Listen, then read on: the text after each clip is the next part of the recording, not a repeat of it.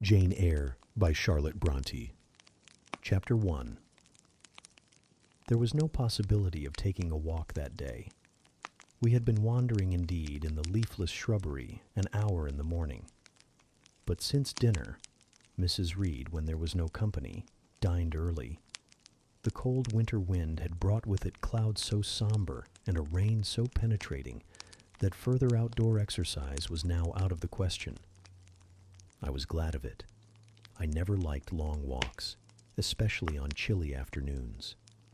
Dreadful to me was the coming home in the raw twilight, with nipped fingers and toes, and a heart saddened by the chidings of Bessie, the nurse, and humbled by the consciousness of my physical inferiority to Eliza, John, and Georgiana Reed. The said Eliza, John, and Georgiana were now clustered round their mamma in the drawing-room. She lay reclined on a sofa by the fireside, and with her darlings about her, for the time neither quarreling nor crying, looked perfectly happy. Me she had dispensed from joining the group, saying she regretted to be under the necessity of keeping me at a distance, but that until she heard from Bessie, and could discover by her own observation that I was endeavoring in good earnest to acquire a more sociable and childlike disposition, a more attractive and sprightly manner, something lighter, franker, more natural as it were. She really must exclude me from privileges intended only for contented, happy little children. "What does Bessie say I have done?" I asked. "Jane, I don't like cavillers or questioners. Besides, there is something truly forbidding in a child taking up her elders in that manner. Be seated somewhere, and until you can speak pleasantly, remain silent." A breakfast room adjoined the drawing-room. I slipped in there. It contained a bookcase. I soon possessed myself of a volume, taking care that it should be one stored with pictures. I mounted into the window seat. Gathering up my feet, I sat cross-legged, like a Turk, and having drawn the red moreen curtain nearly close, I was shrined in double retirement. Folds of scarlet drapery shut in my view to the right hand. To the left were the clear panes of glass, protecting but not separating me from the drear November day. At intervals, while turning over the leaves of my book, I studied the aspect of that winter afternoon. Afar, it offered a pale blank of mist and cloud, near a scene of wet lawn and storm-beat shrub, with ceaseless rain sweeping away wildly before a long and lamentable blast. I returned to my book, Bewick's History of British Birds. The letterpress thereof I cared little for, generally speaking, and yet there were certain introductory pages that, child as I was, I could not pass quite as a blank. They were those which treat of the haunts of seafowl, of the solitary rocks and promontories by them only inhabited, of the coast of Norway, studded with isles from its southern extremity, the Lindeness, or Naas, to the North Cape, where the northern ocean, in vast whirls, boils round the naked melancholy isles of farthest Thule, and the Atlantic surge pours in among the stormy Hebrides. Nor could I pass unnoticed the suggestion of the bleak shores of Lapland, Siberia, Spitzbergen, Nova Zembla, Iceland, Greenland, with the vast sweep of the Arctic zone and those forlorn regions of dreary space, that reservoir of frost and snow, where firm fields of ice, the accumulation of centuries of winters, glazed in alpine heights above heights, surround the pole and concentre the multiplied rigors of extreme cold. Of these death-white realms I formed an idea of my own, shadowy, like all the half-comprehended notions that float dim through children's brains, but strangely impressive. The words in these introductory pages connected themselves with the succeeding vignettes, and gave significance to the rock standing up alone in a sea of billow and spray, to to the broken boat stranded on a desolate coast, to the cold and ghastly moon glancing through bars of cloud at a wreck just sinking. I cannot tell what sentiment haunted the quite solitary churchyard, with its inscribed headstone, its gate, its 2 trees, its low horizon girdled by a broken wall, and its new Lyrisan crescent attesting the hour of eventide. The 2 ships becalmed on a torpid sea, I believed to be marine phantoms. The fiend pinning down the thief's pack behind him, I passed over quickly. It was an object of terror.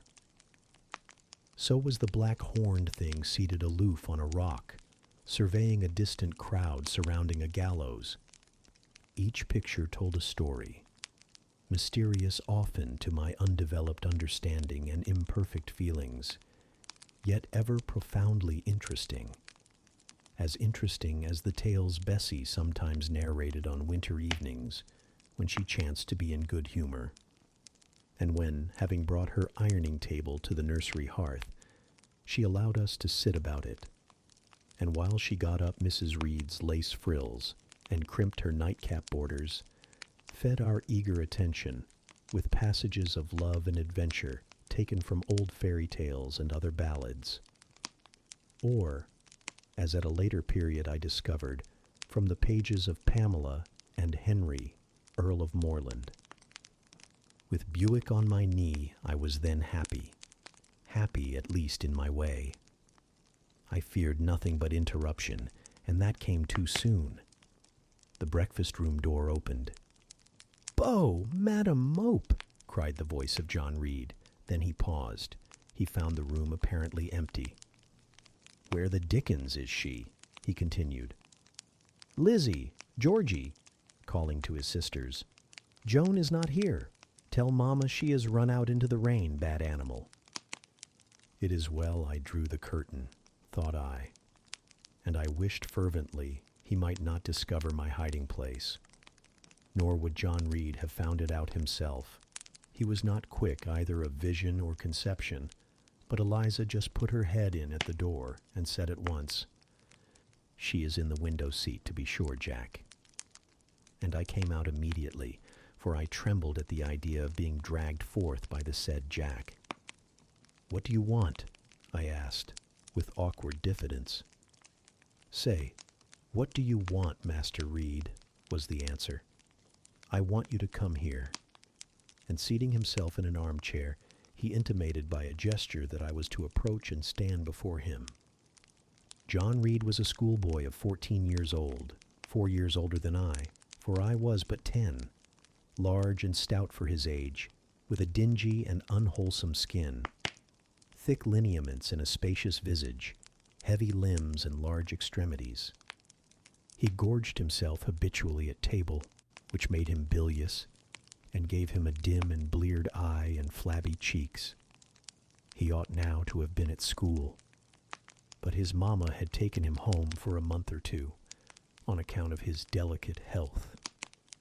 Mr. Miles, the master, affirmed that he would do very well if he had fewer cakes and sweetmeats sent him from home.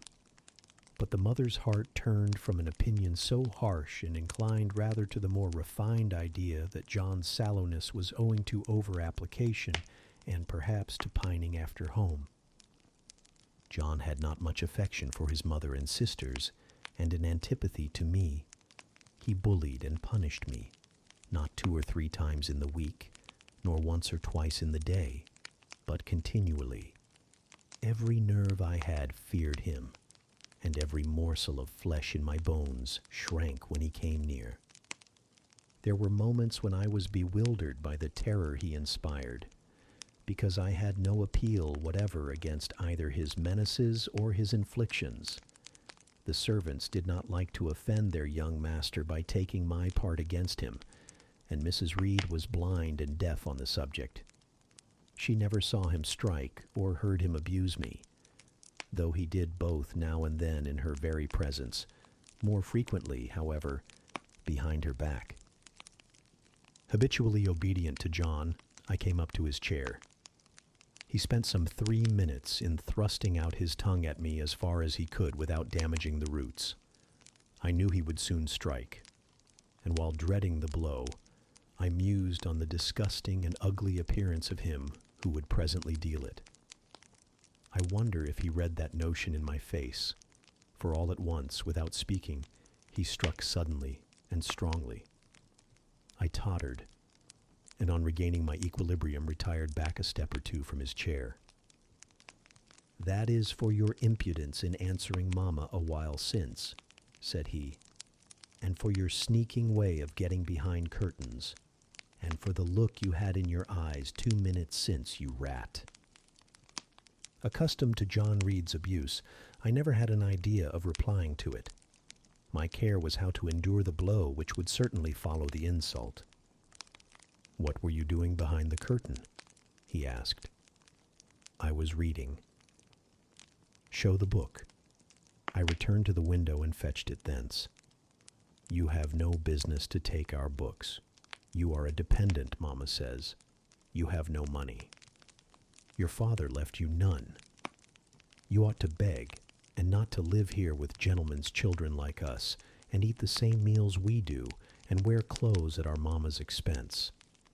Now, I'll teach you to rummage my bookshelves, for they are mine. All the house belongs to me, or will do in a few years. Go and stand by the door, out of the way of the mirror and the windows." I did so, not at first aware what was his intention, but when I saw him lift and poise the book and stand in act to hurl it, I instinctively started aside with a cry of alarm. Not soon enough, however. The volume was flung, it hit me, and I fell, striking my head against the door and cutting it.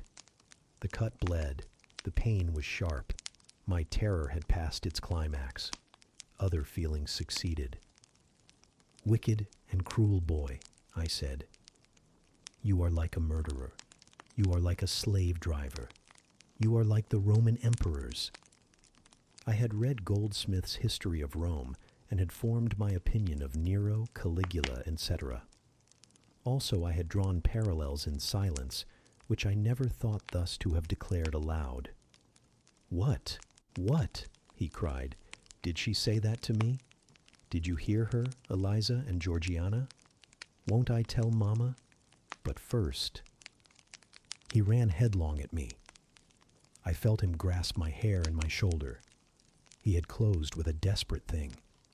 I really saw in him a tyrant, a murderer.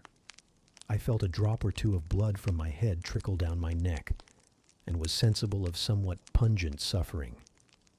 These sensations for the time predominated over fear, and I received him in frantic sort. I don't very well know what I did with my hands, but he called me rat, rat, and bellowed out aloud. Aid was near him. Eliza and Georgiana had run for Mrs. Reed, who was gone upstairs. She now came upon the scene, followed by Bessie and her maid Abbott. We were parted. I heard the words, "Dear, dear, what a fury to fly at Master John!" Did ever anybody see such a picture of passion? Then Mrs. Reed subjoined, "Take her away to the Red Room and lock her in there." 4 hands were immediately laid upon me, and I was borne upstairs. Chapter 2. I resisted all the way. A new thing for me, and a circumstance which greatly strengthened the bad opinion Bessie and Miss Abbott were disposed to entertain of me. The fact is, I was a trifle beside myself, or rather out of myself, as the French would say. I was conscious that a moment's mutiny had already rendered me liable to strange penalties, and like any other rebel slave, I felt resolved, in my desperation, to go all lengths. "Hold her arms, Miss Abbott. She's like a mad cat." For shame, cried the lady's maid. "What shocking conduct, Miss Eyre, to strike a young gentleman, your benefactress's son, your young master." "Master? How is he my master? Am I a servant?" "No, you are less than a servant, for you do nothing for your keep. There, sit down, and think over your wickedness." They had got me by this time into the apartment indicated by Mrs. Reed, and had thrust me upon a stool. My impulse was to rise from it like a spring. Their 2 pair of hands arrested me instantly. "If you don't sit still, you must be tied down," said Bessie. "Miss Abbott, lend me your garters. She would break mine directly." Miss Abbott turned to divest a stout leg of the necessary ligature. This preparation for bonds, and the additional ignominy it inferred, took a little of the excitement out of me. "Don't take them off," I cried. "I will not stir," in guarantee whereof I attached myself to my seat by my hands. "Mind you don't," said Bessie, and when she had ascertained that I was really subsiding, she loosened her hold of me.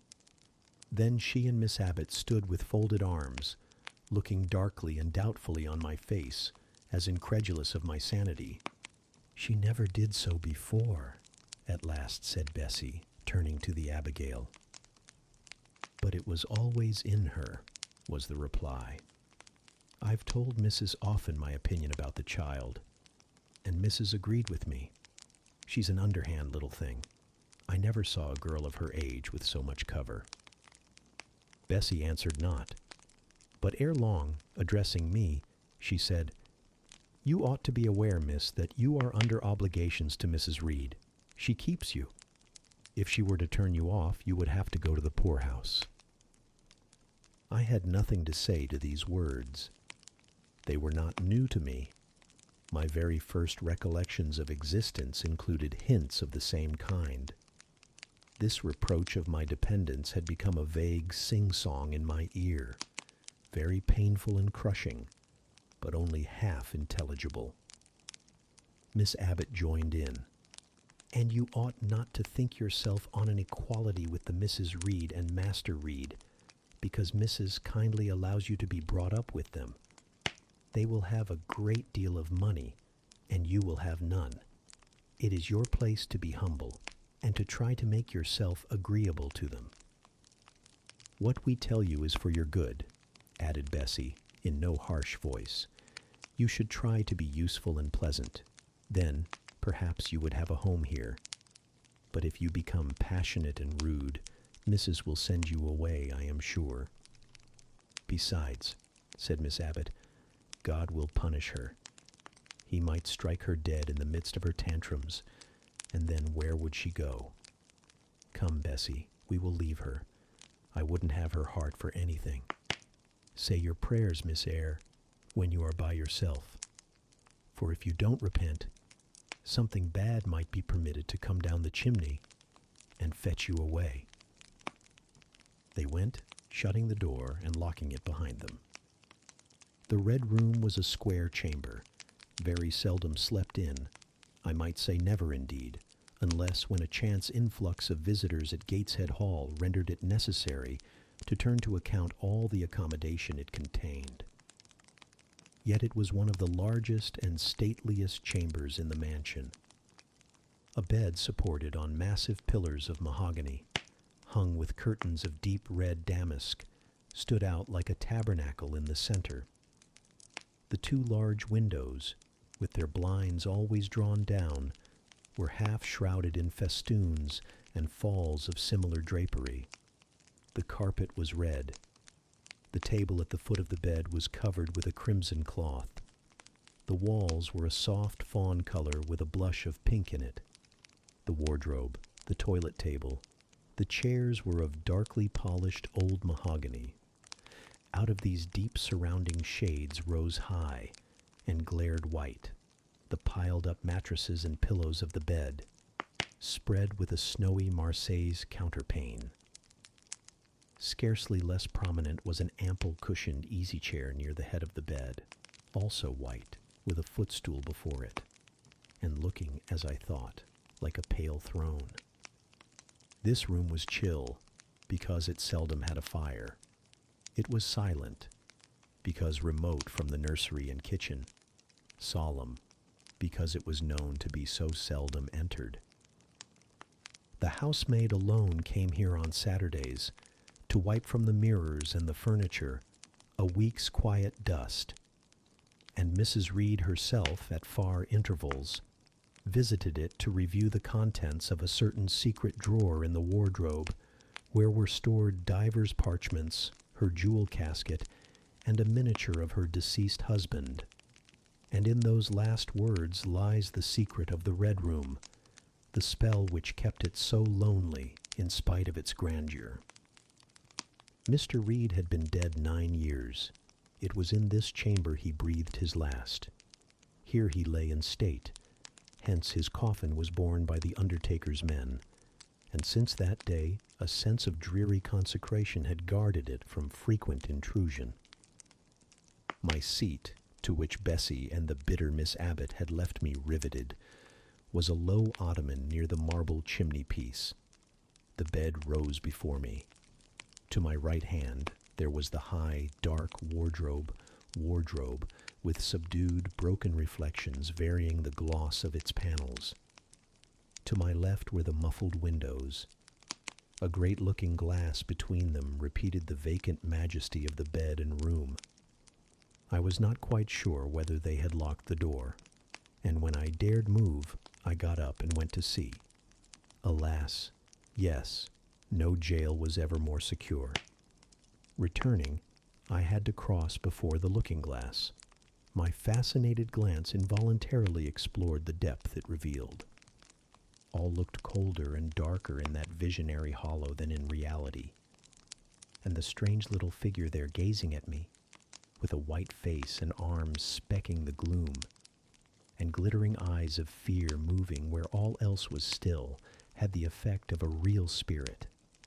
I thought it like one of the tiny phantoms, half fairy, half imp. Bessie's evening stories represented as coming out of lone, ferny dells and moors, and appearing before the eyes of belated travelers. I returned to my stool. Superstition was with me at that moment, but it was not yet her hour for complete victory. My blood was still warm. The mood of the revolted slave was still bracing me with its bitter vigor. I had to stem a rapid rush of retrospective thought before I quailed to the dismal present. All John Reed's violent tyrannies, all his sister's proud indifference, all his mother's aversion, all the servant's partiality, turned up in my disturbed mind like a dark deposit in a turbid well. Why was I always suffering, always browbeaten, always accused, forever condemned? Why could I never please? Why was it useless to try to win anyone's favor? Eliza, who was headstrong and selfish, was respected. Georgiana, who had a spoiled temper, a very acrid spite, a captious and insolent carriage, was universally indulged. Her beauty, her pink cheeks and golden curls, seemed to give delight to all who looked at her, and to purchase indemnity for every fault. John no one thwarted, much less punished. Though he twisted the necks of the pigeons, killed the little pea-chicks, set the dogs at the sheep, stripped the hothouse vines of their fruit, and broke the buds off the choicest plants in the conservatory. He called his mother old girl, too, sometimes reviled her for her dark skin, similar to his own, bluntly disregarded her wishes, not unfrequently tore and spoiled her silk attire, and he was still her own darling. I dared commit no fault. I strove to fulfill every duty, and I was termed naughty and tiresome, sullen and sneaking, from morning to noon and from noon to night. My head still ached and bled with the blow and fall I had received. No one had reproved John for wantonly striking me, and because I had turned against him to avert farther irrational violence, I was loaded with general opprobrium. Unjust, unjust, said my reason, forced by the agonizing stimulus into precocious though transitory power, and resolve, equally wrought up, instigated some strange expedient to achieve escape from insupportable oppression as running away. Or, if that could not be effected, never eating or drinking more, and letting myself die. What a consternation of soul was mine that dreary afternoon. How all my brain was in tumult, and all my heart in insurrection. Yet in what darkness, what dense ignorance was the mental battle fought. I could not answer the ceaseless inward question, why I thus suffered. Now, at the distance of, I will not say how many years, I see it clearly. I was a discord in Gateshead Hall. I was like nobody there. I had nothing in harmony with Mrs. Reed or her children, or her chosen vassalage. If they did not love me, in fact, as little did I love them. They were not bound to regard with affection a thing that could not sympathize with one amongst them, a heterogeneous thing, opposed to them in temperament, in capacity, in propensities, a useless thing, incapable of serving their interest or adding to their pleasure, a noxious thing, cherishing the germs of indignation at their treatment, of contempt of their judgment. I know that had I been a sanguine, brilliant, careless, exacting, handsome, romping child, though equally dependent and friendless, Mrs. Reed would have endured my presence more complacently. Her children would have entertained for me more of the cordiality of fellow feeling. The servants would have been less prone to make me the scapegoat of the nursery. Daylight began to forsake the red room. It was past 4 o'clock, and the beclouded afternoon was tending to drear twilight. I heard the rain still beating continuously on the staircase window, and the wind howling in the grove behind the hall. I grew by degrees cold as a stone, and then my courage sank. My habitual mood of humiliation, self-doubt, forlorn depression, fell damp on the embers of my decaying ire. All said I was wicked, and perhaps I might be so. What thought had I been but just conceiving of starving myself to death? That certainly was a crime. And was I fit to die? Or was the vault under the chancel of Gateshead Church an inviting bourne? In such vault, I had been told, did Mr. Reed lie buried, and led by this thought to recall his idea, I dwelt on it with gathering dread. I could not remember him, but I knew that he was my own uncle, my mother's brother, that he had taken me when a parentless infant to his house, and that in his last moments he had required a promise of Mrs. Reed that she would rear and maintain me as one of her own children. Mrs. Reed probably considered she had kept this promise, and so she had, I dare say, as well as her nature would permit her. But how could she really like an interloper not of her race, and unconnected with her, after her husband's death by any tie?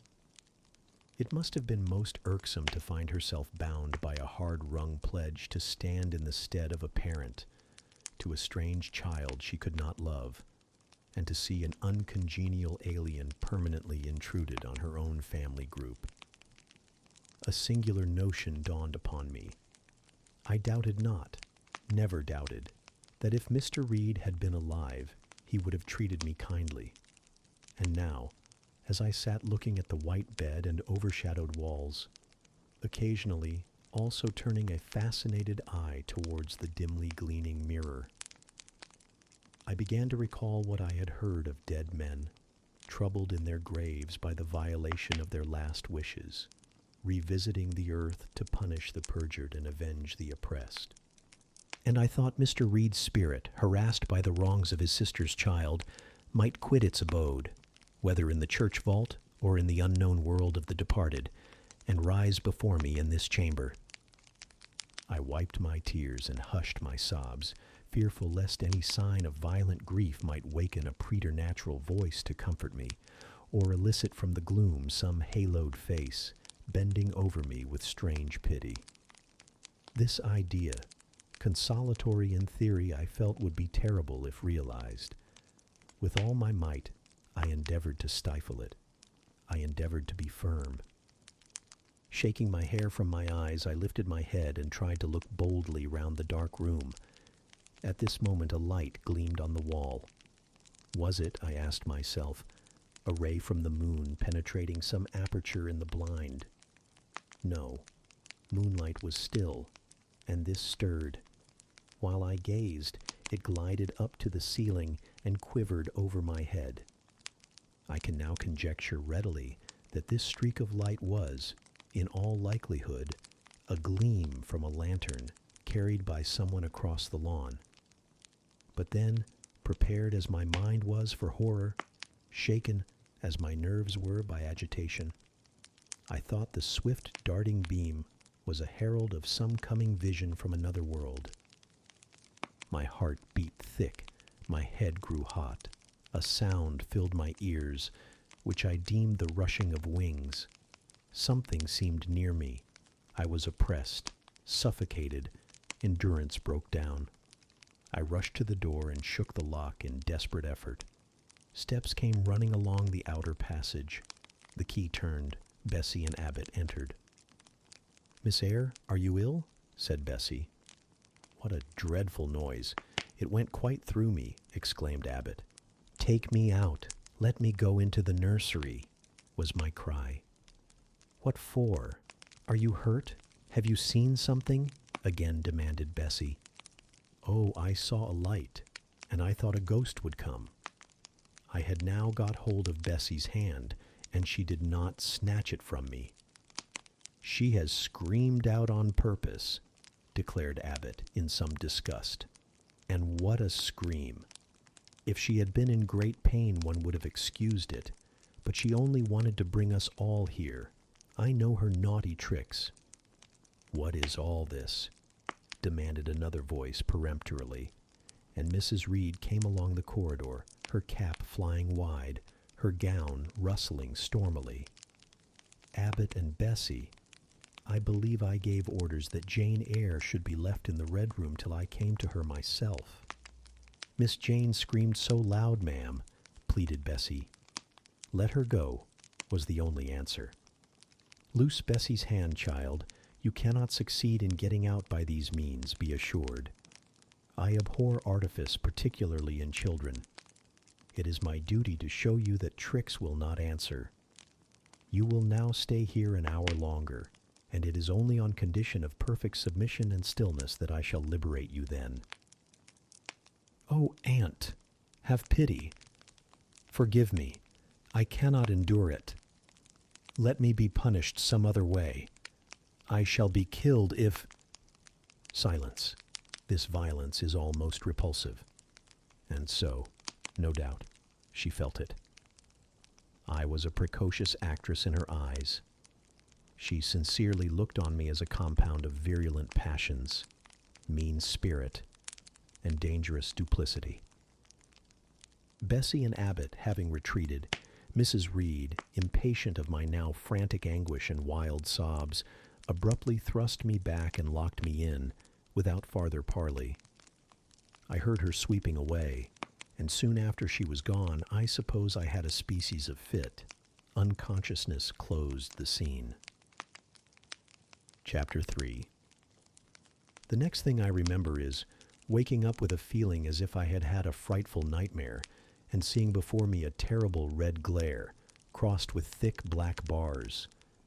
I heard voices, too, speaking with a hollow sound, and as if muffled by a rush of wind or water. Agitation, uncertainty, and an all-predominating sense of terror confused my faculties.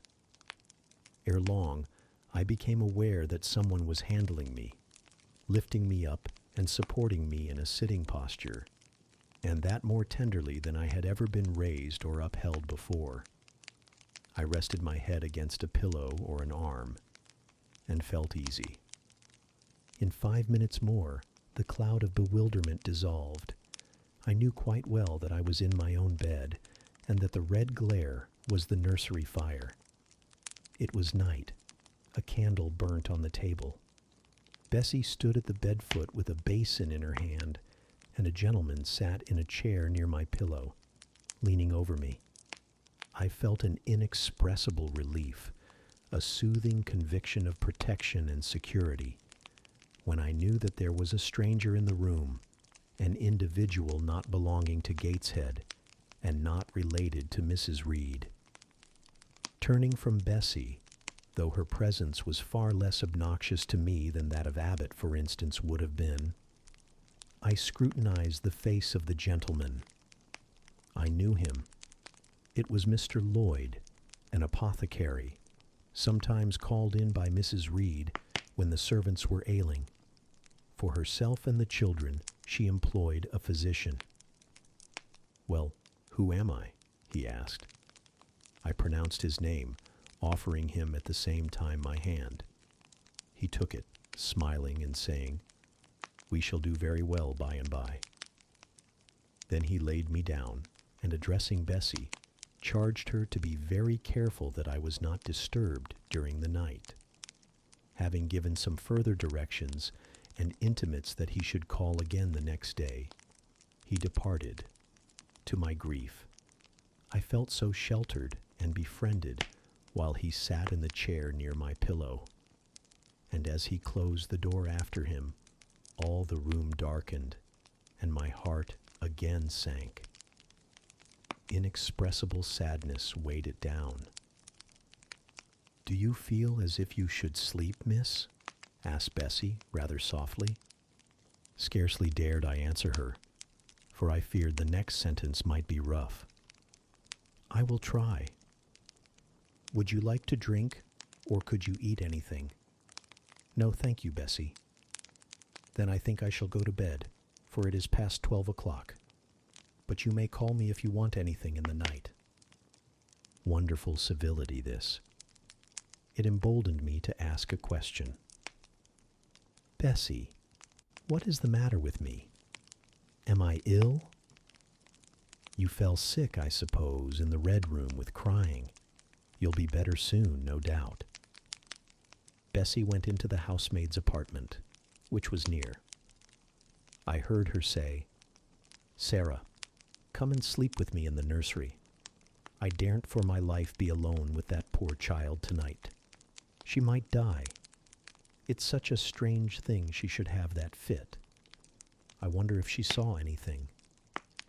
Mrs. was rather too hard. Sarah came back with her. They both went to bed. They were whispering together for half an hour before they fell asleep. I caught scraps of their conversation, from which I was able only too distinctly to infer the main subject discussed. Something passed her, all dressed in white, and vanished. A great black dog behind him, 3 loud raps on the chamber door, a light in the churchyard just over his grave, etc., etc.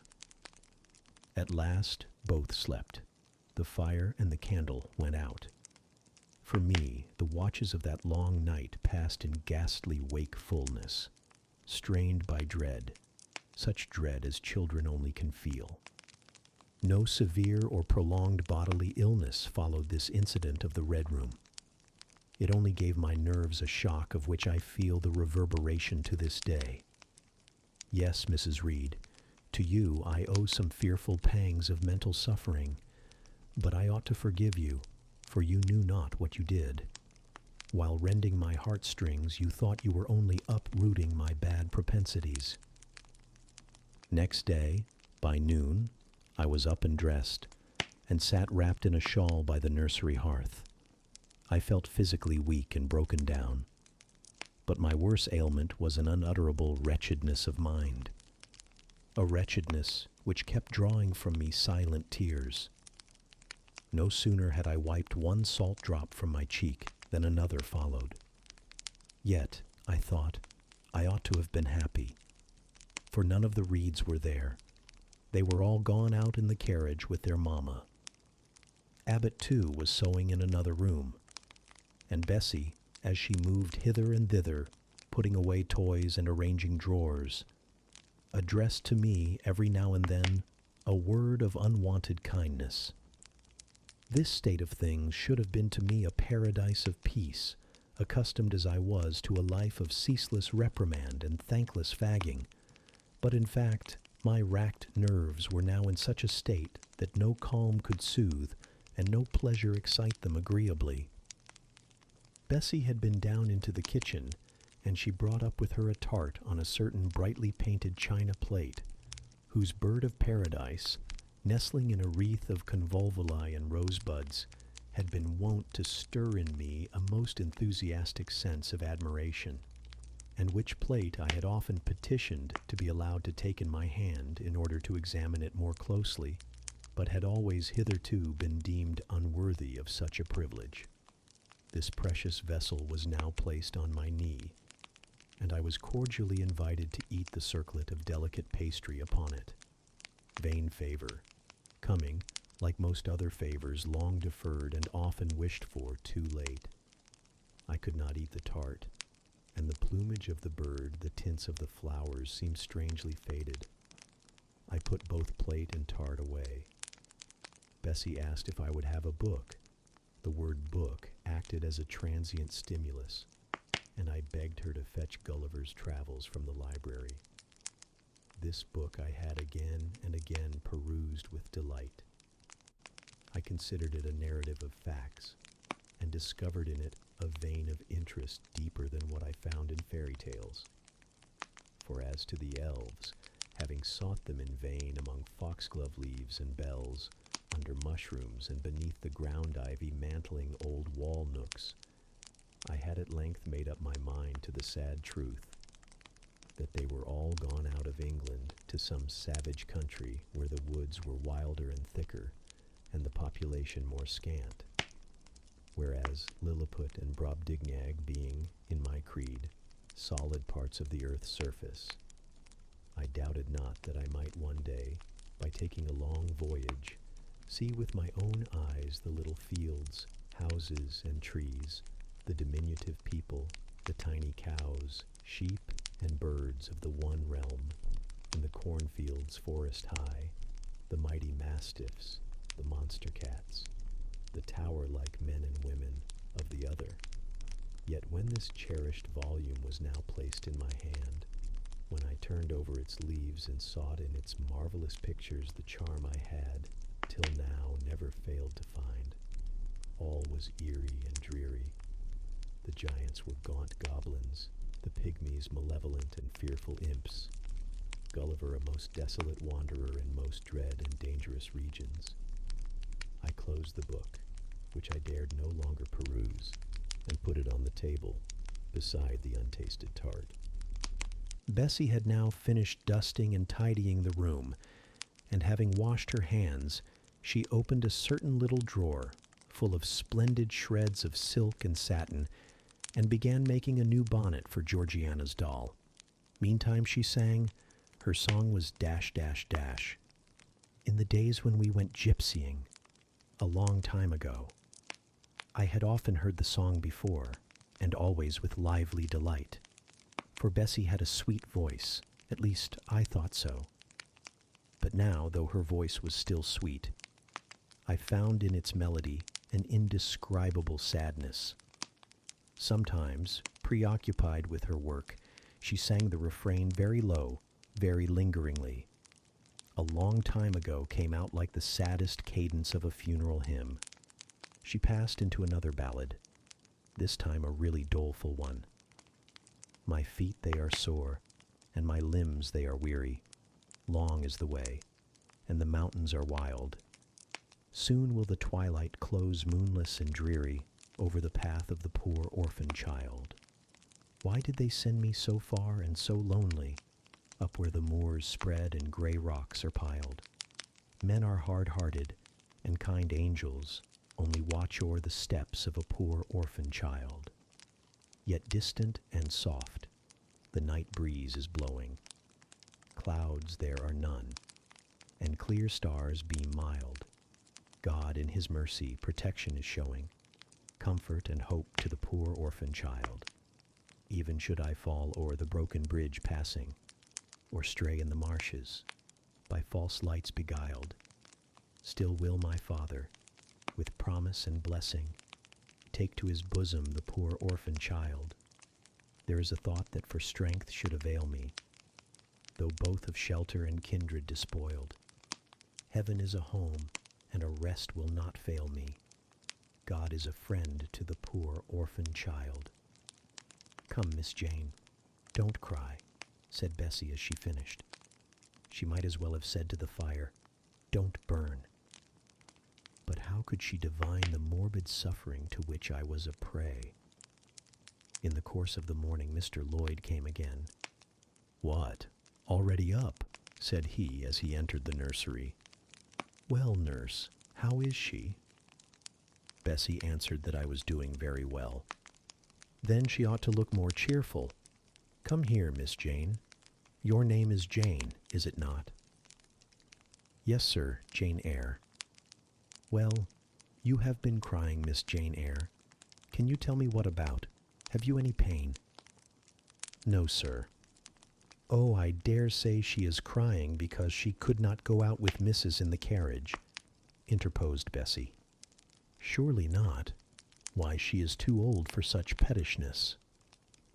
I thought so too, and my self-esteem being wounded by the false charge, I answered promptly, I never cried for such a thing in my life. I hate going out in the carriage. I cry because I am miserable. Oh, fie, miss, said Bessie. The good apothecary appeared a little puzzled. I was standing before him. He fixed his eyes on me very steadily. His eyes were small and gray, not very bright, but I dare say I should think them shrewd now. He had a hard-featured, yet good-natured looking face. Having considered me at leisure, he said, What made you ill yesterday?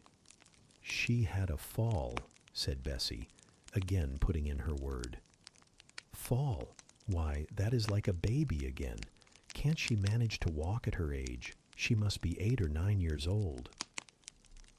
I was knocked down, was the blunt explanation, jerked out of me by another pang of mortified pride. But that did not make me ill, I added, while Mr. Lloyd helped himself to a pinch of snuff. As he was returning the box to his waistcoat pocket, a loud bell rang for the servants' dinner. He knew what it was. That's for you, nurse, said he. You can go down. I'll give Miss Jane a lecture till you come back. Bessie would rather have stayed, but she was obliged to go, because punctuality at meals was rigidly enforced at Gateshead Hall. The fall did not make you ill. What did then? Pursued Mr. Lloyd when Bessie was gone. I was shut up in a room where there is a ghost till after dark. I saw Mr. Lloyd smile and frown at the same time. Ghost? What, you are a baby after all? You are afraid of ghosts? Of Mr. Reed's ghost I am. He died in that room and was laid out there. Neither Bessie nor anyone else will go into it at night, if they can help it. And it was cruel to shut me up alone without a candle, so cruel that I think I shall never forget it. Nonsense! And is it that makes you so miserable? Are you afraid now in daylight? No, but night will come again before long. And besides, I am unhappy, very unhappy, for other things. What other things? Can you tell me some of them? How much I wished to reply fully to this question. How difficult it was to frame any answer. Children can feel, but they cannot analyze their feelings. And if the analysis is partially effected in thought, they know not how to express the result of the process in words. Fearful, however, of losing this first and only opportunity of relieving my grief by imparting it, I, after a disturbed pause, contrived to frame a meager, though, as far as it went, true response. For one thing, I have no father or mother, brothers or sisters. You have a kind aunt and cousins. Again I paused, then bunglingly announced, But John Reed knocked me down, and my aunt shut me up in the Red Room. Mr. Lloyd a second time produced his snuff-box. "Don't you think Gateshead Hall a very beautiful house?" asked he. "Are you not very thankful to have such a fine place to live at?" "It is not my house, sir, and Abbot says I have less right to be here than a servant." "Pooh, you can't be silly enough to wish to leave such a splendid place." "If I had anywhere else to go, I should be glad to leave it, but I can never get away from Gateshead till I am a woman." "Perhaps you may. Who knows?" "Have you any relations besides Mrs. Reed?" "I think not, sir." "None belonging to your father?" "I don't know. I asked Aunt Reed once, and she said possibly I might have some poor, low relations called Eyre, but she knew nothing about them." "If you had such, would you like to go to them?" I reflected. Poverty looks grim to grown people, still more so to children. They have not much idea of industrious, working, respectable poverty. They think of the word only as connected with ragged clothes, scanty food, fireless grates, rude manners, and debasing vices. Poverty for me was synonymous with degradation. "No, I should not like to belong to poor people," was my reply. "Not even if they were kind to you?" I shook my head. I could not see how poor people had the means of being kind, and then to learn to speak like them, to adopt their manners, to be uneducated, to grow up like one of the poor women I saw sometimes, nursing their children, or washing their clothes at the cottage doors of the village of Gateshead. No, I was not heroic enough to purchase liberty at the price of caste. "But are your relatives so very poor? Are they working people?" "I cannot tell, Aunt. Reed says if I have any, they must be a beggarly set. I should not like to go a-begging." "Would you like to go to school?" Again I reflected. I scarcely knew what school was. Bessie sometimes spoke of it as a place where young ladies sat in the stocks, wore backboards, and were expected to be exceedingly genteel and precise. John Reed hated his school and abused his master, but John Reed's tastes were no rule for mine, and if Bessie's accounts of school discipline, gathered from the young ladies of a family where she had lived before coming to Gateshead, were somewhat appalling. Her details of certain accomplishments attained by these same young ladies were, I thought, equally attractive. She boasted of beautiful paintings of landscapes and flowers by them executed, of songs they could sing and pieces they could play, of purses they could knit, of French books they could translate, till my spirit was moved to emulation as I listened. Besides, school would be a complete change. It implied a long journey, an entire separation from Gateshead, an entrance into a new life. "I should indeed like to go to school," was the audible conclusion of my musings. "Well, well, who knows what may happen," said Mr. Lloyd as he got up. "The child ought to have change of air and scene," he added, speaking to himself. "Nerves not in a good state." Bessie now returned. At the same moment the carriage was heard rolling up the gravel walk. "Is that your mistress, nurse?" asked Mr. Lloyd. "I should like to speak to her before I go." Bessie invited him to walk into the breakfast room and led the way out. In the interview which followed between him and Mrs. Reed, I presume, from after occurrences, that the apothecary ventured to recommend my being sent to school, and the recommendation was no doubt readily enough adopted. For as Abbot said, in discussing the subject with Bessie, when both sat sewing in the nursery one night, after I was in bed, and, as they thought, asleep, Mrs. was, she dared say, glad enough to get rid of such a tiresome, ill-conditioned child, who always looked as if she were watching everybody and scheming plots underhand. Abbot, I think, gave me credit for being a sort of infantine Guy Fawkes. On that same occasion I learned, for the first time, from Miss Abbot's communications to Bessie, that my father had been a poor clergyman, that my mother had married him against the wishes of her friends, who considered the match beneath her, that my grandfather Reed was so irritated at her disobedience, he cut her off without a shilling, that after my mother and father had been married a year, the latter caught the typhus fever while visiting among the poor of a large manufacturing town where his curacy was situated, and where that disease was then prevalent, that my mother took the infection from him, and both died within a month of each other. Bessie, when she heard this narrative, sighed and said, "Poor Miss Jane is to be pitied too, Abbot." "Yes," responded Abbot, "if she were a nice, pretty child, one might compassionate her forlornness, but one really cannot care for such a little toad as that." "Not a great deal, to be sure," agreed Bessie. "At any rate, a beauty like Miss Georgiana would be more moving in the same condition." "Yes, I dote on Miss Georgiana," cried the fervent Abbot, "little darling, with her long curls and her blue eyes, and such a sweet color as she has, just as if she were painted.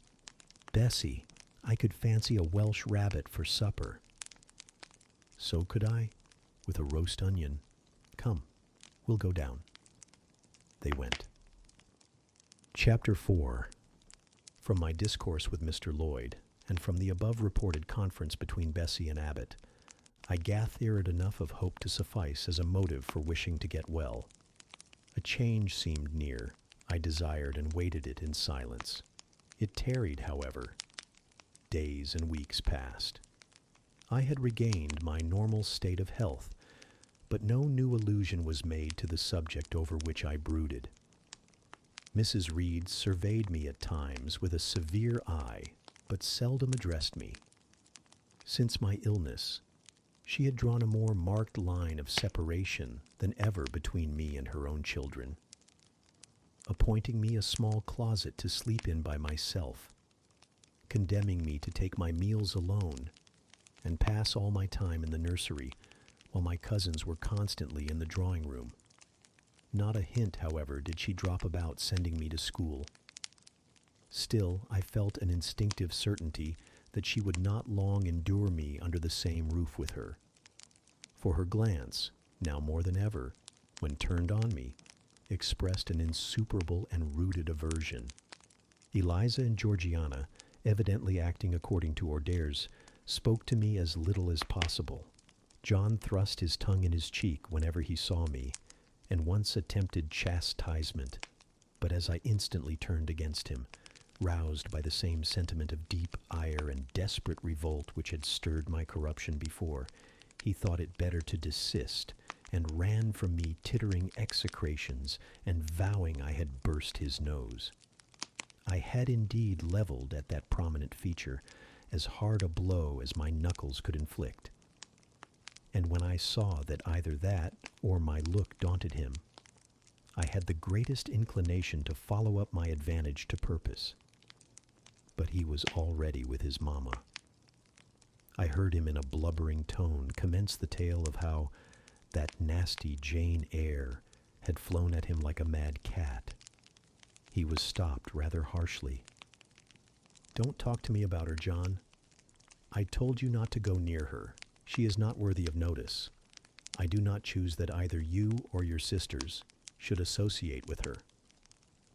Here, leaning over the banister, I cried out suddenly, and without at all deliberating on my words, "They are not fit to associate with me." Mrs. Reed was rather a stout woman, but on hearing this strange and audacious declaration, she ran nimbly up the stair, swept me like a whirlwind into the nursery, and crushing me down on the edge of my crib, dared me in an emphatic voice to rise from that place, or utter one syllable during the remainder of the day. "What would Uncle Reed say to you, if he were alive?" was my scarcely voluntary demand. I say scarcely voluntary, for it seemed as if my tongue pronounced words without my will consenting to their utterance. Something spoke out of me over which I had no control. "What?" said Mrs. Reed under her breath. Her usually cold, composed gray eye became troubled with a look like fear. She took her hand from my arm and gazed at me as if she really did not know whether I were child or fiend. I was now in for it. "My Uncle Reed is in heaven and can see all you do and think, and so can Papa and Mama. They know how you shut me up all day long and how you wish me dead." Mrs. Reed soon rallied her spirits. She shook me most soundly. She boxed both my ears and then left me without a word. Bessie supplied the hiatus by a homily of an hour's length, in which she proved beyond a doubt that I was the most wicked and abandoned child ever reared under a roof. I half believed her, for I felt indeed only bad feelings surging in my breast. November, December, and half of January passed away. Christmas and the New Year had been celebrated at Gateshead with the usual festive cheer. Presents had been interchanged, dinners and evening parties given. From every enjoyment I was, of course, excluded. My share of the gaiety consisted in witnessing the daily appareling of Eliza and Georgiana, and seeing them descend to the drawing room, dressed out in thin muslin frocks and scarlet sashes, with hair elaborately ringleted, and afterwards, in listening to the sound of the piano or the harp played below, to the passing to and fro of the butler and footman, to the jingling of glass and china as refreshments were handed, to the broken hum of conversation as the drawing-room door opened and closed. When tired of this occupation, I would retire from the stairhead to the solitary and silent nursery. There, though somewhat sad, I was not miserable. To speak truth, I had not the least wish to go into company, for in company I was very rarely noticed, and if Bessie had but been kind and companionable, I should have deemed it a treat to spend the evenings quietly with her, instead of passing them under the formidable eye of Mrs. Reed, in a room full of ladies and gentlemen. But Bessie, as soon as she had dressed her young ladies, used to take herself off to the lively regions of the kitchen and housekeeper's room, generally bearing the candle along with her. I then sat with my doll on my knee till the fire got low, glancing round occasionally to make sure that nothing worse than myself haunted the shadowy room. And when the embers sank to a dull red, I undressed hastily, tugging at knots and strings as I best might, and sought shelter from cold and darkness in my crib. To this crib I always took my doll. Human beings must love something, and in the dearth of worthier objects of affection, I contrived to find a pleasure in loving and cherishing a faded, graven image. Zrение шаблонный как миниатюрный скорсавер. It puzzles me now to remember with what absurd sincerity I doted on this little toy, half fancying it alive and capable of sensation.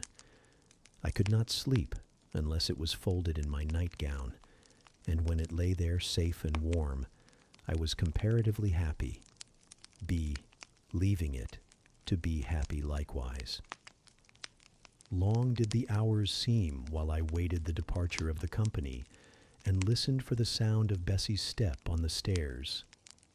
Sometimes she would come up in the interval to seek her thimble or her scissors, or perhaps to bring me something by way of supper, a bun or a cheesecake.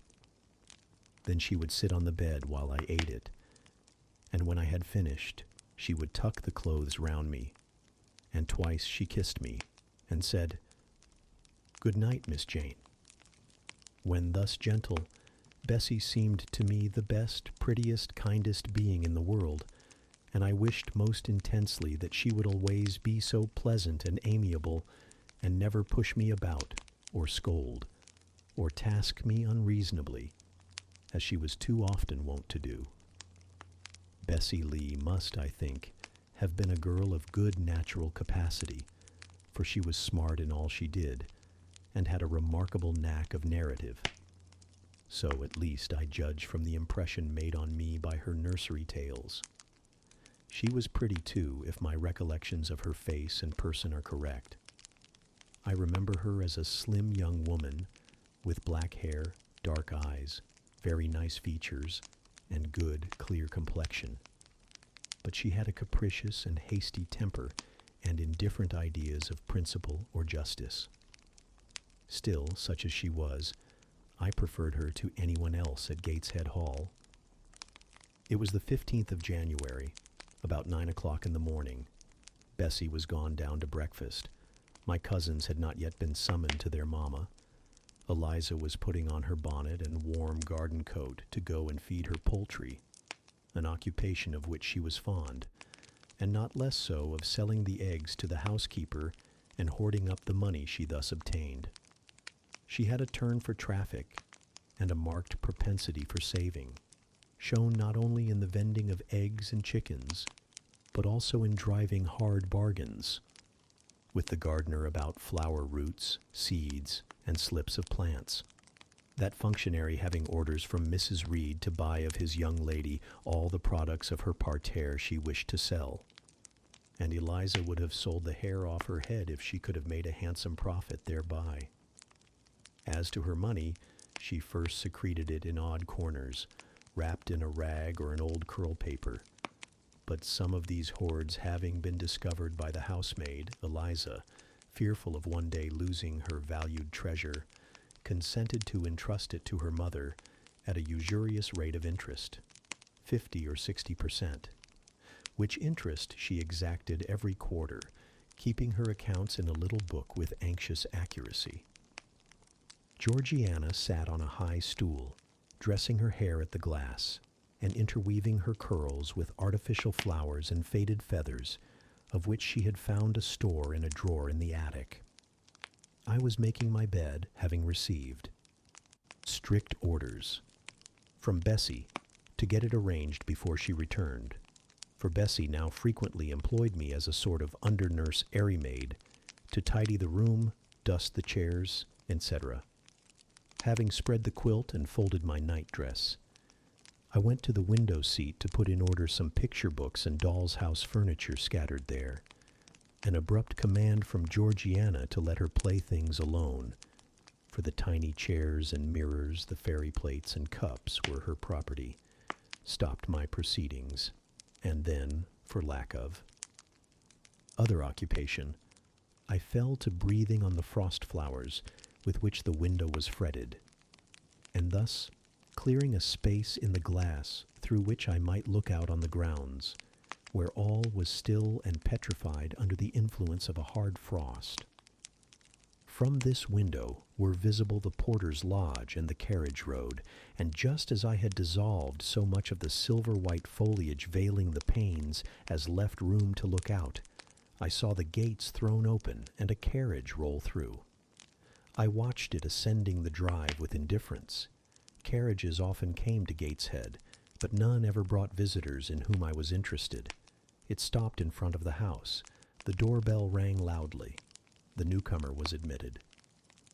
All this being nothing to me, my vacant attention soon found livelier attraction in the spectacle of a little hungry robin, which came and chirruped on the twigs of the leafless cherry tree nailed against the wall near the casement. The remains of my breakfast of bread and milk stood on the table, and having crumbled a morsel of roll, I was tugging at the sash to put out the crumbs on the window sill, when Bessie came running upstairs into the nursery. "Miss Jane, take off your pinafore. What are you doing there? Have you washed your hands and face this morning?" I gave another tug before I answered, for I wanted the bird to be secure of its bread. The sash yielded. I scattered the crumbs, some on the stone sill, some on the cherry tree bough. Then, closing the window, I replied, "No, Bessie, I have only just finished dusting." "Troublesome, careless child. And what are you doing now? You look quite red, as if you had been about some mischief. What were you opening the window for?" I was spared the trouble of answering, for Bessie seemed in too great a hurry to listen to explanations. She hauled me to the washstand, inflicted a merciless but happily brief scrub on my face and hands with soap, water, and a coarse towel, disciplined my head with a bristly brush, denuded me of my pinafore, and then hurrying me to the top of the stairs, bid me go down directly, as I was wanted in the breakfast room. I would have asked who wanted me. I would have demanded if Mrs. Reed was there, but Bessie was already gone, and had closed the nursery door upon me. I slowly descended. For nearly 3 months, I had never been called to Mrs. Reed's presence. Restricted so long to the nursery, the breakfast, dining, and drawing rooms were become for me awful regions on which it dismayed me to intrude. I now stood in the empty hall. Before me was the breakfast room door, and I stopped, intimidated and trembling. What a miserable little poltroon had fear, engendered of unjust punishment, made of me in those days. I feared to return to the nursery, and feared to go forward to the parlor. 10 minutes I stood in agitated hesitation. The vehement ringing of the breakfast room bell decided me. I must enter. Who could want me? I asked inwardly, as with both hands I turned the stiff door handle, which, for a second or two, resisted my efforts. What should I see besides Aunt Reed in the apartment? A man or a woman? The handle turned, the door unclosed, and passing through and curtsying low, I looked up at a black pillar. Such at least appeared to me, at first sight, the straight, narrow, sable-clad shape standing erect on the rug. The grim face at the top was like a carved mask placed above the shaft by way of capital. Mrs. Reed occupied her usual seat by the fireside. She made a signal to me to approach. I did so, and she introduced me to the stony stranger with the words, "This is the little girl respecting whom I applied to you." He, for it was a man, turned his head slowly towards where I stood, and having examined me with the 2 inquisitive-looking gray eyes which twinkled under a pair of bushy brows, said solemnly and in a bass voice, "Her size is small.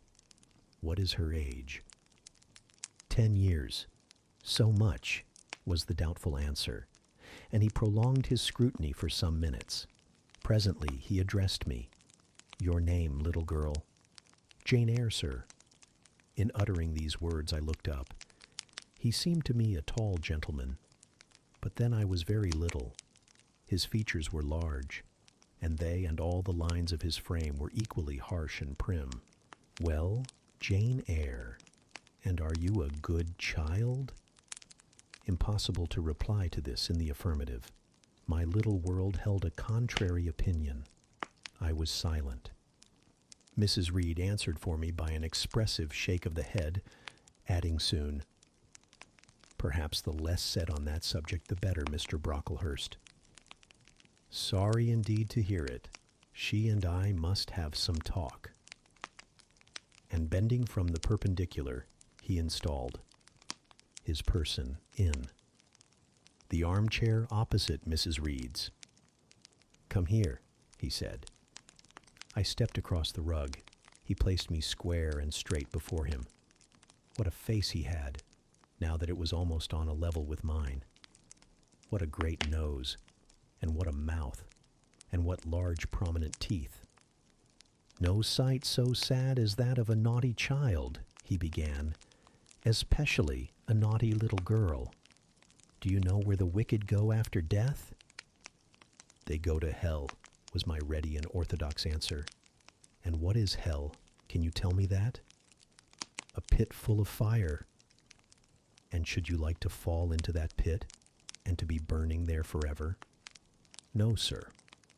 "What must you do to avoid it?" I deliberated a moment.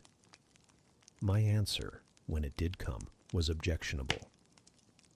"I must keep in good health and not die." "How can you keep in good health? Children younger than you die daily." I buried a little child of 5 years old only a day or two since. A good little child, whose soul is now in heaven. It is to be feared the same could not be said of you, were you to be called hence. Not being in a condition to remove his doubt, I only cast my eyes down on the 2 large feet planted on the rug, and sighed, wishing myself far enough away. I hope that sigh is from the heart, and that you repent of ever having been the occasion of discomfort to your excellent benefactress. Benefactress, benefactress, said I inwardly. They all call Mrs. Reed my benefactress. If so, a benefactress is a disagreeable thing. Do you say your prayers night and morning? Continued my interrogator. Yes, sir. Do you read your Bible? Sometimes.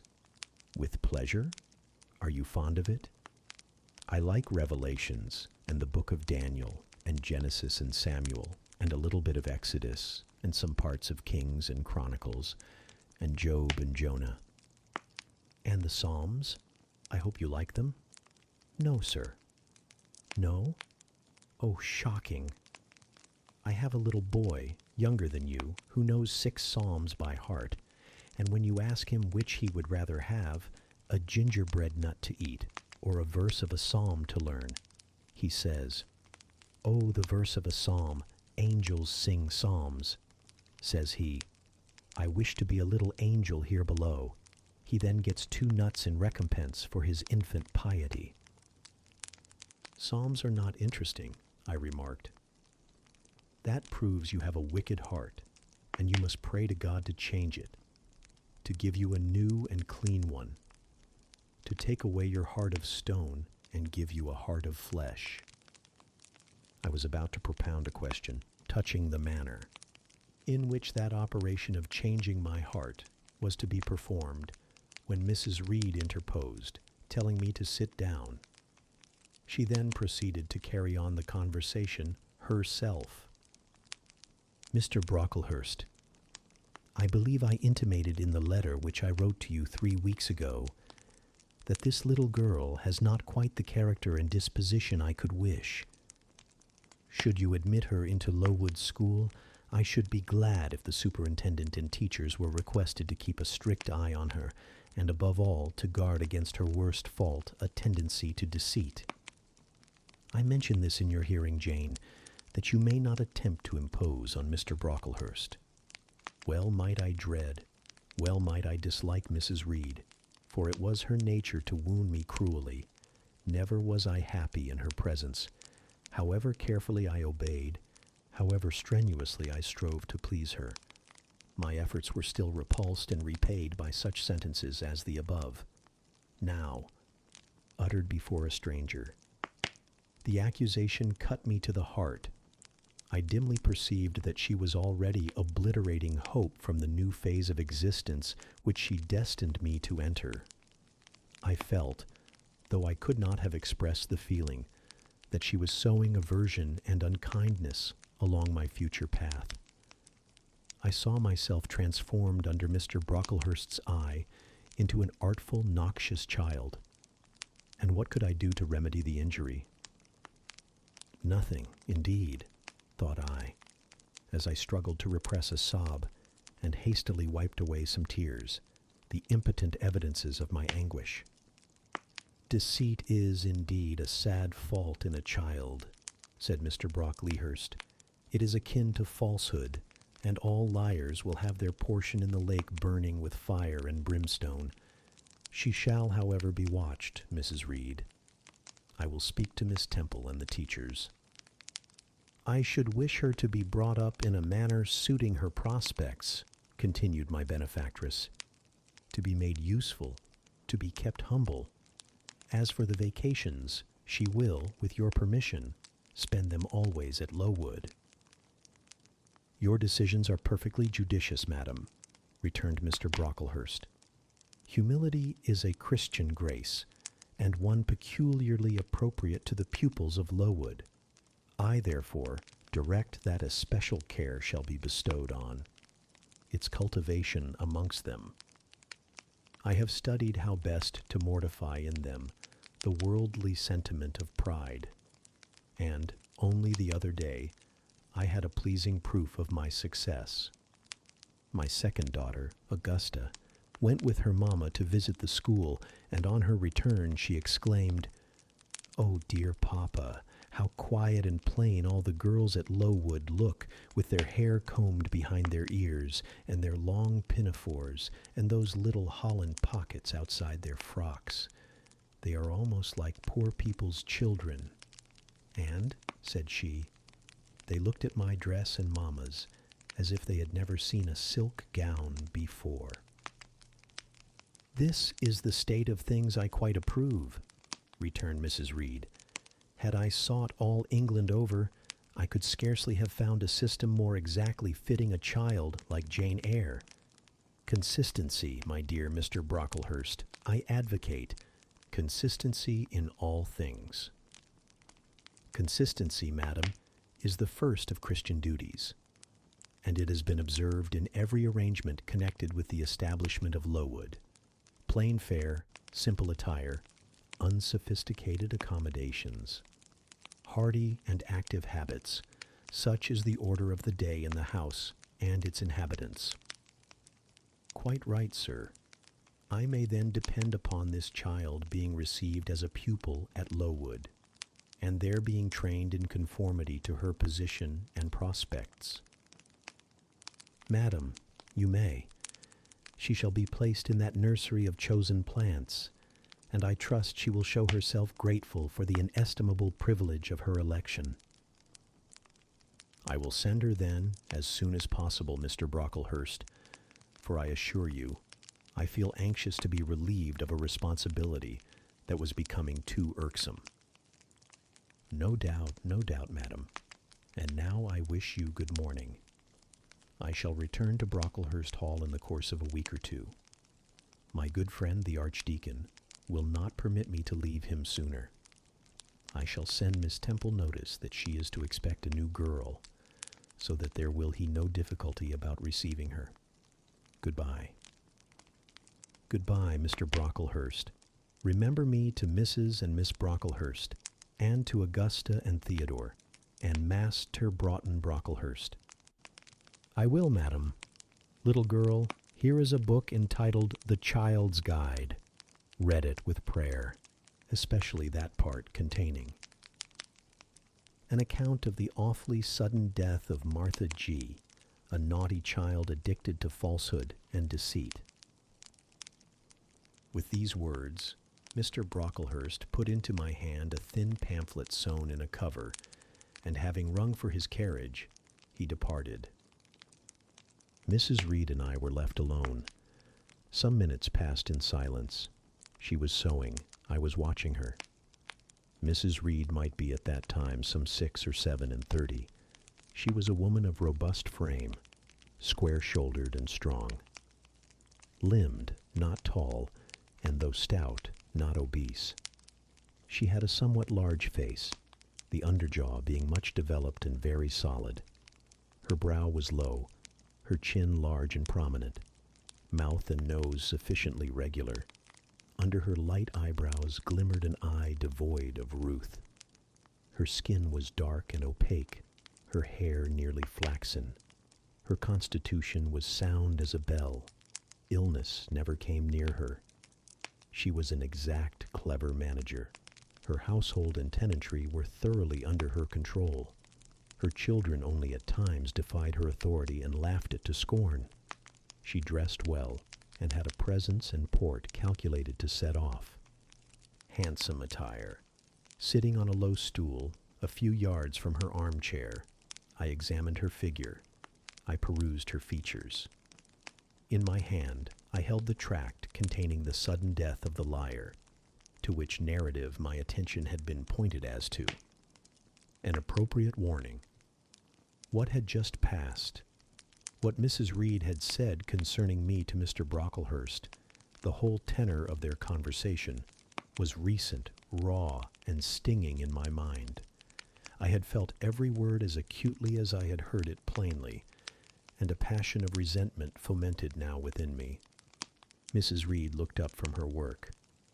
Her eyes settled on mine. Her fingers at the same time suspended their nimble movements. "Go out of the room, return to the nursery," was her mandate. My look or something else must have struck her as offensive, for she spoke with extreme though suppressed irritation. I got up. I went to the door. I came back again. I walked to the window, across the room, then close up to her. Speak I must. I had been trodden on severely, and must turn.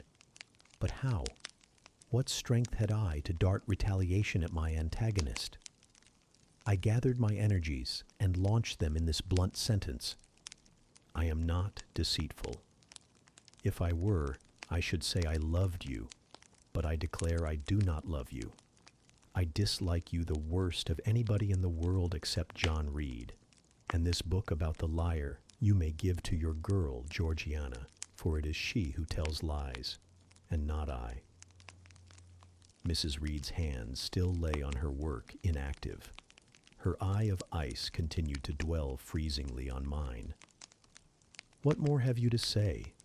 she asked, rather in the tone in which a person might address an opponent of adult age than such as is ordinarily used to a child. That eye of hers, that voice stirred every antipathy I had. Shaking from head to foot, thrilled with ungovernable excitement, I continued, "I am glad you are no relation of mine. I will never call you aunt again as long as I live. I will never come to see you when I am grown up. And if anyone asks me how I liked you and how you treated me, I will say the very thought of you makes me sick, and that you treated me with miserable cruelty." "How dare you affirm that, Jane Eyre?" "How dare I, Mrs. Reed? How dare I? Because it is the truth. You think I have no feelings and that I can do without one bit of love or kindness. But I cannot live so, and you have no pity. I shall remember how you thrust me back, roughly and violently thrust me back, into the Red Room, and locked me up there to my dying day. Though I was in agony, though I cried out while suffocating with distress, 'Have mercy, Aunt Reed.' And that punishment you made me suffer because your wicked boy struck me, knocked me down for nothing. I will tell anybody who asks me questions this exact tale. People think you a good woman, but you are bad, hard-hearted. You are deceitful." Ere I had finished this reply, my soul began to expand, to exult, with the strangest sense of freedom, of triumph, I ever felt. It seemed as if an invisible bond had burst, and that I had struggled out into unhoped-for liberty. Not without cause was this sentiment. Mrs. Reed looked frightened. Her work had slipped from her knee. She was lifting up her hands, rocking herself to and fro, and even twisting her face as if she would cry. "Jane, you are under a mistake. What is the matter with you? Why do you tremble so violently? Would you like to drink some water?" "No, Mrs. Reed." "Is there anything else you wish for, Jane? I assure you, I desire to be your friend." "Not you.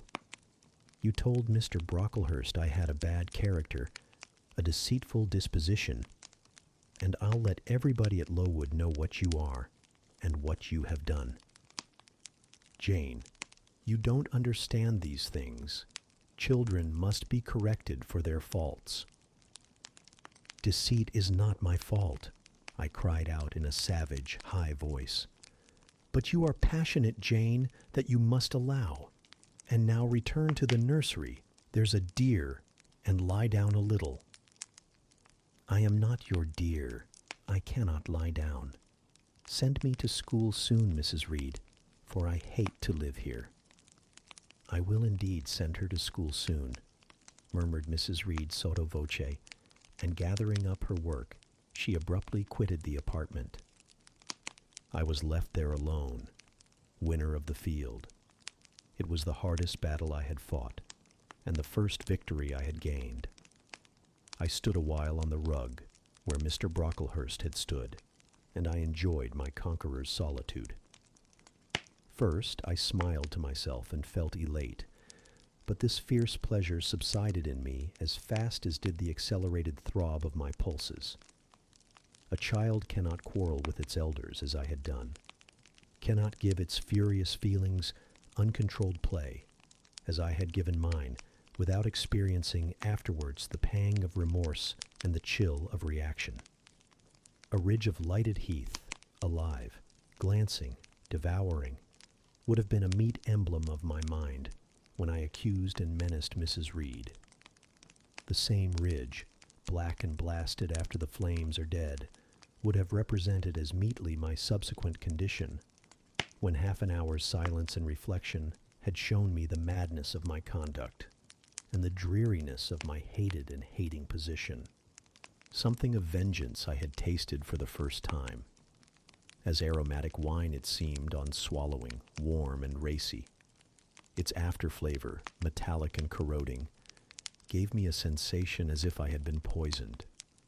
Willingly would I now have gone and asked Mrs. Reed's pardon, but I knew, partly from experience and partly from instinct, that was the way to make her repulse me with double scorn, thereby re-exciting every turbulent impulse of my nature. I would fain exercise some better faculty than that of fierce speaking, fain find nourishment for some less fiendish feeling than that of somber indignation. I took a book, some Arabian tales. I sat down and endeavored to read. I could make no sense of the subject. My own thoughts swam always between me and the page I had usually found fascinating. I opened the glass door in the breakfast room. The shrubbery was quite still. The black frost reigned, unbroken by sun or breeze, through the grounds. I covered my head and arms with the skirt of my frock, and went out to walk in a part of the plantation which was quite sequestrated.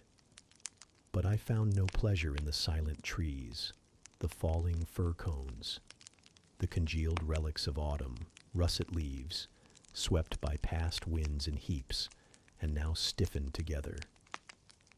I leaned against a gate, and looked into an empty field where no sheep were feeding, where the short grass was nipped and blanched. It was a very gray day, a most opaque sky, onding on snaw, canopied all. Thence flakes felt at intervals, which settled on the hard path and on the hoary lea without melting.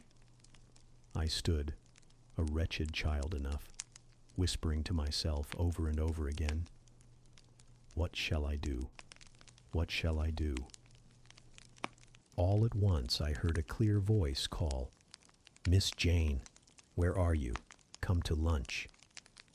It was Bessie, I knew well enough, but I did not stir. Her light step came tripping down the path. "You naughty little thing," she said. "Why don't you come when you are called?" Bessie's presence, compared with the thoughts over which I had been brooding, seemed cheerful, even though, as usual, she was somewhat cross. The fact is, after my conflict with and victory over Mrs. Reed, I was not disposed to care much for the nursemaid's transitory anger, and I was disposed to bask in her youthful lightness of heart. I just put my 2 arms round her and said, "Come, Bessie, don't scold." The action was more frank and fearless than any I was habituated to indulge in. Somehow it pleased her. "You are a strange child, Miss Jane," she said as she looked down at me. "A little roving, solitary thing. And you are going to school, I suppose?" I nodded. "And won't you be sorry to leave poor Bessie?" "What does Bessie care for me? She is always scolding me." "Because you're such a queer, frightened, shy little thing. You should be bolder." "What? To get more knocks?" "Nonsense. But you're rather put upon, that's certain. My mother said, when she came to see me last week, that she would not like a little one of her own to be in your place. Now come in, and I've some good news for you." "I don't think you have, Bessie." "Child? What do you mean? What sorrowful eyes you fix on me." "Well, but Mrs. and the young ladies and Master John are going out to tea this afternoon, and you shall have tea with me. I'll ask cook to bake you a little cake, and then you shall help me to look over your drawers, for I am soon to pack your trunk. Mrs. intends you to leave Gateshead in a day or two, and you shall choose what toys you like to take with you." "Bessie, you must promise not to scold me any more till I go." "Well, I will. But mind you are a very good girl, and don't be afraid of me. Don't start when I chance to speak rather sharply. It's so provoking." "I don't think I shall ever be afraid of you again, Bessie, because I have got used to you, and I shall soon have another set of people to dread." "If you dread them, they'll dislike you." "As you do, Bessie?" "I don't dislike you, miss. I believe I am fonder of you than of all the others." "You don't show it. You little sharp thing, you've got quite a new way of talking. What makes you so venturesome and hardy?" "Why, I shall soon be away from you, and besides—" I was going to say something about what had passed between me and Mrs. Reed, but on second thoughts I considered it better to remain silent on that head. "And so you're glad to leave me?" "Not at all, Bessie. Indeed, just now I'm rather sorry." "Just now, and rather. How coolly my little lady says it. I dare say now if I were to ask you for a kiss you wouldn't give it me. You'd say you'd rather not." "I'll kiss you and welcome. Bend your head down." Bessie stooped. We mutually embraced, and I followed her into the house quite comforted. That afternoon lapsed in peace and harmony, and in the evening Bessie told me some of her most enchaining stories and sang me some of her sweetest songs. Even for me, life had its gleams of sunshine. Chapter 5. 5 o'clock had hardly struck on the morning of the 19th of January, when Bessie brought a candle into my closet and found me already up and nearly dressed. I had risen half an hour before her entrance, and had washed my face, and put on my clothes by the light of a half-moon just setting, whose rays streamed through the narrow window near my crib. I was to leave Gateshead that day by a coach which passed the lodge gates at 6 a.m. Bessie was the only person yet risen. She had lit a fire in the nursery, where she now proceeded to make my breakfast. Few children can eat when excited with the thoughts of a journey, nor could I. Bessie, having pressed me in vain to take a few spoonfuls of the boiled milk and bread she had prepared for me, wrapped up some biscuits in a paper and put them into my bag. Then she helped me on with my pelisse and bonnet, and wrapping herself in a shawl, she and I left the nursery. As we passed Mrs. Reed's bedroom, she said, "Will you go in and bid Mrs. goodbye?" "No, Bessie. She came to my crib last night when you were gone down to supper, and said I need not disturb her in the morning, or my cousins either. And she told me to remember that she had always been my best friend, and to speak of her and be grateful to her accordingly." "What did you say, miss?" "Nothing." I covered my face with the bedclothes and turned from her to the wall. "That was wrong, Miss Jane." "It was quite right, Bessie. Your missus has not been my friend. She has been my foe." "Oh, Miss Jane, don't say so." "Goodbye to Gateshead," cried I, as we passed through the hall and went out at the front door. The moon was set, and it was very dark. Bessie carried a lantern, whose light glanced on wet steps and gravel roads sodden by a recent thaw. Raw and chill was the winter morning. My teeth chattered as I hastened down the drive. There was a light in the porter's lodge. When we reached it, we found the porter's wife just kindling her fire. My trunk, which had been carried down the evening before, stood corded at the door. It wanted but a few minutes of 6, and shortly after that hour had struck, the distant roll of wheels announced the coming coach. I went to the door and watched its lamps approach rapidly through the gloom. "Is she going by herself?" asked the porter's wife. "Yes." "And how far is it?" 50 miles. What a long way. I wonder Mrs. Reed is not afraid to trust her so far alone." The coach drew up. There it was at the gates with its 4 horses and its top laden with passengers. The guard and coachman loudly urged haste. My trunk was hoisted up. I was taken from Bessie's neck, to which I clung with kisses. "Be sure and take good care of her," cried she to the guard, as he lifted me into the inside. "Aye, aye," was the answer. The door was slapped to. A voice exclaimed, "All right." And on we drove. Thus was I severed from Bessie and Gateshead, thus whirled away to unknown, and, as I then deemed, remote and mysterious regions. I remember but little of the journey. I only know that the day seemed to me of a preternatural length, and that we appeared to travel over hundreds of miles of road. We passed through several towns, and in one, a very large one, the coach stopped. The horses were taken out, and the passengers alighted to dine. I was carried into an inn where the guard wanted me to have some dinner, but, as I had no appetite, he left me in an immense room with a fireplace at each end, a chandelier pendant from the ceiling, and a little red gallery high up against the wall filled with musical instruments.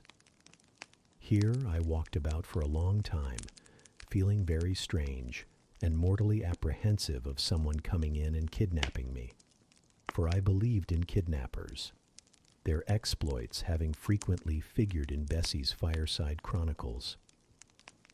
At last the guard returned. Once more I was stowed away in the coach. My protector mounted his own seat, sounded his hollow horn, and away we rattled over the stony street of L. The afternoon came on wet and somewhat misty. As it waned into dusk, I began to feel that we were getting very far indeed from Gateshead. We ceased to pass through towns. The country changed. Great gray hills heaved up round the horizon. As twilight deepened, we descended a valley, dark with wood, and long after night had overclouded the prospect, I heard a wild wind rushing amongst trees. Lulled by the sound, I at last dropped asleep. I had not long slumbered when the sudden cessation of motion awoke me. The coach door was open, and a person like a servant was standing at it. I saw her face and dress by the light of the lamps. "Is there a little girl called Jane Eyre here?" she asked. I answered yes, and was then lifted out. My trunk was handed down, and the coach instantly drove away. I was stiff with long sitting, and bewildered with the noise and motion of the coach. Gathering my faculties, I looked about me. Rain, wind, and darkness filled the air. Nevertheless, I dimly discerned a wall before me and a door open in it. Through this door I passed with my new guide. She shut and locked it behind her. There was now visible a house, or houses, for the building spread far with many windows, and lights burning in some. We went up a broad pebbly path, splashing wet, and were admitted at a door. Then the servant led me through a passage into a room with a fire, where she left me alone. I stood and warmed my numbed fingers over the blaze. Then I looked round. There was no candle, but the uncertain light from the hearth showed, by intervals, papered walls, carpet, curtains, shining mahogany furniture. It was a parlor, not so spacious or splendid as the drawing-room at Gateshead, but comfortable enough. I was puzzling to make out the subject of a picture on the wall, when the door opened, and an individual carrying a light entered.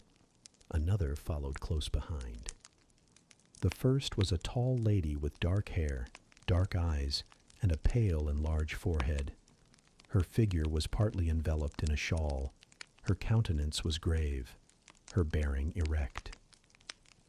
"The child is very young to be sent alone," said she, putting her candle down on the table. She considered me attentively for a minute or two, then further added, "She had better be put to bed soon. She looks tired." "Are you tired?" she asked, placing her hand on my shoulder. "A little, ma'am." "And hungry too, no doubt. Let her have some supper before she goes to bed, Miss Miller. Is this the first time you have left your parents to come to school, my little girl?" I explained to her that I had no parents. She inquired how long they had been dead, then how old I was, what was my name, whether I could read, write, and sew a little. Then she touched my cheek gently with her forefinger, and saying, she hoped I should be a good child, dismissed me along with Miss Miller. The lady I had left might be about 29. The one who went with me appeared some years younger. The first impressed me by her voice, look, and air. Miss Miller was more ordinary, ruddy in complexion, though of a careworn countenance, hurried in gait and action, like one who had always a multiplicity of tasks on hand. She looked indeed, what I afterwards found she really was, an under-teacher. Led by her, I passed from compartment to compartment, from passage to passage of a large and irregular building, till, emerging from the total and somewhat dreary silence pervading that portion of the house we had traversed, we came upon the hum of many voices, and presently entered a wide, long room with great deal tables, 2 at each end, on each of which burnt a pair of candles, and seated all round on benches, a congregation of girls of every age, from 9 or 10 to 20. Seen by the dim light of the dips, their number to me appeared countless, though not in reality exceeding 80. They were uniformly dressed in brown stuff frocks of quaint fashion and long holland pinafores. It was the hour of study. They were engaged in conning over their tomorrow's task, and the hum I had heard was the combined result of their whispered repetitions. Miss Miller signed to me to sit on a bench near the door. Then walking up to the top of the long room, she cried out, "Monitors, collect the lesson books and put them away." 4 tall girls arose from different tables, and going round, gathered the books and removed them. Miss Miller again gave the word of command. "Monitors, fetch the supper trays." The tall girls went out and returned presently, each bearing a tray, with portions of something, I knew not what, arranged thereon, and a pitcher of water and mug in the middle of each tray. The portions were handed round. Those who liked took a draught of the water, the mug being common to all. When it came to my turn, I drank, for I was thirsty, but did not touch the food, excitement and fatigue rendering me incapable of eating. I now saw, however, that it was a thin oaten cake shared into fragments. The meal over, prayers were read by Miss Miller, and the classes filed off, 2 and 2 upstairs. Overpowered by this time with weariness, I scarcely noticed what sort of a place the bedroom was, except that, like the schoolroom, I saw it was very long. Tonight I was to be Miss Miller's bedfellow. She helped me to undress. When laid down, I glanced at the long rows of beds, each of which was quickly filled with 2 occupants. In 10 minutes the single light was extinguished, and amidst silence and complete darkness I fell asleep. The night passed rapidly. I was too tired even to dream. I only once awoke to hear the wind rave in furious gusts and the rain fall in torrents, and to be sensible that Miss Miller had taken her place by my side. When I again unclosed my eyes, a loud bell was ringing. The girls were up and dressing. Day had not yet begun to dawn, and a rushlight or two burned in the room. I, too, rose reluctantly. It was bitter cold, and I dressed as well as I could for shivering, and washed when there was a basin at liberty, which did not occur soon, as there was but one basin to 6 girls on the stands down the middle of the room. Again the bell rang. All formed in file, 2 and 2, and in that order descended the stairs and entered the cold and dimly lit schoolroom. Here prayers were read by Miss Miller. Afterwards she called out, "Form classes." A great tumult succeeded for some minutes, during which Miss Miller repeatedly exclaimed, "Silence and order." When it subsided, I saw them all drawn up in 4 semicircles before 4 chairs, placed at the 4 tables. All held books in their hands, and a great book, like a Bible, lay on each table before the vacant seat. A pause of some seconds succeeded, filled up by the low, vague hum of numbers. Miss Miller walked from class to class, hushing this indefinite sound.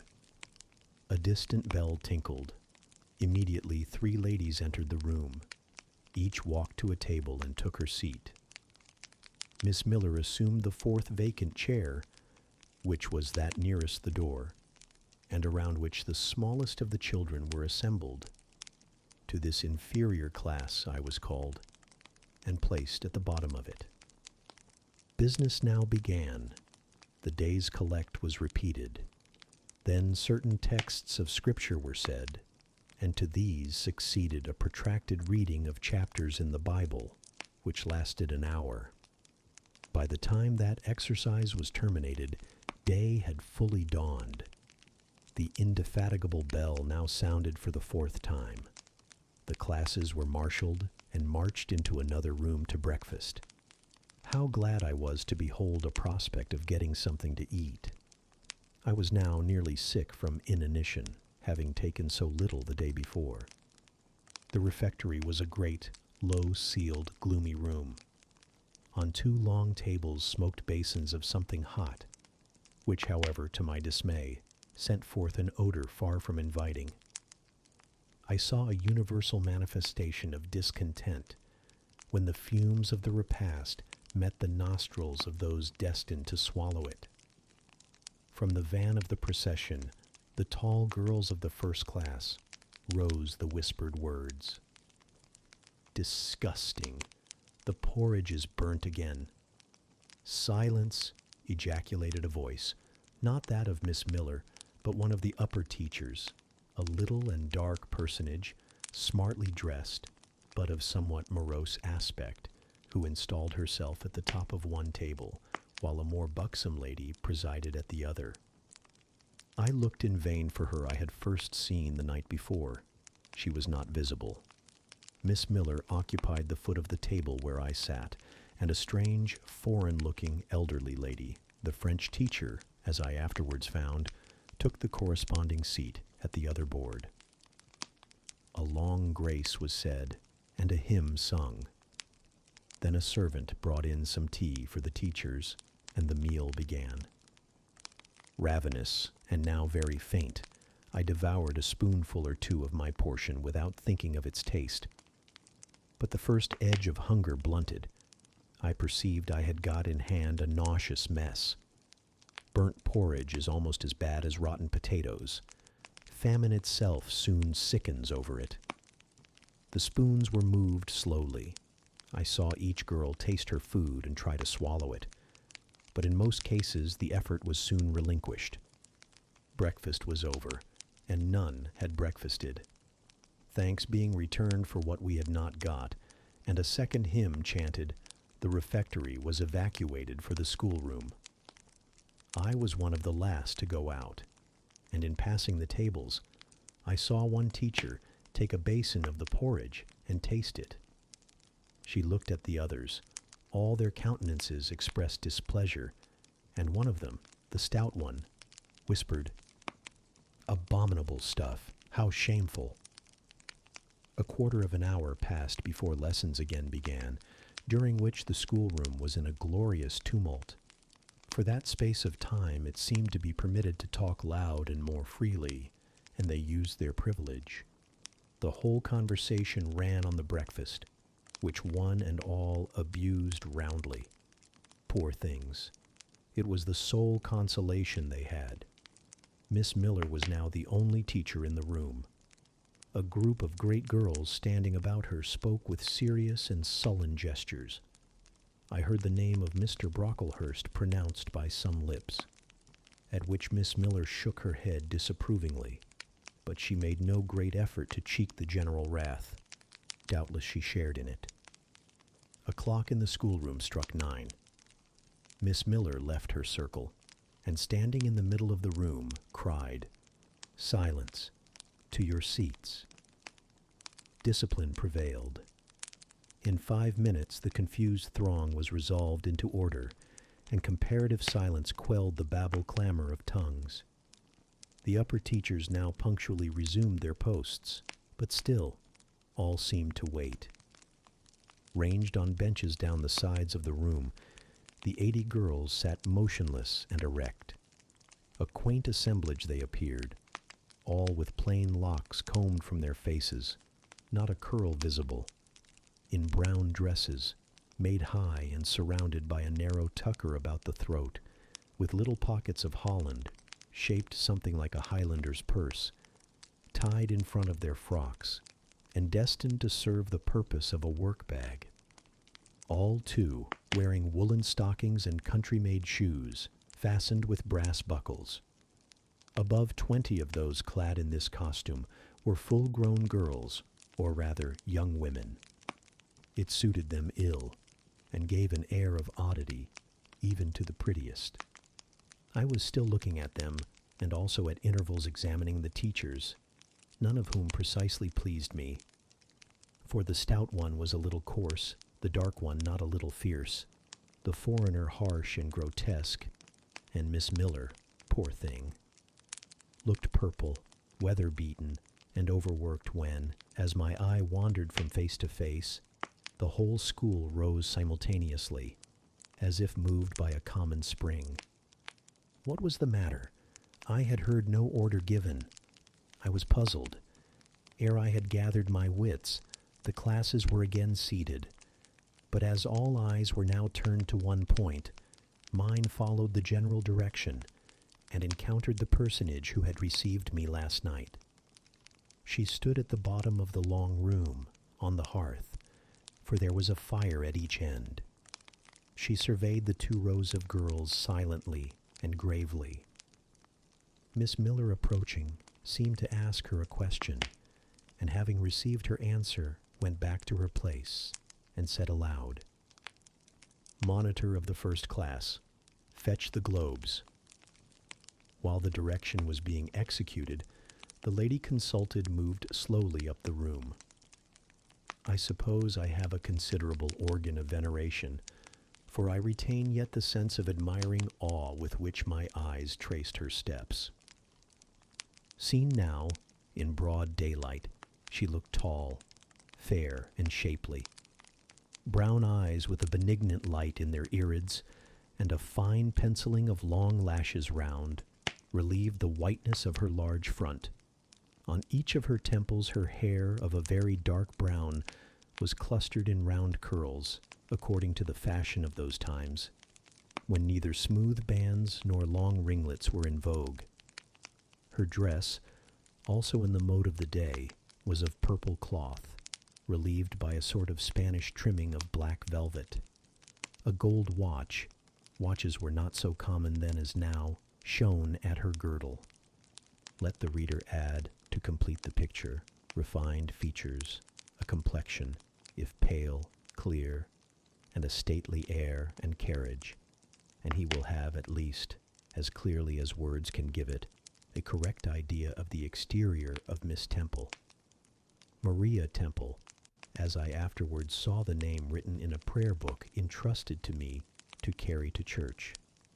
The superintendent of Lowood, for such was this lady, having taken her seat before a pair of globes placed on one of the tables, summoned the first class round her, and commenced giving a lesson on geography. The lower classes were called by the teachers. Repetitions in history, grammar, etc. went on for an hour.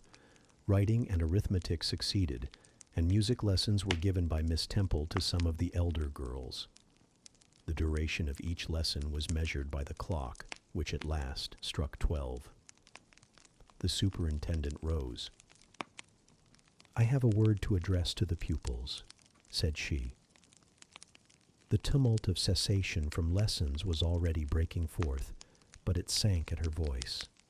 She went on. "You had this morning a breakfast which you could not eat. You must be hungry. I have ordered that a lunch of bread and cheese shall be served to all." The teachers looked at her with a sort of surprise. "It is to be done on my responsibility," she added, in an explanatory tone to them, and immediately afterwards left the room. The bread and cheese was presently brought in and distributed, to the high delight and refreshment of the whole school. The order was now given, "To the garden." Each put on a coarse straw bonnet with strings of colored calico and a cloak of gray frieze. I was similarly equipped, and, following the stream, I made my way into the open air. The garden was a wide enclosure, surrounded with walls so high as to exclude every glimpse of prospect. A covered veranda ran down one side, and broad walks bordered a middle space divided into scores of little beds. These beds were assigned as gardens for the pupils to cultivate, and each bed had an owner. When full of flowers, they would doubtless look pretty, but now, at the latter end of January, all was wintry blight and brown decay. I shuddered as I stood and looked round me. It was an inclement day for outdoor exercise, not positively rainy, but darkened by a drizzling yellow fog. All underfoot was still soaking wet with the floods of yesterday. The stronger among the girls ran about and engaged in active games, but sundry pale and thin ones herded together for shelter and warmth in the veranda. And amongst these, as the dense mist penetrated to their shivering frames, I heard frequently the sound of a hollow cough. As yet I had spoken to no one, nor did anybody seem to take notice of me. I stood lonely enough, but to that feeling of isolation I was accustomed. It did not oppress me much. I leant against a pillar of the veranda, drew my gray mantle close about me, and trying to forget the cold which nipped me without, and the unsatisfied hunger which gnawed me within, delivered myself up to the employment of watching and thinking. My reflections were too undefined and fragmentary to merit record. I hardly yet knew where I was. Gateshead and my past life seemed floated away to an immeasurable distance. The present was vague and strange, and of the future I could form no conjecture. I looked round the convent-like garden, and then up at the house, a large building, half of which seemed gray and old, the other half quite new. The new part, containing the schoolroom and dormitory, was lit by mullioned and latticed windows, which gave it a church-like aspect. A stone tablet over the door bore this inscription, "Lowood Institution." This portion was rebuilt A.D. by Naomi Brocklehurst of Brocklehurst Hall in this county. "Let your light so shine before men, that they may see your good works, and glorify your Father which is in heaven." St. Matt. Sedamnaest. I read these words over and over again. I felt that an explanation belonged to them, and was unable fully to penetrate their import. I was still pondering the signification of institution, and endeavoring to make out a connection between the first words and the verse of Scripture, when the sound of a cough close behind me made me turn my head. I saw a girl sitting on a stone bench near. She was bent over a book, on the perusal of which she seemed intent. From where I stood, I could see the title. It was Rasselas, a name that struck me as strange and consequently attractive. In turning a leaf, she happened to look up, and I said to her directly, "Is your book interesting?" I had already formed the intention of asking her to lend it to me some day. "I like it," she answered, after a pause of a second or two, during which she examined me. "What is it about?" I continued. I hardly know where I found the hardihood thus to open a conversation with a stranger. The step was contrary to my nature and habits, but I think her occupation touched a chord of sympathy somewhere, for I too liked reading, though of a frivolous and childish kind. I could not digest or comprehend the serious or substantial. "You may look at it," replied the girl, offering me the book. I did so.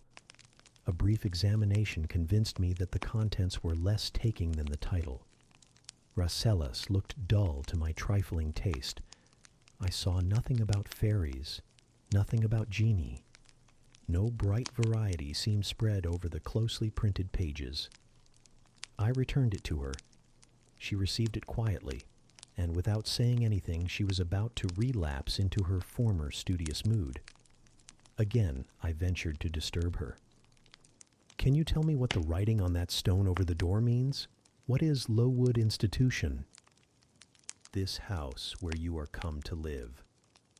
"And why do they call it institution? Is it in any way different from other schools?" "It is partly a charity school. You and I and all the rest of us are charity children. I suppose you are an orphan. Are not either your father or your mother dead?" "Both died before I can remember." "Well, all the girls here have lost either one or both parents, and this is called an institution for educating orphans. Do we pay no money? Do they keep us for nothing? We pay, or our friends pay, £15 a year for each." "Then why do they call us charity children?" "Because £15 is not enough for board and teaching, and the deficiency is supplied by subscription." "Who subscribes?" "Different benevolent-minded ladies and gentlemen in this neighborhood and in London." "Who was Naomi Brocklehurst?" "The lady who built the new part of this house as that tablet records, and whose son overlooks and directs everything here."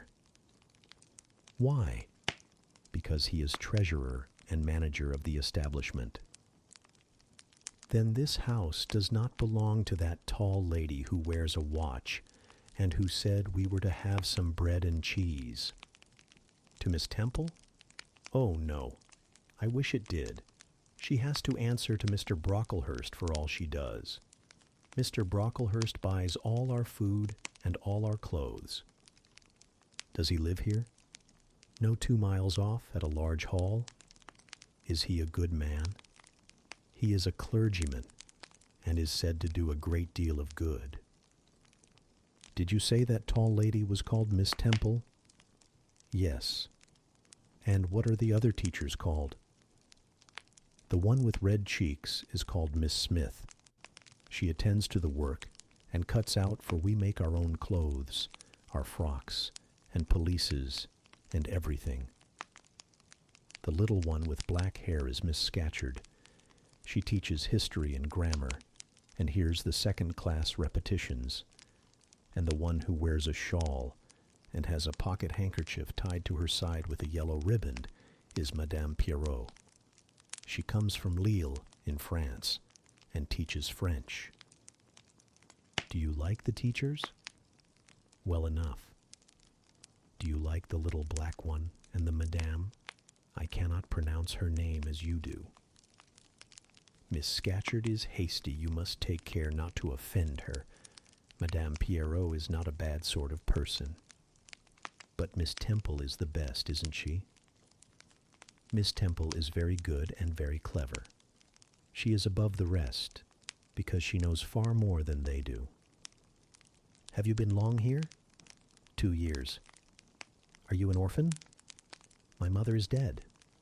Are you happy here? You ask rather too many questions. I have given you answers enough for the present. Now I want to read. But at that moment the summons sounded for dinner. All re-entered the house. The odor which now filled the refectory was scarcely more appetizing than that which had regaled our nostrils at breakfast. The dinner was served in 2 huge tin-plated vessels, whence rose a strong steam redolent of rancid fat. I found the mess to consist of indifferent potatoes and strange shreds of rusty meat, mixed and cooked together. Of this preparation, a tolerably abundant plateful was apportioned to each pupil. I ate what I could, and wondered within myself whether every day's fare would be like this. After dinner, we immediately adjourned to the schoolroom. Lessons recommenced, and were continued till 5 o'clock. The only marked event of the afternoon was that I saw the girl with whom I had conversed in the veranda dismissed in disgrace by Miss Scatcherd from a history class and sent to stand in the middle of the large schoolroom. The punishment seemed to me in a high degree ignominious, especially for so great a girl. She looked 13 or upwards. I expected she would show signs of great distress and shame, but to my surprise she neither wept nor blushed.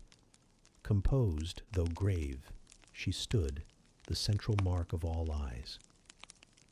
How can she bear it so quietly, so firmly? I asked of myself. Were I in her place, it seems to me I should wish the earth to open and swallow me up. She looks as if she were thinking of something beyond her punishment, beyond her situation, of something not round her nor before her. I have heard of daydreams. Is she in a daydream now? Her eyes are fixed on the floor, but I am sure they do not see it. Her sight seems turned in, gone down into her heart. She is looking at what she can remember, I believe, not at what is really present. I wonder what sort of a girl she is, whether good or naughty. Soon after 5 p.m., we had another meal, consisting of a small mug of coffee and half a slice of brown bread. I devoured my bread and drank my coffee with relish, but I should have been glad of as much more. I was still hungry. Half an hour's recreation succeeded, then study, then the glass of water and the piece of oatcake, prayers, and bed. Such was my first day at Lowood. Chapter 6. The next day commenced as before, getting up and dressing by rushlight. But this morning we were obliged to dispense with the ceremony of washing. The water in the pitchers was frozen. A change had taken place in the weather the preceding evening, and a keen northeast wind, whistling through the crevices of our bedroom windows all night long, had made us shiver in our beds, and turned the contents of the ewers to ice. Before the long hour and a half of prayers and Bible reading was over, I felt ready to perish with cold. Breakfast time came at last, and this morning the porridge was not burnt. The quality was eatable, the quantity small. How small my portion seemed. I wished it had been doubled. In the course of the day I was enrolled a member of the 4th class, and regular tasks and occupations were assigned me. Hitherto, I had only been a spectator of the proceedings at Lowood. I was now to become an actor therein. At first, being little accustomed to learn by heart, the lessons appeared to me both long and difficult. The frequent change from task to task, too, bewildered me, and I was glad when, about 3 o'clock in the afternoon, Miss Smith put into my hands a border of muslin 2 yards long, together with needle, thimble, and so on, and sent me to sit in a quiet corner of the schoolroom, with directions to hem the same. At that hour most of the others were sewing likewise, but one class still stood round Miss Scatcherd's chair reading, and as all was quiet, the subject of their lessons could be heard, together with the manner in which each girl acquitted herself, and the animadversions or commendations of Miss Scatcherd on the performance. It was English history. Among the readers I observed my acquaintance of the veranda. At the commencement of the lesson, her place had been at the top of the class, but for some error of pronunciation, or some inattention to stops, she was suddenly sent to the very bottom. Even in that obscure position, Miss Scatcherd continued to make her an object of constant notice. She was continually addressing to her such phrases as the following. Burns, such it seems was her name. The girls here were all called by their surnames, as boys are elsewhere. Burns, you are standing on the side of your shoe. Turn your toes out immediately. Burns, you poke your chin most unpleasantly. Draw it in. Burns, I insist on your holding your head up. I will not have you before me in that attitude, etc., etc. A chapter having been read through twice, the books were closed and the girls examined. The lesson had comprised part of the reign of Charles I, and there were sundry questions about tonnage and poundage and ship money, which most of them appeared unable to answer. Still, every little difficulty was solved instantly when it reached Burns. Her memory seemed to have retained the substance of the whole lesson, and she was ready with answers on every point. I kept expecting that Miss Scatcherd would praise her attention, but instead of that, she suddenly cried out, "You dirty, disagreeable girl! You have never cleaned your nails this morning." Burns made no answer. I wondered at her silence. Why, thought I, does she not explain that she could neither clean her nails nor wash her face, as the water was frozen? My attention was now called off by Miss Smith desiring me to hold a skein of thread. While she was winding it, she talked to me from time to time, asking whether I had ever been at school before, whether I could mark, stitch, knit, etc. Till she dismissed me, I could not pursue my observations on Miss Scatcherd's movements. When I returned to my seat, that lady was just delivering an order of which I did not catch the import. But Burns immediately left the class, and going into the small inner room where the books were kept, returned in half a minute, carrying in her hand a bundle of twigs tied together at one end. This ominous tool she presented to Miss Scatcherd with a respectful courtesy. Then she quietly and without being told unloosed her pinafore, and the teacher instantly and sharply inflicted on her neck a dozen strokes with the bunch of twigs. Not a tear rose to Burns's eye, and while I paused from my sewing, because my fingers quivered at this spectacle with a sentiment of unavailing and impotent anger, not a feature of her pensive face altered its ordinary expression. "Hardened girl," exclaimed Miss Scatcherd, "nothing can correct you of your slatternly habits. Carry the rod away." Burns obeyed. I looked at her narrowly as she emerged from the book closet. She was just putting back her handkerchief into her pocket, and the trace of a tear glistened on her thin cheek. The play hour in the evening. I thought the pleasantest fraction of the day at Lowood. The bit of bread, the draught of coffee swallowed at 5 o'clock, had revived vitality, if it had not satisfied hunger. The long restraint of the day was slackened. The schoolroom felt warmer than in the morning, its fires being allowed to burn a little more brightly, to supply in some measure the place of candles, not yet introduced. The ruddy gloaming, the licensed uproar, the confusion of many voices gave one a welcome sense of liberty. On the evening of the day on which I had seen Miss Scatcherd flog her pupil, Burns, I wandered as usual among the forms and tables and laughing groups without a companion, yet not feeling lonely. When I passed the windows, I now and then lifted a blind and looked out. It snowed fast. A drift was already forming against the lower panes. Putting my ear close to the window, I could distinguish from the gleeful tumult within the disconsolate moan of the wind outside. Probably, if I had lately left a good home and kind parents, this would have been the hour when I should most keenly have regretted the separation. That wind would then have saddened my heart. This obscure chaos would have disturbed my peace.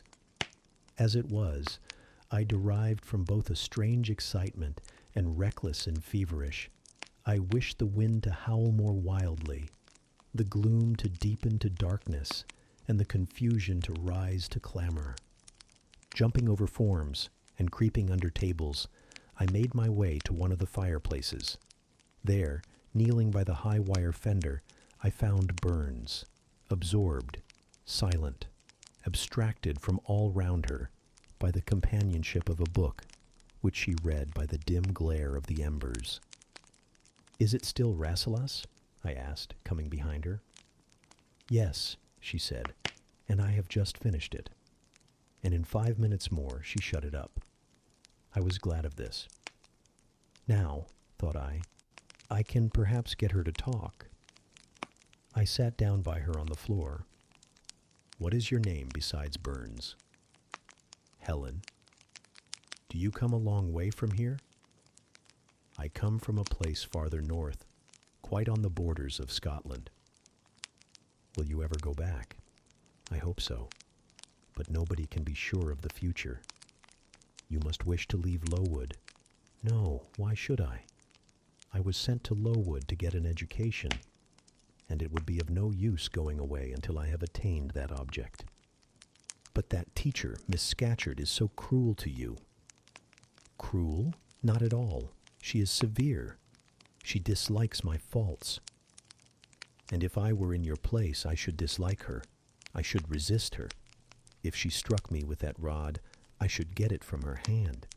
I should break it under her nose." "Probably you would do nothing of the sort. But if you did, Mr. Brocklehurst would expel you from the school. That would be a great grief to your relations. It is far better to endure patiently a smart which nobody feels but yourself than to commit a hasty action whose evil consequences will extend to all connected with you. And besides, the Bible bids us return good for evil. But then it seems disgraceful to be flogged and to be sent to stand in the middle of a room full of people. And you are such a great girl. I am far younger than you, and I could not bear it." "Yet it would be your duty to bear it, if you could not avoid it. It is weak and silly to say you cannot bear what it is your fate to be required to bear." I heard her with wonder. I could not comprehend this doctrine of endurance, and still less could I understand or sympathize with the forbearance she expressed for her chastiser. Still, I felt that Helen Burns considered things by a light invisible to my eyes. I suspected she might be right and I wrong. But I would not ponder the matter deeply. Like Felix, I put it off to a more convenient season. "You say you have faults, Helen. What are they? To me, you seem very good." "Then learn from me not to judge by appearances. I am, as Miss Scatcherd said, slatternly. I seldom put and never keep things in order. I am careless. I forget rules. I read when I should learn my lessons. I have no method, and sometimes I say, like you, I cannot bear to be subjected to systematic arrangements. This is all very provoking to Miss Scatcherd, who is naturally neat, punctual, and particular." "And cross and cruel," I added. But Helen Burns would not admit my addition. She kept silence. "Is Miss Temple as severe to you as Miss Scatcherd?" At the utterance of Miss Temple's name, a soft smile flitted over her grave face. "Miss Temple is full of goodness. It pains her to be severe to anyone, even the worst in the school. She sees my errors and tells me of them gently, and if I do anything worthy of praise, she gives me my meed liberally. One strong proof of my wretchedly defective nature is that even her expostulations, so mild, so rational, have not influence to cure me of my faults, and even her praise, though I value it most highly, cannot stimulate me to continued care and foresight. That is curious, said I. It is so easy to be careful. For you, I have no doubt it is. I observed you in your class this morning and saw you were closely attentive. Your thoughts never seemed to wander while Miss Miller explained the lesson and questioned you. Now mine continually rove away. When I should be listening to Miss Scatcherd and collecting all she says with assiduity, often I lose the very sound of her voice. I fall into a sort of dream. Sometimes I think I am in Northumberland, and that the noises I hear round me are the bubbling of a little brook which runs through Deepden near our house. Then when it comes to my turn to reply, I have to be awakened, and having heard nothing of what was read for listening to the visionary brook, I have no answer ready. Yet how well you replied this afternoon. It was mere chance. The subject on which we had been reading had interested me. This afternoon, instead of dreaming of Deepden, I was wondering how a man who wished to do right could act so unjustly and unwisely as Charles I sometimes did. And I thought what a pity it was Hat, with his integrity and conscientiousness, he could see no farther than the prerogatives of the crown. If he had but been able to look to a distance, and see how what they call the spirit of the age was tending. Still, I like Charles. I respect him. I pity him, poor murdered king. Yes, his enemies were the worst. They shed blood they had no right to shed. How dared they kill him? Helen was talking to herself now. She had forgotten I could not very well understand her, that I was ignorant, or nearly so, of the subject she discussed. I recalled her to my level. And when Miss Temple teaches you, do your thoughts wander then? No, certainly, not often, because Miss Temple has generally something to say which is newer than my own reflections. Her language is singularly agreeable to me, and the information she communicates is often just what I wish to gain. Well then, with Miss Temple you are good? Yes, in a passive way. I make no effort. I follow as inclination guides me. There is no merit in such goodness. A great deal. You are good to those who are good to you. It is all I ever desire to be. If people were always kind and obedient to those who are cruel and unjust, the wicked people would have it all their own way. They would never feel afraid, and so they would never alter, but would grow worse and worse. When we are struck at without a reason, we should strike back again very hard. I am sure we should. So hard as to teach the person who struck us never to do it again. You will change your mind, I hope, when you grow older. As yet you are but a little untaught girl. But I feel this, Helen. I must dislike those who, whatever I do to please them, persist in disliking me. I must resist those who punish me unjustly. It is as natural as that I should love those who show me affection, or submit to punishment when I feel it is deserved. Heathens and savage tribes hold that doctrine, but Christians and civilized nations disown it. How? I don't understand. It is not violence that best overcomes hate, nor vengeance that most certainly heals injury. What then? Read the New Testament and observe what Christ says and how he acts. Make his word your rule and his conduct your example. What does he say? Love your enemies, bless them that curse you, do good to them that hate you and despitefully use you. Then I should love Mrs. Reed, which I cannot do. I should bless her son John, which is impossible. In her turn, Helen Burns asked me to explain, and I proceeded forthwith to pour out, in my own way, the tale of my sufferings and resentments. Bitter and truculent when excited, I spoke as I felt, without reserve or softening. Helen heard me patiently to the end. I expected she would then make a remark, but she said nothing. "Well?" I asked impatiently. "Is not Mrs. Reed a hard-hearted bad woman? She has been unkind to you, no doubt, because, you see, she dislikes your cast of character, as Miss Scatcherd does mine. But how minutely you remember all she has done and said to you. What a singularly deep impression her injustice seems to have made on your heart. No ill usage so brands its record on my feelings. Would you not be happier if you tried to forget her severity, together with the passionate emotions it excited? Life appears to me too short to be spent in nursing animosity or registering wrongs.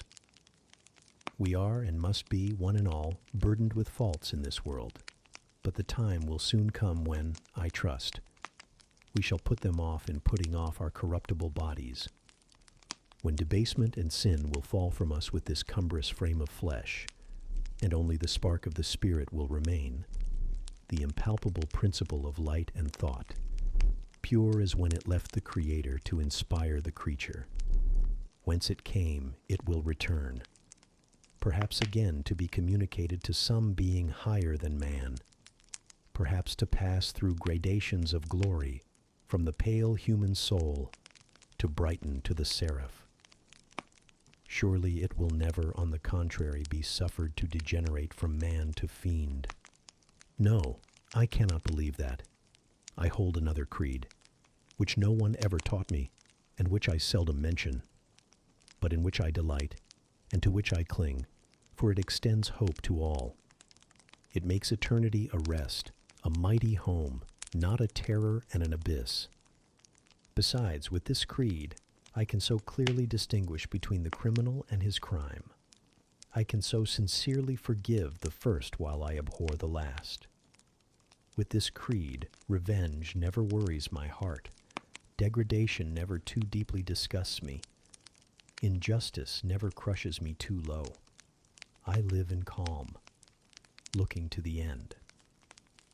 Helen's head, always drooping, sank a little lower as she finished this sentence. I saw by her look she wished no longer to talk to me, but rather to converse with her own thoughts. She was not allowed much time for meditation. A monitor, a great rough girl, presently came up, exclaiming in a strong Cumberland accent, "Helen Burns, if you don't go and put your drawer in order and fold up your work this minute, I'll tell Miss Scatcherd to come and look at it." Helen sighed as her reverie fled, and getting up, obeyed the monitor without reply, as without delay. Chapter 7. My first quarter at Lowood seemed an age, and not the golden age either. It comprised an irksome struggle with difficulties in habituating myself to new rules and unwonted tasks. The fear of failure in these points harassed me worse than the physical hardships of my lot, though these were no trifles.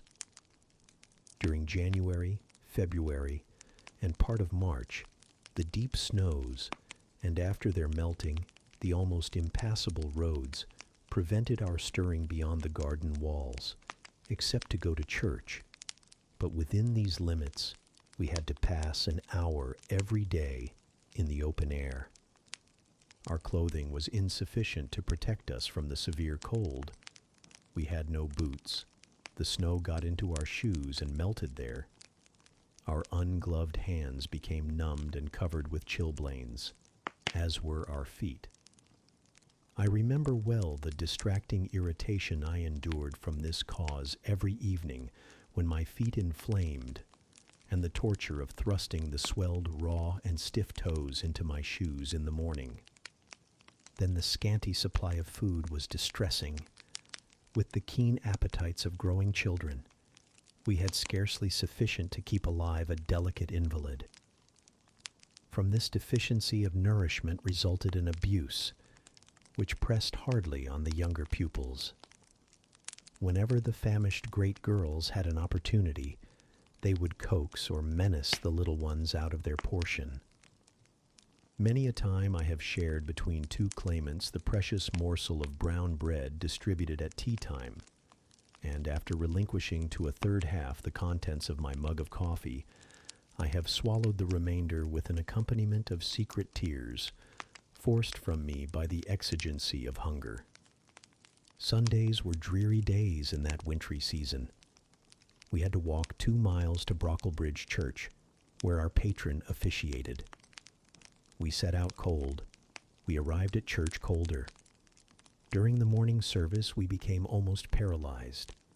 It was too far to return to dinner, and an allowance of cold meat and bread, in the same penurious proportion observed in our ordinary meals, was served round between the services. At the close of the afternoon service, we returned by an exposed and hilly road, where the bitter winter wind, blowing over a range of snowy summits to the north, almost flayed the skin from our faces. I can remember Miss Temple walking lightly and rapidly along our drooping line, her plaid cloak, which the frosty wind fluttered, gathered close about her, and encouraging us by precept and example to keep up our spirits and march forward, as she said, like stalwart soldiers. The other teachers, poor things, were generally themselves too much dejected to attempt the task of cheering others. How we longed for the light and heat of a blazing fire when we got back. But to the little ones at least, this was denied. Each hearth in the schoolroom was immediately surrounded by a double row of great girls, and behind them the younger children crouched in groups, wrapping their starved arms in their pinafores. A little solace came at tea time, in the shape of a double ration of bread, a whole instead of a half slice, with the delicious addition of a thin scrape of butter. It was the hebdomadal treat to which we all looked forward from Sabbath to Sabbath.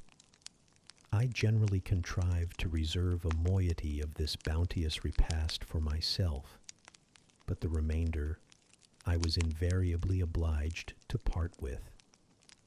The Sunday evening was spent in repeating, by heart, the church catechism and the 5th, 6th, and 7th chapters of St. Matthew, and in listening to a long sermon read by Miss Miller, whose irrepressible yawns attested her weariness. A frequent interlude of these performances was the enactment of the part of Eutychus by some half-dozen of little girls, who, overpowered with sleep, would fall down, if not out of the 3rd loft, yet off the 4th form, and be taken up half dead. The remedy was to thrust them forward into the center of the schoolroom, and oblige them to stand there till the sermon was finished. Sometimes their feet failed them, and they sank together in a heap. They were then propped up with the monitor's high stools. I have not yet alluded to the visits of Mr. Brocklehurst, and indeed, that gentleman was from home during the greater part of the first month after my arrival, perhaps prolonging his stay with his friend the Archdeacon. His absence was a relief to me. I need not say that I had my own reasons for dreading his coming, but come he did at last. One afternoon, I had then been 3 weeks at Lowood, as I was sitting with a slate in my hand, puzzling over a sum in long division, my eyes, raised in abstraction to the window, caught sight of a figure just passing. I recognized almost instinctively that gaunt outline, and when, 2 minutes after, all the school, teachers included, rose en masse, it was not necessary for me to look up in order to ascertain whose entrance they thus greeted. A long stride measured the schoolroom, and presently beside Miss Temple, who herself had risen, stood the same black column which had frowned on me so ominously from the hearthrug of Gateshead. I now glanced sideways at this piece of architecture. Yes, I was right. It was Mr. Brocklehurst, buttoned up in a surtout and looking longer, narrower, and more rigid than ever. I had my own reasons for being dismayed at this apparition. Too well I remembered the perfidious hints given by Mrs. Reed about my disposition, hence the promise pledged by Mr. Brocklehurst to apprise Miss Temple and the teachers of my vicious nature. All along I had been dreading the fulfillment of this promise. I had been looking out daily for the coming man, whose information respecting my past life and conversation was to brand me as a bad child forever. Now there he was. He stood at Miss Temple's side. He was speaking low in her ear. I did not doubt he was making disclosures of my villainy, and I watched her eye with painful anxiety, expecting every moment to see its dark orb turn on me a glance of repugnance and contempt. I listened too, and as I happened to be seated quite at the top of the room, I caught most of what he said. Its import relieved me from immediate apprehension. I suppose, Miss Temple, the thread I bought at Loughton will do. It struck me that it would be just of the quality for the calico chemises, and I sorted the needles to match. You may tell Miss Smith that I forgot to make a memorandum of the darning needles, but she shall have some papers sent in next week, and she is not, on any account, to give out more than one at a time to each pupil. If they have more, they are apt to be careless and lose them. And oh, ma'am, I wish the woolen stockings were better looked to. When I was here last, I went into the kitchen garden and examined the clothes drying on the line. There was a quantity of black hose in a very bad state of repair. From the size of the holes in them, I was sure they had not been well mended from time to time. He paused. Your directions shall be attended to, sir, said Miss Temple. And ma'am, he continued, the laundress tells me some of the girls have 2 clean tuckers in the week. It is too much. The rules limit them to 1. I think I can explain that circumstance, sir. Agnes and Catherine Johnstone were invited to take tea with some friends at Loughton last Thursday, and I gave them leave to put on clean tuckers for the occasion. Mr. Brocklehurst nodded. Well, for once it may pass, but please not to let the circumstance occur too often. And there is another thing which surprised me. I find in settling accounts with the housekeeper that a lunch, consisting of bread and cheese, has twice been served out to the girls during the past fortnight. How is this? I looked over the regulations, and I find no such meal as lunch mentioned. Who introduced this innovation, and by what authority? I must be responsible for the circumstance, sir, replied Miss Temple. The breakfast was so ill prepared that the pupils could not possibly eat it, and I dared not allow them to remain fasting till dinner time. Madam, allow me an instant. You are aware that my plan in bringing up these girls is not to accustom them to habits of luxury and indulgence, but to render them hardy, patient, self-denying. Should any little accidental disappointment of the appetite occur, such as the spoiling of a meal, the under or the overdressing of a dish, the incident ought not to be neutralized by replacing with something more delicate, the comfort lost, thus pampering the body and obviating the aim of this institution. It ought to be improved to the spiritual edification of the pupils by encouraging them to evince fortitude under temporary privation. A brief address on those occasions would not be mistimed, wherein a judicious instructor would take the opportunity of referring to the sufferings of the primitive Christians, to the torments of martyrs, to the exhortations of our blessed Lord himself, calling upon his disciples to take up their cross and follow him, to his warnings that man shall not live by bread alone, but by every word that proceedeth out of the mouth of God, to his divine consolations, if ye suffer hunger or thirst for my sake, happy are ye.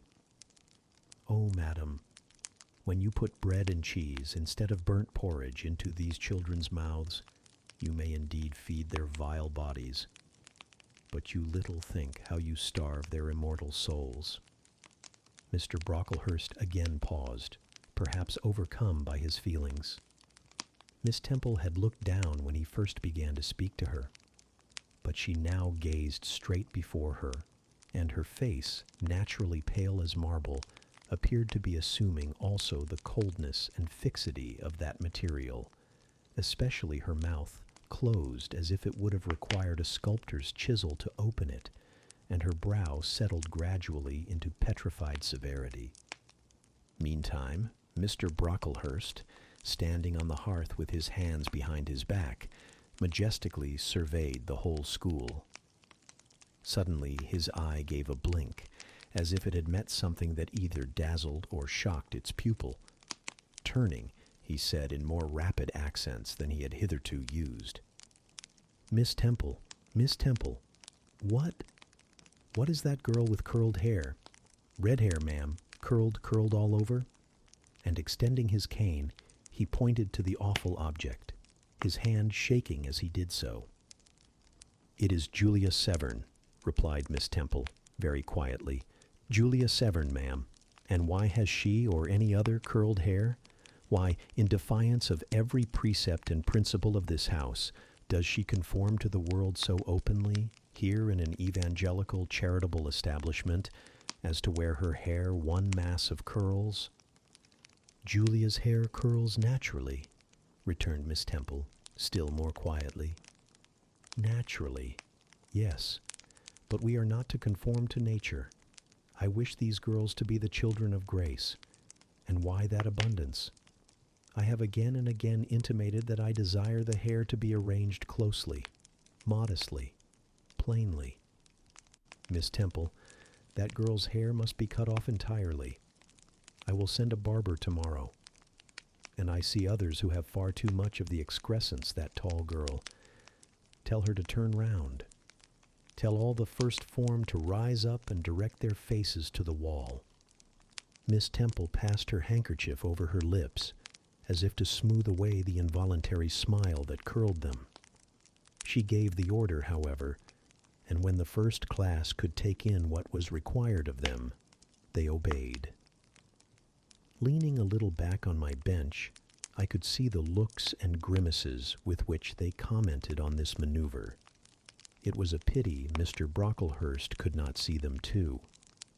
He would perhaps have felt that, whatever he might do with the outside of the cup and platter, the inside was further beyond his interference than he imagined. He scrutinized the reverse of these living metals some 5 minutes, then pronounced sentence.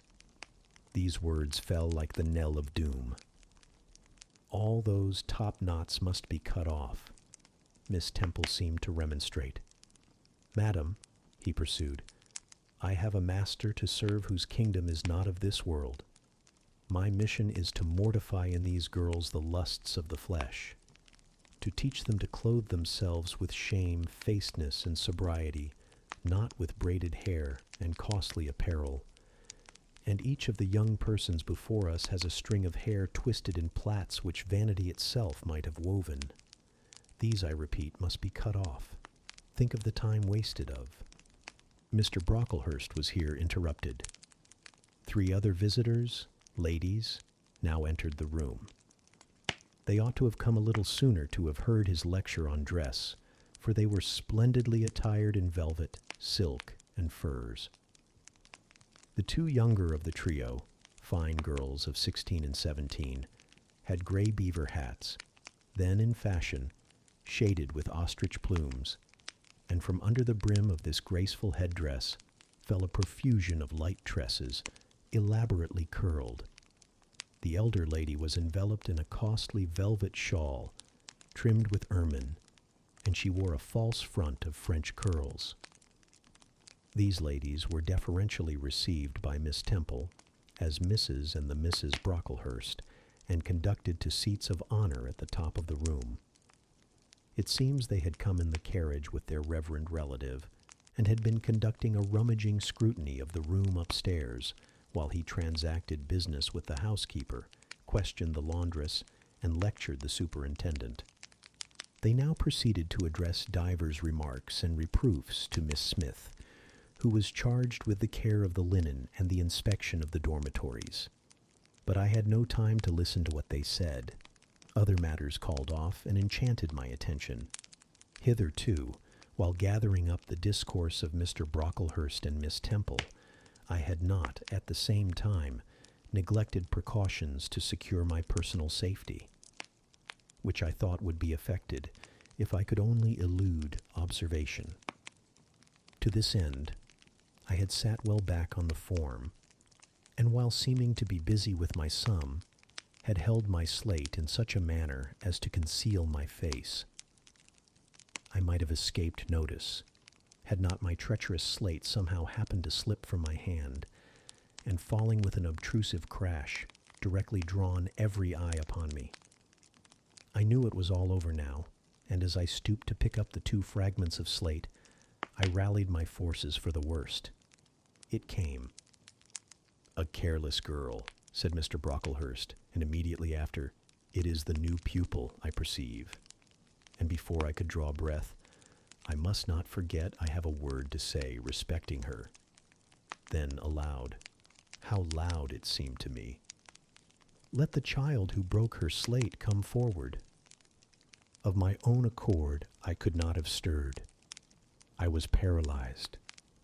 But the 2 great girls who sit on each side of me set me on my legs and pushed me towards the dread judge, and then Miss Temple gently assisted me to his very feet, and I caught her whispered counsel. "Don't be afraid, Jane. I saw it was an accident. You shall not be punished." The kind whisper went to my heart like a dagger. Another minute, and she will despise me for a hypocrite, thought I, and an impulse of fury against Reed, Brocklehurst, and Coder bounded in my pulses at the conviction I was no Helen Burns. "Fetch that stool," said Mr. Brocklehurst, pointing to a very high one from which a monitor had just risen. It was brought. "Place the child upon it." And I was placed there, by whom I don't know. I was in no condition to note particulars. I was only aware that they had hoisted me up to the height of Mr. Brocklehurst's nose, that he was within a yard of me, and that a spread of shot orange and purple silk pelisses and a cloud of silvery plumage extended and waved below me. Mr. Brocklehurst hemmed. "Ladies," said he, turning to his family, "Miss Temple, teachers and children, you all see this girl?" Of course they did, for I felt their eyes directed like burning glasses against my scorched skin. "You see she is yet young. You observe she possesses the ordinary form of childhood. God has graciously given her the shape that he has given to all of us. No signal deformity points her out as a marked character. Who would think that the evil one had already found a servant and agent in her? Yet such, I grieve to say, is the case." A pause, in which I began to steady the palsy of my nerves, and to feel that the Rubicon was passed, and that the trial, no longer to be shirked, must be firmly sustained.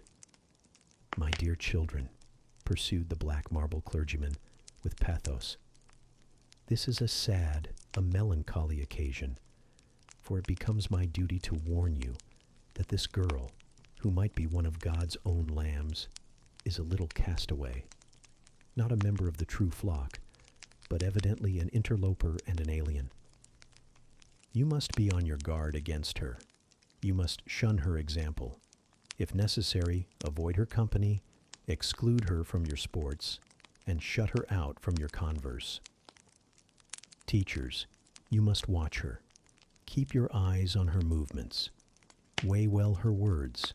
Scrutinize her actions. Punish her body to save her soul.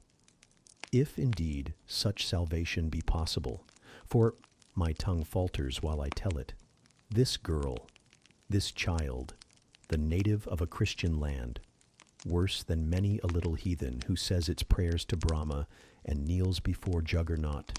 This girl is a liar.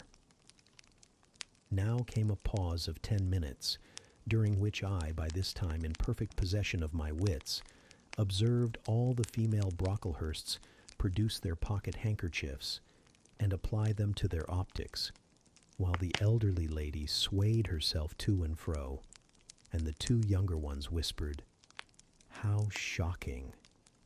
Mr. Brocklehurst resumed, "This I learned from her benefactress, from the pious and charitable lady who adopted her in her orphan state, reared her as her own daughter, and whose kindness, whose generosity the unhappy girl repaid by an ingratitude so bad, so dreadful, that at last her excellent patroness was obliged to separate her from her own young ones, fearful lest her vicious example should contaminate their purity.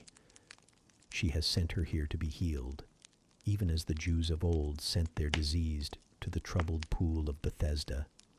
And, teachers, superintendent, I beg of you not to allow the waters to stagnate round her." With this sublime conclusion, Mr. Brocklehurst adjusted the top button of his surtout, muttered something to his family, who rose, bowed to Miss Temple, and then all the great people sailed in state from the room. Turning at the door, my judge said, "Let her stand half an hour longer on that stool, and let no one speak to her during the remainder of the day." There was I then, mounted aloft. I, who had said I could not bear the shame of standing on my natural feet in the middle of the room, was now exposed to general view on a pedestal of infamy. What my sensations were, no language can describe, but just as they all rose, stifling my breath and constricting my throat, a girl came up and passed me. In passing, she lifted her eyes. What a strange light inspired them! What an extraordinary sensation that ray sent through me! How the new feeling bore me up! It was as if a martyr, a hero, had passed a slave or victim and imparted strength in the transit. I mastered the rising hysteria, lifted up my head, and took a firm stand on the stool.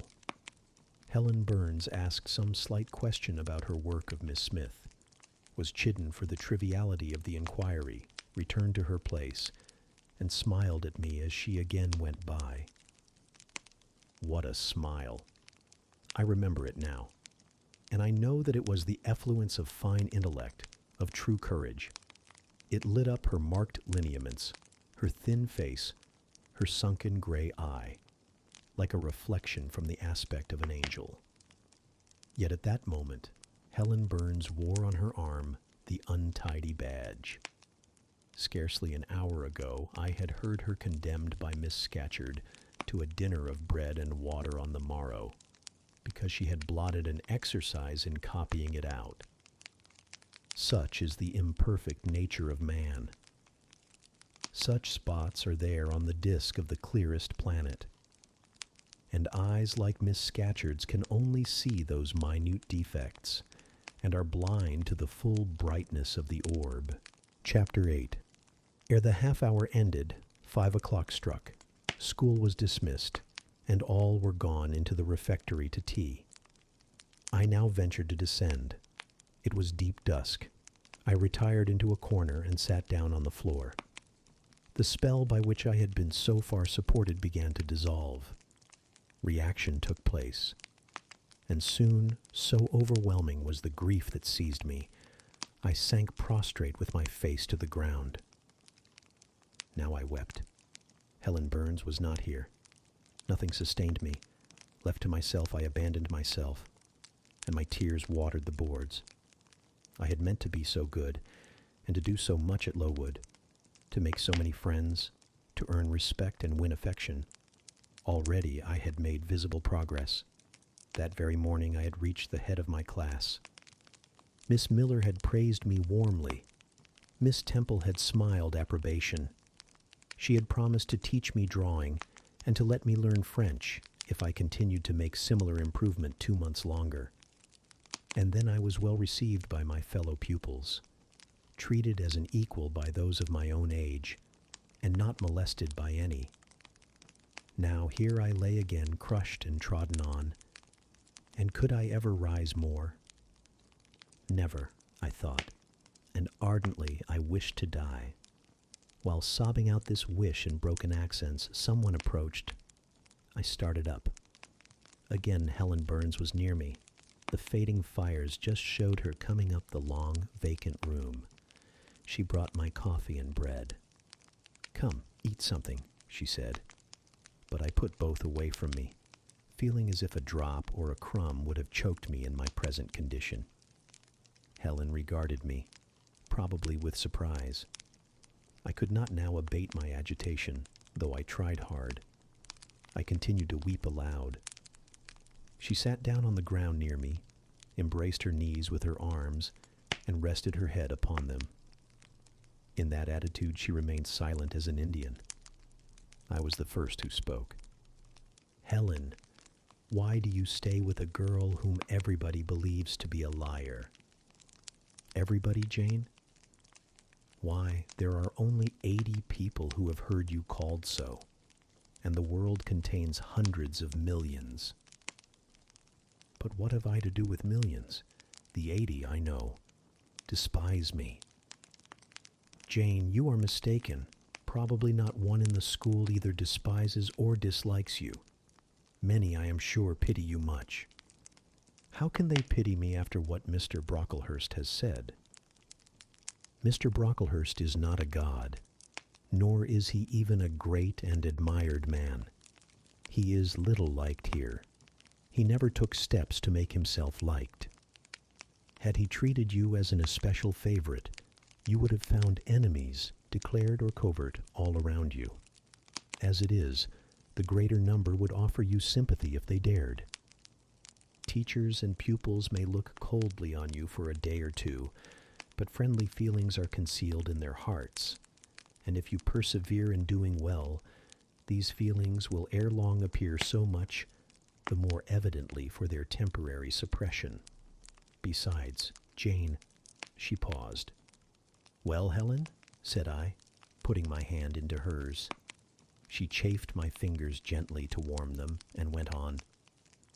"If all the world hated you and believed you wicked, while your own conscience approved you and absolved you from guilt, you would not be without friends." "No, I know I should think well of myself, but that is not enough. If others don't love me, I would rather die than live. I cannot bear to be solitary and hated, Helen. Look here, to gain some real affection from you, or Miss Temple, or any other whom I truly love, I would willingly submit to have the bone of my arm broken, or to let a bull toss me, or to stand behind a kicking horse and let it dash its hoof at my chest." "Hush, Jane. You think too much of the love of human beings. You are too impulsive, too vehement. The sovereign hand that created your frame and put life into it has provided you with other resources than your feeble self, or than creatures feeble as you. Besides this earth, and besides the race of men, there is an invisible world and a kingdom of spirits. That world is round us, for it is everywhere, and those spirits watch us, for they are commissioned to guard us. And if we were dying in pain and shame, if scorn smote us on all sides, and hatred crushed us, angels see our tortures, recognize our innocence. If innocent we be, as I know you are of this charge which Mr. Brocklehurst has weakly and pompously repeated at second hand from Mrs. Reed, for I read a sincere nature in your ardent eyes and on your clear front. And God waits only the separation of spirit from flesh to crown us with a full reward. Why then should we ever sink overwhelmed with distress, when life is so soon over, and death is so certain an entrance to happiness, to glory?" I was silent. Helen had calmed me, but in the tranquility she imparted, there was an alloy of inexpressible sadness. I felt the impression of woe as she spoke, but I could not tell whence it came. And when, having done speaking, she breathed a little fast and coughed a short cough, I momentarily forgot my own sorrows to yield to a vague concern for her. Resting my head on Helen's shoulder, I put my arms round her waist. She drew me to her, and we reposed in silence. We had not sat long thus when another person came in.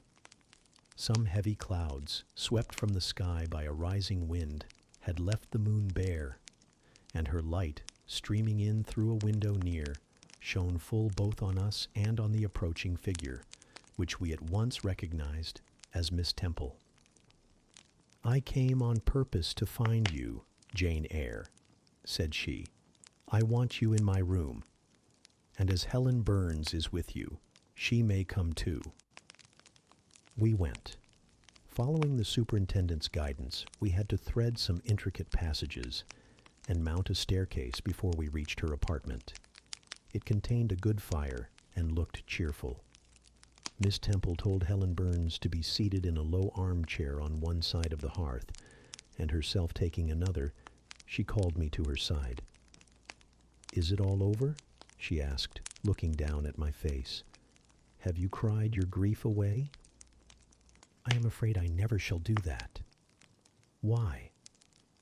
"Because I have been wrongly accused, and you, ma'am, and everybody else will now think me wicked." "We shall think you what you prove yourself to be, my child. Continue to act as a good girl, and you will satisfy us." "Shall I, Miss Temple?" "You will," said she, passing her arm round me. "And now tell me who is the lady whom Mr. Brocklehurst called your benefactress?" "Mrs. Reed, my uncle's wife. My uncle is dead, and he left me to her care." "Did she not, then, adopt you of her own accord?" "No, ma'am. She was sorry to have to do it. But my uncle, as I have often heard the servants say, got her to promise before he died that she would always keep me. Well now, Jane, you know, or at least I will tell you, that when a criminal is accused, he is always allowed to speak in his own defense. You have been charged with falsehood. Defend yourself to me as well as you can. Say whatever your memory suggests is true, but add nothing and exaggerate nothing." I resolved, in the depth of my heart, that I would be most moderate, most correct. And having reflected a few minutes in order to arrange coherently what I had to say, I told her all the story of my sad childhood. Exhausted by emotion, my language was more subdued than it generally was when it developed that sad theme, and mindful of Helen's warnings against the indulgence of resentment, I infused into the narrative far less of gall and wormwood than ordinary. Thus restrained and simplified, it sounded more credible. I felt as I went on that Miss Temple fully believed me. In the course of the tale, I had mentioned Mr. Lloyd as having come to see me after the fit, for I never forgot the, to me, frightful episode of the Red Room, in detailing which my excitement was sure, in some degree, to break bounds. For nothing could soften in my recollection the spasm of agony which clutched my heart when Mrs. Reed spurned my wild supplication for pardon and locked me a second time in the dark and haunted chamber. I had finished. Miss Temple regarded me a few minutes in silence. She then said, "I know something of Mr. Lloyd. I shall write to him. If his reply agrees with your statement, you shall be publicly cleared from every imputation. To me, Jane, you are clear now." She kissed me, and still keeping me at her side, where I was well contented to stand, for I derived a child's pleasure from the contemplation of her face, her dress, her one or two ornaments, her white forehead, her clustered and shining curls, and beaming dark eyes. she proceeded to address Helen Burns. "How are you tonight, Helen? Have you coughed much today?" "Not quite so much, I think, ma'am." "And the pain in your chest?" "It is a little better." Miss Temple got up, took her hand, and examined her pulse. Then she returned to her own seat. As she resumed it, I heard her sigh low. She was pensive a few minutes. Then, rousing herself, she said cheerfully, "But you two are my visitors tonight. I must treat you as such." She rang her bell. "Barbara," she said to the servant who answered it, "I have not yet had tea. Bring the tray and place cups for these two young ladies." And a tray was soon brought. How pretty to my eyes did the china cups and bright teapot look, placed on the little round table near the fire. How fragrant was the steam of the beverage and the scent of the toast, of which, however, I, to my dismay, for I was beginning to be hungry, discerned only a very small portion. Miss Temple discerned it too. "Barbara," said she, "can you not bring a little more bread and butter? There is not enough for 3. Barbara went out. She returned soon. "Madam, Mrs. Harden says she has sent up the usual quantity." Mrs. Harden, be it observed, was the housekeeper, a woman after Mr. Brocklehurst's own heart, made up of equal parts of whalebone and iron. "Oh, very well," returned Miss Temple. "We must make it do, Barbara, I suppose." And as the girl withdrew, she added, smiling, "Fortunately, I have it in my power to supply deficiencies for this once." Having invited Helen and me to approach the table, and placed before each of us a cup of tea with one delicious but thin morsel of toast, she got up, unlocked a drawer, and taking from it a parcel wrapped in paper, disclosed presently to our eyes a good-sized seed cake. "I meant to give each of you some of this to take with you," said she, "but as there is so little toast, you must have it now." And she proceeded to cut slices with a generous hand. We feasted that evening as on nectar and ambrosia, and not the least delight of the entertainment was the smile of gratification with which our hostess regarded us, as we satisfied our famished appetites on the delicate fare she liberally supplied. Tea over and the tray removed, she again summoned us to the fire. We sat one on each side of her, and now a conversation followed between her and Helen, which it was indeed a privilege to be admitted to hear. Miss Temple had always something of serenity in her air, of state in her mien, of refined propriety in her language, which precluded deviation into the ardent, the excited, the eager, something which chastened the pleasure of those who looked on her and listened to her by a controlling sense of awe. And such was my feeling now. But as to Helen Burns, I was struck with wonder. The refreshing meal, the brilliant fire, the presence and kindness of her beloved instructress, or perhaps more than all these, something in her own unique mind, had roused her powers within her. They woke, they kindled. First, they glowed in the bright tint of her cheek, which till this hour I had never seen but pale and bloodless. Then they shone in the liquid luster of her eyes, which had suddenly acquired a beauty more singular than that of Miss Temple's, a beauty neither of fine color, nor long eyelash, nor penciled brow, but of meaning, of movement, of radiance. Then her soul sat on her lips, and language flowed. From what source I cannot tell. Has a girl of 14 a heart large enough, vigorous enough, to hold the swelling spring of pure, full, fervid eloquence? Such was the characteristic of Helen's discourse on that, to me, memorable evening. Her spirit seemed hastening to live within a very brief span as much as many live during a protracted existence. They conversed of things I had never heard of nations and times past, of countries far away, of secrets of nature discovered or guessed at. They spoke of books, how many they had read, what stores of knowledge they possessed. Then they seemed so familiar with French names and French authors. But my amazement reached its climax when Miss Temple asked Helen if she sometimes snatched a moment to recall the Latin her father had taught her, and taking a book from a shelf, bade her read and construe a page of Virgil, and Helen obeyed, my organ of veneration expanding at every sounding line. She had scarcely finished ere the bell announced bedtime. No delay could be admitted. Miss Temple embraced us both, saying, as she drew us to her heart, "God bless you, my children." Helen she held a little longer than me.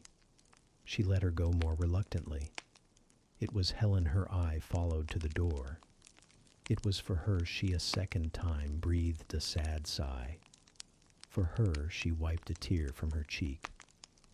On reaching the bedroom, we heard the voice of Miss Scatcherd. She was examining drawers. She had just pulled out Helen Burns's, and when we entered, Helen was greeted with a sharp reprimand and told that tomorrow she should have half a dozen of untidily folded articles pinned to her shoulder. "My things were indeed in shameful disorder," murmured Helen to me in a low voice. "I intended to have arranged them, but I forgot." Next morning, Miss Scatcherd wrote in conspicuous characters on a piece of pasteboard the word slattern, and bound it like a phylactery round Helen's large, mild, intelligent, and benign-looking forehead. She wore it till evening, patient, unresentful, regarding it as a deserved punishment. The moment Miss Scatcherd withdrew after afternoon school, I ran to Helen, tore it off, and thrust it into the fire. The fury of which she was incapable had been burning in my soul all day, and tears, hot and large, had continually been scalding my cheek. For the spectacle of her sad resignation gave me an intolerable pain at the heart. About a week subsequently to the incidents above narrated, Miss Temple, who had written to Mr. Lloyd, received his answer. It appeared that what he said went to corroborate my account. Miss Temple, having assembled the whole school, announced that inquiry had been made into the charges alleged against Jane Eyre, and that she was most happy to be able to pronounce her completely cleared from every imputation. The teachers then shook hands with me and kissed me, and a murmur of pleasure ran through the ranks of my companions. Thus relieved of a grievous load, I from that hour set to work afresh, resolved to pioneer my way through every difficulty. I toiled hard, and my success was proportionate to my efforts. My memory, not naturally tenacious, improved with practice. Exercise sharpened my wits. In a few weeks I was promoted to a higher class. In less than 2 months I was allowed to commence French and drawing.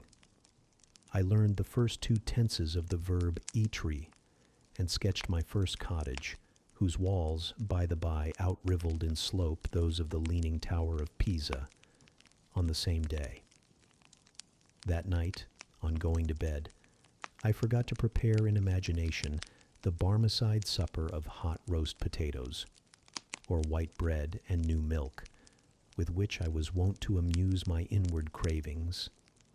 I feasted instead on the spectacle of ideal drawings, which I saw in the dark, all the work of my own hands, freely penciled houses and trees, picturesque rocks and ruins, cup-like groups of cattle, sweet paintings of butterflies hovering over unblown roses, of birds picking at ripe cherries, of wrens' nests enclosing pearl-like eggs, wreathed about with young ivy sprays. I examined, too, in thought, the possibility of my ever being able to translate currently a certain little French story which Madame Pierrot had that day shown me. Nor was that problem solved to my satisfaction ere I fell sweetly asleep. Well has Solomon said, "Better is a dinner of herbs where love is, than a stalled ox and hatred therewith." I would not now have exchanged Lowood with all its privations for Gateshead and its daily luxuries. Chapter 9. But the privations, or rather the hardships of Lowood lessened. Spring drew on. She was indeed already come. The frosts of winter had ceased. Its snows were melted. Its cutting winds ameliorated. My wretched feet, flayed and swollen to lameness by the sharp air of January, began to heal and subside under the gentler breathings of April. The nights and mornings, no longer by their Canadian temperature, froze the very blood in our veins. We could now endure the play hour passed in the garden. Sometimes on a sunny day it began even to be pleasant and genial, and a greenness grew over those brown beds which, freshening daily, suggested the thought that hope traversed them at night, and left each morning brighter traces of her steps. Flowers peeped out amongst the leaves, snowdrops, crocuses, purple auriculas, and golden-eyed pansies. On Thursday afternoons, half-holidays, we now took walks and found still sweeter flowers opening by the wayside, under the hedges. I discovered, too, that a great pleasure, an enjoyment which the horizon only bounded, lay all outside the high and spike-guarded walls of our garden. This pleasure consisted in prospect of noble summits girdling a great hill hollow, rich in verdure and shadow, in a bright beck, full of dark stones and sparkling eddies.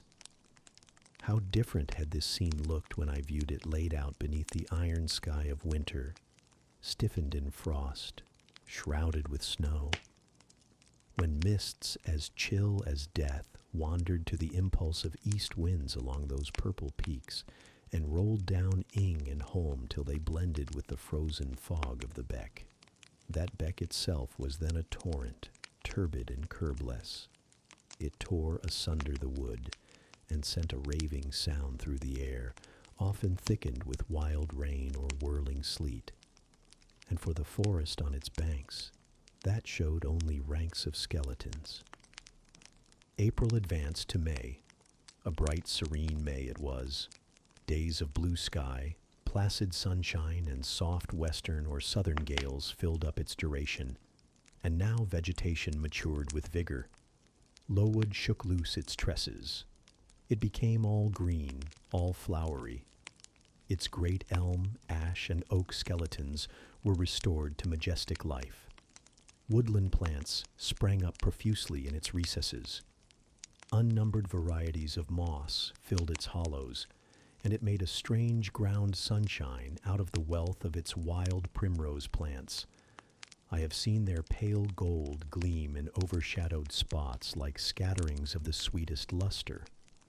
All this I enjoyed often and fully, free, unwatched, and almost alone.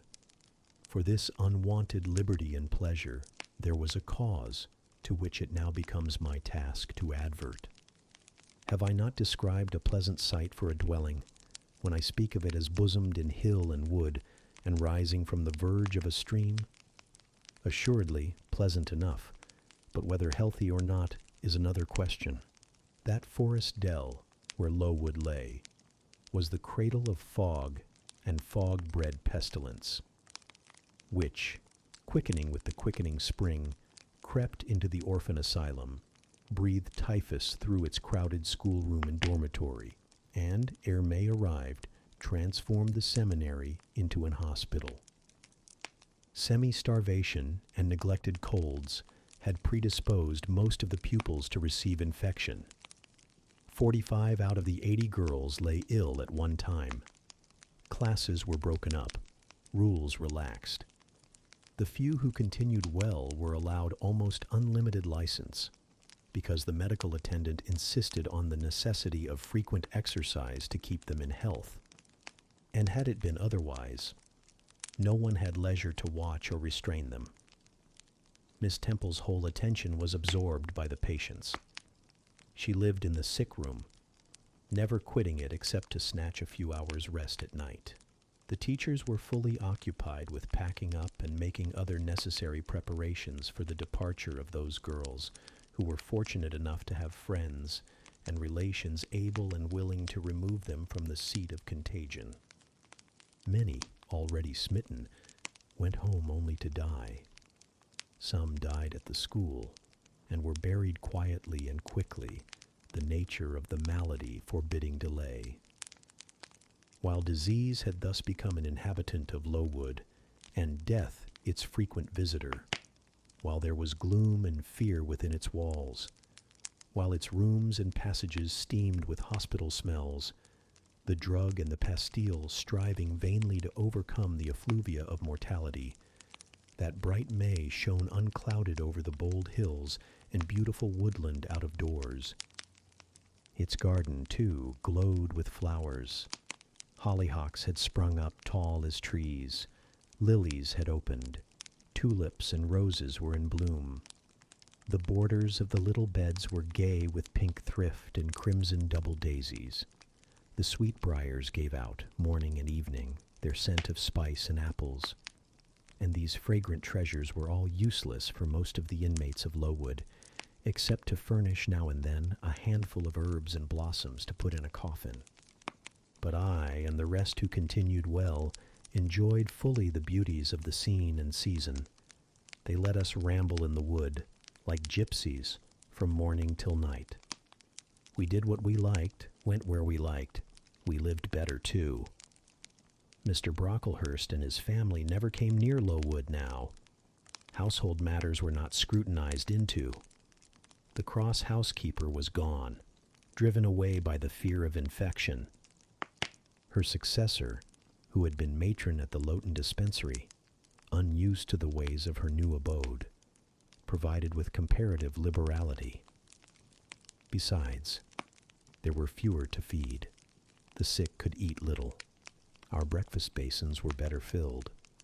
When there was no time to prepare a regular dinner, which often happened, she would give us a large piece of cold pie or a thick slice of bread and cheese. And this we carried away with us to the wood, where we each chose the spot we liked best and dined sumptuously. My favorite seat was a smooth and broad stone, rising white and dry from the very middle of the beck, and only to be got at by wading through the water. A feat I accomplished barefoot. The stone was just broad enough to accommodate, comfortably, another girl and me, at that time my chosen comrade, one Mary Ann Wilson, a shrewd, observant personage whose society I took pleasure in, partly because she was witty and original, and partly because she had a manner which set me at my ease. Some years older than I, she knew more of the world, and could tell me many things I liked to hear. With her, my curiosity found gratification. To my faults also, she gave ample indulgence, never imposing curb or rein on anything I said. She had a turn for narrative, I for analysis. She liked to inform, I to question. So we got on swimmingly together, deriving much entertainment, if not much improvement, from our mutual intercourse. And where, meantime, was Helen Burns? Why did I not spend these sweet days of liberty with her? Had I forgotten her? Or was I so worthless as to have grown tired of her pair society? Surely the Mary Arm Wilson I have mentioned was inferior to my first acquaintance. She could only tell me amusing stories and reciprocate any racy and pungent gossip I chose to indulge in, while, if I have spoken truth of Helen, she was qualified to give those who enjoyed the privilege of her converse a taste of far higher things. True, reader, and I knew and felt this. And though I am a defective being, with many faults and few redeeming points, yet I never tired of Helen Burns, nor ever ceased to cherish for her a sentiment of attachment, as strong, tender, and respectful as any that ever animated my heart. How could it be otherwise, when Helen, at all times and under all circumstances, evinced for me a quiet and faithful friendship, which ill humor never soured, nor irritation never troubled. But Helen was ill at present. For some weeks she had been removed from my sight to I knew not what room upstairs. She was not, I was told, in the hospital portion of the house with the fever patients, for her complaint was consumption, not typhus, and by consumption I, in my ignorance, understood something mild, which time and care would be sure to alleviate. I was confirmed in this idea by the fact of her once or twice coming downstairs on very warm, sunny afternoons, and being taken by Miss Temple into the garden. But on these occasions, I was not allowed to go and speak to her. I only saw her from the schoolroom window, and then not distinctly, for she was much wrapped up and sat at a distance under the veranda. One evening, in the beginning of June, I had stayed out very late with Mary Ann in the wood. We had, as usual, separated ourselves from the others, and had wandered far, so far that we lost our way, and had to ask it at a lonely cottage where a man and woman lived, who looked after a herd of half-wild swine that fed on the mast in the wood. When we got back, it was after moonrise. A pony, which we knew to be the surgeon's, was standing at the garden door. Mary Ann remarked that she supposed someone must be very ill, as Mr. Bates had been sent for at that time of the evening. She went into the house. I stayed behind a few minutes to plant in my garden a handful of roots I had dug up in the forest, and which I feared would wither if I left them till the morning. This done, I lingered yet a little longer. The flowers smelt so sweet as the dew fell. It was such a pleasant evening, so serene, so warm. The still glowing west promised so fairly another fine day on the morrow. The moon rose with such majesty in the grave east. I was noting these things and enjoying them as a child might, when it entered my mind as it had never done before. How sad to be lying now on a sick bed and to be in danger of dying. This world is pleasant. It would be dreary to be called from it, and to have to go who knows where. And then, my mind made its first earnest effort to comprehend what had been infused into it concerning heaven and hell, and for the first time it recoiled, baffled, and for the first time glancing behind on each side and before it, it saw all round an unfathomed gulf. It felt the one point where it stood, the present. All the rest was formless cloud and vacant depth, and it shuddered at the thought of tottering and plunging amid that chaos. While pondering this new idea, I heard the front door open. Mr. Bates came out, and with him was a nurse. After she had seen him mount his horse and depart, she was about to close the door, but I ran up to her. "How is Helen Burns?" "Very poorly," was the answer. "Is it her Mr. Bates has been to see?" "Yes." "And what does he say about her?" "He says she'll not be here long." This phrase, uttered in my hearing yesterday, would have only conveyed the notion that she was about to be removed to Northumberland, to her own home. I should not have suspected that it meant she was dying, but I knew instantly now. It opened clear on my comprehension that Helen Burns was numbering her last days in this world, and that she was going to be taken to the region of spirits, if such region there were. I experienced a shock of horror, then a strong thrill of grief, then a desire, a necessity to see her, and I asked in what room she lay. "She is in Miss Temple's room," said the nurse. "May I go up and speak to her?" "Oh no, child, it is not likely. And now it is time for you to come in. You'll catch the fever if you stop out when the dew is falling." The nurse closed the front door. I went in by the side entrance which led to the schoolroom. I was just in time. It was 9 o'clock, and Miss Miller was calling the pupils to go to bed.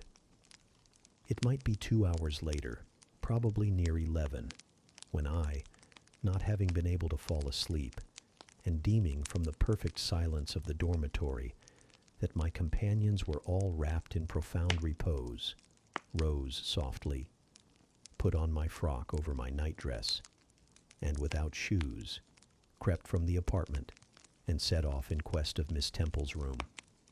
It was quite at the other end of the house, but I knew my way, and the light of the unclouded summer moon, entering here and there at passage windows, enabled me to find it without difficulty. An odor of camphor and burnt vinegar warned me when I came near the fever room, and I passed its door quickly, fearful lest the nurse who sat up all night should hear me. I dreaded being discovered and sent back, for I must see Helen. I must embrace her before she died. I must give her one last kiss, exchange with her one last word. Having descended a staircase, traversed a portion of the house below, and succeeded in opening and shutting, without noise, 2 doors, I reached another flight of steps. These I mounted, and then just opposite to me was Miss Temple's room. A light shone through the keyhole, and from under the door, a profound stillness pervaded the vicinity. Coming near, I found the door slightly ajar, probably to admit some fresh air into the close abode of sickness. Indisposed to hesitate and full of impatient impulses, soul and senses quivering with keen throes, I put it back and looked in. My eyes sought Helen, and feared to find death. Close by Miss Temple's bed, and half covered with its white curtains, there stood a little crib. I saw the outline of a form under the clothes, but the face was hid by the hangings. The nurse I had spoken to in the garden sat in an easy chair asleep.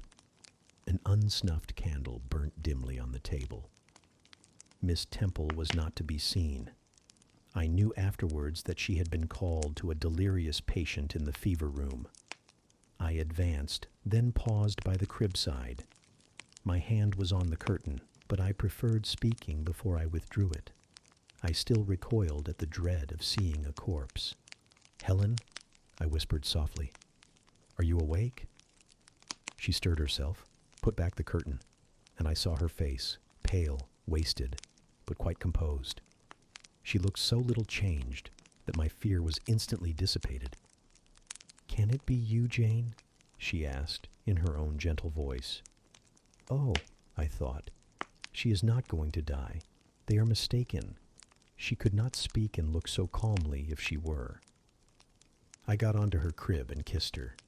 Her forehead was cold, and her cheek both cold and thin, and so were her hand and wrist, but she smiled as of old.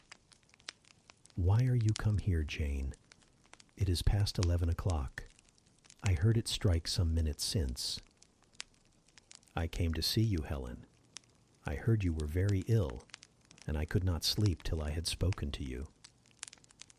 "You came to bid me goodbye, then. You are just in time, probably. Are you going somewhere, Helen? Are you going home?" "Yes, to my long home, my last home." No, Helen." I stopped, distressed. While I tried to devour my tears, a fit of coughing seized Helen. It did not, however, wake the nurse. When it was over, she lay some minutes exhausted. Then she whispered, "Jane, your little feet are bare. Lie down and cover yourself with my quilt." I did so. She put her arm over me, and I nestled close to her. After a long silence, she resumed, still whispering, "I am very happy, Jane, and when you hear that I am dead, you must be sure and not grieve. There is nothing to grieve about. We all must die one day, and the illness which is removing me is not painful. It is gentle and gradual. My mind is at rest. I leave no one to regret me much. I have only a father, and he is lately married and will not miss me. By dying young, I shall escape great sufferings. I had not qualities or talents to make my way very well in the world. I should have been continually at fault. But where are you going to, Helen? Can you see? Do you know? I believe. I have faith. I am going to God. Where is God? What is God? My Maker and yours, who will never destroy what He created. I rely implicitly on His power and confide wholly in His goodness. I count the hours till that eventful one arrives which shall restore me to Him. Reveal Him to me. You are sure then, Helen, that there is such a place as heaven, and that our souls can get to it when we die? I am sure there is a future state. I believe God is good. I can resign my immortal part to Him without any misgiving. God is my Father. God is my friend. I love Him. I believe He loves me. And shall I see you again, Helen, when I die? You will come to the same region of happiness, be received by the same mighty, universal parent, no doubt, dear Jane. Again I questioned, but this time only in thought. Where is that region? Does it exist? And I clasped my arms closer round Helen. She seemed dearer to me than ever. I felt as if I could not let her go. I lay with my face hidden on her neck. Presently she said, in the sweetest tone, "How comfortable I am. That last fit of coughing has tired me a little. I feel as if I could sleep. But don't leave me, Jane. I like to have you near me. I'll stay with you, dear Helen. No one shall take me away. Are you warm, darling?" "Yes." "Good night, Jane." "Good night, Helen." She kissed me and I her, and we both soon slumbered. When I awoke it was day. An unusual movement roused me. I looked up. I was in somebody's arms. The nurse held me. She was carrying me through the passage back to the dormitory. I was not reprimanded for leaving my bed. People had something else to think about. No explanation was afforded then to my many questions. But a day or two afterwards, I learned that Miss Temple, on returning to her own room at dawn, had found me laid in the little crib, my face against Helen Burns's shoulder, my arms round her neck. I was asleep, and Helen was dead. Her grave is in Brocklebridge churchyard. For 15 years after her death, it was only covered by a grassy mound. But now a gray marble tablet marks the spot inscribed with her name and the word Resurgam. Chapter 10. Hitherto I have recorded in detail the events of my insignificant existence. To the first 10 years of my life I have given almost as many chapters. But this is not to be a regular autobiography. I am only bound to invoke memory where I know her responses will possess some degree of interest. Therefore, I now pass a space of 8 years almost in silence. A few lines only are necessary to keep up the links of connection. When the typhus fever had fulfilled its mission of devastation at Lowood, it gradually disappeared from thence, but not till its virulence and the number of its victims had drawn public attention on the school. Inquiry was made into the origin of the scourge, and by degrees various facts came out which excited public indignation in a high degree. The unhealthy nature of the site, the quantity and quality of the children's food, the brackish, fetid water used in its preparation, the pupils' wretched clothing and accommodations. All these things were discovered, and the discovery produced a result mortifying to Mr. Brocklehurst, but beneficial to the institution. Several wealthy and benevolent individuals in the county subscribed largely for the erection of a more convenient building in a better situation. New regulations were made, improvements in diet and clothing introduced. the funds of the school were entrusted to the management of a committee. Mr. Brocklehurst, who, from his wealth and family connections, could not be overlooked, still retained the post of treasurer, but he was aided in the discharge of his duties by gentlemen of rather more enlarged and sympathizing minds. His office of inspector, too, was shared by those who knew how to combine reason with strictness, comfort with economy, compassion with uprightness. The school, thus improved, became in time a truly useful and noble institution. I remained an inmate of its walls, after its regeneration, for 8 years, 6 as pupil and 2 as teacher, and in both capacities I bear my testimony to its value and importance. During these 8 years my life was uniform, but not unhappy, because it was not inactive. I had the means of an excellent education placed within my reach, a fondness for some of my studies, and a desire to excel in all, together with a great delight in pleasing my teachers, especially such as I loved, urged me on. I availed myself fully of the advantages offered me. In time, I rose to be the first girl of the first class. Then, I was invested with the office of teacher, which I discharged with zeal for 2 years. But at the end of that time, I altered. Miss Temple, through all changes, had thus far continued superintendent of the seminary. To her instruction, I owed the best part of my acquirements. Her friendship and society had been my continual solace. She had stood me in the stead of mother, governess, and latterly, companion. At this period she married, removed with her husband, a clergyman, an excellent man, almost worthy of such a wife, to a distant county, and consequently was lost to me. From the day she left I was no longer the same. With her was gone every settled feeling, every association that had made Lowood in some degree a home to me. I had imbibed from her something of her nature and much of her habits, more harmonious thoughts. What seemed better regulated feelings had become the inmates of my mind. I had given in allegiance to duty and order. I was quiet. I believed I was content.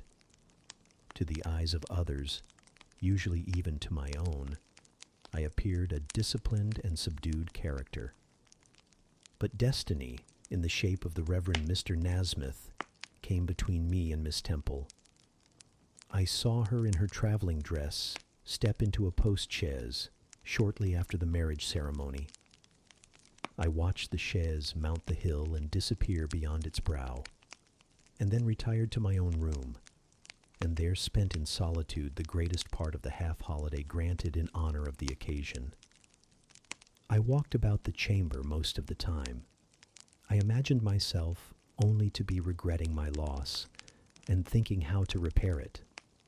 But when my reflections were concluded, and I looked up and found that the afternoon was gone and evening far advanced, another discovery dawned on me, namely, that in the interval I had undergone a transforming process, that my mind had put off all it had borrowed of Miss Temple, or rather that she had taken with her the serene atmosphere I had been breathing in her vicinity, and that now I was left in my natural element, and beginning to feel the stirring of old emotions. It did not seem as if a prop were withdrawn, but rather as if a motive were gone. It was not the power to be tranquil which had failed me, but the reason for tranquility was no more. My world had for some years been in Lowood. My experience had been of its rules and systems. Now I remembered that the real world was wide, and that a varied field of hopes and fears, of sensations and excitements, awaited those who had courage to go forth into its expanse, to seek real knowledge of life amidst its perils. I went to my window, opened it, and looked out. There were the 2 wings of the building. There was the garden. There were the skirts of Lowood. There was the hilly horizon.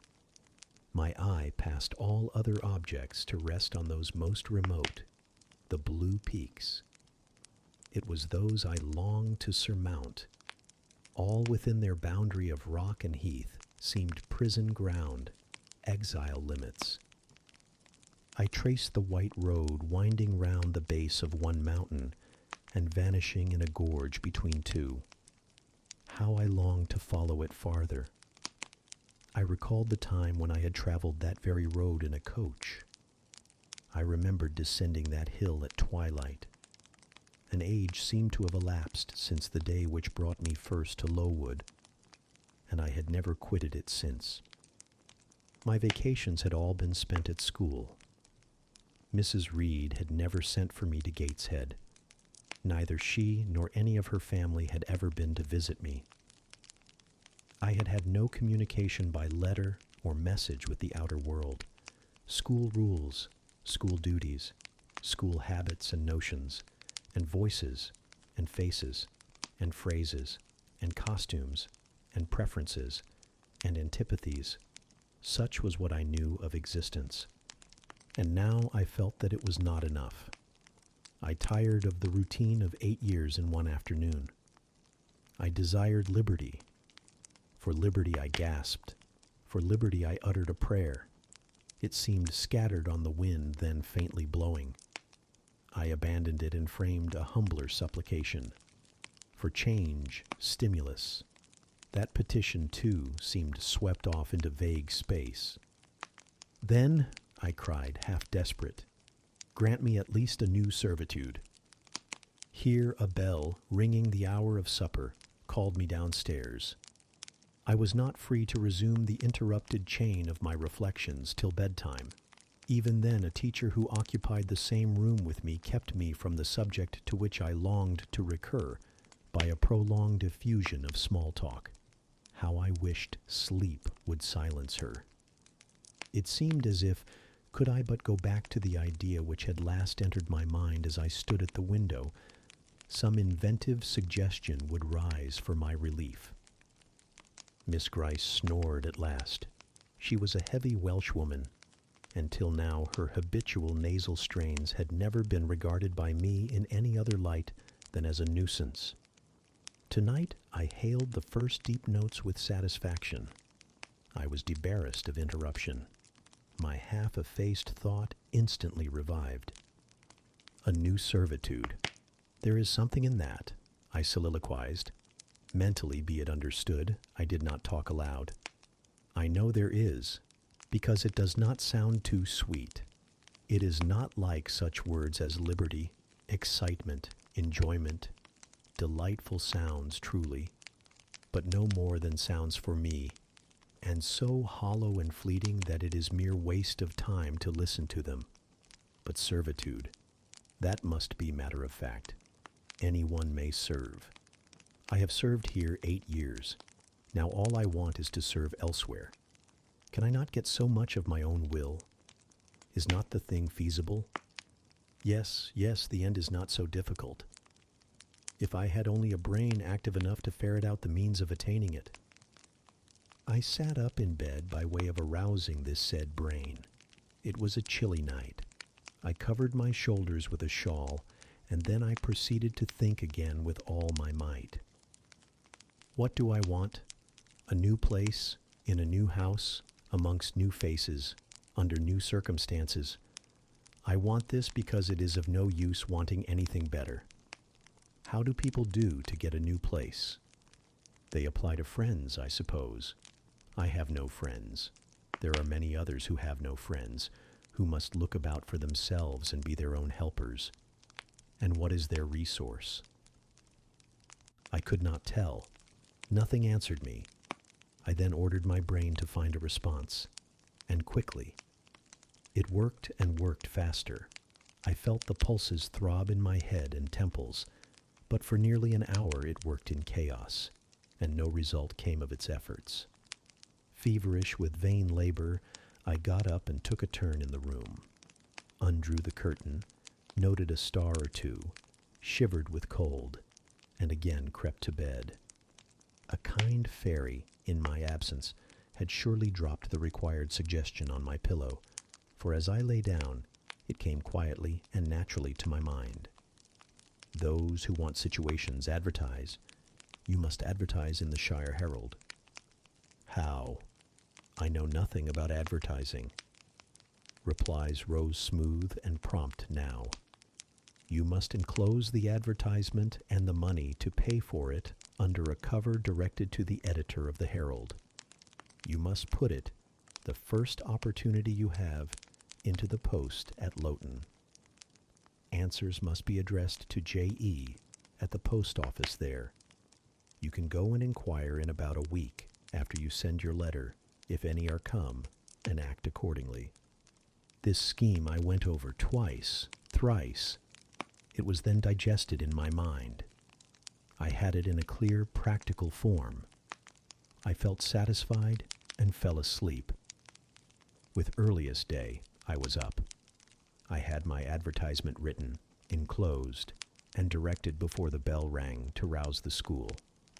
It ran thus: a young lady accustomed to tuition, had I not been a teacher 2 years, is desirous of meeting with a situation in a private family where the children are under 14.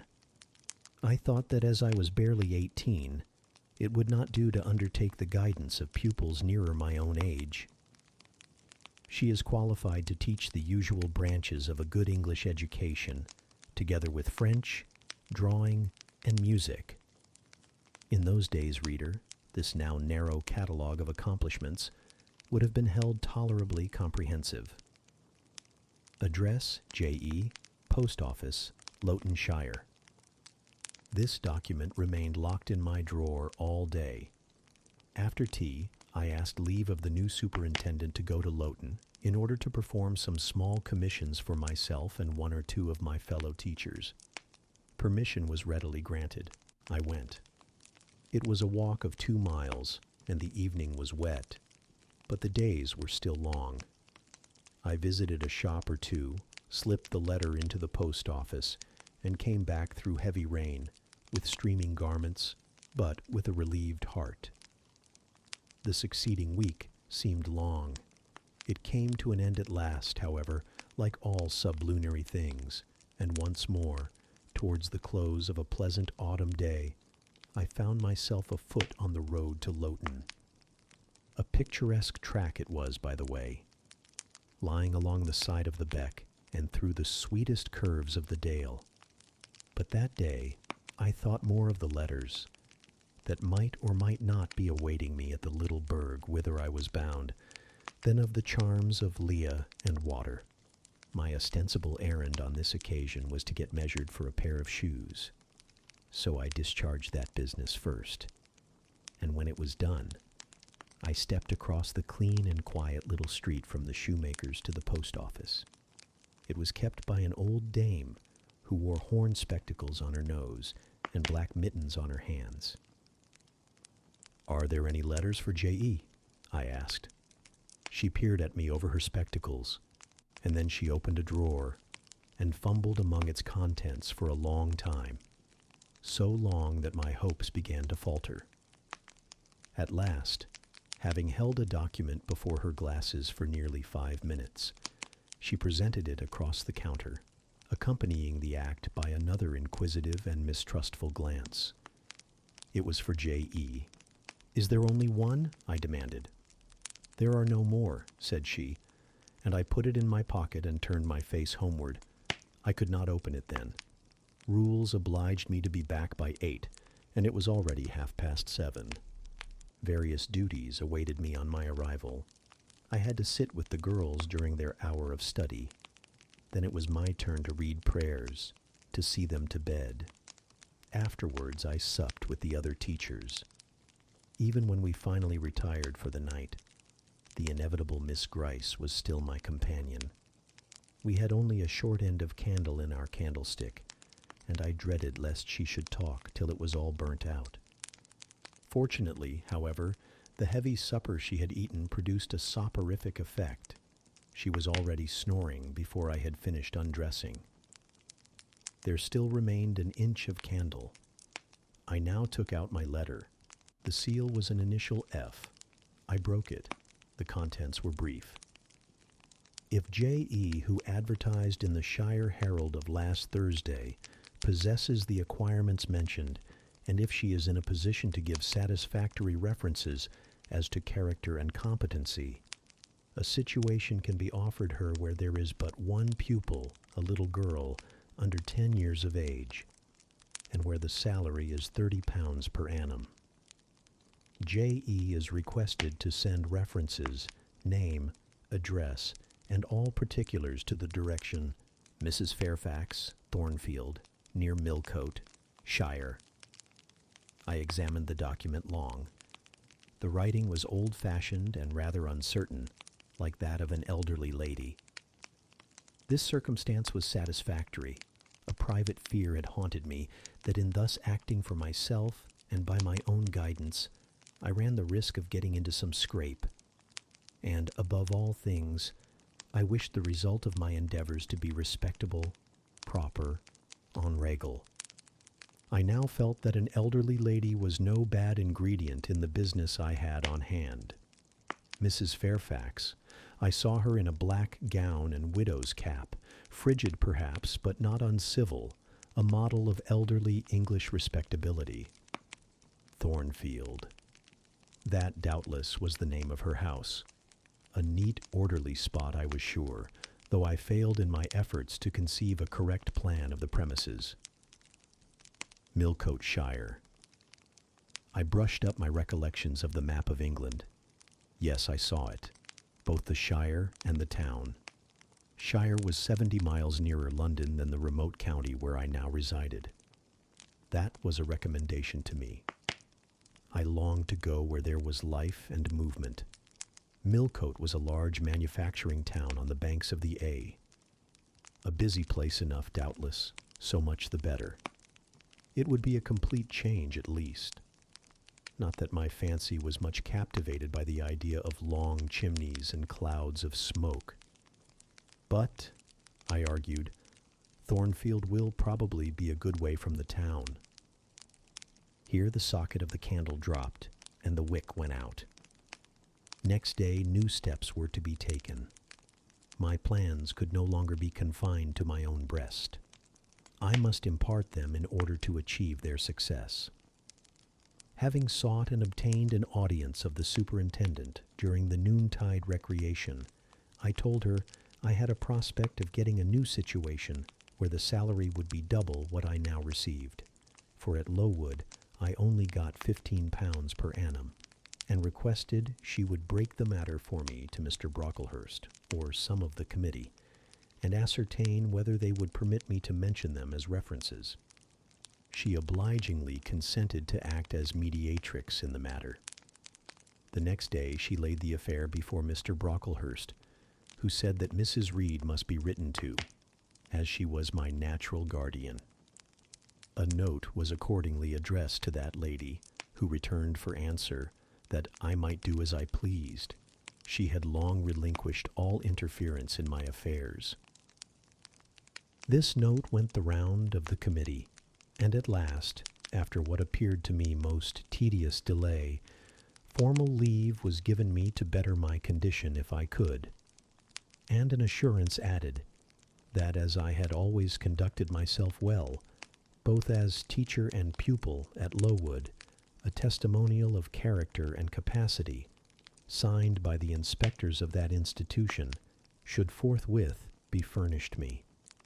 This testimonial I accordingly received in about a month, forwarded a copy of it to Mrs. Fairfax, and got that lady's reply, stating that she was satisfied, and fixing that day fortnight as the period for my assuming the post of governess in her house. I now busied myself in preparations. The fortnight passed rapidly. I had not a very large wardrobe, though it was adequate to my wants, and the last day sufficed to pack my trunk, the same I had brought with me 8 years ago from Gateshead. The box was corded, the card nailed on. In half an hour, the carrier was to call for it to take it to Loughton. whether I myself was to repair at an early hour the next morning to meet the coach. I had brushed my black stuff traveling dress, prepared my bonnet, gloves, and muff, sought in all my drawers to see that no article was left behind, and now, having nothing more to do, I sat down and tried to rest. I could not. Though I had been on foot all day, I could not now repose an instant. I was too much excited. A phase of my life was closing tonight, a new one opening tomorrow. Impossible to slumber in the interval. I must watch feverishly while the change was being accomplished. "Miss," said a servant who met me in the lobby, where I was wandering like a troubled spirit, "a person below wishes to see you." The carrier, no doubt, I thought, and ran downstairs without inquiry. I was passing the back parlor or teacher's sitting room, the door of which was half open to go to the kitchen, when someone ran out. "It's her, I am sure. I could have told her anywhere," cried the individual who stopped my progress and took my hand. I looked. I saw a woman attired like a well-dressed servant, matronly, yet still young, very good-looking, with black hair and eyes, and lively complexion. "Well, who is it?" she asked, in a voice and with a smile I half recognized. "You've not quite forgotten me, I think, Miss Jane." In another second I was embracing and kissing her rapturously. "Bessie, Bessie, Bessie." That was all I said, whereat she half laughed, half cried, and we both went into the parlor. By the fire stood a little fellow of 3 years old, in plaid frock and trousers. "That is my little boy," said Bessie directly. "Then you are married, Bessie?" "Yes, nearly 5 years since to Robert Levin, the coachman, and I've a little girl besides Bobby there that I've christened Jane." "And you don't live at Gateshead?" "I live at the lodge. The old porter has left." "Well, and how do they all get on? Tell me everything about them, Bessie. But sit down first. And Bobby, come and sit on my knee, will you?" But Bobby preferred sidling over to his mother. "You're not grown so very tall, Miss Jane, nor so very stout," continued Mrs. Levin. "I dare say they've not kept you too well at school. Miss Reed is the head and shoulders taller than you are, and Miss Georgiana would make 2 of you in breadth." "Georgiana is handsome, I suppose, Bessie?" "Very. She went up to London last winter with her mamma, and there everybody admired her, and a young lord fell in love with her. But his relations were against the match. And what do you think? He and Miss Georgiana made it up to run away, but they were found out and stopped. It was Miss Reed that found them out. I believe she was envious, and now she and her sister lead a cat and dog life together. They are always quarreling." "Well, and what of John Reed?" "Oh, he is not doing so well as his mamma could wish. He went to college, and he got plucked, I think they call it. And then his uncles wanted him to be a barrister and study the law. But he is such a dissipated young man, they will never make much of him, I think." "What does he look like?" "He is very tall. Some people call him a fine-looking young man, but he has such thick lips." "And Mrs. Reed?" "Mrs. looks stout and well enough in the face, but I think she's not quite easy in her mind. Mr. John's conduct does not please her. He spends a deal of money." "Did she send you here, Bessie?" "No, indeed. But I have long wanted to see you, and when I heard that there had been a letter from you, and that you were going to another part of the country, I thought I'd just set of and get a look at you before you were quite out of my reach." "I am afraid you are disappointed in me, Bessie." I said this laughing. I perceived that Bessie's glance, though it expressed regard, did in no shape denote admiration. "No, Miss Jane, not exactly. You are genteel enough. You look like a lady, and it is as much as ever I expected of you. You were no beauty as a child." I smiled at Bessie's frank answer. I felt that it was correct, but I confess I was not quite indifferent to its import. At 18, most people wish to please, and the conviction that they have not an exterior likely to second that desire brings anything but gratification. "I dare say you are clever, though," continued Bessie, by way of solace. "What can you do? Can you play on the piano?" "A little." There was one in the room. Bessie went and opened it, and then asked me to sit down and give her a tune. I played a waltz or two, and she was charmed. "The Miss Reeds could not play as well," said she exultingly. "I always said you would surpass them in learning. And can you draw?" "That is one of my paintings over the chimney piece." It was a landscape in watercolors, of which I had made a present to the superintendent, in acknowledgment of her obliging mediation with the committee on my behalf, and which she had framed and glazed. "Well, that is beautiful, Miss Jane. It is as fine a picture as any Miss Reed's drawing master could paint, let alone the young ladies themselves, who could not come near it. And have you learnt French?" "Yes, Bessie, I can both read it and speak it." "And you can work on muslin and canvas?" "I can." "Oh, you are quite a lady, Miss Jane. I knew you would be. You will get on whether your relations notice you or not. There was something I wanted to ask you. Have you ever heard anything from your father's kinsfolk, the Eyres?" "Never in my life." "Well, you know Mrs. always said they were poor and quite despicable, and they may be poor, but I believe they are as much gentry as the Reeds are. For one day, nearly 7 years ago, a Mr. Eyre came to Gateshead and wanted to see you. Mrs. said you were at school 50 miles off. He seemed so much disappointed, for he could not stay. He was going on a voyage to a foreign country, and the ship was to sail from London in a day or two. He looked quite a gentleman, and I believe he was your father's brother." "What foreign country was he going to, Bessie?" "An island thousands of miles off, where they make wine. The butler did tell me." "Madeira?" I suggested. "Yes, that is it. That is the very word." "So he went?" "Yes. He did not stay many minutes in the house. Mrs. was very high with him. She called him afterwards a sneaking tradesman. My Robert believes he was a wine merchant." "Very likely," I returned. "Or perhaps clerk or agent to a wine merchant." Bessie and I conversed about old times an hour longer, and then she was obliged to leave me. I saw her again for a few minutes the next morning at Loughton, while I was waiting for the coach.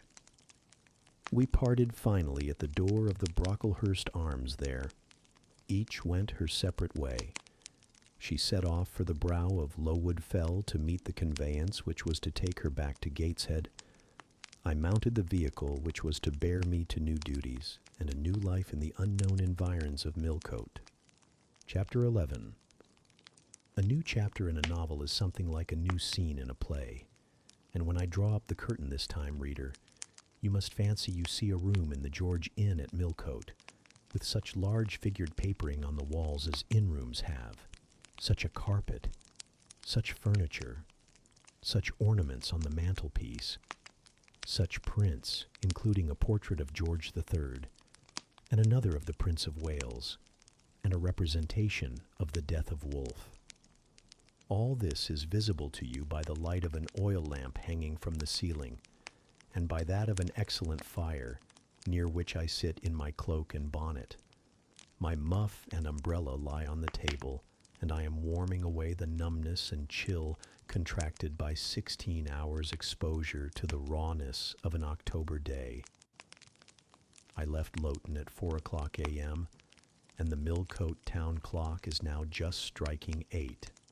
Reader, though I look comfortably accommodated, I am not very tranquil in my mind. I thought when the coach stopped here, there would be someone to meet me. I looked anxiously round as I descended the wooden steps the boots placed for my convenience, expecting to hear my name pronounced and to see some description of carriage waiting to convey me to Thornfield.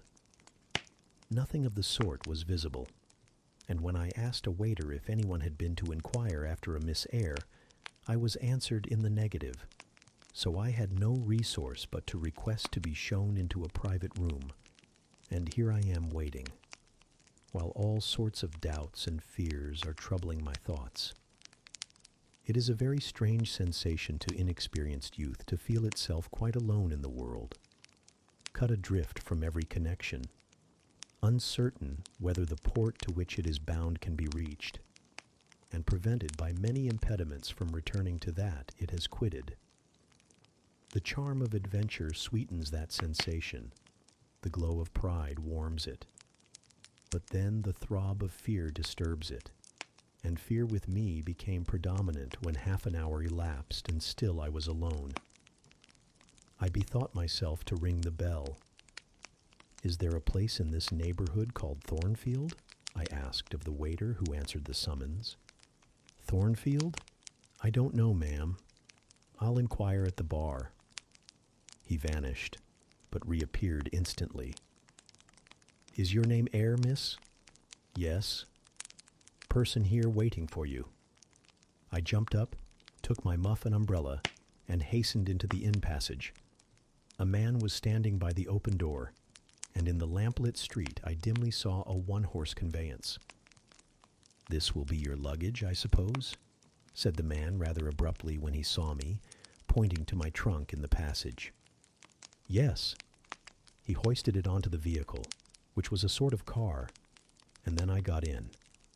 Before he shut me up, I asked him how far it was to Thornfield. "A matter of 6 miles." "How long shall we be before we get there?" "Happen an hour and a half." He fastened the car door, climbed to his own seat outside, and we set off. Our progress was leisurely, and gave me ample time to reflect. I was content to be at length so near the end of my journey. And as I leaned back in the comfortable, though not elegant conveyance, I meditated much at my ease. "I suppose," thought I, "judging from the plainness of the servant and carriage, Mrs. Fairfax is not a very dashing person. So much the better. I never lived amongst fine people but once, and I was very miserable with them. I wonder if she lives alone except this little girl. If so, and if she is in any degree amiable, I shall surely be able to get on with her. I will do my best. It is a pity that doing one's best does not always answer. At Lowood, indeed, I took that resolution, kept it, and succeeded in pleasing. But with Mrs. Reed, I remember my best was always spurned with scorn. I pray God Mrs. Fairfax may not turn out a second Mrs. Reed, but if she does, I am not bound to stay with her. Let the worst come to the worst. I can advertise again. How far are we on our road now, I wonder? I let down the window and looked out. Millcote was behind us. Judging by the number of its lights, it seemed a place of considerable magnitude, much larger than Loughton. We were now, as far as I could see, on a sort of common, but there were houses scattered all over the district. I felt we were in a different region to Lowood, more populous, less picturesque, more stirring, less romantic. The roads were heavy, the night misty. My conductor let his horse walk all the way, and the hour and a half extended, I believe, to 2 hours. At last he turned in his seat and said, "You're knowin' so far for Thornfield now." Again I looked out. We were passing a church. I saw its low, broad tower against the sky, and its bell was tolling a quarter. I saw a narrow galaxy of lights, too, on a hillside, marking a village or hamlet. About 10 minutes after, the driver got down and opened a pair of gates. We passed through, and they clashed to behind us. We now slowly ascended a drive and came upon the long front of a house. Candlelight gleamed from one curtained bow window. All the rest were dark. The car stopped at the front door. It was opened by a maidservant. I alighted and went in. "Will you walk this way, ma'am?" said the girl, and I followed her across a square hall with high doors all round. She ushered me into a room whose double illumination of fire and candle at first dazzled me, contrasting as it did with the darkness to which my eyes had been for 2 hours inured. When I could see, however, a cozy and agreeable picture presented itself to my view. A snug, small room, a round table by a cheerful fire, an armchair high-backed and old-fashioned, wherein sat the neatest imaginable little elderly lady, in widow's cap, black silk gown, and snowy muslin apron. Exactly like what I had fancied Mrs. Fairfax, only less stately and milder looking. She was occupied in knitting. A large cat sat demurely at her feet. Nothing, in short, was wanting to complete the beau ideal of domestic comfort. A more reassuring introduction for a new governess could scarcely be conceived. There was no grandeur to overwhelm, no stateliness to embarrass. And then, as I entered, the old lady got up and promptly and kindly came forward to meet me. "How do you do, my dear? I am afraid you have had a tedious ride.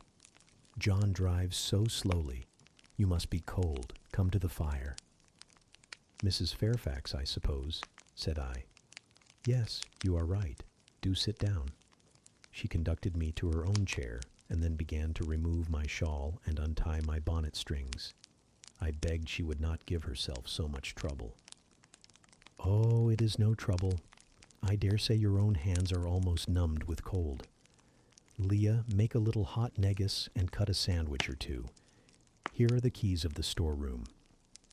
And she produced from her pocket a most housewifely bunch of keys and delivered them to the servant. "Now then, draw nearer to the fire," she continued. "You've brought your luggage with you, haven't you, my dear?" "Yes, ma'am." "I'll see it carried into your room," she said, and bustled out. She treats me like a visitor, thought I. I little expected such a reception. I anticipated only coldness and stiffness. This is not like what I have heard of the treatment of governesses. But I must not exult too soon. She returned, with her own hands cleared her knitting apparatus and a book or two from the table, to make room for the tray which Leah now brought, and then herself handed me the refreshments. I felt rather confused at being the object of more attention than I had ever before received, and that, too, shown by my employer and superior. But as she did not herself seem to consider she was doing anything out of her place, I thought it better to take her civilities quietly. "Shall I have the pleasure of seeing Miss Fairfax tonight?" I asked, when I had partaken of what she offered me. "What did you say, my dear?" "I am a little deaf," returned the good lady, approaching her ear to my mouth. I repeated the question more distinctly. "Miss Fairfax? Oh, you mean Miss Varens. Varens is the name of your future pupil." "Indeed. Then she is not your daughter?" "No, I have no family." I should have followed up my first inquiry by asking in what way Miss Varens was connected with her, but I recollected it was not polite to ask too many questions. Besides, I was sure to hear in time. "I am so glad," she continued, as she sat down opposite to me and took the cat on her knee. "I am so glad you are come. It will be quite pleasant living here now with a companion. To be sure it is pleasant at any time, for Thornfield is a fine old hall, rather neglected of late years perhaps, but still it is a respectable place. Yet you know in winter-time one feels dreary quite alone in the best quarters. I say alone. Leah is a nice girl to be sure, and John and his wife are very decent people. But then you see they are only servants, and one can't converse with them on terms of equality. One must keep them at due distance, for fear of losing one's authority. I'm sure last winter it was a very severe one, if you recollect, and when it did not snow, it rained and blew. Not a creature but the butcher and postman came to the house from November till February, and I really got quite melancholy with sitting night after night alone. I had Leah in to read to me sometimes, but I don't think the poor girl liked the task much.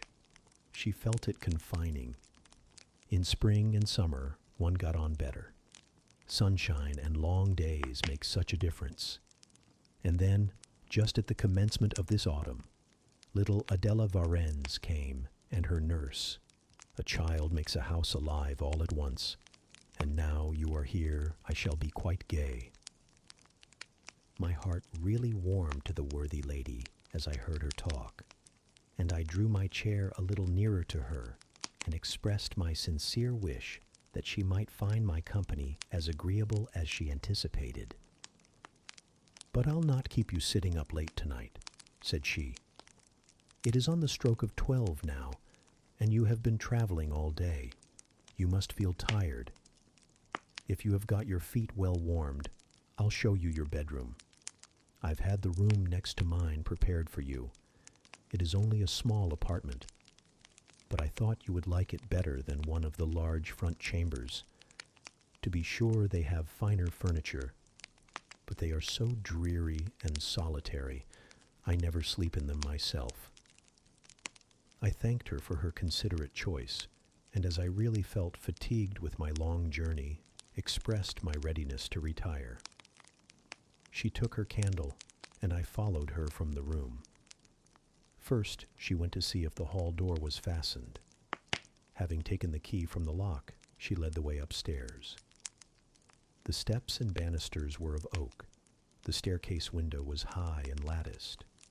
Both it and the long gallery into which the bedroom doors opened looked as if they belonged to a church rather than a house.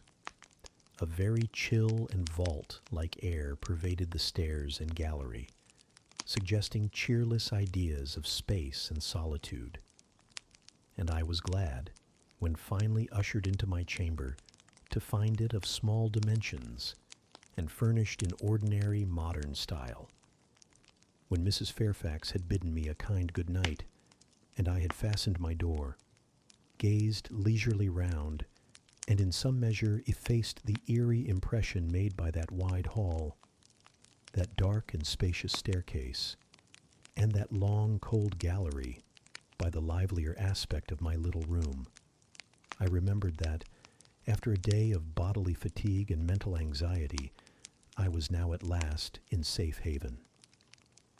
The impulse of gratitude swelled my heart, and I knelt down at the bedside and offered up thanks where thanks were due, not forgetting, ere I rose, to implore aid on my further path and the power of meriting the kindness which seemed so frankly offered me before it was earned. My couch had no thorns in it that night, my solitary room no fears. At once weary and content, I slept soon and soundly. When I awoke, it was broad day. The chamber looked such a bright little place to me, as the sun shone in between the gay blue chintz window curtains, showing papered walls and a carpeted floor, so unlike the bare planks and stained plaster of Lowood, that my spirits rose at the view. Externals have a great effect on the young. I thought that a fairer era of life was beginning for me, one that was to have its flowers and pleasures, as well as its thorns and toils. My faculties, roused by the change of scene, the new field offered to hope, seemed all astir. I cannot precisely define what they expected, but it was something pleasant, not perhaps that day or that month, but at an indefinite future period. I rose. I dressed myself with care, obliged to be plain, for I had no article of attire that was not made with extreme simplicity. I was still by nature solicitous to be neat. It was not my habit to be disregardful of appearance or careless of the impression I made. On the contrary, I ever wished to look as well as I could, and to please as much as my want of beauty would permit. I sometimes regretted that I was not handsomer. I sometimes wished to have rosy cheeks, a straight nose, and small cherry mouth. I desired to be tall, stately, and finely developed in figure. I felt it a misfortune that I was so little, so pale, and had features so irregular and so marked. And why had I these aspirations and these regrets? It would be difficult to say. I could not then distinctly say it to myself. Yet I had a reason, and a logical, natural reason too. However, when I had brushed my hair very smooth, and put on my black frock, which, Quaker-like as it was, at least had the merit of fitting to a nicety, and adjusted my clean white tucker, I thought I should do respectably enough to appear before Mrs. Fairfax, and that my new pupil would not at least recoil from me with antipathy. Having opened my chamber window and seen that I left all things straight and neat on the toilet table, I ventured forth. Traversing the long and matted gallery, I descended the slippery steps of oak. Then I gained the hall. I halted there a minute. I looked at some pictures on the walls. One, I remember, represented a grim man in a cuirass, and one a lady with powdered hair and a pearl necklace, at a bronze lamp pendant from the ceiling, at a great clock whose case was of oak curiously carved, and ebon black with time and rubbing. Everything appeared very stately and imposing to me, but then I was so little accustomed to grandeur. The hall door, which was half of glass, stood open. I stepped over the threshold. It was a fine autumn morning. The early sun shone serenely on embrowned groves and still green fields. Advancing onto the lawn, I looked up and surveyed the front of the mansion. It was 3 stories high, of proportions not vast, though considerable. A gentleman's manor house, not a nobleman's seat. Battlements round the top gave it a picturesque look. Its gray front stood out well from the background of a rookery, whose cawing tenants were now on the wing.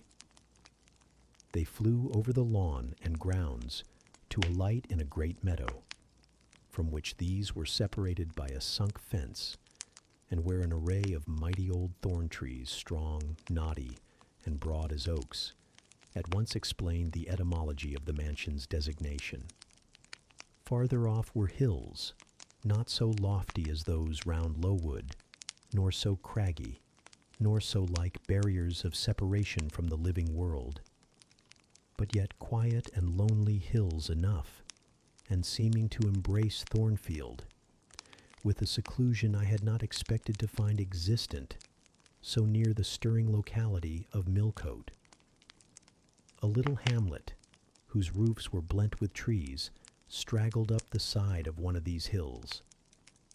The church of the district stood nearer Thornfield. Its old tower top looked over a knoll between the house and gates.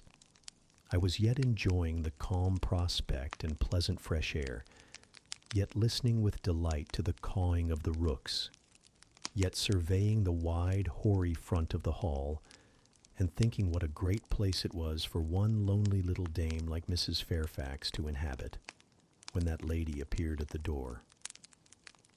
"What, out already?" said she. "I see you are an early riser."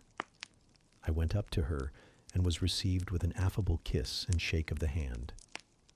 "How do you like Thornfield?" she asked. I told her I liked it very much. "Yes," she said, "it is a pretty place, but I fear it will be getting out of order, unless Mr. Rochester should take it into his head to come and reside here permanently, or at least visit it rather oftener.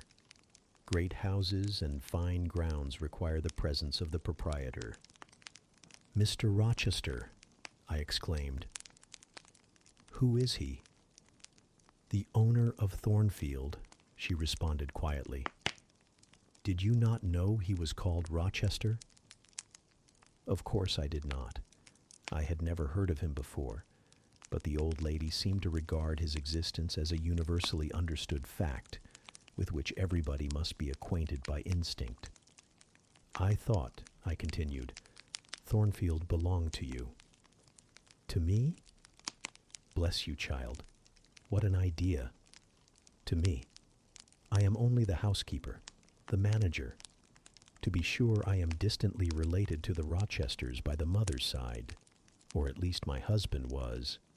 He was a clergyman, incumbent of Hay, that little village yonder on the hill, and that church near the gates was his. The present Mr. Rochester's mother was a Fairfax, and second cousin to my husband. But I never presume on the connection. In fact, it is nothing to me. I consider myself quite in the light of an ordinary housekeeper. My employer is always civil, and I expect nothing more. And the little girl, my pupil. She is Mr. Rochester's ward. He commissioned me to find a governess for her. He intended to have her brought up in Shire, I believe. Here she comes with her bonnet, as she calls her nurse. The enigma then was explained. This affable and kind little widow was no great dame, but a dependent like myself. I did not like her the worse for that. On the contrary, I felt better pleased than ever. The equality between her and me was real, not the mere result of condescension on her part. So much the better. My position was all the freer. As I was meditating on this discovery, a little girl, followed by her attendant, came running up the lawn. I looked at my pupil, who did not at first appear to notice me. She was quite a child, perhaps 7 or 8 years old, slightly built, with a pale, small-featured face, and a redundancy of hair falling in curls to her waist. "Good morning, Miss Adela," said Mrs. Fairfax. "Come and speak to the lady who is to teach you, and to make you a clever woman some day." She approached. "C'est le ma gouvernante," said she, pointing to me and addressing her nurse, who answered, "Mais oui, certainement." "Are they foreigners?" I inquired, amazed at hearing the French language. "The nurse is a foreigner, and Adela was born on the continent, and I believe never left it till within 6 months ago. When she first came here, she could speak no English. Now she can make shift to talk it a little. I don't understand her. She mixes it so with French, but you will make out her meaning very well, I dare say. Fortunately, I had the advantage of being taught French by a French lady, and as I had always made a point of conversing with Madame Pierrot as often as I could, and had besides, during the last 7 years, learnt a portion of French by heart daily. Applying myself to take pains with my accent and imitating as closely as possible the pronunciation of my teacher, I had acquired a certain degree of readiness and correctness in the language, and was not likely to be much at a loss with Mademoiselle Adela. She came and shook hand with me when she heard that I was her governess, and as I led her in to breakfast, I addressed some phrases to her in her own tongue. She replied briefly at first, but after we were seated at the table, and she had examined me some 10 minutes with her large hazel eyes, she suddenly commenced chattering fluently. "Ah," cried she in French, "you speak my language as well as Mr. Rochester does. I can talk to you as I can to him, and so can Sophie. She will be glad. Nobody here understands her. Madame Fairfax is all English. Sophie is my nurse. She came with me over the sea in a great ship with a chimney that smoked how it did smoke, and I was sick, and so was Sophie, and so was Mr. Rochester. Mr. Rochester lay down on a sofa in a pretty room called the salon, and Sophie and I had little beds in another place. I nearly fell out of mine. It was like a shelf. And mademoiselle, what is your name?" "Eyre, Jane Eyre." "Eyre? Bah, I cannot say it. Well, Our ship stopped in the morning before it was quite daylight at a great city, a huge city, with very dark houses and all smoky, not at all like the pretty clean town I came from. And Mr. Rochester carried me in his arms over a plank to the land, and Sophie came after, and we all got into a coach, which took us to a beautiful large house, larger than this and finer, called an hotel. We stayed there nearly a week. I and Sophie used to walk every day in a great green place full of trees, called the park, and there were many children there besides me, and a pond with beautiful birds in it that I fed with crumbs. "Can you understand her when she runs on so fast?" asked Mrs. Fairfax. I understood her very well, for I had been accustomed to the fluent tongue of Madame Pierrot. "I wish," continued the good lady, "you would ask her a question or two about her parents. I wonder if she remembers them." "Adele," I inquired, "with whom did you live when you were in that pretty clean town you spoke of?" "I lived long ago with Mamma, but she has gone to the Holy Virgin. Mamma used to teach me to dance and sing and to say verses. A great many gentlemen and ladies came to see Mamma, and I used to dance before them, or to sit on their knees and sing to them. I liked it. Shall I let you hear me sing now?" She had finished her breakfast, so I permitted her to give a specimen of her accomplishments. Descending from her chair, she came and placed herself on my knee. Then, folding her little hands demurely before her, shaking back her curls and lifting her eyes to the ceiling, she commenced singing a song from some opera. It was the strain of a forsaken lady, who, after bewailing the perfidy of her lover, calls pride to her aid, desires her attendant to deck her in her brightest jewels and richest robes, and resolves to meet the false one that night at a ball, and prove to him, by the gaiety of her demeanor, how little his desertion has affected her. The subject seemed strangely chosen for an infant singer, but I suppose the point of the exhibition lay in hearing the notes of love and jealousy warbled with the lisp of childhood. And in very bad taste, that point was, at least I thought so. Adele sang the canzonette tunefully enough, and with the naivete of her age. This achieved, she jumped from my knee and said, "Now, mademoiselle, I will repeat you some poetry."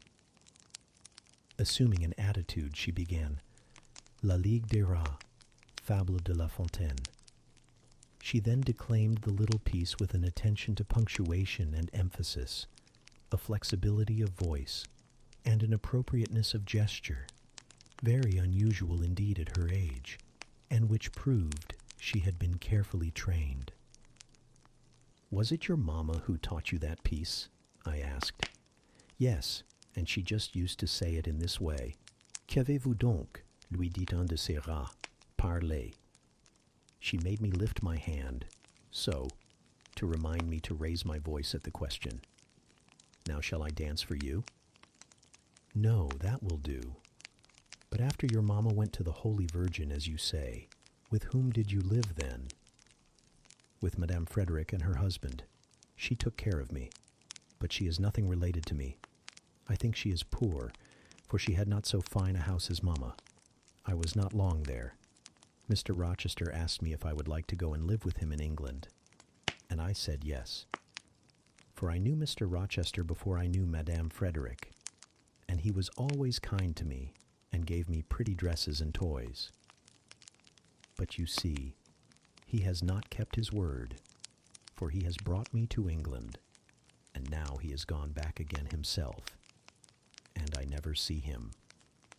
After breakfast, Adele and I withdrew to the library, which room, it appears, Mr. Rochester had directed should be used as the schoolroom.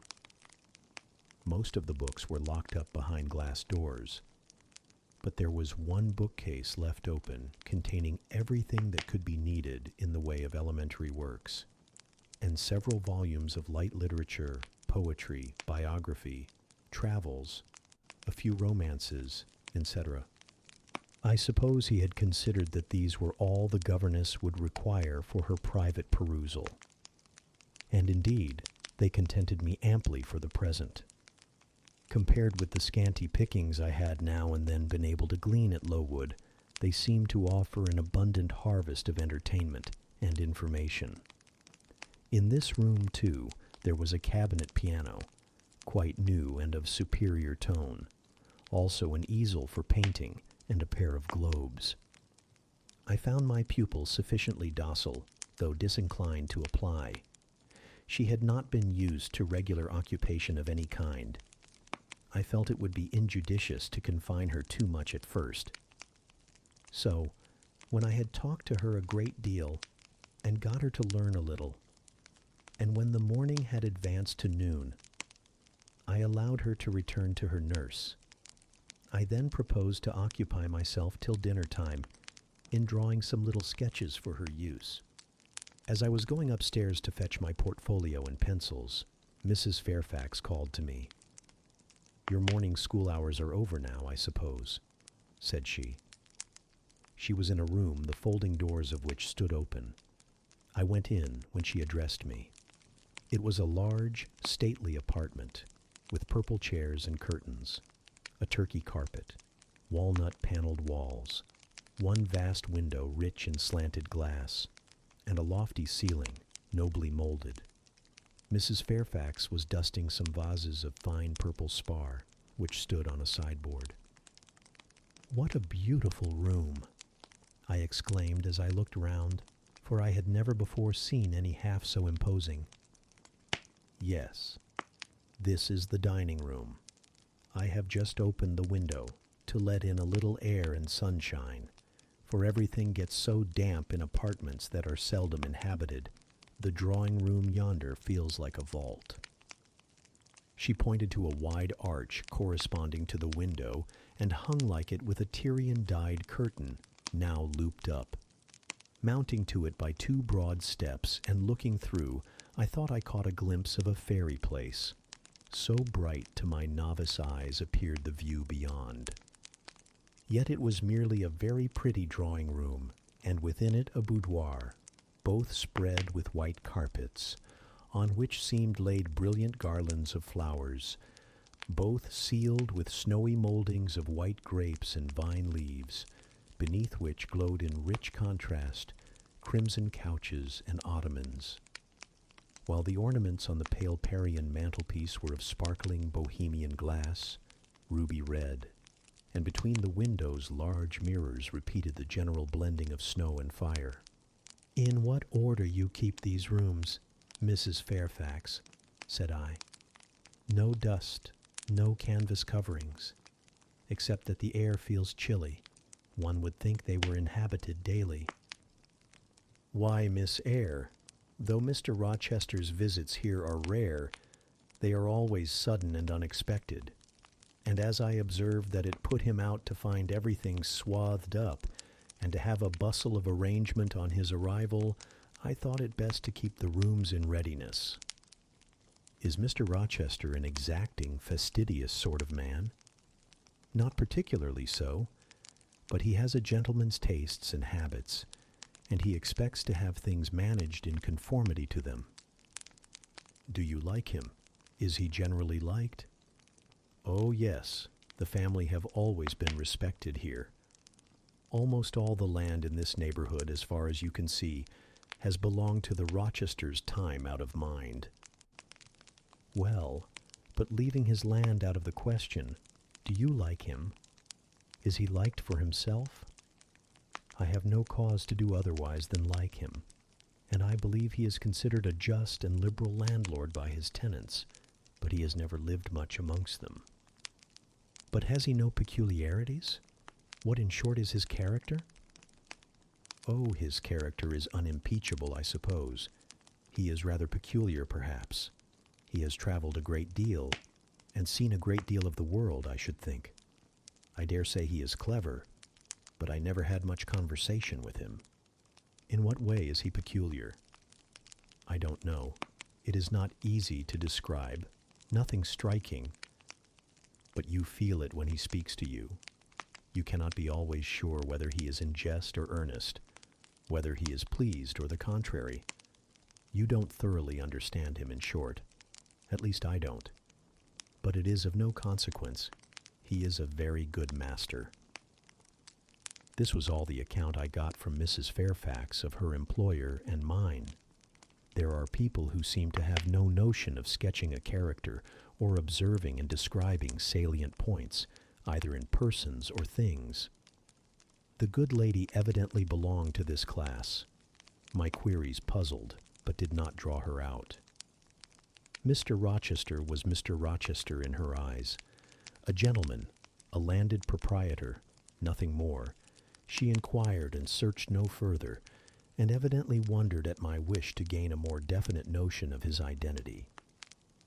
When we left the dining room, she proposed to show me over the rest of the house, and I followed her upstairs and downstairs, admiring as I went, for all was well arranged and handsome.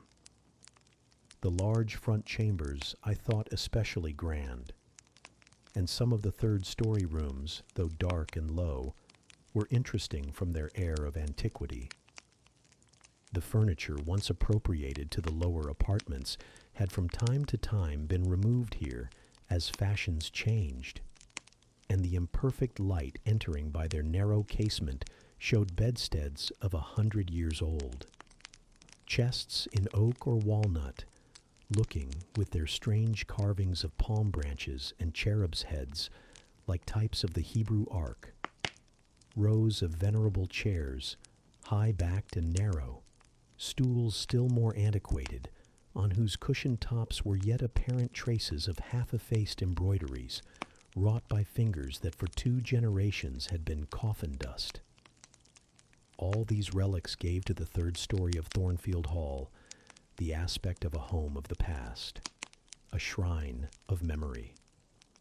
I liked the hush, the gloom, the quaintness of these retreats in the day, but I by no means coveted a night's repose on one of those wide and heavy beds, shut in, some of them, with doors of oak, shaded, others with wrought old English hangings crusted with thick work, portraying effigies of strange flowers and stranger birds and strangest human beings, all which would have looked strange, indeed, by the pallid gleam of moonlight. "Do the servants sleep in these rooms?" I asked. "No. They occupy a range of smaller apartments to the back. No one ever sleeps here. One would almost say that, if there were a ghost at Thornfield Hall, this would be its haunt." "So I think you have no ghost, then?" "None that I ever heard of," returned Mrs. Fairfax, smiling. "Nor any traditions of one? No legends or ghost stories?" "I believe not. And yet it is said the Rochesters have been rather a violent than a quiet race in their time. Perhaps, though, that is the reason they rest tranquilly in their graves now." "Yes. After life's fitful fever, they sleep well," I muttered. "Where are you going now, Mrs. Fairfax?" For she was moving away. "On to the Leads. Will you come and see the view from thence?" I followed still, up a very narrow staircase to the attics, and thence by a ladder, and through a trapdoor to the roof of the hall. I was now on a level with the crow colony, and could see into their nests. Leaning over the battlements and looking far down, I surveyed the grounds laid out like a map. The bright and velvet lawn closely girdling the gray base of the mansion. The field, wide as a park, dotted with its ancient timber. The wood, dun and sere, divided by a path visibly overgrown, greener with moss than the trees were with foliage. The church at the gates, the road, the tranquil hills, all reposing in the autumn day's sun. The horizon bounded by a propitious sky, azure, marbled with pearly white. No feature in the scene was extraordinary, but all was pleasing. When I turned from it and repassed the trapdoor, I could scarcely see my way down the ladder. The attic seemed black as a vault compared with that arch of blue air to which I had been looking up. and to that sunlit scene of grove, pasture, and green hill, of which the hall was the center, and over which I had been gazing with delight. Mrs. Fairfax stayed behind a moment to fasten the trap door. I, by drift of groping, found the outlet from the attic, and proceeded to descend the narrow garret staircase. I lingered in the long passage to which this led, separating the front and back rooms of the third story. Narrow, low, and dim, with only one little window at the far end, and looking with its 2 rows of small black doors all shut, like a corridor in some Bluebeard's castle. While I paced softly on, the last sound I expected to hear in so still a region, a laugh, struck my ear. It was a curious laugh, distinct, formal, mirthless. I stopped. The sound ceased, only for an instant.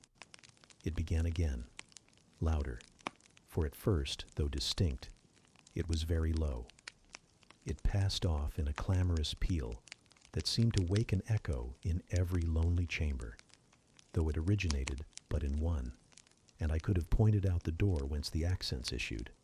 "Mrs. Fairfax," I called out, for I now heard her descending the great stairs. "Did you hear that loud laugh? Who is it?" "Some of the servants, very likely," she answered. "Perhaps Grace Poole." "Did you hear it?" I again inquired. "Yes, plainly. I often hear her. She sews in one of these rooms. Sometimes Leah is with her. They are frequently noisy together." The laugh was repeated in its low syllabic tone and terminated in an odd murmur. "Grace!" exclaimed Mrs. Fairfax. I really did not expect any Grace to answer, for the laugh was as tragic, as preternatural a laugh as any I ever heard, and but that it was high noon, and that no circumstance of ghostliness accompanied the curious cachinnation, but that neither scene nor season favored fear, I should have been superstitiously afraid. However, the event showed me I was a fool for entertaining a sense even of surprise. The door nearest me opened, and a servant came out, a woman of between 30 and 40, a set, square-made figure, red-haired, and with a hard, plain face. Any apparition less romantic or less ghostly could scarcely be conceived. "Too much noise, Grace," said Mrs. Fairfax. "Remember directions." Grace curtsied silently and went in. "She is a person we have to sew and assist Leah in her housemaid's work," continued the widow. "Not altogether unobjectionable in some points, but she does well enough. By the way, how have you got on with your new pupil this morning?" The conversation, thus turned on Adele, continued till we reached the light and cheerful region below. Adele came running to meet us in the hall, exclaiming, "Mesdames, vous êtes servies," adding, "J'ai bien faim, moi." We found dinner ready and waiting for us in Mrs. Fairfax's room. Chapter 12. The promise of a smooth career, which my first calm introduction to Thornfield Hall seemed to pledge, was not belied on a longer acquaintance with the place and its inmates.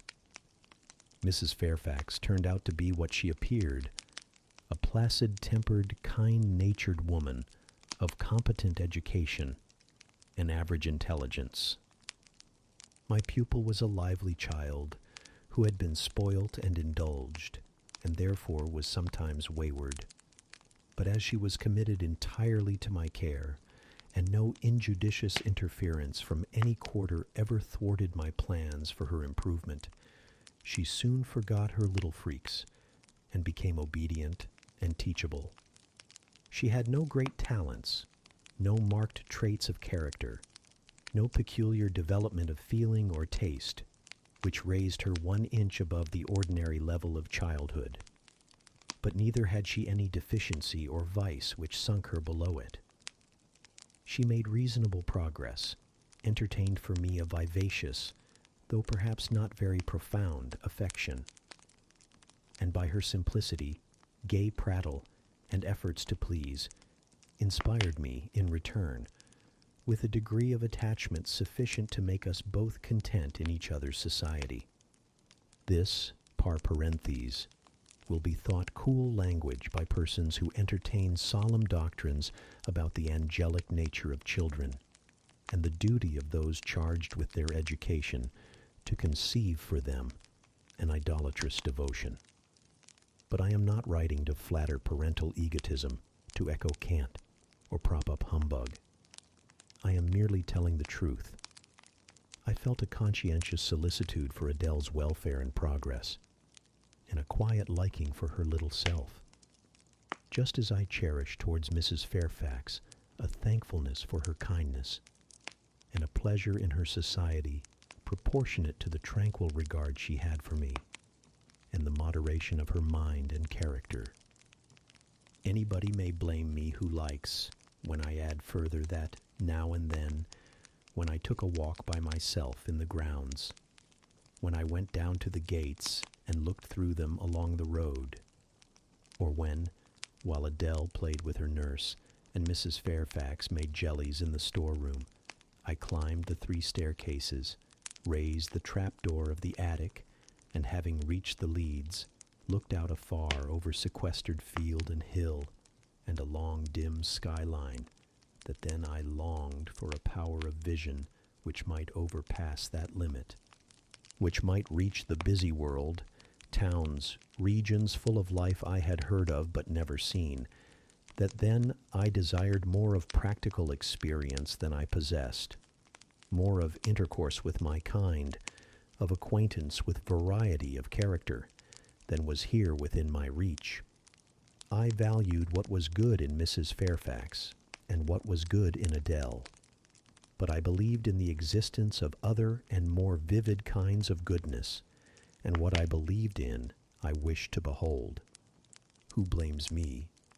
Many, no doubt, and I shall be called discontented. I could not help it. The restlessness was in my nature.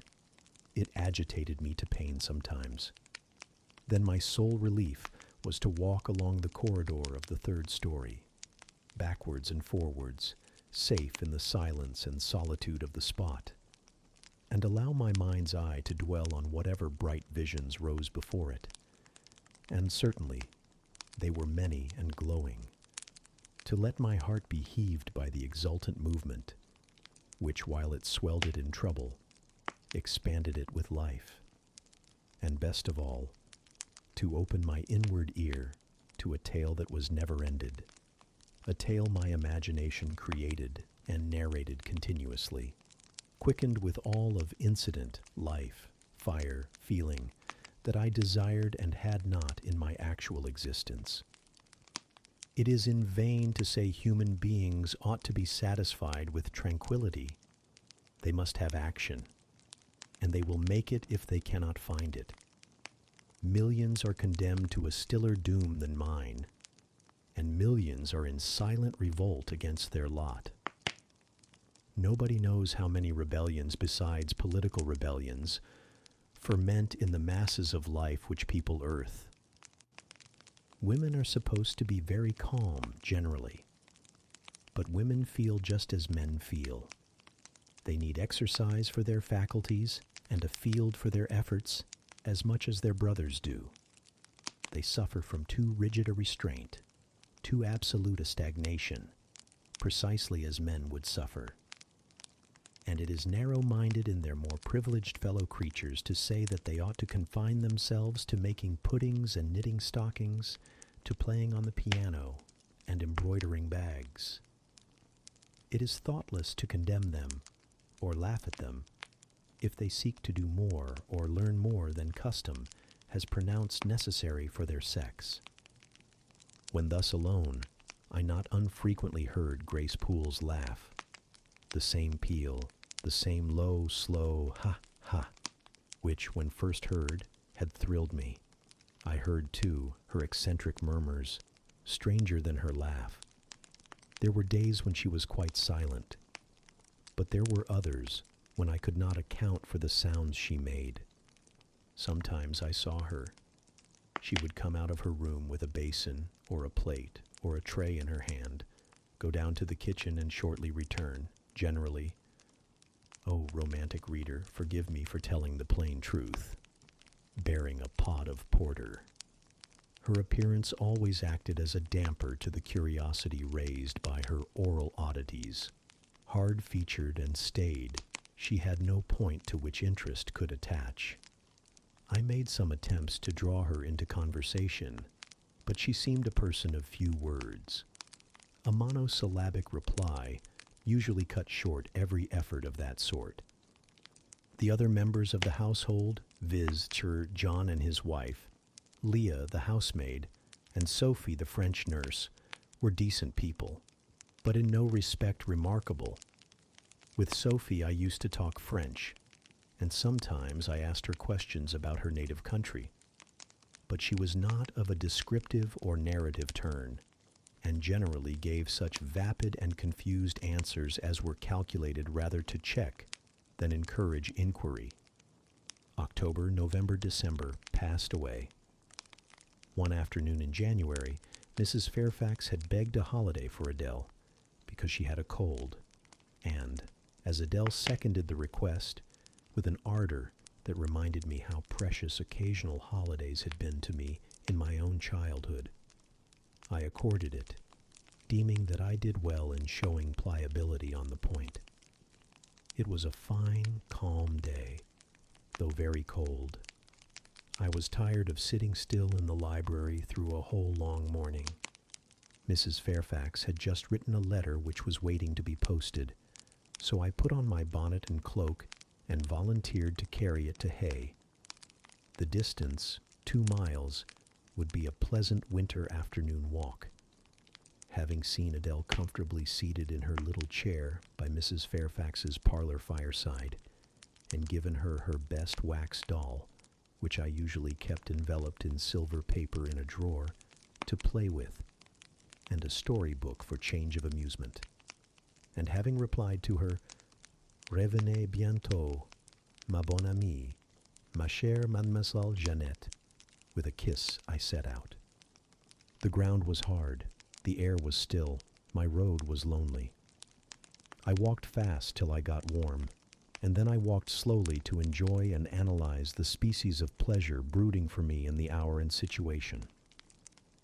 It was 3 o'clock. The church bell tolled as I passed under the belfry. The charm of the hour lay in its approaching dimness, in the low gliding and pale beaming sun.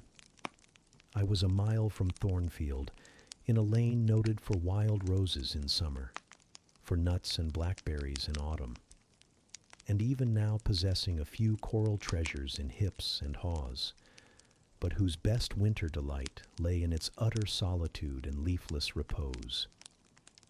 If a breath of air stirred, it made no sound here, for there was not a holly, not an evergreen to rustle, and the stripped hawthorn and hazel bushes were as still as the white, worn stones which causewayed the middle of the path. Far and wide on each side there were only fields, where no cattle now browsed, and the little brown birds, which stirred occasionally in the hedge, looked like single russet leaves that had forgotten to drop. This lane inclined uphill all the way to Hay. Having reached the middle, I sat down on a stile, which led thence into a field. Gathering my mantle about me, and sheltering my hands in my muff, I did not feel the cold, though it froze keenly, as was attested by a sheet of ice covering the causeway, where a little brooklet, now congealed, had overflowed after a rapid thaw some days since. From my seat, I could look down on Thornfield.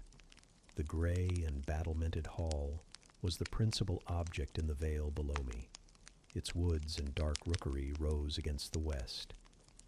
I lingered till the sun went down amongst the trees and sank crimson and clear behind them.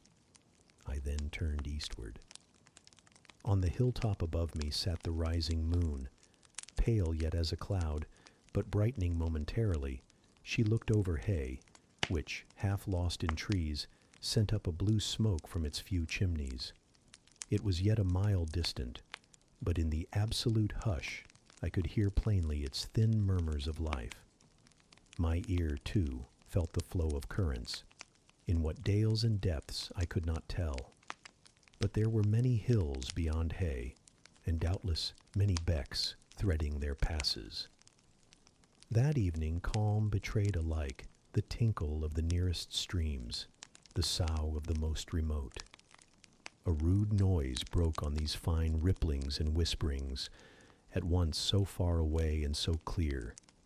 A positive tramp, a metallic clatter, which effaced the soft wave wanderings, as in a picture the solid mass of a crag, or the rough boles of a great oak, drawn in dark and strong on the foreground, efface the aerial distance of azure hill, sunny horizon, and blended clouds, where tint melts into tint.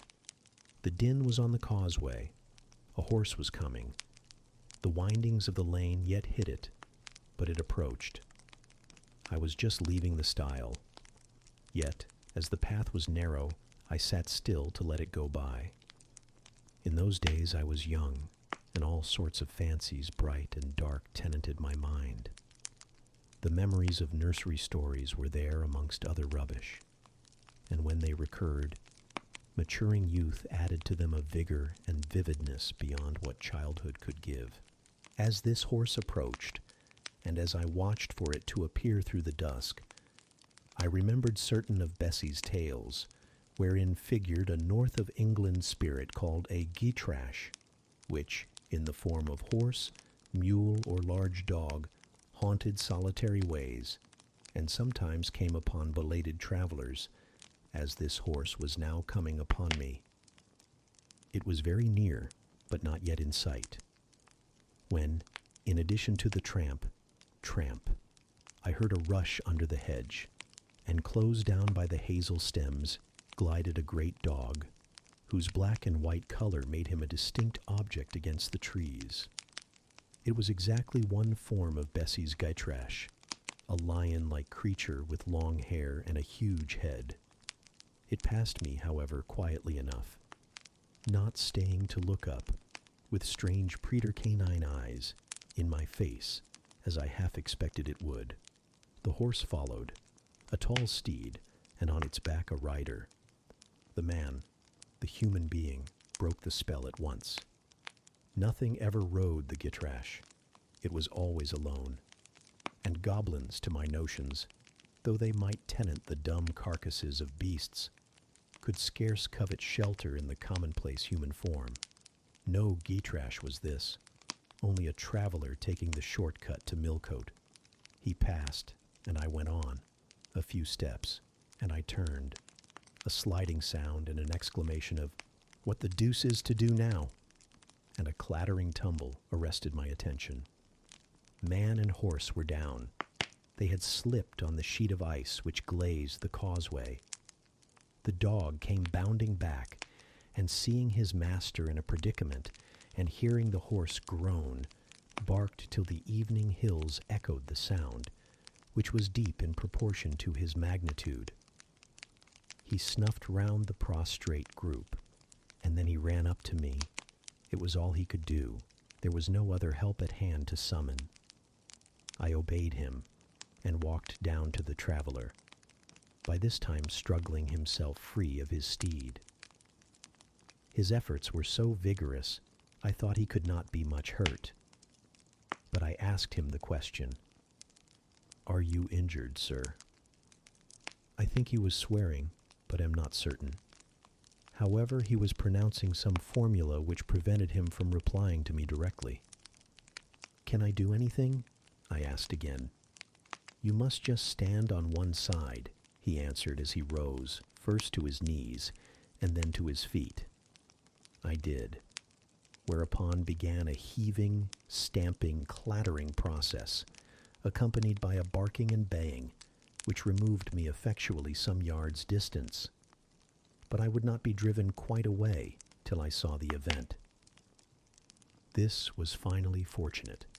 The horse was re-established, and the dog was silenced with a "down, pilot." The traveler now, stooping, felt his foot and leg, as if trying whether they were sound. Apparently something ailed them, for he halted to the stile whence I had just risen, and sat down. I was in the mood for being useful, or at least officious, I think, for I now drew near him again. "If you are hurt and want help, sir, I can fetch someone either from Thornfield Hall or from Hay." "Thank you, I shall do. I have no broken bones, only a sprain."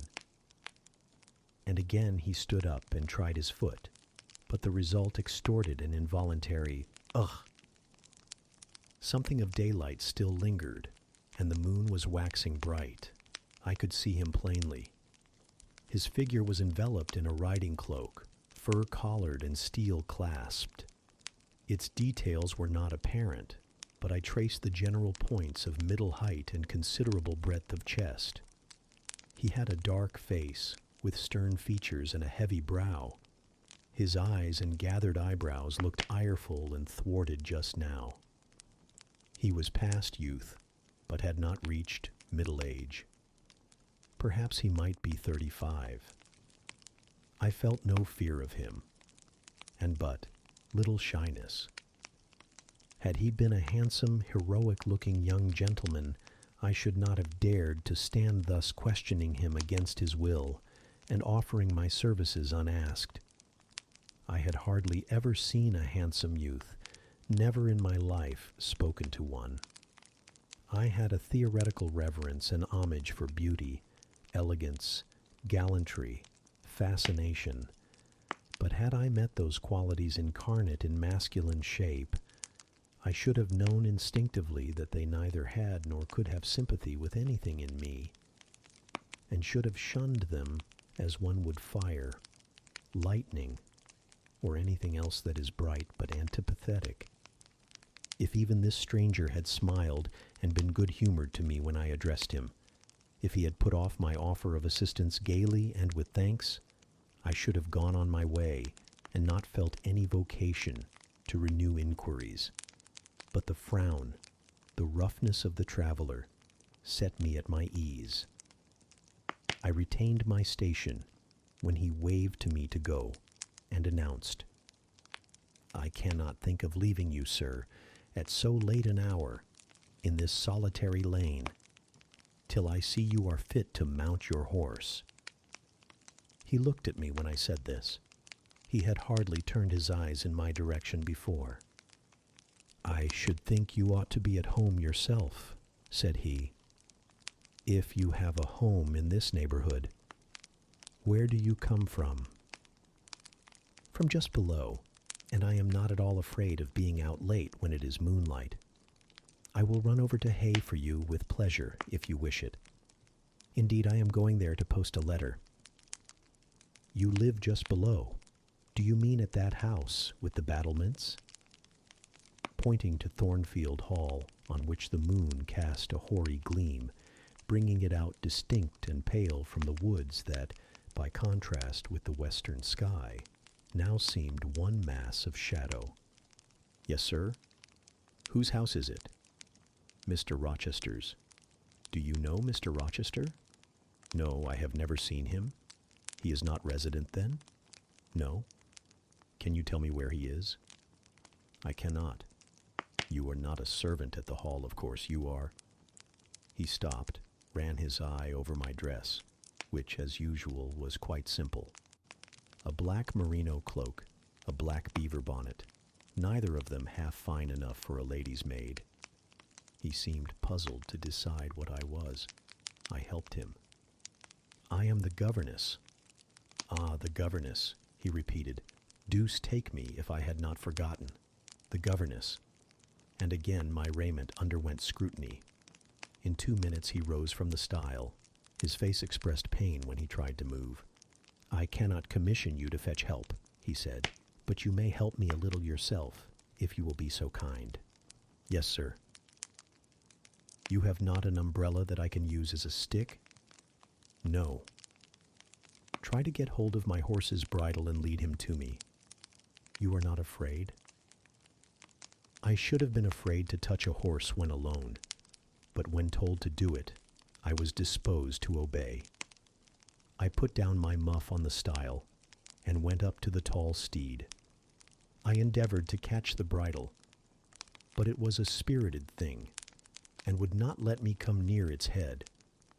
I made effort on effort, though in vain. Meantime, I was mortally afraid of its trampling forefeet.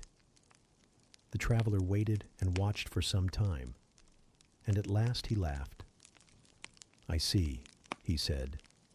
"The mountain will never be brought to Mahomet, so all you can do is to aid Mahomet to go to the mountain. I must beg of you to come here." I came. "Excuse me," he continued. "Necessity compels me to make you useful." He laid a heavy hand on my shoulder, and leaning on me with some stress, limped to his horse. Having once caught the bridle, he mastered it directly and sprang to his saddle, grimacing grimly as he made the effort, for it wrenched his sprain.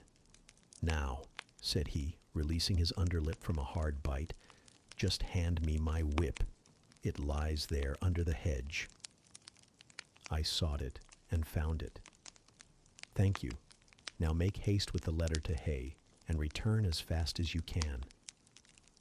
A touch of a spurred heel made his horse first start and rear, and then bound away.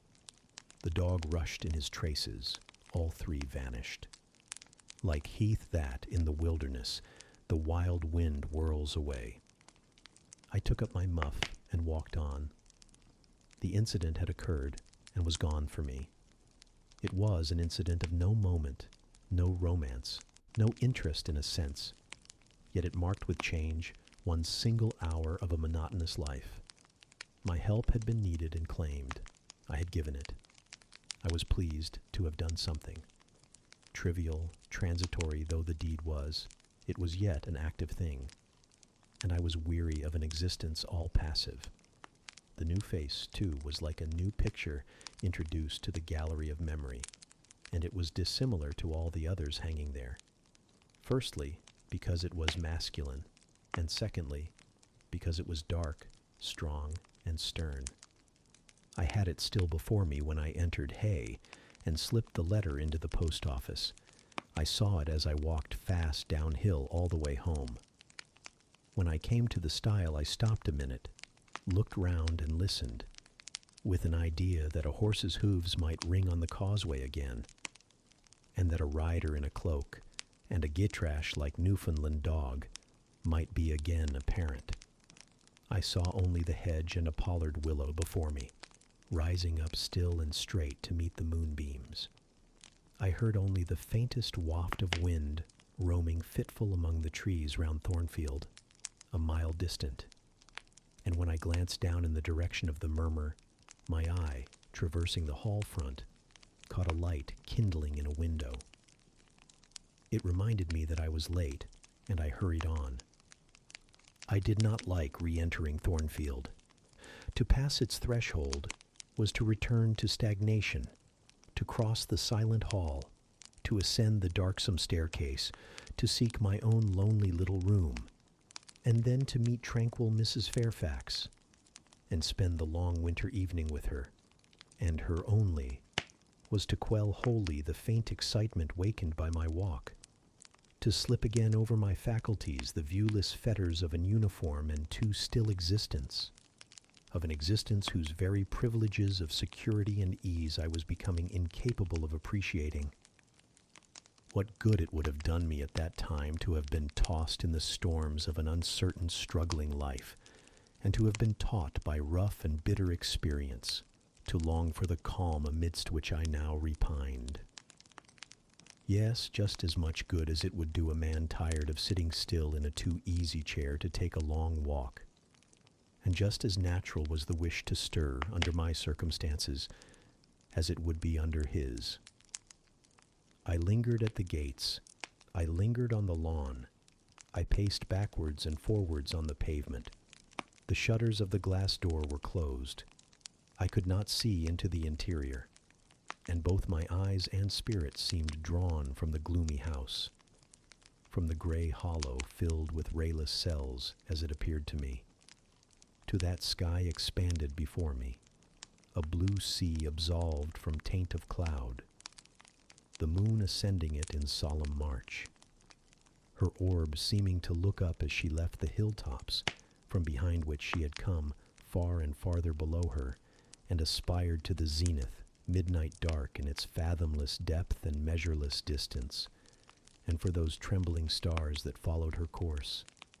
They made my heart tremble, my veins glow when I viewed them. Little things recall us to earth. The clock struck in the hall. That sufficed. I turned from moon and stars, opened a side door, and went in. The hall was not dark, nor yet was it lit, only by the high-hung bronze lamp. A warm glow suffused both it and the lower steps of the oak staircase.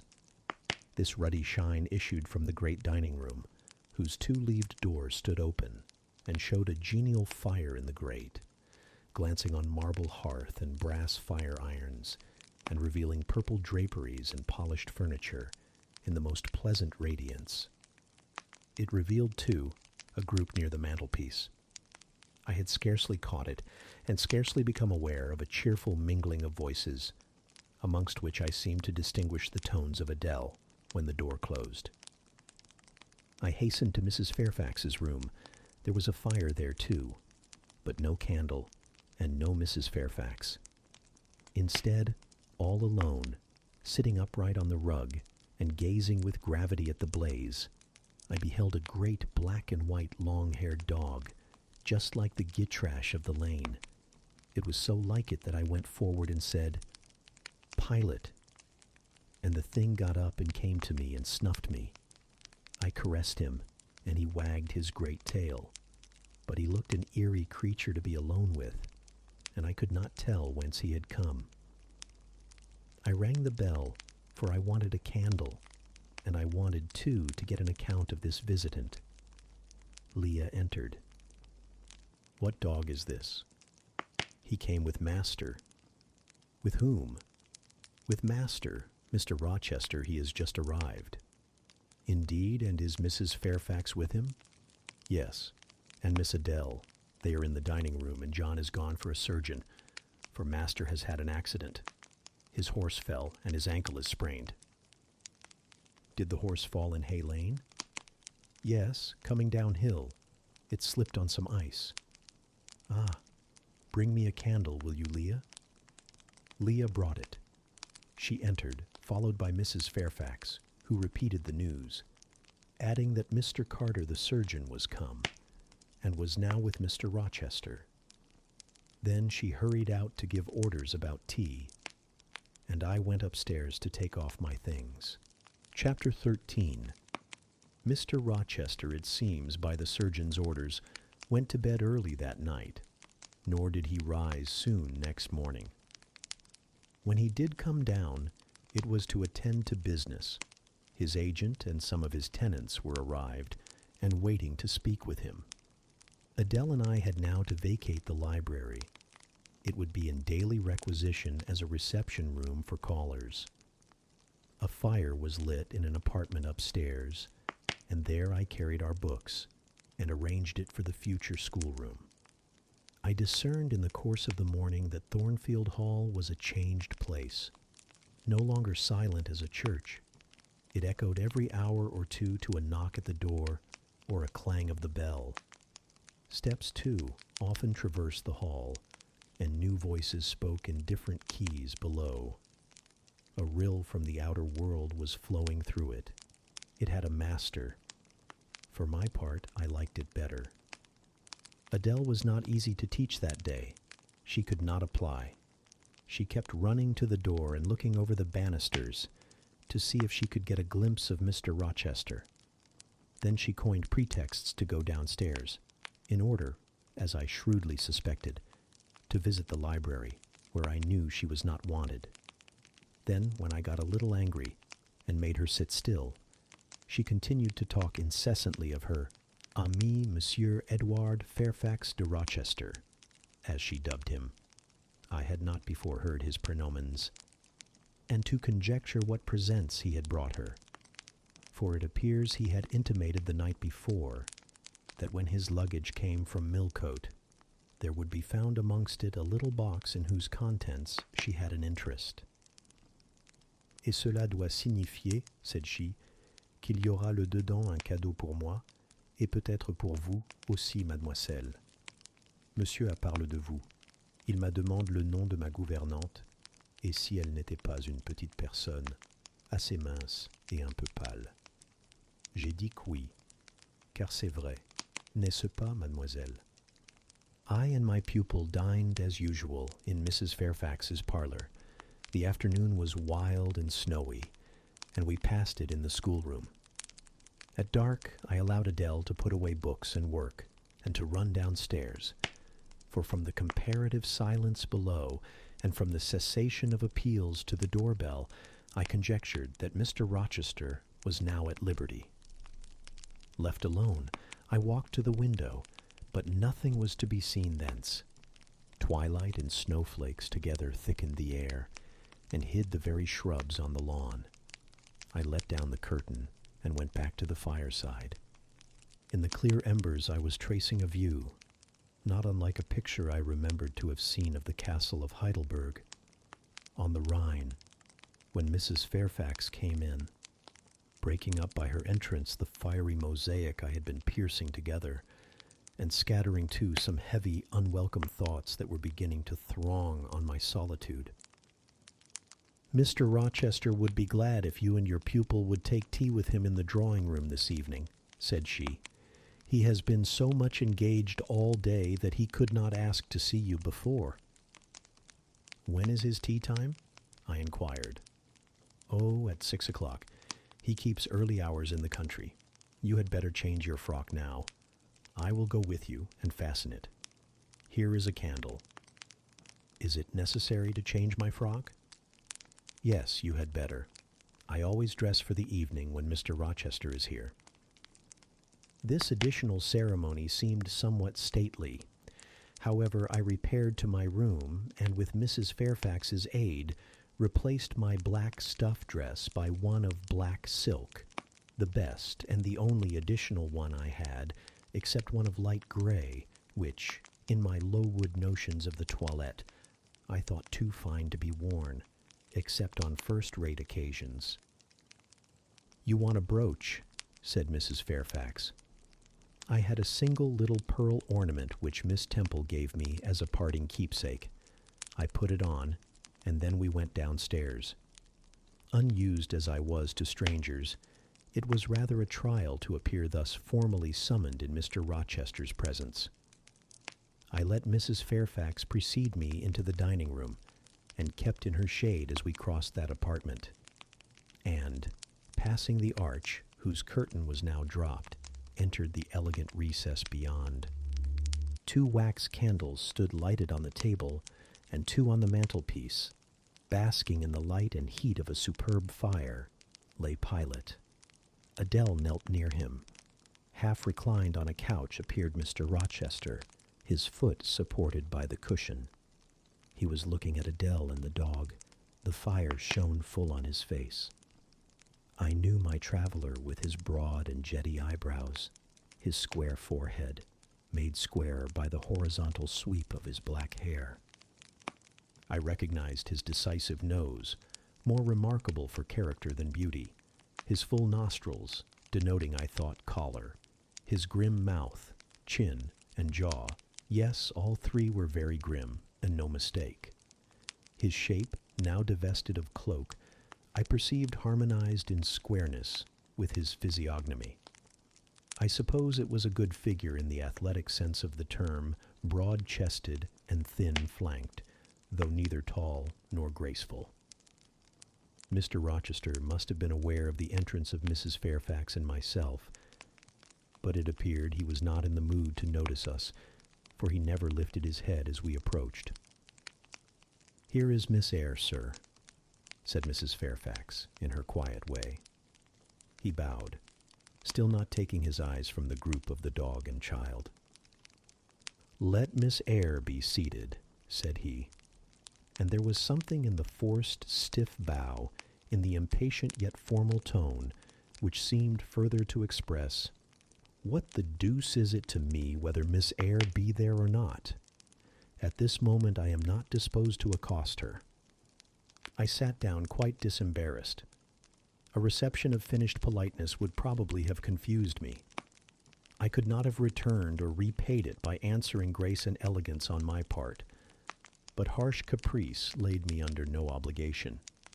On the contrary, a decent quiescence under the freak of manner gave me the advantage. Besides, the eccentricity of the proceeding was piquant. I felt interested to see how he would go on. He went on as a statue would, that is, he neither spoke nor moved.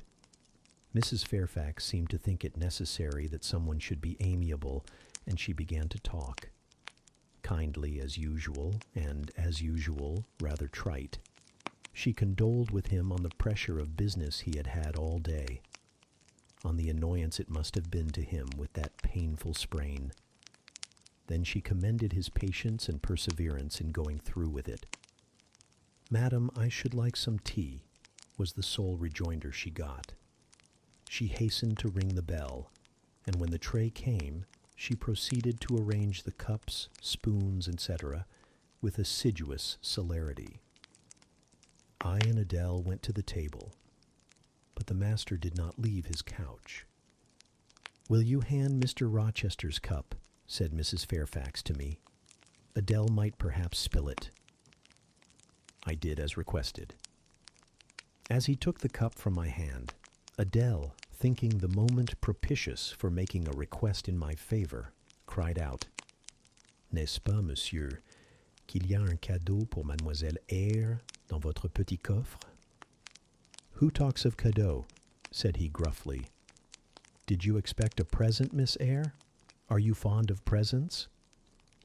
And he searched my face with eyes that I saw were dark, irate, and piercing. "I hardly know, sir. I have little experience of them. They are generally thought pleasant things." "Generally thought? But what do you think?" "I should be obliged to take time, sir, before I could give you an answer worthy of your acceptance. A present has many faces to it, has it not? And one should consider all before pronouncing an opinion as to its nature. Miss Eyre, you are not so unsophisticated as Adele. She demands a cadeau clamorously the moment she sees me. You beat about the bush." "Because I have less confidence in my deserts than Adele has. She can prefer the claim of old acquaintance, and the right, too, of custom, for she says you have always been in the habit of giving her playthings. But if I had to make out a case, I should be puzzled, since I am a stranger, and have done nothing to entitle me to an acknowledgment." "Oh, don't fall back on over-modesty. I have examined Adele, and find you have taken great pains with her. She is not bright, she has no talents. Yet, in a short time, she has made much improvement. Sir, you have now given me my cadeau.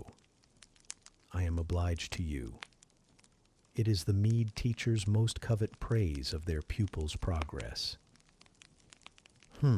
Said Mr. Rochester, and he took his tea in silence. "Come to the fire," said the master, when the tray was taken away, and Mrs. Fairfax had settled into a corner with her knitting, while Adele was leading me by the hand round the room, showing me the beautiful books and ornaments on the consoles and chiffonières. We obeyed, as in duty bound. Adele wanted to take a seat on my knee, but she was ordered to amuse herself with Pilate. "You have been resident in my house 3 months?" "Yes, sir." "And you came from?" "From Lowood School, in Shire." "Ah, a charitable concern. How long were you there?" 8 years. 8 years. You must be tenacious of life. I thought half the time in such a place would have done up any constitution. No wonder you have rather the look of another world. I marveled where you had got that sort of face. When you came on me in Hay Lane last night, I thought unaccountably of fairy tales, and had half a mind to demand whether you had bewitched my horse. I am not sure yet. Who are your parents? I have none. Nor ever had, I suppose. Do you remember them? No. I thought not. And so you were waiting for your people when you sat on that stile? For whom, sir? For the men in green. It was a proper moonlight evening for them. Did I break through one of your rings, that you spread that damned ice on the causeway? I shook my head. The men in green all forsook England 100 years ago, said I, speaking as seriously as he had done. And not even in Hay Lane, or the fields about it, could you find a trace of them. I don't think either summer or harvest or winter moon will ever shine on their revels more. Mrs. Fairfax had dropped her knitting, and, with raised eyebrows, seemed wondering what sort of talk this was. Well, resumed Mr. Rochester, if you disown parents, you must have some sort of kinsfolk, uncles and aunts. No, none that I ever saw. And your home? I have none. Where do your brothers and sisters live? I have no brothers or sisters. Who recommended you to come here? I advertised, and Mrs. Fairfax answered my advertisement. Yes, said the good lady, who now knew what ground we were upon, and I am daily thankful for the choice Providence led me to make. Miss Eyre has been an invaluable companion to me, and a kind and careful teacher to Adele. Don't trouble yourself to give her a character, returned Mr. Rochester. Eulogiums will not bias me. I shall judge for myself. She began by felling my horse. Sir, said Mrs. Fairfax, I have to thank her for this sprain. The widow looked bewildered. Miss Eyre, have you ever lived in a town? No, sir. Have you seen much society? None but the pupils and teachers of Lowood, and now the inmates of Thornfield. Have you read much? Only such books as came in my way, and they have not been numerous or very learned. You have lived the life of a nun. No doubt you are well drilled in religious forms. Brocklehurst, who I understand directs Lowood, is a parson, is he not? Yes, sir. And you girls probably worshipped him, as a convent full of religiouses would worship their director. Oh, no. You are very cool. No, what? A novice not worship her priest? That sounds blasphemous. I disliked Mr. Brocklehurst, and I was not alone in the feeling. He is a harsh man, at once pompous and meddling. He cut off our hair, and for economy's sake bought us bad needles and thread, with which we could hardly sew. That was very false economy, remarked Mrs. Fairfax, who now again caught the drift of the dialogue. And was that the head and front of his offending? Demanded Mr. Rochester. He starved us when he had the sole superintendence of the provision department before the committee was appointed, and he bored us with long lectures once a week, and with evening readings from books of his own inditing, about sudden deaths and judgments, which made us afraid to go to bed. What age were you when you went to Lowood?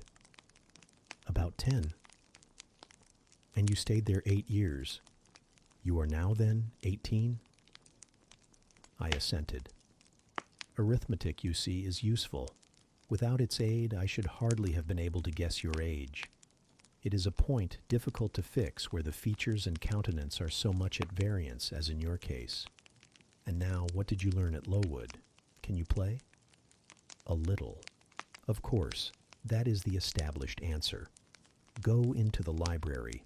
I mean, if you please. Excuse my tone of command. I am used to say, do this, and it is done.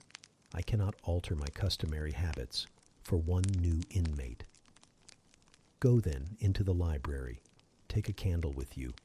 Leave the door open. Sit down to the piano and play a tune. I departed, obeying his directions. "Enough," he called out in a few minutes.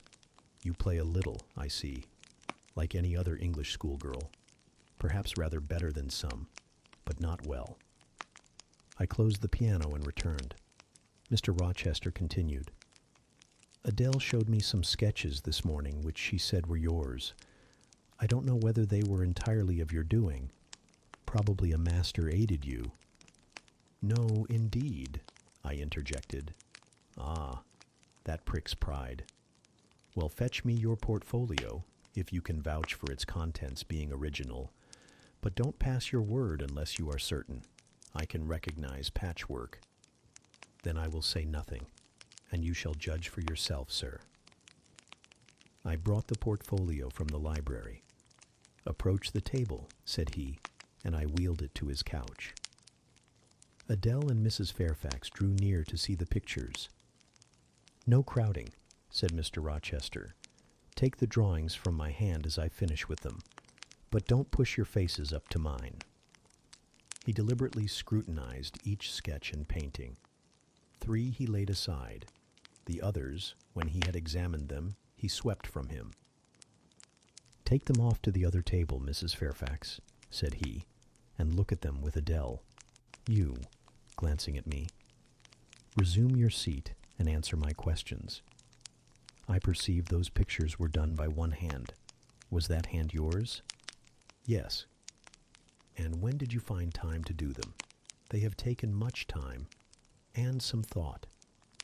I did them in the last 2 vacations I spent at Lowood, when I had no other occupation." "Where did you get your copies?" "Out of my head." "That head I see now on your shoulders?" "Yes, sir." "Has it other furniture of the same kind within?" "I should think it may have. I should hope better." He spread the pictures before him, and again surveyed them alternately. While he is so occupied, I will tell you, reader, what they are. And first, I must premise that they are nothing wonderful. The subjects had, indeed, risen vividly on my mind, as I saw them with the spiritual eye. Before I attempted to embody them, they were striking. But my hand would not second my fancy, and in each case it had wrought out but a pale portrait of the thing I had conceived. These pictures were in watercolors.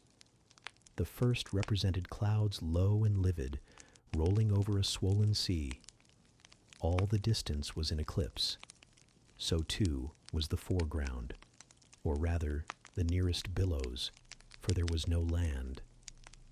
One gleam of light lifted into relief a half-submerged mast, on which sat a cormorant, dark and large, with wings flecked with foam.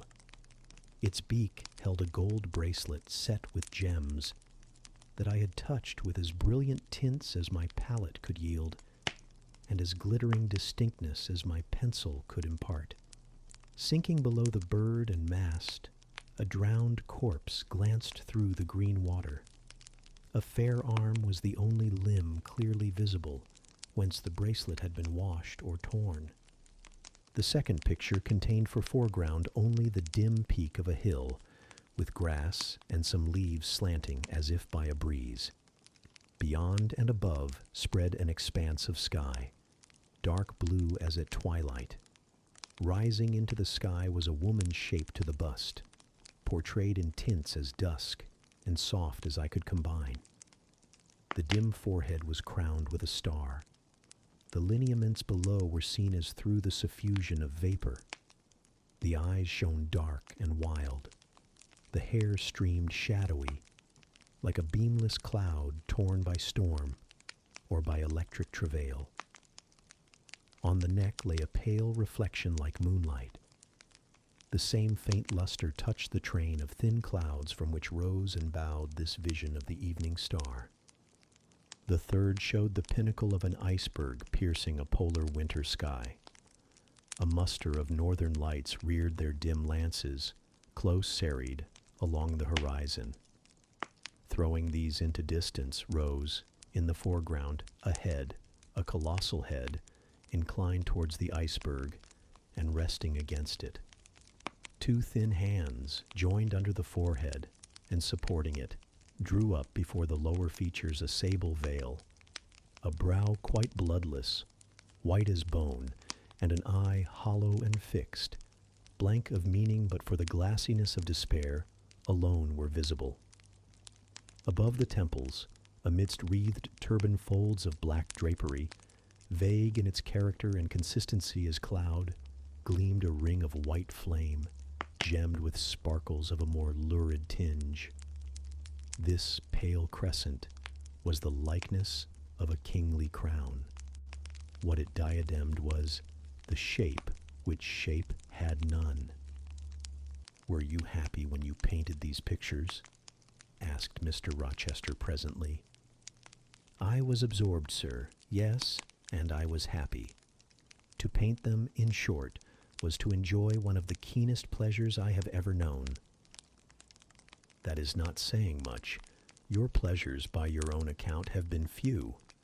But I dare say you did exist in a kind of artist's dreamland while you blent and arranged these strange tints. Did you sit at them long each day?" "I had nothing else to do, because it was the vacation, and I sat at them from morning till noon, and from noon till night. The length of the midsummer days favored my inclination to apply." "And you felt self-satisfied with the result of your ardent labors?" "Far from it. I was tormented by the contrast between my idea and my handiwork. In each case I had imagined something which I was quite powerless to realize." "Not quite. You have secured the shadow of your thought, but no more, probably. You had not enough of the artist's skill and science to give it full being.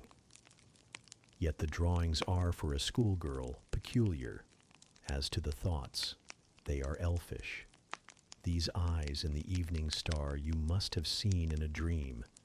How could you make them look so clear, and yet not at all brilliant? For the planet above quells their rays. And what meaning is that in their solemn depth? And who taught you to paint wind? There is a high gale in that sky, and on this hilltop. Where did you see Latmos? For that is Latmos. There, put the drawings away." I had scarce tied the strings of the portfolio when, looking at his watch, he said abruptly, "It is 9 o'clock. What are you about, Miss Eyre, to let Adele sit up so long? Take her to bed." Adele went to kiss him before quitting the room. He endured the caress, but scarcely seemed to relish it more than Pilate would have done, nor so much. "I wish you all good night now," said he, making a movement of the hand towards the door, in token that he was tired of our company, and wished to dismiss us. Mrs. Fairfax folded up her knitting.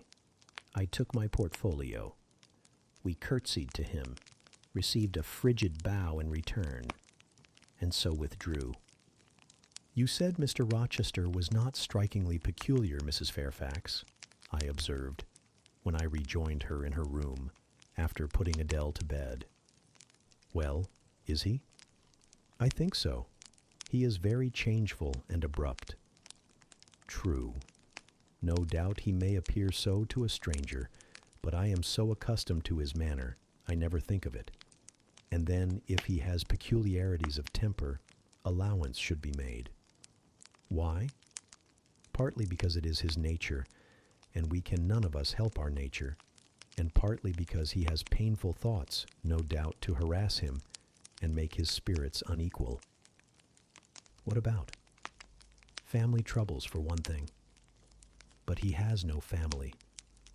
"Not now, but he has had, or at least relatives. He lost his elder brother a few years since." "His elder brother?" "Yes. The present Mr. Rochester has not been very long in possession of the property.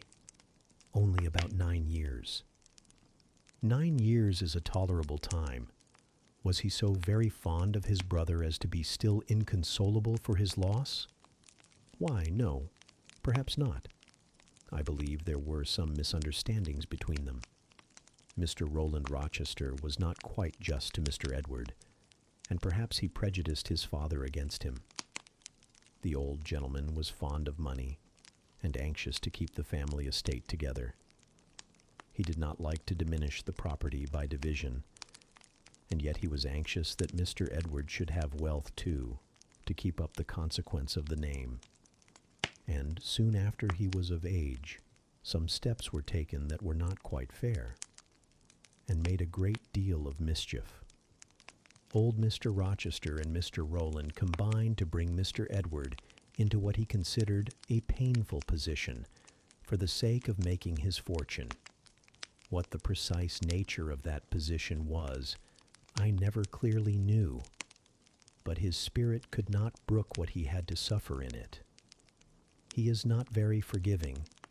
He broke with his family, and now for many years he has led an unsettled kind of life.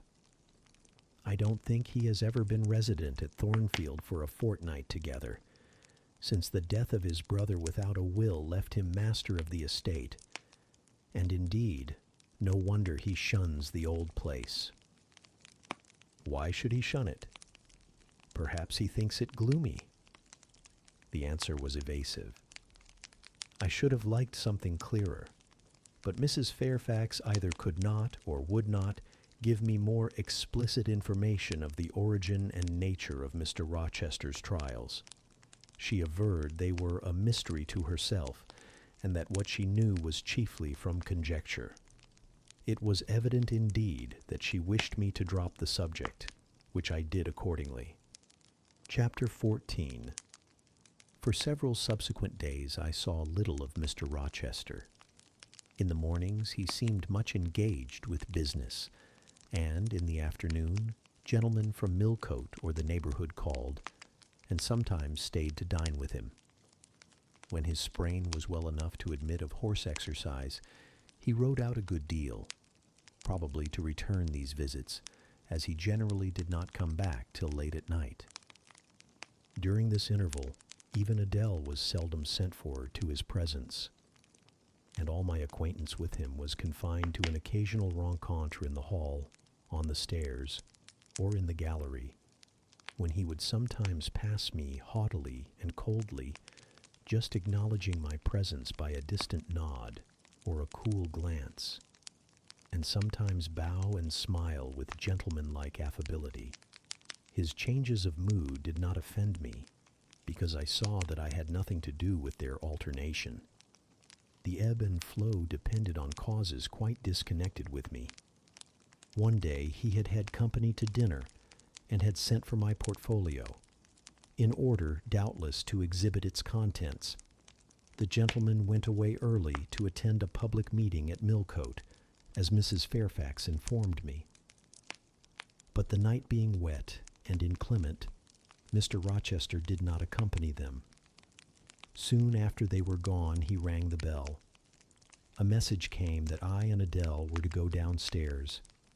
I brushed Adele's hair and made her neat, and having ascertained that I was myself in my usual Quaker trim, where there was nothing to retouch, all being too close and plain, braided locks included, to admit of disarrangement, we descended, Adele wondering whether the petit coffret was at length come, for, owing to some mistake, its arrival had hitherto been delayed.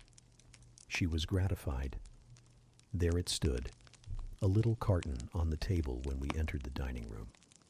She appeared to know it by instinct. Ma boîte, ma boîte, exclaimed she, running towards it. Yes, there is your boîte, at last. Take it into a corner, you genuine daughter of Paris, and amuse yourself with disemboweling it, said the deep and rather sarcastic voice of Mr. Rochester, proceeding from the depths of an immense easy chair at the fireside. And mind, he continued, don't bother me with any details of the anatomical process or any notice of the condition of the entrails. Let your operation be conducted in silence. Tiens-toi tranquille, enfant, comprends-tu? Adele seemed scarcely to need the warning. She had already retired to a sofa with her treasure, and was busy untying the cord which secured the lid. Having removed this impediment and lifted certain silvery envelopes of tissue paper, she merely exclaimed, "Oh ciel, que c'est beau!" and then remained absorbed in ecstatic contemplation. "Is Miss Eyre there?" now demanded the master, half rising from his seat to look round to the door, near which I still stood. "Ah, well, come forward, be seated here." He drew a chair near his own. "I am not fond of the prattle of children," he continued. "For old bachelor as I am, I have no pleasant associations connected with their lisp. It would be intolerable to me to pass a whole evening tete-a-tete with a brat. Don't draw that chair farther off, Miss Eyre. Sit down exactly where I placed it, if you please, that is. Confound these civilities. I continually forget them. Nor do I particularly affect simple-minded old ladies. By the by, I must have mine in mind. It won't do to neglect her. She is a Fairfax, or wed to one, and blood is said to be thicker than water." He rang, and dispatched an invitation to Mrs. Fairfax, who soon arrived, knitting basket in hand. "Good evening, madam. I sent to you for a charitable purpose. I have forbidden Adele to talk to me about her presents, and she is bursting with repletion. Have the goodness to serve her as auditress and interlocutress. It will be one of the most benevolent acts you ever performed." Adele, indeed, no sooner saw Mrs. Fairfax than she summoned her to her sofa, and there quickly filled her lap with the porcelain, the ivory, the waxen contents of her boîte, pouring out, meantime, explanations and raptures in such broken English as she was mistress of. "Now I have performed the part of a good host," pursued Mr. Rochester. "Put my guests into the way of amusing each other, I ought to be at liberty to attend to my own pleasure. Miss Eyre, draw your chair still a little farther forward. You are yet too far back. I cannot see you without disturbing my position in this comfortable chair, which I have no mind to do. I did as I was bid, though I would much rather have remained somewhat in the shade. But Mr. Rochester had such a direct way of giving orders, it seemed a matter of course to obey him promptly. We were, as I have said, in the dining-room. The lustre, which had been lit for dinner, filled the room with a festal breadth of light. The large fire was all red and clear. The purple curtains hung rich and ample before the lofty window and loftier arch. Everything was still, save the subdued chat of Adele, she dared not speak loud, and filling up each pause, the beating of winter rain against the panes. Mr. Rochester, as he sat in his damask-covered chair, looked different to what I had seen him look before, not quite so stern, much less gloomy. There was a smile on his lips, and his eyes sparkled, whether with wine or not, I am not sure, but I think it very probable. He was, in short, in his after-dinner mood, more expanded and genial, and also more self-indulgent than the frigid and rigid temper of the morning. Still he looked preciously grim, cushioning his massive head against the swelling back of his chair, and receiving the light of the fire on his granite-hewn features and in his great dark eyes. For he had great dark eyes, and very fine eyes, too, not without a certain change in their depth sometimes, which, if it was not softness, reminded you, at least, of that feeling. He had been looking 2 minutes at the fire, and I had been looking the same length of time at him when, turning suddenly, he caught my gaze fastened on his physiognomy. "You examine me, Miss Eyre," said he. "Do you think me handsome?" I should, if I had deliberated, have replied to this question by something conventionally vague and polite, but the answer somehow slipped from my tongue before I was aware. "No, sir." "Ah, by my word, there is something singular about you," said he. You have the air of a little nonnette, quaint, quiet, grave, and simple, as you sit with your hands before you, and your eyes generally bent on the carpet, except, by the by, when they are directed piercingly to my face, as just now, for instance. And when one asks you a question, or makes a remark to which you are obliged to reply, you rap out a round rejoinder, which, if not blunt, is at least brusque. What do you mean by it?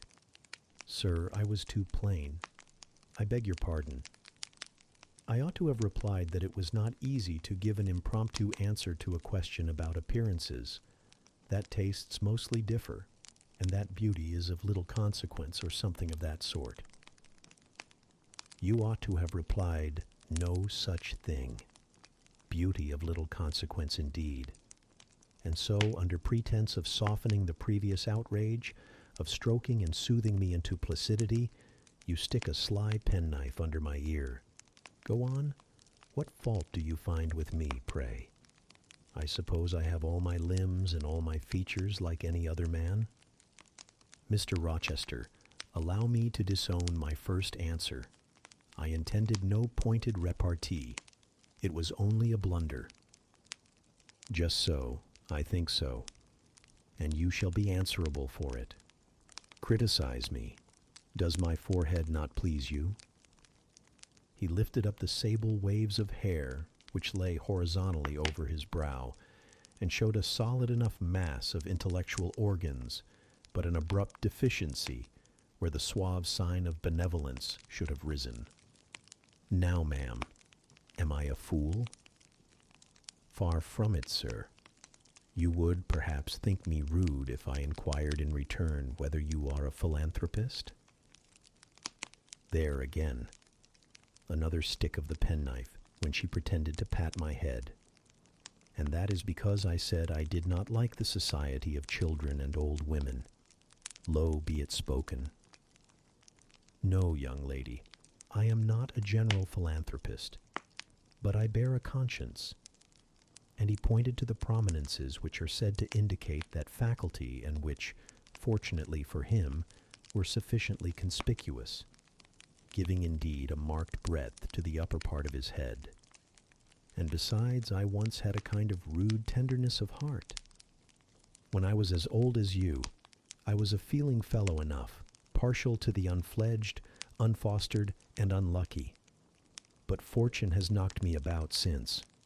She has even kneaded me with her knuckles, and now I flatter myself I am hard and tough as an India rubber ball.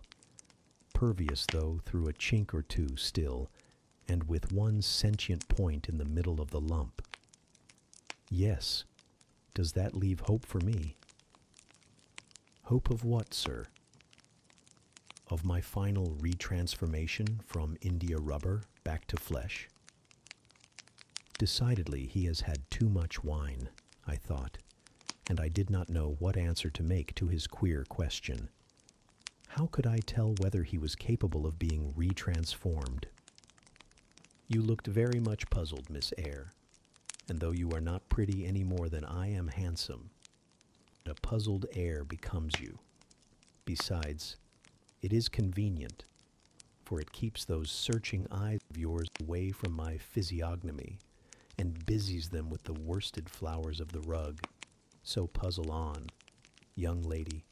I am disposed to be gregarious and communicative tonight.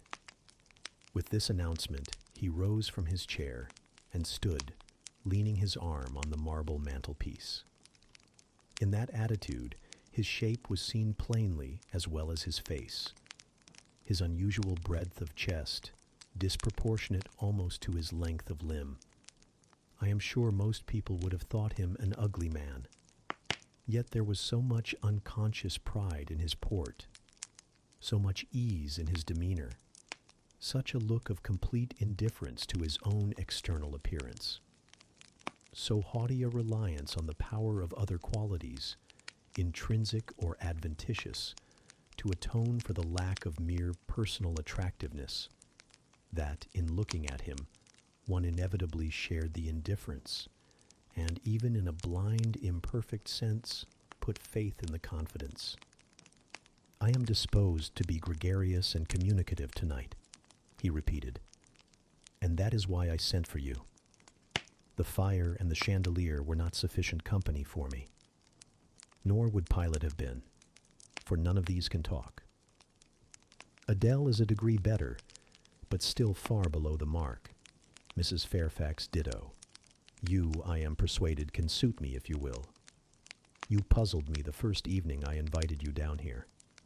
I have almost forgotten you since. Other ideas have driven yours from my head. But tonight I am resolved to be at ease, to dismiss what importunes and recall what pleases. It would please me now to draw you out, to learn more of you. Therefore speak. Instead of speaking, I smiled, and not a very complacent or submissive smile either. Speak, he urged. What about, sir? Whatever you like.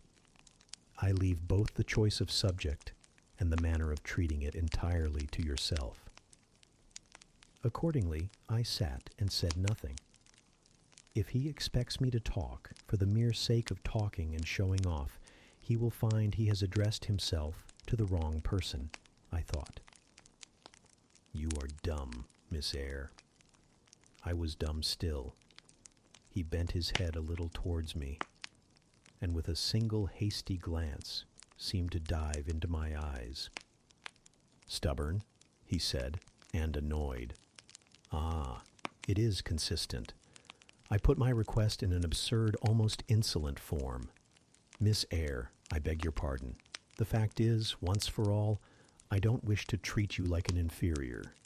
That is, correcting himself, I claim only such superiority as must result from 20 years' difference in age and a century's advance in experience.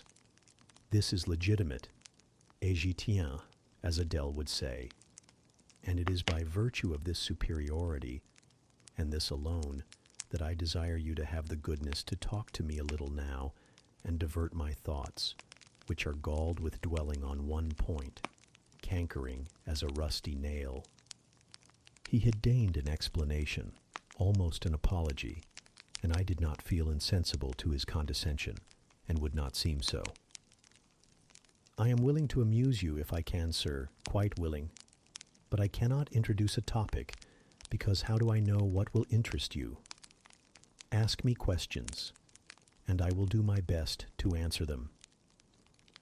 Then, in the first place, do you agree with me that I have a right to be a little masterful, abrupt, perhaps exacting sometimes, on the grounds I stated, namely that I am old enough to be your father, and that I have battled through a varied experience with many men of many nations, and roamed over half the globe, while you have lived quietly with one set of people in one house? Do as you please, sir. That is no answer, or rather it is a very irritating because a very evasive one. Reply clearly. I don't think, sir, you have a right to command me, merely because you are older than I, or because you have seen more of the world than I have. Your claim to superiority depends on the use you have made of your time and experience. Humph, promptly spoken, but I won't allow that, seeing that it would never suit my case. As I have made an indifferent, not to say a bad, use of both advantages.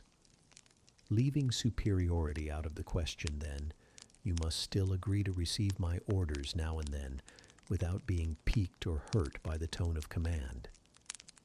Will you? I smiled. I thought to myself, Mr. Rochester is peculiar. He seems to forget that he pays me £30 per annum for receiving his orders. The smile is very well, said he, catching instantly the passing expression. But speak too. I was thinking, sir, that very few masters would trouble themselves to inquire whether or not their paid subordinates were piqued and hurt by their orders. Paid subordinates? What? You are my paid subordinate, are you? Oh, yes. I had forgotten the salary. Well then, on that mercenary ground, will you agree to let me hector a little? No, sir, not on that ground, but on the ground that you did forget it, and that you care whether or not a dependent is comfortable in his dependency. I agree heartily. And will you consent to dispense with a great many conventional forms and phrases without thinking that the omission arises from insolence? I am sure, sir, I should never mistake informality for insolence. One I rather like, the other nothing free-born would submit to, even for a salary. Humbug! Most things free-born will submit to anything for a salary. Therefore keep to yourself, and don't venture on generalities of which you are intensely ignorant. However, I mentally shake hands with you for your answer, despite its inaccuracy. And as much for the manner in which it was said, as for the substance of the speech. The manner was frank and sincere. One does not often see such a manner. No, on the contrary, affectation or coldness, or stupid, coarse-minded misapprehension of one's meaning are the usual rewards of candor. Not 3 in 3,000 raw schoolgirl governesses would have answered me as you have just done. But I don't mean to flatter you. If you are cast in a different mold to the majority, it is no merit of yours. Nature did it. And then, after all, I go too fast in my conclusions. For what I yet know, you may be no better than the rest. You may have intolerable defects to counterbalance your few good points. And so may you, I thought. My eye met his as the idea crossed my mind. He seemed to read the glance, answering as if its import had been spoken as well as imagined. Yes, you are right, said he. I have plenty of faults of my own. I know it, and I don't wish to palliate them, I assure you. God wot, I need not be too severe about others. I have a past existence, a series of deeds, a color of life to contemplate within my own breast, which might well call my sneers and censures from my neighbors to myself.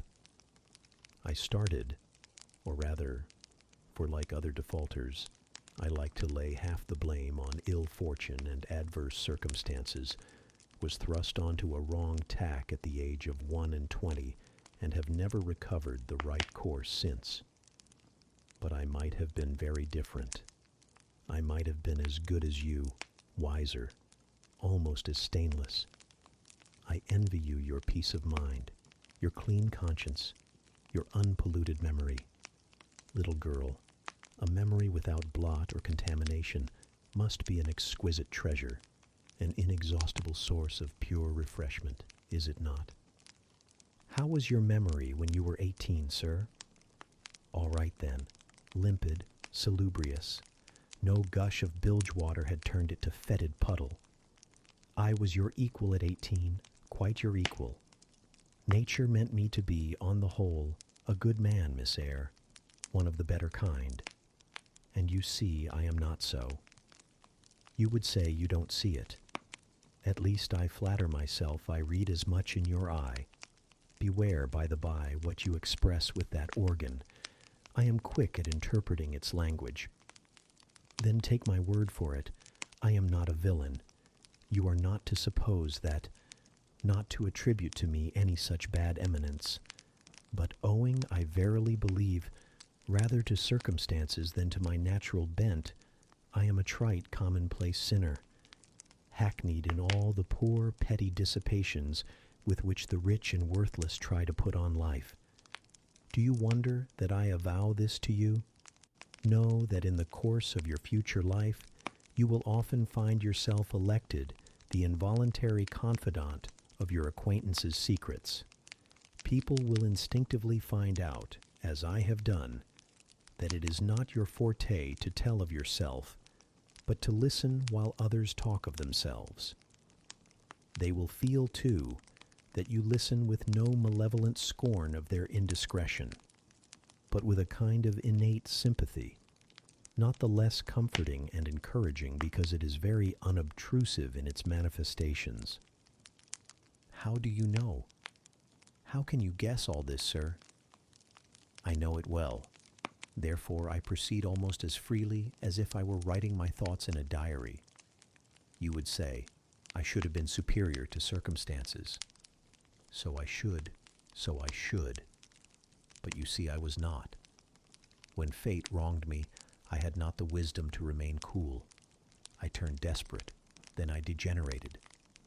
Now, when any vicious simpleton excites my disgust by his paltry ribaldry, I cannot flatter myself that I am better than he. I am forced to confess that he and I are on a level. I wish I had stood firm, God knows I do. Dread remorse when you are tempted to err, Miss Eyre. Remorse is the poison of life. Repentance is said to be its cure, sir. It is not its cure. Reformation may be its cure, and I could reform. I have strength yet for that, but where is the use of thinking of it, hampered, burdened, cursed as I am? Besides, since happiness is irrevocably denied me, I have a right to get pleasure out of life, and I will get it cost what it may. Then you will degenerate still more, sir. Possibly. Yet why should I, if I can get sweet, fresh plea, sure? And I may get it as sweet and fresh as the wild honey the bee gathers on the moor. It will sting. It will taste bitter, sir. How do you know? You never tried it. How very serious, how very solemn you look, and you are as ignorant of the matter as this cameo head, taking one from the mantelpiece. You have no right to preach to me, you neophyte, that have not passed the porch of life and are absolutely unacquainted with its mysteries. I only remind you of your own words, sir. You said error brought remorse, and you pronounced remorse the poison of existence. And who talks of error now? I scarcely think the notion that flitted across my brain was an error. I believe it was an inspiration rather than a temptation. It was very genial, very soothing. I know that. Here it comes again. It is no devil, I assure you. Or if it be, it has put on the robes of an angel of light. I think I must admit so fair a guest when it asks entrance to my heart. Distrust it, sir. It is not a true angel.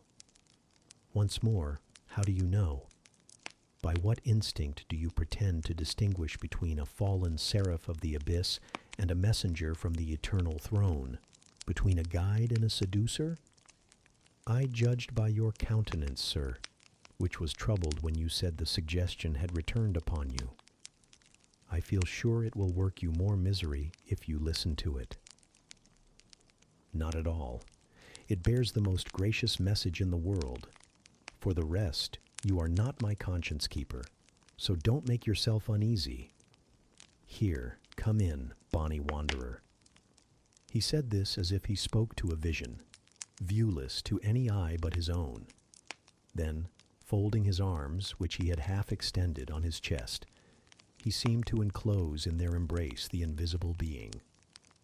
Now, he continued, again addressing me, I have received the pilgrim, a disguised deity, as I verify believe.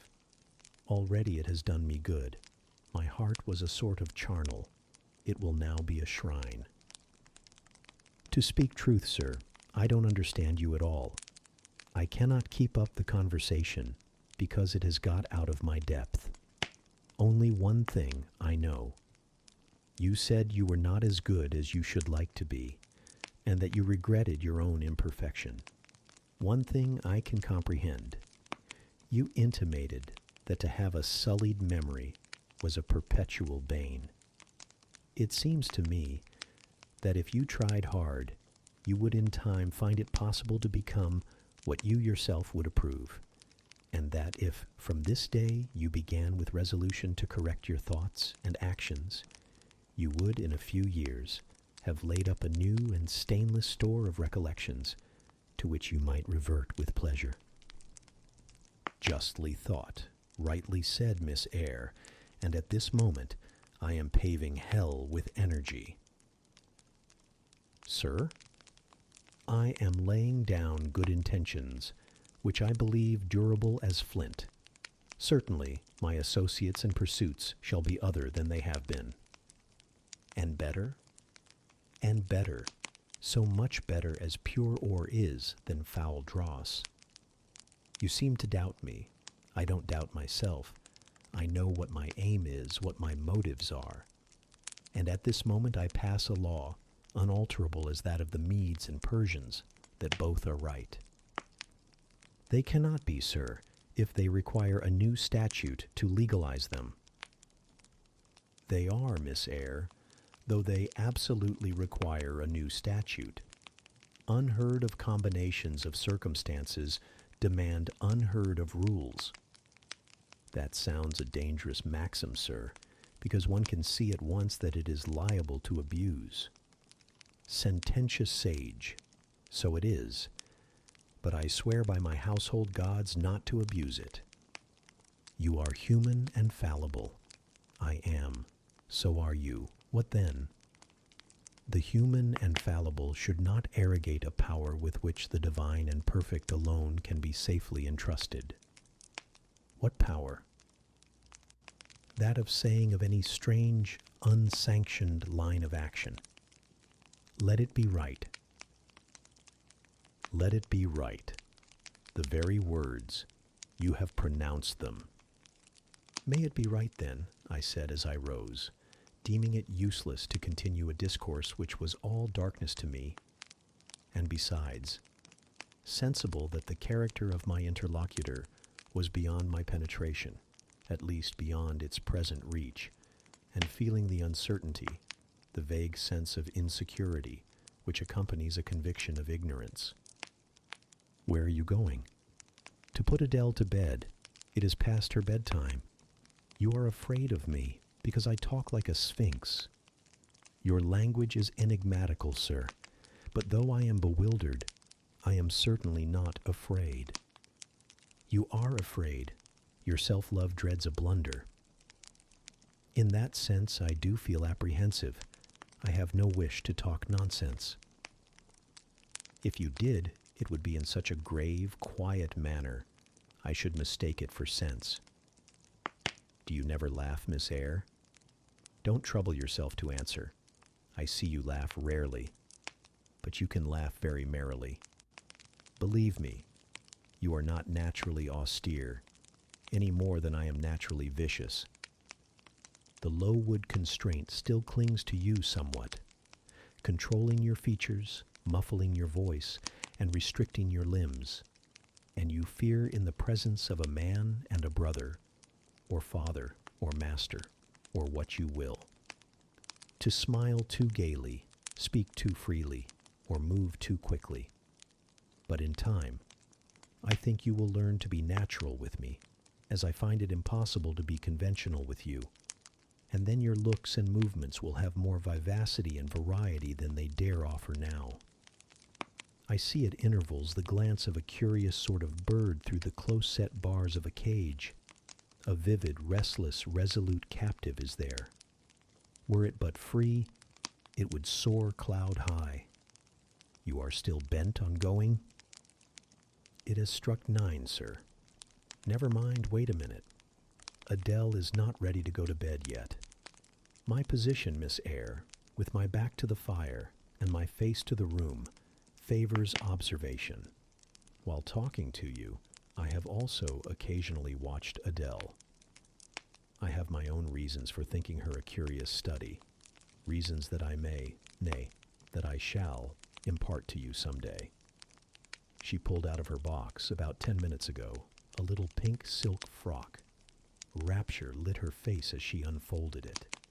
Coquetry runs in her blood, blends with her brains, and seasons the marrow of her bones. Il faut que je l'essaie, cried she, et l'instant même. And she rushed out of the room. She is now with Sophie, undergoing a robing process. In a few minutes she will re-enter, and I know what I shall see, a miniature of Céline Varens, as she used to appear on the boards at the rising of... But never mind that. However, my tenderest feelings are about to receive a shock. Such is my presentiment. Stay now, to see whether it will be realized." Ere long, Adele's little foot was heard tripping across the hall. She entered, transformed as her guardian had predicted. A dress of rose-colored satin, very short, and as full in the skirt as it could be gathered, replaced the brown frock she had previously worn. A wreath of rosebuds circled her forehead. Her feet were dressed in silk stockings and small white satin sandals. "Est-ce que ma robe va bien?" cried she, bounding forward. "Et mes souliers? Et mes bas? Tenez, je crois que je vais danser." And spreading out her dress, she chassed across the room till, having reached Mr. Rochester, she wheeled lightly round before him on tiptoe, then dropped on one knee at his feet, exclaiming, "Monsieur, je vous remercie mille fois de votre bonté." Then rising, she added, "C'est comme cela que maman faisait, n'est-ce pas, monsieur?" "Precisely," was the answer, and comme cela, she charmed my English gold out of my British breeches pocket. "I have been green too, Miss Eyre, I grass green. Not a more vernal tint freshens you now than once freshened me. My spring is gone, however, but it has left me that French floweret on my hands, which, in some moods, I would fain be rid of, not valuing now the root whence it sprang, having found that it was of a sort which nothing but gold dust could manure. I have but half a liking to the blossom, especially when it looks so artificial as just now. I keep it and rear it rather on the Roman Catholic principle of expiating numerous sins, great or small, by one good work. I'll explain all this someday. Good night." Chapter 15. Mr. Rochester did, on a future occasion, explain it. It was one afternoon when he chanced to meet me and Adele in the grounds, and while she played with Pilot and her shuttlecock, he asked me to walk up and down a long beech avenue within sight of her. He then said that she was the daughter of a French opera dancer, Céline Varens, towards whom he had once cherished what he called a grande passion. This passion Céline had professed to return with even superior ardor. He thought himself her idol, ugly as he was. He believed, as he said, that she preferred his tiled athlete to the elegance of the Apollo Belvedere. And, Miss Eyre, so much was I flattered by this preference of the Gallic sylph for her British gnome, that I installed her in an hotel, gave her a complete establishment of servants, a carriage, cashmeres, diamonds, dentelles, etc. In short, I began the process of ruining myself in the received style, like any other spoonie. I had not, it seems, the originality to chalk out a new road to shame and destruction, but trode the old track with stupid exactness, not to deviate an inch from the beaten center. I had, as I deserved to have, the fate of all other spoonies. Happening to call one evening when Céline did not expect me, I found her out. But it was a warm night, and I was tired with strolling through Paris, so I sat down in her boudoir, happy to breathe the air consecrated so lately by her presence. No, I exaggerate. I never thought there was any consecrating virtue about her. It was rather a sort of pastille perfume she had left, a scent of musk and amber than an odor of sanctity. I was just beginning to stifle with the fumes of conservatory flowers and sprinkled essences, when I bethought myself to open the window and step out onto the balcony. It was moonlight and gaslight besides, and very still and serene. The balcony was furnished with a chair or two. I sat down and took out a cigar. I will take one now, if you will excuse me. Here ensued a pause, filled up by the producing and lighting of a cigar. Having placed it to his lips and breathed a trail of Havana incense on the freezing and sunless air, he went on. "I liked bonbons, too, in those days, Miss Eyre. and I was croquant. Overlook the barbarism. Croquant chocolate comfits, and smoking alternately, watching meantime the equipages that rolled along the fashionable streets towards the neighboring opera house, when in an elegant close carriage drawn by a beautiful pair of English horses and distinctly seen in the brilliant city night, I recognized the voiture I had given Celine. She was returning. Of course my heart thumped with impatience against the iron rails I leant upon. The carriage stopped, as I had expected, at the hotel door. My flame, that is the very word for an opera innamorata, alighted, though muffed in a cloak, an unnecessary encumbrance, by the by, on so warm a June evening. I knew her instantly by her little foot, seen peeping from the skirt of her dress, as she skipped from the carriage step. Bending over the balcony, I was about to murmur, "Mon ange," in a tone, of course, which should be audible to the ear of love alone, when a figure jumped from the carriage after her, cloaked also. But that was a spurred heel which had rung on the pavement, and that was a hatted head which now passed under the arched porte-cochere of the hotel. "You never felt jealousy, did you, Miss Eyre? Of course not. I need not ask you, because you never felt love. You have both sentiments yet to experience. Your soul sleeps. The shock is yet to be given which shall waken it. You think all existence lapses in as quiet a flow as that in which your youth has hitherto slid away. Floating on with closed eyes and muffled ears, you neither see the rocks bristling not far off in the bed of the flood, nor hear the breakers boil at their base. But I tell you, and you may mark my words, you will come some day to a craggy pass in the channel, where the whole of life's stream will be broken up into whirl and tumult, foam and noise. Either you will be dashed to atoms on crag points, or lifted up and borne on by some master wave into a calmer current, as I am now. I like this day. I like that sky of steel. I like the sternness and stillness of the world under this frost. I like Thornfield, its antiquity, its retirement, its old crow trees and thorn trees, its gray facade, and lines of dark windows reflecting that metal welkin. And yet how long have I abhorred the very thought of it, shunned it like a great plague house. How I do still abhor.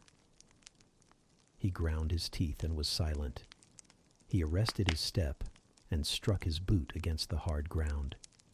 Some hated thought seemed to have him in its grip, and to hold him so tightly that he could not advance. We were ascending the avenue, when he thus paused. The hall was before us. Lifting his eye to its battlements, he cast over them a glare, such as I never saw before or since. Pain, shame, ire, impatience, disgust, detestation, seemed momentarily to hold a quivering conflict in the large pupil dilating under his ebon eyebrow. Wild was the wrestle which should be paramount, but another feeling rose and triumphed, something hard and cynical, self-willed and resolute. It settled his passion and petrified his countenance. He went on. During the moment I was silent, Miss Eyre, I was arranging a point with my destiny. She stood there by that beech trunk, a hag like one of those who appeared to Macbeth on the heath of Forres. "You like Thornfield," she said, lifting her finger. And then she wrote in the air a memento, which ran in lurid hieroglyphics all along the house front, between the upper and lower row of windows. "Like it if you can. Like it if you dare." "I will like it," said I. "I dare like it. And," he subjoined moodily, "I will keep my word. I will break obstacles to happiness, to goodness. Yes, goodness. I wish to be a better man than I have been, than I am. As Job's Leviathan broke the spear, the dart, and the habergeon, hindrances which others count as iron and brass, I will esteem but straw and rotten wood." Adele here ran before him with her shuttlecock. "Away," he cried harshly. "Keep at a distance, child, or go in to Sophie." Continuing then to pursue his walk in silence, I ventured to recall him to the point whence he had abruptly diverged. "Did you leave the balcony, sir?" I asked, when Mademoiselle Varens entered. I almost expected a rebuff for this hardly well-timed question, but on the contrary, waking out of his scowling abstraction, he turned his eyes towards me, and the shade seemed to clear off his brow. Oh, I had forgotten Céline. Well, to resume. When I saw my charmer thus come in accompanied by a cavalier, I seemed to hear a hiss, and the green snake of jealousy, rising on undulating coils from the moonlit balcony, glided within my waistcoat and ate its way in 2 minutes to my heart's core. "Strange," he exclaimed, suddenly starting again from the point. "Strange that I should choose you for the confidant of all this, young lady. Passing strange that you should listen to me quietly, as if it were the most usual thing in the world for a man like me to tell stories of his opera mistresses to a quaint, inexperienced girl like you.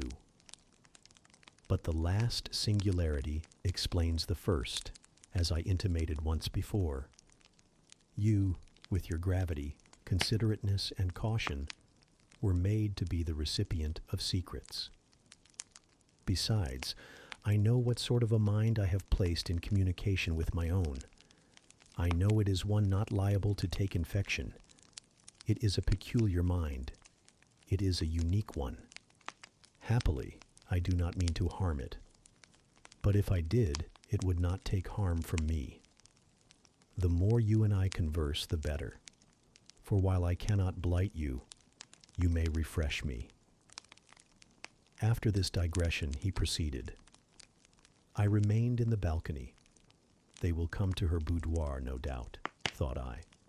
Let me prepare an ambush. So putting my hand in through the open window, I drew the curtain over it, leaving only an opening through which I could take observations. Then I closed the casement, all but a chink just wide enough to furnish an outlet to lovers' whispered vows. Then I stole back to my chair, and as I resumed it, the pair came in. My eye was quickly at the aperture. Céline's chambermaid entered, lit a lamp, left it on the table, and withdrew. The couple were thus revealed to me clearly.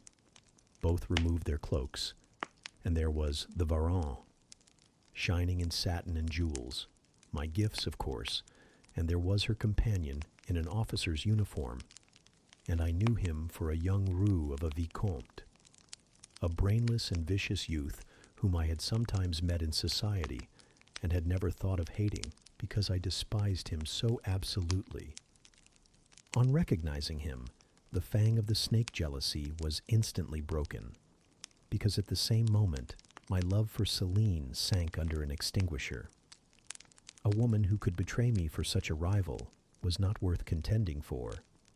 She deserved only scorn. Less, however, than I, who had been her dupe. They began to talk. Their conversation eased me completely. Frivolous, mercenary, heartless, and senseless, it was rather calculated to weary than enrage a listener. A card of mine lay on the table. This being perceived, brought my name under discussion.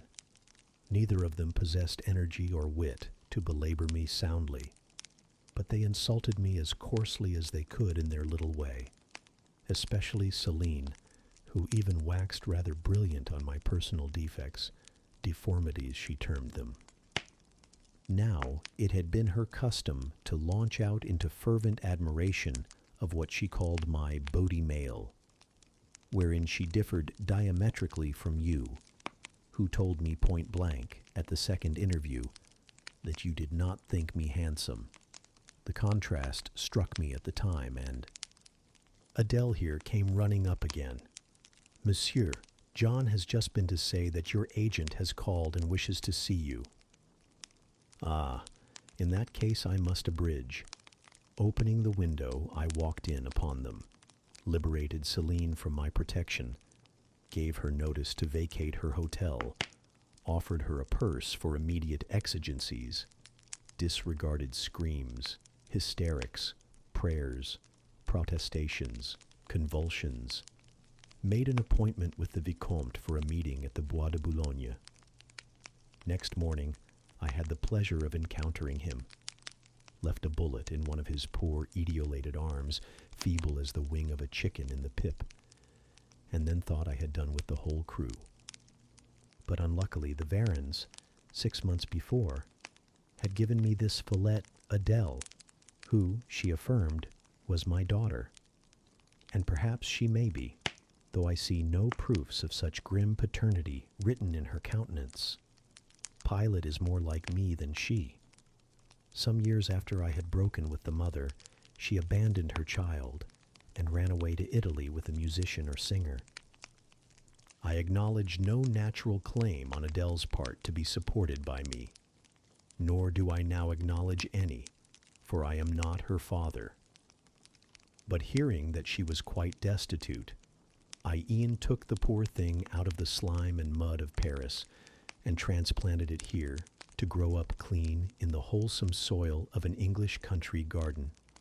Mrs. Fairfax found you to train it, but now you know that it is the illegitimate offspring of a French opera girl. You will perhaps think differently of your post and protégé. You will be coming to me some day with notice that you have found another place, that you beg me to look out for a new governess, etc., eh? No, Adele is not answerable for either her mother's faults or yours. I have a regard for her, and now that I know she is, in a sense, parentless, forsaken by her mother, and disowned by you, sir, I shall cling closer to her than before. How could I possibly prefer the spoilt pet of a wealthy family who would hate her governess as a nuisance to a lonely little orphan who leans towards her as a friend? Oh, that is the light in which you view it. Well, I must go in now, and you too. It darkens. But I stayed out a few minutes longer with Adele and Pilot, ran a race with her, and played a game of battledore and shuttlecock. When we went in, and I had removed her bonnet and coat, I took her on my knee, kept her there an hour, allowing her to prattle as she liked, not rebuking even some little freedoms and trivialities into which she was apt to stray when much noticed, and which betrayed in her a superficiality of character, inherited probably from her mother, hardly congenial to an English mind. Still, she had her merits, and I was disposed to appreciate all that was good in her to the utmost. I sought in her countenance and features a likeness to Mr. Rochester, but found none. No trait, no turn of expression announced relationship. It was a pity. If she could but have been proved to resemble him, he would have thought more of her.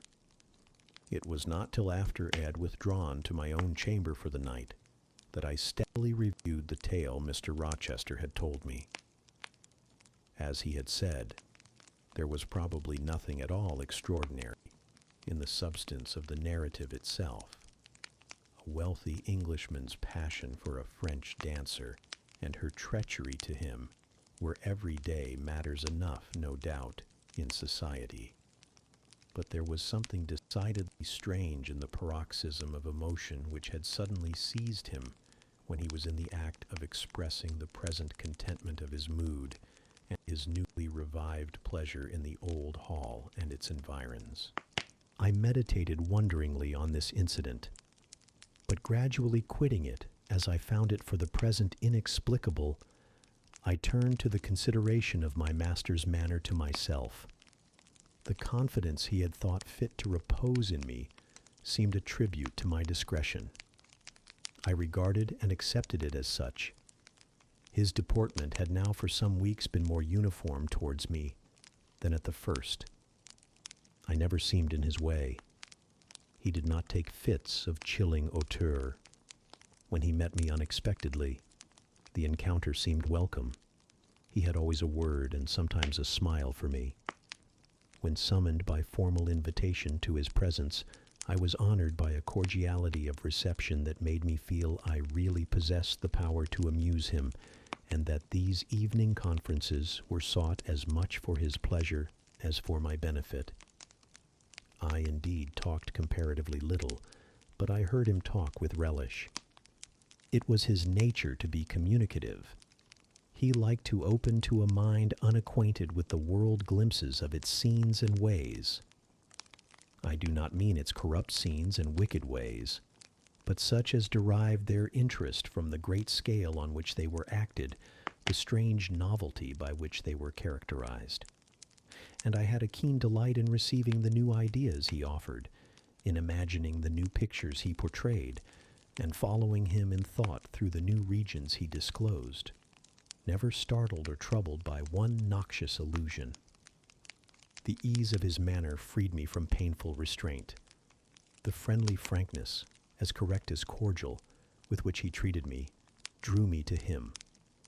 I felt at times as if he were my relation rather than my master, yet he was imperious sometimes still, but I did not mind that.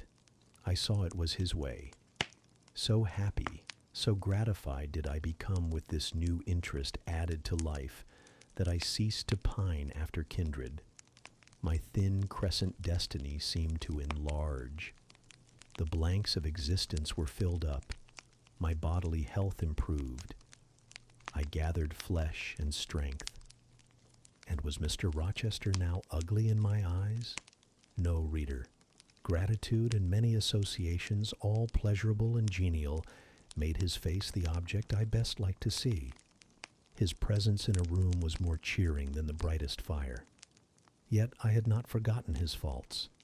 Indeed, I could not, for he brought them frequently before me. He was proud, sardonic, harsh to inferiority of every description. In my secret soul, I knew that his great kindness to me was balanced by unjust severity to many others. He was moody, too, unaccountably so.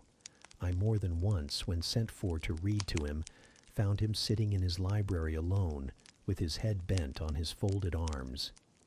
And when he looked up, a morose, almost a malignant scowl blackened his features. But I believed that his moodiness, his harshness, and his former faults of morality, I say former, for now he seemed corrected of them, had their source in some cruel cross of fate. I believed he was naturally a man of better tendencies, higher principles, and purer tastes than such as circumstances had developed, education instilled, or destiny encouraged. I thought there were excellent materials in him, though for the present they hung together somewhat spoiled and tangled. I cannot deny that I grieved for his grief, whatever that was, and would have given much to assuage it. Though I had now extinguished my candle and was laid down in bed, I could not sleep for thinking of his look when he paused in the avenue, and told how his destiny had risen up before him, and dared him to be happy at Thornfield. Why not? I asked myself. What alienates him from the house? Will he leave it again soon? Mrs. Fairfax said he seldom stayed here longer than a fortnight at a time, and he has now been resident 8 weeks. If he does go, the change will be doleful. Suppose he should be absent spring, summer, and autumn, how joyless sunshine and fine days will seem. I hardly know whether I had slept or not after this musing. At any rate, I started wide awake on hearing a vague murmur, peculiar and lugubrious, which sounded, I thought, just above me. I wished I had kept my candle burning. The night was drearily dark. My spirits were depressed. I rose and sat up in bed, listening. The sound was hushed. I tried again to sleep, but my heart beat anxiously. My inward tranquility was broken. The clock far down in the hall struck 2. Just then it seemed my chamber door was touched, as if fingers had swept the panels in, groping away along the dark gallery outside. I said, "Who is there?" Nothing answered. I was chilled with fear. All at once I remembered that it might be Pilate, who, when the kitchen door chanced to be left open, not unfrequently found his way up to the threshold of Mr. Rochester's chamber. I had seen him lying there myself in the mornings. The idea calmed me somewhat. I lay down. Silence composes the nerves, and as an unbroken hush now reigned again through the whole house, I began to feel the return of slumber. But it was not fated that I should sleep that night. A dream had scarcely approached my ear, when it fled affrighted, scared by a marrow-freezing incident enough. This was a demoniac laugh, low, suppressed, and deep, uttered, as it seemed, at the very keyhole of my chamber door. The head of my bed was near the door, and I thought at first the goblin laugher stood at my bedside, or rather crouched by my pillow. But I rose, looked round, and could see nothing, while as I still gazed, the unnatural sound was reiterated, and I knew it came from behind the panels. My first impulse was to rise and fasten the bolt. My next, again to cry out, "Who is there?" Something gurgled and moaned. Ere long, steps retreated up the gallery towards the third-story staircase. A door had lately been made to shut in that staircase. I heard it open and close, and all was still. Was that Grace Poole? And is she possessed with a devil? Thought I. Impossible now to remain longer by myself. I must go to Mrs. Fairfax. I hurried on my frock and a shawl. I withdrew the bolt and opened the door with a trembling hand. There was a candle burning just outside and on the matting in the gallery.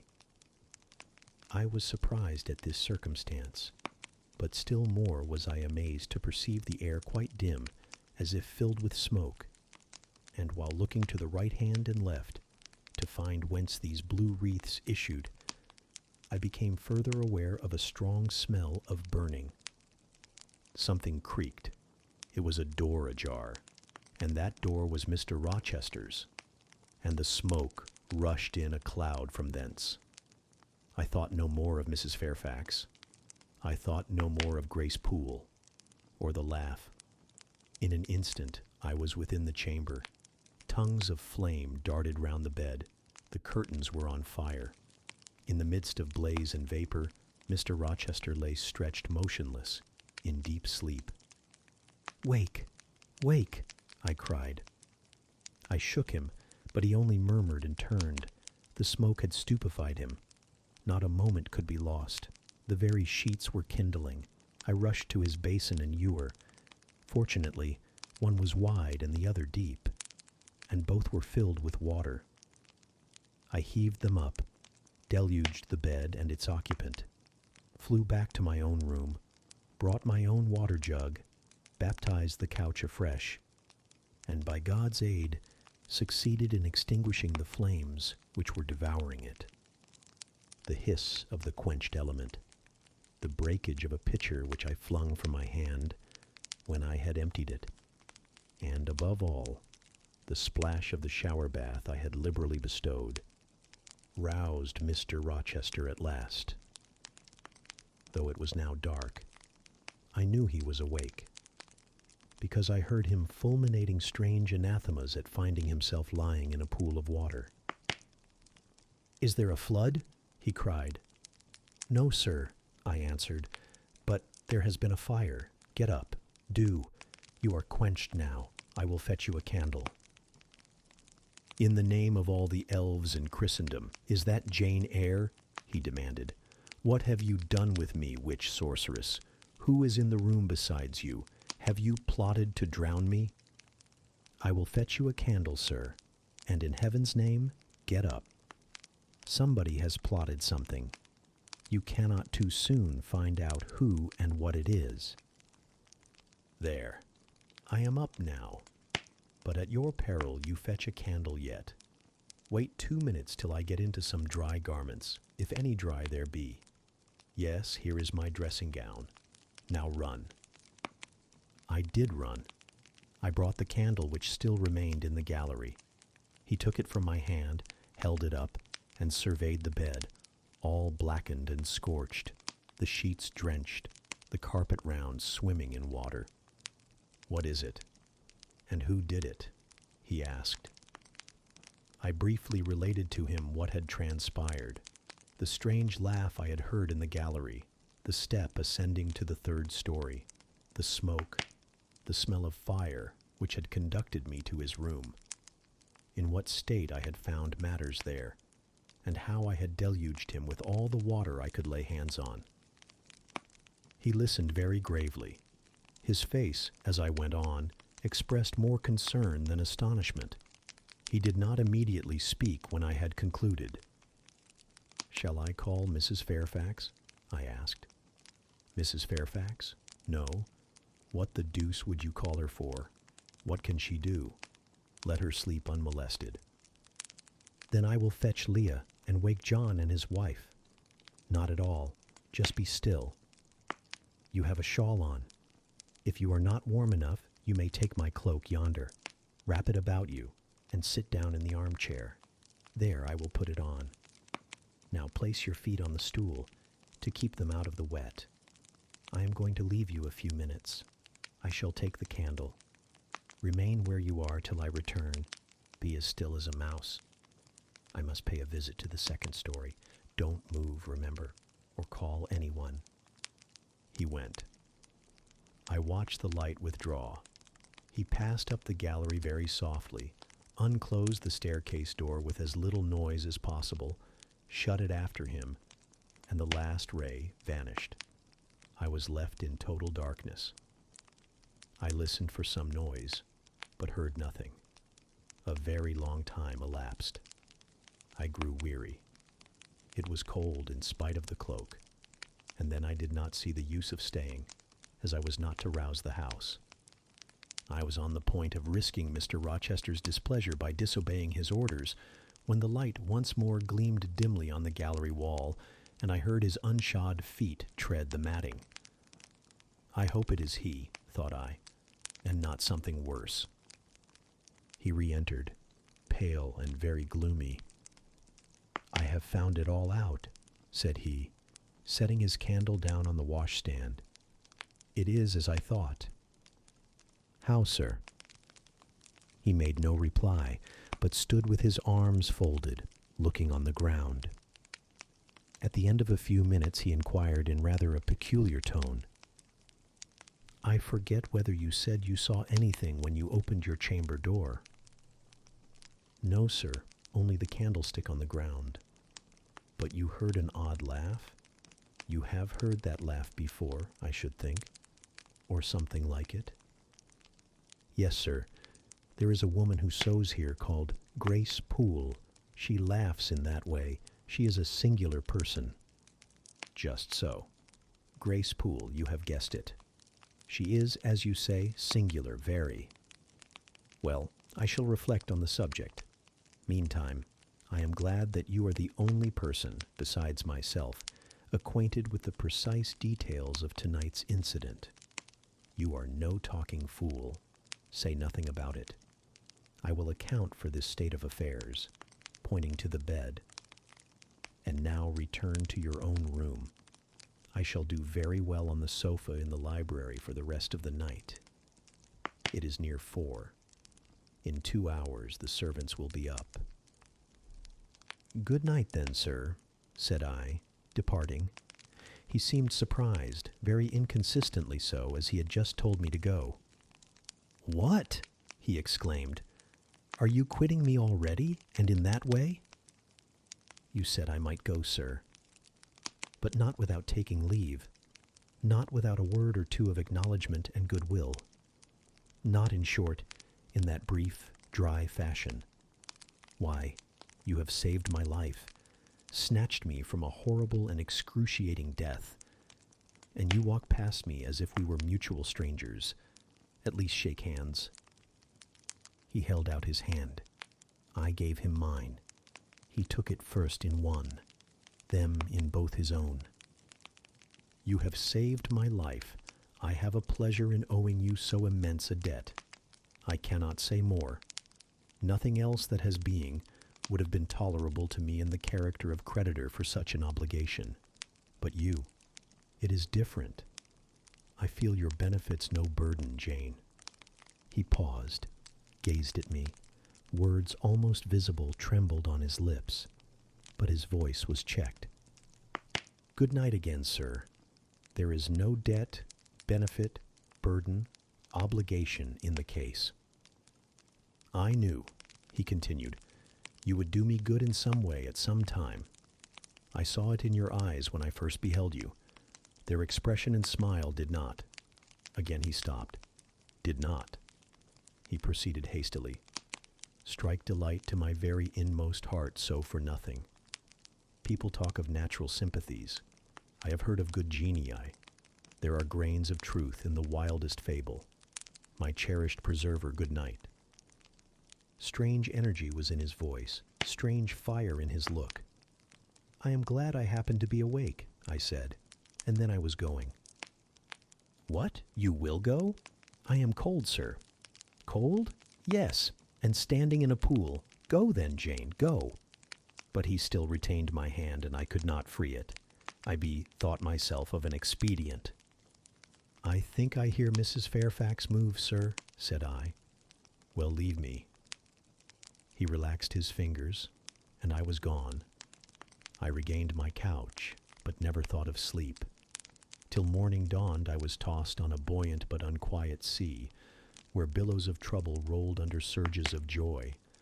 I thought sometimes I saw beyond its wild waters a shore, sweet as the hills of Beulah, and now and then a freshening gale, wakened by hope, bore my spirit triumphantly towards the bourne.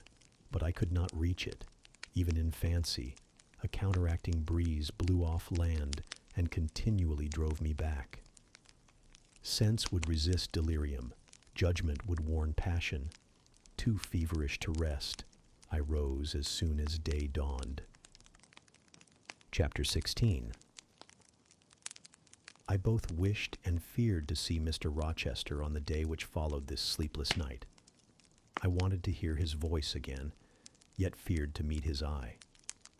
During the early part of the morning, I momentarily expected his coming. He was not in the frequent habit of entering the schoolroom, but he did step in for a few minutes sometimes, and I had the impression that he was sure to visit it that day. But the morning passed just as usual. Nothing happened to interrupt the quiet course of Adele's studies.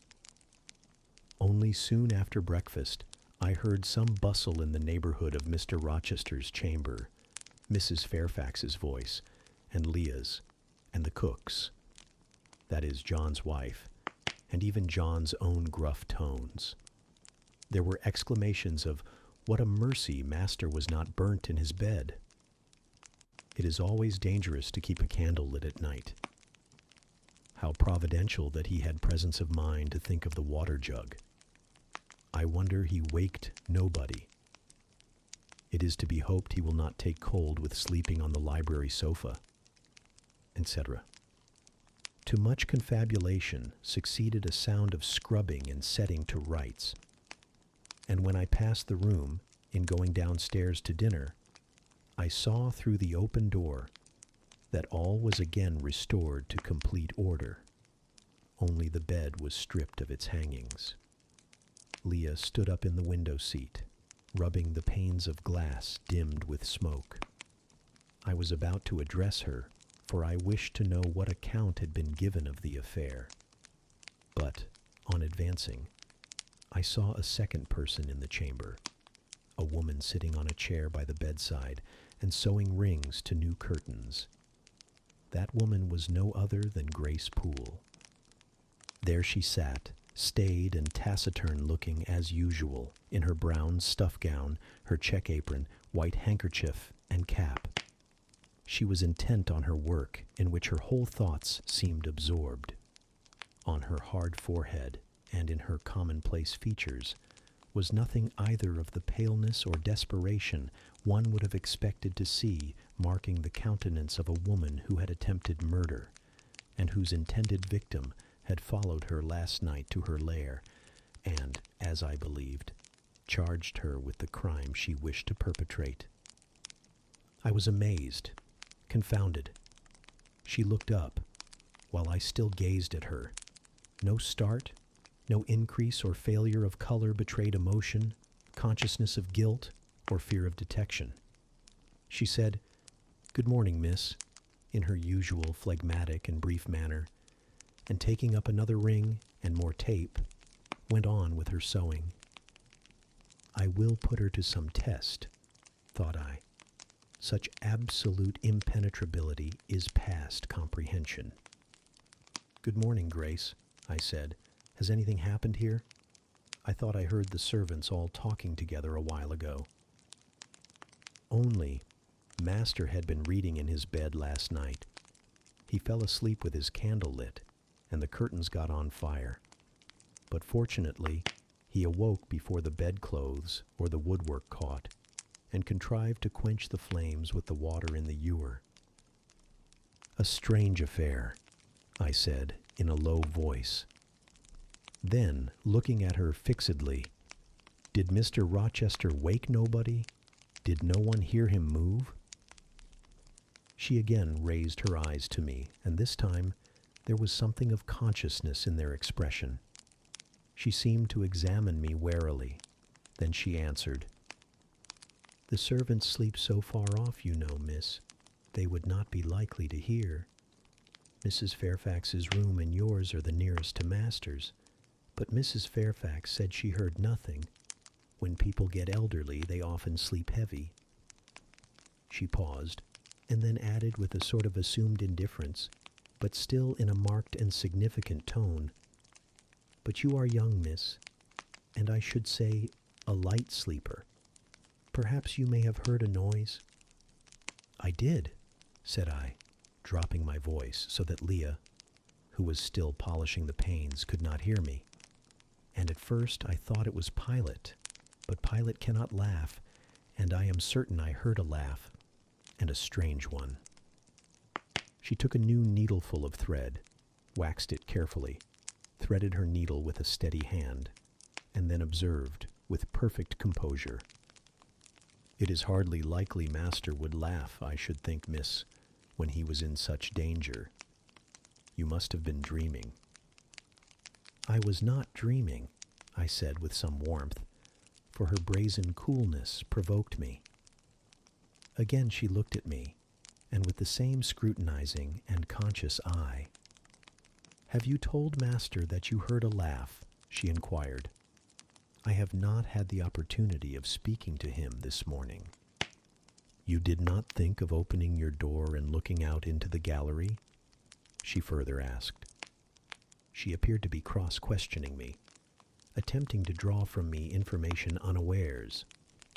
The idea struck me that if she discovered I knew or suspected her guilt, she would be playing of some of her malignant pranks on me. I thought it advisable to be on my guard. "On the contrary," said I bolted my door." "Then you are not in the habit of bolting your door every night before you get into bed." Fiend! She wants to know my habits, that she may lay her plans accordingly. Indignation again prevailed over prudence. I replied sharply, "Hitherto I have often omitted to fasten the bolt. I did not think it necessary. I was not aware any danger or annoyance was to be dreaded at Thornfield Hall. But in future," and I laid marked stress on the words, "I shall take good care to make all secure before I venture to lie down." "It will be wise so to do," was her answer. "This neighborhood is as quiet as any I know, and I never heard of the hall being attempted by robbers since it was a house, though there are hundreds of pounds worth of plate in the plate closet, as is well known. And you see, for such a large house, there are very few servants because Master has never lived here much, and when he does come, being a bachelor, he needs little waiting on, but I always think it best to err on the safe side. A door is soon fastened, and it is as well to have a drawn bolt between one and any mischief that may be about. A deal of people, miss, are for trusting all to Providence. But I say Providence will not dispense with the means. though he often blesses them when they are used discreetly. And here she closed her harangue, a long one for her, and uttered with the demureness of a Quakeress. I still stood absolutely dumbfounded at what appeared to me her miraculous self-possession and most inscrutable hypocrisy, when the cook entered. "Mrs. Poole," said she, addressing Grace, "the servants' dinner will soon be ready. Will you come down?" "No, just put my pint of porter and bit of pudding on a tray, and I'll carry it upstairs." "You'll have some meat?" "Just a morsel, and a taste of cheese, that's all." "And the sago?" "Never mind it at present. I shall be coming down before tea time. I'll make it myself."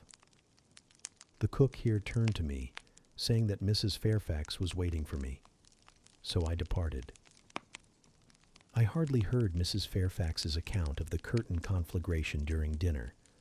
So much was I occupied in puzzling my brains over the enigmatical character of Grace Poole, and still more in pondering the problem of her position at Thornfield and questioning why she had not been given into custody that morning, or, at the very least, dismissed from her master's service. He had almost as much as declared his conviction of her criminality last night. What mysterious cause withheld him from accusing her? Why had he enjoined me, too, to secrecy? It was strange. A bold, vindictive, and haughty gentleman seemed somehow in the power of one of the meanest of his dependents, so much in her power that even when she lifted her hand against his life, he dared not openly charge her with the attempt, much less punish her for it. Had Grace been young and handsome, I should have been tempted to think that tenderer feelings than prudence or fear influenced Mr. Rochester in her behalf. But, hard-favored and matronly as she was, the idea could not be admitted. Yet, I reflected, she has been young once. Her youth would be contemporary with her master's.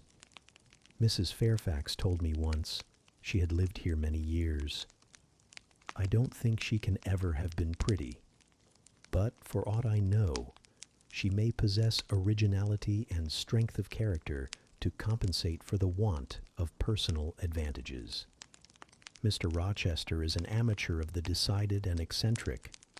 Grace is eccentric at least. What if a former caprice, a freak very possible to a nature so sudden and headstrong as his, has delivered him into her power, and she now exercises over his actions a secret influence, the result of his own indiscretion, which he cannot shake off and dare not disregard? But having reached this point of conjecture, Mrs. Poole's square, flat figure, and uncomely, dry, even coarse face recurred so distinctly to my mind's eye that I thought, no, impossible, my supposition cannot be correct. Yet, suggested the secret voice which talks to us in our own hearts, you are not beautiful either, and perhaps Mr. Rochester approves you. At any rate, you have often felt as if he did, and last night, remember his words. Remember his look. Remember his voice. I well remembered all. Language, glance, and tone seemed at the moment vividly renewed. I was now in the schoolroom. Adele was drawing. I bent over her and directed her pencil. She looked up with a sort of start. "Qu'avez-vous, mademoiselle?" said she. "Vos doigts tremblent comme la feuille, et vos joues sont rouges, mais rouges comme des cerises." "I am hot, Adele, with stooping," she went on sketching. I went on thinking. I hastened to drive from my mind the hateful notion I had been conceiving respecting Grace Poole. It disgusted me. I compared myself with her and found we were different. Bessie Levin had said I was quite a lady, and she spoke truth. I was a lady, and now I looked much better than I did when Bessie saw me. I had more color and more flesh, more life, more vivacity, because I had brighter hopes and keener enjoyments. Evening approaches, said I as I looked towards the window. I have never heard Mr. Rochester's voice or step in the house today, but surely I shall see him before night. I feared the meeting in the morning. Now I desire it, because expectation has been so long baffled that it is grown impatient. When dusk actually closed, and when Adele left me to go and play in the nursery with Sophie, I did most keenly desire it. I listened for the bell to ring below. I listened for Leah coming up with a message. I fancied sometimes I heard Mr. Rochester's own tread, and I turned to the door, expecting it to open and admit him. The door remained shut. Darkness only came in through the window. Still it was not late. He often sent for me at 7 and 8 o'clock, and it was yet but 6. Surely I should not be wholly disappointed tonight, when I had so many things to say to him. I wanted again to introduce the subject of Grace Poole, and to hear what he would answer. I wanted to ask him plainly if he really believed it was she who had made last night's hideous attempt, and if so, why he kept her wickedness a secret. It little mattered whether my curiosity irritated him.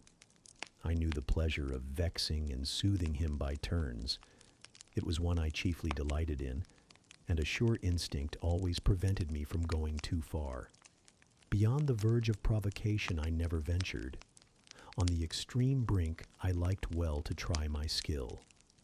Retaining every minute form of respect, every propriety of my station, I could still meet him in argument without fear or uneasy restraint. This suited both him and me. A tread creaked on the stairs at last. Leah made her appearance, but it was only to intimate that tea was ready in Mrs. Fairfax's room. Thither I repaired, glad at least to go downstairs, for that brought me, I imagined, nearer to Mr. Rochester's presence. "You must want your tea," said the good lady as I joined her. "You ate so little at dinner. I am afraid," she continued, "you are not well today. You look flushed and feverish." "Oh, quite well. I never felt better." "Then you must prove it by evincing a good appetite. Will you fill the teapot while I knit off this needle?" Having completed her task, she rose to draw down the blind, which she had hitherto kept up, by way, I suppose, of making the most of daylight, though dusk was now fast deepening into total obscurity. "It is fair tonight," said she as she looked through the panes, "though not starlight. Mr. Rochester has, on the whole, had a favorable day for his journey." "Journey? Is Mr. Rochester gone anywhere? I did not know he was out." "Oh," he said of the moment he had breakfasted, "he is gone to the Leas, Mr. Eshton's place, 10 miles on the other side Millcote. I believe there is quite a party assembled there. Lord Ingram, Sir George Lynn, Colonel Dent, and others." "Do you expect him back tonight?" "No, nor tomorrow either. I should think he is very likely to stay a week or more. When these fine, fashionable people get together, they are so surrounded by elegance and gaiety, so well provided with all that can please and entertain, they are in no hurry to separate. Gentlemen, especially, are often in request on such occasions. And Mr. Rochester is so talented and so lively in society that I believe he is a general favorite.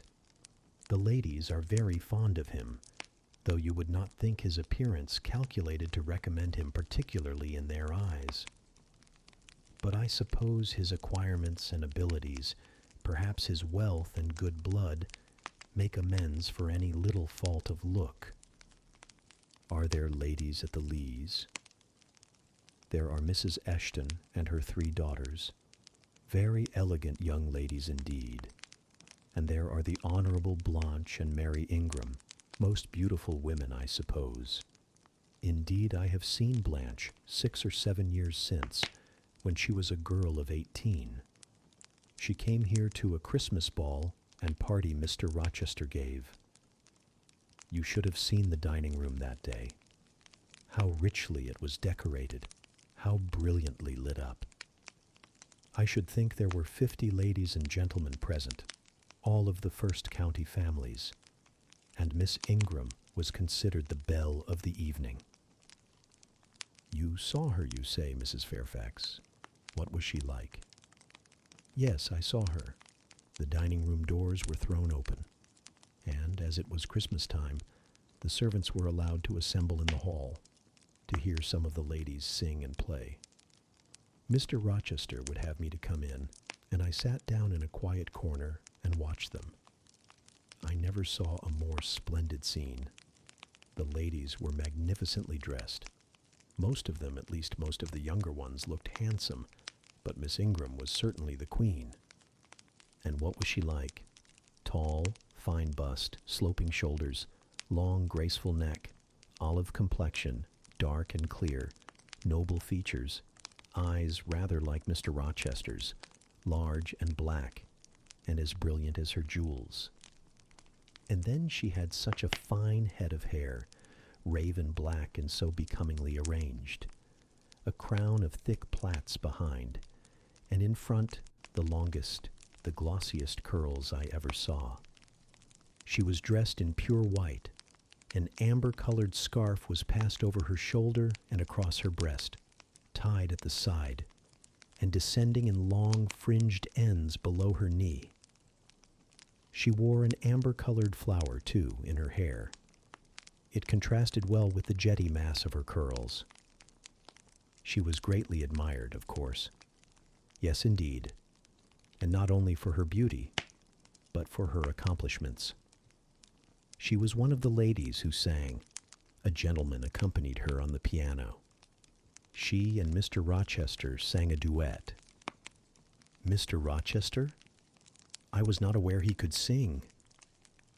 Oh, he has a fine bass voice and an excellent taste for music. And Miss Ingram, what sort of a voice had she? A very rich and powerful one. She sang delightfully. It was a treat to listen to her, and she played afterwards. I am no judge of music, but Mr. Rochester is, and I heard him say her execution was remarkably good. And this beautiful and accomplished lady, she is not yet married? It appears not. I fancy neither she nor her sister have very large fortunes. Old Lord Ingram's estates were chiefly entailed, and the eldest son came in for everything almost. But I wonder no wealthy nobleman or gentleman has taken a fancy to her. Mr. Rochester, for instance. He is rich, is he not? Oh, yes. But you see there is a considerable difference in age. Mr. Rochester is nearly 40. She is but 25. What of that? More unequal matches are made every day. True, yet I should scarcely fancy Mr. Rochester would entertain an idea of the sort. But you eat nothing. You have scarcely tasted since you began tea. No, I am too thirsty to eat. Will you let me have another cup? I was about again to revert to the probability of a union between Mr. Rochester and the beautiful Blanche. But Adele came in, and the conversation was turned into another channel. When once more alone, I reviewed the information I had got, looked into my heart, examined its thoughts and feelings, and endeavored to bring back with a strict hand such as had been straying through imagination's boundless and trackless waste into the safe fold of common sense, arraigned at my own bar, memory having given her evidence of the hopes, wishes, sentiments I had been cherishing since last night, of the general state of mind in which I had indulged for nearly a fortnight past. Reason having come forward and told, in her own quiet way, a plain, unvarnished tale, showing how I had rejected the real and rabidly devoured the ideal, I pronounced judgment to this effect: that a greater fool than Jane Eyre had never breathed the breath of life, that a more fantastic idiot had never surfeited herself on sweet lies, and swallowed poison as if it were nectar. "You," I said, "a favorite with Mr. Rochester? You, gifted with the power of pleasing him? You of importance to him in any way? Go. Your folly sickens me. And you have derived pleasure from occasional tokens of preference, equivocal tokens shown by a gentleman of family and a man of the world to a dependent and a novice. How dared you? Poor stupid dupe. Could not even self-interest make you wiser? You repeated to yourself this morning the brief scene of last night? Cover your face and be ashamed. He said something in praise of your eyes, did he? Blind puppy. Open their bleared lids and look on your own accursed senselessness. It does good to no woman to be flattered by her superior, who cannot possibly intend to marry her, and it is madness in all women to let a secret love kindle within them, which, if unreturned and unknown, must devour the life that feeds it, and if discovered and responded to, must lead, ignis fatuus-like, into miry wilds, whence there is no extrication. Listen then, Jane Eyre, to your sentence. Tomorrow, place the glass before you, and draw in chalk your own picture, faithfully, without softening one defect. Omit no harsh line, smooth away no displeasing irregularity. Write under it, portrait of a governess, disconnected, poor, and plain. Afterwards, take a piece of smooth ivory. You have one prepared in your drawing box. Take your palette, mix your freshest, finest, clearest tints. Choose your most delicate camel hair pencils. Delineate carefully the loveliest face you can imagine.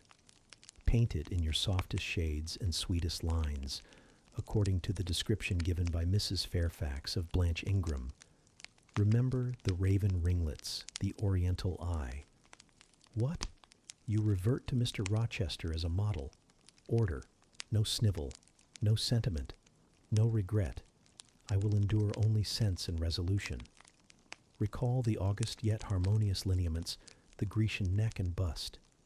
Let the round and dazzling arm be visible, and the delicate hand. Omit neither diamond ring nor gold bracelet.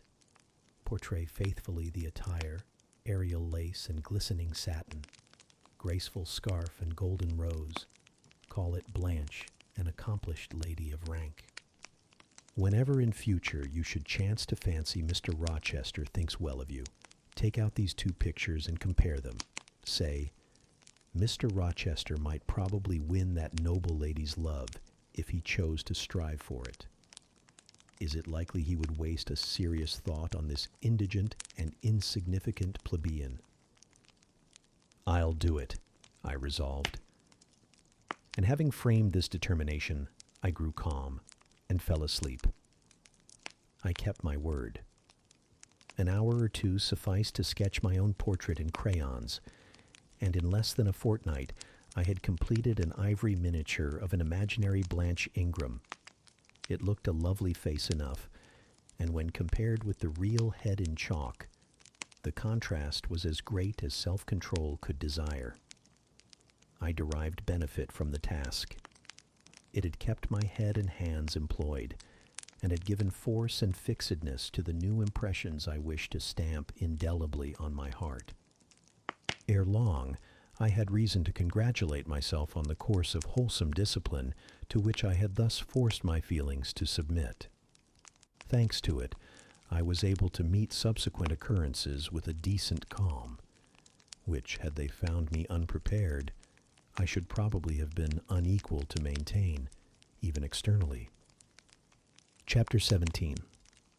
A week passed, and no news arrived of Mr. Rochester. 10 days, and still he did not come.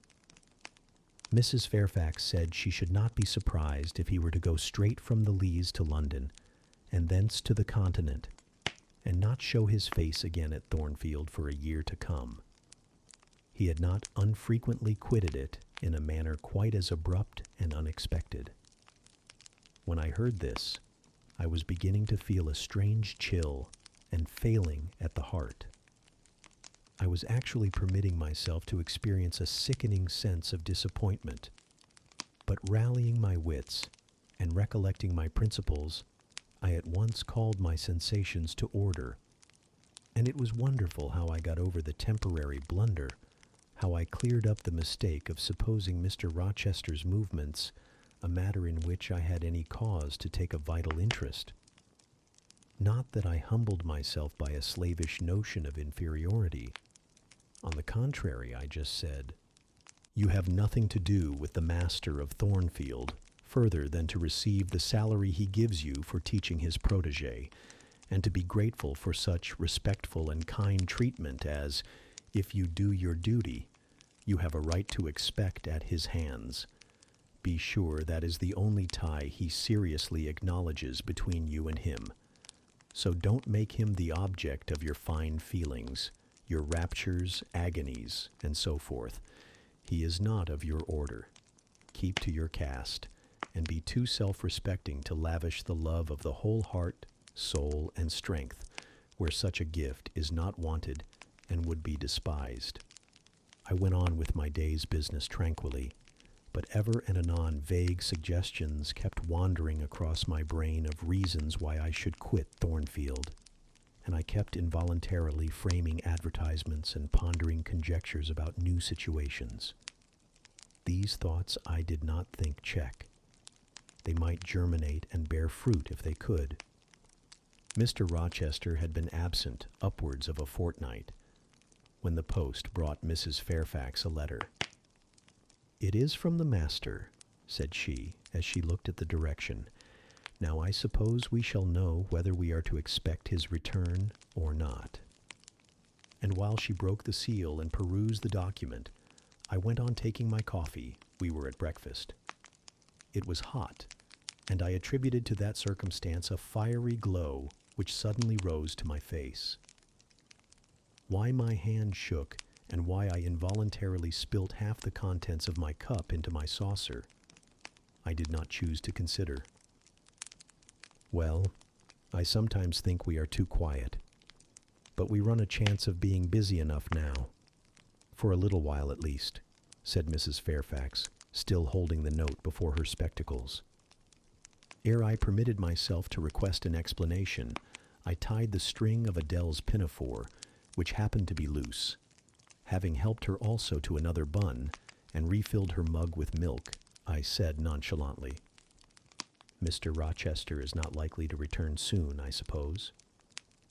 "Indeed he is. In 3 days, he says. That will be next Thursday, and not alone either. I don't know how many of the fine people at the Lees are coming with him. He sends directions for all the best bedrooms to be prepared, and the library and drawing rooms are to be cleaned out. I am to get more kitchen hands from the George Inn, at Millcote, and from wherever else I can, and the ladies will bring their maids, and the gentlemen their valets, so we shall have a full house of it." And Mrs. Fairfax swallowed her breakfast and hastened away to commence operations. The 3 days were, as she had foretold, busy enough. I had thought all the rooms at Thornfield beautifully clean and well arranged, but it appears I was mistaken. 3 women were got to help, and such scrubbing, such brushing, such washing of paint and beating of carpets, such taking down and putting up of pictures, such polishing of mirrors and lustres, such lighting of fires in bedrooms, such airing of sheets and feather beds on hearths, I never beheld, either before or since. Adele ran quite wild in the midst of it. The preparations for company and the prospect of their arrival seemed to throw her into ecstasies. She would have Sophie to look over all her toilettes, as she called frocks, to furbish up any that were passées, and to air and arrange the new. For herself, she did nothing but caper about in the front chambers, jump on and off the bedsteads, and lie on the mattresses and piled up bolsters and pillows before the enormous fires roaring in the chimneys. From school duties she was exonerated. Mrs. Fairfax had pressed me into her service. and I was all day in the storeroom, helping or hindering her and the cook, learning to make custards and cheesecakes and French pastry, to truss game and garnish dessert dishes. The party were expected to arrive on Thursday afternoon, in time for dinner at 6. During the intervening period, I had no time to nurse chimeras, and I believe I was as active and gay as anybody, Adele excepted. Still, now and then, I received a damping check to my cheerfulness, and was, in spite of myself, thrown back on the region of doubts and portents and dark conjectures. This was when I chanced to see the third-story staircase door, which of late had always been kept locked, open slowly and give passage to the form of Grace Poole, in prim cap, white apron, and handkerchief. When I watched her glide along the gallery, her quiet tread muffled in a list slipper, when I saw her look into the bustling, topsy-turvy bedrooms, just say a word, perhaps, to the charwoman about the proper way to polish a grate, or clean a marble mantelpiece, or take stains from papered walls, and then pass on. She would thus descend to the kitchen once a day, eat her dinner, smoke a moderate pipe on the hearth, and go back, carrying her pot of porter with her for her private solace in her own gloomy upper haunt. Only 1 hour in the 24 did she pass with her fellow servants below. All the rest of her time was spent in some low-ceiled oaken chamber of the second story. There she sat and sewed, and probably laughed drearily to herself, as companionless as a prisoner in his dungeon. The strangest thing of all was that not a soul in the house, except me, noticed her habits, or seemed to marvel at them. No one discussed her position or employment. No one pitied her solitude or isolation. I once, indeed, overheard part of a dialogue between Leah and one of the charwomen, of which Grace formed the subject. Leah had been saying something I had not caught, and the charwoman remarked, "She gets good wages, I guess." "Yes," said Leah. "I wish I had as good. Not that mine are to complain of, there's no stinginess at Thornfield, but they're not 1/5 of the sum Mrs. Poole receives, and she is laying by. She goes every quarter to the bank at Millcote. I should not wonder but she has saved enough to keep her independent if she liked to leave, but I suppose she's got used to the place. And then she's not 40 yet, and strong and able for anything. It is too soon for her to give up business." "She is a good hand, I dare say," said the charwoman. "Ah, she understands what she has to do, nobody better," rejoined Leah significantly, "and it is not everyone could fill her shoes, not for all the money she gets." "That it is not," was the reply. "I wonder whether the master—" The charwoman was going on, but here Leah turned and perceived me, and she instantly gave her companion a nudge. "Doesn't she know?" I heard the woman whisper. Leah shook her head, and the conversation was of course dropped. All I had gathered from it amounted to this: that there was a mystery at Thornfield, and that from participation in that mystery I was purposely excluded. Thursday came. All work had been completed the previous evening. Carpets were laid down, bed hangings festooned, radiant white counterpanes spread, toilet tables arranged, furniture rubbed, flowers piled in vases. Both chambers and saloons looked as fresh and bright as hands could make them. The hall, too, was scoured, and the great carved clock, as well as the steps and banisters of the staircase, were polished to the brightness of glass. In the dining room, the sideboard flashed resplendent with plate. In the drawing room and boudoir, vases of exotics bloomed on all sides. Afternoon arrived. Mrs. Fairfax assumed her best black satin gown, her gloves, and her gold watch, for it was her part to receive the company, to conduct the ladies to their rooms, etc.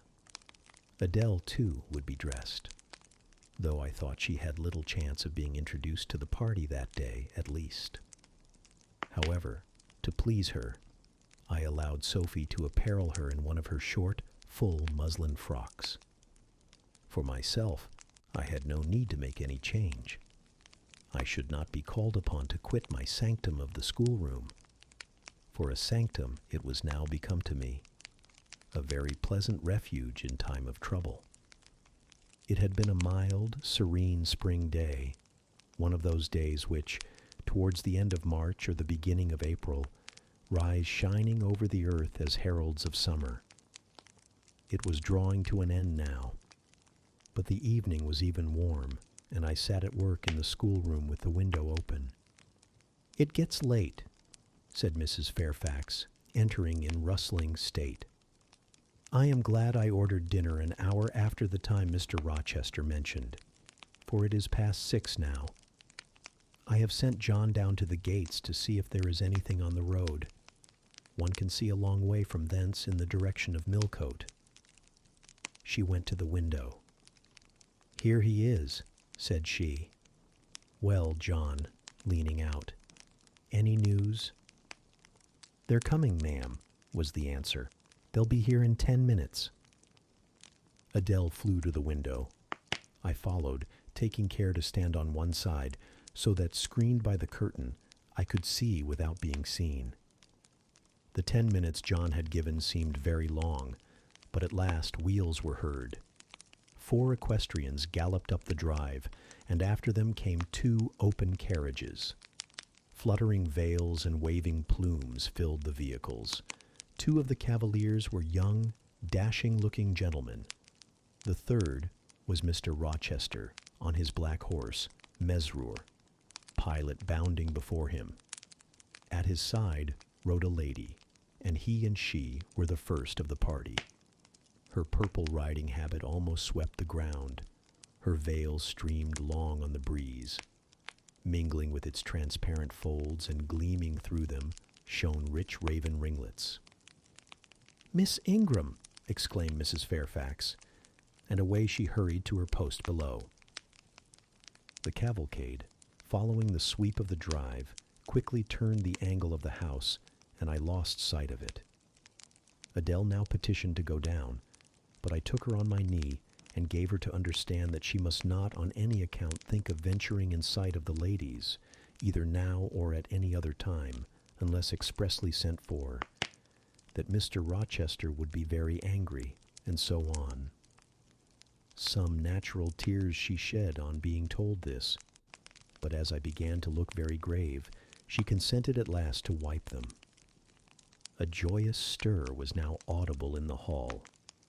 Gentlemen's deep tones and ladies' silvery accents blent harmoniously together, and distinguishable above all, though not loud, was the sonorous voice of the master of Thornfield Hall, welcoming his fair and gallant guests under its roof. Then light steps ascended the stairs, and there was a tripping through the gallery, and soft, cheerful laughs, and opening and closing doors, and for a time, a hush. "Elles changent de toilettes," said Adele, who, listening attentively, had followed every movement, and she sighed. "Chez maman," said she, "quand il y avait du monde, je le suivais partout, au salon et à leur chambre. Souvent je regardais les femmes de chambre coiffer et habiller les dames, et c'était si amusant. Comme cela on apprend. Don't you feel hungry, Adèle?" "Mais oui, mademoiselle. Voilà 5 ou 6 heures que nous n'avons pas mangé." "Well now, while the ladies are in their rooms, I will venture down and get you something to eat." And issuing from my asylum with precaution, I sought a back stairs which conducted directly to the kitchen. All in that region was fire and commotion. The soup and fish were in the last stage of projection, and the cook hung over her crucibles in a frame of mind and body threatening spontaneous combustion. In the servants' hall, 2 coachmen and 3 gentlemen stood or sat round the fire. The Abigails, I suppose, were upstairs with their mistresses. The new servants that had been hired from Millcote were bustling about everywhere. Threading this chaos, I at last reached the larder. There I took possession of a cold chicken, a roll of bread, some tarts, a plate or two, and a knife and fork. With this booty, I made a hasty retreat. I had regained the gallery and was just shutting the back door behind me when an accelerated hum warned me that the ladies were about to issue from their chambers. I could not proceed to the schoolroom without passing some of their doors and running the risk of being surprised with my cargo of victuallage. So I stood still at this end, which, being windowless, was dark, quite dark now, for the sun was set and twilight gathering. Presently, the chambers gave up their fair tenants one after another. Each came out gaily and airily, with dress that gleamed lustrous through the dusk. For a moment, they stood grouped together at the other extremity of the gallery, conversing in a key of sweet, subdued vivacity. They then descended the staircase almost as noiselessly as a bright mist rolls down a hill. Their collective appearance had left on me an impression of high-born elegance, such as I had never before received. I found Adele peeping through the schoolroom door, which she held ajar. "What beautiful ladies!" cried she in English. "Oh, I wish I might go to them. Do you think Mr. Rochester will send for us by and by after dinner?" "No, indeed I don't. Mr. Rochester has something else to think about. Never mind the ladies tonight. Perhaps you will see them tomorrow. Here is your dinner." She was really hungry, so the chicken and tarts served to divert her attention for a time. It was well I secured this forage, or both she, I, and Sophie, to whom I conveyed a share of our repast, would have run a chance of getting no dinner at all. Everyone downstairs was too much engaged to think of us. The dessert was not carried out till after 9, and at 10 footmen were still running to and fro with trays and coffee cups. I allowed Adele to sit up much later than usual, for she declared she could not possibly go to sleep while the doors kept opening and shutting below and people bustling about. Besides, she added, a message might possibly come from Mr. Rochester when she was undressed. Et alors quel dommage! I told her stories as long as she would listen to them, and then for a change, I took her out into the gallery. The hall lamp was now lit, and it amused her to look over the balustrade and watch the servants passing backwards and forwards. When the evening was far advanced, a sound of music issued from the drawing-room, whither the piano had been removed. Adele and I sat down on the top step of the stairs to listen. Presently, a voice blent with the rich tones of the instrument. It was a lady who sang, and very sweet her notes were. The solo over, a duet followed, and then a glee. A joyous conversational murmur filled up the intervals. I listened long. Suddenly I discovered that my ear was wholly intent on analyzing the mingled sounds, and trying to discriminate amidst the confusion of accents those of Mr. Rochester. And when it caught them, which it soon did, it found a further task in framing the tones, rendered by distance, inarticulate, into words. The clock struck 11. I looked at Adele, whose head leant against my shoulder. Her eyes were waxing heavy, so I took her up in my arms and carried her off to bed. It was near 1 before the gentlemen and ladies sought their chambers. The next day was as fine as its predecessor. It was devoted by the party to an excursion to some site in the neighborhood. They set out early in the forenoon, some on horseback, the rest in carriages. I witnessed both the departure and the return. Miss Ingram, as before, was the only lady equestrian, and as before, Mr. Rochester galloped at her side. The two rode a little apart from the rest. I pointed out this circumstance to Mrs. Fairfax, who was standing at the window with me. "You said it was not likely they should think of being married," said I, "but you see Mr. Rochester evidently prefers her to any of the other ladies." "Yes, I dare say. No doubt he admires her." "And she him," I added. "Look how she leans her head towards him as if she were conversing confidentially. I wish I could see her face. I have never had a glimpse of it yet." "You will see her this evening," answered Mrs. Fairfax. "I happened to remark to Mr. Rochester how much Adele wished to be introduced to the ladies, and he said, 'Oh, let her come into the drawing-room after dinner and request Miss Eyre to accompany her.' Yes, he said that from mere politeness. I need not go, I am sure," I answered. "Well, I observed to him that as you were unused to company, I did not think you would like appearing before so gay a party, all strangers." And he replied, in his quick way, "Nonsense.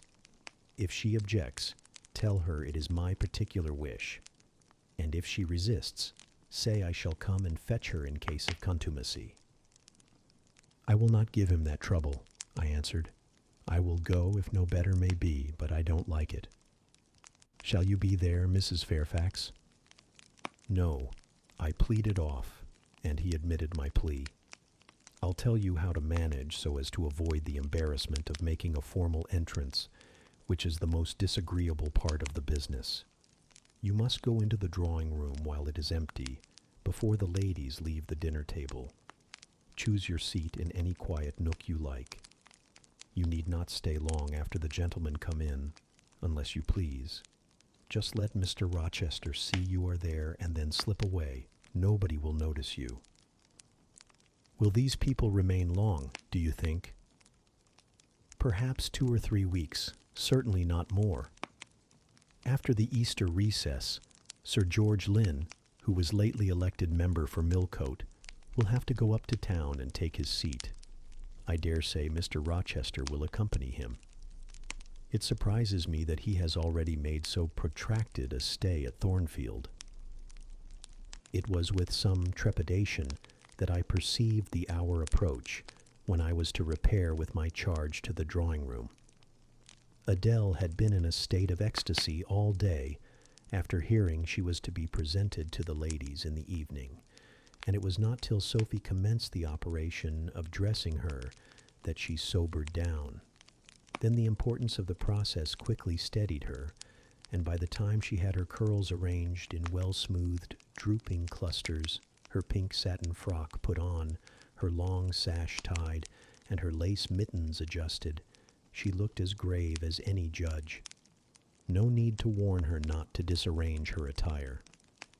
When she was dressed, she sat demurely down in her little chair, taking care previously to lift up the satin skirt, for fear she should crease it, and assured me she would not stir thence till I was ready.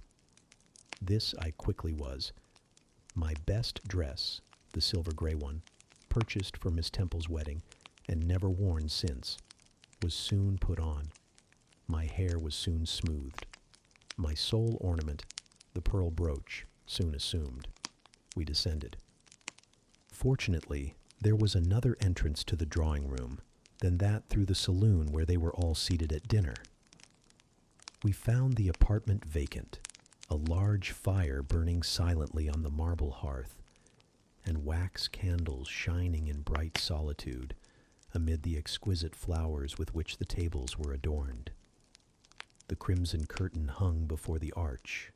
Slight as was the separation this drapery formed from the party in the adjoining saloon, they spoke in so low a key that nothing of their conversation could be distinguished beyond a soothing murmur. Adele, who appeared to be still under the influence of a most solemnizing impression, sat down, without a word, on the footstool I pointed out to her. I retired to a window seat, and taking a book from a table near, endeavored to read. Adele brought her stool to my feet. Ere long she touched my knee. "What is it, Adele?" Est-ce que je ne puis pas prendre une seule de ces fleurs magnifiques, mademoiselle, seulement pour compléter ma toilette? You think too much of your toilette, Adele, but you may have a flower. And I took a rose from a vase and fastened it in her sash. She sighed a sigh of ineffable satisfaction, as if her cup of happiness were now full.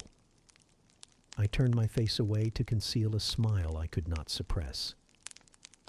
There was something ludicrous as well as painful in the little Parisienne's earnest and innate devotion to matters of dress.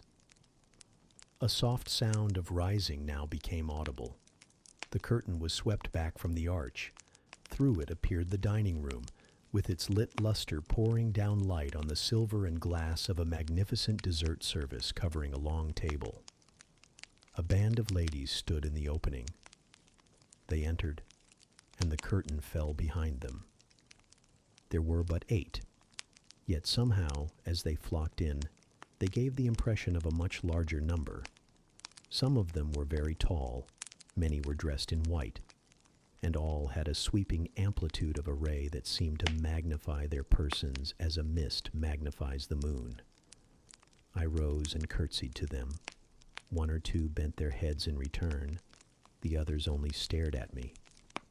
They dispersed about the room, reminding me, by the lightness and buoyancy of their movements, of a flock of white plumy birds. Some of them threw themselves in half-reclining positions on the sofas and ottomans. Some bent over the tables and examined the flowers and books. The rest gathered in a group round the fire. All talked in a low but clear tone which seemed habitual to them. I knew their names afterwards, and may as well mention them now. First, there was Mrs. Eshton and 2 of her daughters. She had evidently been a handsome woman, and was well preserved still. Of her daughters, the eldest, Amy, was rather little, naive and childlike in face and manner, and piquant in form. Her white muslin dress and blue sash became her well. The second, Louisa, was taller and more elegant in figure, with a very pretty face, of that order the French term minois chiffon. Both sisters were fair as lilies. Lady Lynn was a large and stout personage of about 40, very erect, very haughty-looking, richly dressed in a satin robe of changeful sheen. Her dark hair shone glossily under the shade of an azure plume and within the circlet of a band of gems. Mrs. Colonel Dent was less showy, but I thought more ladylike. She had a slight figure, a pale, gentle face, and fair hair. Her black satin dress, her scarf of rich foreign lace, and her pearl ornaments pleased me better than the rainbow radiance of the titled dame. But the 3 most distinguished, partly perhaps because the tallest figures of the band, were the Dowager Lady Ingram and her daughters, Blanche and Mary. They were all 3 of the loftiest stature of women. The Dowager might be between 40 and 50. Her shape was still fine. Her hair, by candlelight at least, still black. Her teeth, too, were still apparently perfect. Most people would have termed her a splendid woman of her age, and so she was, no doubt, physically speaking. But then there was an expression of almost insupportable haughtiness in her bearing and countenance. She had Roman features and a double chin, disappearing into a throat like a pillar. These features appeared to me not only inflated and darkened, but even furrowed with pride. And the chin was sustained by the same principle in a position of almost preternatural erectness. She had likewise a fierce and a hard eye. It reminded me of Mrs. Reed's. She mouthed her words in speaking. Her voice was deep, its inflections very pompous, very dogmatical, very intolerable, in short. A crimson velvet robe and a shawl turban of some gold-wrought Indian fabric invested her, I suppose she thought, with a truly imperial dignity. Blanche and Mary were of equal stature, straight and tall as poplars. Mary was too slim for her height, but Blanche was molded like a Dian. I regarded her, of course, with special interest. First, I wished to see whether her appearance accorded with Mrs. Fairfax's description. Secondly, whether it at all resembled the fancy miniature I had painted of her. And thirdly, it will out, whether it were such as I should fancy likely to suit Mr. Rochester's taste. As far as person went, she answered point for point, both to my picture and Mrs. Fairfax's description. The noble bust, the sloping shoulders, the graceful neck, the dark eyes and black ringlets were all there. But her face was like her mother's, a youthful, unfurrowed likeness, the same low brow, the same high features, the same pride. It was not, however, so saturnine a pride. She laughed continually. Her laugh was satirical, and so was the habitual expression of her arched and haughty lip. Genius is said to be self-conscious. I cannot tell whether Miss Ingram was a genius, but she was self-conscious, remarkably self-conscious indeed. She entered into a discourse on botany with the gentle Mrs. Dent. It seemed Mrs. Dent had not studied that science, though, as she said, she liked flowers, especially wild ones. Miss Ingram had, and she ran over its vocabulary with an air. I presently perceived she was, what is vernacularly termed, trailing Mrs. Dent, that is, playing on her ignorance. Her trail might be clever, but it was decidedly not good-natured. She played. Her execution was brilliant. She sang. Her voice was fine. She talked French apart to her mamma, and she talked it well, with fluency, and with a good accent. Mary had a milder and more open countenance than Blanche, softer features too, and a skin some shades fairer. Miss Ingram was dark as a Spaniard. But Mary was deficient in life. Her face lacked expression, her eye luster. She had nothing to say, and having once taken her seat, remained fixed like a statue in its niche. The sisters were both attired in spotless white. And did I now think Miss Ingram such a choice as Mr. Rochester would be likely to make? I could not tell. I did not know his taste in female beauty. If he liked the majestic, she was the very type of majesty. Then she was accomplished, sprightly. Most gentlemen would admire her, I thought. And that he did admire her, I already seemed to have obtained proof. To remove the last shade of doubt, it remained but to see them together. You are not to suppose, reader, that Adele has all this time been sitting motionless on the stool at my feet. No. When the ladies entered, she rose, advanced to meet them, made a stately reverence, and said with gravity, "Bonjour, mesdames." And Miss Ingram had looked down at her with a mocking air, and exclaimed, "Oh, what a little puppet!" Lady Lynn had remarked, "It is Mr. Rochester's ward, I suppose, the little French girl he was speaking of." Mrs. Dent had kindly taken her hand and given her a kiss. Amy and Louisa Eshton had cried out simultaneously, "What a love of a child!" And then they had called her to a sofa where she now sat, ensconced between them, chattering alternately in French and broken English, absorbing not only the young lady's attention, but that of Mrs. Eshton and Lady Lynn, and getting spoilt to her heart's content. At last coffee is brought in, and the gentlemen are summoned. I sit in the shade, if any shade there be in this brilliantly lit apartment. The window curtain half hides me. Again the arch yawns. They come. The collective appearance of the gentlemen, like that of the ladies, is very imposing. They are all costumed in black. Most of them are tall, some young. Henry and Frederick Lynn are very dashing sparks indeed, and Colonel Dent is a fine soldierly man. Mr. Eshton, the magistrate of the district, is gentlemanlike. His hair is quite white, his eyebrows and whiskers still dark, which gives him something of the appearance of a Père Noble de Théâtre. Lord Ingram, like his sisters, is very tall. Like them also, he is handsome, but he shares Mary's apathetic and listless look. He seems to have more length of limb than vivacity of blood or vigor of brain. And where is Mr. Rochester? He comes in last. I am not looking at the arch, yet I see him enter. I try to concentrate my attention on those netting needles, on the meshes of the purse I am forming.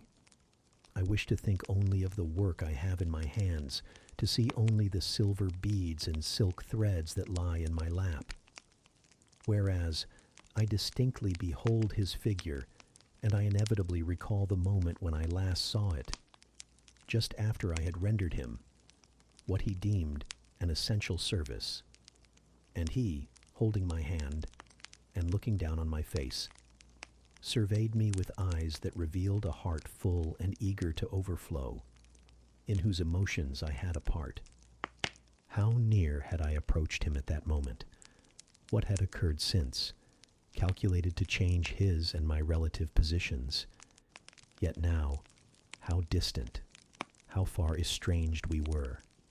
So far estranged that I did not expect him to come and speak to me. I did not wonder when, without looking at me, he took a seat at the other side of the room and began conversing with some of the ladies. No sooner did I see that his attention was riveted on them, and that I might gaze without being observed, than my eyes were drawn involuntarily to his face. I could not keep their lids under control. They would rise, and the irids would fix on him. I looked, and had an acute pleasure in looking, a precious yet poignant pleasure. Pure gold, with a steely point of agony. A pleasure like what the thirst-perishing man might feel, who knows the well to which he has crept is poisoned, yet stoops and drinks divine draughts nevertheless. Most true is it that beauty is in the eye of the gazer. My master's colorless, olive face, square, massive brow, broad and jetty eyebrows, deep eyes, strong features, firm, grim mouth, all energy, decision, will, were not beautiful according to rule. But they were more than beautiful to me. They were full of an interest, an influence that quite mastered me, that took my feelings from my own power and fettered them in his. I had not intended to love him. The reader knows I had wrought hard to extirpate from my soul the germs of love there detected. And now, at the first renewed view of him, they spontaneously arrived, green and strong. He made me love him without looking at me. I compared him with his guests. What was the gallant grace of the Lynns, the languid elegance of Lord Ingram, even the military distinction of Colonel Dent, contrasted with his look of native pith and genuine power. I had no sympathy in their appearance, their expression, yet I could imagine that most observers would call them attractive, handsome, imposing, while they would pronounce Mr. Rochester at once harsh-featured and melancholy-looking. I saw them smile, laugh. It was nothing. The light of the candles had as much soul in it as their smile, the tinkle of the bell as much significance as their laugh. I saw Mr. Rochester smile. His stern features softened. His eye grew both brilliant and gentle, its ray both searching and sweet. He was talking at the moment to Louisa and Amy Eshton. I wondered to see them receive with calm that look which seemed to me so penetrating. I expected their eyes to fall, their color to rise under it. Yet I was glad when I found they were in no sense moved. He is not to them what he is to me, I thought. He is not of their kind. I believe he is of mine. I am sure he is. I feel akin to him. I understand the language of his countenance and movements. Though rank and wealth sever us widely, I have something in my brain and heart, in my blood and nerves, that assimilates me mentally to him. Did I say, a few days since, that I had nothing to do with him but to receive my salary at his hands, Did I forbid myself to think of him in any other light than as a paymaster? Blasphemy against nature. Every good, true, vigorous feeling I have gathers impulsively round him. I know I must conceal my sentiments. I must smother hope. I must remember that he cannot care much for me. For when I say that I am of his kind, I do not mean that I have his force to influence and his spell to attract. I mean only that I have certain tastes and feelings in common with him. I must, then, repeat continually that we are forever sundered. And yet, while I breathe and think, I must love him. Coffee is handed. The ladies, since the gentlemen entered, have become lively as larks. Conversation waxes brisk and merry. Colonel Dent and Mr. Eshton argue on politics. Their wives listen. The two proud dowagers, Lady Lynn and Lady Ingram, confabulate together. Sir George, whom, by the by, I have forgotten to describe, a very big and very fresh-looking country gentleman, stands before their sofa, coffee cup in hand, and occasionally puts in a word. Mr. Frederick Lynn has taken a seat beside Mary Ingram and is showing her the engravings of a splendid volume. She looks, smiles now and then, but apparently says little. The tall and phlegmatic Lord Ingram leans with folded arms on the chair-back of the little and lively Amy Eshton. She glances up at him and chatters like a wren. She likes him better than she does Mr. Rochester.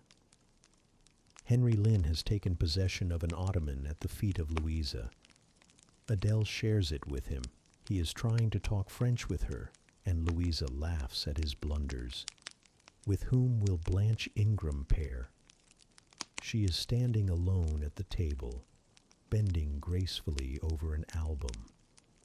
She seems waiting to be sought, but she will not wait too long.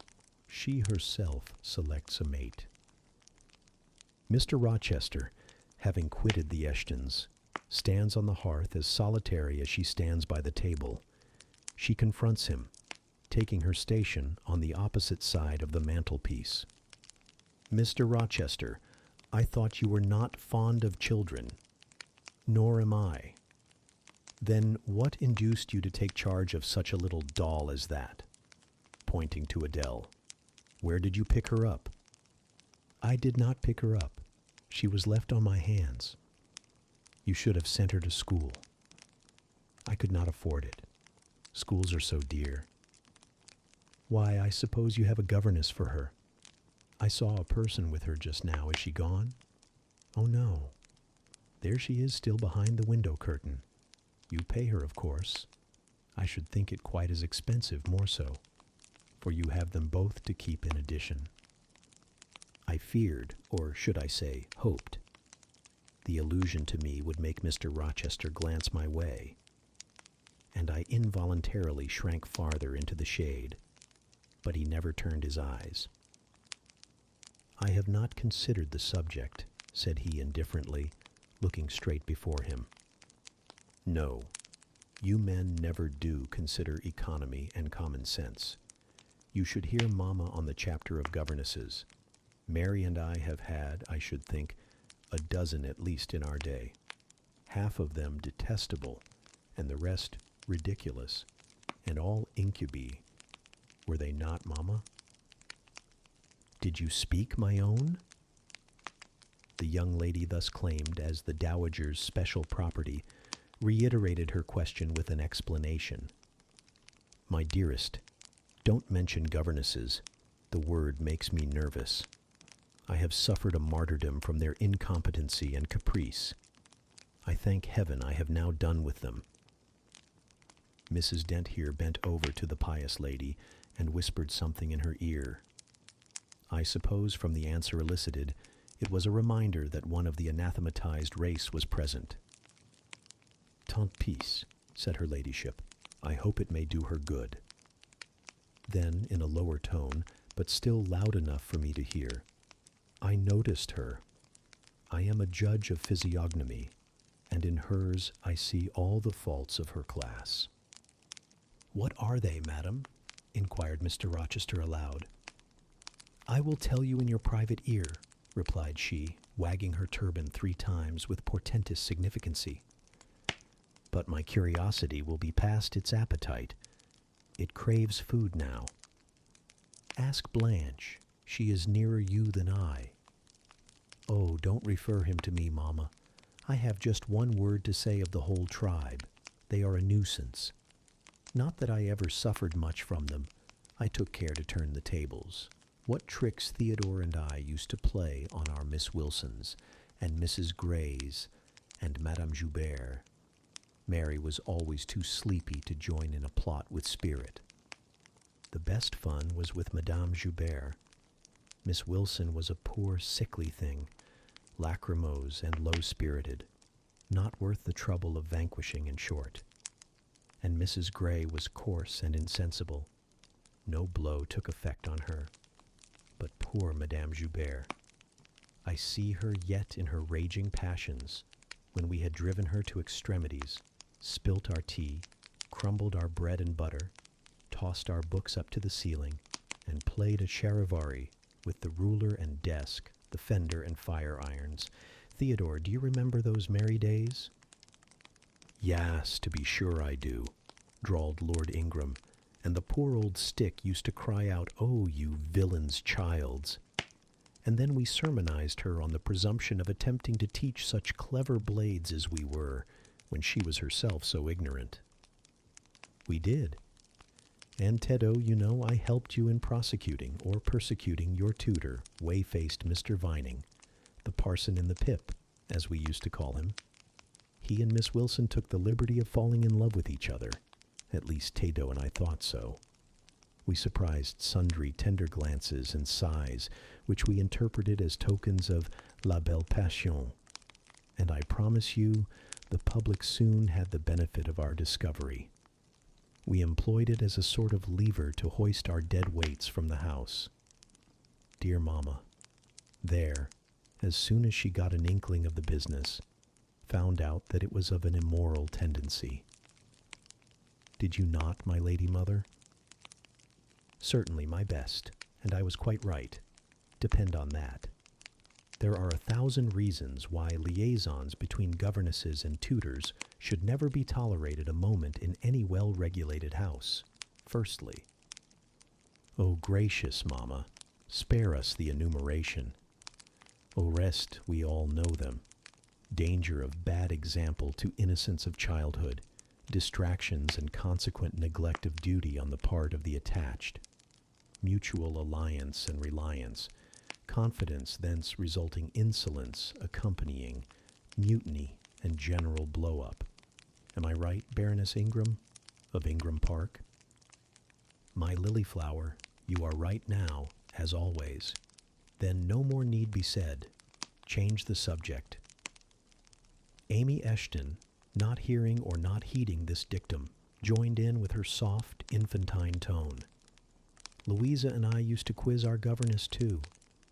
But she was such a good creature. She would bear anything. Nothing put her out. She was never cross with us. Was she, Louisa?" "No, never. We might do what we pleased. Ransack her desk and her work-box and turn her drawers inside out. And she was so good-natured she would give as anything we asked for."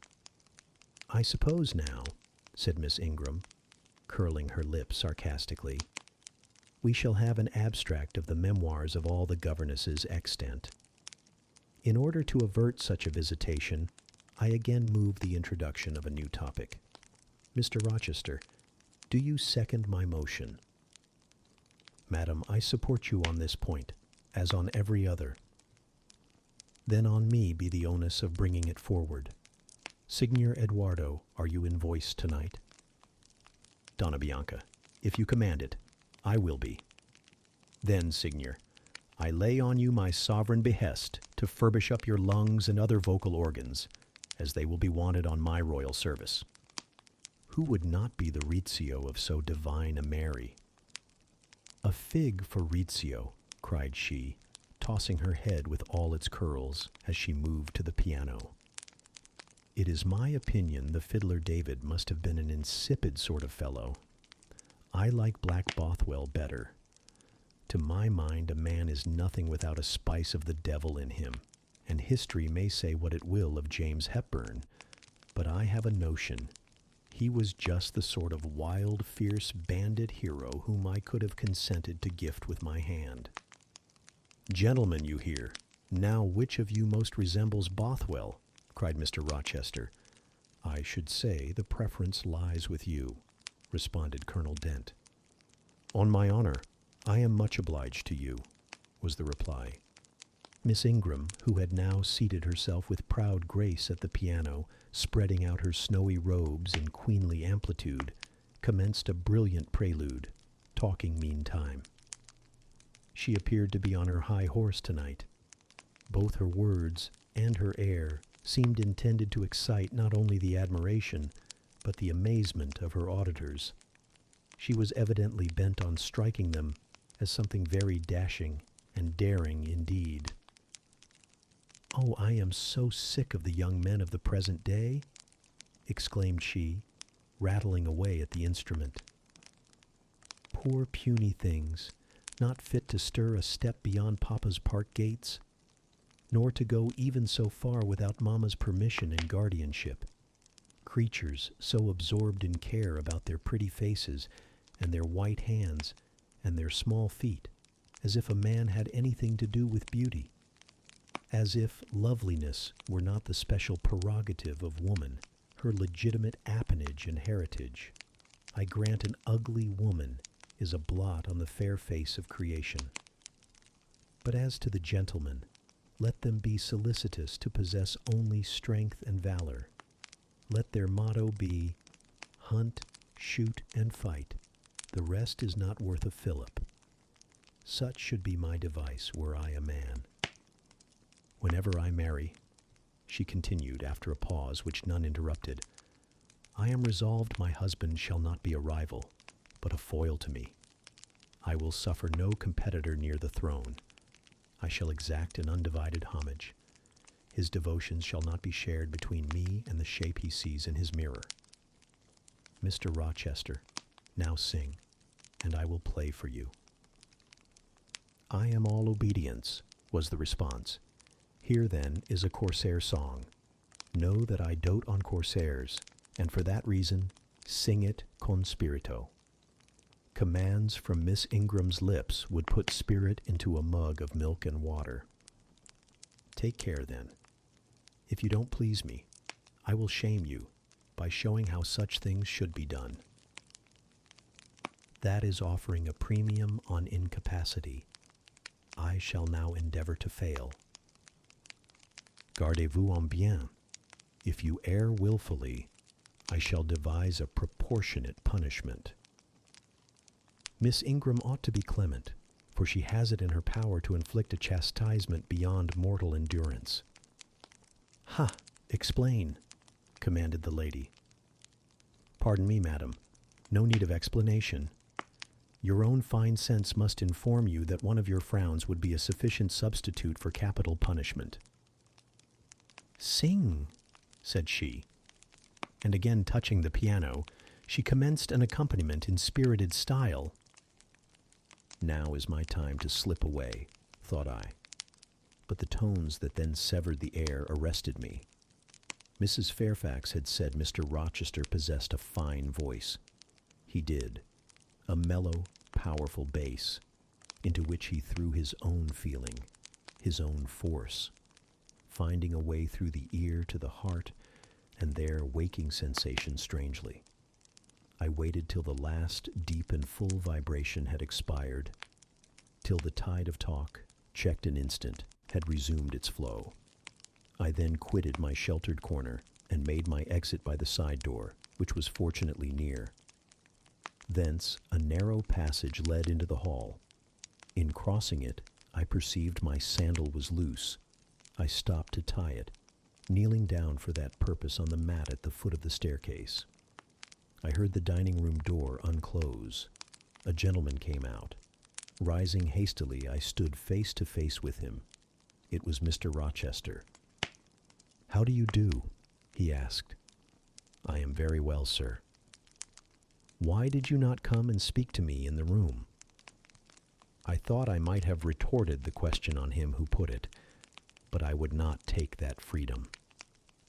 I answered, "I did not wish to disturb you, as you seemed engaged, sir." "What have you been doing during my absence?" "Nothing particular, teaching Adele as usual." "And getting a good deal paler than you were, as I saw at first sight. What is the matter?" "Nothing at all, sir." "Did you take any cold that night you half drowned me?" "Not she least." "Return to the drawing room. You are deserting too early." "I am tired, sir." He looked at me for a minute. "And a little depressed," he said. "What about? Tell me." "Nothing. Nothing, sir. I am not depressed." "But I affirm that you are. So much depressed that a few more words would bring tears to your eyes. Indeed, they are there now, shining and swimming, and a bead has slipped from the lash and fallen onto the flag. If I had time, and was not in mortal dread of some prating prig of a servant passing, I would know what all this means. Well, tonight I excuse you, but understand that so long as my visitors stay, I expect you to appear in the drawing room every evening. It is my wish. Don't neglect it. Now go, and send Sophie for Adele. Good night, my—" He stopped, bit his lip, and abruptly left me. Chapter 18. Merry days were these at Thornfield Hall, and busy days too. How different from the first 3 months of stillness, monotony, and solitude I had passed beneath its roof. All sad feelings seemed now driven from the house, all gloomy associations forgotten. There was life everywhere, movement all day long. You could not now traverse the gallery, once so hushed, nor enter the front chambers, once so tenantless, without encountering a smart lady's maid or a dandy valet. The kitchen, the butler's pantry, the servants' hall, the entrance hall, were equally alive. And the saloons were only left void and still when the blue sky and halcyon sunshine of the genial spring weather called their occupants out into the grounds. Even when that weather was broken and continuous rain set in for some days, no damp seemed cast over enjoyment. Indoor amusements only became more lively and varied, in consequence of the stop put to outdoor gaiety. I wondered what they were going to do the first evening a change of entertainment was proposed. They spoke of playing charades, but in my ignorance I did not understand the term. The servants were called in, the dining room tables wheeled away, the lights otherwise disposed, the chairs placed in a semicircle opposite the arch. While Mr. Rochester and the other gentlemen directed these alterations, the ladies were running up and down stairs, ringing for their maids. Mrs. Fairfax was summoned to give information respecting the resources of the house in shawls, dresses, draperies of any kind, and certain wardrobes of the 3rd story were ransacked, and their contents, in the shape of brocaded and hooped petticoats, satin sacks, black modes, lace lappets, etc., were brought down in armfuls by the Abigails. Then a selection was made, and such things as were chosen were carried to the boudoir within the drawing room. Meantime, Mr. Rochester had again summoned the ladies round him, and was selecting certain of their number to be of his party. "Miss Ingram is mine, of course," said he. Afterwards he named the 2 Mrs. Eshton and Mrs. Dent. He looked at me. I happened to be near him, as I had been fastening the clasp of Mrs. Dent's bracelet, which had got loose. "Will you play?" he asked. I shook my head. He did not insist, which I rather feared he would have done. He allowed me to return quietly to my usual seat. He and his aides now withdrew behind the curtain. The other party, which was headed by Colonel Dent, sat down on the crescent of chairs. One of the gentlemen, Mr. Eshton, observing me, seemed to propose that I should be asked to join them, but Lady Ingram instantly negatived the notion. "No," I heard her say. "She looks too stupid for any game of the sort." Ere long a bell tinkled, and the curtain drew up. Within the arch, the bulky figure of Sir George Lynn, whom Mr. Rochester had likewise chosen, was seen enveloped in a white sheet. Before him, on a table, lay open a large book, and at his side stood Amy Eshton, draped in Mr. Rochester's cloak, and holding a book in her hand. Somebody, unseen, rang the bell merrily.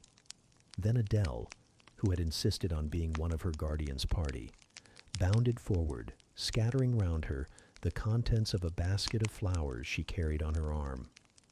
Then appeared the magnificent figure of Miss Ingram, clad in white, a long veil on her head, and a wreath of roses round her brow. By her side walked Mr. Rochester, and together they drew near the table. They knelt, while Mrs. Dent and Louisa Eshton, dressed also in white, took up their stations behind them. A ceremony followed in dumb show, in which it was easy to recognize the pantomime of a marriage. At its termination, Colonel Dent and his party consulted in whispers for 2 minutes. Then the colonel called out, "Bride." Mr. Rochester bowed, and the curtain fell. A considerable interval elapsed before it again rose. Its second rising displayed a more elaborately prepared scene than the last. The drawing room, as I have before observed, was raised 2 steps above the dining room, and on the top of the upper step, placed a yard or 2 back within the room, appeared a large marble basin, which I recognized as an ornament of the conservatory, where it usually stood, surrounded by exotics, and tenanted by goldfish, and whence it must have been transported with some trouble on account of its size and weight. Seated on the carpet, by the side of this basin, was seen Mr. Rochester, costumed in shawls, with a turban on his head. His dark eyes and swarthy skin and Paynim features suited the costume exactly. He looked the very model of an Eastern emir, an agent or a victim of the bowstring. Presently advanced into view Miss Ingram. She, too, was attired in Oriental fashion, a crimson scarf tied sash-like round the waist, an embroidered handkerchief knotted about her temples, her beautifully molded arms bare, one of them upraised in the act of supporting a pitcher, poised gracefully on her head. Both her cast of form and feature, her complexion, and her general air suggested the idea of some Israelitish princess of the patriarchal days, and such was doubtless the character she intended to represent. She approached the basin and bent over it as if to fill her pitcher. She again lifted it to her head. The personage on the well brink now seemed to accost her, to make some request. She hasted, let down her pitcher on her hand, and gave him to drink. From the bosom of his robe he then produced a casket, opened it, and showed magnificent bracelets and earrings. She acted astonishment and admiration. Kneeling, he laid the treasure at her feet. Incredulity and delight were expressed by her looks and gestures. The stranger fastened the bracelets on her arms and the rings in her ears. It was Eleazar and Rebecca. The camels only were wanting. The divining party again laid their heads together. Apparently they could not agree about the word or syllable the scene illustrated. Colonel Dent, their spokesman, demanded the tableau of the whole, whereupon the curtain again descended. On its third rising, only a portion of the drawing room was disclosed, the rest being concealed by a screen, hung with some sort of dark and coarse drapery. The marble basin was removed. In its place stood a deal table and a kitchen chair. These objects were visible by a very dim light, proceeding from a horn lantern, the wax candles being all extinguished. Amidst this sordid scene sat a man with his clenched hands resting on his knees and his eyes bent on the ground. I knew Mr. Rochester, though the begrimed face, the disordered dress, his coat hanging loose from one arm as if it had been almost torn from his back in a scuffle, the desperate and scowling countenance, the rough, bristling hair might well have disguised him. As he moved, a chain clanked. To his wrists were attached fetters. "Bridewell," exclaimed Colonel Dent, and the charade was solved. A sufficient interval having elapsed for the performers to resume their ordinary costume, they re-entered the dining room. Mr. Rochester led in Miss Ingram. She was complimenting him on his acting. "Do you know," said she, "that of the three characters, I liked you in the last best? Oh, had you but lived a few years earlier, what a gallant gentleman highwayman you would have made." "Is all the soot washed from my face?" he asked, turning it towards her. "Alas! Yes, the more's the pity.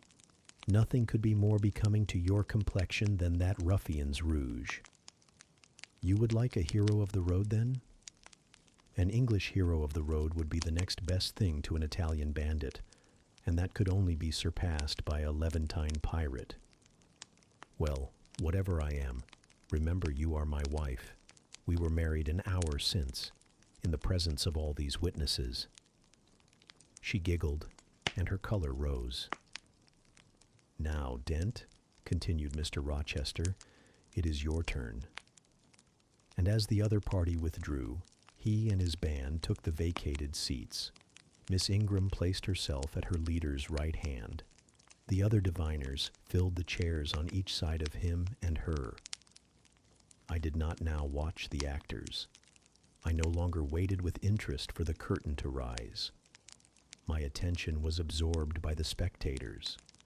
My eyes, erewhile fixed on the arch, were now irresistibly attracted to the semicircle of chairs. What charade Colonel Dent and his party played, what word they chose, how they acquitted themselves, I no longer remember. But I still see the consultation which followed each scene. I see Mr. Rochester turn to Miss Ingram, and Miss Ingram to him.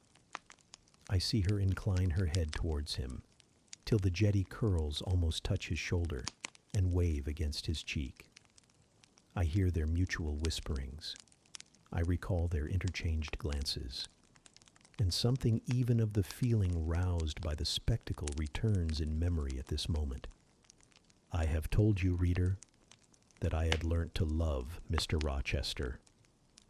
I could not unlove him now, merely because I found that he had ceased to notice me, because I might pass hours in his presence, and he would never once turn his eyes in my direction, because I saw all his attentions appropriated by a great lady, who scorned to touch me with the hem of her robes as she passed, who, if ever her dark and imperious eye fell on me by chance, would withdraw it instantly as from an object too mean to merit observation.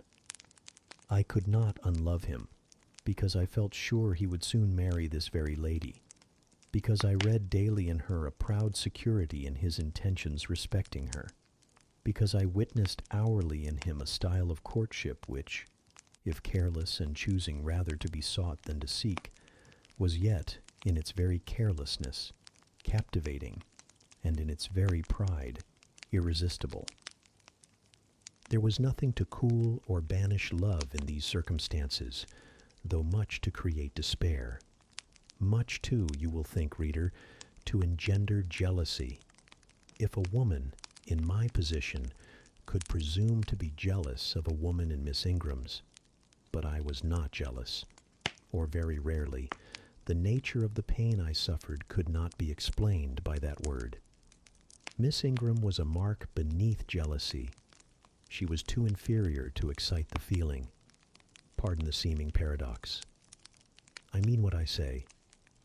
She was very showy, but she was not genuine. She had a fine person, many brilliant attainments, but her mind was poor, her heart barren by nature. Nothing bloomed spontaneously on that soil. No unforced natural fruit delighted by its freshness. She was not good. She was not original. She used to repeat sounding phrases from books. She never offered, nor had, an opinion of her own. She advocated a high tone of sentiment, but she did not know the sensations of sympathy and pity. Tenderness and truth were not in her.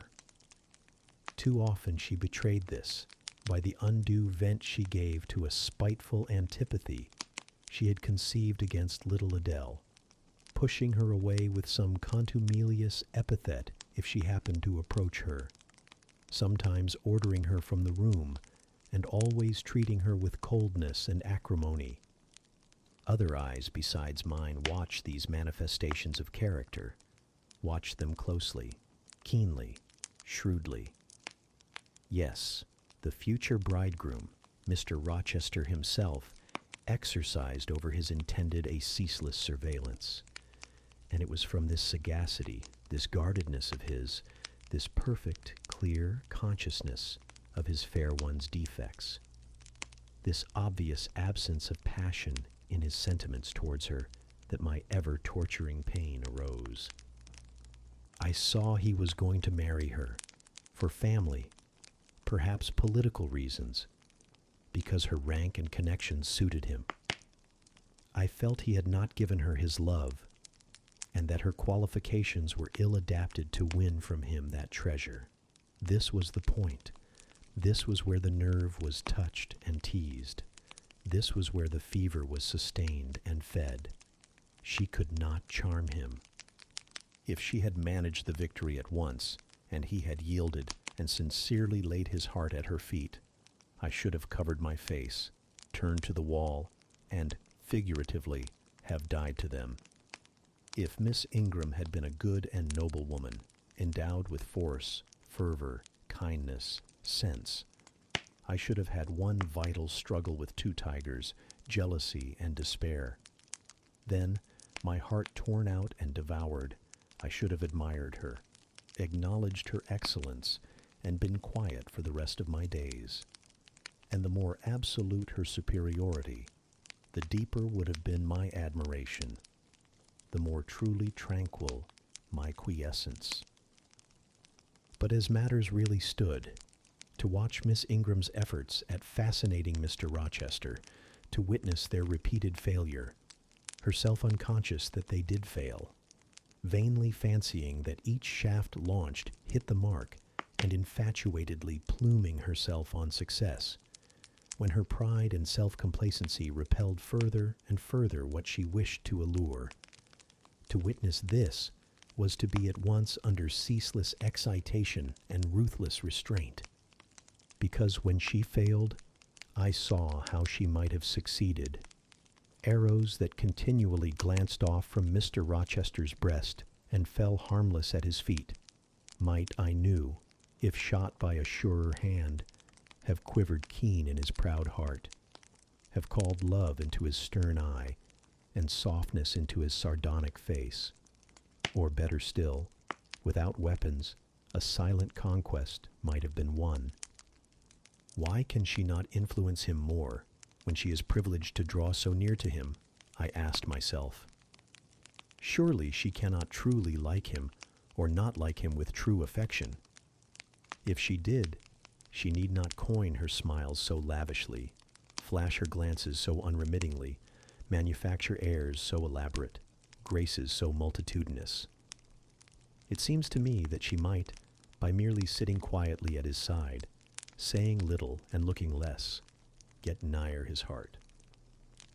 I have seen in his face a far different expression from that which hardens it now while she is so vivaciously accosting him. But then it came of itself. It was not elicited by meretricious arts and calculated maneuvers, and one had but to accept it, to answer what he asked without pretension, to address him when needful without grimace, and it increased and grew kinder and more genial. and warmed one like a fostering sunbeam. How will she manage to please him when they are married?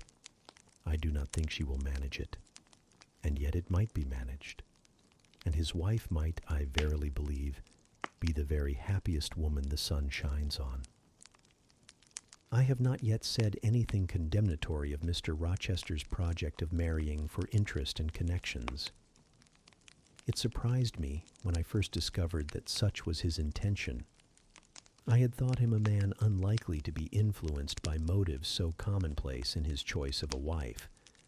But the longer I considered the position, education, and of the parties, the less I felt justified in judging and blaming either him or Miss Ingram for acting in conformity to ideas and principles instilled into them, doubtless, from their childhood. All their class held these principles. I supposed, then, they had reasons for holding them, such as I could not fathom. It seemed to me that, were I a gentleman like him, I would take to my bosom only such a wife as I could love. But the very obviousness of the advantages to the husband's own happiness offered by this plan convinced me that there must be arguments against its general adoption of which I was quite ignorant. Otherwise, I felt sure all the world would act as I wished to act. But in other points, as well as this, I was growing very lenient to my master.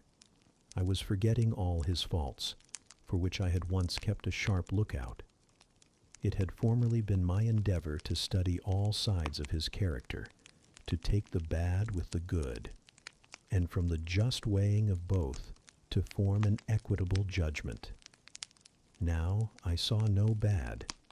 The sarcasm that had repelled, the harshness that had startled me once, were only like keen condiments in a choice dish. Their presence was pungent, but their absence would be felt as comparatively insipid.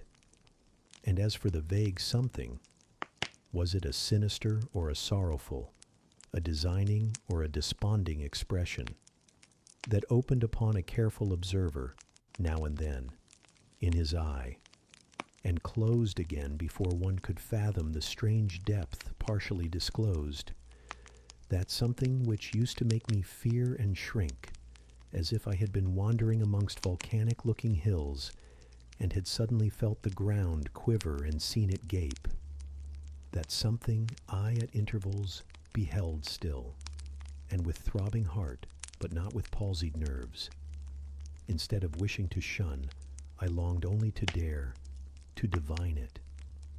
And I thought Miss Ingram happy, because one day she might look into the abyss at her leisure, explore its secrets, and analyze their nature.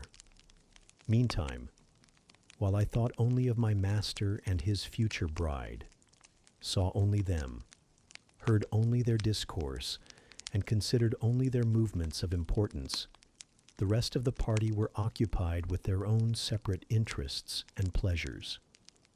The ladies Lynn and Ingram continued to consort in solemn conferences, where they nodded their two turbans at each other, and held up their four hands in confronting gestures of surprise, or mystery, or horror, according to the theme on which their gossip ran, like a pair of magnified puppets. Mild Mrs. Dent talked with good-natured Mrs. Eshton, and the two sometimes bestowed a courteous word or smile on me. Sir George Lynn, Colonel Dent, and Mr. Eshton discussed politics, or county affairs, or justice business. Lord Ingram flirted with Amy Eshton. Louisa played and sang to and with one of the Messrs. Lynn, and Mary Ingram listened languidly to the gallant speeches of the other. Sometimes all, as with one consent, suspended their byplay to observe and listen to the principal actors. For, after all, Mr. Rochester, and, because closely connected with him, Miss Ingram were the life and soul of the party. If he was absent from the room an hour, a perceptible dullness seemed to steal over the spirits of his guests, and his re-entrance was sure to give a fresh impulse to the vivacity of conversation. The want of his animating influence appeared to be peculiarly felt one day that he had been summoned to Millcote on business and was not likely to return till late. The afternoon was wet. A walk the party had proposed to take to see a gypsy camp, lately pitched on a common beyond Hay, was consequently deferred. Some of the gentlemen were gone to the stables. The younger ones, together with the younger ladies, were playing billiards in the billiard room. The dowagers Ingram and Lynn sought solace in a quiet game at cards.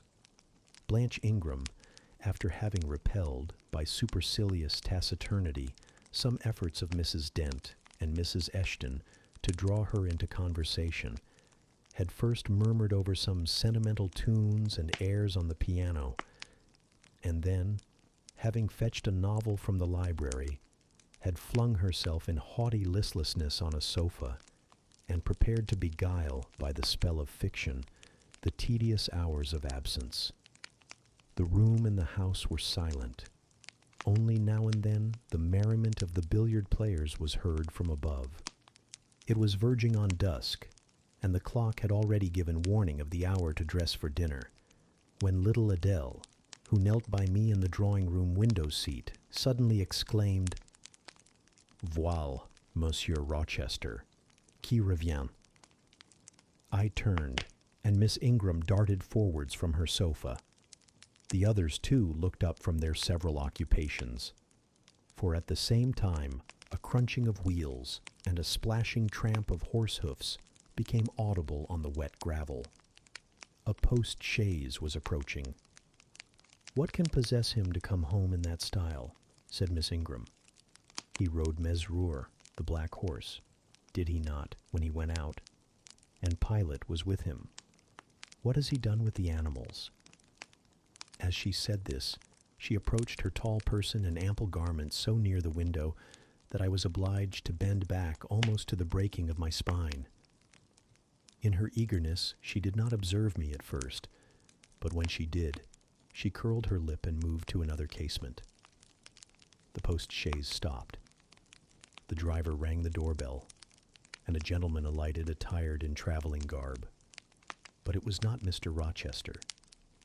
It was a tall, fashionable-looking man, a stranger. "How provoking!" exclaimed Miss Ingram. "You tiresome monkey!" apostrophizing Adele. "Who perched you up in the window to give false intelligence?" And she cast on me an angry glance, as if I were in fault. Some parleying was audible in the hall, and soon the newcomer entered. He bowed to Lady Ingram, as deeming her the eldest lady present. "It appears I come at an inopportune time, madam," said he, "when my friend Mr. Rochester is from home. But I arrive from a very long journey, and I think I may presume so far on old and intimate acquaintance as to install myself here till he returns." His manner was polite. His accent in speaking struck me as being somewhat unusual. Not precisely foreign, but still not altogether English. His age might be about Mr. Rochester's, between 30 and 40. His complexion was singularly sallow, otherwise he was a fine-looking man, at first sight especially. On closer examination, you detected something in his face that displeased, or rather that failed to please. His features were regular, but too relaxed. His eye was large and well cut, but the life looking out of it was a tame, vacant life, at least so I thought. The sound of the dressing bell dispersed the party. It was not till after dinner that I saw him again. He then seemed quite at his ease, but I liked his physiognomy even less than before. It struck me as being at the same time unsettled and inanimate. His eye wandered, and had no meaning in its wandering. This gave him an odd look, such as I never remembered to have seen. For a handsome and not an unamiable-looking man, he repelled me exceedingly. There was no power in that smooth-skinned face of a full oval shape, no firmness in that aquiline nose and small cherry mouth. There was no thought on the low, even forehead, no command in that blank brown eye. As I sat in my usual nook and looked at him with the light of the girandoles on the mantelpiece beaming full over him, for he occupied an armchair drawn close to the fire, and kept shrinking still nearer, as if he were cold, I compared him with Mr. Rochester. I think, with deference be it spoken, the contrast could not be much greater between a sleek gander and a fierce falcon, between a meek sheep and the rough-coated, keen-eyed dog, its guardian. He had spoken of Mr. Rochester as an old friend. A curious friendship theirs must have been. A pointed illustration, indeed, of the old adage that extremes meet. 2 or 3 of the gentlemen sat near him, and I caught at times scraps of their conversation across the room. At first, I could not make much sense of what I heard, for the discourse of Louisa Eshton and Mary Ingram, who sat nearer to me, confused the fragmentary sentences that reached me at intervals. These last were discussing the stranger. They both called him a beautiful man. Louisa said he was a love of a creature, and she adored him. And Mary instanced his pretty little mouth and nice nose as her ideal of the charming. "And what a sweet-tempered forehead he has," cried Louisa. "So smooth. None of those frowning irregularities I dislike so much, and such a placid eye and smile." And then, to my great relief, Mr. Henry Lynn summoned them to the other side of the room to settle some point about the deferred excursion to Hay Common. I was now able to concentrate my attention on the group by the fire, and I presently gathered that the newcomer was called Mr. Mason. Then I learned that he was but just arrived in England, and that he came from some hot country, which was the reason, doubtless, his face was so sallow, and that he sat so near the hearth and wore a surtout in the house. Presently, the words Jamaica, Kingston, Spanish Town indicated the West Indies as his residence, and it was with no little surprise I gathered ere long that he had there first seen and become acquainted with Mr. Rochester. He spoke of his friend's dislike of the burning heats, the hurricanes, and rainy seasons of that region. I knew Mr. Rochester had been a traveler. Mrs. Fairfax had said so. But I thought the continent of Europe had bounded his wanderings. Till now I had never heard a hint given of visits to more distant shores. I was pondering these things when an incident, and a somewhat unexpected one, broke the thread of my musings. Mr. Mason, shivering as someone chanced to open the door, asked for more coal to be put on the fire, which had burnt out its flame, though its mass of cinder still shone hot and red. The footman who brought the coal, in going out, stopped near Mr. Eshton's chair, and said something to him in a low voice, of which I heard only the words, "Old woman." Quite troublesome. "Tell her she shall be put in the stocks if she does not take herself off," replied the magistrate. "No, stop," interrupted Colonel Dent. "Don't send her away, Eshton. We might turn the thing to account. Better consult the ladies." And speaking aloud, he continued, "Ladies, you talked of going to Hay Common to visit the gypsy camp. Sam here says that one of the old mother bunches is in the servants' hall at this moment, and insists upon being brought in before the quality to tell them their fortunes. Would you like to see her?" "Surely, Colonel," cried Lady Ingram, "you would not encourage such a low impostor. Dismiss her by all means at once." "But I cannot persuade her to go away, my lady," said the footman, "nor can any of the servants. Mrs. Fairfax is with her just now, entreating her to be gone. But she has taken a chair in the chimney-corner, and says nothing shall stir her from it till she gets leave to come in here." "What does she want?" asked Mrs. Eshton. "To tell the gentry their fortunes, she says, ma'am, and she swears she must and will do it." "What is she like?" inquired the Mrs. Eshton in a breath. "A shockingly ugly old creature, miss, almost as black as a crock." "Why, she's a real sorceress," cried Frederick Lynn. "Let us have her in, of course." "To be sure," rejoined his brother. "It would be 1,000 pities to throw away such a chance of fun." "My dear boys, what are you thinking about?" exclaimed Mrs. Lynn. "I cannot possibly countenance any such inconsistent proceeding," chimed in the Dowager Ingram. "Indeed, mamma, but you can and will," pronounced the haughty voice of Blanche, as she turned round on the piano stool, where till now she had sat silent, apparently examining sundry sheets of music. "I have a curiosity to hear my fortune told. Therefore, Sam, order the beldame forward." "My darling Blanche, recollect, I recollect all you can suggest, and I must have my will. Quick, Sam." "Yes, yes, yes," cried all the juveniles, both ladies and gentlemen. "Let her come. It will be excellent sport." The footman still lingered.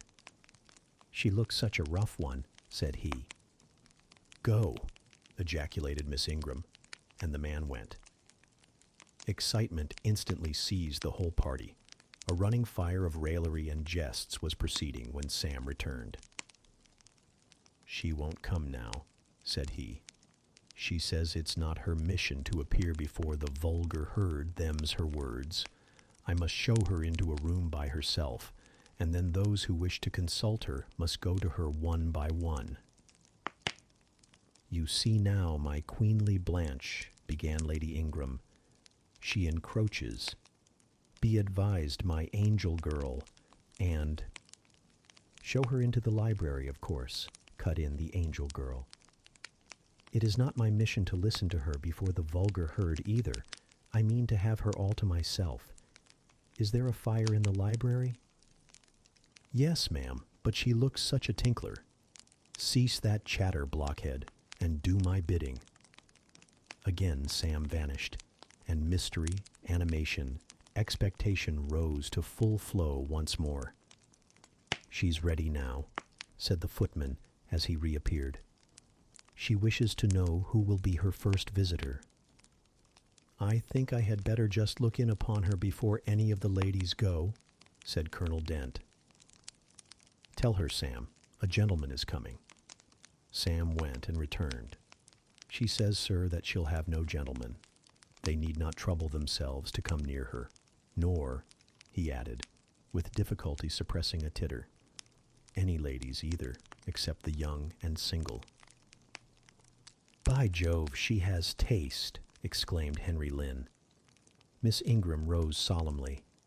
"I go first," she said, in a tone which might have befitted the leader of a forlorn hope, mounting a breach in the van of his men.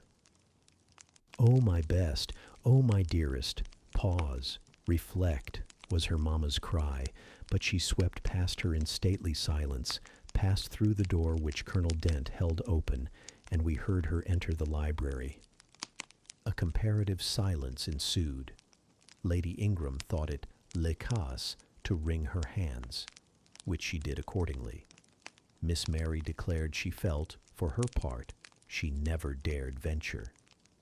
Amy and Louisa Eshton tittered under their breath, and looked a little frightened. The minutes passed very slowly. 15 were counted before the library door again opened. Miss Ingram returned to us through the arch. Would she laugh? Would she take it as a joke? All eyes met her with a glance of eager curiosity, and she met all eyes with one of rebuff and coldness. She looked neither flurried nor merry.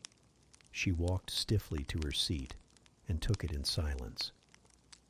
"Well, Blanche," said Lord Ingram. "What did she say, sister?" asked Mary. "What did you think? How do you feel? Is she a real fortune-teller?" demanded the Misses Eshton. Now, good people," returned Miss Ingram, Don't press upon me. Really, your organs of wonder and credulity are easily excited. You seem, by the importance of you all, my good mamma included, ascribe to this matter absolutely to believe we have a genuine witch in the house who is in close alliance with the old gentleman. I have seen a gypsy vagabond. She has practiced in hackneyed fashion the science of palmistry and told me what such people usually tell. My whim is gratified, and now I think Mr. Eshton will do well to put the hag in the stocks tomorrow morning, as he threatened. Miss Ingram took a book, leant back in her chair, and so declined further conversation. I watched her for nearly half an hour. During all that time she never turned a page, and her face grew momently darker, more dissatisfied, and more sourly expressive of disappointment. She had obviously not heard anything to her advantage, and it seemed to me, from her prolonged fit of gloom and taciturnity, that she herself, notwithstanding her professed indifference, attached undue importance to whatever revelations had been made her. Meantime, Mary Ingram, Amy, and Louisa Eshton declared they dared not go alone, and yet they all wished to go. A negotiation was opened through the medium of the ambassador Sam, and after much pacing to and fro, till, I think, the said Sam's calves must have ached with the exercise, permission was at last, with great difficulty, extorted from the rigorous Sibyl, for the three to wait upon her in a body. Their visit was not so still as Miss Ingram's had been. We heard hysterical giggling and little shrieks proceeding from the library, and at the end of about 20 minutes they burst the door open and came running across the hall, as if they were half scared out of their wits. "I am sure she is something not right," they cried, one and all. "She told us such things. She knows all about us." And they sank breathless into the various seats the gentlemen hastened to bring them.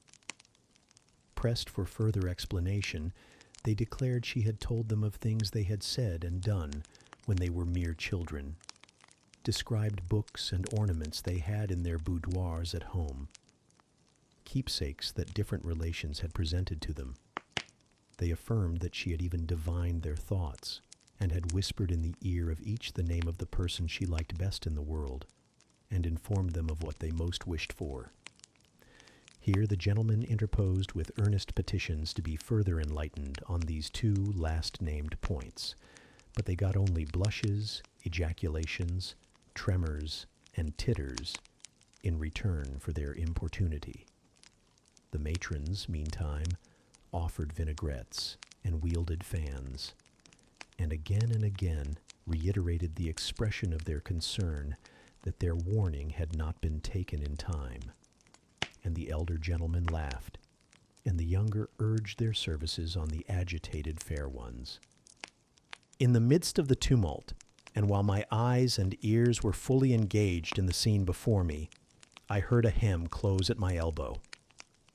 I turned and saw Sam.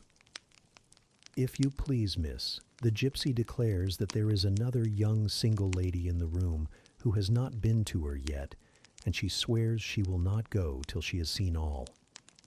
I thought it must be you. There is no one else for it. What shall I tell her?" "Oh, I will go by all means," I answered. And I was glad of the unexpected opportunity to gratify my much excited curiosity. I slipped out of the room, unobserved by any eye, for the company were gathered in one mass about the trembling trio just returned, and I closed the door quietly behind me. "If you like, miss," said Sam, "I'll wait in the hall for you, and if she frightens you, just call and I'll come in." "No, Sam, return to the kitchen. I am not in the least afraid." Nor was I, but I was a good deal interested and excited. Chapter 19.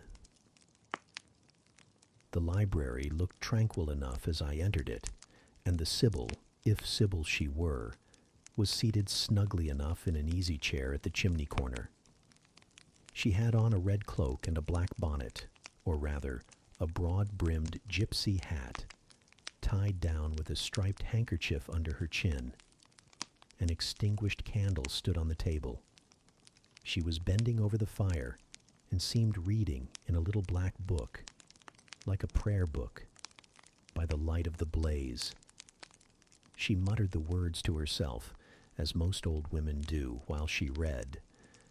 She did not desist immediately on my entrance. It appeared she wished to finish a paragraph. I stood on the rug and warmed my hands, which were rather cold, with sitting at a distance from the drawing-room fire. I felt now as composed as ever I did in my life. There was nothing indeed in the gypsy's appearance to trouble one's calm. She shut her book and slowly looked up. Her hat brim partially shaded her face, yet I could see as she raised it that it was a strange one. It looked all brown and black. Elf locks bristled out from beneath a white band, which passed under her chin and came half over her cheeks, or rather jaws. Her eye confronted me at once, with a bold and direct gaze. "Well, and you want your fortune told?" she said, in a voice as decided as her glance, as harsh as her features. "I don't care about it, Mother. You may please yourself, but I ought to warn you, I have no faith. It's like your impudence to say so. I expected it of you.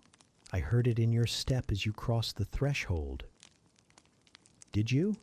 You've a quick ear." "I have, and a quick eye and a quick brain. You need them all in your trade." "I do, especially when I've customers like you to deal with. Why don't you tremble?" "I'm not cold." "Why don't you turn pale?" "I am not sick." "Why don't you consult my art?" "I'm not silly." The old crone nickered a laugh under her bonnet and bandage. She then drew out a short black pipe, and lighting it began to smoke. Having indulged a while in this sedative, she raised her bent body, took the pipe from her lips, and while gazing steadily at the fire, said very deliberately, "You are cold, you are sick, and you are silly." "Prove it," I rejoined. "I will, in few words. You are cold because you are alone. No contact strikes the fire from you that is in you. You are sick because the best of feelings, the highest and the sweetest given to man, keeps far away from you. You are silly because, suffer as you may, you will not beckon it to approach, nor will you stir one step to meet it where it waits you." She again put her short black pipe to her lips and renewed her smoking with vigor. "You might say all that to almost anyone who you knew lived as a solitary dependent in a great house." "I might say it to almost anyone. But would it be true of almost anyone?" "In my circumstances." "Yes, just so in your circumstances. But find me another precisely placed as you are." "It would be easy to find you thousands." "You could scarcely find me one. If you knew it, you are peculiarly situated, very near happiness, yes, within reach of it. The materials are all prepared. There only wants a movement to combine them. Chance laid them somewhat apart. Let them be once approached, and bliss results. I don't understand enigmas. I never could guess a riddle in my life. If you wish me to speak more plainly, show me your palm. And I must cross it with silver, I suppose." "To be sure." I gave her a shilling. She put it into an old stocking foot, which she took out of her pocket, and having tied it round and returned it, she told me to hold out my hand. I did. She ached her face to the palm and pored over it without touching it. "It is too fine," said she. "I can make nothing of such a hand as that, almost without lines. Besides, what is in a palm? Destiny is not written there." "I believe you," said I. "No," she continued. "It is in the face, on the forehead, about the eyes, in the lines of the mouth. Kneel and lift up your head. Ah, now you are coming to reality, I said as I obeyed her. I shall begin to put some faith in you presently. I knelt within half a yard of her. She stirred the fire so that a ripple of light broke from the disturbed coal. The glare, however, as she sat, only threw her face into deeper shadow. Mine it illumined. I wonder with what feelings you came to me tonight, she said, when she had examined me a while.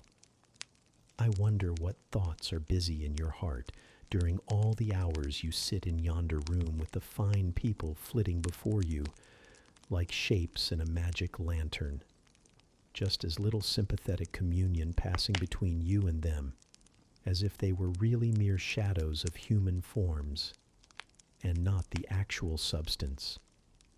I feel tired often, sleepy sometimes, but seldom sad. Then you have some secret hope to buoy you up and please you with whispers of the future. Not I. The utmost I hope is to save money enough out of my earnings to set up a school someday in a little house rented by myself. A mean nutriment for the spirit to exist on, and sitting in that window seat. You see, I know your habits. You have learned them from the servants. Ah, you think yourself sharp. Well, perhaps I have. To speak truth, I have an acquaintance with one of them, Mrs. Poole. I started to my feet when I heard the name. You have you? Thought I. There is diablerie in the business after all, then. Don't be alarmed, continued the strange being. She's a safe hand, is Mrs. Poole, close and quiet. Anyone may repose confidence in her. But, as I was saying, sitting in that window seat, do you think of nothing but your future school? Have you no present interest in any of the company who occupy the sofas and chairs before you? Is there not one face you study, one figure whose movements you follow with at least curiosity? I like to observe all the faces and all the figures. But do you never single one from the rest? Or it may be two. I do frequently, when the gestures or looks of a pair seem telling a tale. It amuses me to watch them. What tale do you like best to hear? Oh, I have not much choice. They generally run on the same theme, courtship, and promise to end in the same catastrophe, marriage. And do you like that monotonous theme? Positively, I don't care about it. It is nothing to me. Nothing to you? When a lady, young and full of life and health, charming with beauty and endowed with the gifts of rank and fortune, sits and smiles in the eyes of a gentleman you. I what? You know, and perhaps think well of. I don't know the gentleman here. I have scarcely interchanged a syllable with one of them. And as to thinking well of them, I consider some respectable and stately and middle-aged, and others young, dashing, handsome, and lively. But certainly they are all at liberty to be the recipients of whose smiles they please, without my feeling disposed to consider the transaction of any moment to me. You don't know the gentleman here? You have not exchanged a syllable with one of them? Will you say that of the master of the house? He is not at home. A profound remark, a most ingenious quibble. He went to Millcote this morning, and will be back here tonight or tomorrow. Does that circumstance exclude him from the list of your acquaintance? Blot him, as it were, out of existence? No, but I can scarcely see what Mr. Rochester has to do with the theme you had introduced. I was talking of ladies smiling in the eyes of gentlemen, and of late so many smiles have been shed into Mr. Rochester's eyes that they overflow like two cups filled above the brim. Have you never remarked that? Mr. Rochester has a right to enjoy the society of his guests. No question about his right. But have you never observed that, of all the tales told here about matrimony, Mr. Rochester has been favored with the most lively and the most continuous? The eagerness of a listener quickens the tongue of a narrator. I said this rather to myself than to the gypsy, whose strange talk, voice, manner had by this time wrapped me in a kind of dream. One unexpected sentence came from her lips after another, till I got involved in a web of mystification, and wondered what unseen spirit had been sitting for weeks by my heart, watching its workings and taking record of every pulse. Eagerness of a listener, repeated she. Yes, Mr. Rochester has sat by the hour, his ear inclined to the fascinating lips that took such delight in their task of communicating. And Mr. Rochester was so willing to receive and looked so grateful for the pastime given him. You have noticed this. Grateful. I cannot remember detecting gratitude in his face. Detecting. You have analyzed, then. And what did you detect, if not gratitude? I said nothing. You have seen love, have you not? And looking forward, you have seen him married, and beheld his bride happy. Humph, not exactly. Your witch's skill is rather at fault sometimes. What the devil have you seen, then? Never mind. I came here to inquire, not to confess. Is it known that Mr. Rochester is to be married? Yes, and to the beautiful Miss Ingram. Shortly? Appearances would warrant that conclusion, and no doubt, though with an audacity that wants chastising out of you, you seem to question it, they will be a superlatively happy pair. He must love such a handsome, noble, witty, accomplished lady, and probably she loves him, or if not his person, at least his purse. I know she considers the Rochester estate eligible to the last degree, though, God pardon me, I told her something on that point about an hour ago which made her look wondrous grave. The corners of her mouth fell half an inch. I would advise her black-a-vicked suit, or to look out. If another comes, with a longer or clearer rent roll, he's dished. But, mother, I did not come to hear Mr. Rochester's fortune. I came to hear my own, and you have told me nothing of it. Your fortune is yet doubtful. When I examined your face, one trait contradicted another. Chance has meted you a measure of happiness. That I know. I knew it before I came here this evening. She has laid it carefully on one side for you. I saw her do it. It depends on yourself to stretch out your hand and take it up, but whether you will do so is the problem I study. Kneel again on the rug. Don't keep me long. The fire scorches me. I knelt. She did not stoop towards me, but only gazed, leaning back in her chair. She began muttering. The flame flickers in the eye. The eye shines like dew. It looks soft and full of feeling. It smiles at my jargon. It is susceptible. Impression follows impression through its clear sphere. Where it ceases to smile, it is sad. An unconscious lassitude weighs on the lid.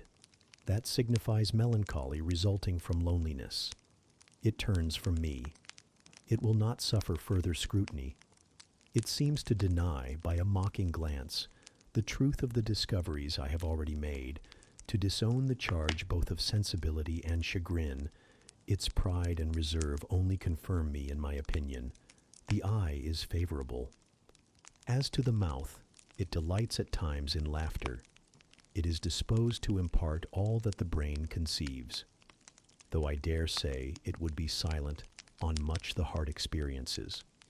Mobile and flexible, it was never intended to be compressed in the eternal silence of solitude. It is a mouth which should speak much and smile often, and have human affection for its interlocutor. That feature, too, is propitious. I see no enemy to a fortunate issue but in the brow, and that brow professes to say, I can live alone if self-respect and circumstances require me so to do. I need not sell my soul to buy bliss. I have an inward treasure born with me, which can keep me alive if all extraneous delights should be withheld, or offered only at a price I cannot afford to give. The forehead declares, reason sits firm and holds the reins, and she will not let the feelings burst away and hurry her to wild chasms. The passions may rage furiously, like true heathens as they are, and the desires may imagine all sorts of vain things. But judgment shall still have the last word in every argument, and the casting vote in every decision. Strong wind, earthquake shock, and fire may pass by, but I shall follow the guiding of that still small voice which interprets the dictates of conscience. Well said, forehead. Your declaration shall be respected. I have formed my plans, right plans I deem them, and in them I have attended to the claims of conscience, the counsels of reason. I know how soon youth would fade and bloom perish, if, in the cup of bliss offered, but one dreg of shame or one flavor of remorse were detected, and I do not want sacrifice, sorrow, dissolution. Such is not my taste. I wish to foster, not to blight, to earn gratitude, not to wring tears of blood, no, nor of brine. My harvest must be in smiles, in endearments, in sweet. That will do. I think I rave in a kind of exquisite delirium. I should wish now to protract this moment ad infinitum, but I dare not. So far I have governed myself thoroughly. I have acted as I inwardly swore I would act, but further might try me beyond my strength. Rise, Miss Eyre. Leave me. The play is played out. Where was I? Did I wake or sleep? Had I been dreaming? Did I dream still? The old woman's voice had changed. Her accent, her gesture, and all were familiar to me as my own face in a glass, as the speech of my own tongue. I got up, but did not go. I looked. I stirred the fire, and I looked again. But she drew her bonnet and her bandage closer about her face, and again beckoned me to depart. The flame illuminated her hand stretched out, roused now, and on the alert for discoveries. I at once noticed that hand. It was no more the withered limb of eld than my own. It was a rounded, supple member, with smooth fingers, symmetrically turned. A broad ring flashed on the little finger, and stooping forward, I looked at it, and saw a gem I had seen 100 times before. Again I looked at the face, which was no longer turned from me. On the contrary, the bonnet was doffed, the bandage displaced, the head advanced. "Well, Jane, do you know me?" asked the familiar voice. "Only take off the red cloak, sir, and then— But the string is in a knot. Help me." "Break it, sir." "There then, off, ye lendings." And Mr. Rochester stepped out of his disguise. Now, sir, what a strange idea. But well carried out, eh? Don't you think so? With the ladies you must have managed well, but not with you. You did not act the character of a gypsy with me. What character did I act? My own? No, some unaccountable one. In short, I believe you have been trying to draw me out, or in. You have been talking nonsense to make me talk nonsense. It is scarcely fair, sir. Do you forgive me, Jane? I cannot tell till I have thought it all over. If, on reflection, I find I have fallen into no great absurdity, I shall try to forgive you. But it was not right. Oh, you have been very correct, very careful, very sensible. I reflected and thought on the whole I had. It was a comfort. But indeed, I had been on my guard almost from the beginning of the interview. Something of masquerade I suspected.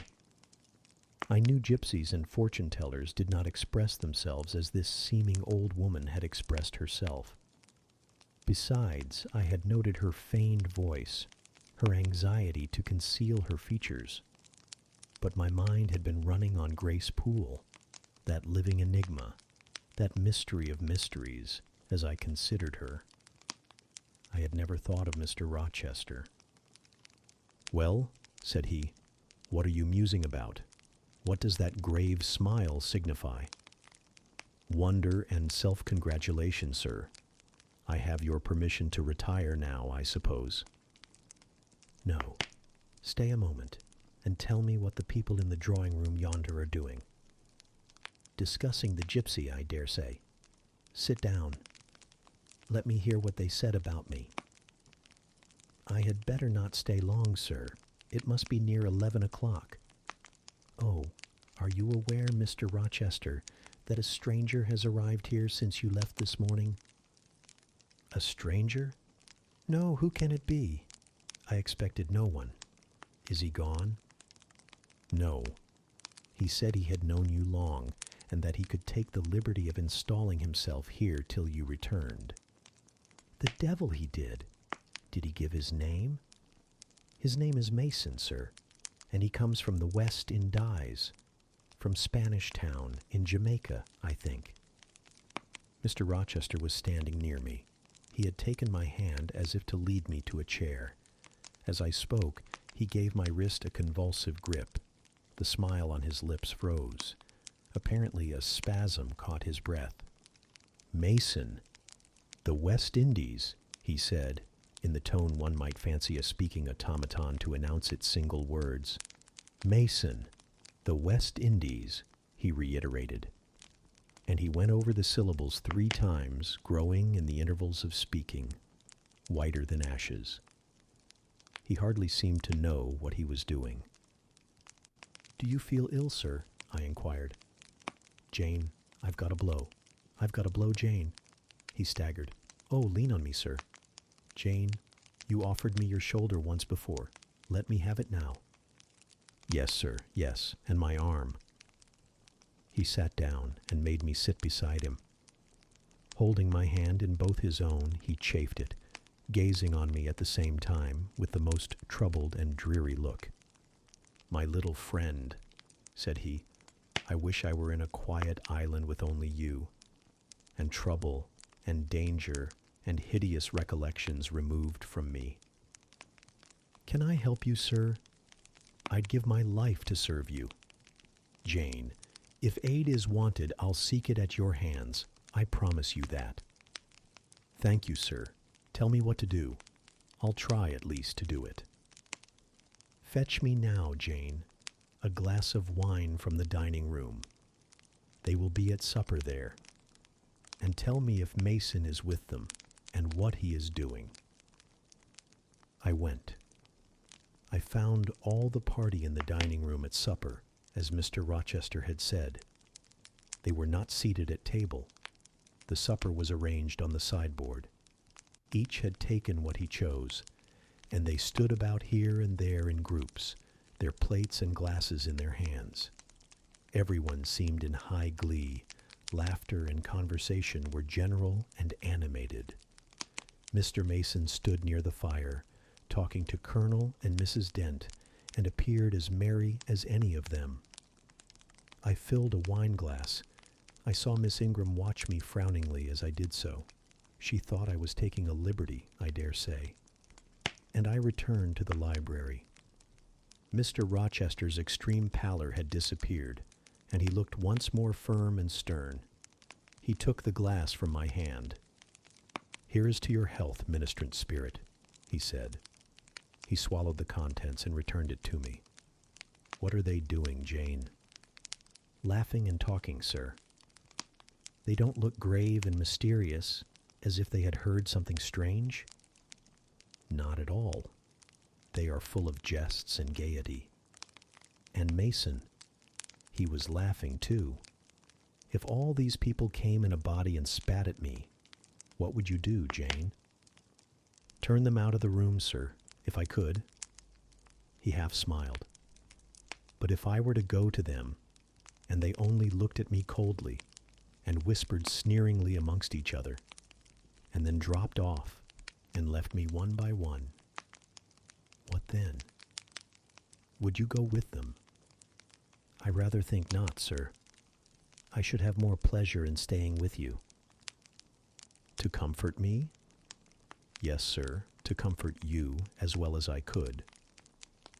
And if they laid you under a ban for adhering to me, I probably should know nothing about their ban, and if I did, I should care nothing about it. Then you could dare censure for my sake? I could dare it for the sake of any friend who deserved my adherence, as you, I am sure, do. Go back now into the room. Step quietly up to Mason, and whisper in his ear that Mr. Rochester is come and wishes to see him. Show him in here, and then leave me. Yes, sir. I did his behest. The company all stared at me as I passed straight among them. I sought Mr. Mason, delivered the message, and preceded him from the room. I ushered him into the library, and then I went upstairs. At a late hour, after I had been in bed some time, I heard the visitors repair to their chambers. I distinguished Mr. Rochester's voice and heard him say, "This way, Mason. This is your room." He spoke cheerfully. The gay tones set my heart at ease. I was soon asleep. Chapter 20.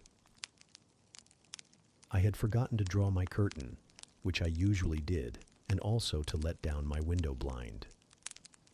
The consequence was that when the moon, which was full and bright, for the night was fine, came in her course to that space in the sky opposite my casement, and looked in at me through the unveiled panes, her glorious gaze roused me. Awaking in the dead of night, I opened my eyes on her disk, silver white and crystal clear. It was beautiful, but too solemn. I half rose and stretched my arm to draw the curtain. Good God, what a cry! The night, its silence, its rest, was rent in twain by a savage, a sharp, a shrilly sound that ran from end to end of Thornfield Hall. My pulse stopped. My heart stood still. My stretched arm was paralyzed. The cry died and was not renewed. Indeed, whatever being uttered that fearful shriek could not soon repeat it. Not the widest-winged condor on the Andes could, twice in succession, send out such a yell from the cloud shrouding his eyrie. The thing delivering such utterance must rest, ere it could repeat the effort. It came out of the third story, for it passed overhead. And overhead, yes, in the room just above my chamber ceiling, I now heard a struggle, a deadly one it seemed from the noise, and a half-smothered voice shouted, "Help! Help! Help!" 3 times rapidly. "Will no one come?" it cried, and then, while the staggering and stamping went on wildly, I distinguished through plank and plaster, "Rochester, Rochester, for God's sake, come." A chamber door opened. Someone ran or rushed along the gallery. Another step stamped on the flooring above, and something fell, and there was silence. I had put on some clothes, though horror shook all my limbs. I issued from my apartment. The sleepers were all aroused. Ejaculations, terrified murmurs sounded in every room. Door after door unclosed. One looked out and another looked out. The gallery filled. Gentlemen and ladies alike had quitted their beds. And oh, what is it? Who is hurt? What has happened? Fetch a light. Is it fire? Are there robbers? Where shall we run? Was demanded confusedly on all hands. But for the moonlight, they would have been in complete darkness. They ran to and fro. They crowded together. Some sobbed, some stumbled. The confusion was inextricable. "Where the devil is Rochester?" cried Colonel Dent. "I cannot find him in his bed." Here, was shouted in return. "Be composed, all of you. I'm coming."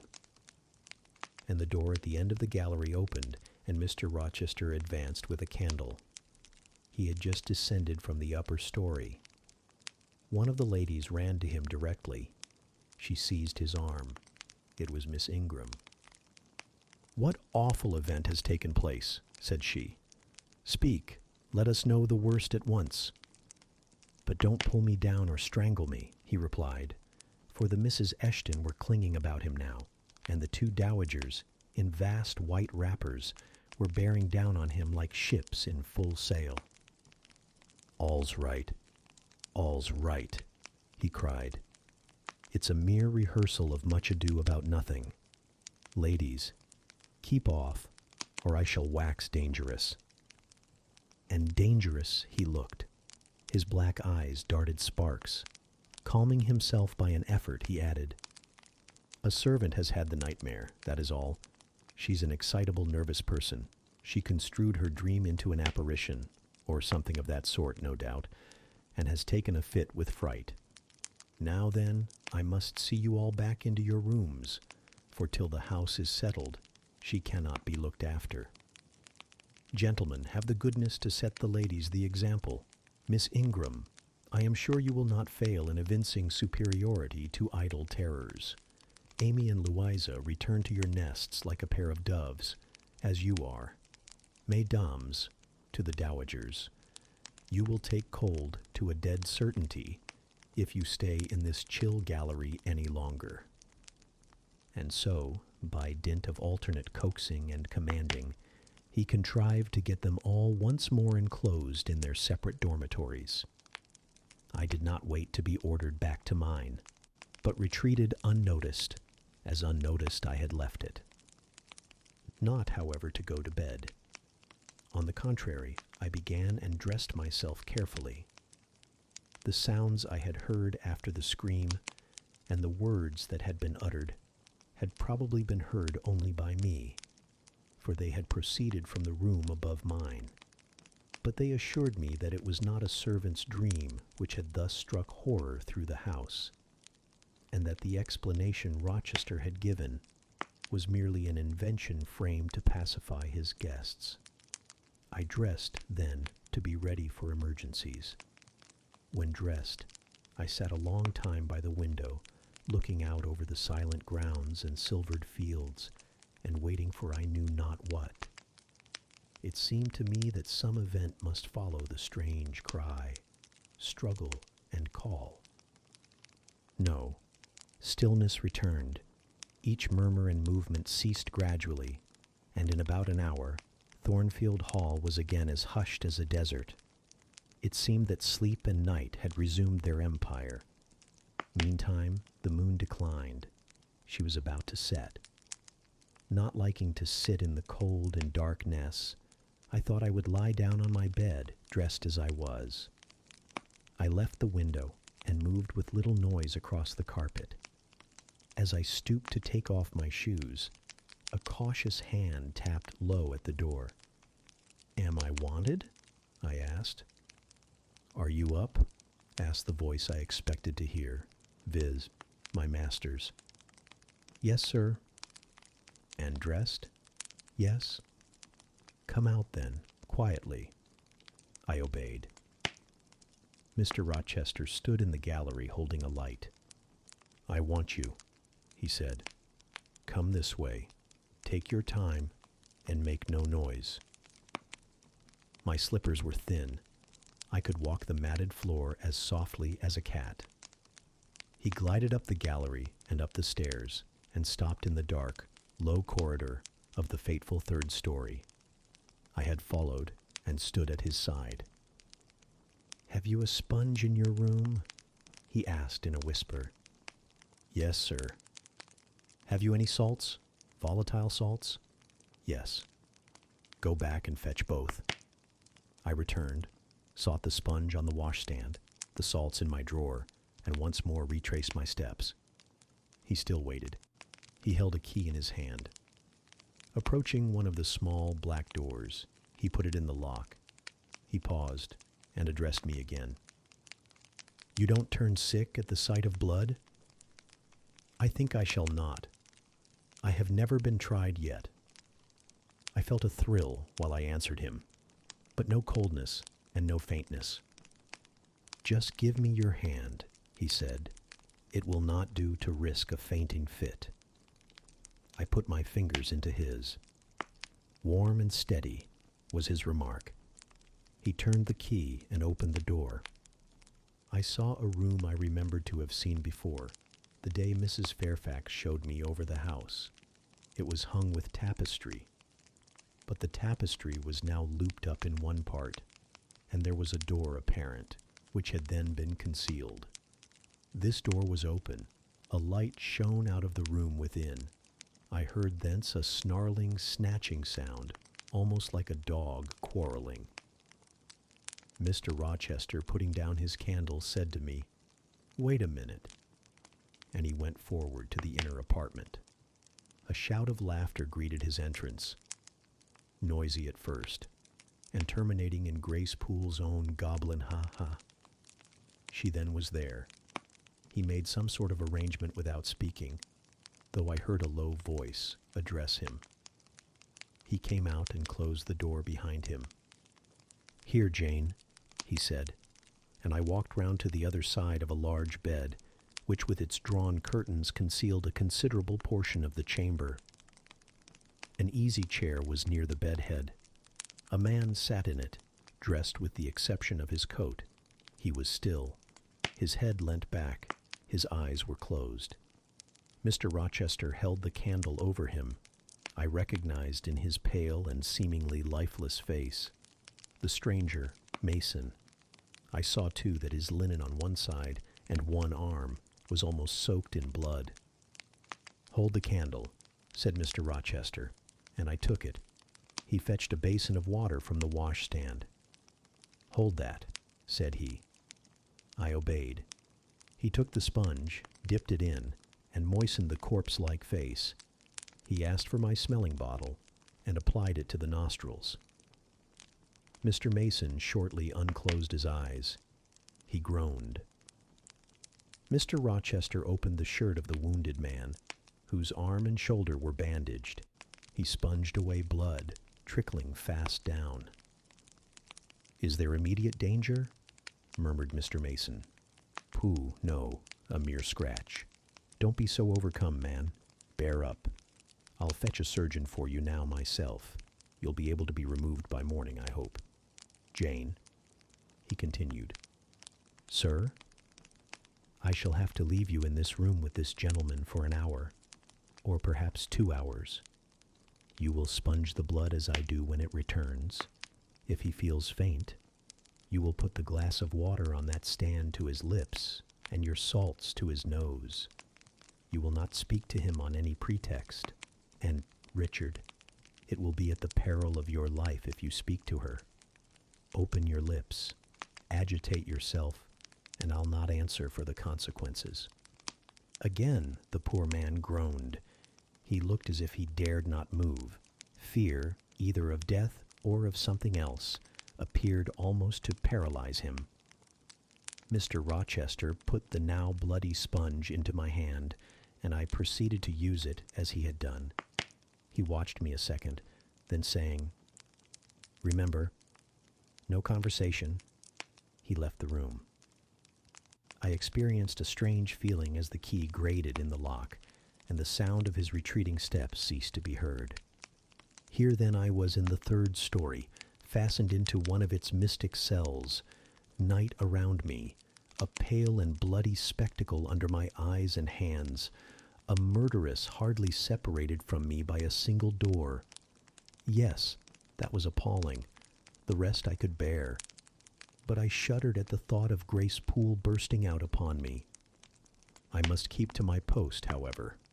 I must watch this ghastly countenance, these blue still lips forbidden to unclose, these eyes now shut, now opening, now wandering through the room, now fixing on me, and ever glazed with the dullness of horror. I must dip my hand again and again in the basin of blood and water, and wipe away the trickling gore. I must see the light of the unsnuffed candle wane on my employment.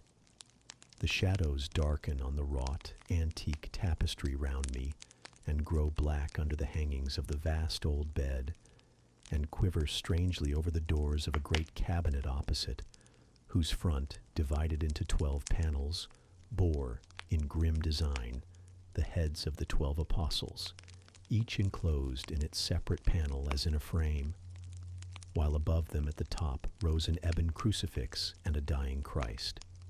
According as the shifting obscurity and flickering gleam hovered here or glanced there, it was now the bearded physician, Luke, that bent his brow, now St. John's long hair that waved, and anon the devilish face of Judas that grew out of the panel and seemed gathering life and threatening a revelation of the arch-traitor, of Satan himself in his subordinate's form. Amidst all this, I had to listen as well as watch, to listen for the movements of the wild beast or the fiend in yonder side den. But since Mr. Rochester's visit, it seemed spellbound. All the night I heard but 3 sounds at 3 long intervals: a step creak, a momentary renewal of the snarling canine noise, and a deep human groan. Then my own thoughts worried me. What crime was this that lived incarnate in this sequestered mansion, and could neither be expelled nor subdued by the owner? What mystery that broke out now in fire and now in blood at the deadest hours of night? What creature was it that, masked in an ordinary woman's face and shape, uttered the voice, now of a mocking demon, and anon of a carrion-seeking bird of prey? And this man I bent over, this commonplace, quiet stranger, how had he become involved in the web of horror? And why had the fury flown at him? What made him seek this quarter of the house at an untimely season, when he should have been asleep in bed? I had heard Mr. Rochester assign him an apartment below. What brought him here? And why now was he so tame under the violence or treachery done him? Why did he so quietly submit to the concealment Mr. Rochester enforced? Why did Mr. Rochester enforce this concealment? His guest had been outraged. His own life on a former occasion had been hideously plotted against, and both attempts he smothered in secrecy and sank in oblivion. Lastly, I saw Mr. Mason was submissive to Mr. Rochester, that the impetuous will of the latter held complete sway over the inertness of the former. The few words which had passed between them assured me of this. It was evident that in their former intercourse, the passive disposition of the one had been habitually influenced by the active energy of the other. Whence then had arisen Mr. Rochester's dismay when he heard of Mr. Mason's arrival? Why had the mere name of this unresisting individual, whom his word now sufficed to control like a child, fallen on him a few hours since as a thunderbolt might fall on an oak? Oh, I could not forget his look and his paleness when he whispered, "Jane, I have got a blow. I have got a blow, Jane." I could not forget how the arm had trembled which he rested on my shoulder, and it was no light matter which could thus bow the resolute spirit and thrill the vigorous frame of Fairfax Rochester. "When will he come? When will he come?" I cried inwardly as the night lingered and lingered, as my bleeding patient drooped, moaned, sickened, and neither day nor aid arrived. I had again and again held the water to Mason's white lips, again and again offered him the stimulating salts. My efforts seemed ineffectual. Either bodily or mental suffering, or loss of blood, or all 3 combined, were fast prostrating his strength. He moaned so, and looked so weak, wild, and lost. I feared he was dying, and I might not even speak to him. The candle, wasted at last, went out. As it expired, I perceived streaks of gray light edging the window curtains. Dawn was then approaching. Presently I heard Pilot bark far below, out of his distant kennel in the courtyard. Hope revived. Nor was it unwarranted. In 5 minutes more, the grating key, the yielding lock, warned me my watch was relieved. It could not have lasted more than 2 hours. Many a week has seemed shorter. Mr. Rochester entered, and with him the surgeon he had been to fetch. "Now, Carter, be on the alert," he said to this last. "I give you but half an hour for dressing the wound, fastening the bandages, getting the patient downstairs and all." "But is he fit to move, sir?" "No doubt of it. It is nothing serious. He is nervous. His spirits must be kept up. Come, set to work." Mr. Rochester drew back the thick curtain, drew up the Holland blind, let in all the daylight he could, and I was surprised and cheered to see how far dawn was advanced, what rosy streaks were beginning to brighten the east. Then he approached Mason, whom the surgeon was already handling. "Now, my good fellow, how are you?" he asked. "She's done for me, I fear," was the faint reply. "Not a whit. Courage. This day fortnight you'll hardly be a pin the worse of it. You've lost a little blood. That's all, Carter. Assure him there's no danger." "I can do that conscientiously," said Carter, who had now undone the bandages. "Only I wish I could have got here sooner. He would not have bled so much. But how is this? The flesh on the shoulder is torn as well as cut. This wound was not done with a knife. There have been teeth here." "She bit me," he murmured. "She worried me like a tigress," when Rochester got the knife from her. "You should not have yielded. You should have grappled with her at once," said Mr. Rochester. "But under such circumstances, what could one do?"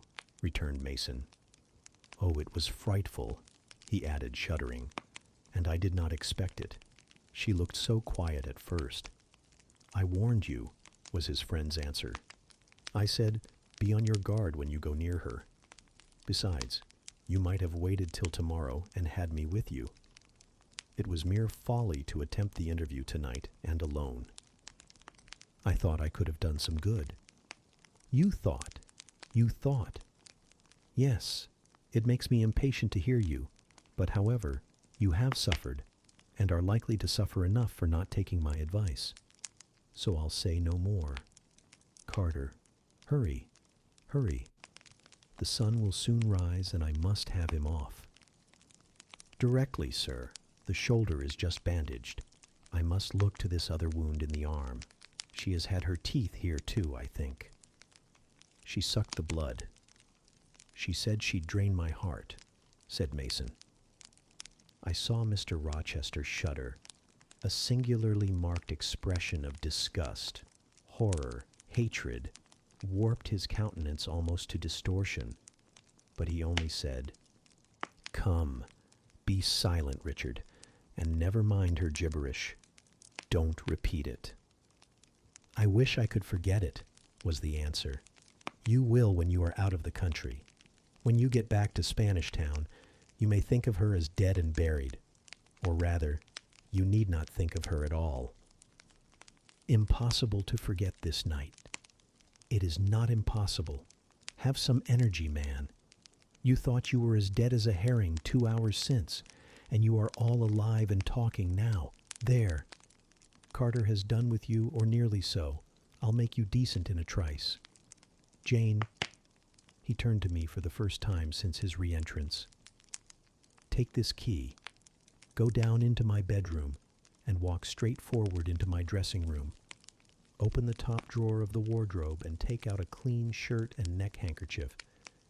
Bring them here and be nimble." I went, sought the repository he had mentioned, found the articles named, and returned with them.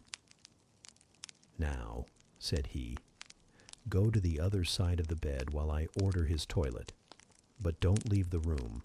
You may be wanted again." I retired as directed. "Was anybody stirring below when you went down, Jane?" inquired Mr. Rochester presently. "No, sir. All was very still." "We shall get you off cannily, Dick, and it will be better, both for your sake and for that of the poor creature in yonder. I have striven long to avoid exposure, and I should not like it to come at last. Here, Carter, help him on with his waistcoat. Where did you leave your furred cloak? You can't travel a mile without that, I know, in this damned cold climate. In your room? Jane, run down to Mr. Mason's room, the one next mine, and fetch a cloak you will see there." Again I ran, and again returned, bearing an immense mantle lined and edged with fur. "Now, I've another errand for you," said my untiring master. "You must away to my room again. What a mercy you are shod with velvet, Jane. A clod-hopping messenger would never do at this juncture. You must open the middle drawer of my toilet table and take out a little phial and a little glass you will find there. Quick!" I flew thither and back, bringing the desired vessels. "That's well. Now, doctor, I shall take the liberty of administering a dose myself on my own responsibility. I got this cordial at Rome, of an Italian charlatan, a fellow you would have kicked, Carter. It is not a thing to be used indiscriminately, but it is good upon occasion. As now, for instance. Jane, a little water." He held out the tiny glass, and I half filled it from the water bottle on the washstand. "That will do. Now wet the lip of the phial." I did so. He measured 12 drops of a crimson liquid and presented it to Mason. "Drink, Richard. It will give you the heart you lack for an hour or so." "But will it hurt me? Is it inflammatory?" "Drink, drink, drink." Mr. Mason obeyed, because it was evidently useless to resist. He was dressed now. He still looked pale, but he was no longer gory and sullied. Mr. Rochester let him sit 3 minutes after he had swallowed the liquid. He then took his arm. "Now I am sure you can get on your feet," he said. "Try." The patient rose. "Carter, take him under the other shoulder. Be of good cheer, Richard. Step out. That's it." "I do feel better," remarked Mr. Mason. "I am sure you do. Now, Jane, trip on before us away to the back stairs. Unbolt the side passage door and tell the driver of the post-chaise you will see in the yard, or just outside, for I told him not to drive his rattling wheels over the pavement. To be ready. We are coming. And Jane, if anyone is about, come to the foot of the stairs and hem." It was by this time 5:30, and the sun was on the point of rising, but I found the kitchen still dark and silent. The side passage door was fastened. I opened it with as little noise as possible. All the yard was quiet, but the gates stood wide open, and there was a post-chaise with horses ready harnessed, and driver seated on the box, stationed outside. I approached him and said the gentlemen were coming. He nodded. Then I looked carefully round and listened. The stillness of early morning slumbered everywhere. The curtains were yet drawn over the servants' chamber windows. Little birds were just twittering in the blossom-blanched orchard trees, whose boughs drooped like white garlands over the wall enclosing one side of the yard. The carriage horses stamped from time to time in their closed stables. All else was still. The gentleman now appeared. Mason, supported by Mr. Rochester and the surgeon, seemed to walk with tolerable ease. They assisted him into the chaise. Carter followed. "Take care of him," said Mr. Rochester to the latter, "and keep him at your house till he is quite well. I shall ride over in a day or two to see how he gets on. Richard, how is it with you?" "The fresh air revives me, Fairfax. Leave the window open on his side, Carter. There is no wind. Goodbye, Dick. Fairfax. Well, what is it? Let her be taken care of. Let her be treated as tenderly as may be. Let her... He stopped and burst into tears. I do my best, and have done it, and will do it, was the answer. He shut up the chaise door, and the vehicle drove away. Yet would to God there was an end of all this, added Mr. Rochester, as he closed and barred the heavy yard gates. This done, he moved with slow step and abstracted air towards a door in the wall bordering the orchard. I, supposing he had done with me, prepared to return to the house. Again, however, I heard him call, "Jane." He had opened field portal and stood at it, waiting for me. "Come where there is some freshness for a few moments," he said. "That house is a mere dungeon. Don't you feel it so?" "It seems to me a splendid mansion, sir." "The glamour of inexperience is over your eyes," he answered, "and you see it through a charmed medium. You cannot discern that the gilding is slime and the silk draperies cobwebs, that the marble is sordid slate, and the polished woods mere refuse chips and scaly bark. Now here," he pointed to the leafy enclosure we had entered, "all is real, sweet, and pure." He strayed down a walk edged with box, with apple trees, pear trees, and cherry trees on one side, and a border on the other full of all sorts of old-fashioned flowers, stocks, sweet williams, primroses, pansies, mingled with southernwood, sweet briar, and various fragrant herbs. They were fresh now as a succession of April showers and gleams, followed by a lovely spring morning, could make them.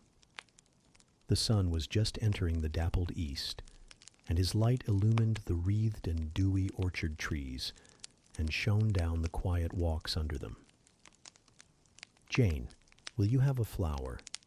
He gathered a half-blown rose, the first on the bush, and offered it to me. "Thank you, sir." "Do you like this sunrise, Jane? That sky with its high and light clouds which are sure to melt away as the day waxes warm, this placid and balmy atmosphere?" "I do, very much." "You have passed a strange night, Jane." "Yes, sir." "And it has made you look pale. Were you afraid when I left you alone with Mason?" "I was afraid of someone coming out of the inner room. But I had fastened the door. I had the key in my pocket. I should have been a careless shepherd if I had left a lamb, my pet lamb, so near a wolf's den, unguarded. You were safe." "Will Grace Poole live here still, sir?" "Oh, yes. Don't trouble your head about her. Put the thing out of your thoughts." "Yet it seems to me your life is hardly secure while she stays." "Never fear. I will take care of myself." "Is the danger you apprehended last night gone by now, sir?" "I cannot vouch for that till Mason is out of England, nor even then. To live, for me, Jane, is to stand on a crater crust which may crack and spew fire any day." "But Mr. Mason seems a man easily led. Your influence, sir, is evidently potent with him.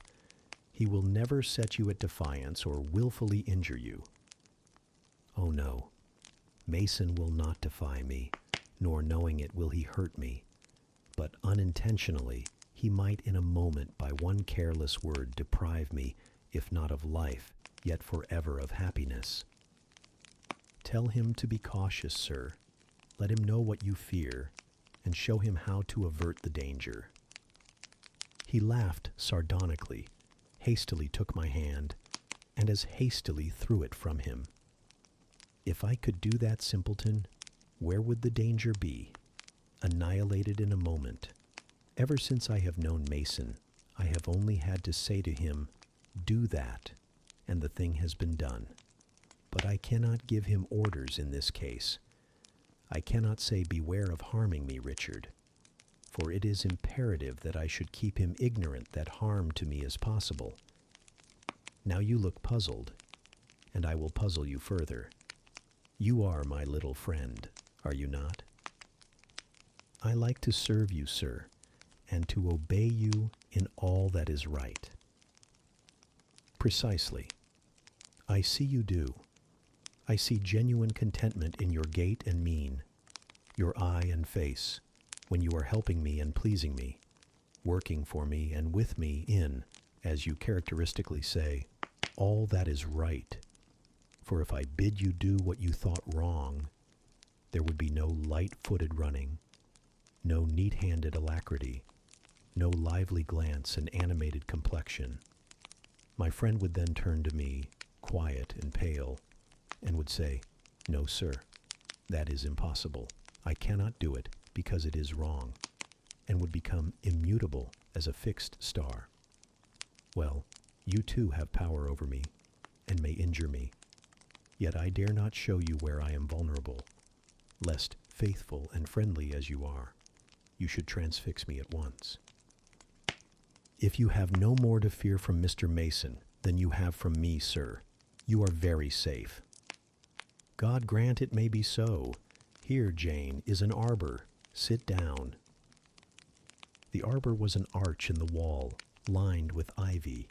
It contained a rustic seat. Mr. Rochester took it, leaving room, however, for me, but I stood before him. "Sit," he said. "The bench is long enough for two. You don't hesitate to take a place at my side, do you? Is that wrong, Jane?" I answered him by assuming it. To refuse would, I felt, have been unwise.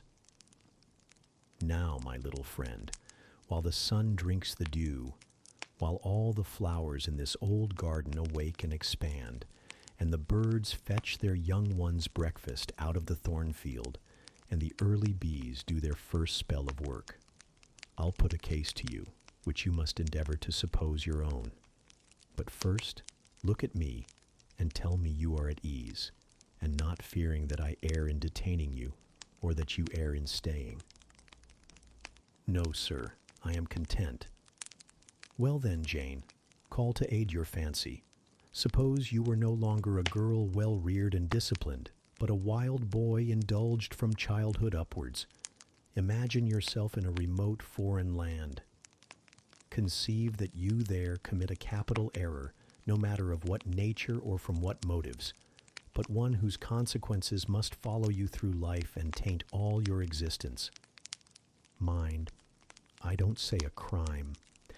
I am not speaking of shedding of blood or any other guilty act which might make the perpetrator amenable to the law. My word is error. The results of what you have done become in time to you utterly insupportable. You take measures to obtain relief. Unusual measures, but neither unlawful nor culpable. Still you are miserable, for hope has quitted you on the very confines of life.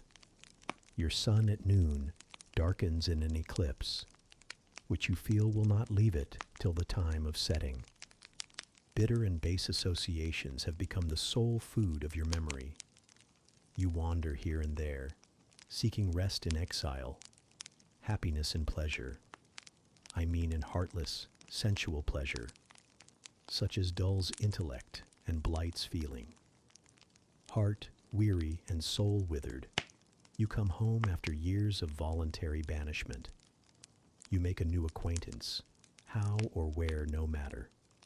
You find in this stranger much of the good and bright qualities which you have sought for 20 years and never before encountered. And they are all fresh, healthy, without soil and without taint. Such society revives, regenerates. You feel better days come back, higher wishes, purer feelings. You desire to recommence your life and to spend what remains to you of days in a way more worthy of an immortal being. To attain this end, are you justified in overleaping an obstacle of custom, a mere conventional impediment which neither your conscience sanctifies nor your judgment approves? He paused for an answer, And what was I to say? Oh, for some good spirit to suggest a judicious and satisfactory response. Vain aspiration. The west wind whispered in the ivy round me, but no gentle Ariel borrowed its breath as a medium of speech. The birds sang in the treetops, but their song, however sweet, was inarticulate. Again Mr. Rochester propounded his query. Is the wandering and sinful, but now rest-seeking and repentant, man justified in daring the world's opinion, in order to attach to him forever this gentle, gracious, genial stranger, thereby securing his own peace of mind and regeneration of life? Sir, I answered, a wanderer's repose or a sinner's reformation should never depend on a fellow creature. Men and women die. Philosophers falter in wisdom, and Christians in goodness. If anyone you know has suffered and erred, let him look higher than his equals for strength to amend and solace to heal. But the instrument, God, who does the work, ordains the instrument. I have myself, I tell it you without parable, been a worldly, dissipated, restless man, and I believe I have found the instrument for my cure in... He paused. The birds went on caroling, the leaves lightly rustling. I almost wondered they did not check their songs and whispers to catch the suspended revelation, but they would have had to wait many minutes. So long was the silence protracted. At last I looked up at the tardy speaker. He was looking eagerly at me. "Little friend," said he in quite a changed tone, while his face changed too, losing all its softness and gravity and becoming harsh and sarcastic. "You have noticed my tender penchant for Miss Ingram. Don't you think if I married her she would regenerate me with a vengeance?" He got up instantly, went quite to the other end of the walk, and when he came back he was humming a tune. "Jane, Jane," said he, stopping before me, "you are quite pale with your vigils. Don't you curse me for disturbing your rest?" "Curse you? No, sir." "Shake hands in confirmation of the word. What cold fingers! They were warmer last night when I touched them at the door of the mysterious chamber. Jane, when will you watch with me again?" "Whenever I can be useful, sir. For instance, the night before I am married. I am sure I shall not be able to sleep. Will you promise to sit up with me to bear me company? To you I can talk of my lovely one, for now you have seen her and know her." "Yes, sir." "She's a rare one. Is she not, Jane?" "Yes, sir." "A strapper, a real strapper, Jane, big, brown, and buxom, with hair just such as the ladies of Carthage must have had. Bless me, there's Dent and Lynn in the stables. Go in by the shrubbery, through that wicket." As I went one way, he went another, and I heard him in the yard, saying cheerfully, "Mason got the start of you all this morning? He was gone before sunrise. I rose at 4 to see him off." Chapter 21. Presentiments are strange things, and so are sympathies, and so are signs, and the three combined make one mystery to which humanity has not yet found the key. I never laughed at presentiments in my life, because I have had strange ones of my own. Sympathies, I believe, exist, for instance, between far distant, long-absent, wholly estranged relatives asserting, notwithstanding their alienation, the unity of the source to which each traces his origin, whose workings baffle mortal comprehension. And signs, for aught we know, may be but the sympathies of nature with man. When I was a little girl, only 6 years old, I one night heard Bessie Levens say to Martha Abbott that she had been dreaming about a little child, and that to dream of children was a sure sign of trouble, either to one's self or one's kin. The saying might have worn out of my memory, had not a circumstance immediately followed which served indelibly to fix it there. The next day Bessie was sent for home to the deathbed of her little sister. Of late I had often recalled this saying and this incident, for during the past week scarcely a night had gone over my couch that had not brought with it a dream of an infant, which I sometimes hushed in my arms, sometimes dandled on my knee, sometimes watched playing with daisies on a lawn, or again, dabbling its hands in running water. It was a wailing child this night, and a laughing one the next. Now it nestled close to me, and now it ran from me. But whatever mood the apparition evinced, whatever aspect it wore, it failed not for 7 successive nights to meet me the moment I entered the land of slumber. I did not like this iteration of one idea, this strange recurrence of one image, and I grew nervous as bedtime approached, and the hour of the vision drew near. It was from companionship with this baby phantom I had been roused on that moonlight night when I heard the cry, and it was on the afternoon of the day following. I was summoned downstairs by a message that someone wanted me in Mrs. Fairfax's room. On repairing thither, I found a man waiting for me, having the appearance of a gentleman's servant. He was dressed in deep mourning, and the hat he held in his hand was surrounded with a crape band. "I dare say you hardly remember me, miss," he said, rising as I entered. "But my name is Levin. I lived coachman with Mrs. Reed when you were at Gateshead, 8 or 9 years since, and I live there still." "Oh, Robert, how do you do? I remember you very well.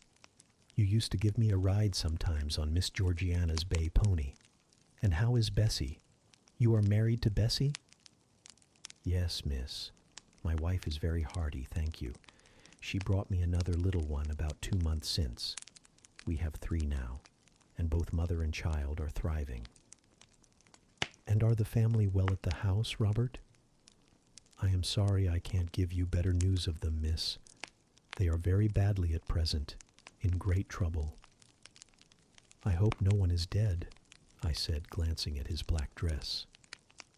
He too looked down at the crape round his hat and replied, "Mr. John died yesterday, was a week at his chambers in London." "Mr. John?" "Yes." "And how does his mother bear it?" "Why, you see, Miss Eyre, it is not a common mishap. His life has been very wild. These last 3 years he gave himself up to strange ways, and his death was shocking. I heard from Bessie he was not doing well. Doing well? He could not do worse. He ruined his health and his estate amongst the worst men and the worst women. He got into debt and into jail. His mother helped him out twice. But as soon as he was free, he returned to his old companions and habits. His head was not strong. The knaves he lived amongst fooled him beyond anything I ever heard. He came down to Gateshead about 3 weeks ago and wanted Mrs. to give up all to him. Mrs. refused. Her means have long been much reduced by his extravagance. So he went back again, and the next news was that he was dead. How he died, God knows. They say he killed himself." I was silent. The things were frightful. Robert Levin resumed. "Mrs. had been out of health herself for some time. She had got very stout, but was not strong with it, and the loss of money and fear of poverty were quite breaking her down. The information about Mr. John's death and the manner of it came too suddenly. It brought on a stroke. She was 3 days without speaking, but last Tuesday she seemed rather better. She appeared as if she wanted to say something, and kept making signs to my wife and mumbling. It was only yesterday morning, however, that Bessie understood she was pronouncing your name, and at last she made out the words, 'Bring Jane. Fetch Jane Eyre. I want to speak to her.' Bessie is not sure whether she is in her right mind, or means anything by the words, but she told Miss Reed and Miss Georgiana and advised them to send for you. The young ladies put it off at first, but their mother grew so restless and said, "Jane, Jane," so many times that at last they consented. I left Gateshead yesterday, and if you can get ready, miss, I should like to take you back with me early tomorrow morning. Yes, Robert, I shall be ready. It seems to me that I ought to go. I think so too, miss. Bessie said she was sure you would not refuse, but I suppose you will have to ask leave before you can get off. Yes, and I will do it now. And having directed him to the servants' hall, and recommended him to the care of John's wife, and the attentions of John himself, I went in search of Mr. Rochester. He was not in any of the lower rooms. He was not in the yard, the stables, or the grounds. I asked Mrs. Fairfax if she had seen him. Yes, she believed he was playing billiards with Miss Ingram. To the billiard room I hastened. The click of balls and the hum of voices resounded thence. Mr. Rochester, Miss Ingram, the two Misses Eshton, and their admirers were all busied in the game. It required some courage to disturb so interesting a party. My errand, however, was one I could not defer. So I approached the master where he stood at Miss Ingram's side. She turned as I drew near, and looked at me haughtily. Her eyes seemed to demand, "What can the creeping creature want now?" And when I said in a low voice, "Mr. Rochester," she made a movement as if tempted to order me away. I remember her appearance at the moment. It was very graceful and very striking. She wore a morning robe of sky-blue crepe. A gauzy azure scarf was twisted in her hair. She had been all animation with the game, and irritated pride did not lower the expression of her haughty lineaments. "Does that person want you?" she inquired of Mr. Rochester. And Mr. Rochester turned to see who the person was. He made a curious grimace, one of his strange and equivocal demonstrations, threw down his cue, and followed me from the room. "Well, Jane," he said, as he rested his back against the schoolroom door, which he had shut. "If you please, sir, I want leave of absence for a week or two." "What to do? Where to go?"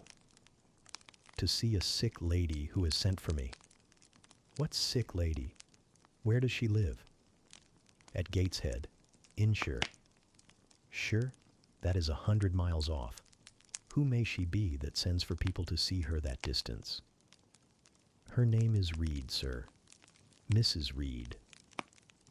"Reed of Gateshead? There was a Reed of Gateshead, a magistrate." "It is his widow, sir." "And what have you to do with her? How do you know her?" "Mr. Reed was my uncle, my mother's brother." "The deuce he was! You never told me that before. You always said you had no relations." "None that would own me, sir. Mr. Reed is dead, and his wife cast me off." "Why?" "Because I was poor and burdensome, and she disliked me." "But Reed left children? You must have cousins?" "Sir George Lynn was talking of a Reed of Gateshead yesterday, who, he said, was one of the veriest rascals on town. And Ingram was mentioning a Georgiana Reed of the same place, who was much admired for her beauty a season or two ago in London." "John Reed is dead too, sir. He ruined himself and half ruined his family, and is supposed to have committed suicide. The news so shocked his mother that it brought on an apoplectic attack." "And what good can you do her?" "Nonsense, Jane. I would never think of running 100 miles to see an old lady who will perhaps be dead before you reach her. Besides, you say she cast you off." "Yes, sir, but that is long ago, and when her circumstances were very different, I could not be easy to neglect her wishes now." How long will you stay? As short a time as possible, sir. Promise me only to stay a week. I had better not pass my word. I might be obliged to break it. At all events, you will come back. You will not be induced under any pretext to take up a permanent residence with her? Oh no, I shall certainly return if all be well. And who goes with you? You don't travel 100 miles alone. No, sir, she has sent her coachman. A person to be trusted? Yes, sir, he has lived 10 years in the family. Mr. Rochester meditated. When do you wish to go? Early tomorrow morning, sir. Well, you must have some money. You can't travel without money, and I dare say you have not much. I have given you no salary yet. How much have you in the world, Jane? He asked, smiling. I drew out my purse. A meager thing it was. 5 shillings, sir. He took the purse, poured the hoard into his palm, and chuckled over it as if its scantiness amused him. Soon he produced his pocket-book. Here, said he, offering me a note. It was £50, and he owed me but 15. I told him I had no change. I don't want change, you know that. Take your wages. I declined accepting more than was my due. He scowled at first. Then, as if recollecting something, he said, Right. Better not give you all now. You would, perhaps, stay away 3 months if you had £50. There are 10. Is it not plenty? Yes, sir, but now you owe me 5. Come back for it, then. I am your banker for £40. Mr. Rochester, I may as well mention another matter of business to you while I have the opportunity. Matter of business? I am curious to hear it. You have as good as informed me, sir, that you are going shortly to be married? Yes, what then?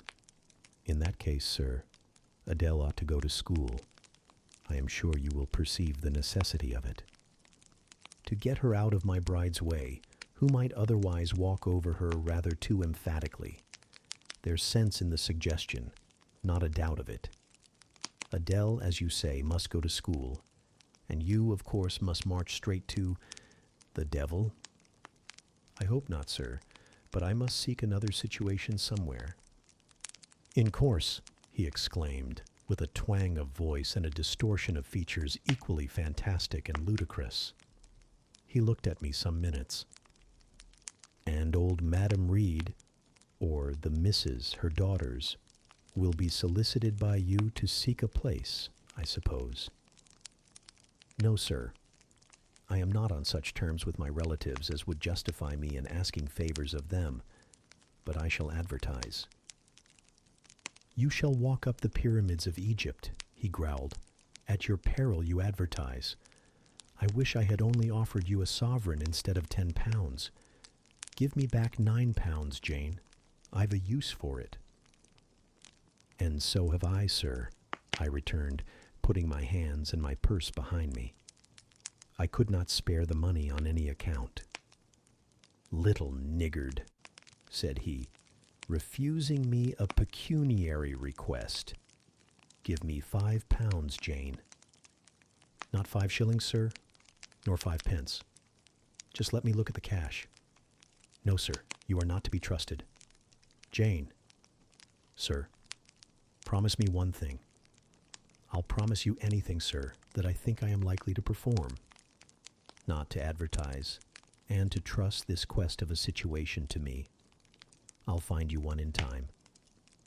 I shall be glad so to do, sir, if you, in your turn, will promise that I and Adele shall be both safe out of the house before your bride enters it. Very well, very well. I'll pledge my word on it. You go tomorrow, then? Yes, sir, early. Shall you come down to the drawing-room after dinner? No, sir, I must prepare for the journey. Then you and I must bid goodbye for a little while? I suppose so, sir. And how do people perform that ceremony of parting, Jane? Teach me. I'm not quite up to it. They say farewell, or any other form they prefer. Then say it. Farewell, Mr. Rochester, for the present. What must I say? The same, if you like, sir. Farewell, Miss Eyre, for the present. Is that all? Yes. It seems stingy to my notions and dry and unfriendly. I should like something else, a little addition to the rite. If one shook hands, for instance. But no, that would not content me either. So you'll do no more than say farewell, Jane? It is enough, sir. As much goodwill may be conveyed in one hearty word as in many. Very likely, but it is blank and cool. Farewell. How long is he going to stand with his back against that door? I ask myself. I want to commence my packing. The dinner bell rang, and suddenly away he bolted, without another syllable. I saw him no more during the day, and was off before he had risen in the morning. I reached the lodge at Gateshead about 5 o'clock in the afternoon of the 1st of May. I stepped in there before going up to the hall. It was very clean and neat. The ornamental windows were hung with little white curtains. The floor was spotless. The grate and fire irons were burnished bright, and the fire burnt clear. Bessie sat on the hearth, nursing her last born, and Robert and his sister played quietly in a corner. "Bless you, I knew you would come," exclaimed Mrs. Levin as I entered. "Yes, Bessie," said I, after I had kissed her, "and I trust I am not too late. How is Mrs. Reed? Alive still, I hope." "Yes, she is alive, and more sensible and collected than she was. The doctor says she may linger a week or two yet, but he hardly thinks she will finally recover." "Has she mentioned me lately?" "She was talking of you only this morning, and wishing you would come. But she is sleeping now, or was 10 minutes ago when I was up at the house. She generally lies in a kind of lethargy all the afternoon, and wakes up about 6 or 7. Will you rest yourself here an hour, miss, and then I will go up with you?" Robert here entered, and Bessie laid her sleeping child in the cradle and went to welcome him. Afterwards she insisted on my taking off my bonnet and having some tea, for she said I looked pale and tired. I was glad to accept her hospitality, and I submitted to be relieved of my traveling garb just as passively as I used to let her undress me when a child. Old times crowded fast back on me as I watched her bustling about, setting out the tea tray with her best china, cutting bread and butter, toasting a tea cake, and between whiles giving little Robert or Jane an occasional tap or push, just as she used to give me in former days. Bessie had retained her quick temper as well as her light foot and good looks. Tea ready, I was going to approach the table, but she desired me to sit still, quite in her old peremptory tones. "I must be served at the fireside," she said, and she placed before me a little round stand with my cup and a plate of toast, absolutely as she used to accommodate me with some privately purloined dainty on a nursery chair. And I smiled and obeyed her, as in bygone days. She wanted to know if I was happy at Thornfield Hall, and what sort of a person the mistress was, and when I told her there was only a master, whether he was a nice gentleman, and if I liked him, I told her he rather an ugly man, but quite a gentleman, and that he treated me kindly, and I was content. Then I went on to describe to her the gay company that had lately been staying at the house, and to these details Bessie listened with interest. They were precisely of the kind she relished. In such conversation an hour was soon gone. Bessie restored to me my bonnet, etc., and accompanied by her, I quitted the lodge for the hall.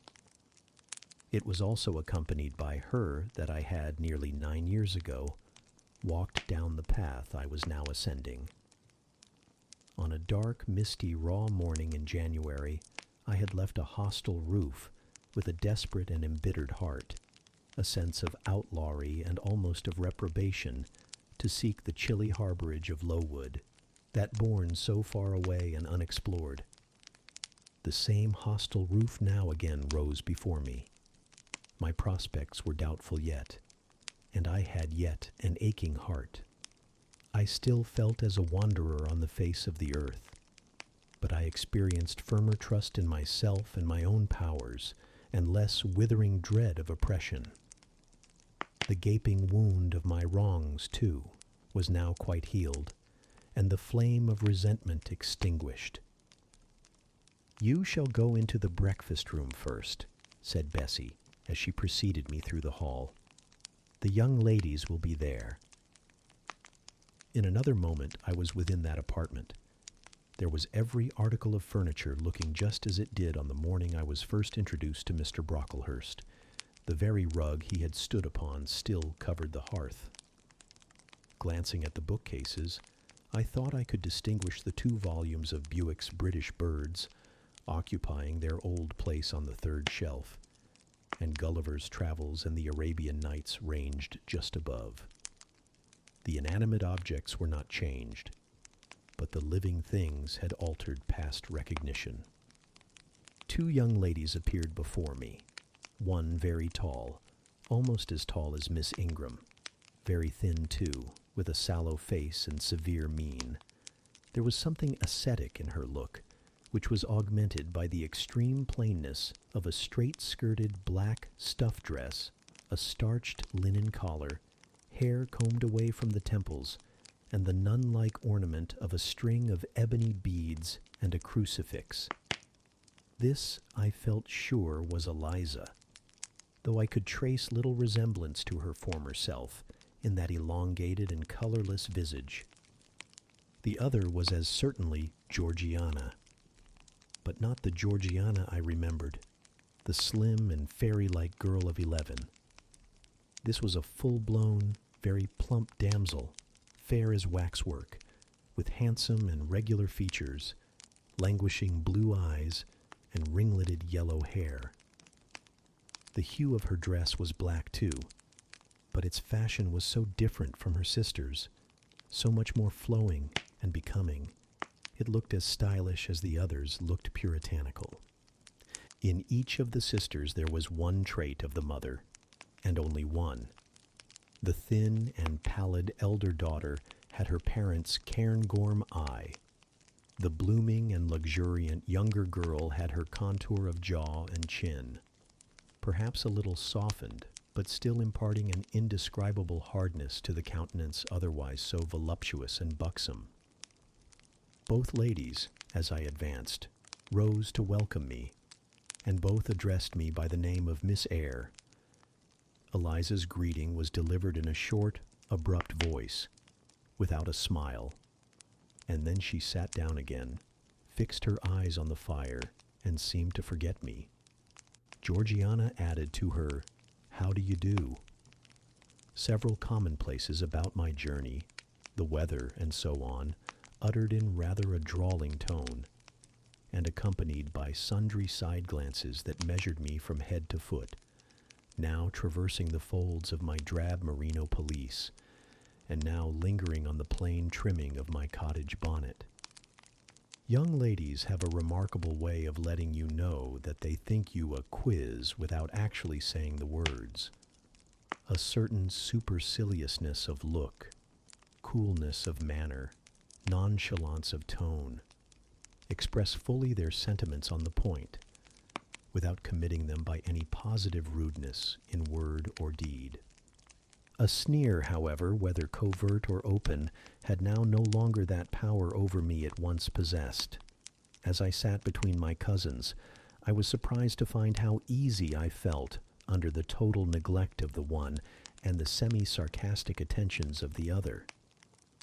Eliza did not mortify, nor Georgiana ruffle me. The fact was, I had other things to think about.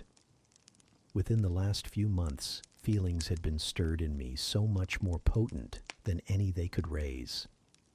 Pains and pleasures so much more acute and exquisite had been excited than any it was in their power to inflict or bestow, that their airs gave me no concern either for good or bad. "How is Mrs. Reed?" I asked soon, looking calmly at Georgiana, who thought fit to bridle at the direct address, as if it were an unexpected liberty. "Mrs. Reed? Ah, mamma, you mean. She is extremely poorly. I doubt if you can see her tonight." "If," said I, "you would just step upstairs and tell her I am come, I should be much obliged to you." Georgiana almost started, and she opened her blue eyes wild and wide. "I know she had a particular wish to see me," I added, "and I would not defer attending to her desire longer than is absolutely necessary." "Mamma dislikes being disturbed in an evening," remarked Eliza. I soon rose, quietly took off my bonnet and gloves, uninvited, and said I would just step out to Bessie, who was, I dared say, in the kitchen, and ask her to ascertain whether Mrs. Reed was disposed to receive me or not tonight. I went, and having found Bessie and dispatched her on my errand, I proceeded to take further measures. It had heretofore been my habit always to shrink from arrogance. Received as I had been today, I should a year ago have resolved to quit Gateshead the very next morning.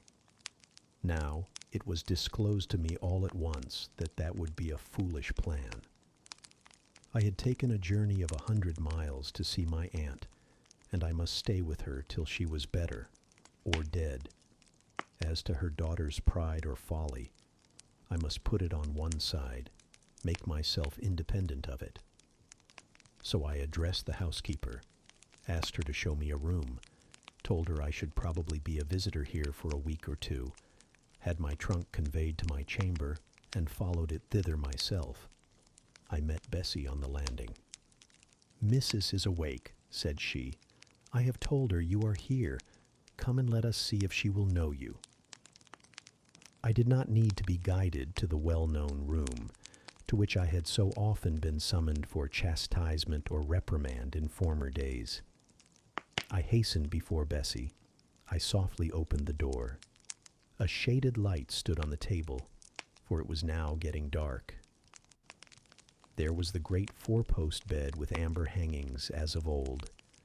There the toilet table, the armchair, and the footstool, at which I had 100 times been sentenced to kneel, to ask pardon for offenses by me uncommitted. I looked into a certain corner near, half expecting to see the slim outline of a once dreaded switch which used to lurk there, waiting to leap out imp-like and lace my quivering palm or shrinking neck. I approached the bed. I opened the curtains and leant over the high-piled pillows. Well did I remember Mrs. Reed's face, and I eagerly sought the familiar image. It is a happy thing that time quells the longings of vengeance and hushes the promptings of rage and aversion. I had left this woman in bitterness and hate, and I came back to her now with no other emotion than a sort of ruth for her great sufferings, and a strong yearning to forget and forgive all injuries, to be reconciled and clasp hands in amity. The well-known face was there, stern, relentless as ever. There was that peculiar eye which nothing could melt, and the somewhat raised, imperious, despotic eyebrow. How often had it lowered on me menace and hate, and how the recollection of childhood's terrors and sorrows revived as I traced its harsh line now. And yet I stooped down and kissed her. She looked at me. "Is this Jane Eyre?" she said. "Yes, Aunt Reed. How are you, dear aunt?" I had once vowed that I would never call her aunt again. I thought it no sin to forget and break that vow now. My fingers had fastened on her hand which lay outside the sheet. Had she pressed mine kindly, I should at that moment have experienced true pleasure. But unimpressionable natures are not so soon softened, nor are natural antipathies so readily eradicated. Mrs. Reed took her hand away, and turning her face rather from me, she remarked that the night was warm. Again she regarded me so icily, I felt at once that her opinion of me, her feeling towards me, was unchanged and unchangeable. I knew by her stony eye, opaque to tenderness, indissoluble to tears, that she was resolved to consider me bad to the last, because to believe me good would give her no generous pleasure, only a sense of mortification. I felt pain, and then I felt ire, and then I felt a determination to subdue her, to be her mistress, in spite both of her nature and her will. My tears had risen, just as in childhood. I ordered them back to their source. I brought a chair to the bedhead. I sat down and leaned over the pillow. "You sent for me," I said, "and I am here, and it is my intention to stay till I see how you get on." "Oh, of course. You have seen my daughters?" "Yes." "Well, you may tell them I wish you to stay till I can talk some things over with you I have on my mind. Tonight it is too late, and I have a difficulty in recalling them. But there was something I wished to say. Let me see." The wandering look and changed utterance told what wreck had taken place in her once vigorous frame. Turning restlessly, she drew the bedclothes round her. My elbow, resting on a corner of the quilt, fixed it down. She was at once irritated. "Sit up," said she. "Don't annoy me with holding the clothes fast. Are you Jane Eyre?" "I am Jane Eyre. I have had more trouble with that child than anyone would believe. Such a burden to be left on my hands, and so much annoyance as she caused me, daily and hourly, with her incomprehensible disposition, and her sudden starts of temper, and her continual, unnatural watchings of one's movements. I declare she talked to me once like something mad, or like a fiend. No child ever spoke or looked as she did. I was glad to get her away from the house. What did they do with her at Lowood? The fever broke out there, and many of the pupils died. She, however, did not die, but I said she did. I wish she had died." "A strange wish, Mrs. Reed. Why do you hate her so?" "I had a dislike to her mother always, for she was my husband's only sister and a great favorite with him. He opposed the family's disowning her when she made her low marriage, and when news came of her death, he wept like a simpleton. He would send for the baby, though I entreated him rather to put it out to nurse and pay for its maintenance. I hated it the first time I set my eyes on it, a sickly, whining, pining thing. It would wail in its cradle all night long, not screaming heartily like any other child, but whimpering and moaning. Reed pitied it, and he used to nurse it and notice it as if it had been his own, more indeed than he ever noticed his own at that age. He would try to make my children friendly to the little beggar. The darlings could not bear it, and he was angry with them when they showed their dislike. In his last illness, he had it brought continually to his bedside, and but an hour before he died, he bound me by vow to keep the creature. I would as soon have been charged with a pauper brat out of a workhouse. But he was weak, naturally weak. John does not at all resemble his father, and I am glad of it. John is like me and like my brothers. He is quite a Gibson. Oh, I wish he would cease tormenting me with letters for money. I have no more money to give him. We are getting poor. I must send away half the servants and shut up part of the house, or let it off. I can never submit to do that. Yet how are we to get on? 2/3 of my income goes in paying the interest of mortgages. John gambles dreadfully and always loses, poor boy. He is beset by sharpers. John is sunk and degraded. His look is frightful. I feel ashamed for him when I see him." She was getting much excited. "I think I had better leave her now," said I to Bessie, who stood on the other side of the bed. "Perhaps you had, miss, but she often talks in this way towards night. In the morning she is calmer." I rose. "Stop," exclaimed Mrs. Reed. "There is another thing I wish to say. He threatens me. He continually threatens me with his own death or mine, and I dream sometimes that I see him laid out with a great wound in his throat, or with a swollen and blackened face. I am come to a strange pass. I have heavy troubles. What is to be done? How is the money to be had?" Bessie now endeavored to persuade her to take a sedative draught. She succeeded with difficulty. Soon after, Mrs. Reed grew more composed and sank into a dozing state. I then left her. More than 10 days elapsed before I had again any conversation with her. She continued either delirious or lethargic, and the doctor forbade everything which could painfully excite her. Meantime, I got on as well as I could with Georgiana and Eliza. They were very cold indeed at first.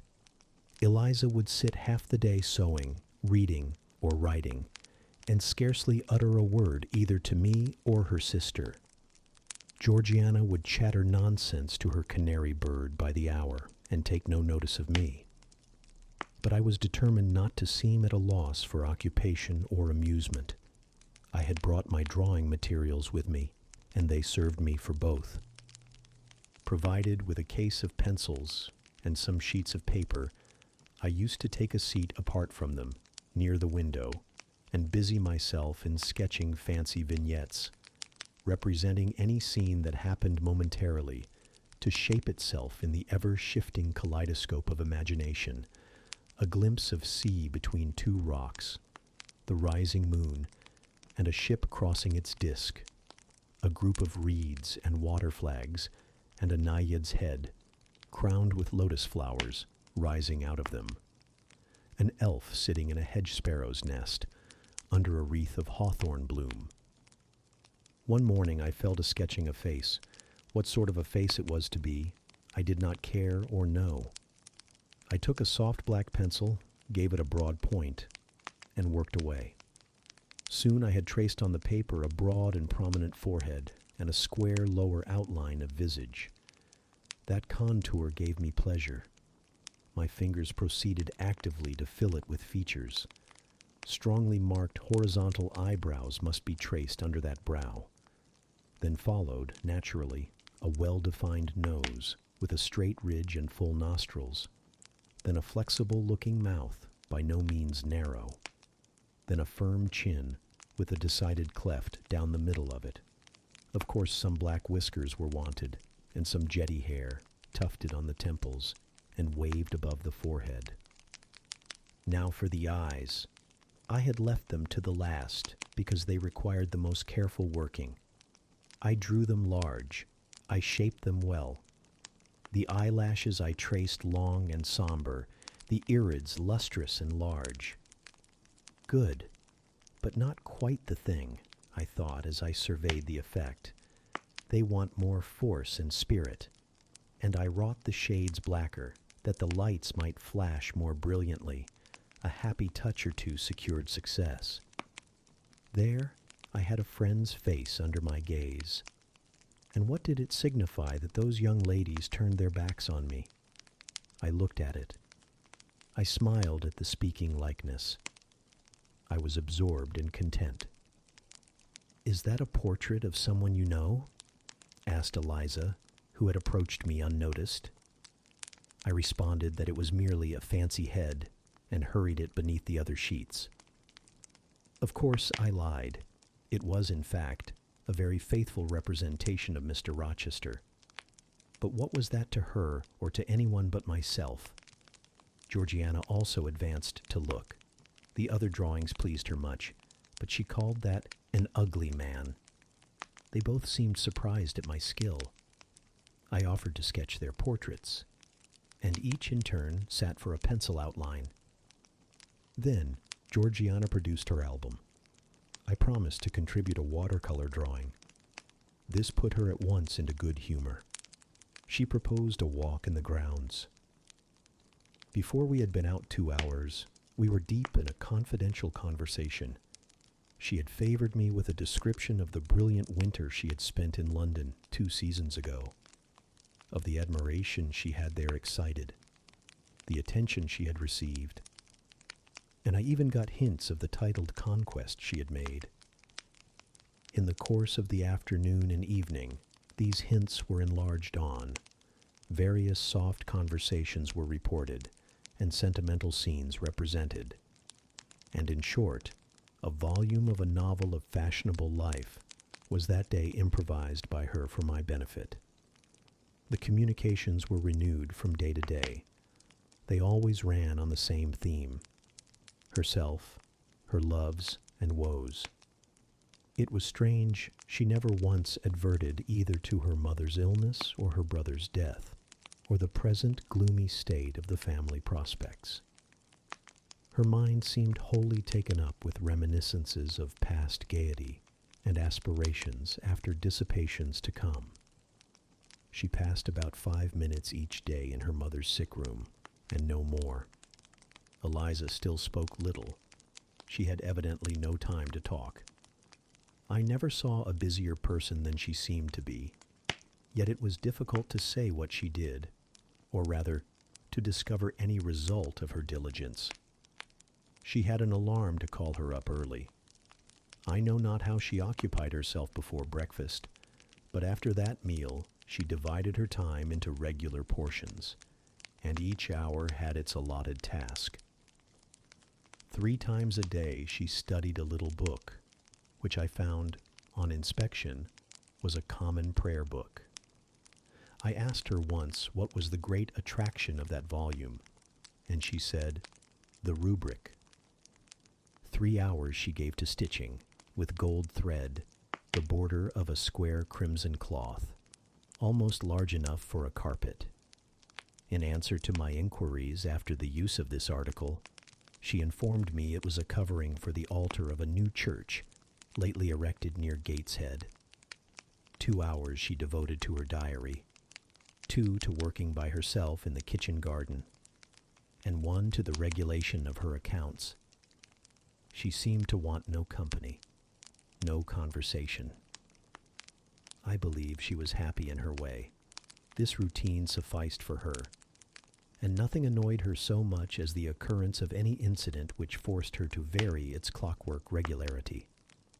She told me one evening, when more disposed to be communicative than usual, that John's conduct and the threatened ruin of the family had been a source of profound affliction to her.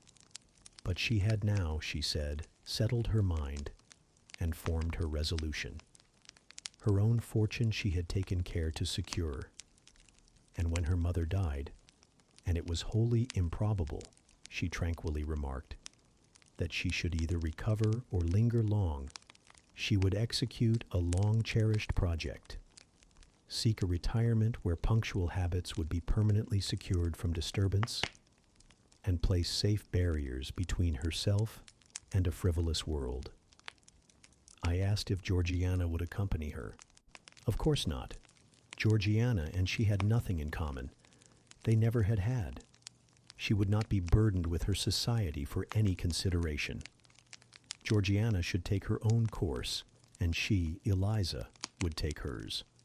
Georgiana, when not unburdening her heart to me, spent most of her time in lying on the sofa, fretting about the dullness of the house, and wishing over and over again that her Aunt Gibson would send her an invitation up to town.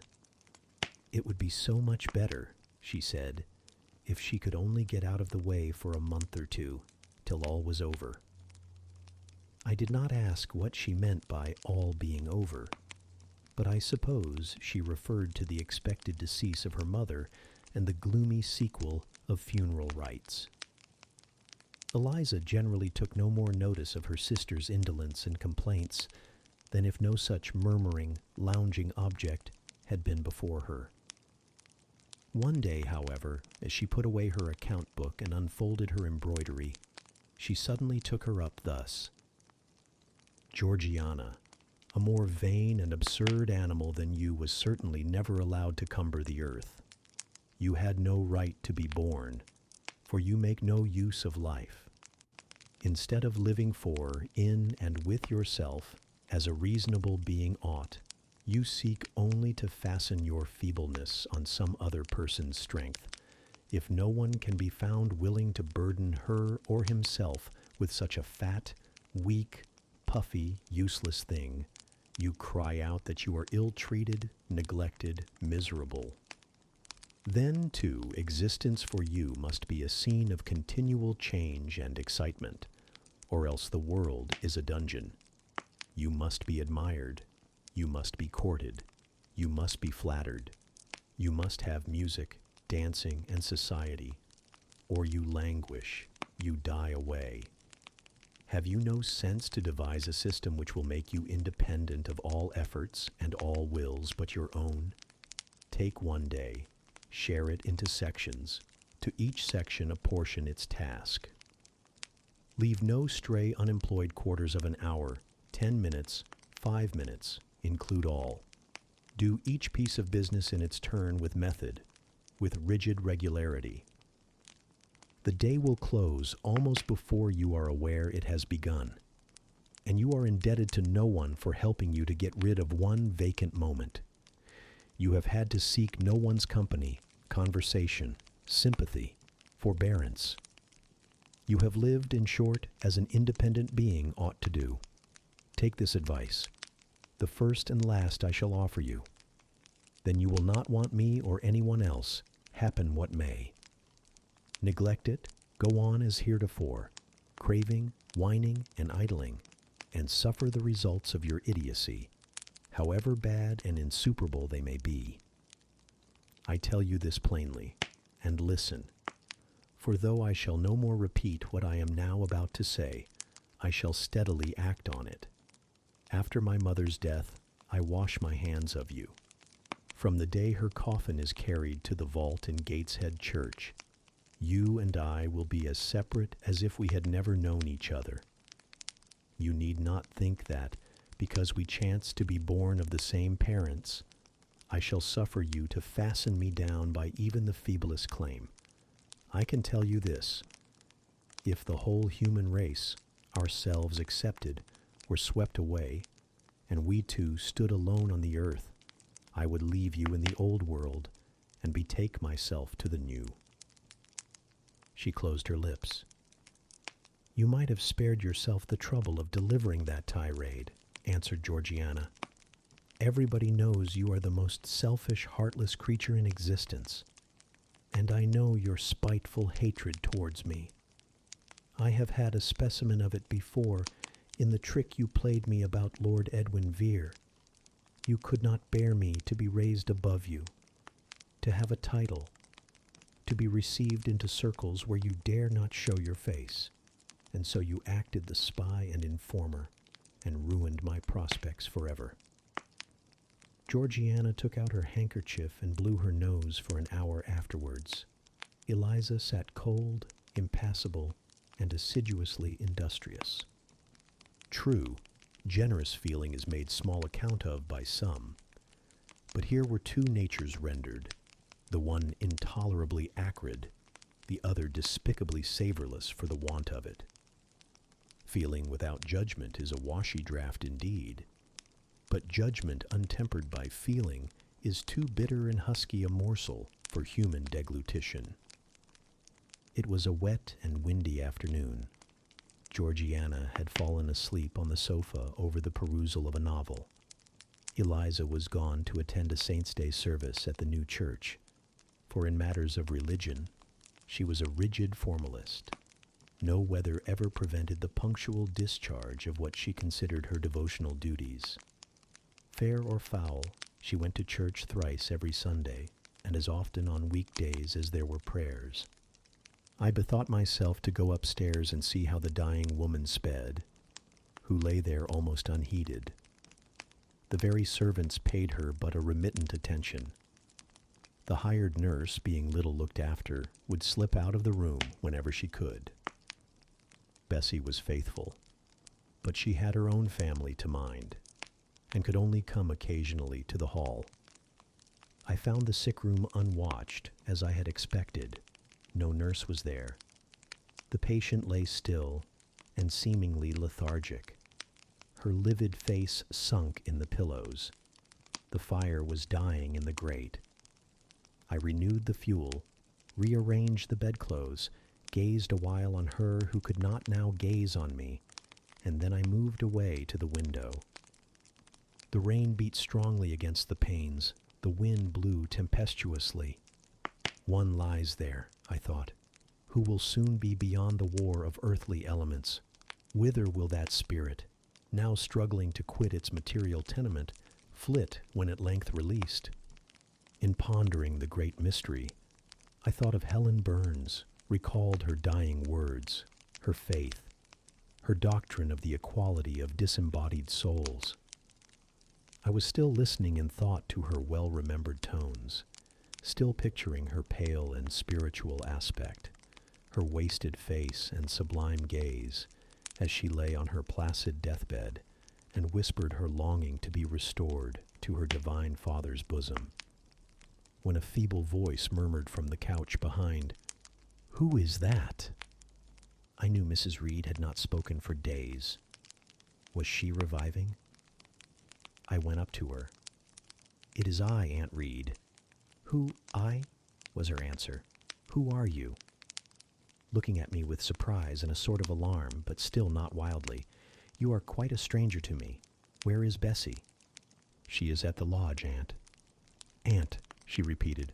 "Who calls me Aunt? You are not one of the Gibsons, and yet I know you. That face and the eyes and forehead are quite familiar to me. You are like, you are like Jane Eyre." I said nothing. I was afraid of occasioning some shock by declaring my identity. "Yet," said she, "I am afraid it is a mistake. My thoughts deceive me. I wish to see Jane Eyre, and I fancy a likeness where none exists. Besides, in 8 years she must be so changed." I now gently assured her that I was the person she supposed and desired me to be, and seeing that I was understood, and that her senses were quite collected, I explained how Bessie had sent her husband to fetch me from Thornfield. "I am very ill, I know," she said ere long. "I was trying to turn myself a few minutes since, and find I cannot move a limb. It is as well I should ease my mind before I die. What we think little of in health burdens us at such an hour as the present is to me. Is the nurse here, or is there no one in the room but you?" I assured her we were alone. "Well, I have twice done you a wrong which I regret now. One was in breaking the promise which I gave my husband to bring you up as my own child. The other—" She stopped. "After all, it is of no great importance, perhaps," she murmured to herself. "And then I may get better, and to humble myself so to her is painful." She made an effort to alter her position, but failed. Her face changed. She seemed to experience some inward sensation, the precursor, perhaps, of the last pang. Well, I must get it over. Eternity is before me. I had better tell her. Go to my dressing case, open it, and take out a letter you will see there. I obeyed her directions. "Read the letter," she said. It was short, and thus conceived. "Madam, will you have the goodness to send me the address of my niece Jane Eyre, and to tell me how she is? It is my intention to write shortly, and desire her to come to me at Madeira. Providence has blessed my endeavors to secure a competency, and as I am unmarried and childless, I wish to adopt her during my life, and bequeath her at my death, whatever I may have to leave. I am, Madam, etc., etc., John Eyre, Madeira." It was dated 3 years back. Why did I never hear of this? I asked. Because I disliked you too fixedly and thoroughly ever to lend a hand in lifting you to prosperity. I could not forget your conduct to me, Jane, the fury with which you once turned on me, the tone in which you declared you abhorred me the worst of anybody in the world, the unchildlike look and voice with which you affirmed that the very thought of me made you sick, and asserted that I had treated you with miserable cruelty. I could not forget my own sensations when you thus started up and poured out the venom of your mind. I felt fear as if an animal that I had struck or pushed had looked up at me with human eyes and cursed me in a man's voice. Bring me some water. Oh, make haste. Dear Mrs. Reed, said I, as I offered her the draught she required, think no more of all this. Let it pass away from your mind. Forgive me for my passionate language. I was a child then. 8, 9 years have passed since that day. She heeded nothing of what I said, but when she had tasted the water and drawn breath, she went on thus. I tell you I could not forget it, and I took my revenge. For you to be adopted by your uncle and placed in a state of ease and comfort was what I could not endure. I wrote to him. I said I was sorry for his disappointment, but Jane Eyre was dead. She had died of typhus fever at Lowood. Now act as you please. Write and contradict my assertion. Expose my falsehood as soon as you like. You were born, I think, to be my torment. My last hour is racked by the recollection of a deed which, but for you, I should never have been tempted to commit. If you could but be persuaded to think no more of it, aunt, and to regard me with kindness and forgiveness. You have a very bad disposition, said she, and one to this day I feel it impossible to understand. How for 9 years you could be patient and quiescent under any treatment, and in the 10th break out all fire and violence, I can never comprehend. My disposition is not so bad as you think. I am passionate, but not vindictive. Many a time as a little child, I should have been glad to love you if you would have let me, and I long earnestly to be reconciled to you now. Kiss me, aunt. I approached my cheek to her lips. She would not touch it. She said I oppressed her by leaning over the bed, and again demanded water. As I laid her down, for I raised her and supported her on my arm while she drank, I covered her ice-cold and clammy hand with mine. The feeble fingers shrank from my touch. The glazing eyes shunned my gaze. Love me then, or hate me as you will, I said at last.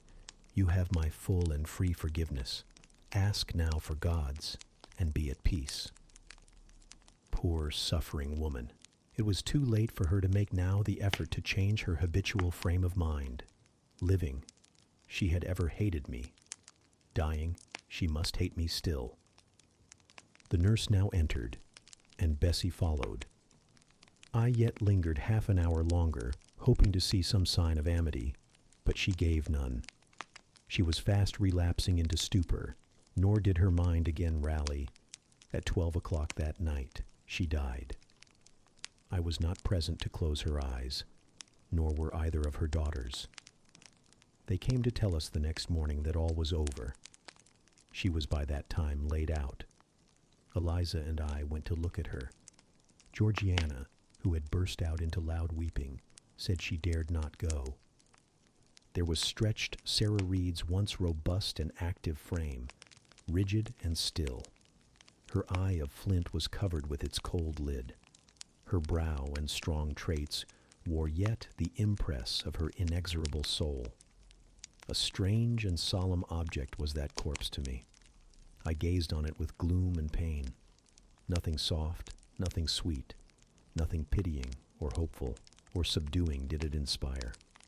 Only a grating anguish for her woes, not my loss, and a somber tear, less dismay at the fearfulness of death in such a form. Eliza surveyed her parent calmly, After a silence of some minutes, she observed, "With her constitution, she should have lived to a good old age. Her life was shortened by trouble." And then a spasm constricted her mouth for an instant. As it passed away, she turned and left the room, and so did I. Neither of us had dropped a tear. Chapter 22. Mr. Rochester had given me but 1 week's leave of absence, yet a month elapsed before I quitted Gateshead. I wished to leave immediately after the funeral, but Georgiana entreated me to stay till she could get off to London, whither she was now at last invited by her uncle, Mr. Gibson, who had come down to direct his sister's interment and settle the family affairs. Georgiana said she dreaded being left alone with Eliza. From her she got neither sympathy in her dejection, support in her fears, nor aid in her preparations. So I bore with her feeble-minded wailings and selfish lamentations as well as I could, and did my best in sewing for her and packing her dresses. It is true that while I worked, she would idle, and I thought to myself, "If you and I were destined to live always together, cousin, we would commence matters on a different footing. I should not settle tamely down into being the forbearing party. I should assign you your share of labor and compel you to accomplish it, or else it should be left undone.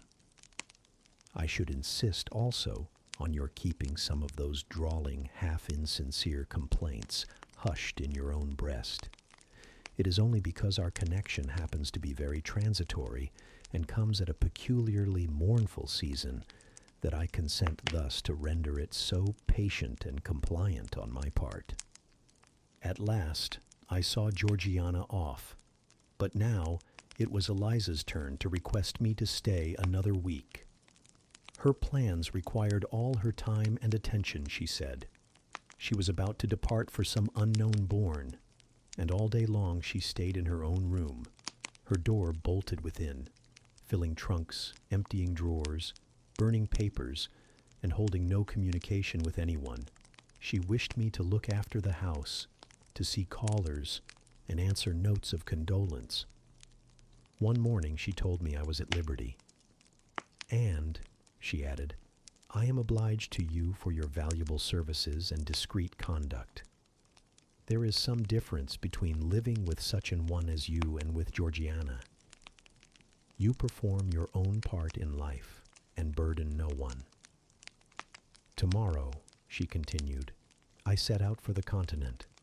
I shall take up my abode in a religious house near Lisle, a nunnery you would call it. There I shall be quiet and unmolested. I shall devote myself for a time to the examination of the Roman Catholic dogmas and to a careful study of the workings of their system. If I find it to be, as I half suspect it is, the one best calculated to ensure the doing of all things decently and in order, I shall embrace the tenets of Rome and probably take the veil." I neither expressed surprise at this resolution nor attempted to dissuade her from it. "The vocation will fit you to a hair," I thought. "Much good may it do you." When we parted, she said, "Goodbye, cousin Jane Eyre. I wish you well. You have some sense." I then returned. "You are not without sense, cousin Eliza, but what you have, I suppose, in another year will be walled up alive in a French convent. However, it is not my business, and so it suits you. I don't much care." "You are in the right," said she, and with these words we each went our separate way. As I shall not have occasion to refer either to her or her sister again, I may as well mention here that Georgiana made an advantageous match with a wealthy, worn-out man of fashion, and that Eliza actually took the veil, and is at this day superior of the convent where she passed the period of her novitiate, and which she endowed with her fortune. How people feel when they are returning home from an absence, long or short, I did not know. I had never experienced the sensation. I had known what it was to come back to Gateshead when a child after a long walk, to be scolded for looking cold or gloomy, and later what it was to come back from church to Lowood, to long for a plenteous meal and a good fire, and to be unable to get either. Neither of these returnings was very pleasant or desirable. No magnet drew me to a given point, increasing in its strength of attraction the nearer I came. The return to Thornfield was yet to be tried. My journey seemed tedious, very tedious. 50 miles one day, a night spent at an inn. 50 miles the next day. During the first 12 hours I thought of Mrs. Reed in her last moments. I saw her disfigured and discolored face, and heard her strangely altered voice. I mused on the funeral day, the coffin, the hearse, the black train of tenants and servants. Few was the number of relatives, the gaping vault, the silent church, the solemn service. Then I thought of Eliza and Georgiana. I beheld one the cynosure of a ballroom, the other the inmate of a convent cell, and I dwelt on and analyzed their separate peculiarities of person and character. The evening arrival at the great town of scattered these thoughts. Night gave them quite another turn. Laid down on my traveler's bed, I left reminiscence for anticipation. I was going back to Thornfield. But how long was I to stay there? Not long. Of that I was sure. I had heard from Mrs. Fairfax in the interim of my absence. The party at the hall was dispersed. Mr. Rochester had left for London 3 weeks ago, but he was then expected to return in a fortnight. Mrs. Fairfax surmised that he was gone to make arrangements for his wedding, as he had talked of purchasing a new carriage. She said the idea of his marrying Miss Ingram still seemed strange to her, but from what everybody said, and from what she had herself seen, she could no longer doubt that the event would shortly take place. "You would be strangely incredulous if you did doubt it," was my mental comment. "I don't doubt it." The question followed. Where was I to go? I dreamt of Miss Ingram all the night. In a vivid morning dream, I saw her closing the gates of Thornfield against me and pointing me out another road, and Mr. Rochester looked on with his arms folded, smiling sardonically, as it seemed, at both her and me. I had not notified to Mrs. Fairfax the exact day of my return, for I did not wish either car or carriage to meet me at Millcote. I proposed to walk the distance quietly by myself, and very quietly, after leaving my box in the ostler's care, did I slip away from the George Inn about 6 o'clock of a June evening and take the old road to Thornfield, a road which lay chiefly through fields and was now little frequented. It was not a bright or splendid summer evening, though fair and soft. The haymakers were at work all along the road, and the sky, though far from cloudless, was such as promised well for the future. Its blue, where blue was visible, was mild and settled, and its cloud strata high and thin. The west, too, was warm. No watery gleam chilled it.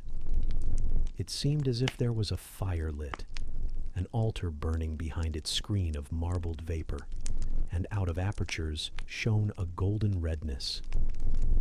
I felt glad as the road shortened before me, so glad that I stopped once to ask myself what that joy meant, and to remind reason that it was not to my home I was going, or to a permanent resting place, or to a place where fond friends looked out for me and waited my arrival. "Mrs. Fairfax will smile you a calm welcome, to be sure," said I, "and little Adele will clap her hands and jump to see you. But you know very well you are thinking of another than they, and that he is not thinking of you." But what is so headstrong as youth? What so blind as inexperience? These affirmed that it was pleasure enough to have the privilege of again looking on Mr. Rochester, whether he looked on me or not, and they added, Hasten, hasten, be with him while you may. But a few more days or weeks at most, and you are parted from him forever. And then I strangled a newborn agony, a deformed thing which I could not persuade myself to own and rear, and ran on. They are making hay, too, in Thornfield Meadows. Or rather, the laborers are just quitting their work and returning home with their rakes on their shoulders, now, at the hour I arrive. I have but a field or two to traverse, and then I shall cross the road and reach the gates. How full the hedges are of roses! But I have no time to gather any. I want to be at the house. I passed a tall briar, shooting leafy and flowery branches across the path.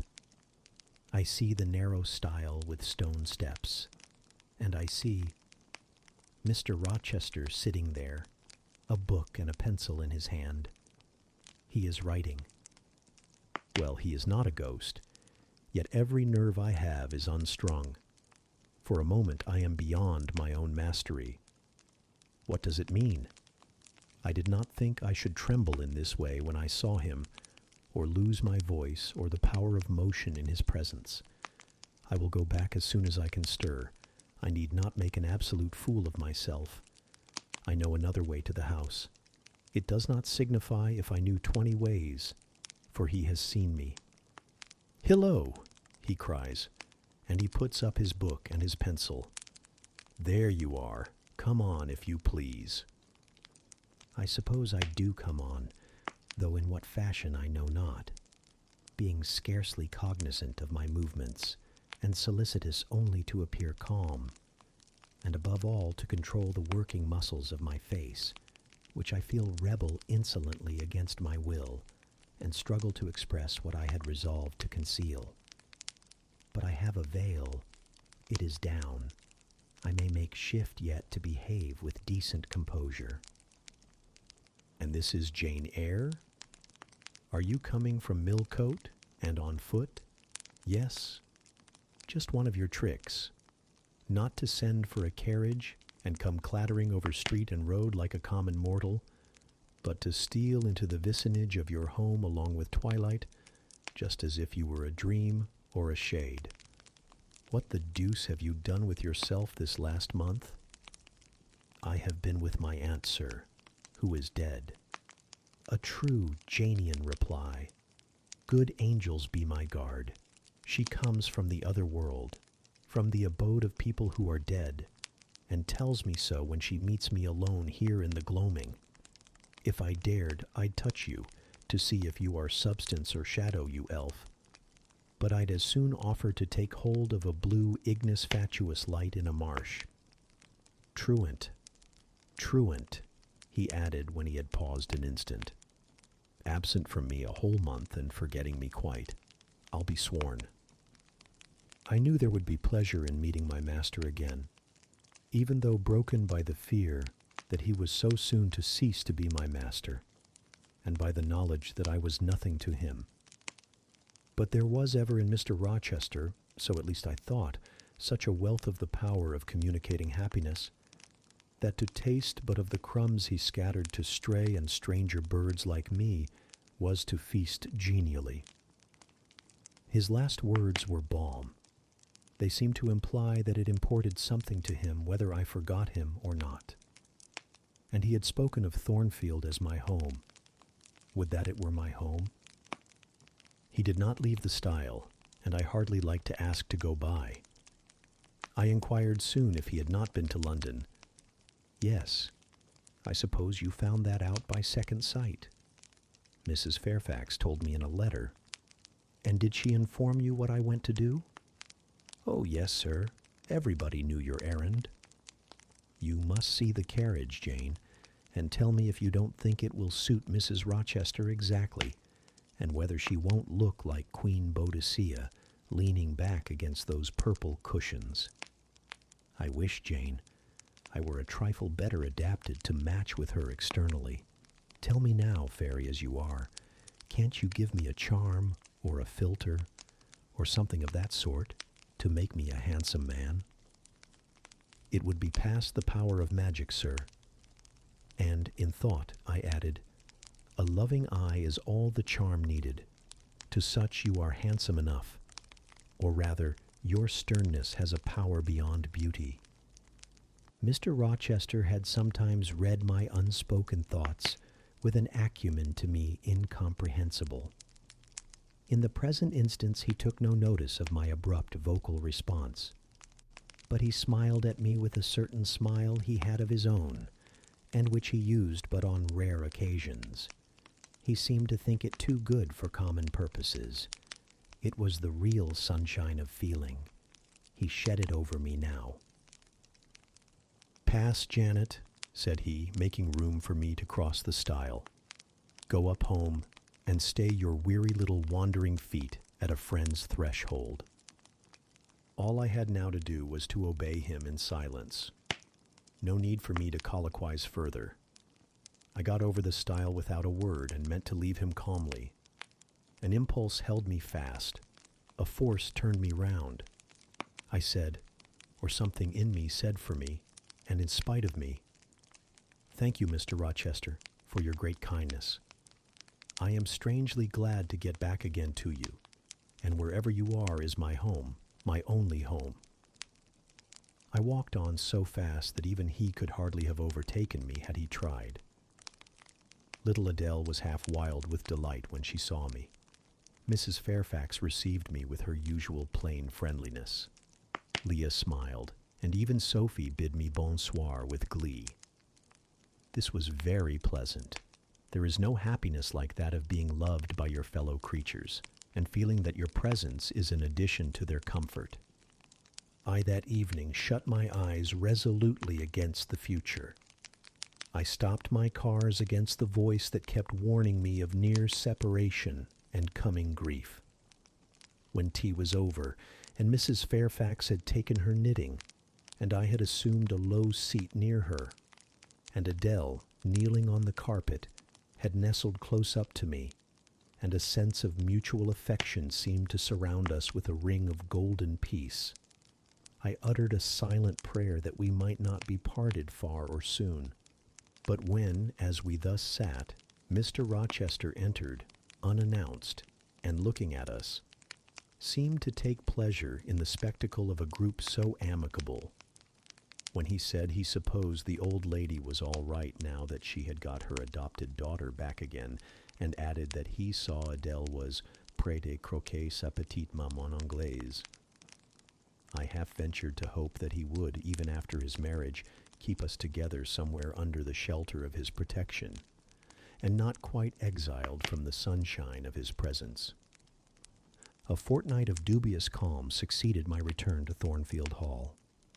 Nothing was said of the master's marriage, and I saw no preparation going on for such an event. Almost every day I asked Mrs. Fairfax if she had yet heard anything decided. Her answer was always in the negative. Once she said she had actually put the question to Mr. Rochester as to when he was going to bring his bride home, but he had answered her only by a joke and one of his queer looks, and she could not tell what to make of him. One thing specially surprised me, and that was there were no journeyings backward and forward, no visits to Ingram Park. To be sure, it was 20 miles off, on the borders of another county. But what was that distance to an ardent lover? To so practiced and indefatigable a horseman as Mr. Rochester, it would be but a morning's ride. I began to cherish hopes I had no right to conceive, that the match was broken off, that rumor had been mistaken, that one or both parties had changed their minds. I used to look at my master's face to see if it were sad or fierce, but I could not remember the time when it had been so uniformly clear of clouds or evil feelings. If, in the moments I and my pupil spent with him, I lacked spirits and sank into inevitable dejection, he became even gay.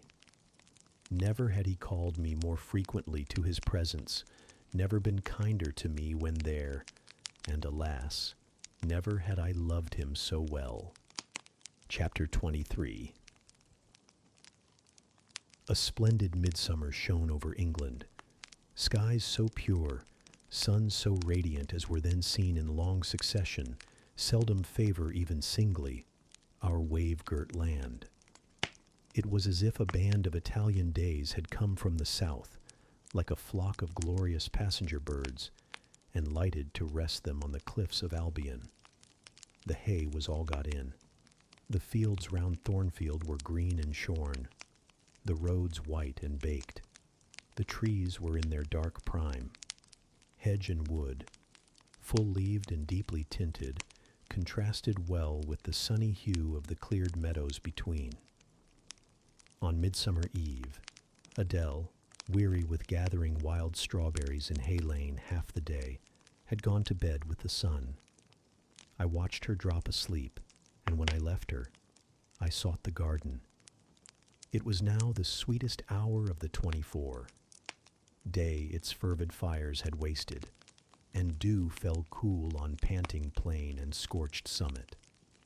Where the sun had gone down in simple state, pure of the pomp of clouds, spread a solemn purple, burning with the light of red jewel and furnace flame at one point, on one hill peak, and extending high and wide, soft and still softer, over half heaven.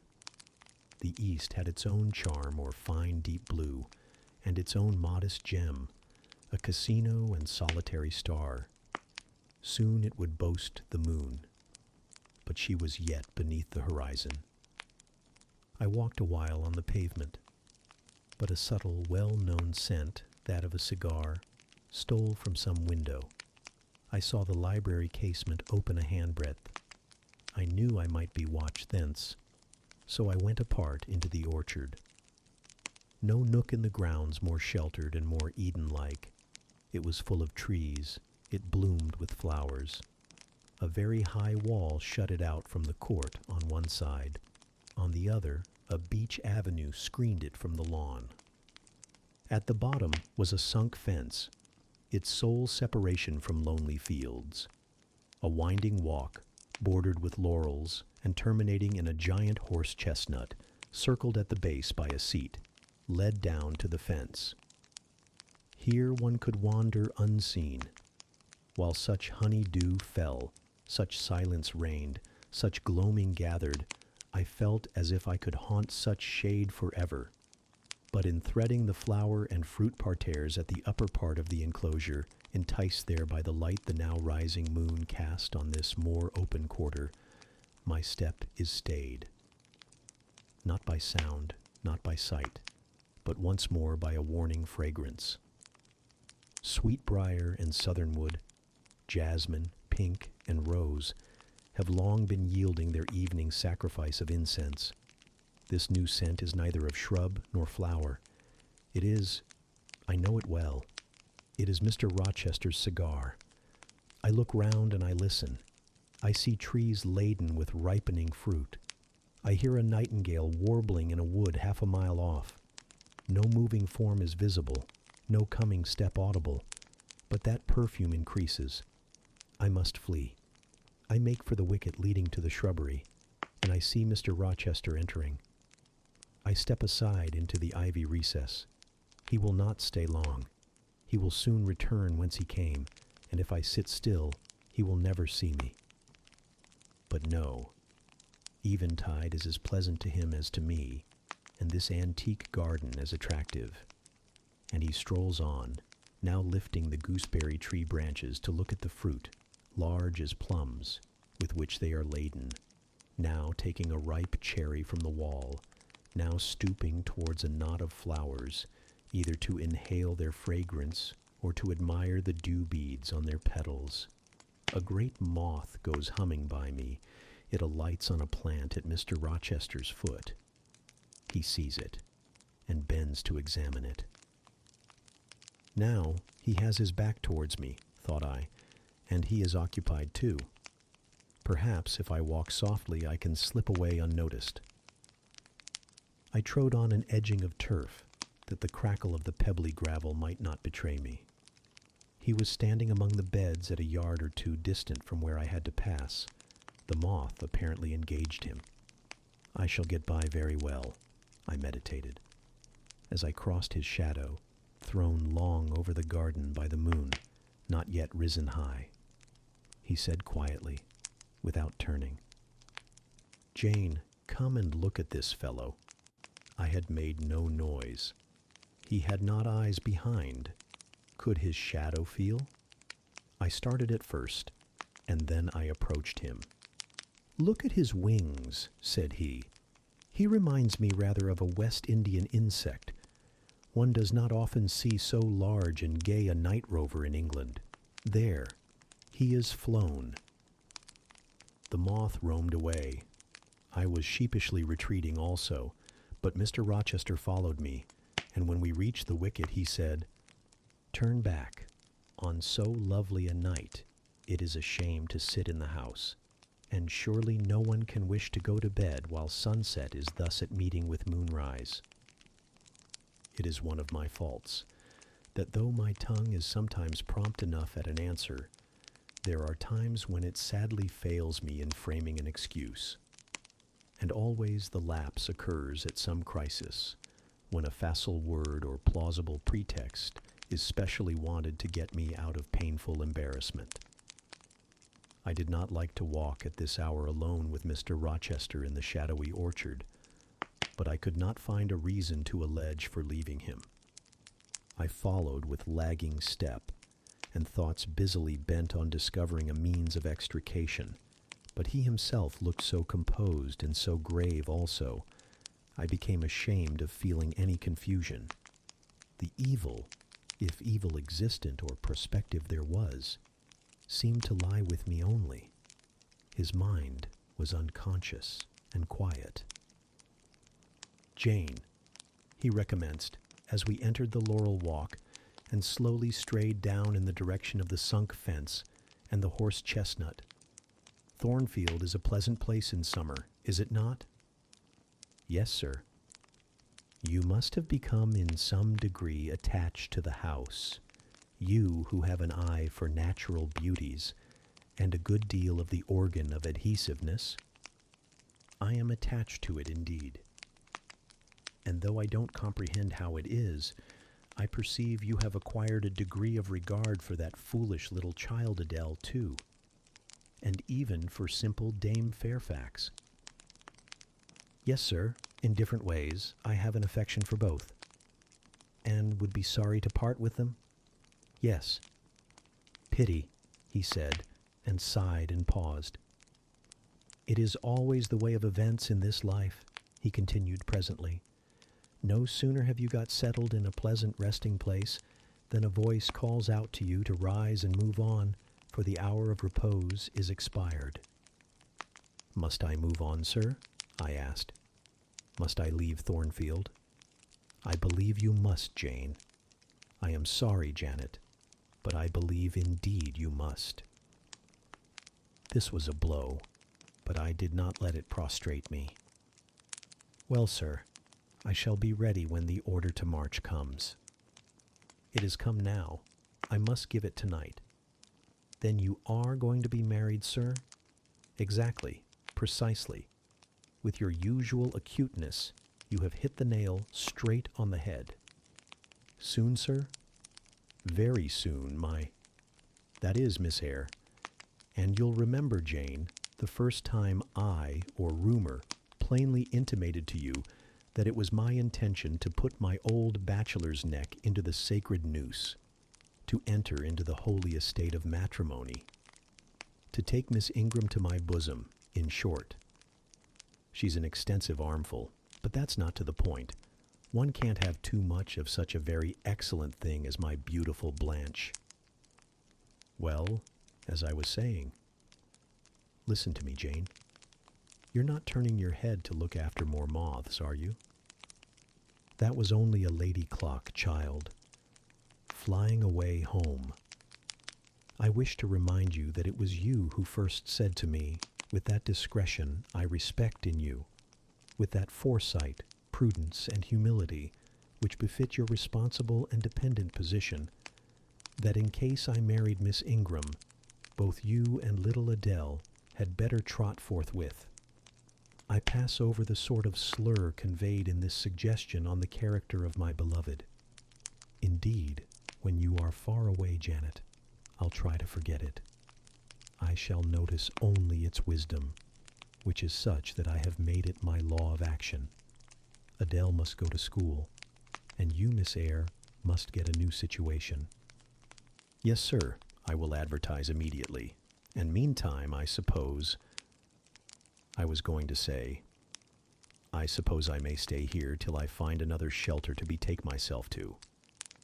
But I stopped, feeling it would not do to risk a long sentence, for my voice was not quite under command.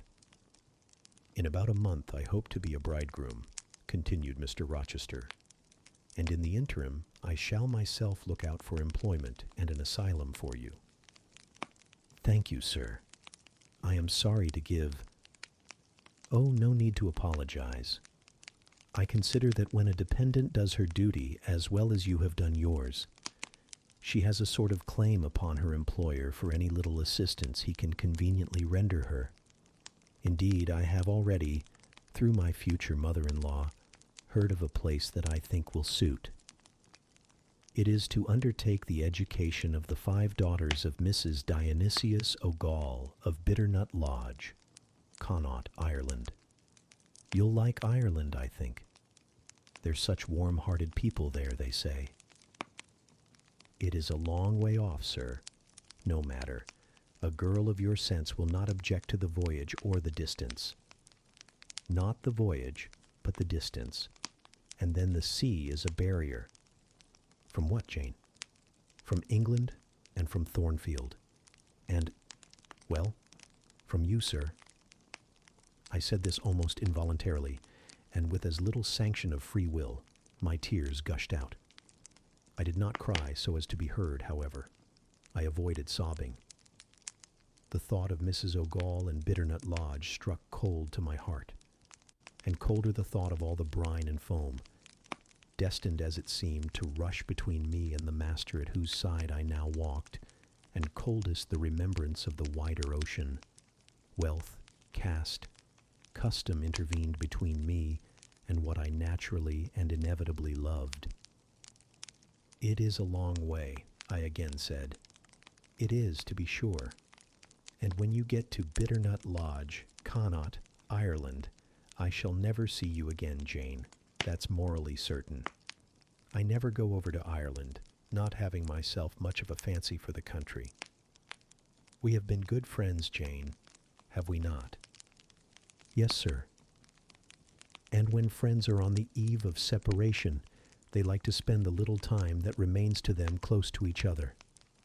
Come, we'll talk over the voyage and the parting quietly, half an hour or so, while the stars enter into their shining life up in heaven yonder.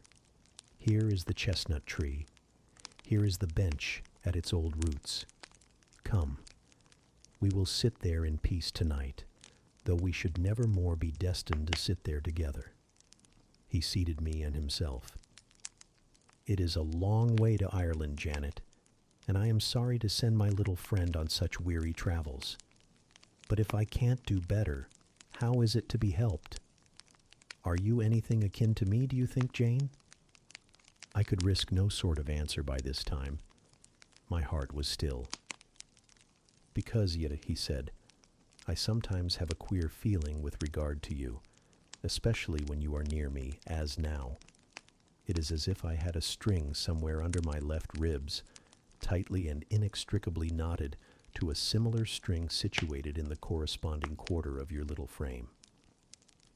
And if that boisterous channel and 200 miles or so of land come broad between us, I am afraid that cord of communion will be snapped. And then I've a nervous notion I should take to bleeding inwardly. As for you, you'd forget me. That I never should, sir. You know, impossible to proceed. Jane, do you hear that nightingale singing in the wood? Listen. In listening, I sobbed convulsively, for I could repress what I endured no longer. I was obliged to yield, and I was shaken from head to foot with acute distress. When I did speak, it was only to express an impetuous wish that I had never been born or never come to Thornfield. because you are sorry to leave it?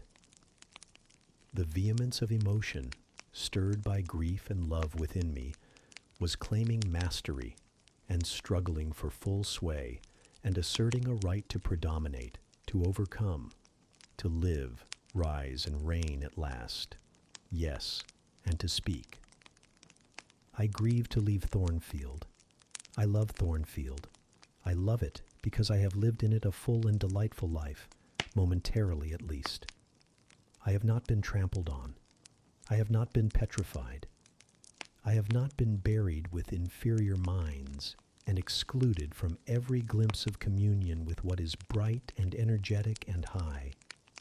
I have talked face to face with what I reverence, with what I delight in, with an original, a vigorous and expanded mind. I have known you, Mr. Rochester, and it strikes me with terror and anguish to feel I absolutely must be torn from you forever. I see the necessity of departure, and it is like looking on the necessity of death. Where do you see the necessity? He asked suddenly. Where?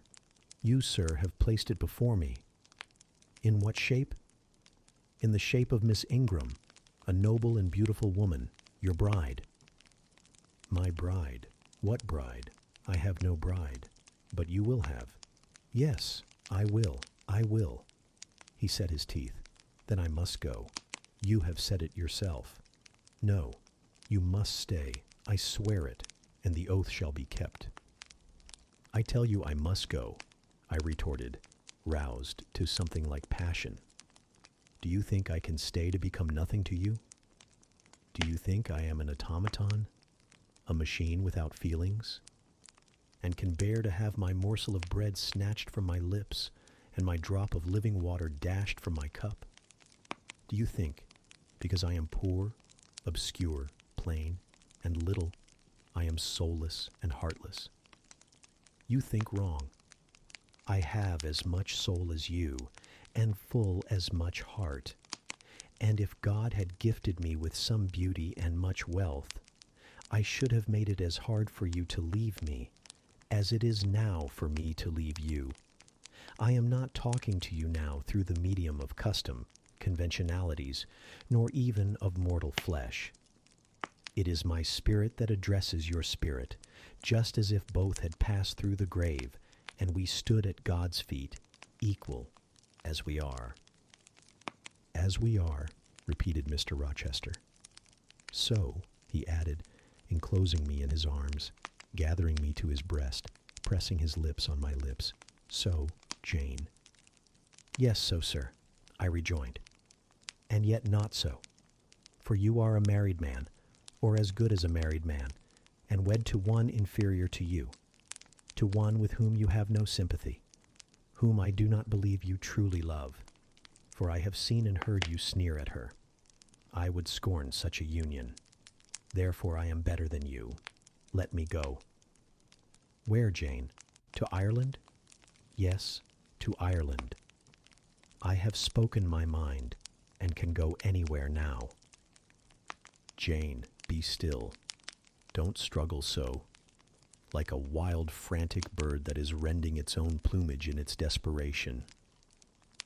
I am no bird, and no net ensnares me. I am a free human being with an independent will, which I now exert to leave you.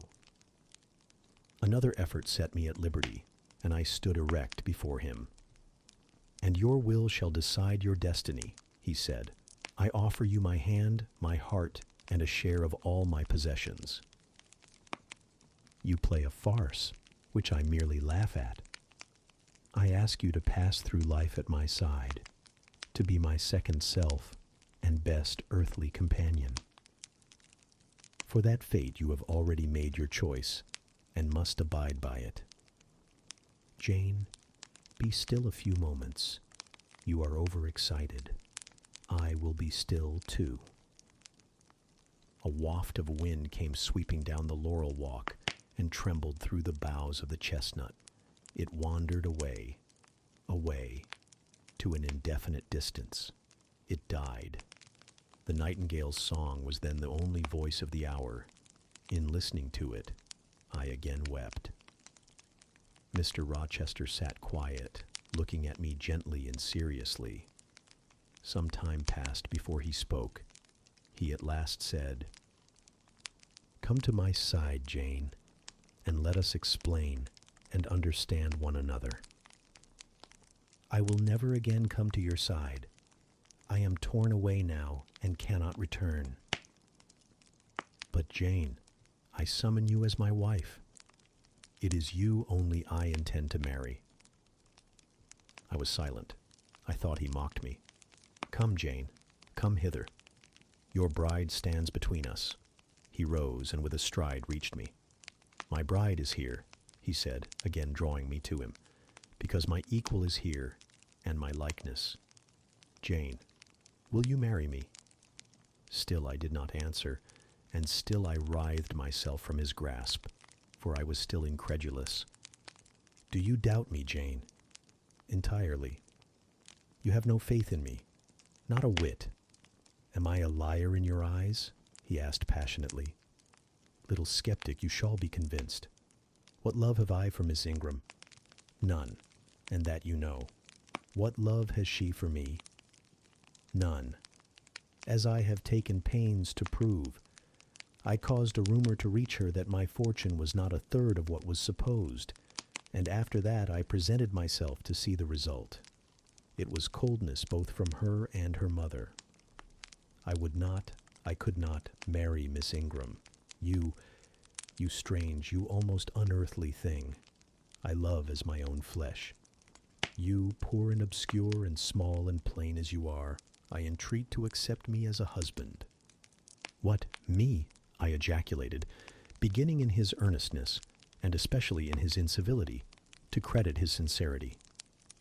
"Me, who have not a friend in the world but you, if you are my friend, not a shilling but what you have given me? You, Jane, I must have you for my own, entirely my own. Will you be mine? Say yes, quickly." "Mr. Rochester, let me look at your face. Turn to the moonlight." "Why?" "Because I want to read your countenance. Turn. There. You will find it scarcely more legible than a crumpled, scratched page. Read on. Only make haste, for I suffer."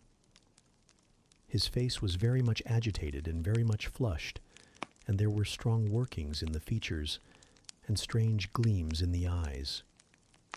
"Oh, Jane, you torture me," he exclaimed. "With that searching and yet faithful and generous look, you torture me." "How can I do that? If you are true and your offer real, my only feelings to you must be gratitude and devotion. They cannot torture." "Gratitude," he ejaculated, and added wildly, "Jane, accept me quickly. Say, Edward, give me my name, Edward. I will marry you." "Are you in earnest? Do you truly love me? Do you sincerely wish me to be your wife?" "I do, and if an oath is necessary to satisfy you, I swear it." "Then, sir, I will marry you." "Edward, my little wife." "Dear Edward, come to me entirely now," said he, and added in his deepest tone, speaking in my ear as his cheek was laid on mine, "Make my happiness, I will make yours." "God pardon me," he subjoined ere long, "and man meddle not with me. I have her, and will hold her." "There is no one to meddle, sir. I have no kindred to interfere." "No, that is the best of it," he said.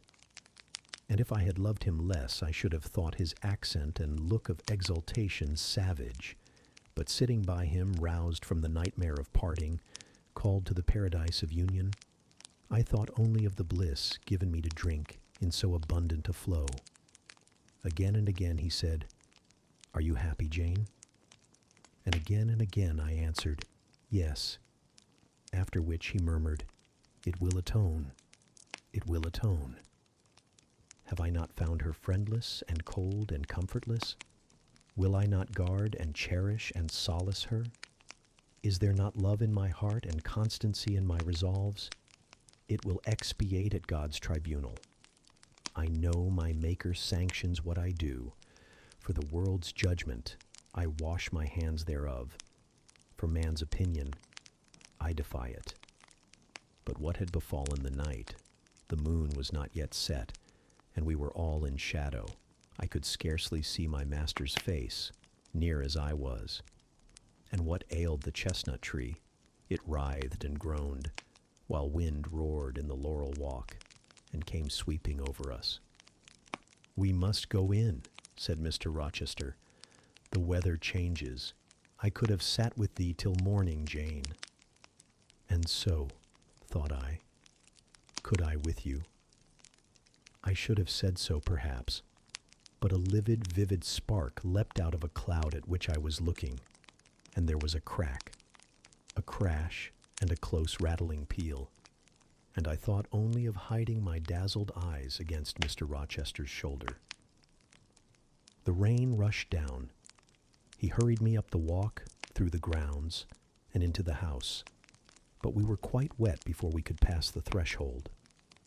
He was taking off my shawl in the hall and shaking the water out of my loosened hair when Mrs. Fairfax emerged from her room. I did not observe her at first, nor did Mr. Rochester.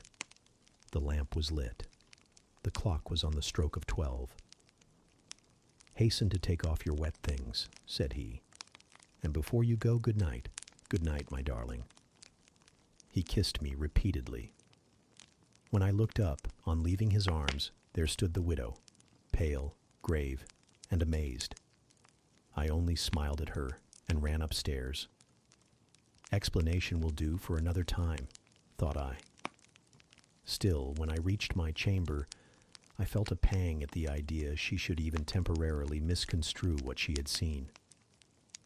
But joy soon effaced every other feeling, and loud as the wind blew, near and deep as the thunder crashed, fierce and frequent as the lightning gleamed, cataract-like as the rain fell during a storm of 2 hours' duration, I experienced no fear and little awe. Mr. Rochester came thrice to my door in the course of it, to ask if I was safe and tranquil, and that was comfort. That was strength for anything. Before I left my bed in the morning, little Adele came running in to tell me that the great horse chestnut at the bottom of the orchard had been struck by lightning in the night, and half of it split away. Chapter 24. As I rose and dressed, I thought over what had happened, and wondered if it were a dream. I could not be certain of the reality till I had seen Mr. Rochester again, and heard him renew his words of love and promise. While arranging my hair, I looked at my face in the glass, and felt it was no longer plain. There was hope in its aspect, and life in its color, and my eyes seemed as if they had beheld the fount of fruition, and borrowed beams from the lustrous ripple. I had often been unwilling to look at my master, because I feared he could not be pleased at my look. But I was sure I might lift my face to his now, and not cool his affection by its expression. I took a plain but clean and light summer dress from my drawer, and put it on. It seemed no attire had ever so well become me, because none had I ever worn in so blissful a mood. I was not surprised, when I ran down into the hall, to see that a brilliant June morning had succeeded to the tempest of the night, and to feel, through the open glass door, the breathing of a fresh and fragrant breeze. Nature must be gladsome when I was so happy. A beggar woman and her little boy, pale, ragged objects both, were coming up the walk, and I ran down and gave them all the money I happened to have in my purse, some 3 or 4 shillings, good or bad.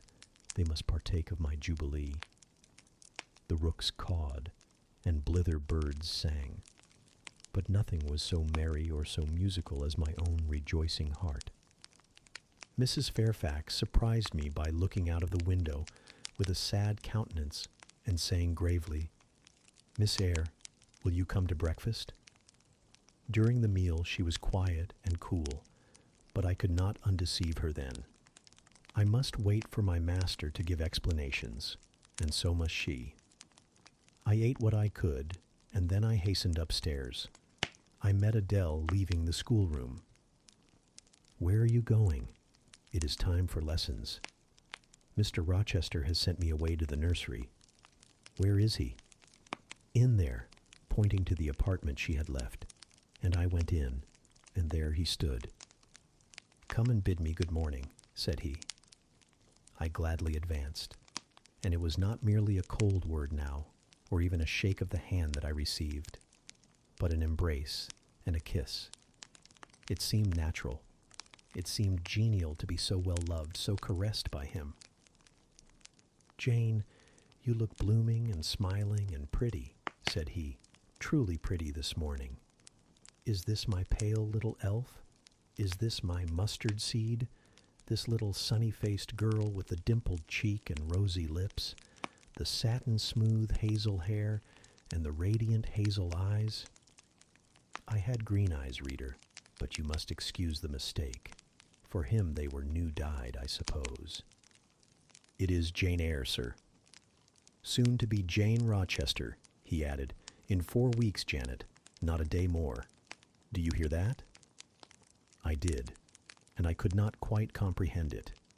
It made me giddy. The feeling the announcement sent through me was something stronger than was consistent with joy, something that smote and stunned. It was, I think, almost fear. "You blushed, and now you are white, Jane. What is that for?" "Because you gave me a new name, Jane Rochester, and it seems so strange." "Yes, Mrs. Rochester," said he. "Young Mrs. Rochester, Fairfax Rochester's girl bride." "It can never be, sir. It does not sound likely. Human beings never enjoy complete happiness in this world. I was not born for a different destiny to the rest of my species. To imagine such a lot befalling me is a fairy tale, a daydream, which I can and will realize. I shall begin today. This morning I wrote to my banker in London to send me certain jewels he has in his keeping, heirlooms for the ladies of Thornfield. In a day or two I hope to pour them into your lap. For every privilege, every attention shall be yours that I would accord a peer's daughter, if about to marry her. Oh, sir, never rain jewels. I don't like to hear them spoken of. Jewels for Jane Eyre sounds unnatural and strange. I would rather not have them. I will myself put the diamond chain round your neck and the circlet on your forehead, which it will become, for nature, at least, has stamped her patent of nobility on this brow, Jane. And I will clasp the bracelets on these fine wrists, and load these fairy-like fingers with rings. No, no, sir. Think of other subjects, and speak of other things, and in another strain. Don't address me as if I were a beauty.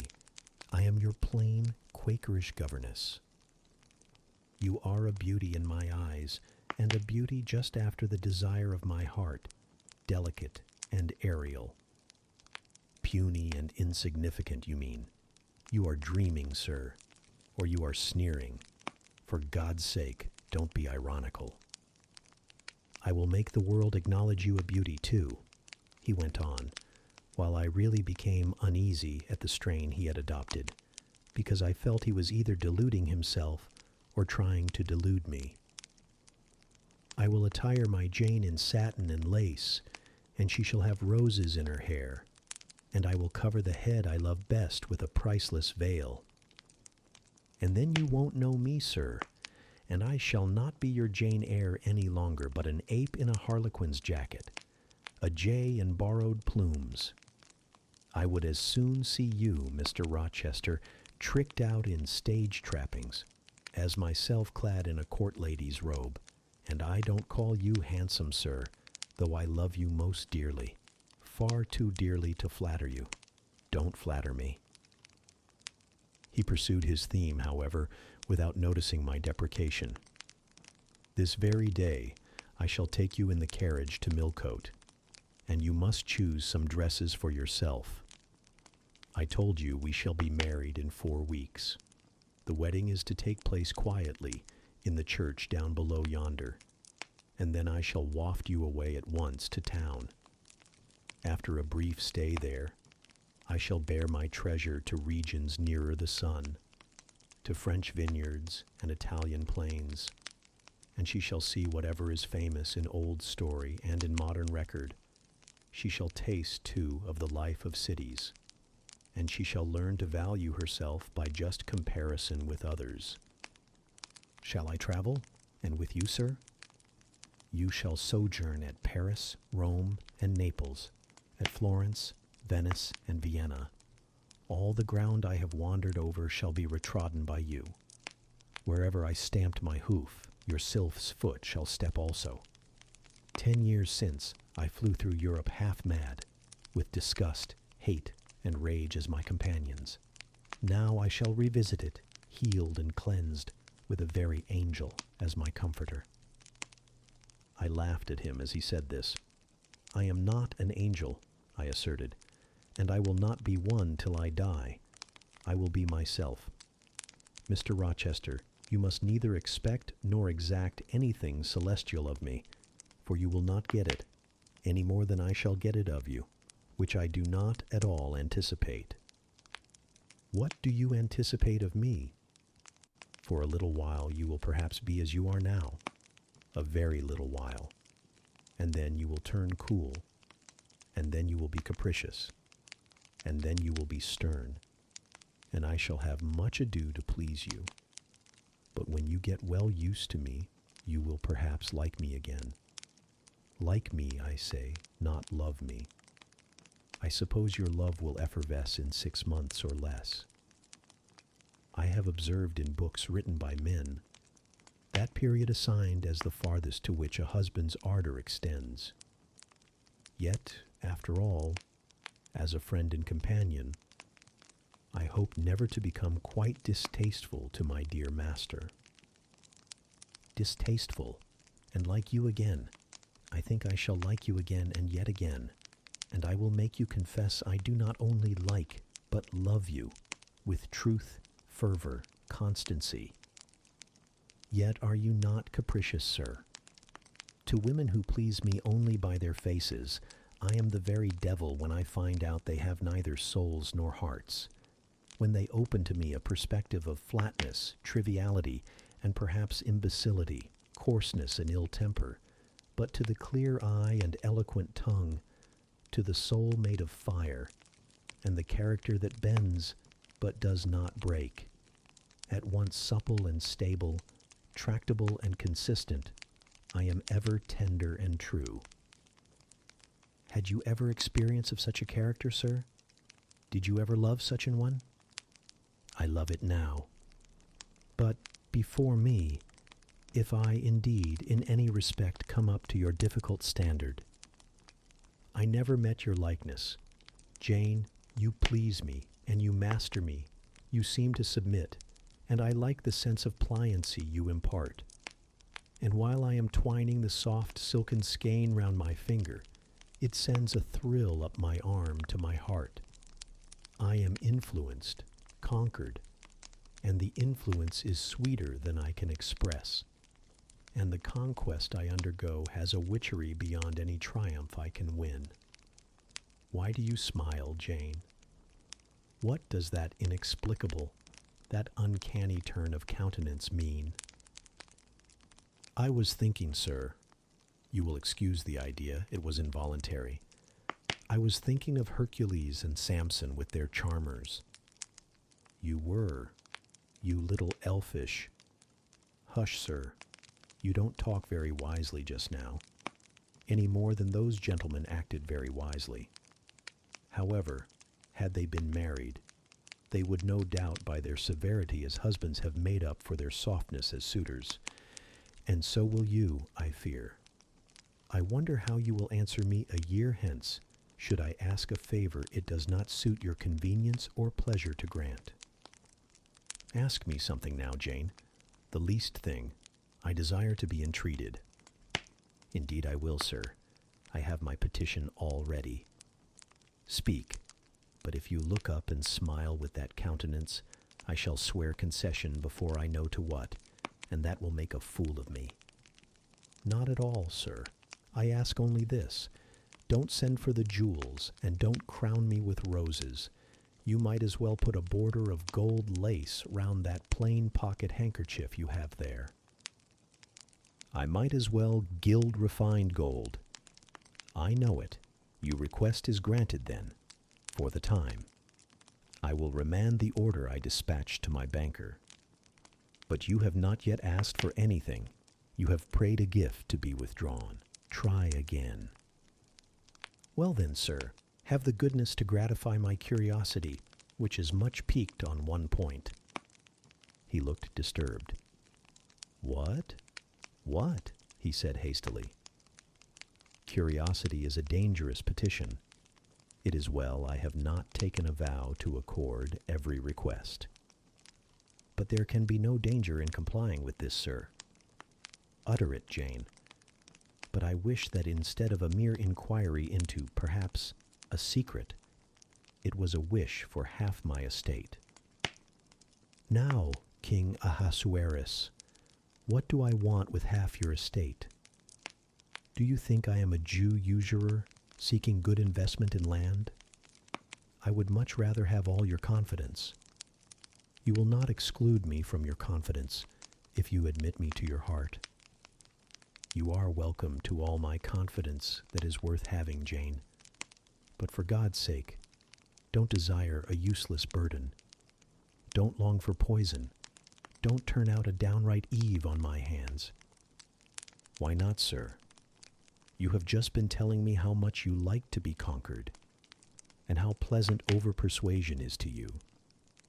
Don't you think I had better take advantage of the confession, and begin and coax and entreat, even cry and be sulky if necessary, for the sake of a mere essay of my power?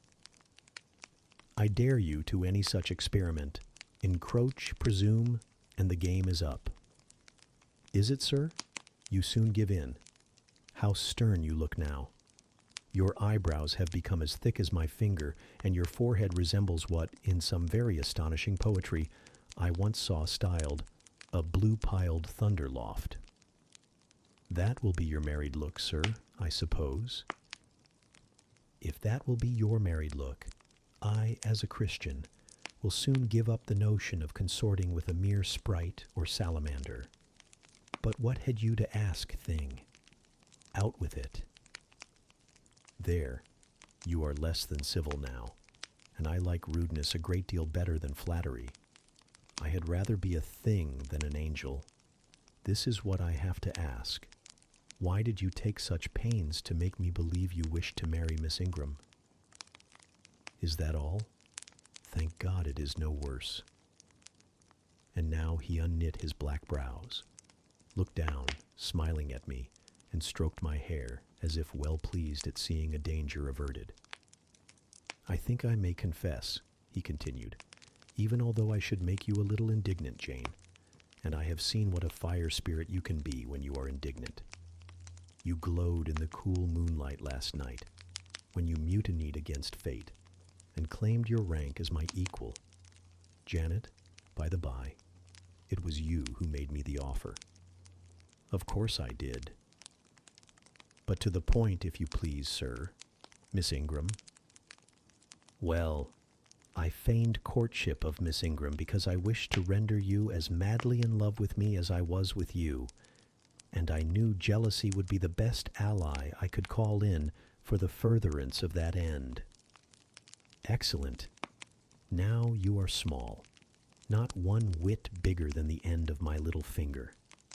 It was a burning shame and a scandalous disgrace to act in that way. Did you think nothing of Miss Ingram's feelings, sir? Her feelings are concentrated in one, pride, and that needs humbling. Were you jealous, Jane? Never mind, Mr. Rochester. It is in no way interesting to you to know that. Answer me truly once more. Do you think Miss Ingram will not suffer from your dishonest coquetry? Won't she feel forsaken and deserted? Impossible, when I told you how she, on the contrary, deserted me. The idea of my insolvency cooled, or rather extinguished, her flame in a moment. You have a curious designing mind, Mr. Rochester. I am afraid your principles on some points are eccentric. My principles were never trained, Jane. They may have grown a little awry for want of attention. Once again, seriously, may I enjoy the great good that has been vouchsafed to me, without fearing that anyone else is suffering the bitter pain I myself felt a while ago. That you may, my good little girl. There is not another being in the world has the same pure love for me as yourself. For I lay that pleasant unction to my soul, Jane, a belief in your affection. I turned my lips to the hand that lay on my shoulder. I loved him very much, more than I could trust myself to say, more than words had power to express. Ask something more, he said presently. It is my delight to be entreated and to yield. I was again ready with my request. Communicate your intentions to Mrs. Fairfax, sir. She saw me with you last night in the hall, and she was shocked. Give her some explanation before I see her again. It pains me to be misjudged by so good a woman. Go to your room and put on your bonnet, he replied. I mean you to accompany me to Millcote this morning, and while you prepare for the drive, I will enlighten the old lady's understanding. Did she think, Janet, you had given the world for love and considered it well lost? I believe she thought I had forgotten my station, and yours, sir. Station, station. Your station is in my heart, and on the necks of those who would insult you, now or hereafter. Go. I was soon dressed, and when I heard Mr. Rochester quit Mrs. Fairfax's parlor, I hurried down to it. The old lady had been reading her morning portion of Scripture, the lesson for the day. Her Bible lay open before her, and her spectacles were upon it. Her occupation, suspended by Mr. Rochester's announcement, seemed now forgotten. Her eyes, fixed on the blank wall opposite, expressed the surprise of a quiet mind stirred by unwonted tidings. Seeing me, she roused herself. She made a sort of effort to smile and framed a few words of congratulation, but the smile expired, and the sentence was abandoned unfinished. She put up her spectacles, shut the Bible, and pushed her chair back from the table. I feel so astonished, she began. I hardly know what to say to you, Miss Eyre. I have surely not been dreaming, have I? Sometimes I half fall asleep when I am sitting alone and fancy things that have never happened. It has seemed to me more than once when I have been in a doze that my dear husband, who died 15 years since, has come in and sat down beside me, and that I have even heard him call me by my name, Alice, as he used to do. Now, can you tell me whether it is actually true that Mr. Rochester has asked you to marry him? Don't laugh at me. But I really thought he came in here 5 minutes ago and said that in a month you would be his wife. He has said the same thing to me, I replied. He has. Do you believe him? Have you accepted him? Yes. She looked at me bewildered. I could never have thought it.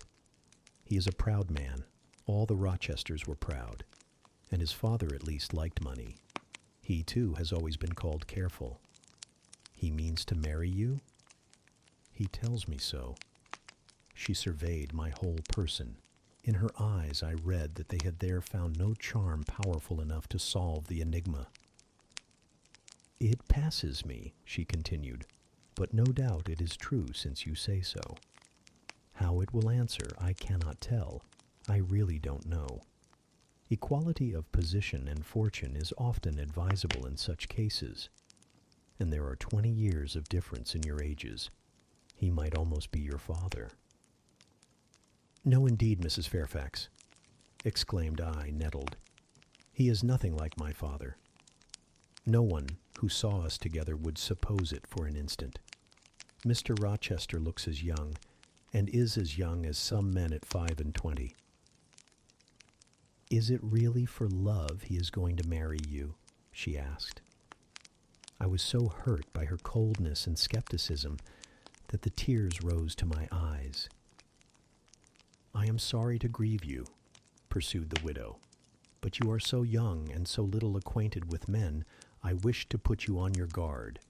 It is an old saying that all is not gold that glitters, and in this case, I do fear there will be something found to be different to what either you or I expect. Why? Am I a monster? I said. Is it impossible that Mr. Rochester should have a sincere affection for me? No, you are very well, and much improved of late. And Mr. Rochester, I dare say, is fond of you.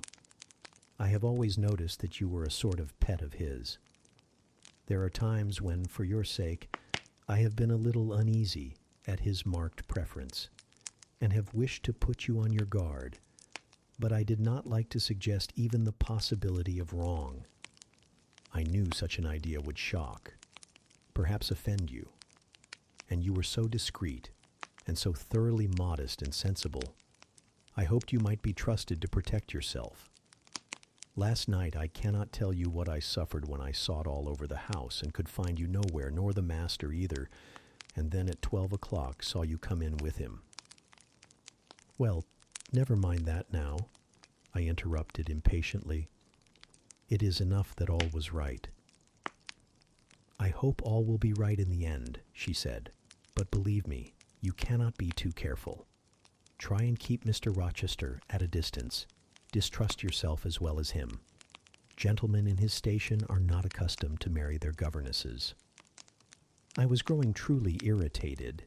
Happily, Adele ran in. Let me go. Let me go to Millcote too, she cried.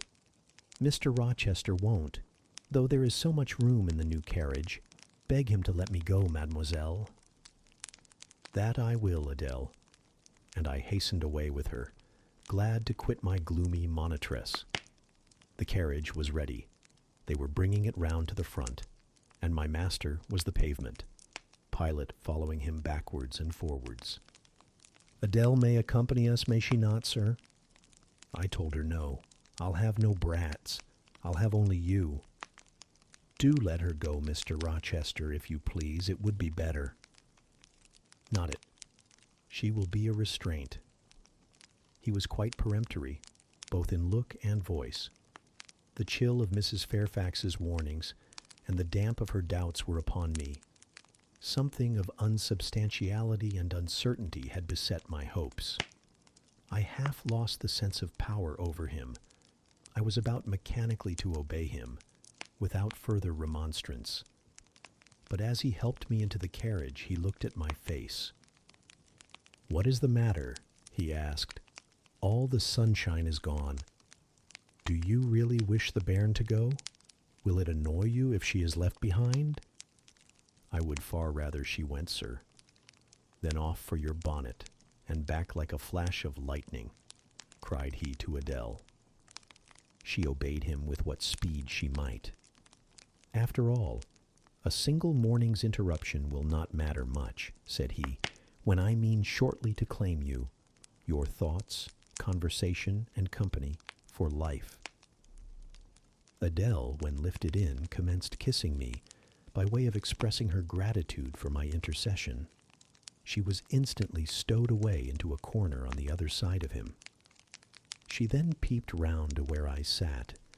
So stern a neighbor was too restrictive to him.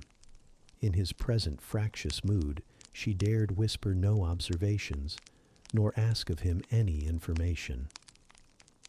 "Let her come to me," I entreated. "She will perhaps trouble you, sir. There is plenty of room on this side." He handed her over as if she had been a lapdog. "I'll send her to school yet," he said. But now he was smiling. Adele heard him and asked if she was to go to school sans mademoiselle. "Yes, he replied, absolutely sans mademoiselle, for I am to take mademoiselle to the moon, and there I shall seek a cave in one of the white valleys among the volcano tops, and mademoiselle shall live with me there, and only me. She will have nothing to eat. You will starve her, observed Adele. I shall gather manna for her morning and night. The plains and hillsides in the moon are bleached with manna, Adele. She will want to warm herself. What will she do for a fire? Fire rises out of the lunar mountains. When she is cold, I'll carry her up to a peak and lay her down on the edge of a crater. Oh, que elle y sera mal, peu comfortable, and her clothes they will wear out. How can she get new ones? Mr. Rochester professed to be puzzled. Hem, said he. What would you do, Adele? Cudgel your brains for an expedient. How would a white or a pink cloud answer for a gown, do you think? And one could cut a pretty enough scarf out of a rainbow. She is far better as she is, concluded Adele, after musing some time. Besides, she would get tired of living with only you in the moon. If I were mademoiselle, I would never consent to go with you. She has consented. She has pledged her word. But you can't get her there. There is no road to the moon. It is all air, and neither you nor she can fly. Adele, look at that field. We were now outside Thornfield gates, and bowling lightly along the smooth road to Millcote, where the dust was well laid by the thunderstorm, and where the low hedges and lofty timber trees on each side glistened green and rain refreshed. In that field, Adele, I was walking late one evening about a fortnight since, the evening of the day you helped me to make hay in the orchard meadows, and as I was tired with raking swaths, I sat down to rest me on a stile, and there I took out a little book and a pencil, and began to write about a misfortune that befell me long ago, and a wish I had for happy days to come. I was writing away very fast, though daylight was fading from the leaf, when something came up the path and stopped 2 yards off me. I looked at it. It was a little thing with a veil of gossamer on its head. I beckoned it to come near me. It stood soon at my knee. I never spoke to it, and it never spoke to me in words, but I read its eyes, and it read mine, and our speechless colloquy was to this effect. It was a fairy, and come from Elfland, it said, and its errand was to make me happy. I must go with it out of the common world to a lonely place, such as the moon, for instance, and it nodded its head towards her horn, rising over Hay Hill. It told me of the alabaster cave and silver vale where we might live. I said I should like to go, but reminded it, as you did me, that I had no wings to fly. Oh, returned the fairy, that does not signify. Here is a talisman will remove all difficulties. And she held out a pretty gold ring. Put it, she said, on the 4th finger of my left hand, and I am yours, and you are mine, and we shall leave earth and make our own heaven yonder. She nodded again at the moon. The ring, Adele, is in my breeches pocket, under the disguise of a sovereign, but I mean soon to change it to a ring again. But what has mademoiselle to do with it? I don't care for the fairy. You said it was mademoiselle you would take to the moon? Mademoiselle is a fairy, he said, whispering mysteriously. Whereupon I told her not to mind his badinage, and she, on her part, evinced a fund of genuine French skepticism, denominating Mr. Rochester un vrai menteur, and assuring him that she made no account whatever of his contes de fées, and that du reste, il n'y avait pas de filles, et quand même il y en avait. She was sure they would never appear to him, nor ever give him rings, or offer to live with him in the moon. The hour spent at Millcote was a somewhat harassing one to me. Mr. Rochester obliged me to go to a certain silk warehouse. There I was ordered to choose 6 dresses. I hated the business. I begged leave to defer it. No, it should be gone through with now. By dint of entreaties expressed in energetic whispers, I reduced the 6 to 2. These, however, he vowed he would select himself. With anxiety, I watched his eye rove over the gay stores. He fixed on a rich silk of the most brilliant amethyst dye and a superb pink satin. I told him in a new series of whispers that he might as well buy me a gold gown and a silver bonnet at once. I should certainly never venture to wear his choice. With infinite difficulty, for he was stubborn as a stone, I persuaded him to make an exchange in favor of a sober black satin and pearl gray silk. It might pass for the present, he said, but he would yet see me glittering like a parterre. Glad was I to get him out of the silk warehouse and then out of a jeweler's shop. The more he bought me, the more my cheek burned with a sense of annoyance and degradation. As we re-entered the carriage, and I sat back feverish and fagged, I remembered what, in the hurry of events, dark and bright, I had wholly forgotten. The letter of my uncle Jane Eyre to Mrs. Reed, his intention to adopt me and make me his legatee. It would indeed be a relief, I thought, if I had ever so small an independency. I never can bear being dressed like a doll by Mr. Rochester, or sitting like a second Danae with the golden shower falling daily round me. I will write to Madeira the moment I get home, and tell my Uncle John I am going to be married, and to whom. If I had but a prospect of one day bringing Mr. Rochester an accession of fortune, I could better endure to be kept by him now. And somewhat relieved by this idea, which I failed not to execute that day, I ventured once more to meet my master's and lover's eye, which most pertinaciously sought mine, though I averted both face and gaze. He smiled, and I thought his smile was such as a sultan might, in a blissful and fond moment, bestow on a slave his gold and gems had enriched. I crushed his hand, which was ever hunting mine, vigorously, and thrust it back to him red with a passionate pressure. "You need not look in that way," I said.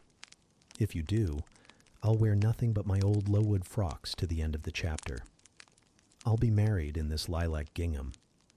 You may make a dressing gown for yourself out of the pearl gray silk, and an infinite series of waistcoats out of the black satin."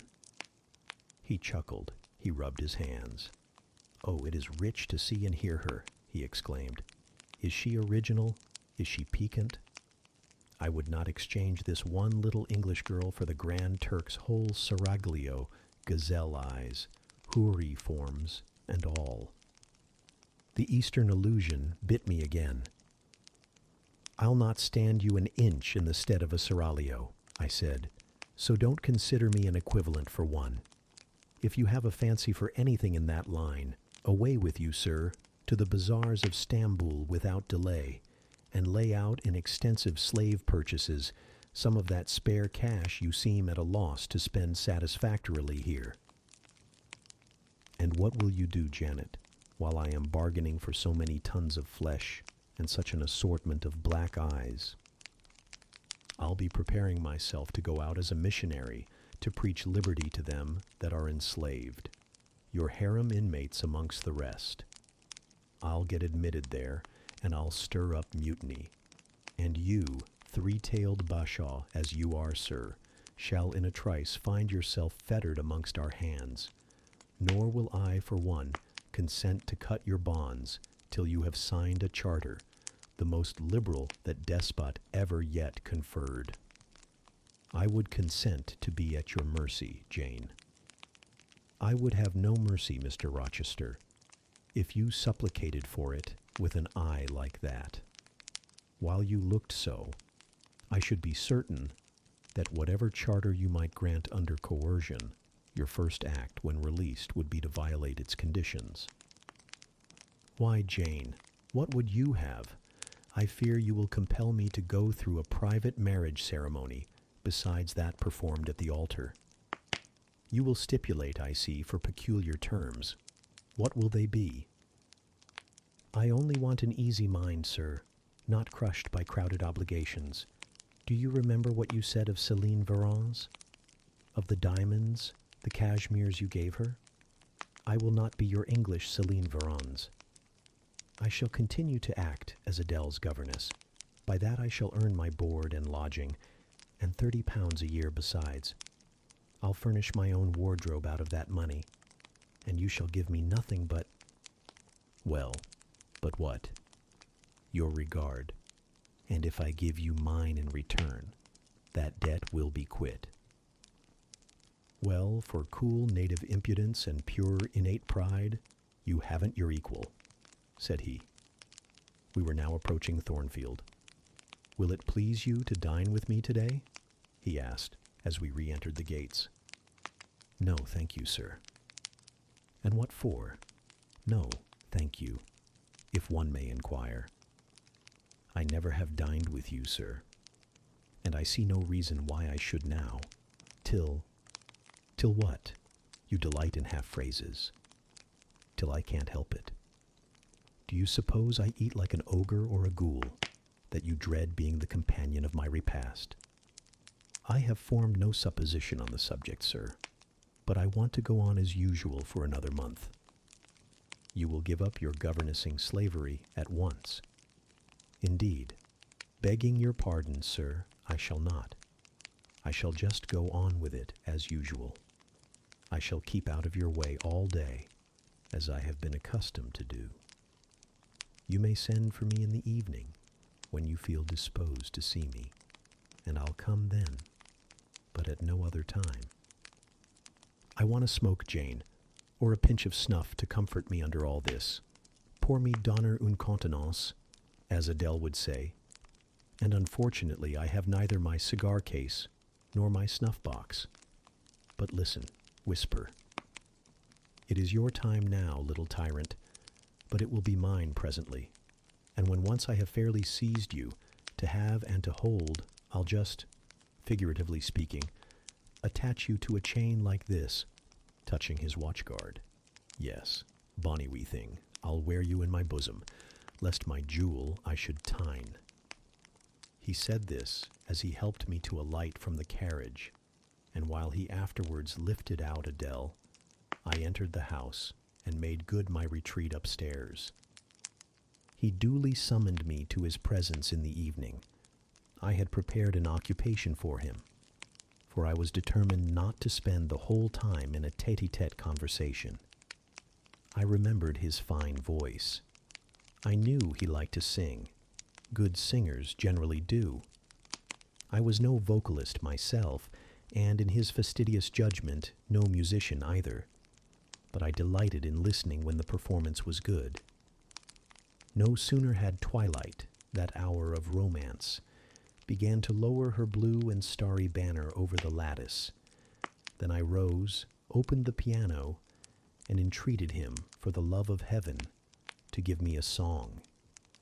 He said I was a capricious witch, and that he would rather sing another time, but I averred that no time was like the present. Did I like his voice? He asked. Very much. I was not fond of pampering that susceptible vanity of his, but for once, and from motives of expediency, I would e'en soothe and stimulate it. Then, Jane, you must play the accompaniment. Very well, sir. I will try. I did try, but was presently swept off the stool and denominated a little bungler. Being pushed unceremoniously to one side, which was precisely what I wished, he usurped my place and proceeded to accompany himself, for he could play as well as sing. I hied me to the window recess, and while I sat there and looked out on the still trees and dim lawn, to a sweet air was sung in mellow tones the following strain. The truest love that ever heart felt at its kindled core did through each vein, in quickened start, the tide of being pour. Her coming was my hope each day, her parting was my pain. The chance that did her steps delay was ice in every vein. I dreamed it would be nameless bliss, as I loved to be. And to this object did I press as blind as eagerly. But wide as pathless was the space that lay our lives between, and dangerous as the foamy race of ocean surges green, and haunted as a robber path through wilderness or wood, for might and right and woe and wrath between our spirits stood. I dangers dared, I hindrance scorned, I omens did defy. Whatever menaced, harassed, warned, I passed impetuous by. On sped my rainbow fast as light. I flew as in a dream, for glorious rose upon my sight that child of shower and gleam. Still bright on clouds of suffering dim shines that soft, solemn joy. Nor care I now how dense and grim disasters gather nigh. I care not in this moment sweet, though all I have rushed o'er should come on pinion, strong and fleet, proclaiming vengeance sore. Though haughty hate should strike me down, right bar approach to me, and grinding might, with furious frown, swear endless enmity. My love has placed her little hand with noble faith in mine, and vowed that wedlock's sacred band our nature shall entwine. My love has sworn with sealing kiss, with me to live, to die. I have at last my nameless bliss. As I loved am I. He rose and came towards me, and I saw his face all kindled, and his full falcon eye flashing, and tenderness and passion in every lineament. I quailed momentarily, then I rallied. Soft scene, daring demonstration I would not have, and I stood in peril of both. A weapon of defense must be prepared. I wetted my tongue. As he reached me, I asked with asperity whom he was going to marry now. That was a strange question to be put by his darling Jane. Indeed, I considered it a very natural and necessary one. He had talked of his future wife dying with him. What did he mean by such a pagan idea? I had no intention of dying with him. He might depend on that.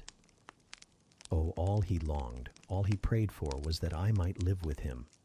Death was not for such as I. Indeed it was. I had as good a right to die when my time came as he had, but I should bide that time and not be hurried away in a suttee. Would I forgive him for the selfish idea, and prove my pardon by a reconciling kiss? No, I would rather be excused. Here I heard myself apostrophized as a hard little thing, and it was added any other woman would have been melted to marrow at hearing such stanzas crooned in her praise. I assured him I was naturally hard, very flinty, and that he would often find me so, and that moreover I was determined to show him divers rugged points in my character before the ensuing 4 weeks elapsed. He should know fully what sort of a bargain he had made, while there was yet time to rescind it. Would I be quiet and talk rationally? I would be quiet if he liked, and as to talking rationally, I flattered myself I was doing that now. He fretted, pished, and pshawed. Very good, I thought. You may fume and fidget as you please. But this is the best plan to pursue with you, I am certain. I like you more than I can say, but I'll not sink into a bathos of sentiment. And with this needle of repartee, I'll keep you from the edge of the gulf too, and moreover, maintain by its pungent aid that distance between you and myself most conducive to our real mutual advantage. From less to more, I worked him up to considerable irritation. Then, after he had retired, in dudgeon, quite to the other end of the room, I got up, and saying, "I wish you good night, sir," in my natural and wonted respectful manner, I slipped out by the side door and got away. The system thus entered on, I pursued during the whole season of probation, and with the best success. He was kept, to be sure, rather cross and crusty, but on the whole I could see he was excellently entertained, and that a lamb-like submission and turtle-dove sensibility, while fostering his despotism more, would have pleased his judgment, satisfied his common sense, and even suited his taste less. In other people's presence I was, as formerly, deferential and quiet, any other line of conduct being uncalled for. It was only in the evening conferences I thus thwarted and afflicted him. He continued to send for me punctually the moment the clock struck 7, though when I appeared before him now, he had no such honeyed terms as love and darling on his lips. The best words at my service were provoking puppet, malicious elf, sprite, changeling, etc. For caresses, too, I now got grimaces, for a pressure of the hand, a pinch on the arm, for a kiss on the cheek, a severe tweak of the ear. It was all right. At present I decidedly preferred these fierce favors to anything more tender. Mrs. Fairfax, I saw, approved me. Her anxiety on my account vanished. Therefore I was certain I did well. Meantime, Mr. Rochester affirmed I was wearing him to skin and bone, and threatened awful vengeance for my present conduct at some period fast coming. I laughed in my sleeve at his menaces. I can keep you in reasonable check now, I reflected, and I don't doubt to be able to do it hereafter.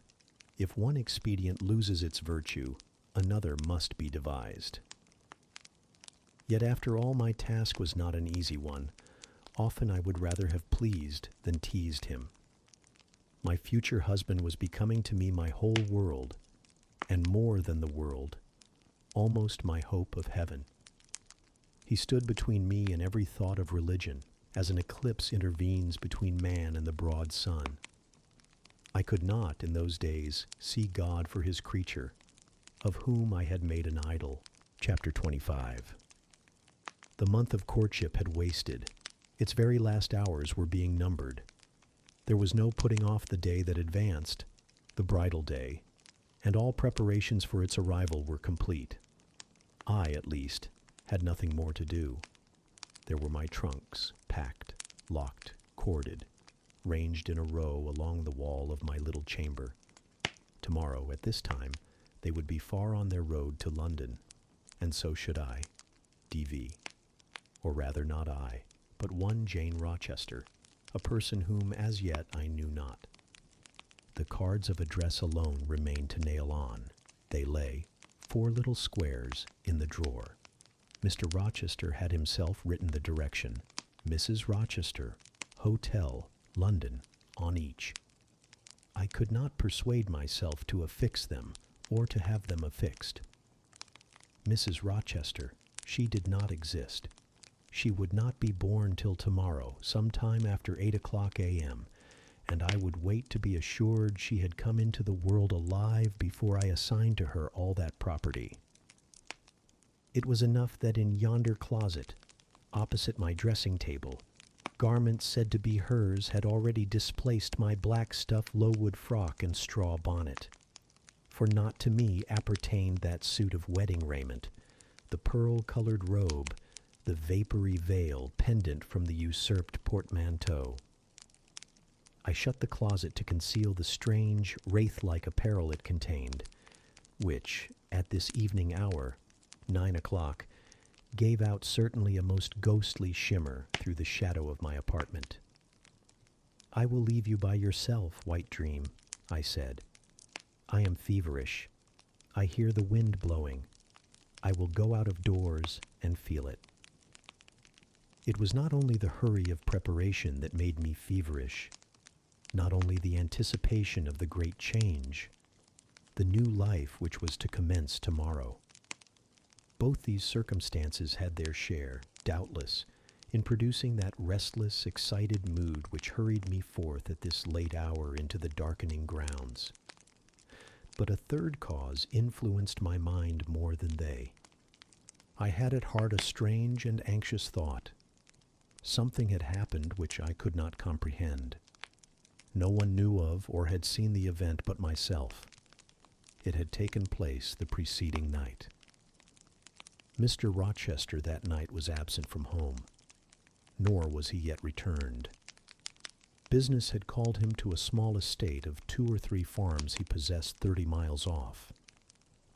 Business it was requisite he should settle in person, previous to his meditated departure from England. I waited now his return, eager to disburthen my mind and to seek of him the solution of the enigma that perplexed me. Stay till he comes, reader, and when I disclose my secret to him, you shall share the confidence. I sought the orchard, driven to its shelter by the wind, which all day had blown strong and full from the south, without, however, bringing a speck of rain. Instead of subsiding as night drew on, it seemed to augment its rush and deepen its roar. The trees blew steadfastly one way, never writhing round and scarcely tossing back their boughs once in an hour. So continuous was the strain bending their branchy heads northward. The clouds drifted from pole to pole, fast following, mass on mass. No glimpse of blue sky had been visible that July day. It was not without a certain wild pleasure I ran before the wind, delivering my trouble of mind to the measureless air torrent thundering through space. Descending the laurel walk, I faced the wreck of the chestnut tree. It stood up black and riven. The trunk, split down the center, gasped ghastly. The cloven halves were not broken from each other, for the firm base and strong roots kept them unsundered below. Though community of vitality was destroyed, the sap could flow no more. Their great boughs on each side were dead, and next winter's tempests would be sure to fell one or both to earth. As yet, however, they might be said to form one tree, a ruin, but an entire ruin. You did right to hold fast to each other, I said, as if the monster splinters were living things, and could hear me. I think, scathed as you look, and charred and scorched, there must be a little sense of life in you yet, rising out of that adhesion at the faithful, honest roots. You will never have green leaves more. Never more see birds making nests and singing idyls in your boughs. The time of pleasure and love is over with you. But you are not desolate. Each of you has a comrade to sympathize with him in his decay. As I looked up at them, the moon appeared momentarily in that part of the sky which filled their fissure. Her disk was blood-red and half overcast. She seemed to throw on me one bewildered, dreary glance, and buried herself again instantly in the deep drift of cloud. The wind fell for a second round Thornfield, but far away over wood and water poured a wild, melancholy wail. It was sad to listen to, and I ran off again. Here and there I strayed through the orchard, gathered up the apples with which the grass round the tree roots was thickly strewn. Then I employed myself in dividing the ripe from the unripe. I carried them into the house and put them away in the storeroom. Then I repaired to the library to ascertain whether the fire was lit, for, though summer, I knew on such a gloomy evening Mr. Rochester would like to see a cheerful hearth when he came in. Yes, the fire had been kindled some time and burnt well. I placed his armchair by the chimney corner. I wheeled the table near it. I let down the curtain and had the candles brought in ready for lighting. More restless than ever, when I had completed these arrangements, I could not sit still, nor even remain in the house. A little timepiece in the room and the old clock in the hall simultaneously struck 10. "How late it grows," I said. "I will run down to the gates. It is moonlight at intervals. I can see a good way on the road. He may be coming now, and to meet him will save some minutes of suspense." The wind roared high in the great trees which embowered the gates, but the road as far as I could see, to the right hand and the left, was all still and solitary, save for the shadows of clouds crossing it at intervals as the moon looked out. it was but a long, pale line, unvaried by one moving speck. A puerile tear dimmed my eye while I looked, a tear of disappointment and impatience. Ashamed of it, I wiped it away. I lingered. The moon shut herself wholly within her chamber and drew close her curtain of dense cloud. The night grew dark. Rain came driving fast on the gale. "I wish he would come. I wish he would come," I exclaimed, seized with hypochondriac foreboding.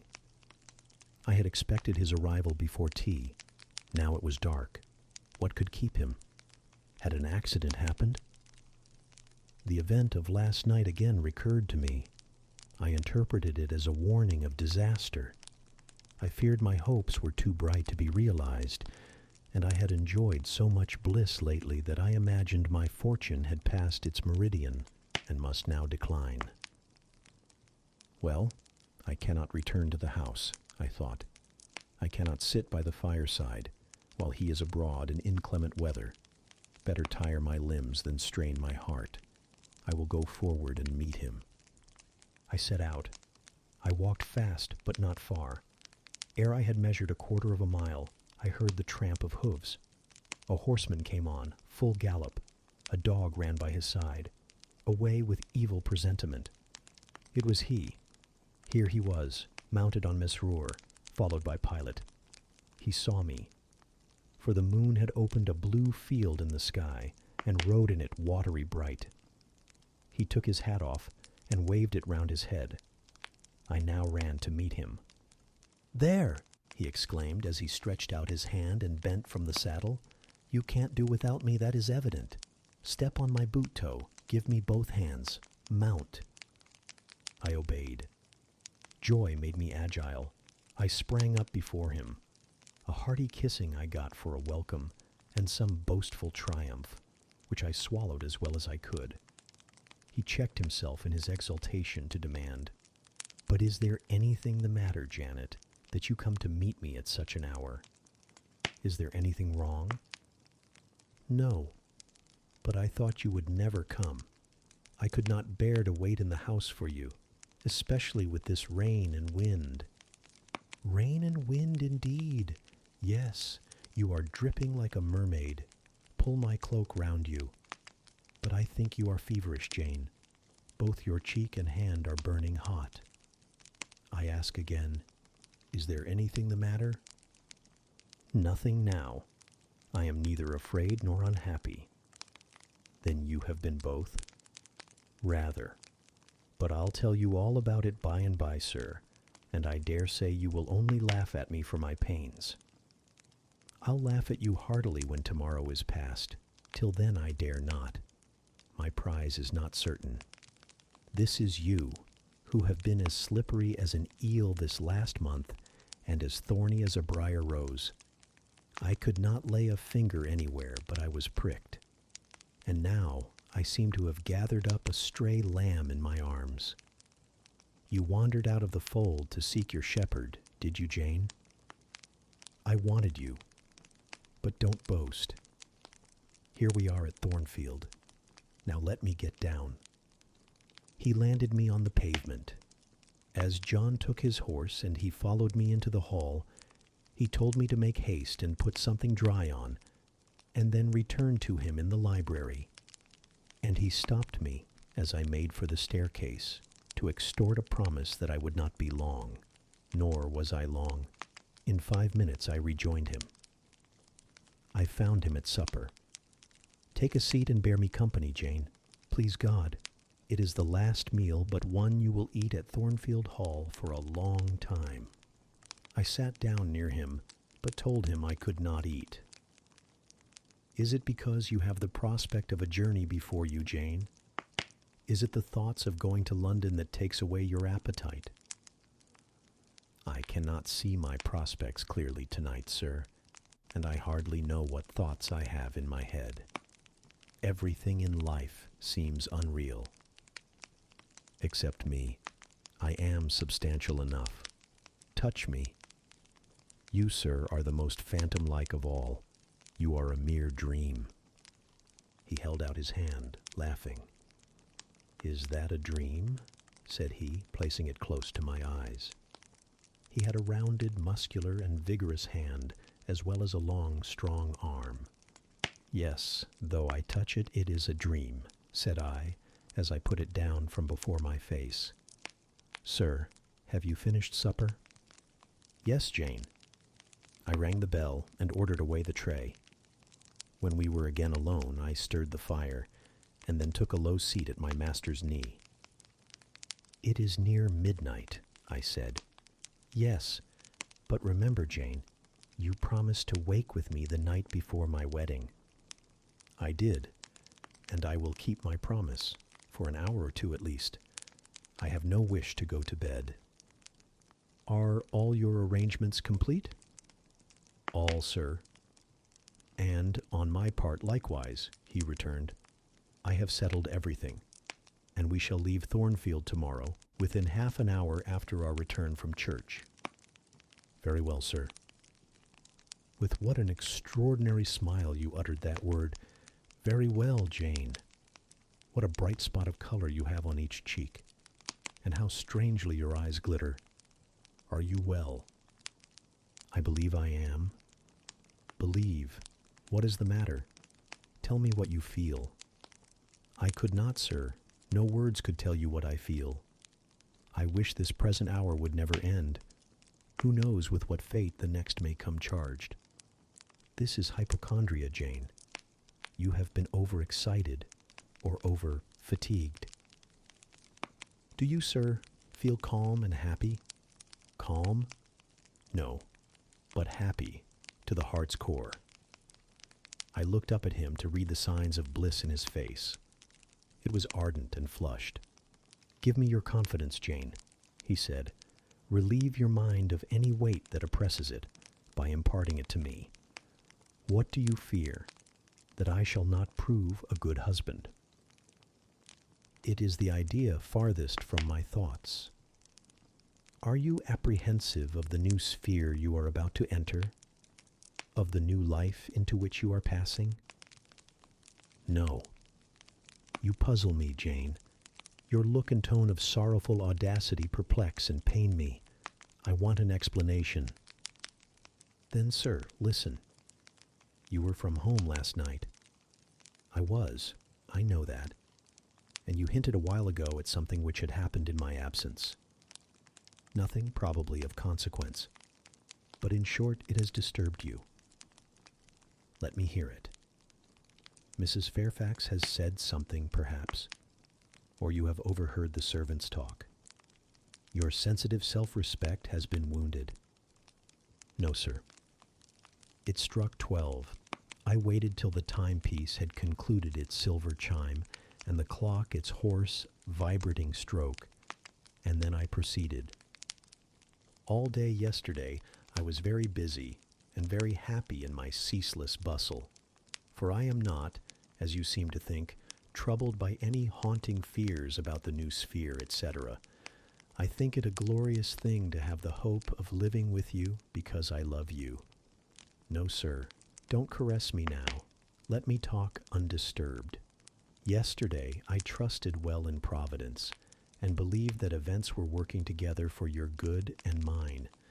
It was a fine day, if you recollect. The calmness of the air and sky forbade apprehensions respecting your safety or comfort on your journey.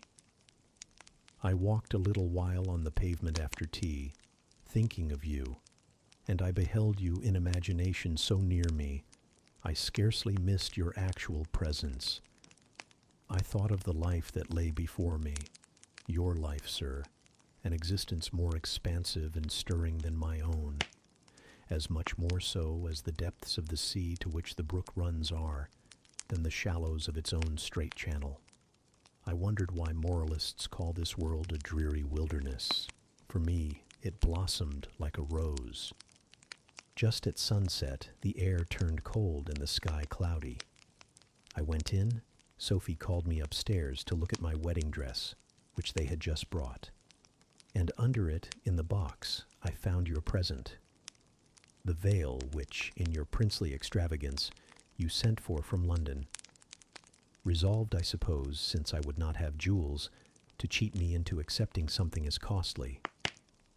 I smiled as I unfolded it, and devised how I would tease you about your aristocratic tastes, and your efforts to mask your plebeian bride in the attributes of a peeress.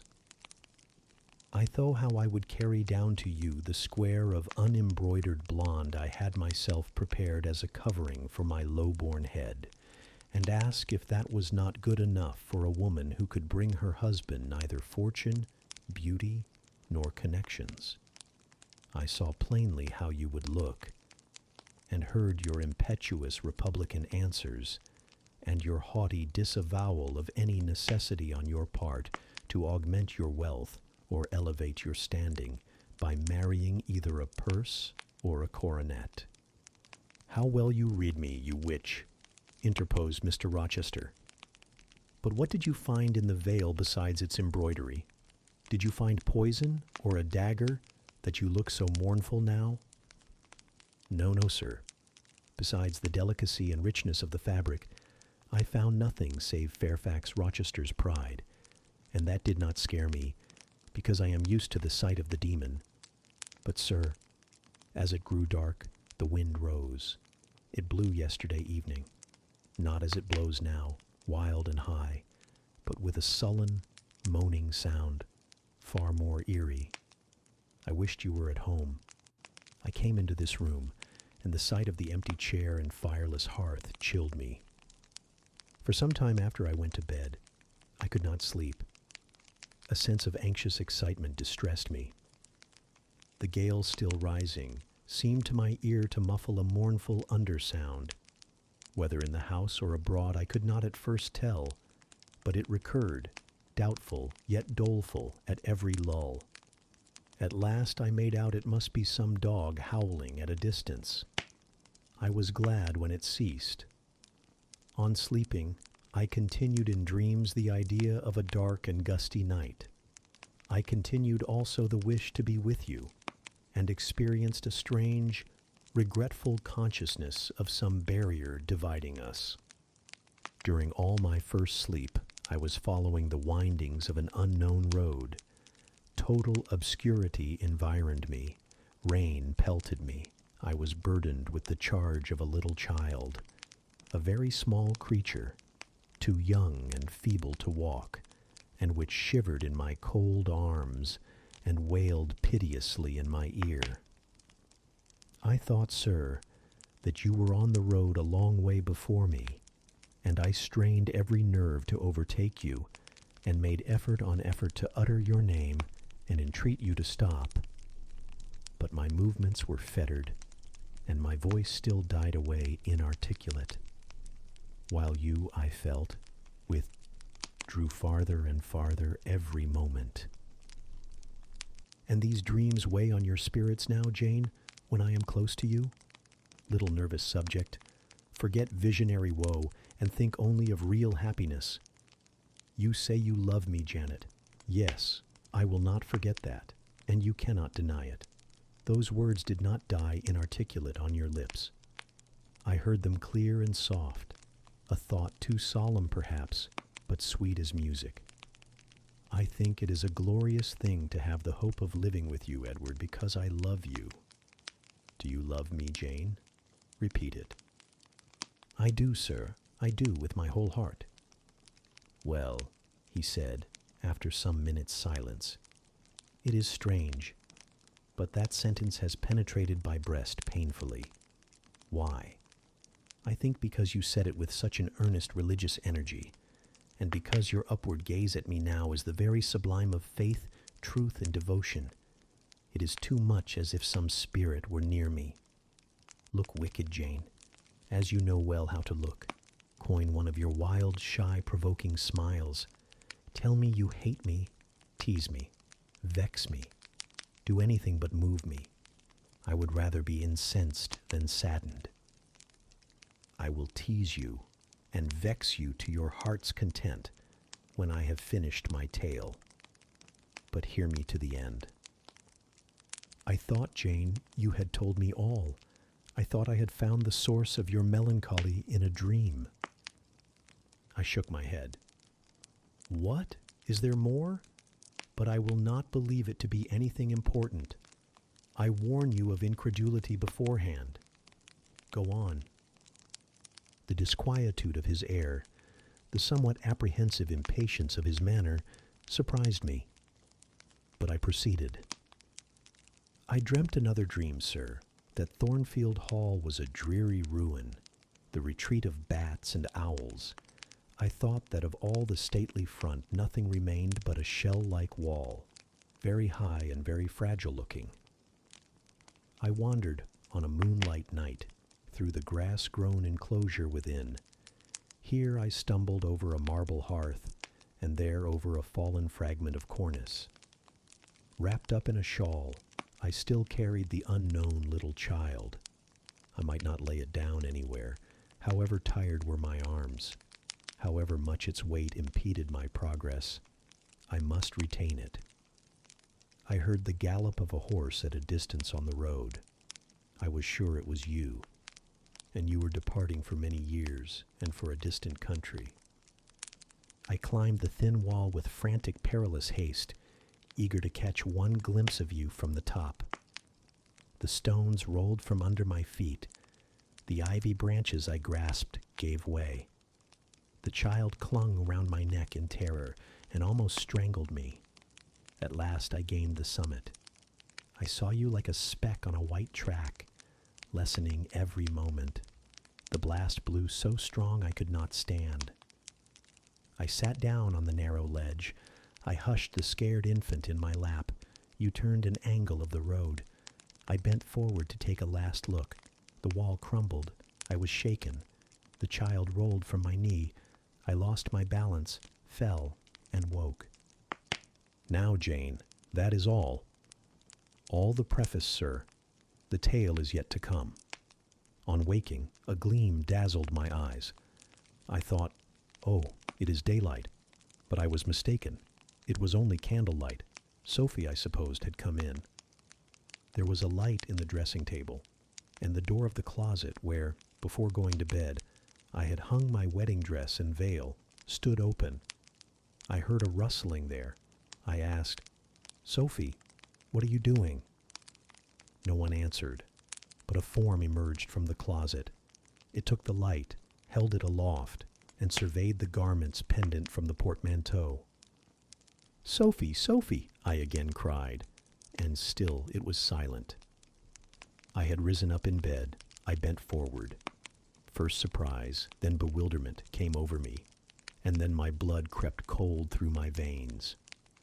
Mr. Rochester, this was not Sophie. It was not Leah. It was not Mrs. Fairfax. It was not... No, I was sure of it, and am still. It was not even that strange woman, Grace Poole. It must have been one of them, interrupted my master. No, sir, I solemnly assure you to the contrary.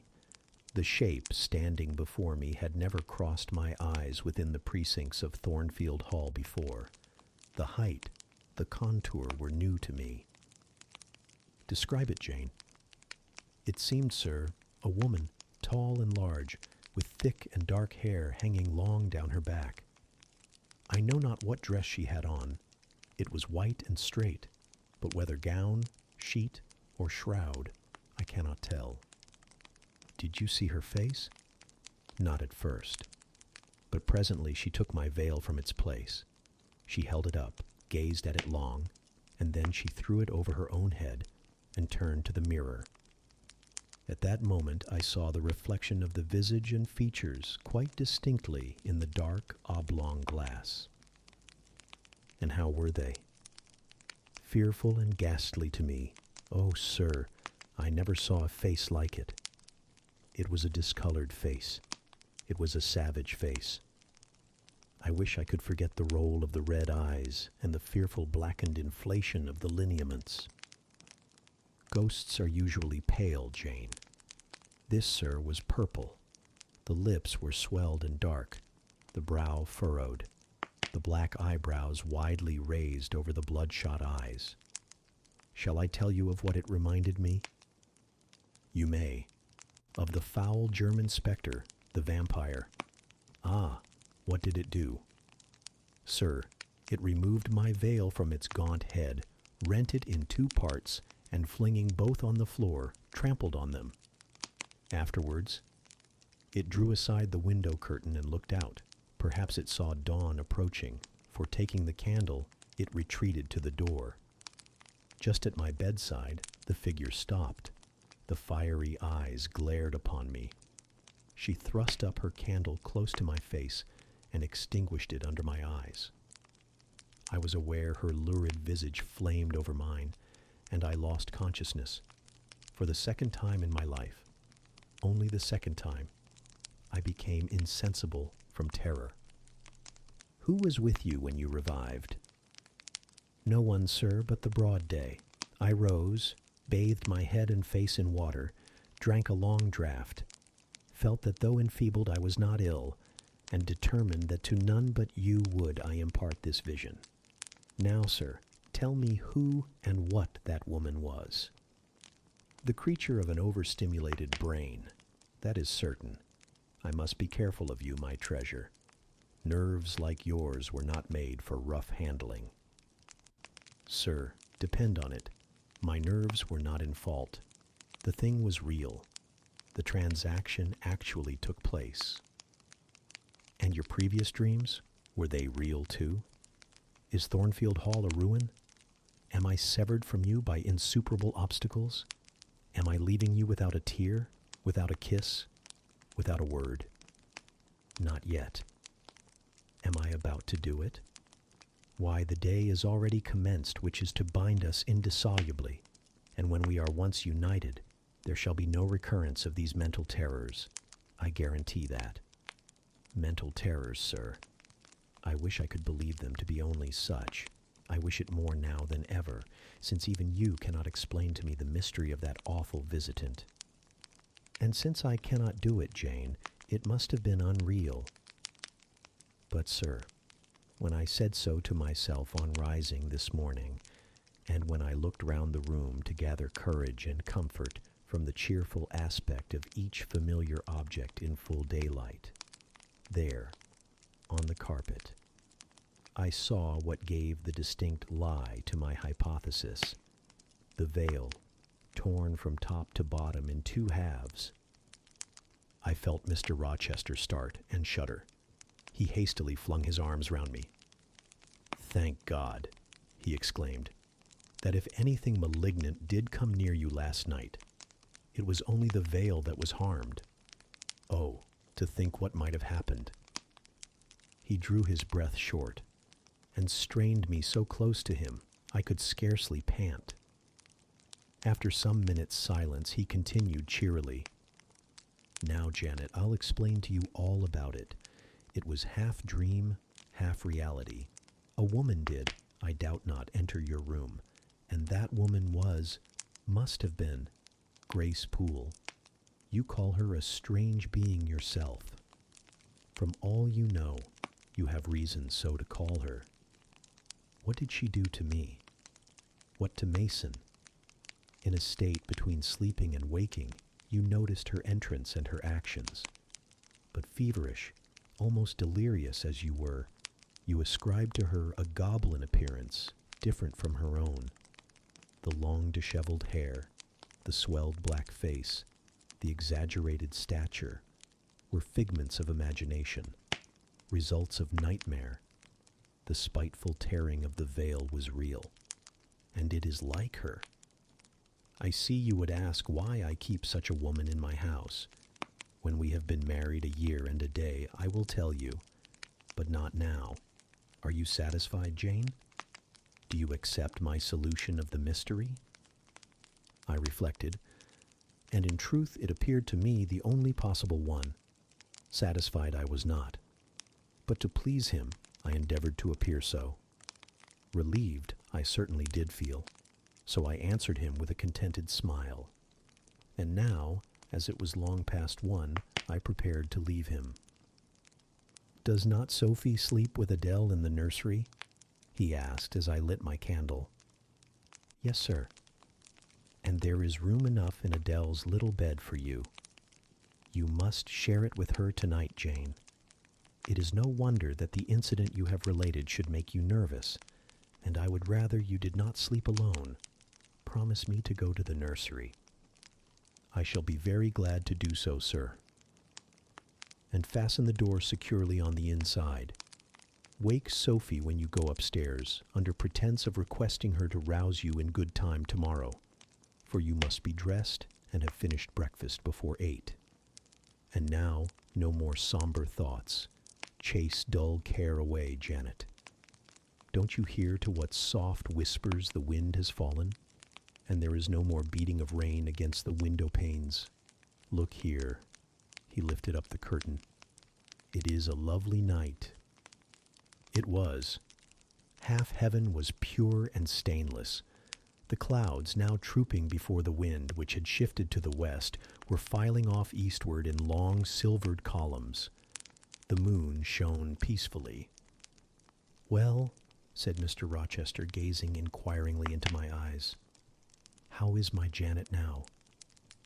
"The night is serene, sir, and so am I. And you will not dream of separation and sorrow tonight, but of happy love and blissful union." This prediction was but half fulfilled.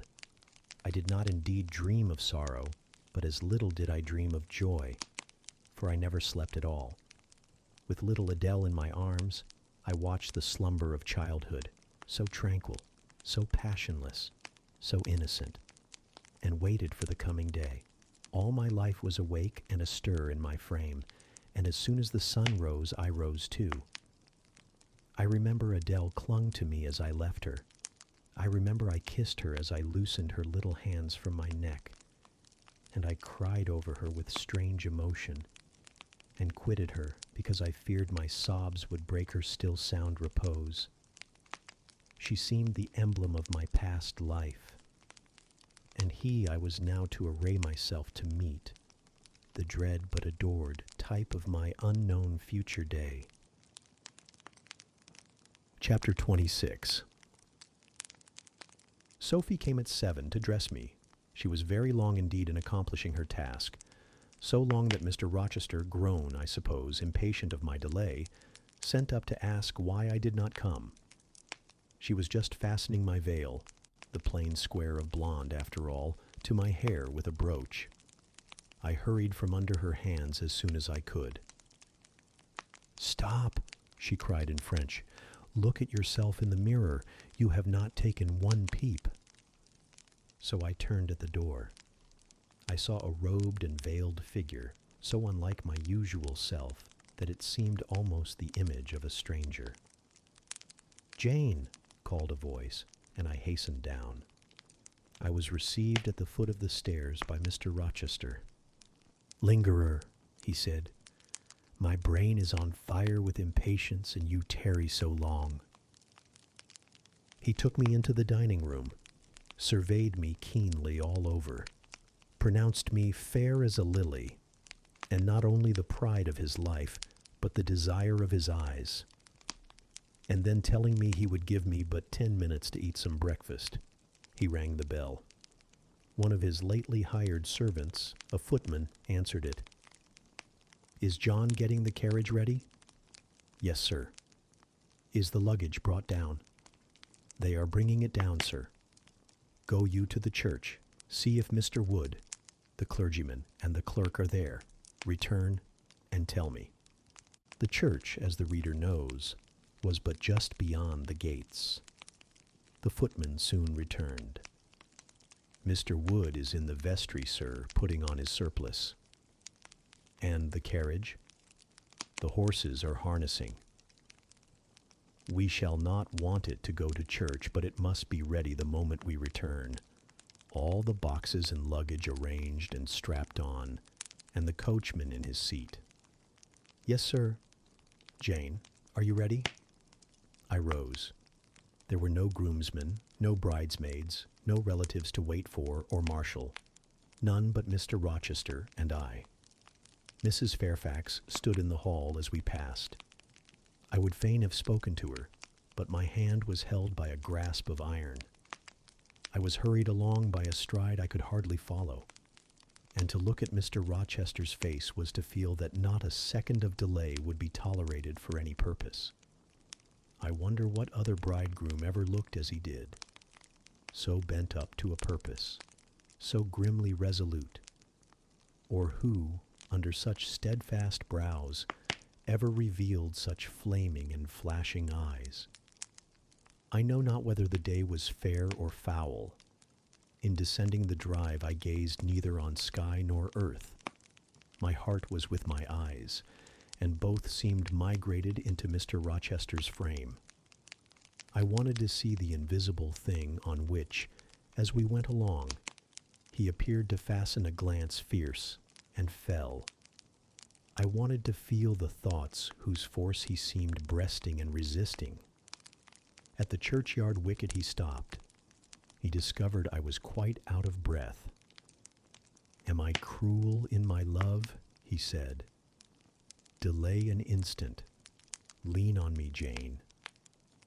And now I can recall the picture of the gray old house of God rising calm before me, of a rook wheeling round the steeple, of a ruddy morning sky beyond.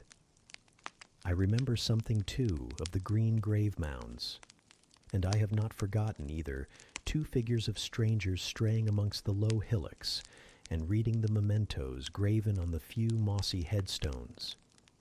I noticed them because as they saw us, they passed round to the back of the church, and I doubted not they were going to enter by the side aisle door and witness the ceremony.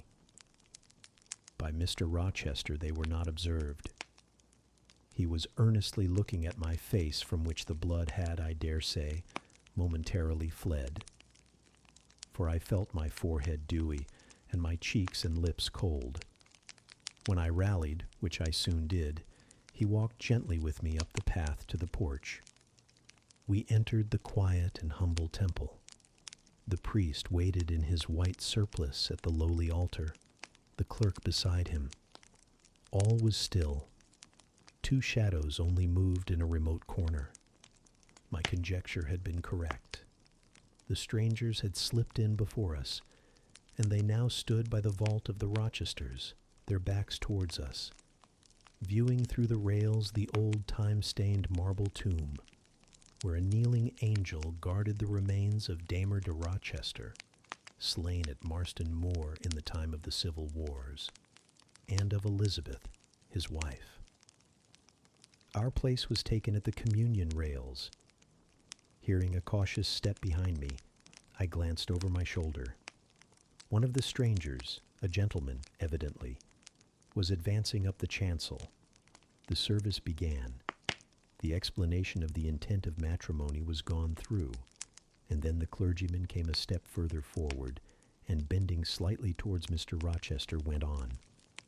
"I require and charge you both, as ye will answer at the dreadful day of judgment, when the secrets of all hearts shall be disclosed, that if either of you know any impediment why ye may not lawfully be joined together in matrimony, ye do now confess it.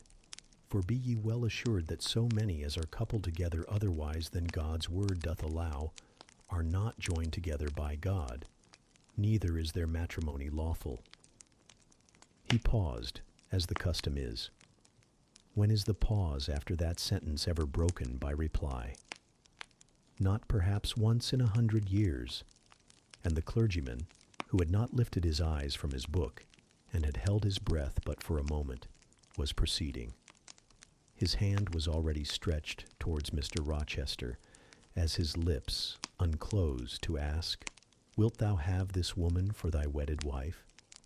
when a distinct and near voice said, "The marriage cannot go on. I declare the existence of an impediment." The clergyman looked up at the speaker and stood mute. The clerk did the same. Mr. Rochester moved slightly, as if an earthquake had rolled under his feet. Taking a firmer footing, and not turning his head or eyes, he said, "Proceed." Profound silence fell when he had uttered that word, with deep but low intonation. Presently Mr. Wood said, "I cannot proceed without some investigation into what has been asserted, and evidence of its truth or falsehood. "The ceremony is quite broken off," subjoined the voice behind us. "I am in a condition to prove my allegation. An insuperable impediment to this marriage exists." Mr. Rochester heard, but heeded not. He stood stubborn and rigid, making no movement but to possess himself of my hand. What a hot and strong grasp he had! And how like quarried marble was his pale, firm, massive front at this moment! How his eyes shone, still watchful, and yet wild beneath! Mr. Wood seemed at a loss. "What is the nature of the impediment?" he asked. "Perhaps it may be got over, explained away." "Hardly," was the answer. "I have called it insuperable, and I speak advisedly." The speaker came forward and leaned on the rails. He continued, uttering each word distinctly, calmly, steadily, but not loudly. "It simply consists in the existence of a previous marriage. Mr. Rochester has a wife now living." My nerves vibrated to those low-spoken words as they had never vibrated to thunder. My blood felt their subtle violence as it had never felt frost or fire, but I was collected and in no danger of swooning. I looked at Mr. Rochester. I made him look at me. His whole face was colorless rock. His eye was both spark and flint. He disavowed nothing. He seemed as if he would defy all things. Without speaking, without smiling, without seeming to recognize in me a human being, he only twined my waist with his arm and riveted me to his side. "Who are you?" he asked of the intruder. "My name is Briggs, a solicitor of Street, London. And you would thrust on me a wife? I would remind you of your lady's existence, sir, which the law recognizes if you do not. Favor me with an account of her, with her name, her parentage, her place of abode." "Certainly." Mr. Briggs calmly took a paper from his pocket and read out in a sort of official, nasal voice. "I affirm and can prove that on the 20th of October A.D., a date of 15 years back, Edward Fairfax Rochester of Thornfield Hall, in the county of, and of Ferndean Manor in Shire, England, was married to my sister, Bertha Antoinetta Mason, daughter of Jonas Mason, merchant, and of Antoinetta his wife, a Creole, at Church, Spanish Town, Jamaica. The record of the marriage will be found in the register of that church. A copy of it is now in my possession. Signed, Richard Mason." That, if a genuine document, may prove I have been married, but it does not prove that the woman mentioned therein as my wife is still living. "She was living 3 months ago," returned the lawyer. "How do you know?" "I have a witness to the fact, whose testimony even you, sir, will scarcely controvert." "Produce him, or go to hell." "I will produce him first. He is on the spot. Mr. Mason, have the goodness to step forward." Mr. Rochester, on hearing the name, set his teeth. He experienced, too, a sort of strong convulsive quiver. Near to him as I was, I felt the spasmodic movement of fury or despair run through his frame. The second stranger, who had hitherto lingered in the background, now drew near. A pale face looked over the solicitor's shoulder. Yes, it was Mason himself. Mr. Rochester turned and glared at him. His eye, as I have often said, was a black eye. It had now a tawny, nay, a bloody light in its gloom, and his face flushed, olive cheek and hueless forehead received a glow as from spreading, ascending heart fire. And he stirred, lifted his strong arm. He could have struck Mason, dashed him on the church floor, shocked by ruthless blow the breath from his body. But Mason shrank away and cried faintly, "Good God!" Contempt fell cool on Mr. Rochester. His passion died as if a blight had shriveled it up. He only asked, "What have you to say?" An inaudible reply escaped Mason's white lips. "The devil is in it if you cannot answer distinctly. I again demand, what have you to say?" Sir," interrupted the clergyman, "do not forget you are in a sacred place." Then addressing Mason, he inquired gently, "Are you aware, sir, whether or not this gentleman's wife is still living?" "Courage," urged the lawyer. "Speak out." "She is now living at Thornfield Hall," said Mason in more articulate tones. "I saw her there last April. I am her brother." "At Thornfield Hall," ejaculated the clergyman. "Impossible. I am an old resident in this neighborhood, sir, and I never heard of a Mrs. Rochester at Thornfield Hall." I saw a grim smile contort Mr. Rochester's lips, and he muttered, "No, by God. I took care that none should hear of it, or of her under that name." He mused. For 10 minutes he held counsel with himself. He formed his resolve, and announced it. "Enough! All shall bolt out at once, like the bullet from the barrel. Wood, close your book and take off your surplice. John Green," to the clerk, "leave the church. There will be no wedding today." The man obeyed. Mr. Rochester continued, heartily and recklessly, "Bigamy is an ugly word. I meant, however, to be a bigamist. But fate has outmaneuvered me, or Providence has checked me, perhaps the last. I am little better than a devil at this moment, and as my pastor there would tell me, deserve no doubt the sternest judgments of God, even to the quenchless fire and deathless worm. Gentlemen, my plan is broken up. What this lawyer and his client say is true. I have been married, and the woman to whom I was married lives. You say you never heard of a Mrs. Rochester at the house up yonder wood, but I dare say you have many a time inclined your ear to gossip about the mysterious lunatic kept there under watch and ward. Some have whispered to you that she is my bastard half-sister, some my cast-off mistress. I now inform you that she is my wife, whom I married 15 years ago, Bertha Mason by name, sister of this resolute personage, who is now, with his quivering limbs and white cheeks, showing you what a stout heart men may bear. Cheer up, Dick. Never fear me. I'd almost as soon strike a woman as you. Bertha Mason is mad, and she came of a mad family, idiots and maniacs through 3 generations. Her mother, the Creole, was both a madwoman and a drunkard, as I found out after I had wed the daughter, for they were silent on family secrets before. Bertha, like a dutiful child, copied her parent in both points. I had a charming partner, pure, wise, modest. You can fancy I was a happy man. I went through rich scenes. Oh, my experience has been heavenly, if you only knew it. But I owe you no further explanation. Briggs, Wood, Mason, I invite you all to come up to the house and visit Mrs. Poole's patient, and my wife. You shall see what sort of a being I was cheated into espousing, and judge whether or not I had a right to break the compact, and seek sympathy with something at least human. This girl," he continued, looking at me, "knew no more than you would of the disgusting secret.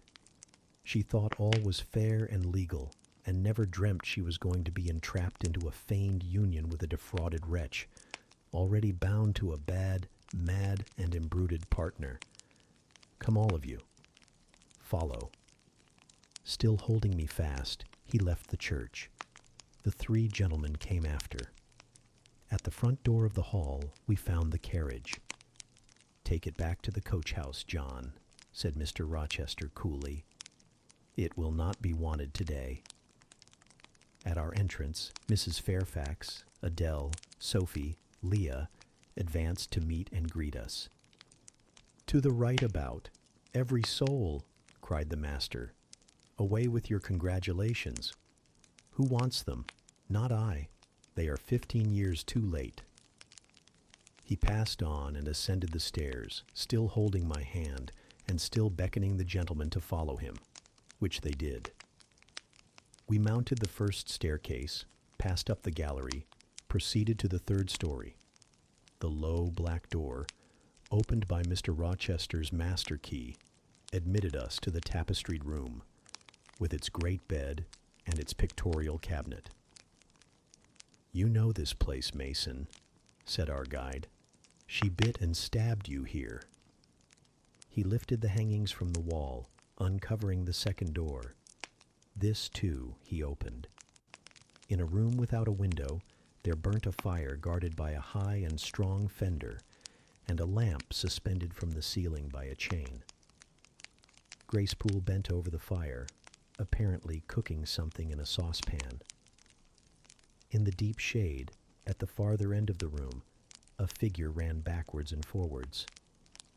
What it was, whether beast or human being, one could not at first sight tell.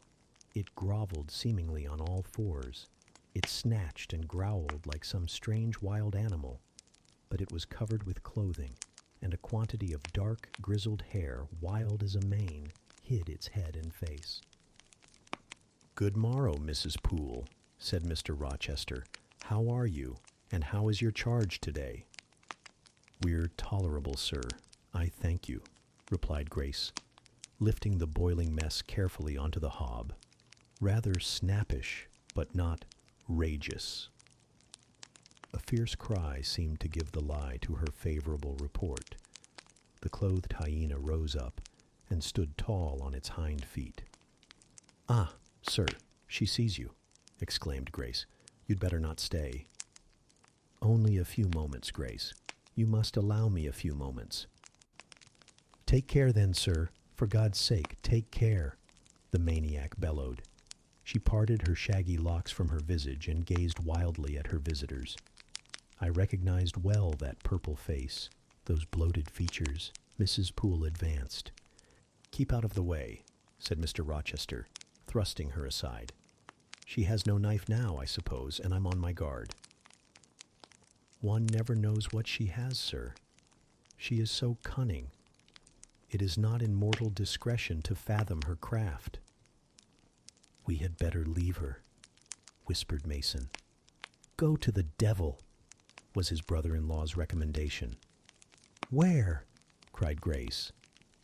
The three gentlemen retreated simultaneously. Mr. Rochester flung me behind him. The lunatic sprang and grappled his throat viciously, and laid her teeth to his cheek. They struggled. She was a big woman, in stature almost equaling her husband, and corpulent besides. She showed virile force in the contest. More than once she almost throttled him, athletic as he was.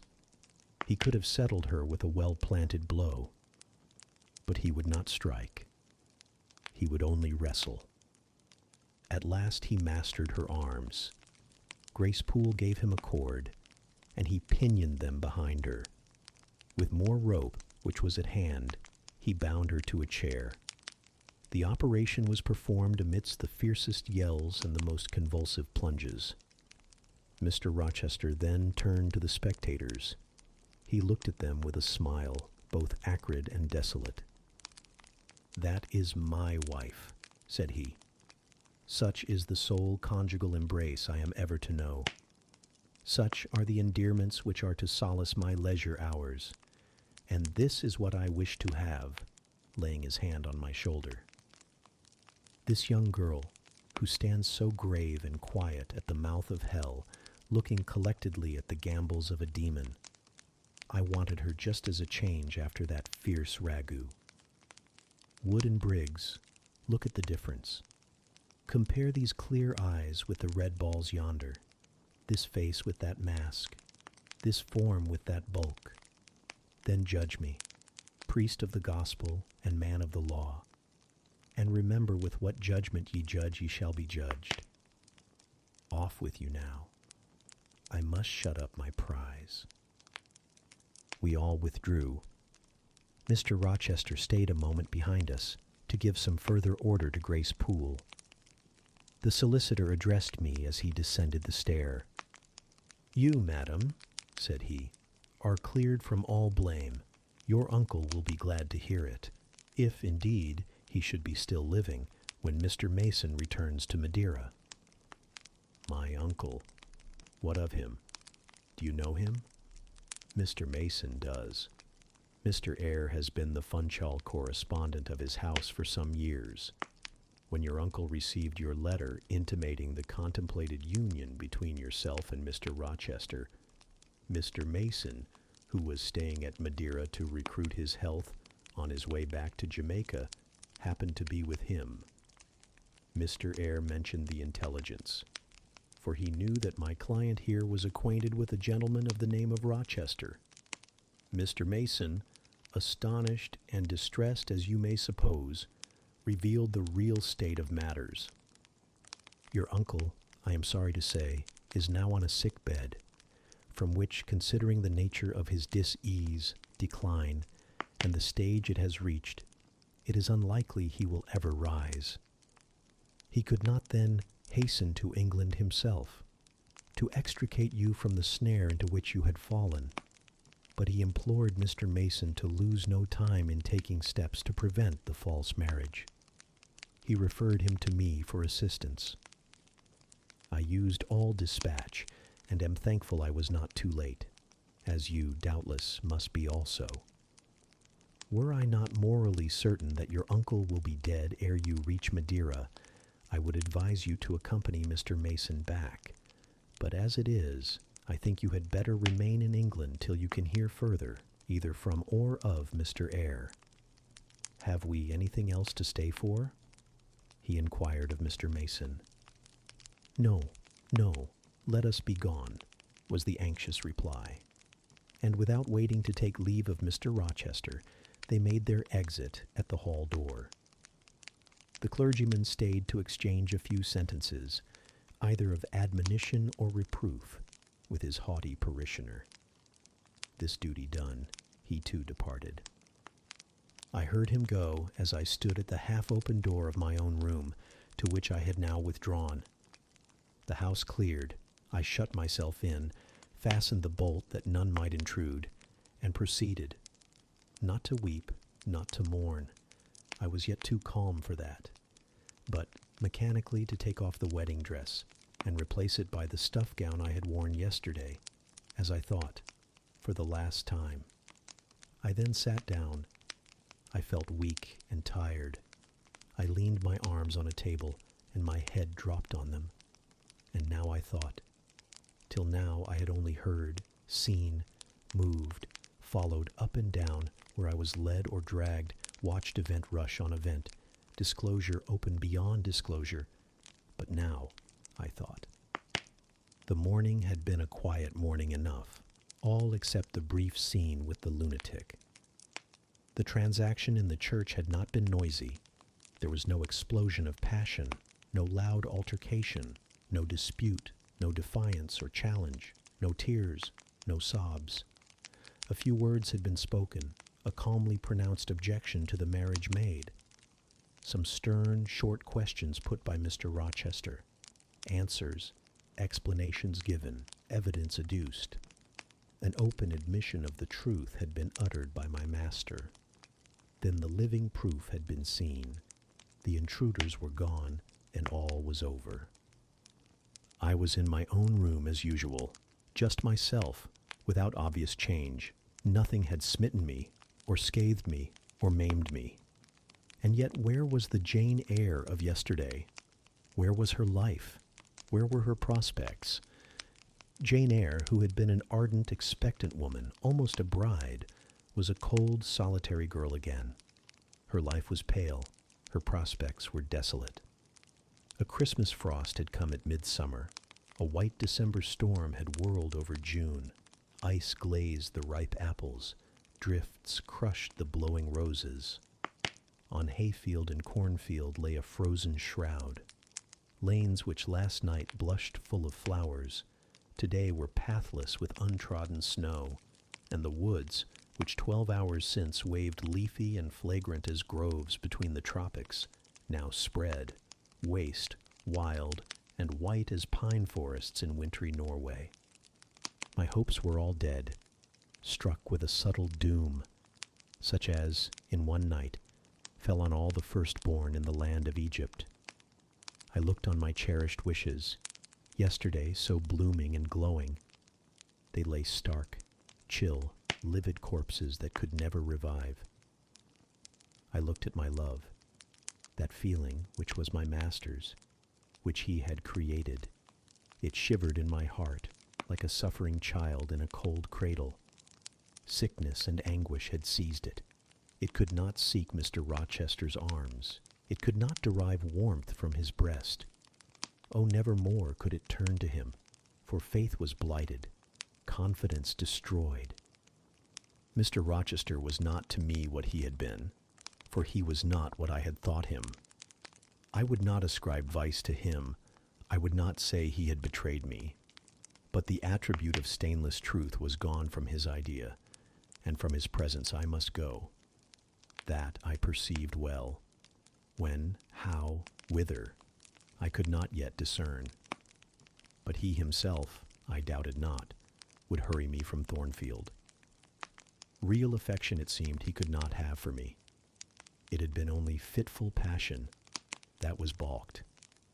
He would want me no more. I should fear even to cross his path now. My view must be hateful to him.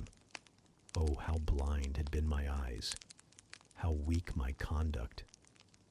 My eyes were covered and closed. Eddying darkness seemed to swim round me, and reflection came in as black and confused a flow. Self-abandoned, relaxed, and effortless, I seemed to have laid me down in the dried-up bed of a great river. I heard a flood loosened in remote mountains, and felt the torrent come. To rise I had no will, to flee I had no strength. I lay faint, longing to be dead. One idea only still throbbed lifelike within me, a remembrance of God. It begot an unuttered prayer. These words went wandering up and down in my rayless mind as something that should be whispered, but no energy was found to express them. Be not far from me, for trouble is near, there is none to help. It was near, and as I had lifted no petition to heaven to avert it, as I had neither joined my hands, nor bent my knees, nor moved my lips, it came. In full heavy swing the torrent poured over me. The whole consciousness of my life lorn, my love lost, my hope quenched, my faith death-struck, swayed full and mighty above me in one sullen mass. That bitter hour cannot be described. In truth, the waters came into my soul. I sank in deep mire. I felt no standing. I came into deep waters. The floods overflowed me. Chapter 27. Sometime in the afternoon I raised my head, and looking round and seeing the western sun gilding the sign of its decline on the wall, I asked, "What am I to do?" But the answer my mind gave, "Leave Thornfield at once," was so prompt, so dread, that I stopped my ears. I said I could not bear such words now. That I am not Edward Rochester's bride is the least part of my woe, I alleged. That I have wakened out of most glorious dreams, and found them all void and vain, is a horror I could bear and master. But that I must leave him decidedly, instantly, entirely, is intolerable. I cannot do it. But then, a voice within me averred that I could do it, and foretold that I should do it. I wrestled with my own resolution. I wanted to be weak, that I might avoid the awful passage of further suffering I saw laid out for me. And conscience, turned tyrant, held passion by the throat, told her tauntingly she had yet but dipped her dainty foot in the slough, and swore that with that arm of iron he would thrust her down to unsounded depths of agony. "Let me be torn away," then I cried. "Let another help me." "No, you shall tear yourself away. None shall help you." You shall yourself pluck out your right eye, yourself cut off your right hand. Your heart shall be the victim, and you the priest to transfix it.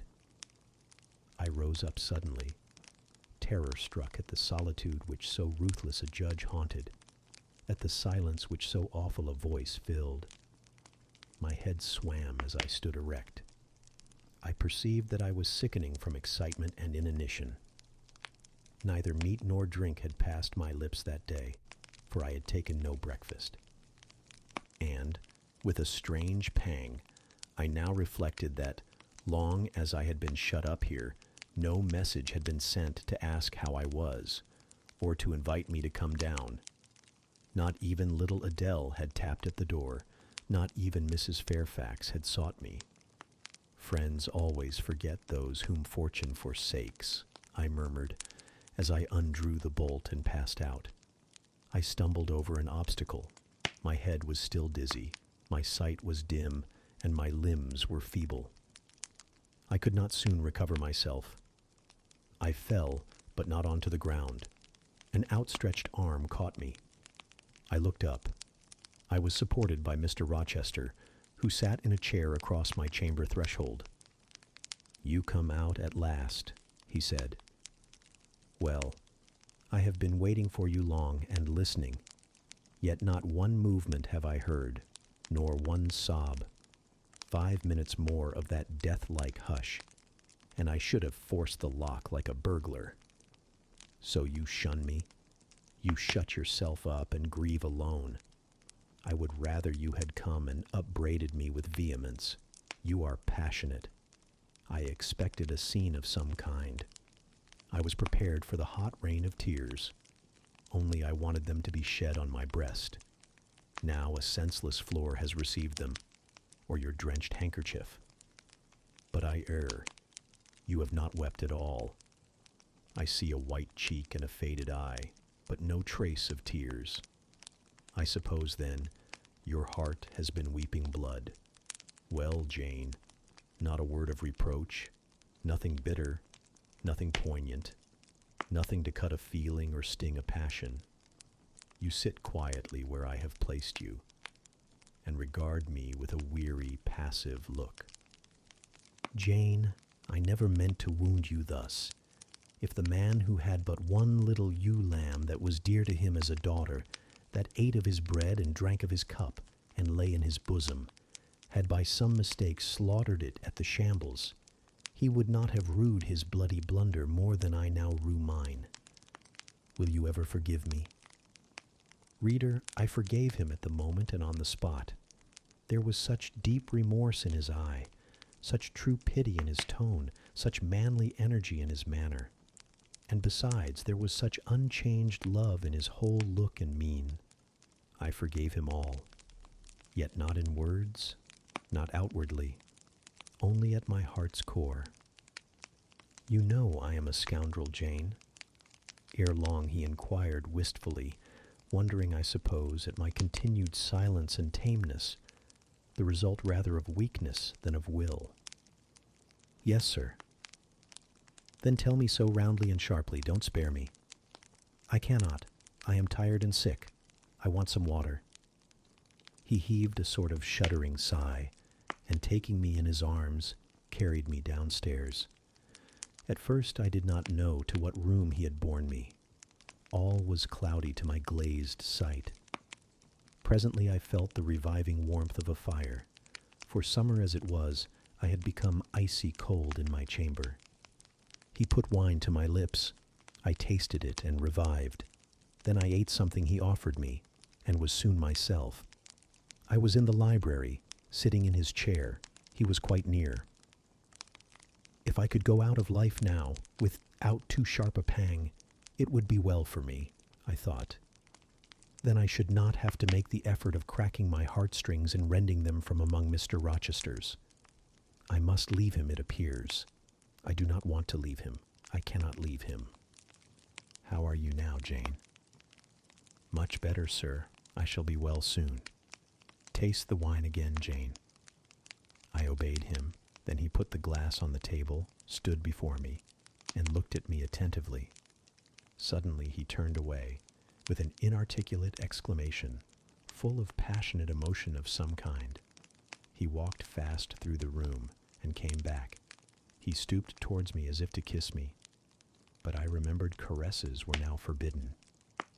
I turned my face away and put his aside. "What? How is this?" he exclaimed hastily. "Oh, I know. You won't kiss the husband of Bertha Mason? You consider my arms filled and my embraces appropriated? At any rate, there is neither room nor claim for me, sir." "Why, Jane?" "I will spare you the trouble of much talking. I will answer for you. Because I have a wife already," you would reply. "I guess rightly?" "Yes.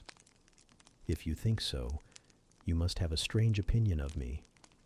You must regard me as a plotting profligate, a base and low rake who has been simulating disinterested love in order to draw you into a snare deliberately laid, and strip you of honor and rob you of self-respect.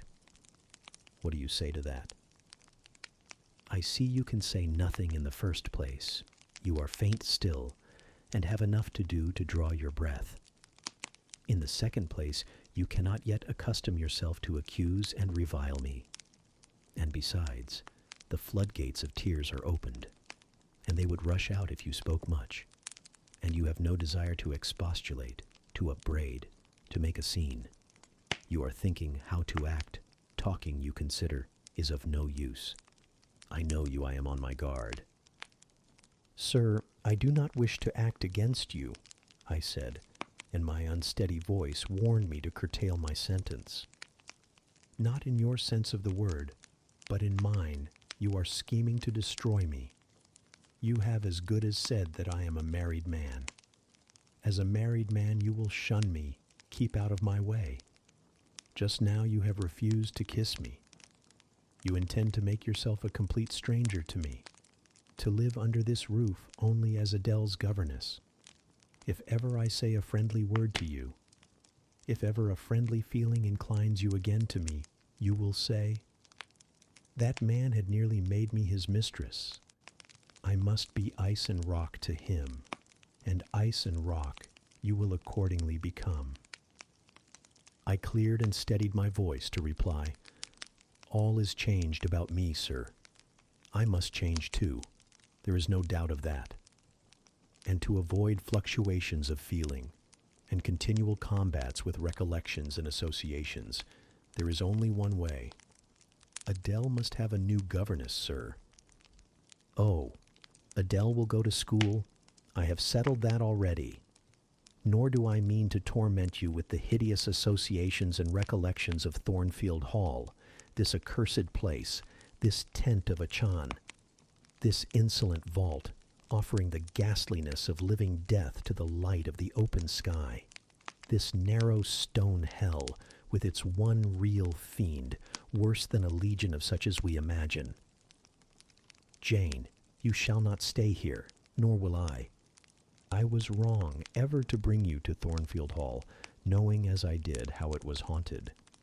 I charged them to conceal from you, before I ever saw you, all knowledge of the curse of the place, merely because I feared Adele never would have a governess to stay if she knew with what inmate she was housed, and my plans would not permit me to remove the maniac elsewhere.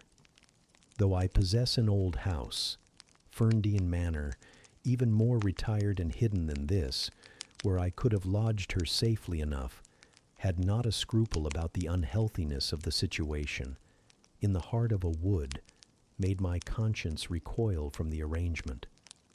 Probably those damp walls would soon have eased me of her charge, but to each villain his own vice, and mine is not a tendency to indirect assassination, even of what I most hate.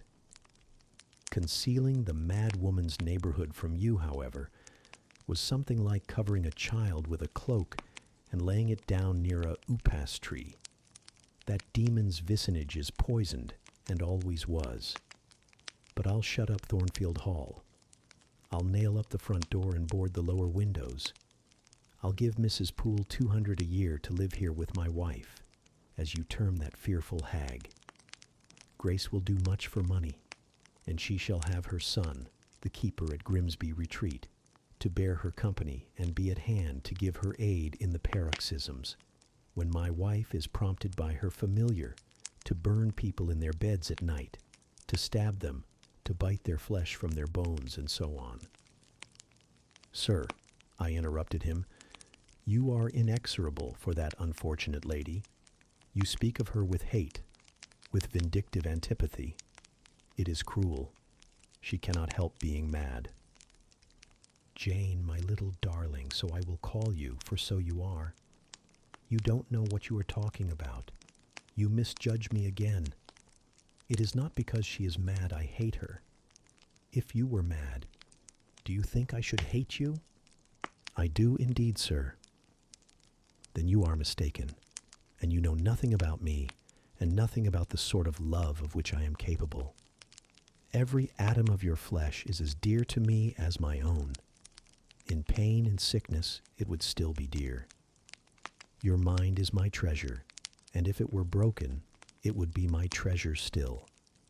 If you raved, my arms should confine you, and not a strait waistcoat. Your grasp, even in fury, would have a charm for me. If you flew at me as wildly as that woman did this morning, I should receive you in an embrace, at least as fond as it would be restrictive. I should not shrink from you with disgust as I did from her.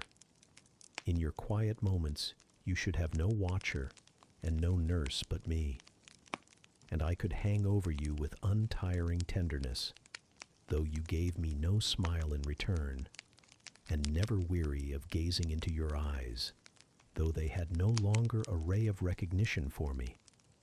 But why do I follow that train of ideas? I was talking of removing you from Thornfield.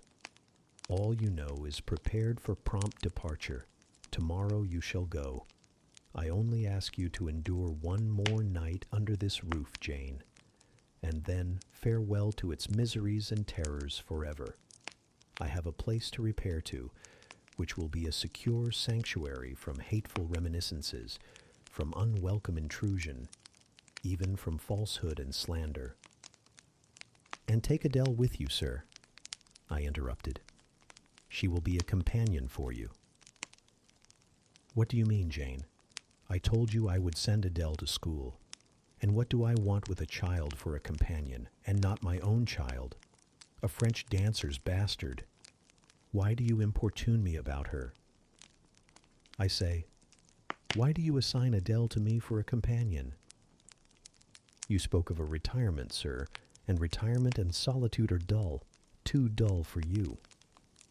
Solitude, solitude, he reiterated with irritation. I see I must come to an explanation. I don't know what sphinx-like expression is forming in your countenance. You are to share my solitude. Do you understand? I shook my head.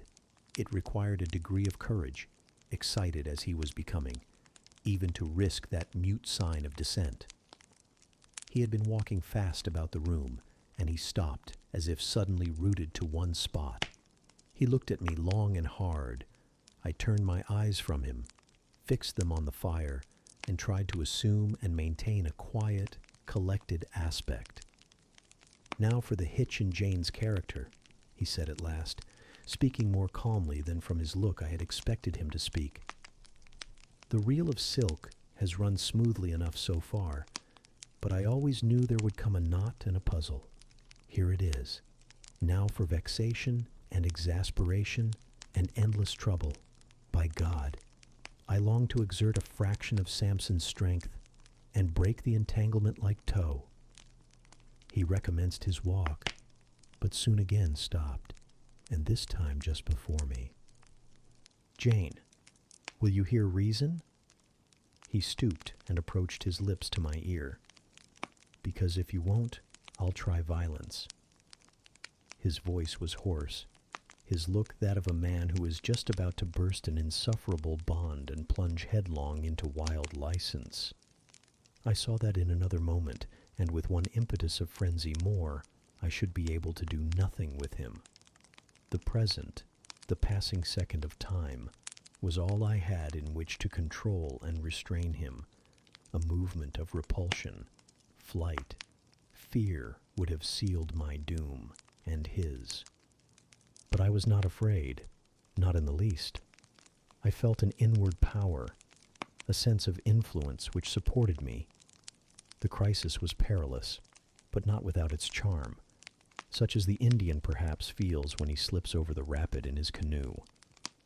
I took hold of his clenched hand, loosened the contorted fingers, and said to him soothingly, "Sit down. I'll talk to you as long as you like, and hear all you have to say, whether reasonable or unreasonable." He sat down, but he did not get leave to speak directly. I had been struggling with tears for some time. I had taken great pains to repress them, because I knew he would not like to see me weep. Now, however, I considered it well to let them flow as freely and as long as they liked.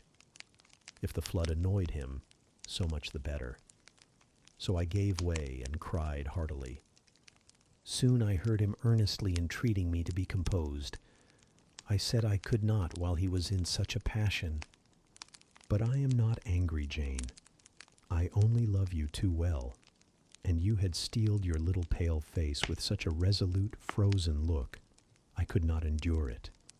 Hush now, and wipe your eyes. His softened voice announced that he was subdued. So I, in my turn, became calm. Now he made an effort to rest his head on my shoulder, but I would not permit it. Then he would draw me to him. No. "Jane, Jane," he said in such an accent of bitter sadness it thrilled along every nerve I had. "You don't love me, then? It was only my station and the rank of my wife that you valued. Now that you think me disqualified to become your husband, you recoil from my touch as if I were some toad or ape." These words cut me. Yet what could I do or I say? I ought probably to have done or said nothing, but I was so tortured by a sense of remorse at thus hurting his feelings, I could not control the wish to drop balm where I had wounded. "I do love you," I said, "more than ever. But I must not show or indulge the feeling. And this is the last time I must express it." "The last time, Jane." "What? Do you think you can live with me and see me daily, and yet, if you still love me, be always cold and distant?" "No, sir, that I am certain I could not, and therefore I see there is but one way, but you will be furious if I mention it." "Oh, mention it. If I storm, you have the art of weeping." "Mr. Rochester, I must leave you." "For how long, Jane?" "For a few minutes while you smooth your hair, which is somewhat disheveled, and bathe your face, which looks feverish?" "I must leave Adele and Thornfield. I must part with you for my whole life. I must begin a new existence among strange faces and strange scenes." "Of course. I told you you should. I pass over the madness about parting from me." "You mean you must become a part of me. As to the new existence, it is all right. You shall yet be my wife. I am not married. You shall be Mrs. Rochester, both virtually and nominally. I shall keep only to you so long as you and I live. You shall go to a place I have in the south of France, a whitewashed villa on the shores of the Mediterranean. There you shall live a happy and guarded and most innocent life. Never fear that I wish to lure you into error, to make you my mistress. Why did you shake your head? Jane, you must be reasonable, or in truth, I shall again become frantic." His voice and hand quivered. His large nostrils dilated. His eye blazed. Still, I dared to speak. "Sir, your wife is living. That is a fact acknowledged this morning by yourself. If I lived with you as you desire, I should then be your mistress. To say otherwise is sophistical, is false." "Jane, I am not a gentle-tempered man. You forget that. I am not long enduring. I am not cool and dispassionate. Out of pity to me and yourself, put your finger on my pulse, feel how it throbs and choke. Beware. He bared his wrist and offered it to me. The blood was forsaking his cheek and lips. They were growing livid. I was distressed on all hands. To agitate him thus deeply by a resistance he so abhorred was cruel. To yield was out of the question. I did what human beings do instinctively when they are driven to utter extremity. Looked for aid to one higher than man. The words, "God help me," burst involuntarily from my lips. "I am a fool," cried Mr. Rochester suddenly. "I keep telling her I am not married, and do not explain to her why. I forget she knows nothing of the character of that woman, or of the circumstances attending my infernal union with her. Oh, I am certain Jane will agree with me in opinion when she knows all that I know.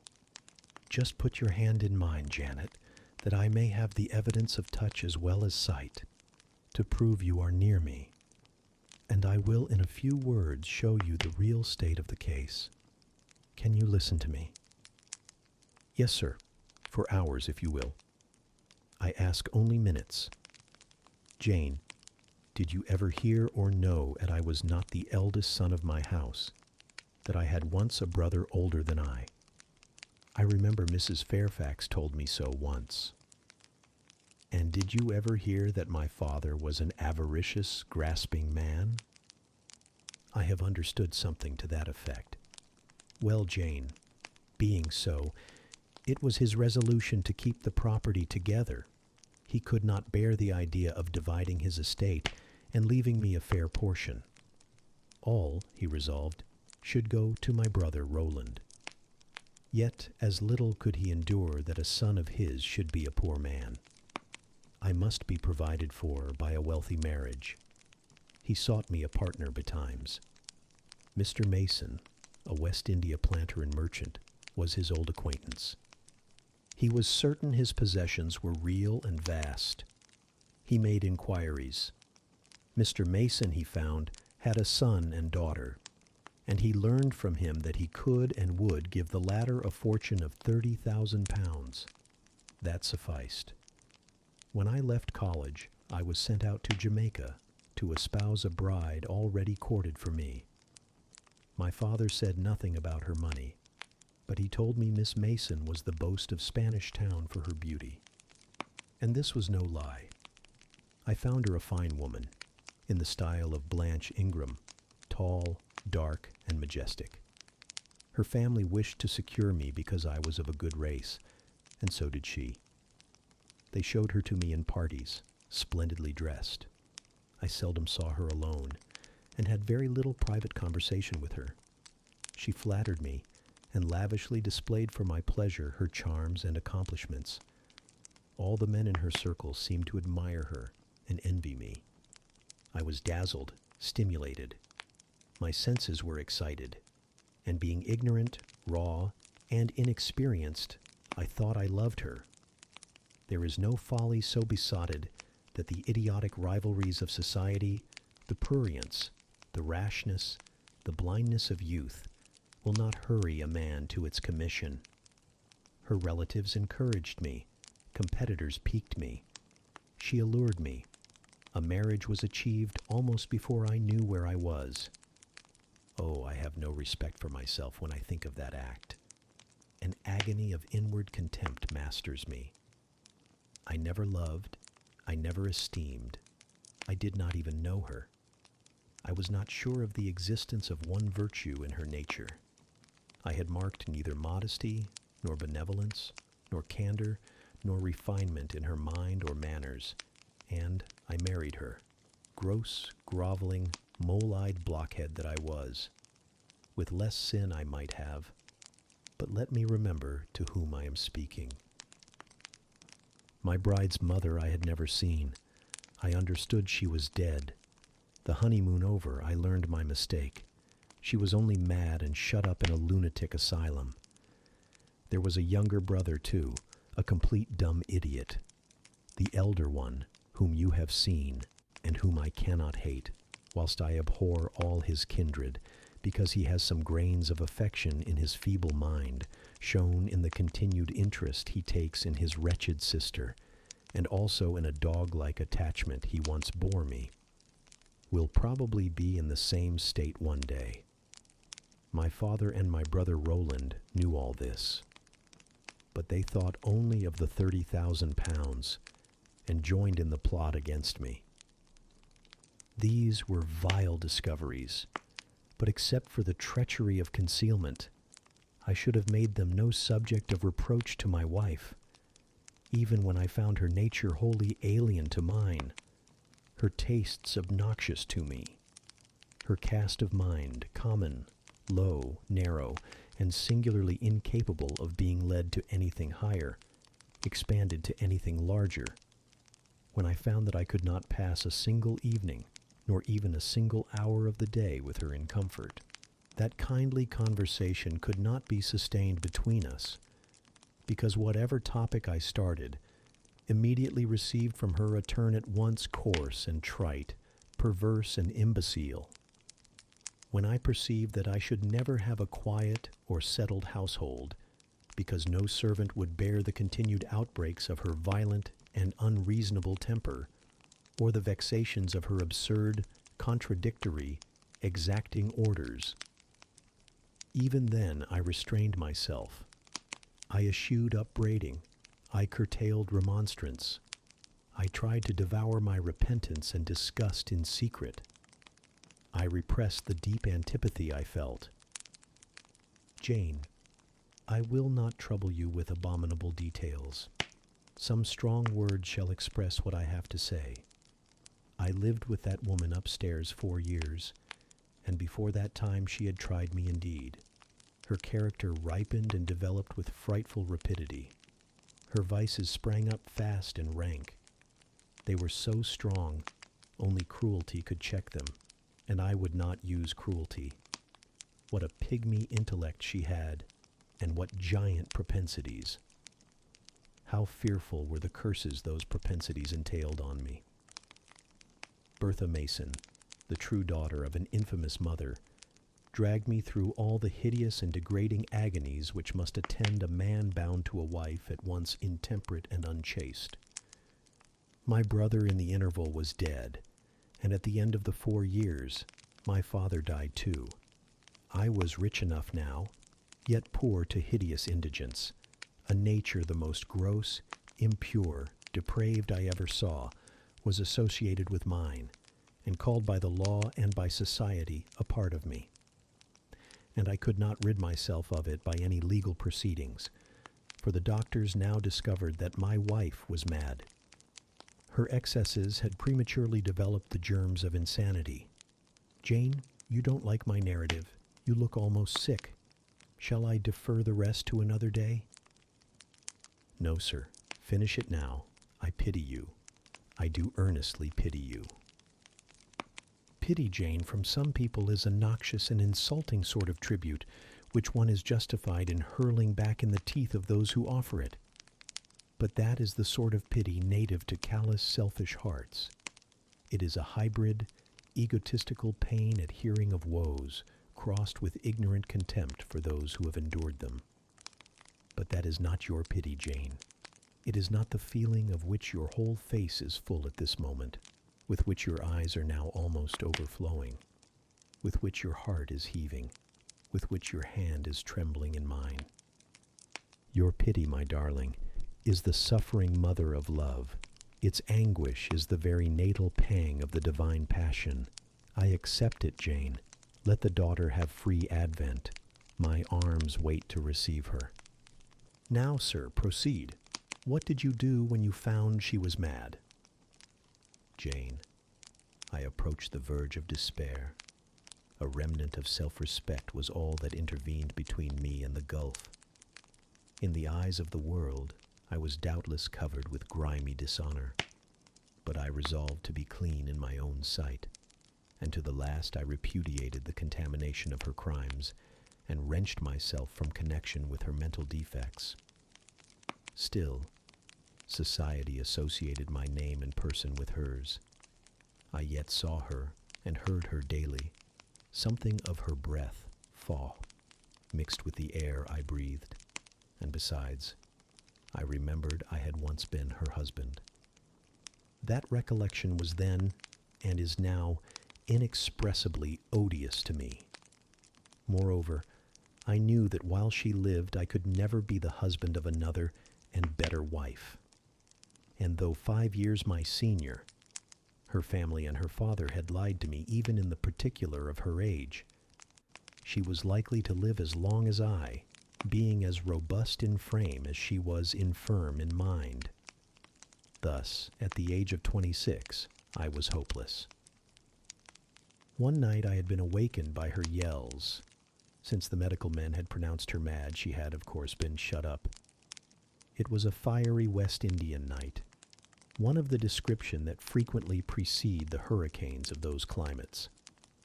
Being unable to sleep in bed, I got up and opened the window. The air was like sulfur steams. I could find no refreshment anywhere.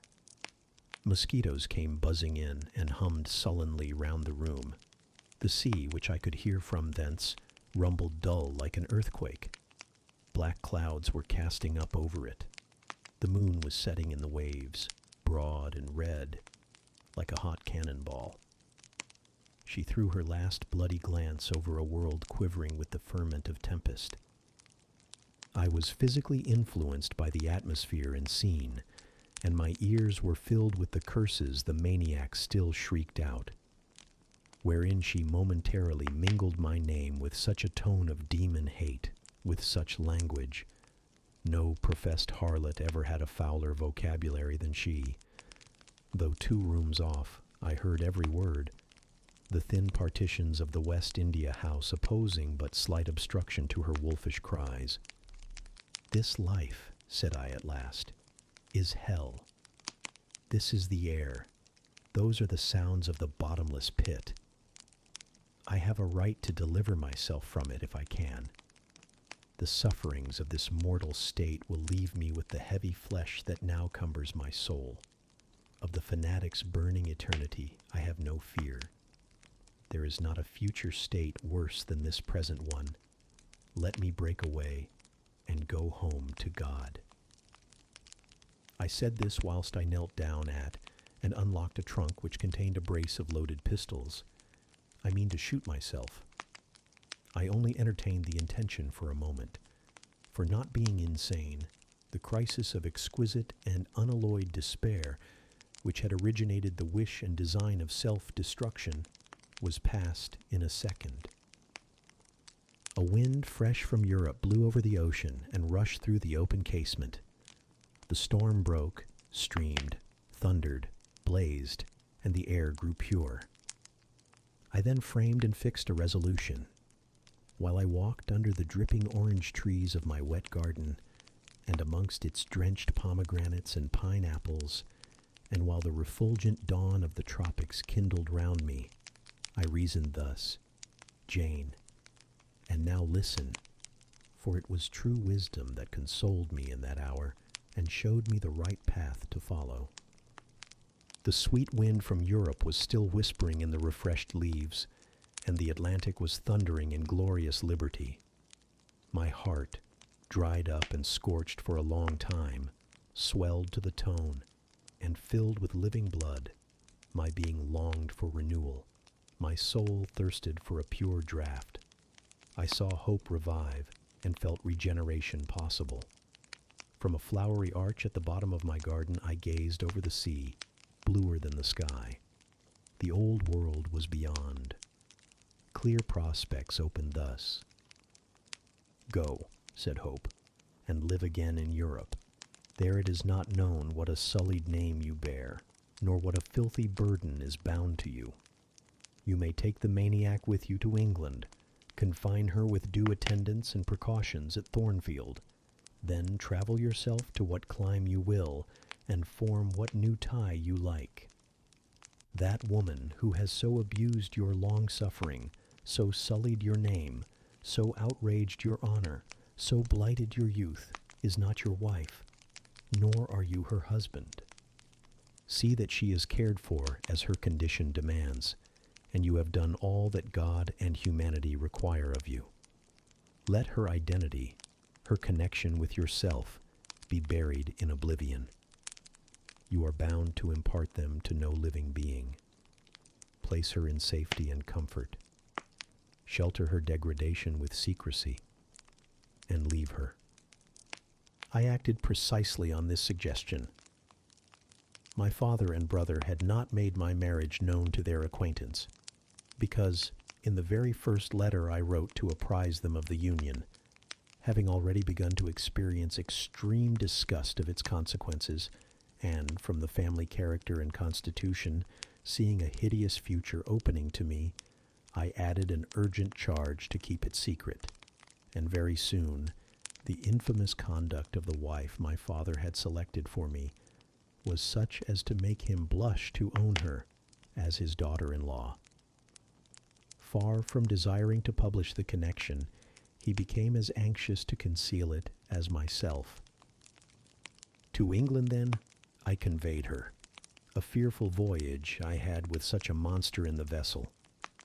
Glad was I when I at last got her to Thornfield, and saw her safely lodged in that third-story room, of whose secret inner cabinet she has now for 10 years made a wild beast's den, a goblin's cell.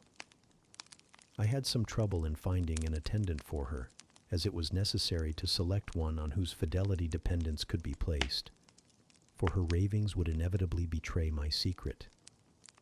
Besides, she had lucid intervals of days, sometimes weeks, which she filled up with abuse of me. At last I hired Grace Poole from the Grimsey retreat. She and the surgeon, Carter, who dressed Mason's wounds that night he was stabbed and worried, are the only two I have ever admitted to my confidence. Mrs. Fairfax may indeed have suspected something, but she could have gained no precise knowledge as to facts. Grace has, on the whole, proved a good keeper, though, owing partly to a fault of her own, of which it appears nothing can cure her, and which is incident to her harassing profession. Her vigilance has been more than once lulled and baffled. The lunatic is both cunning and malignant. She has never failed to take advantage of her guardian's temporary lapses.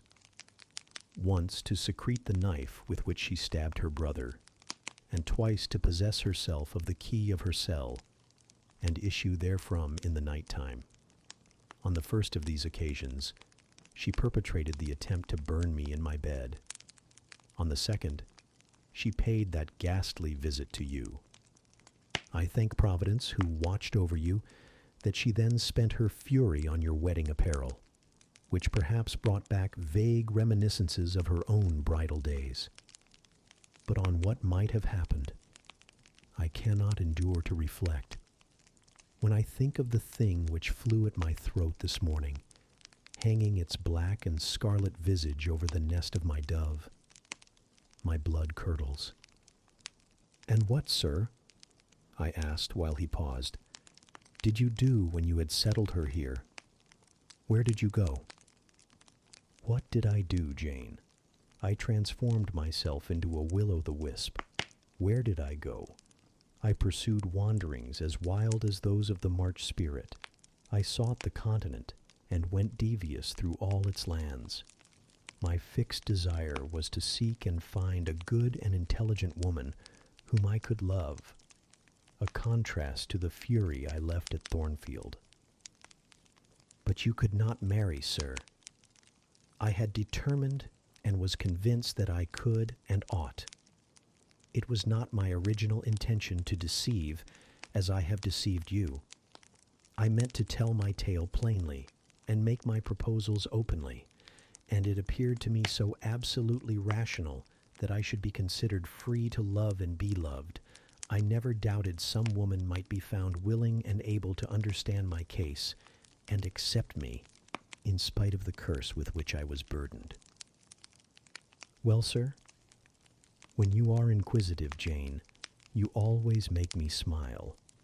You open your eyes like an eager bird, and make every now and then a restless movement, as if answers in speech did not flow fast enough for you, and you wanted to read the tablet of one's heart.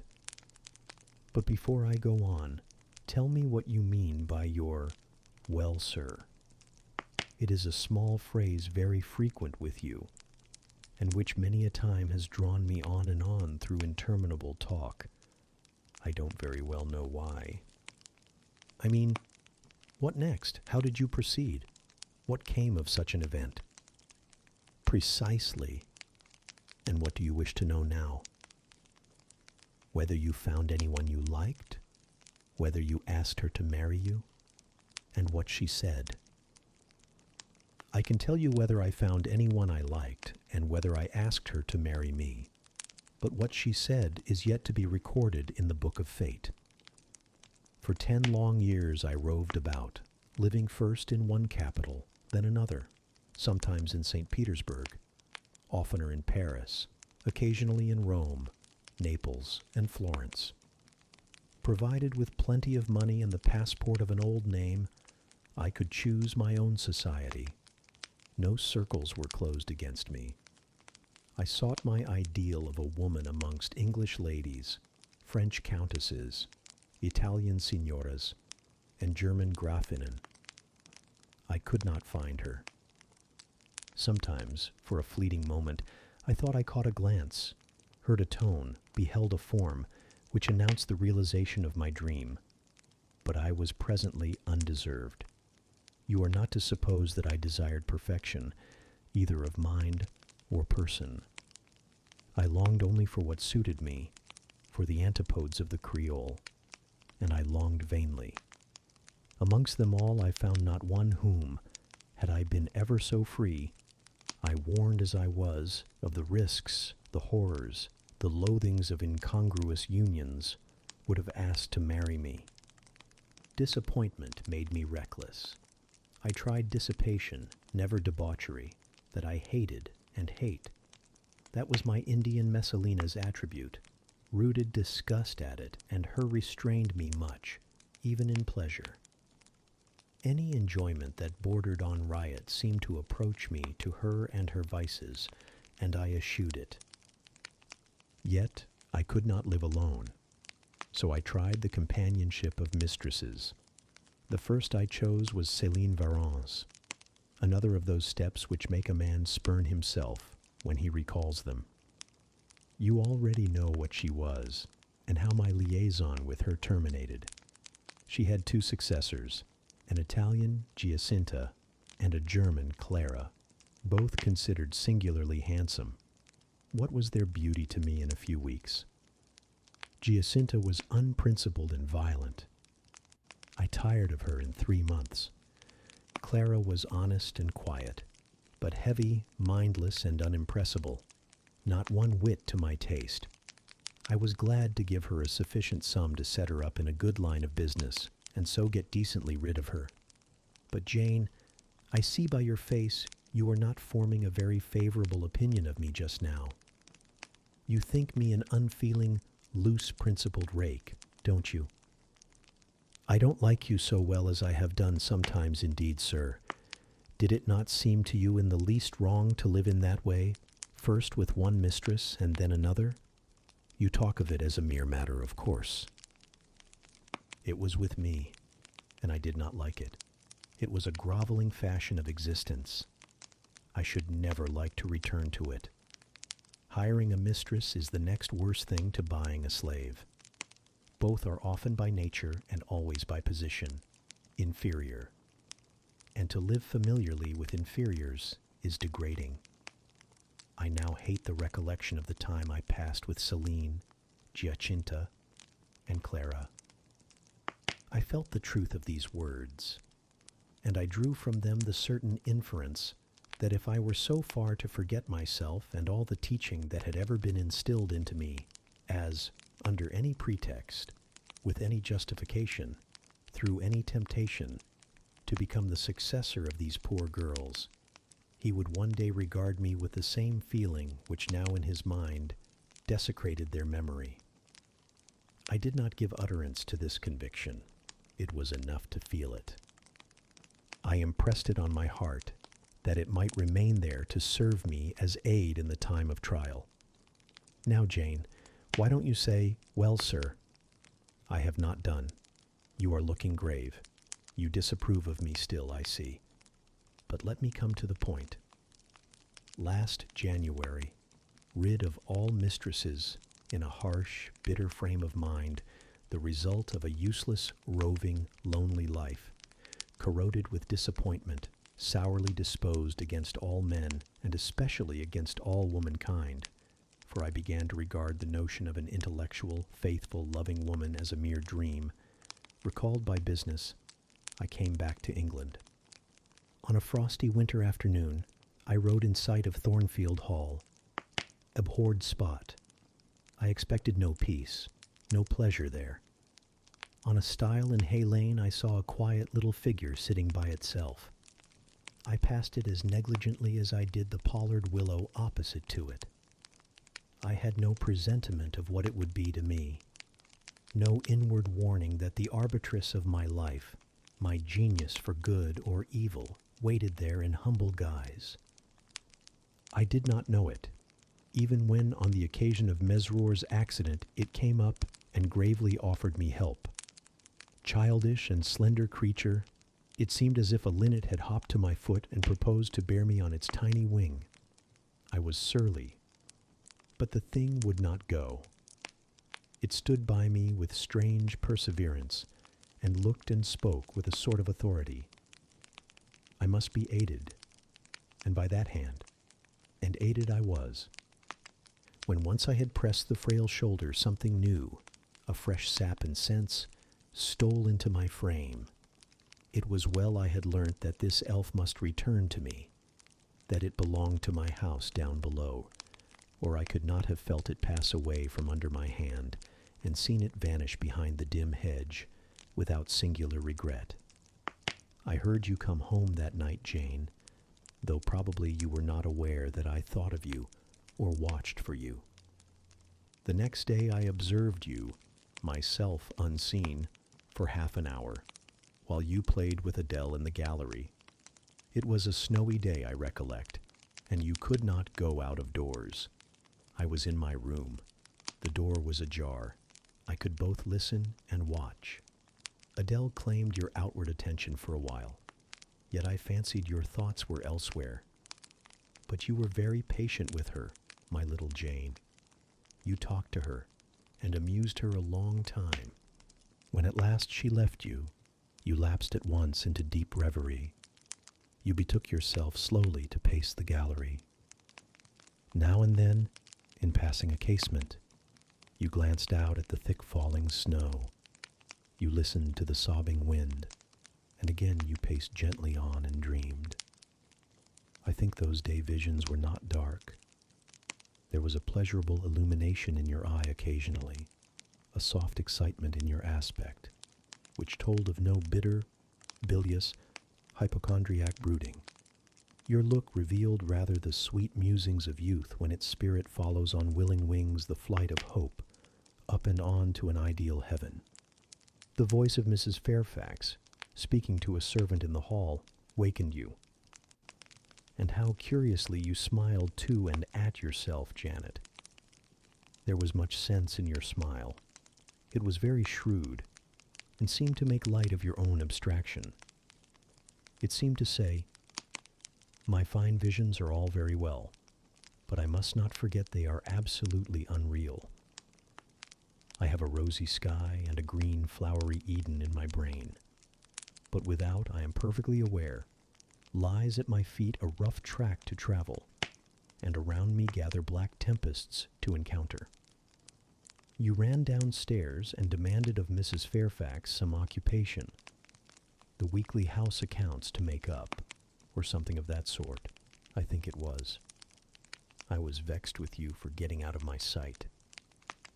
Impatiently, I waited for evening, when I might summon you to my presence. An unusual, to me, a perfectly new character I suspected was yours. I desired to search it deeper and know it better. You entered the room with a look and air at once shy and independent. You were quaintly dressed, much as you are now. I made you talk. Ere long I found you full of strange contrasts. Your garb and manner were restricted by rule. Your air was often diffident, and altogether that of one refined by nature, but absolutely unused to society, and a good deal afraid of making herself disadvantageously conspicuous by some solecism or blunder. Yet when addressed, you lifted a keen, a daring, and a glowing eye to your interlocutor's face. There was penetration and power in each glance you gave.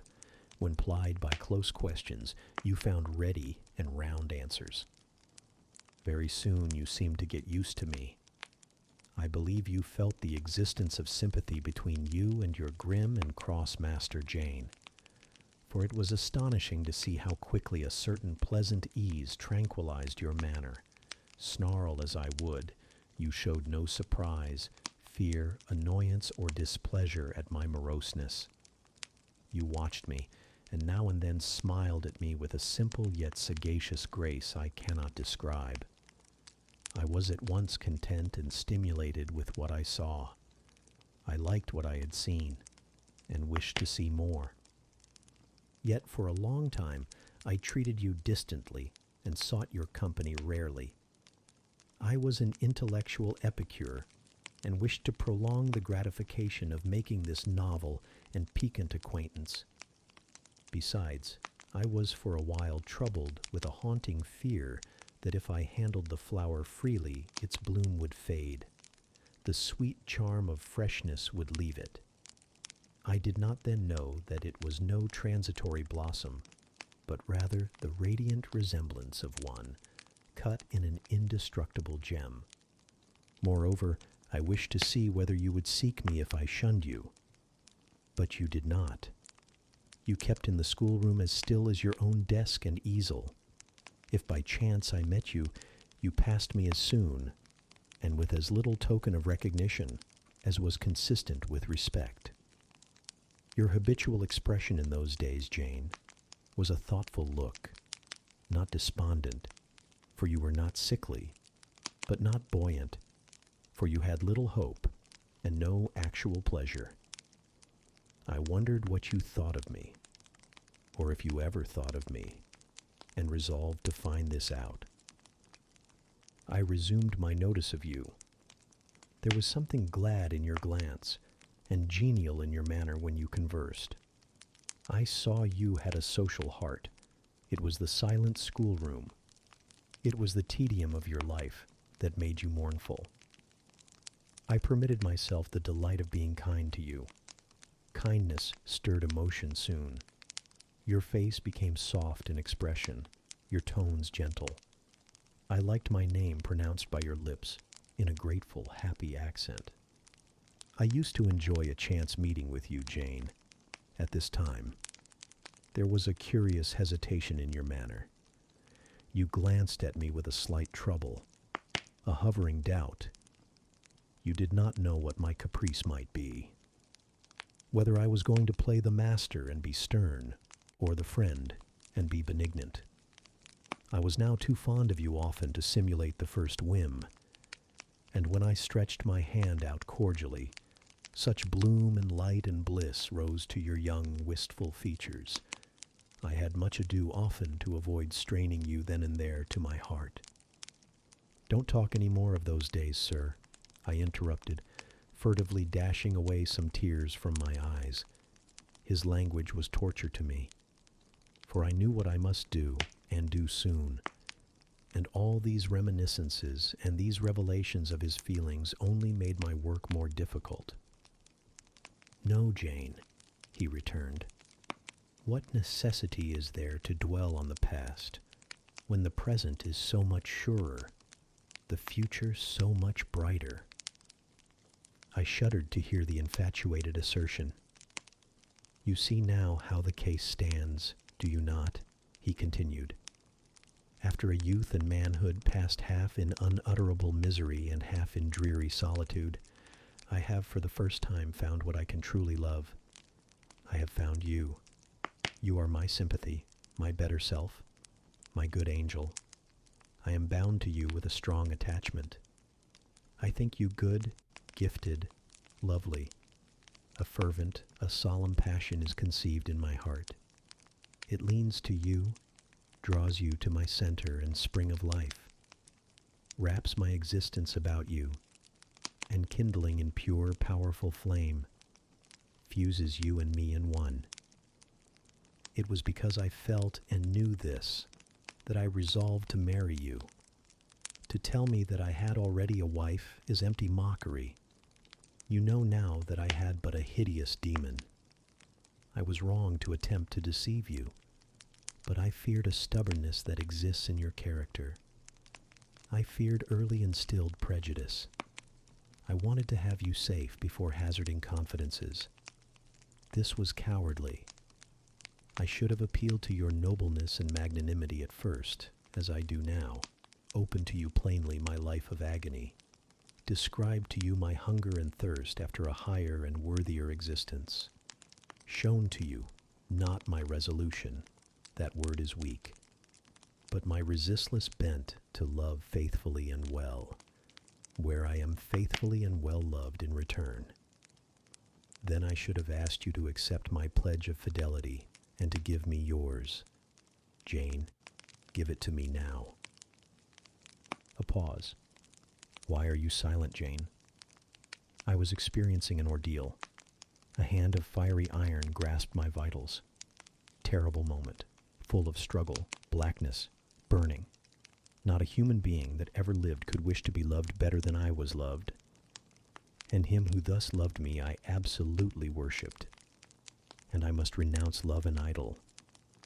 One drear word comprised my intolerable duty. Depart.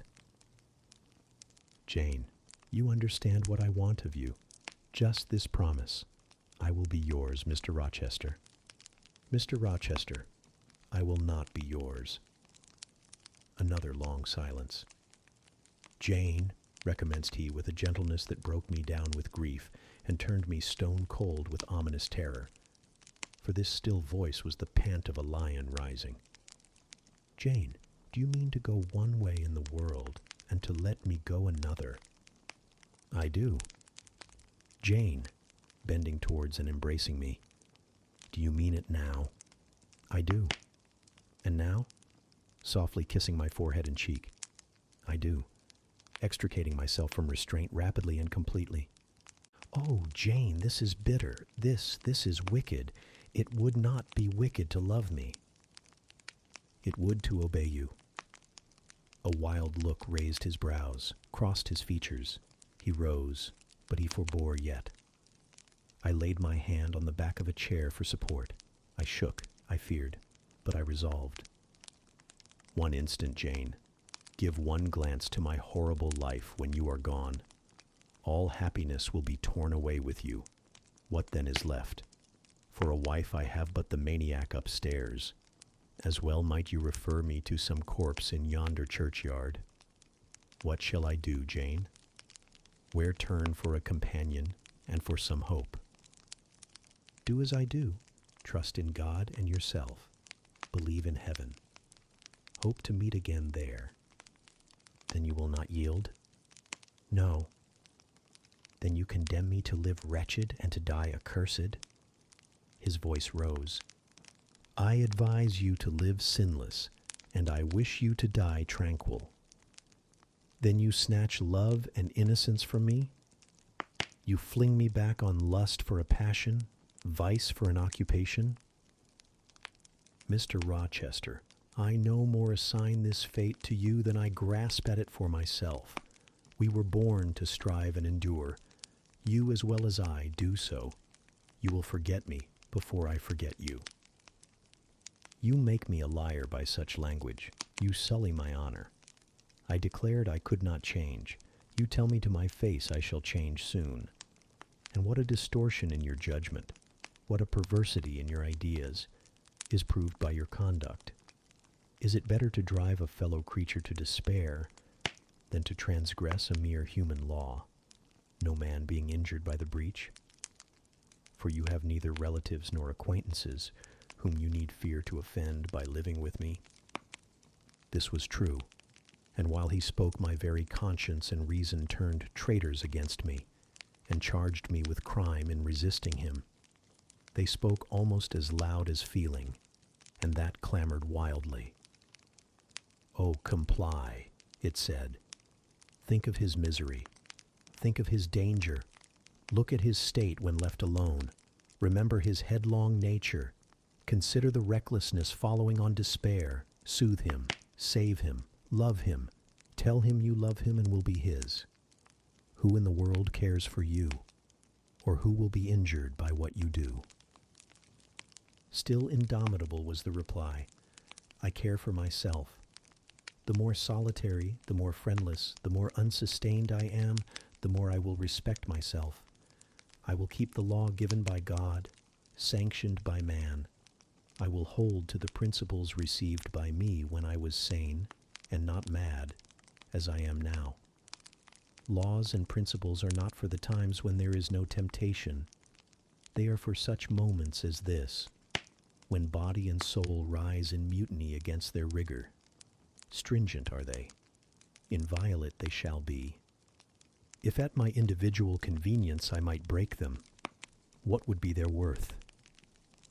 They have a worth, so I have always believed. And if I cannot believe it now, it is because I am insane, quite insane, with my veins running fire and my heart beating faster than I can count its throbs. Preconceived opinions, foregone determinations, are all I have at this hour to stand by. There I plant my foot. I did. Mr. Rochester, reading my countenance, saw I had done so. His fury was wrought to the highest. He must yield to it for a moment, whatever followed. He crossed the floor and seized my arm and grasped my waist.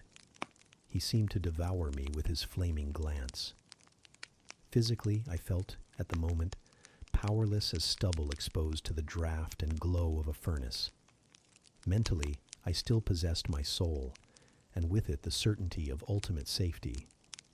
The soul, fortunately, has an interpreter, often an unconscious but still a truthful interpreter, in the eye. My eye rose to his, and while I looked in his fierce face, I gave an involuntary sigh. His gripe was painful, and my overtaxed strength almost exhausted. "Never," said he as he ground his teeth, "never was anything at once so frail and so indomitable. A mere reed she feels in my hand." And he shook me with the force of his hold. I could bend her with my finger and thumb. And what good would it do if I bent, if I uptore, if I crushed her? Consider that eye. Consider the resolute, wild, free thing looking out of it, defying me, with more than courage, with a stern triumph. Whatever I do with its cage, I cannot get at it. The savage, beautiful creature. If I tear, if I rend the slight prison, my outrage will only let the captive loose. Conqueror. I might be of the house, but the inmate would escape to heaven before I could call myself possessor of its clay dwelling place. And it is you, spirit, with will and energy and virtue and purity, that I want. Not alone your brittle frame. Of yourself, you could come with soft flight and nestle against my heart, if you would. Seized against your will, you will elude the grasp like an essence. You will vanish ere I inhale your fragrance. Oh, come, Jane, come. As he said this, he released me from his clutch and only looked at me. The look was far worse to resist than the frantic strain. Only an idiot, however, would have succumbed now. I had dared and baffled his fury. I must elude his sorrow. I retired to the door. "You are going, Jane." "I am going, sir." "You are leaving me?" "Yes." "You will not come? You will not be my comforter, my rescuer? My deep love, my wild woe, my frantic prayer are all nothing to you?" What unutterable pathos was in his voice! How hard it was to reiterate firmly, "I am going." "Jane." "Mr. Rochester, withdraw then. I consent. But remember, You leave me here in anguish. Go up to your own room. Think over all I have said, and Jane, cast a glance on my sufferings. Think of me." He turned away. He threw himself on his face on the sofa. "Oh, Jane, my hope, my love, my life," broke in anguish from his lips. Then came a deep, strong sob. I had already gained the door, but reader, I walked back as determinedly as I had retreated. I knelt down by him. I turned his face from the cushion to me. I kissed his cheek. I smoothed his hair with my hand. "God bless you, my dear master," I said. "God keep you from harm and wrong, direct you, solace you, reward you well for your past kindness to me." "Little Jane's love would have been my best reward," he answered. "Without it my heart is broken. But Jane will give me her love, yes, nobly, generously." Up the blood rushed to his face. Forth flashed the fire from his eyes. Erect he sprang. He held his arms out. But I evaded the embrace, and at once quitted the room. "Farewell," was the cry of my heart as I left him. Despair added, "Farewell forever." That night I never thought to sleep, but a slumber fell on me as soon as I lay down in bed. I was transported in thought to the scenes of childhood. I dreamt I lay in the Red Room at Gateshead, that the night was dark, and my mind impressed with strange fears. The light that long ago had struck me into syncope, recalled in this vision, seemed glidingly to mount the wall, and tremblingly to pause in the center of the obscured ceiling. I lifted up my head to look. The roof resolved to clouds, high and dim. The gleam was such as the moon imparts to vapors she is about to sever. I watched her come, watched with the strangest anticipation, as though some word of doom were to be written on her disk. She broke forth as never moon yet burst from cloud. A hand first penetrated the sable folds and waved them away. Then, not a moon, but a white human form shone in the azure, inclining a glorious brow earthward. It gazed and gazed on me. It spoke to my spirit. Immeasurably distant was the tone, yet so near it whispered in my heart, "My daughter, flee temptation. Mother, I will." So I answered after I had waked from the trance-like dream. It was yet night, but July nights are short.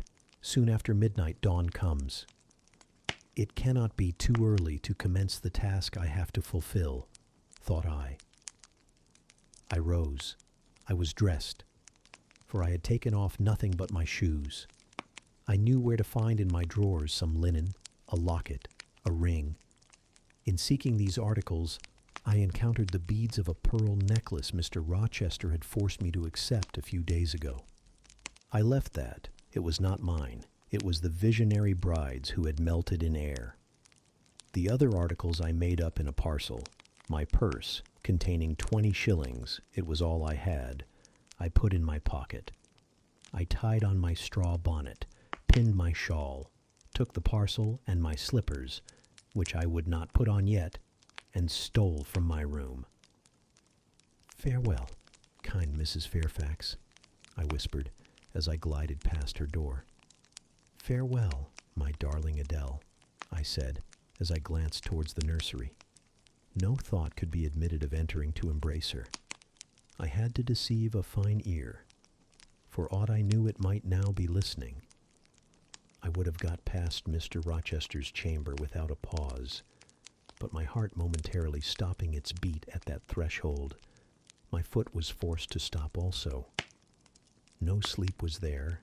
The inmate was walking restlessly from wall to wall, and again he sighed while I listened. There was a heaven, a temporary heaven, in this room for me if I chose.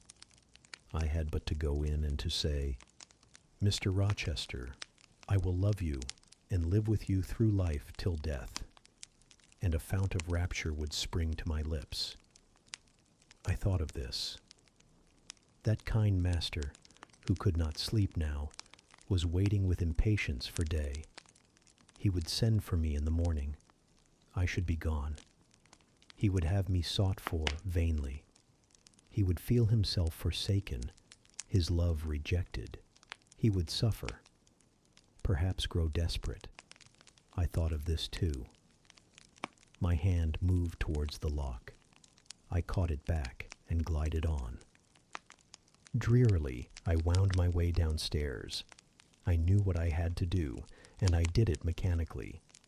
I sought the key of the side door in the kitchen. I sought, too, a phial of oil and a feather. I oiled the key and the lock. I got some water.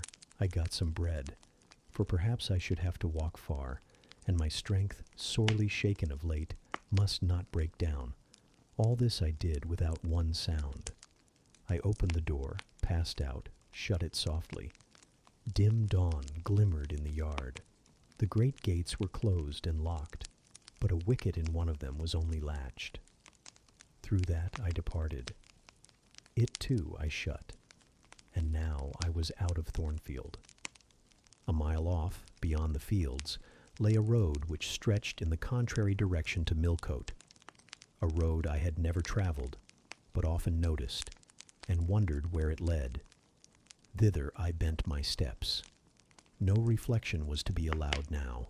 Not one glance was to be cast back, not even one forward.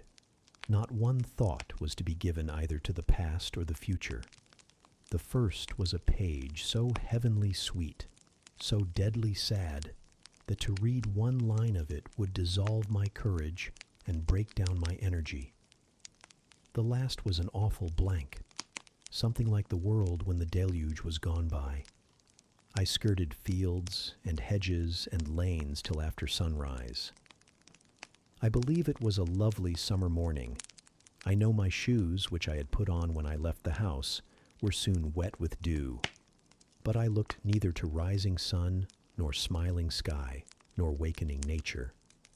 He who is taken out to pass through a fair scene to the scaffold thinks not of the flowers that smile on his road, but of the block and axe edge, of the disseverment of bone and vein, of the grave gaping at the end.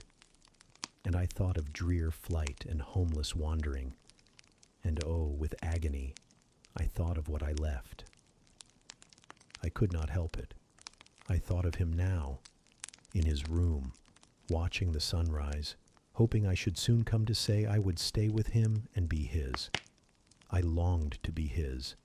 I panted to return. It was not too late. I could yet spare him the bitter pang of bereavement. As yet my flight, I was sure, was undiscovered. I could go back and be his comforter, his pride, his redeemer from misery, perhaps from ruin. Oh, that fear of his self-abandonment, far worse than my abandonment, how it goaded me. It was a barbed arrowhead in my breast. It tore me when I tried to extract it. It sickened me when remembrance thrust it farther in. Birds began singing in brake and copse. Birds were faithful to their mates. Birds were emblems of love. What was I? In the midst of my pain of heart and frantic effort of principle, I abhorred myself. I had no solace from self-approbation, none even from self-respect. I had injured, wounded, left my master. I was hateful in my own eyes. Still I could not turn, nor retrace one step. God must have led me on. As to my own will or conscience, impassioned grief had trampled one and stifled the other. I was weeping wildly as I walked along my solitary way. Fast, fast I went like one delirious. A weakness, beginning inwardly, extending to the limbs, seized me, and I fell. I lay on the ground some minutes, pressing my face to the wet turf. I had some fear, or hope, that here I should die, but I was soon up, crawling forwards on my hands and knees, and then again raised to my feet, as eager and as determined as ever to reach the road. When I got there, I was forced to sit to rest me under the hedge, and while I sat, I heard wheels, and saw a coach come on. I stood up and lifted my hand. It stopped. I asked where it was going. The driver named a place a long way off, and where I was sure Mr. Rochester had no connections. I asked for what sum he would take me there. He said 30 shillings. I answered I had but 20. Well, he would try to make it do. He further gave me leave to get into the inside, as the vehicle was empty. I entered, was shut in, and it rolled on its way. Gentle reader, may you never feel what I then felt. May your eyes never shed such stormy, scalding, heart-wrung tears as poured from mine. May you never appeal to heaven in prayers so hopeless and so agonized as in that hour left my lips. For never may you, like me, dread to be the instrument of evil to what you wholly love. Chapter 28. 2 days are past. It is a summer evening. The coachman has set me down at a place called Whitcross. He could take me no farther for the sum I had given, and I was not possessed of another shilling in the world. The coach is a mile off by this time. I am alone. At this moment, I discovered that I forgot to take my parcel out of the pocket of the coach, where I had placed it for safety. There it remains, there it must remain, and now I am absolutely destitute. Whitcross is no town, nor even a hamlet. It is but a stone pillar set up where 4 roads meet, whitewashed, I suppose, to be more obvious at a distance and in darkness. 4 arms spring from its summit. The nearest town to which these point is, according to the inscription, distant 10 miles. The farthest above 20. From the well-known names of these towns, I learn in what county I have lighted. A North Midland shire, dusk with moorland, ridged with mountain, this I see. There are great moors behind and on each hand of me. There are waves of mountains far beyond that deep valley at my feet. The population here must be thin, and I see no passengers on these roads. They stretch out east, west, north, and south, white, broad, lonely. They are all cut in the moor, and the heather grows deep and wild to their very verge. Yet a chance traveler might pass by, and I wish no eye to see me now. Strangers would wonder what I am doing, lingering here at the signpost, evidently objectless and lost. I might be questioned. I could give no answer but what would sound incredible and excite suspicion. Not a tie holds me to human society at this moment. Not a charm or hope calls me where my fellow creatures are. None that saw me would have a kind thought or a good wish for me. I have no relative but the universal mother, Nature. I will seek her breast and ask repose. I struck straight into the heath. I held on to a hollow I saw deeply furrowing the brown moorside. I waded knee-deep in its dark growth. I turned with its turnings, and finding a moss-blackened granite crag in a hidden angle, I sat down under it. High banks of moor were about me. The crag protected my head. The sky was over that. Some time passed before I felt tranquil even here. I had a vague dread that wild cattle might be near, or that some sportsman or poacher might discover me. If a gust of wind swept the waste, I looked up, fearing it was the rush of a bull. If a plover whistled, I imagined it a man. Finding my apprehensions unfounded, however, and calmed by the deep silence that reigned as evening declined at nightfall, I took confidence. As yet I had not thought. I had only listened, watched, dreaded. Now I regained the faculty of reflection. What was I to do? Where to go? Oh, intolerable questions, when I could do nothing and go nowhere. When a long way must yet be measured by my weary, trembling limbs before I could reach human habitation, when cold charity must be entreated before I could get a lodging, Reluctant sympathy importuned, almost certain repulse incurred, before my tale could be listened to, or one of my wants relieved. I touched the heath. It was dry and yet warm with the beat of the summer day. I looked at the sky. It was pure. A kindly star twinkled just above the chasm ridge. The dew fell, but with propitious softness. No breeze whispered. Nature seemed to me benign and good. I thought she loved me, outcast as I was. And I, who from man could anticipate only mistrust, rejection, insult, clung to her with filial fondness. Tonight, at least, I would be her guest, as I was her child. My mother would lodge me without money and without price. I had one morsel of bread yet, the remnant of a roll I had bought in a town we passed through at noon with a stray penny, my last coin. I saw ripe bilberries gleaming here and there, like jet beads in the heath. I gathered a handful and ate them with the bread. My hunger, sharp before, was, if not satisfied, appeased by this hermit's meal. I said my evening prayers at its conclusion, and then chose my couch. Beside the crag, the heath was very deep. When I lay down, my feet were buried in it. Rising high on each side, it left only a narrow space for the night air to invade. I folded my shawl double and spread it over me for a coverlet. A low, mossy swell was my pillow. Thus lodged, I was not, at least, at the commencement of the night, cold. My rest might have been blissful enough, only a sad heart broke it. It plained of its gaping wounds, its inward bleeding, its riven cords. It trembled for Mr. Rochester and his doom. It bemoaned him with bitter pity. It demanded him with ceaseless longing. And, impotent as a bird with both wings broken, it still quivered its shattered pinions in vain attempts to seek him.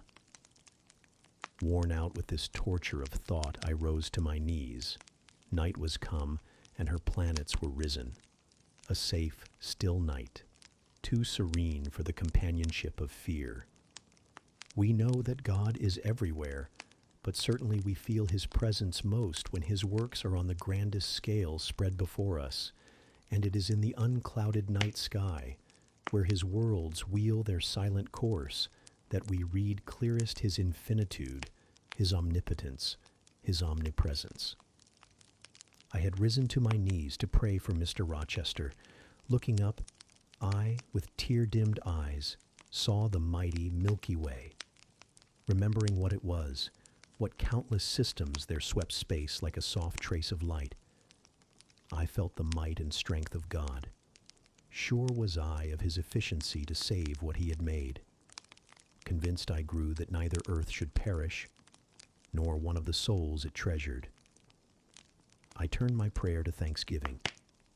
The source of life was also the savior of spirits. Mr. Rochester was safe, he was God's, and by God would he be guarded. I again nestled to the breast of the hill, and ere long in sleep forgot sorrow.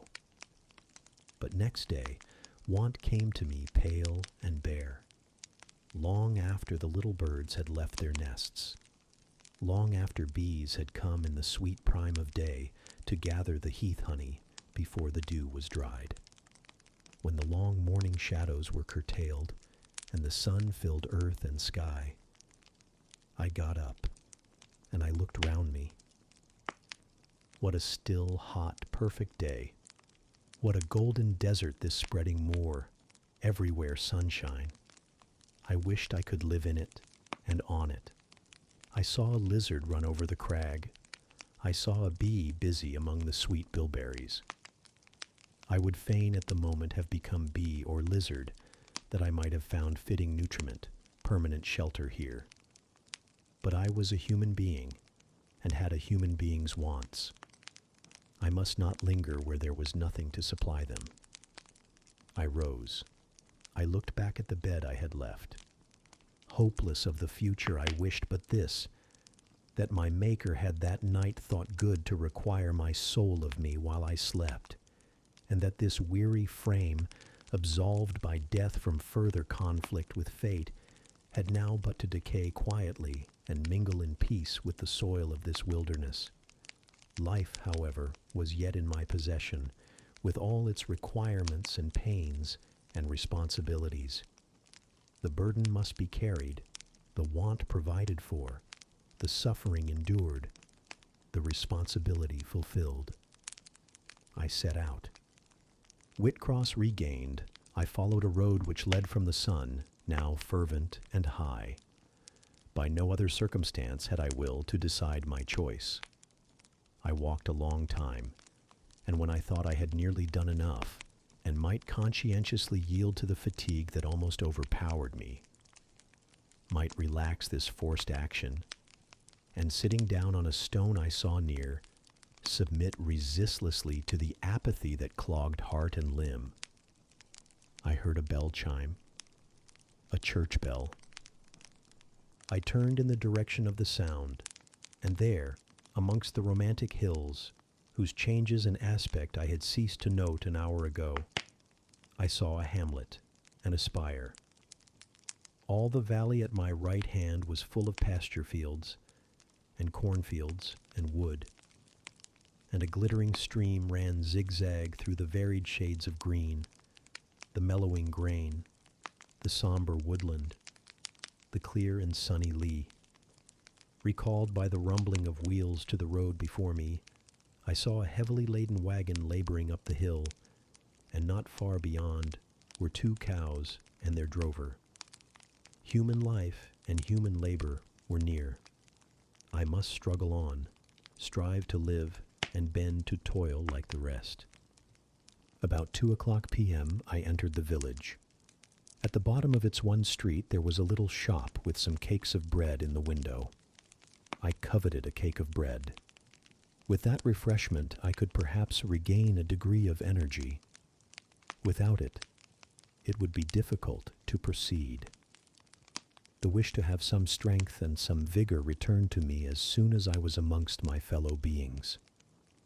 I felt it would be degrading to faint with hunger on the causeway of a hamlet. Had I nothing about me I could offer in exchange for one of these rolls? I considered. I had a small silk handkerchief tied round my throat. I had my gloves. I could hardly tell how men and women in extremities of destitution proceeded. I did not know whether either of these articles would be accepted. Probably they would not. But I must try. I entered the shop. A woman was there. Seeing a respectably dressed person, a lady as she supposed, she came forward with civility. How could she serve me? I was seized with shame. My tongue would not utter the request I had prepared. I dared not offer her the half-worn gloves, the creased handkerchief. Besides, I felt it would be absurd. I only begged permission to sit down a moment, as I was tired. Disappointed in the expectation of a customer, she coolly acceded to my request. She pointed to a seat. I sank into it. I felt sorely urged to weep, but conscious how unseasonable such a manifestation would be, I restrained it.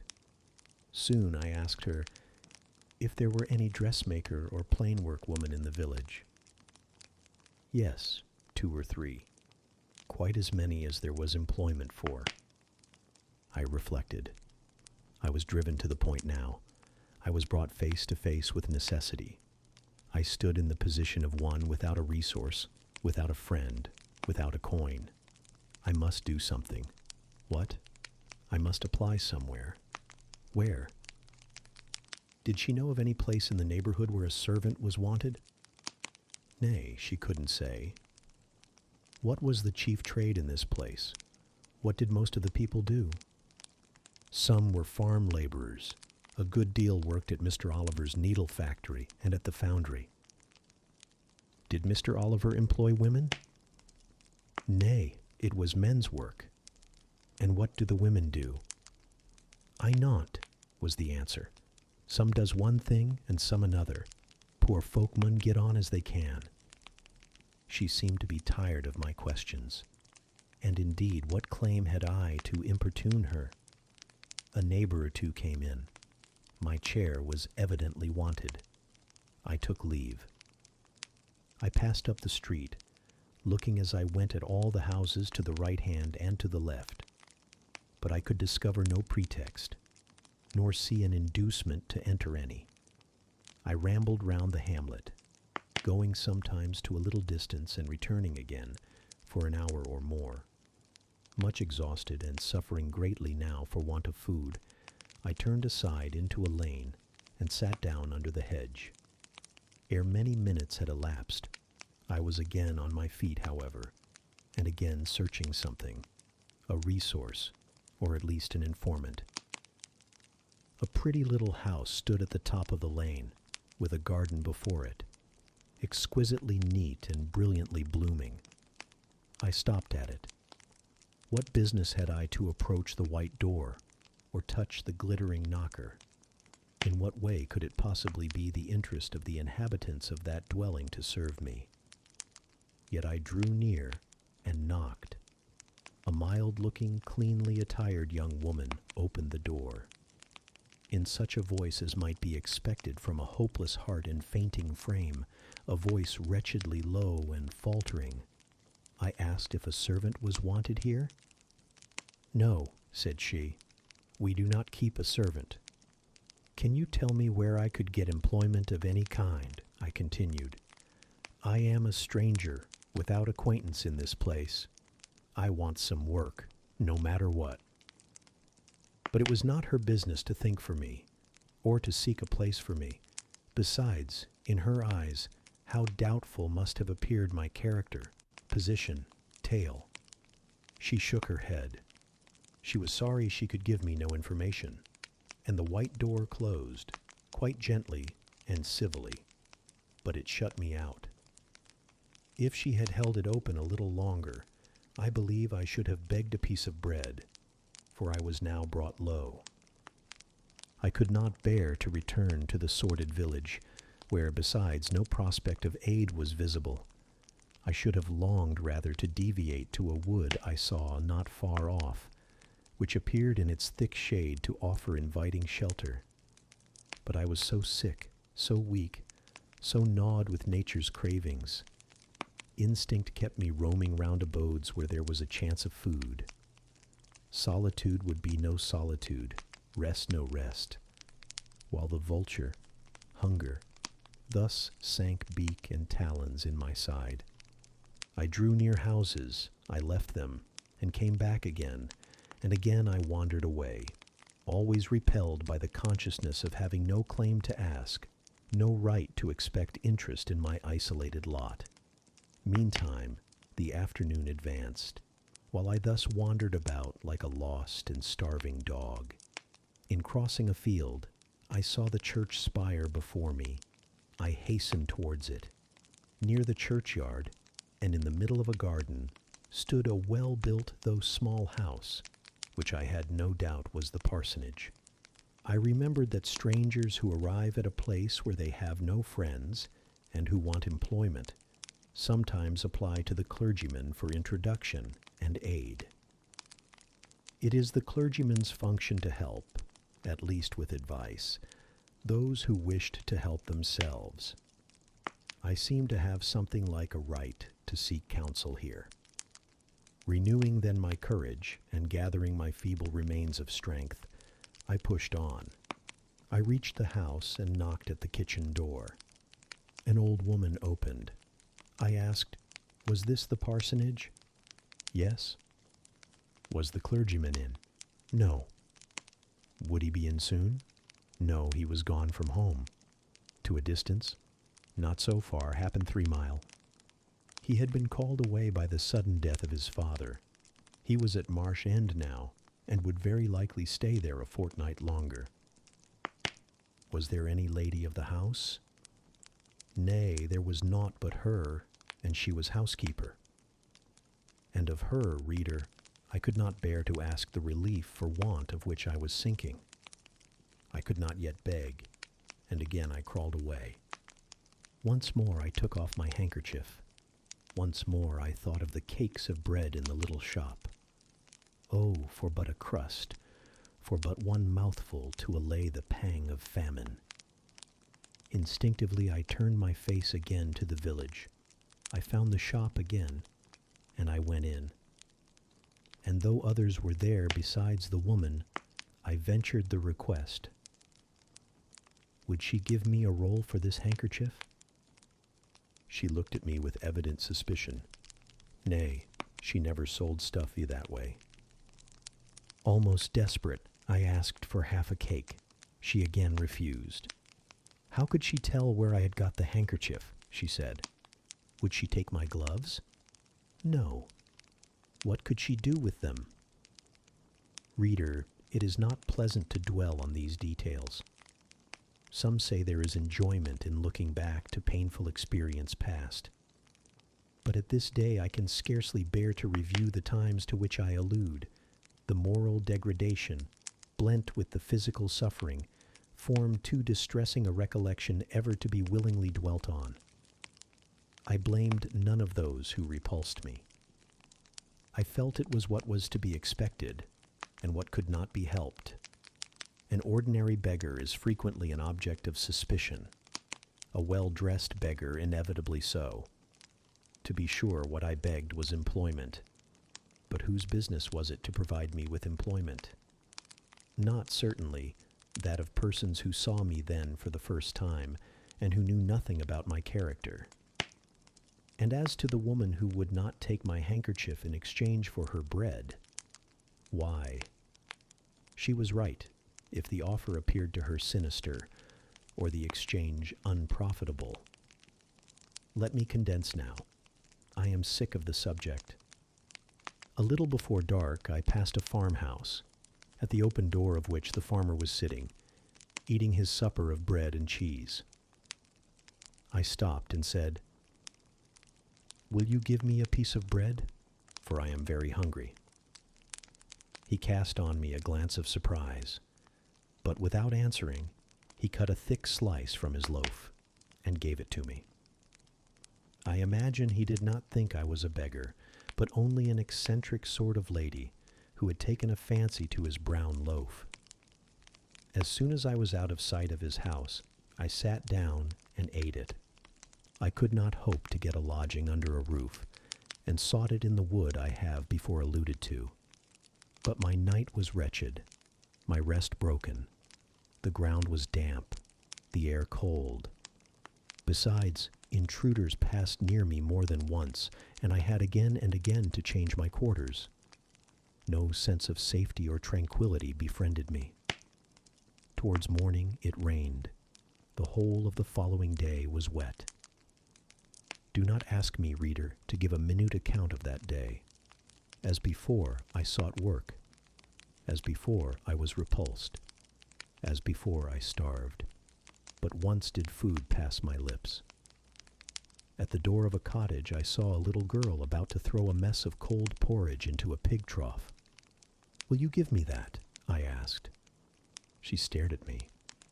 "Mother," she exclaimed, "there is a woman wants me to give her these porridge." "Well, lass," replied a voice within, "give it her if she's a beggar. T-Pig doesn't want it." The girl emptied the stiffened mold into my hand, and I devoured it ravenously. As the wet twilight deepened, I stopped in a solitary bridle path, which I had been pursuing an hour or more. "My strength is quite failing me," I said in a soliloquy. "I feel I cannot go much farther. Shall I be an outcast again this night? While the rain descends so, must I lay my head on the cold, drenched ground?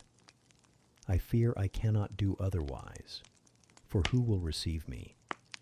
But it will be very dreadful, with this feeling of hunger, faintness, chill, and this sense of desolation, this total prostration of hope. In all likelihood, though, I should die before morning.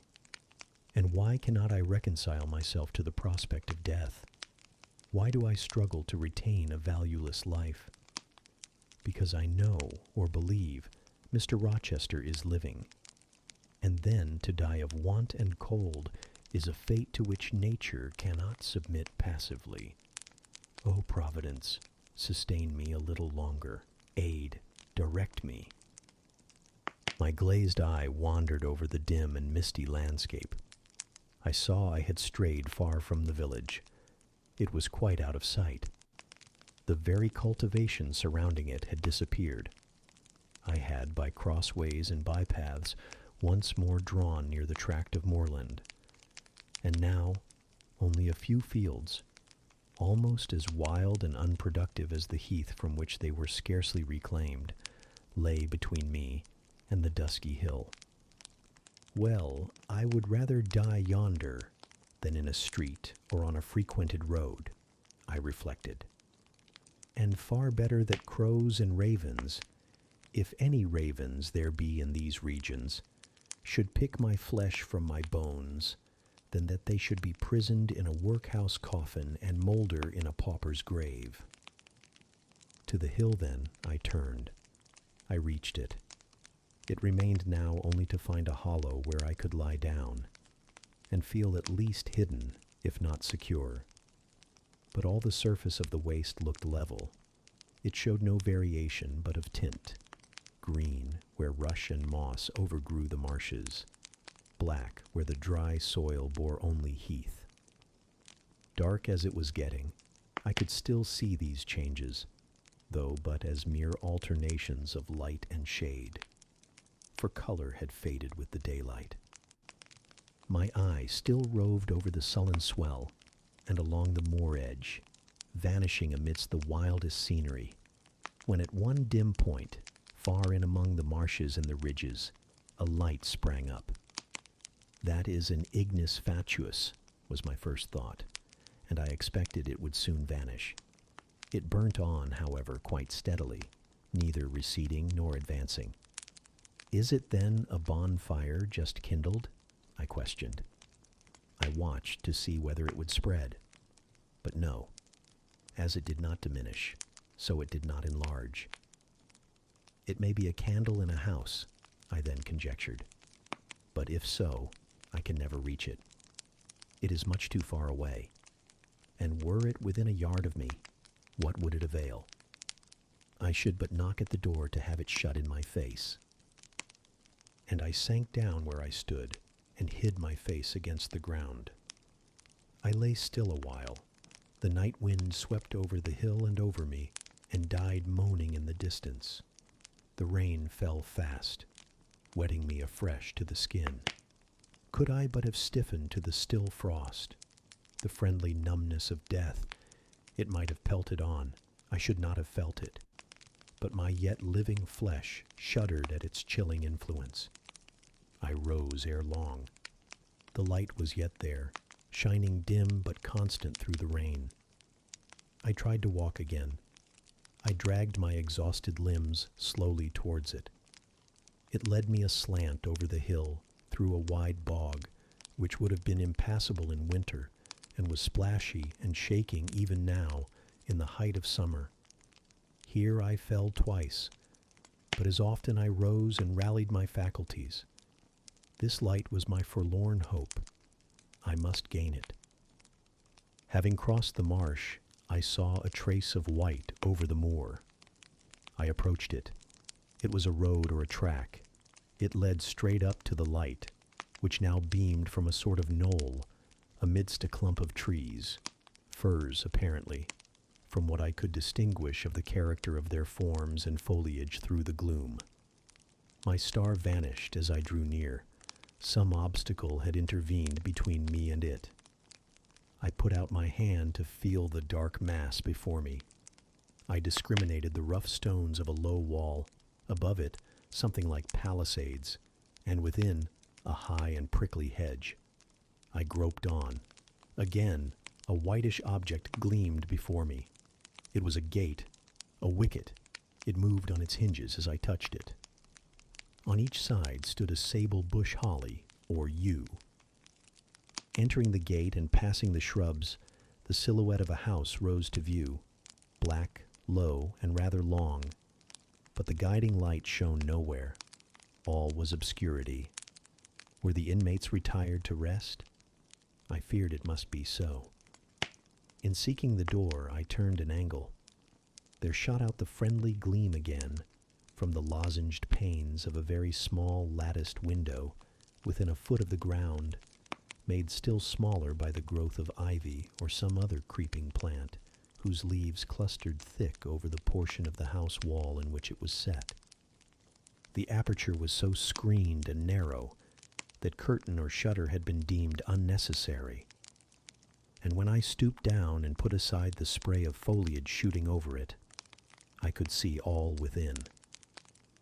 I could see clearly a room with a sanded floor, clean scoured, a dresser of walnut with pewter plates ranged in rows, reflecting the redness and radiance of a glowing peat fire. I could see a clock, a white deal table, some chairs. The candle, whose ray had been my beacon, burnt on the table, and by its light an elderly woman, somewhat rough-looking but scrupulously clean, like all about her, was knitting a stocking. I noticed these objects cursorily only. In them there was nothing extraordinary. A group of more interest appeared near the hearth, sitting still amidst the rosy peace and warmth suffusing it. Two young, graceful women, ladies in every point, sat, one in a low rocking chair, the other on a lower stool. Both wore deep mourning of crepe and bombazine, which somber garb singularly set off very fair necks and faces. A large old pointer dog rested its massive head on the knee of one girl. In the lap of the other was cushioned a black cat. A strange place was this humble kitchen for such occupants. Who were they? They could not be the daughters of the elderly person at the table, for she looked like a rustic, and they were all delicacy and cultivation. I had nowhere seen such faces as theirs. And yet, as I gazed on them, I seemed intimate with every lineament. I cannot call them handsome. They were too pale and grave for the word. As they each bent over a book, they looked thoughtful almost to severity. A stand between them supported a second candle and two great volumes, to which they frequently referred, comparing them seemingly with the smaller books they held in their hands, like people consulting a dictionary to aid them in the task of translation. This scene was as silent as if all the figures had been shadows and the fire-lit apartment a picture. So hushed was it, I could hear the cinders fall from the grate, the clock tick in its obscure corner, and I even fancied I could distinguish the click-click of the woman's knitting needles. When therefore a voice broke the strange stillness at last, it was audible enough to me. "Listen, Diana," said one of the absorbed students. "Franz and old Daniel are together in the night time, and Franz is telling a dream from which he has awakened in terror. Listen." And in a low voice she read something, of which not one word was intelligible to me, for it was in an unknown tongue, neither French nor Latin. Whether it were Greek or German I could not tell. "That is strong," she said when she had finished. "I relish it." The other girl, who had lifted her head to listen to her sister, repeated, while she gazed at the fire, a line of what had been read. At a later day, I knew the language and the book, therefore I will here quote the line. Though when I first heard it, it was only like a stroke on sounding brass to me, conveying no meaning. Da trat hervor einer, anzusehen wie die Sternennacht. "Good, good," she exclaimed, while her dark and deep eyes sparkled. "There you have a dim and mighty archangel fitly set before you. The line is worth 100 pages of fustian. Ich wage die Gedanken in der Schale meines Zornes und die Werke mit dem Gewichte meines Grimms. I like it." Both were again silent. "Is there any country where they talk that way?" asked the old woman, looking up from her knitting. Yes, Hannah, a far larger country than England, where they talk in no other way. Well, for sure case, I not how they can understand to one t'other. And if either of ye went there, ye could tell what they said, I guess. We could probably tell something of what they said, but not all. For we are not as clever as you think us, Hannah. We don't speak German, and we cannot read it without a dictionary to help us. And what good does it do you? We mean to teach it some time, or at least the elements as they say, and then we shall get more money than we do now. Very like, but give o'er studying. Ye've done enough for tonight. I think we have. At least I'm tired. Merry, are you? Mortally. After all, it's tough work fagging away at a language with no master but a lexicon. It is, especially such a language as this crabbed but glorious Deutsch. I wonder when St. John will come home. Surely he will not be long now. It is just 10.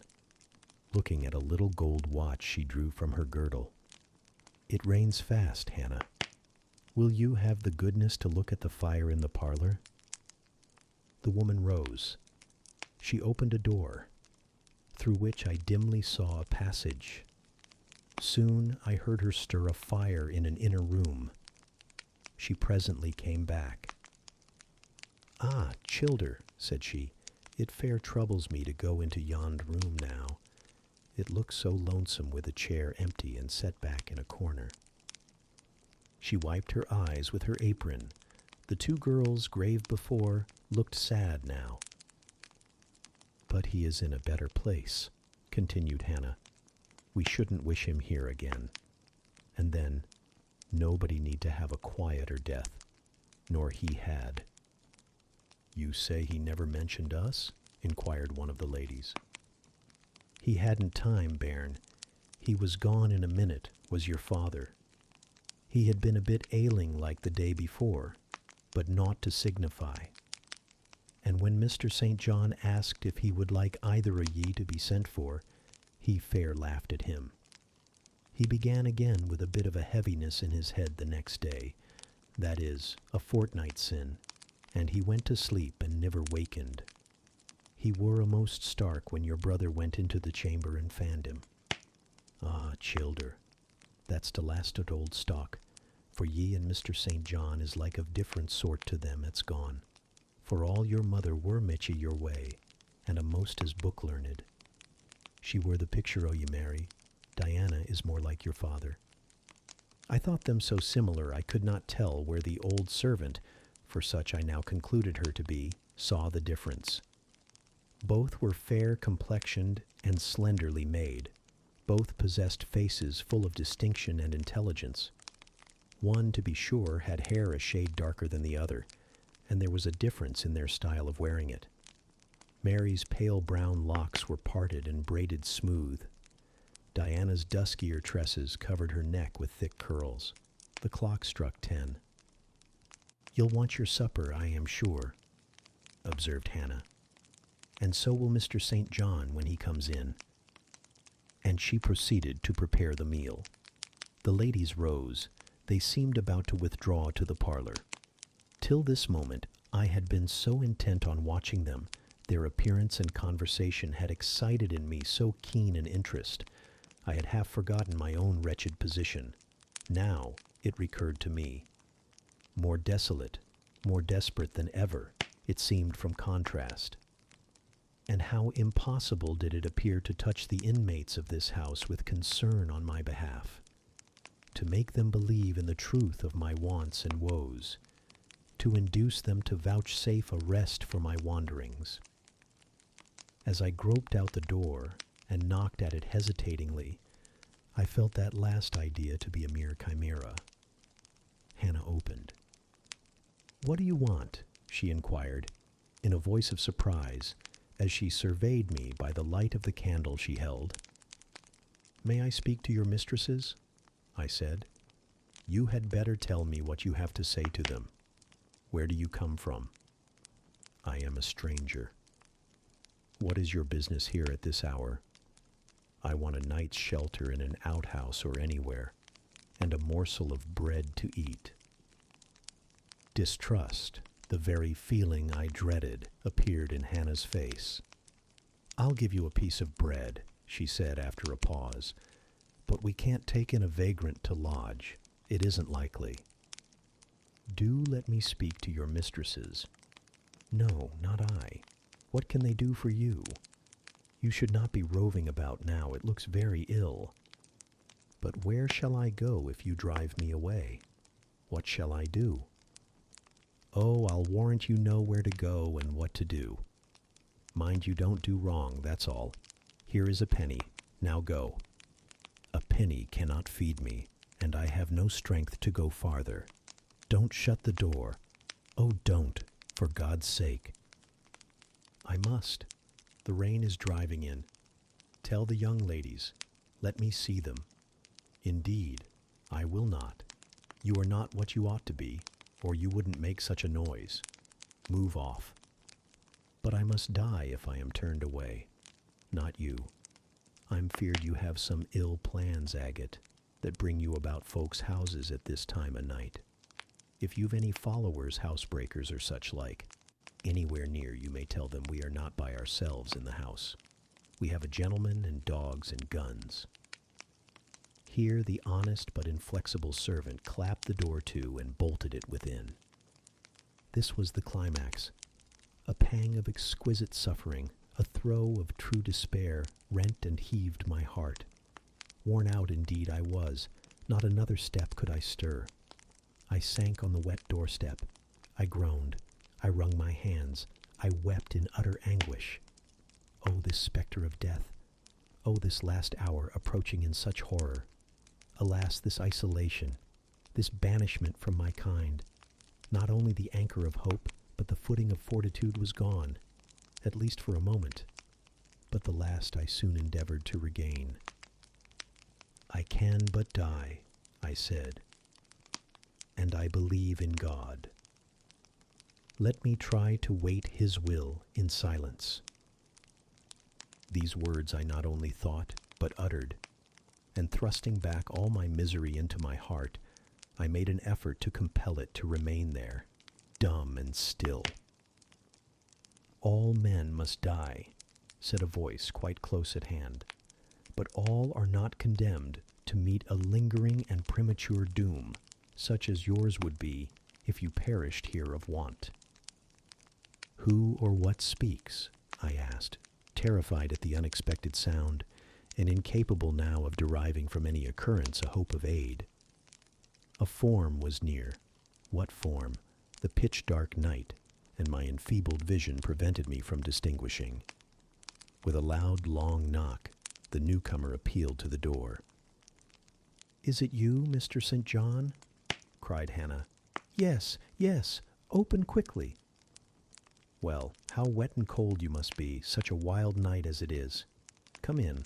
Your sisters are quite uneasy about you, and I believe there are bad folks about. There has been a beggar woman. I declare she is not gone yet. Laid down there. Get up. For shame, move off, I say." "Hush, Hannah.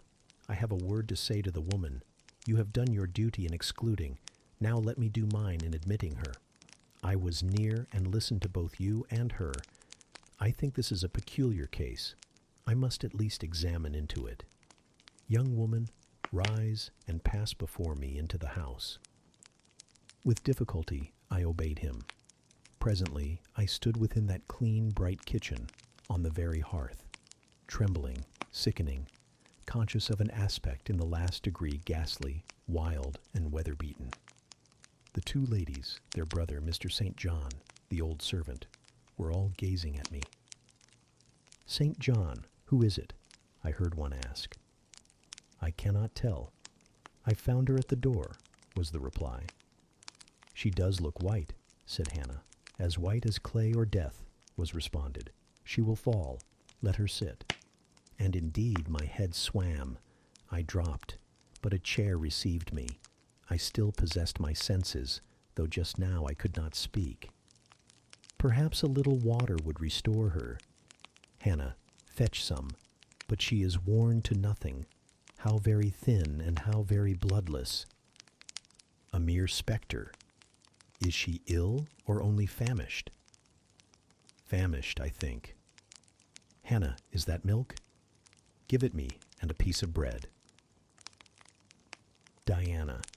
I knew her by the long curls which I saw drooping between me and the fire as she bent over me, broke some bread, dipped it in milk, and put it to my lips. Her face was near mine.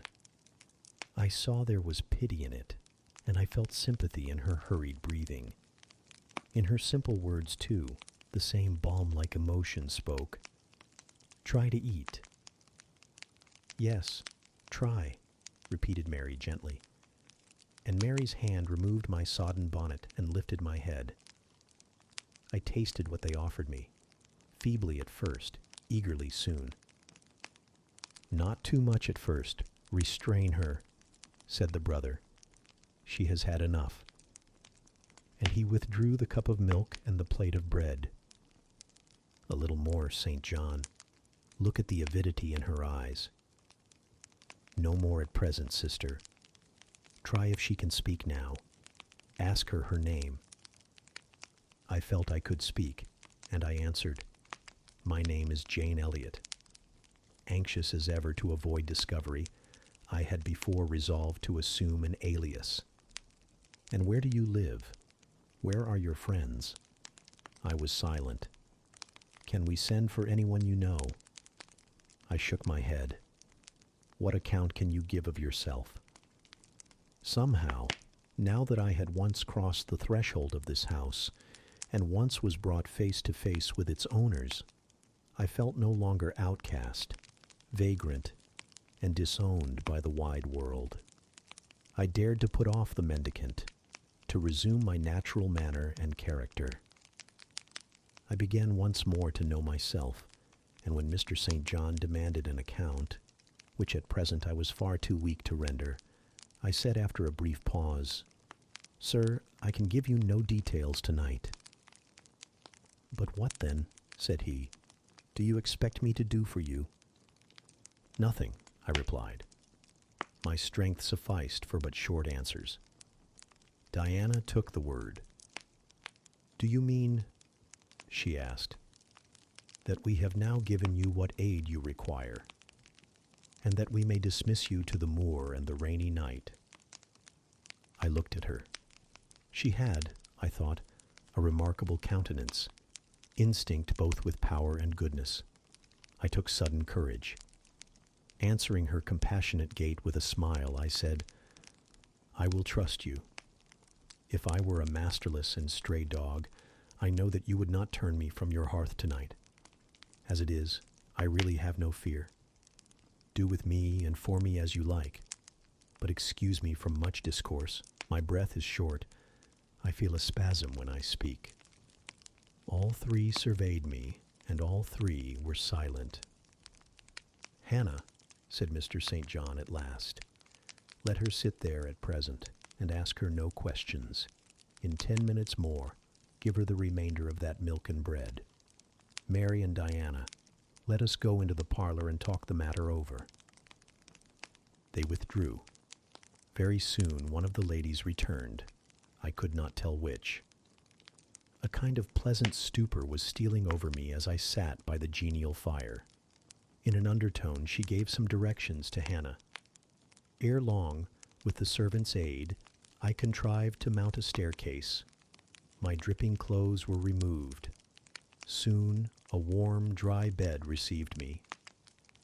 I thanked God, experienced amidst unutterable exhaustion a glow of grateful joy, and slept. Chapter 29. The recollection of about 3 days and nights succeeding this is very dim in my mind. I can recall some sensations felt in that interval, but few thoughts framed, and no actions performed. I knew I was in a small room and in a narrow bed. To that bed I seemed to have grown.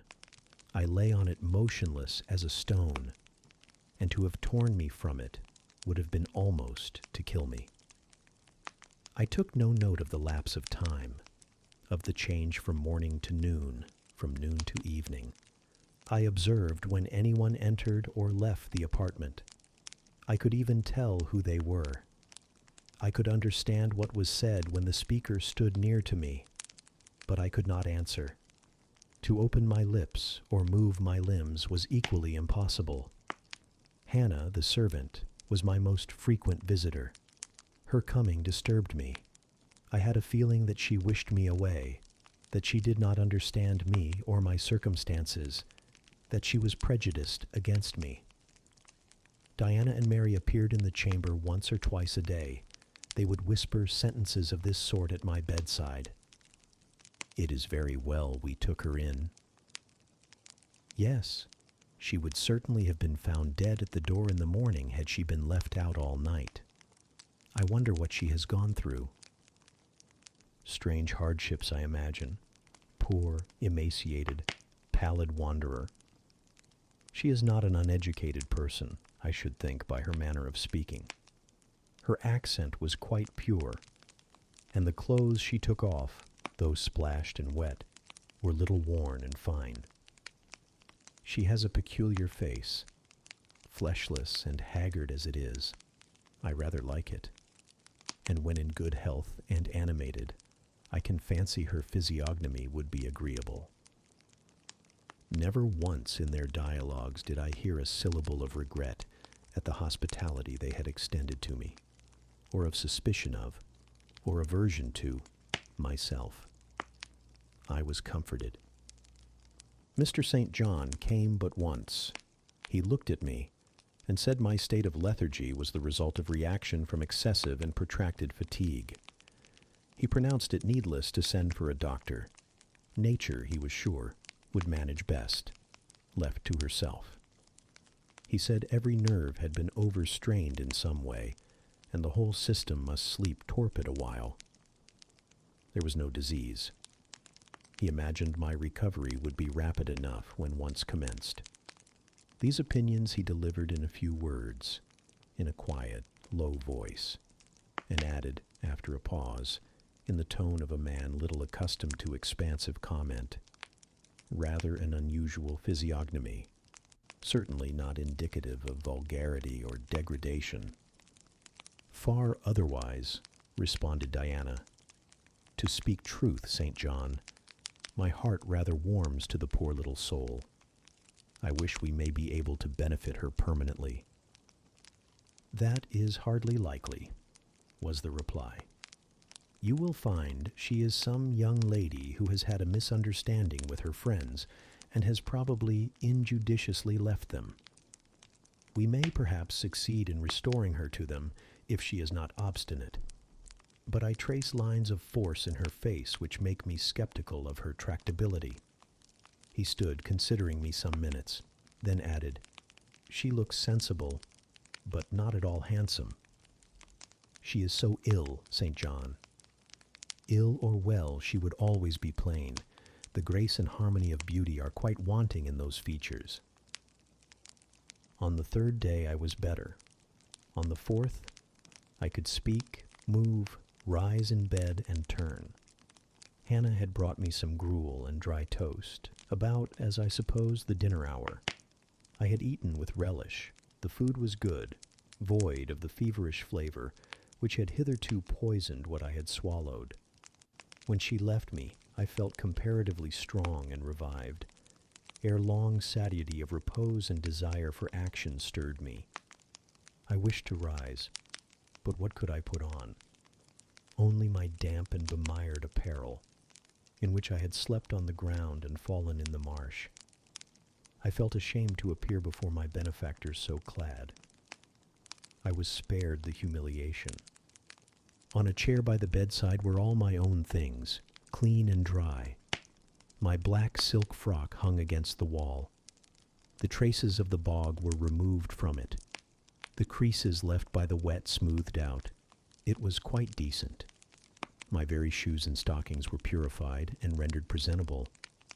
There were the means of washing in the room, and a comb and brush to smooth my hair.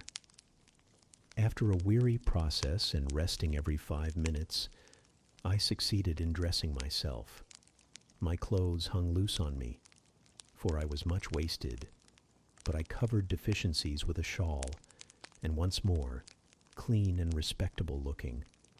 No speck of the dirt, no trace of the disorder I so hated, and which seemed so to degrade me, left. I crept down a stone staircase with the aid of the banisters to a narrow, low passage, and found my way presently to the kitchen. It was full of the fragrance of new bread and the warmth of a generous fire. Hannah was baking. Prejudices, it is well known, are most difficult to eradicate from the heart, whose soil has never been loosened or fertilized by education. They grow there, firm as weeds among stones. Hannah had been cold and stiff indeed at the first. Latterly she had begun to relent a little, and when she saw me come in tidy and well-dressed, she even smiled. "What, you have got up," she said. "You are better then. You may sit you down in my chair on the hearthstone, if you will." She pointed to the rocking chair. I took it.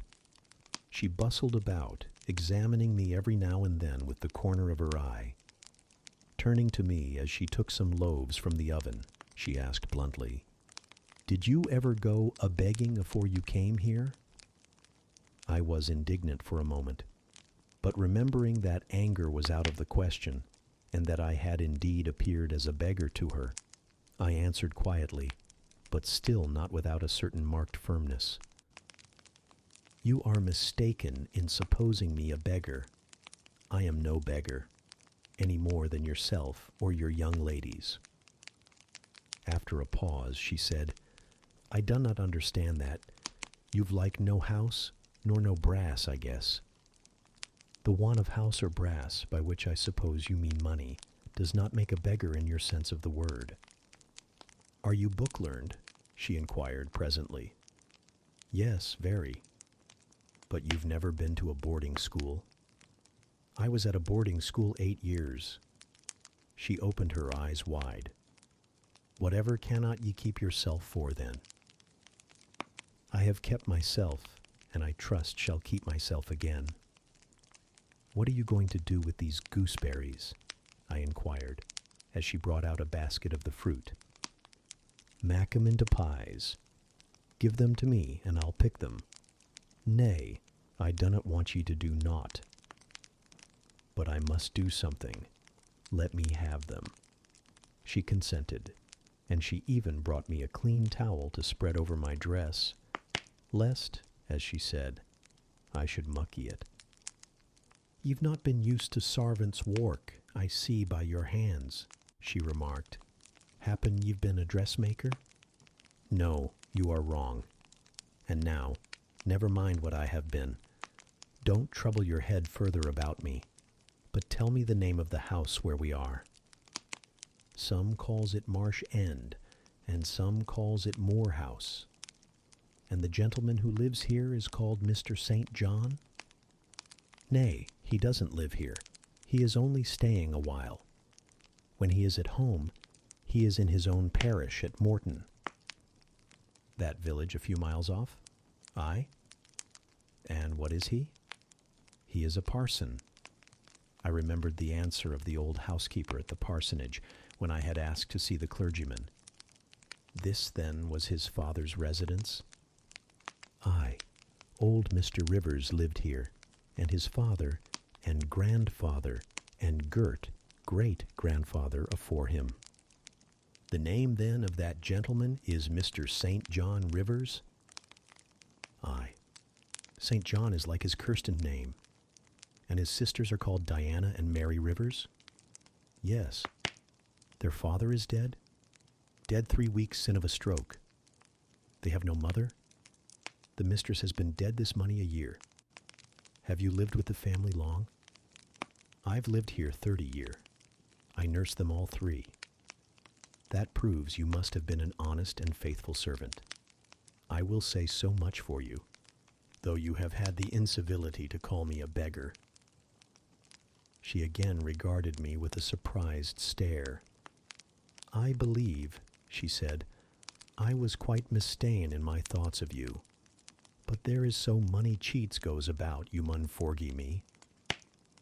And though," I continued, rather severely, "you wish to turn me from the door on a night when you should not have shut out a dog." Well, it was hard, but what can a body do? I thought more of the childer nor of mysel'. Poor things. They've like nobody to take care on 'em but me. I'm like to look sharpish. I maintained a grave silence for some minutes. "You munnot think too hardly of me," she again remarked. "But I do think hardly of you," I said, "and I'll tell you why. Not so much because you refused to give me shelter, or regarded me as an impostor, as because you just now made it a species of reproach that I had no brass and no house. Some of the best people that ever lived have been as destitute as I am. And if you are a Christian, you ought not to consider poverty a crime." "No more I ought," said she. "Mr. St. John tells me so too, and I see I were wrang, but I've clear a different notion on you now to what I had. You look a rate down dacent little crater. That will do. I forgive you now. Shake hands." She put her flowery and horny hand into mine. Another and heartier smile illumined her rough face, and from that moment we were friends. Hannah was evidently fond of talking. While I picked the fruit, and she made the paste for the pies, she proceeded to give me sundry details about her deceased master and mistress, and the childer, as she called the young people. Old Mr. Rivers, she said, was a plain man enough, but a gentleman, and of as ancient a family as could be found. Marsh End had belonged to the Rivers ever since it was a house, and it was, she affirmed, a boon 200-year-old, for all it looked but a small, humble place, naught to compare with Mr. Oliver's grand hall down in Morton Vale. But she could remember Bill Oliver's father a journeyman needlemaker, and the Rivers were gentry o' the old days o' the Henrys, as anybody might see by looking into the registers in Morton Church vestry. Still, she allowed, the old maester was like other folk, not make out of the common way, stark mad o' shooting and farming and sick like. The mistress was different. She was a great reader and studied a deal, and the bairns had taken after her. There was nothing like them in these parts, nor ever had been.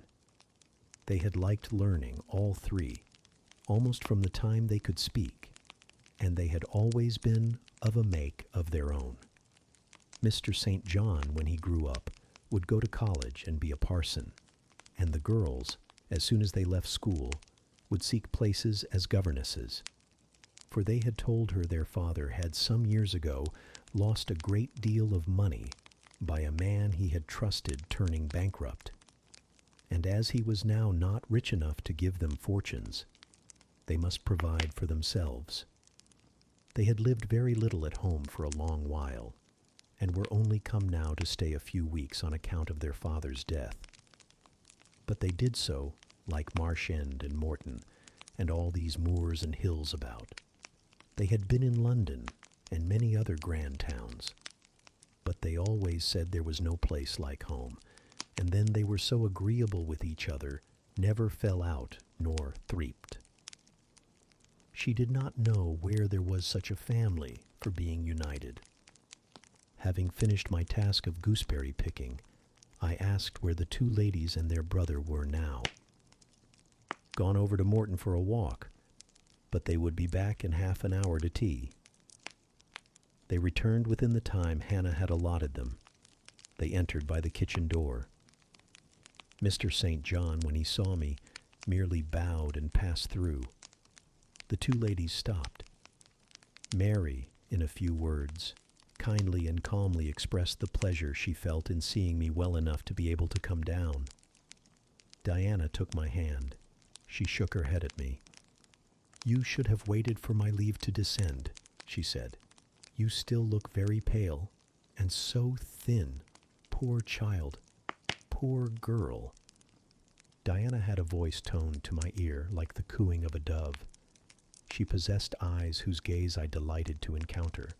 Her whole face seemed to me full of charm. Mary's countenance was equally intelligent, her features equally pretty, but her expression was more reserved, and her manners, though gentle, more distant. Diana looked and spoke with a certain authority. She had a will, evidently. It was my nature to feel pleasure in yielding to an authority supported like hers, and to bend, where my conscience and self-respect permitted, to an active will. "And what business have you here?" she continued. "It is not your place. Mary and I sit in the kitchen sometimes, because at home we like to be free, even to license. But you are a visitor, and must go into the parlor. I am very well here. Not at all, with Hannah bustling about and covering you with flour." "Besides, the fire is too hot for you," interposed Mary. "To be sure," added her sister. "Come, you must be obedient."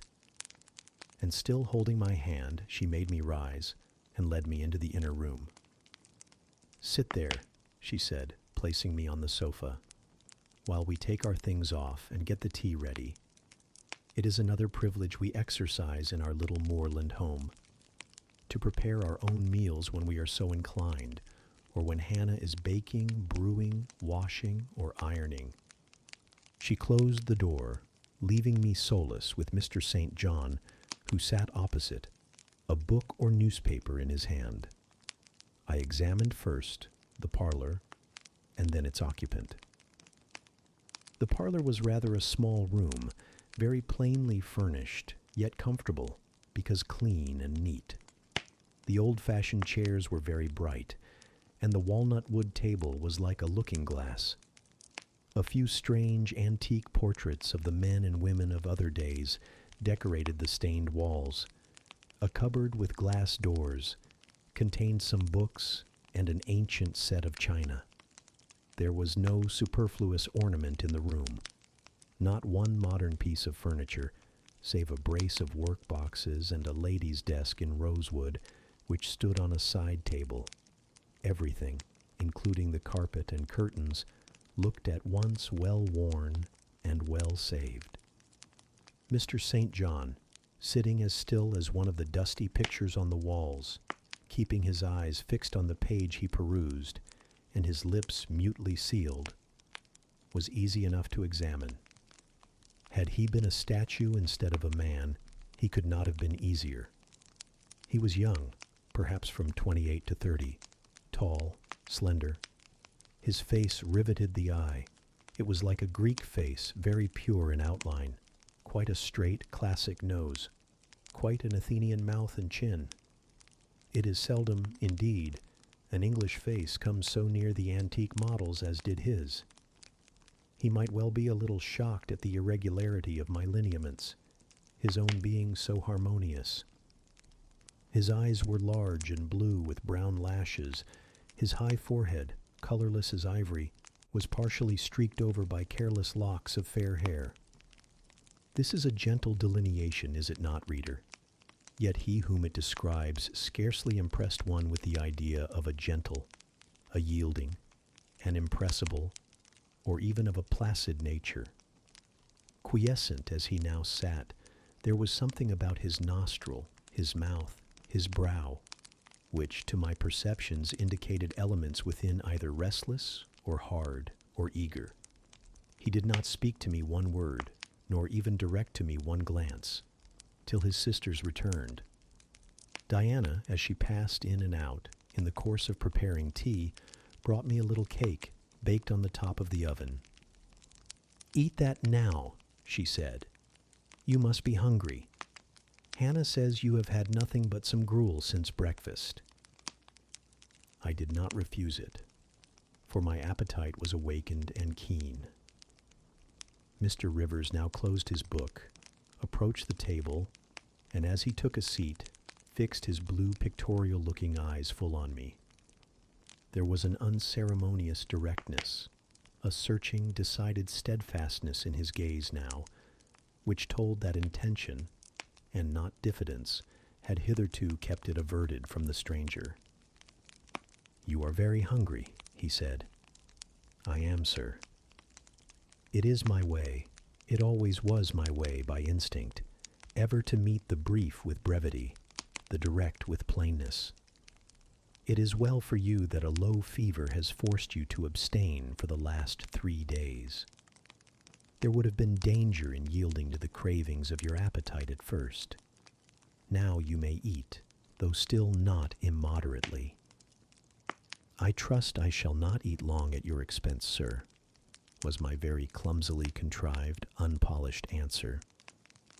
"No," he said coolly. "When you have indicated to us the residence of your friends, we can write to them, and you may be restored to home.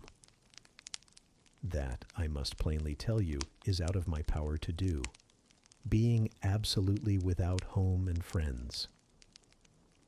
The three looked at me, but not distrustfully. I felt there was no suspicion in their glances. There was more of curiosity. I speak particularly of the young ladies. St. John's eyes, though clear enough in a literal sense, in a figurative one, were difficult to fathom. He seemed to use them rather as instruments to search other people's thoughts than as agents to reveal his own, the which combination of keenness and reserve was considerably more calculated to embarrass than to encourage. "Do you mean to say," he asked, "that you are completely isolated from every connection?" "I do. Not a tie links me to any living thing. Not a claim do I possess to admittance under any roof in England. A most singular position at your age." Here I saw his glance directed to my hands, which were folded on the table before me. I wondered what he sought there. His words soon explained the quest. "You have never been married? You are a spinster?" Diana laughed. "Why, she can't be above 17 or 18 years old, St. John," said she. "I am near 19, but I am not married. No." I felt a burning glow mount to my face, for bitter and agitating recollections were awakened by the allusion to marriage. They all saw the embarrassment and the emotion. Diana and Mary relieved me by turning their eyes elsewhere than to my crimsoned visage. But the colder and sterner brother continued to gaze, till the trouble he had excited forced out tears as well as color. "Where did you last reside?" he now asked. "You are too inquisitive, Saint." "John," murmured Mary in a low voice, but he leaned over the table and required an answer by a second firm and piercing look. "The name of the place where, and of the person with whom I lived, is my secret," I replied concisely. "Which, if you like, you have, in my opinion, a right to keep, both from St. John and every other questioner," remarked Diana. "Yet, if I know nothing about you or your history, I cannot help you," he said. "And you need help, do you not?" "I need it, and I seek it so far, sir, that some true philanthropist will put me in the way of getting work which I can do, and the remuneration for which will keep me, if but in the barest necessaries of life. I know not whether I am a true philanthropist, yet I am willing to aid you to the utmost of my power in a purpose so honest. First, then, tell me what you have been accustomed to do, and what you can do." I had now swallowed my tea. I was mightily refreshed by the beverage, as much so as a giant with wine. It gave new tone to my unstrung nerves, and enabled me to address this penetrating young judge steadily. "Mr. Rivers," I said, turning to him, and looking at him as he looked at me openly and without diffidence, "you and your sisters have done me a great service. The greatest man can do his fellow being. You have rescued me, by your noble hospitality, from death. This benefit conferred, gives you an unlimited claim on my gratitude, and a claim, to a certain extent, on my confidence. I will tell you as much of the history of the wanderer you have harbored as I can tell without compromising my own peace of mind, my own security, moral and physical, and that of others. I am an orphan, the daughter of a clergyman. My parents died before I could know them. I was brought up a dependent, educated in a charitable institution. I will even tell you the name of the establishment where I passed 6 years as a pupil and 2 as a teacher. Lowood Orphan Asylum, Shire. You will have heard of it, Mr. Rivers. The Reverend Robert Brocklehurst is the treasurer. I have heard of Mr. Brocklehurst, and I have seen the school. I left Lowood nearly a year since to become a private governess. I obtained a good situation and was happy. This place I was obliged to leave 4 days before I came here. The reason of my departure I cannot and ought not to explain. It would be useless, dangerous, and would sound incredible. No blame attached to me. I am as free from culpability as any one of you 3. Miserable I am, and must be for a time, for the catastrophe which drove me from a house I had found a paradise was of a strange and direful nature.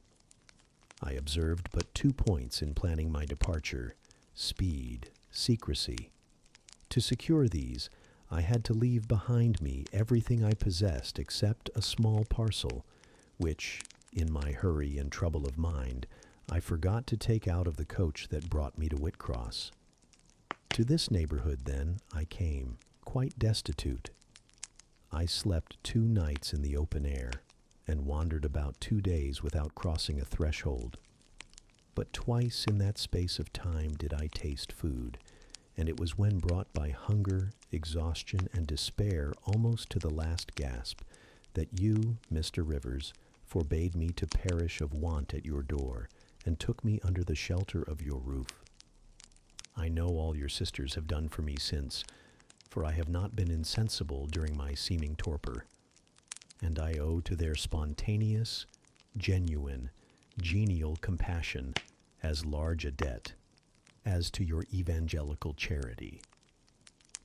Don't make her talk any more now, St. John, said Diana, as I paused.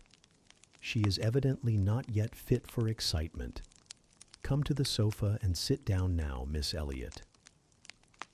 I gave an involuntary half-start at hearing the alias. I had forgotten my new name. Mr. Rivers, whom nothing seemed to escape, noticed it at once. You said your name was Jane Elliot, he observed. I did say so, and it is the name by which I think it expedient to be called at present, but it is not my real name, and when I hear it, it sounds strange to me. Your real name you will not give? No. I fear discovery above all things, and whatever disclosure would lead to it, I avoid.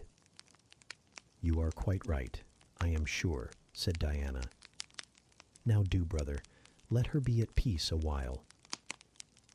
But when St. John had mused a few moments, he recommenced as imperturbably and with as much acumen as ever.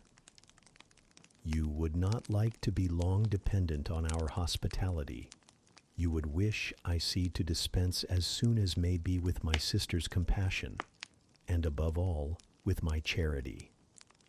I am quite sensible of the distinction drawn, nor do I resent it. It is just. You desire to be independent of us? I do. I have already said so. Show me how to work, or how to seek work. That is all I now ask. Then let me go, if it be but to the meanest cottage. But till then, allow me to stay here. I dread another essay of the horrors of homeless destitution.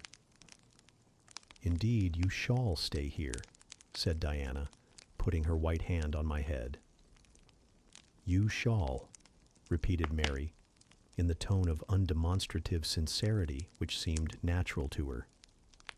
My sisters, you see, have a pleasure in keeping you, said Mr. St. John, as they would have a pleasure in keeping and cherishing a half-frozen bird, Some wintry wind might have driven through their casement. I feel more inclination to put you in the way of keeping yourself, and shall endeavor to do so. But observe, my sphere is narrow.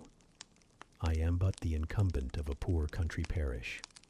My aid must be of the humblest sort. And if you are inclined to despise the day of small things, seek some more efficient succor than such as I can offer. She has already said that she is willing to do anything honest she can do, answered Diana for me. And you know, St. John, she has no choice of helpers. She is forced to put up with such crusty people as you. I will be a dressmaker. I will be a plain work woman. I will be a servant, a nurse girl, if I can be no better, I answered. Right, said Mr. St. John quite coolly. If such is your spirit, I promise to aid you in my own time and way. He now resumed the book with which he had been occupied before tea. I soon withdrew, for I had talked as much, and sat up as long as my present strength would permit. Chapter 30. The more I knew of the inmates of Moor House, the better I liked them. In a few days I had so far recovered my health that I could sit up all day and walk out sometimes. I could join with Diana and Mary in all their occupations, converse with them as much as they wished, and aid them when and where they would allow me. There was a reviving pleasure in this intercourse, of a kind now tasted by me for the first time. The pleasure arising from perfect congeniality of tastes, sentiments, and principles. I liked to read what they liked to read. What they enjoyed delighted me. What they approved, I reverenced. They loved their sequestered home. I, too, in the gray, small, antique structure, with its low roof, its latticed casements, its moldering walls, its avenue of aged firs, all grown aslant under the stress of mountain winds, its garden, dark with yew and holly, and where no flowers but of the hardiest species would bloom, found a charm both potent and permanent. They clung to the purple moors behind and around their dwelling, to the hollow vale into which the pebbly bridle path leading from their gate descended, and which wound between fern banks first, and then amongst a few of the wildest little pasture, fields that ever bordered a wilderness of heath, or gave sustenance to a flock of gray moorland sheep with their little mossy-faced lambs. They clung to this scene, I say, with a perfect enthusiasm of attachment. I could comprehend the feeling and share both its strength and truth. I saw the fascination of the locality. I felt the consecration of its loneliness. My eye feasted on the outline of swell and sweep, on the wild coloring communicated to ridge and dell by moss, by heath bell, by flower-sprinkled turf, by brilliant bracken and mellow granite crag. These details were just to me what they were to them, so many pure and sweet sources of pleasure. The strong blast and the soft breeze, the rough and the halcyon day, the hours of sunrise and sunset, the moonlight and the clouded night, developed for me in these regions the same attraction as for them, wound round my faculties the same spell that entranced theirs. Indoors, we agreed equally well. They were both more accomplished and better read than I was, but with eagerness I followed in the path of knowledge they had trodden before me. I devoured the books they lent me. Then it was full satisfaction to discuss with them in the evening what I had perused during the day. Thought fitted thought. Opinion met opinion. We coincided, in short, perfectly. If in our trio there was a superior and a leader, it was Diana. Physically, she far excelled me. She was handsome. She was vigorous. In her animal spirits there was an affluence of life and certainty of flow, such as excited my wonder, while it baffled my comprehension. I could talk a while when the evening commenced, but the first gush of vivacity and fluency gone, I was fain to sit on a stool at Diana's feet, to rest my head on her knee, and listen alternately to her and Mary, while they sounded thoroughly the topic on which I had but touched. Diana offered to teach me German. I liked to learn of her. I saw the part of instructress pleased and suited her. That of scholar pleased and suited me no less. Our natures dovetailed. Mutual affection, of the strongest kind, was the result. They discovered I could draw. Their pencils and color boxes were immediately at my service. My skill, greater in this one point than theirs, surprised and charmed them. Mary would sit and watch me by the hour together. Then she would take lessons, and a docile, intelligent, assiduous pupil she made. Thus occupied and mutually entertained, days passed like hours and weeks like days. As to Mr. St. John, the intimacy which had arisen so naturally and rapidly between me and his sisters did not extend to him. One reason of the distance yet observed between us was that he was comparatively seldom at home. A large proportion of his time appeared devoted to visiting the sick and poor among the scattered population of his parish. No weather seemed to hinder him in these pastoral excursions. Rain or fair, he would, when his hours of morning study were over, take his hat, and followed by his father's old pointer, Carlo, go out on his mission of love or duty.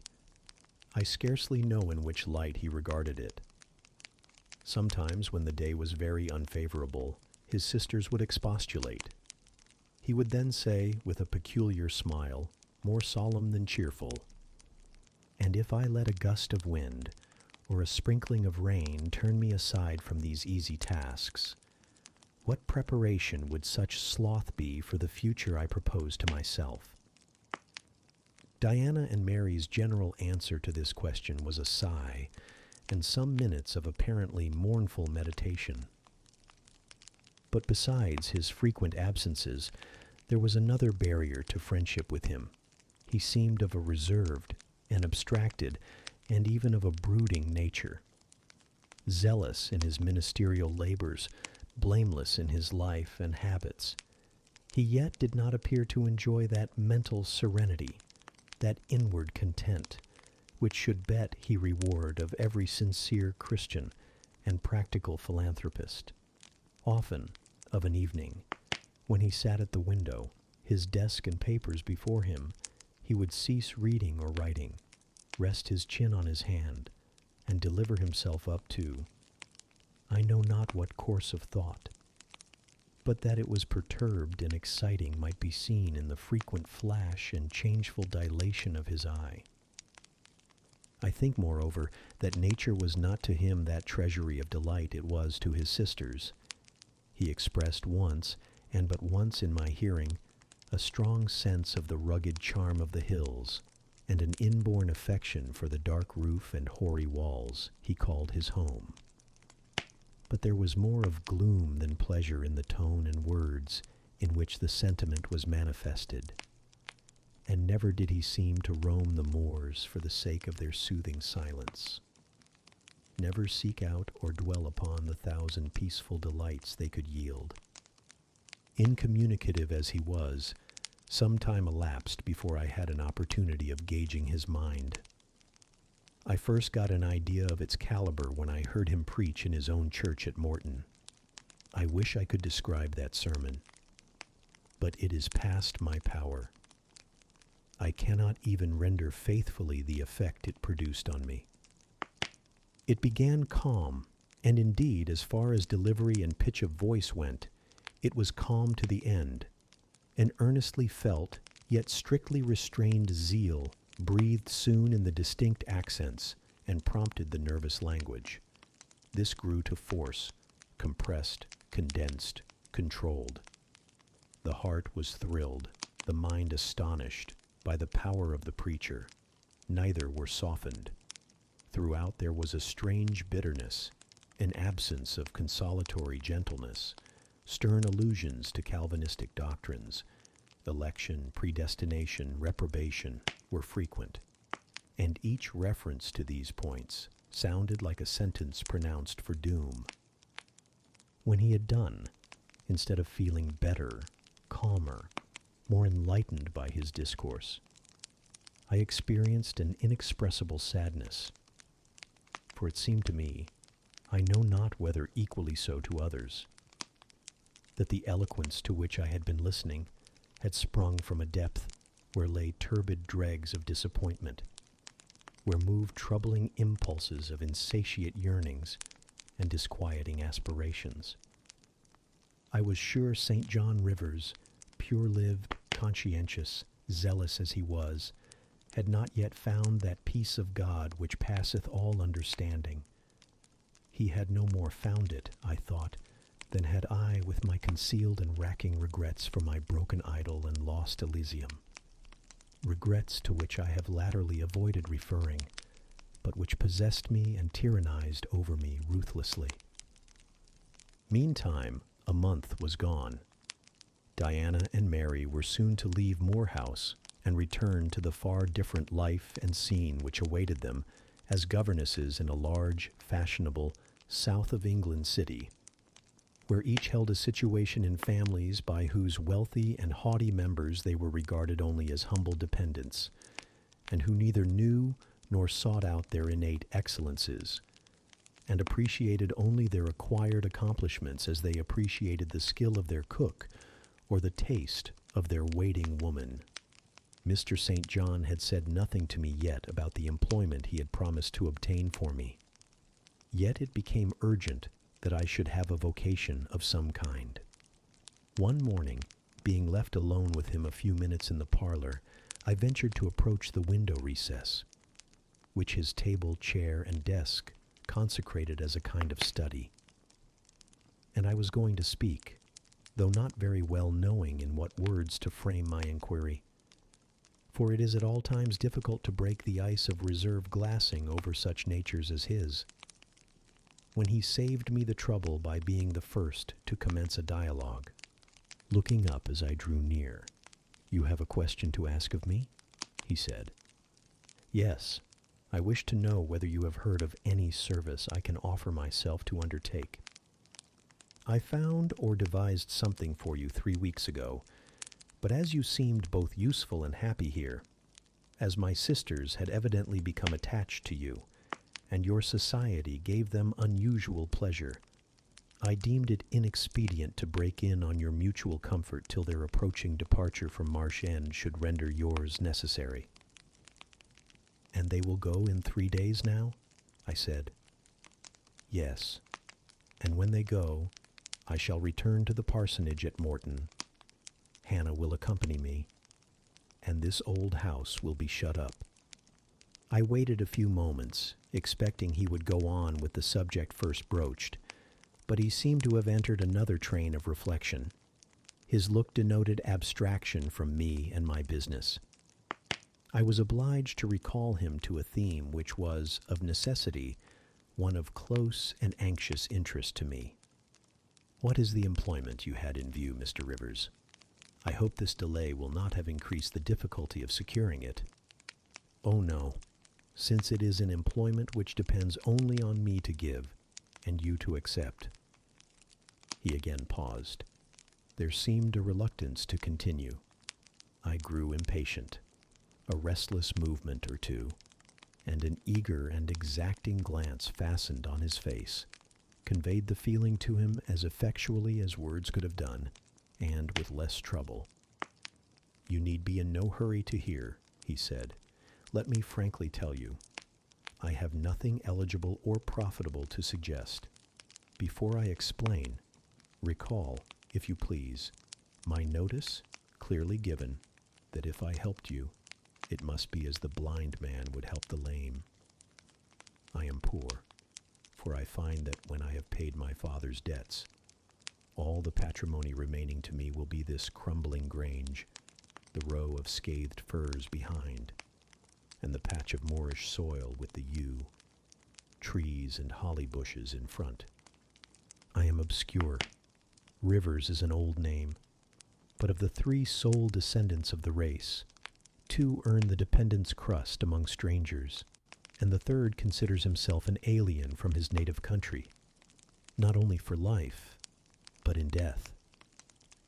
Yes, and deems, and is bound to deem himself honored by the lot, and aspires but after the day when the cross of separation from fleshly ties shall be laid on his shoulders, and when the head of that church militant of whose humblest members he is one shall give the word, "Rise, follow me."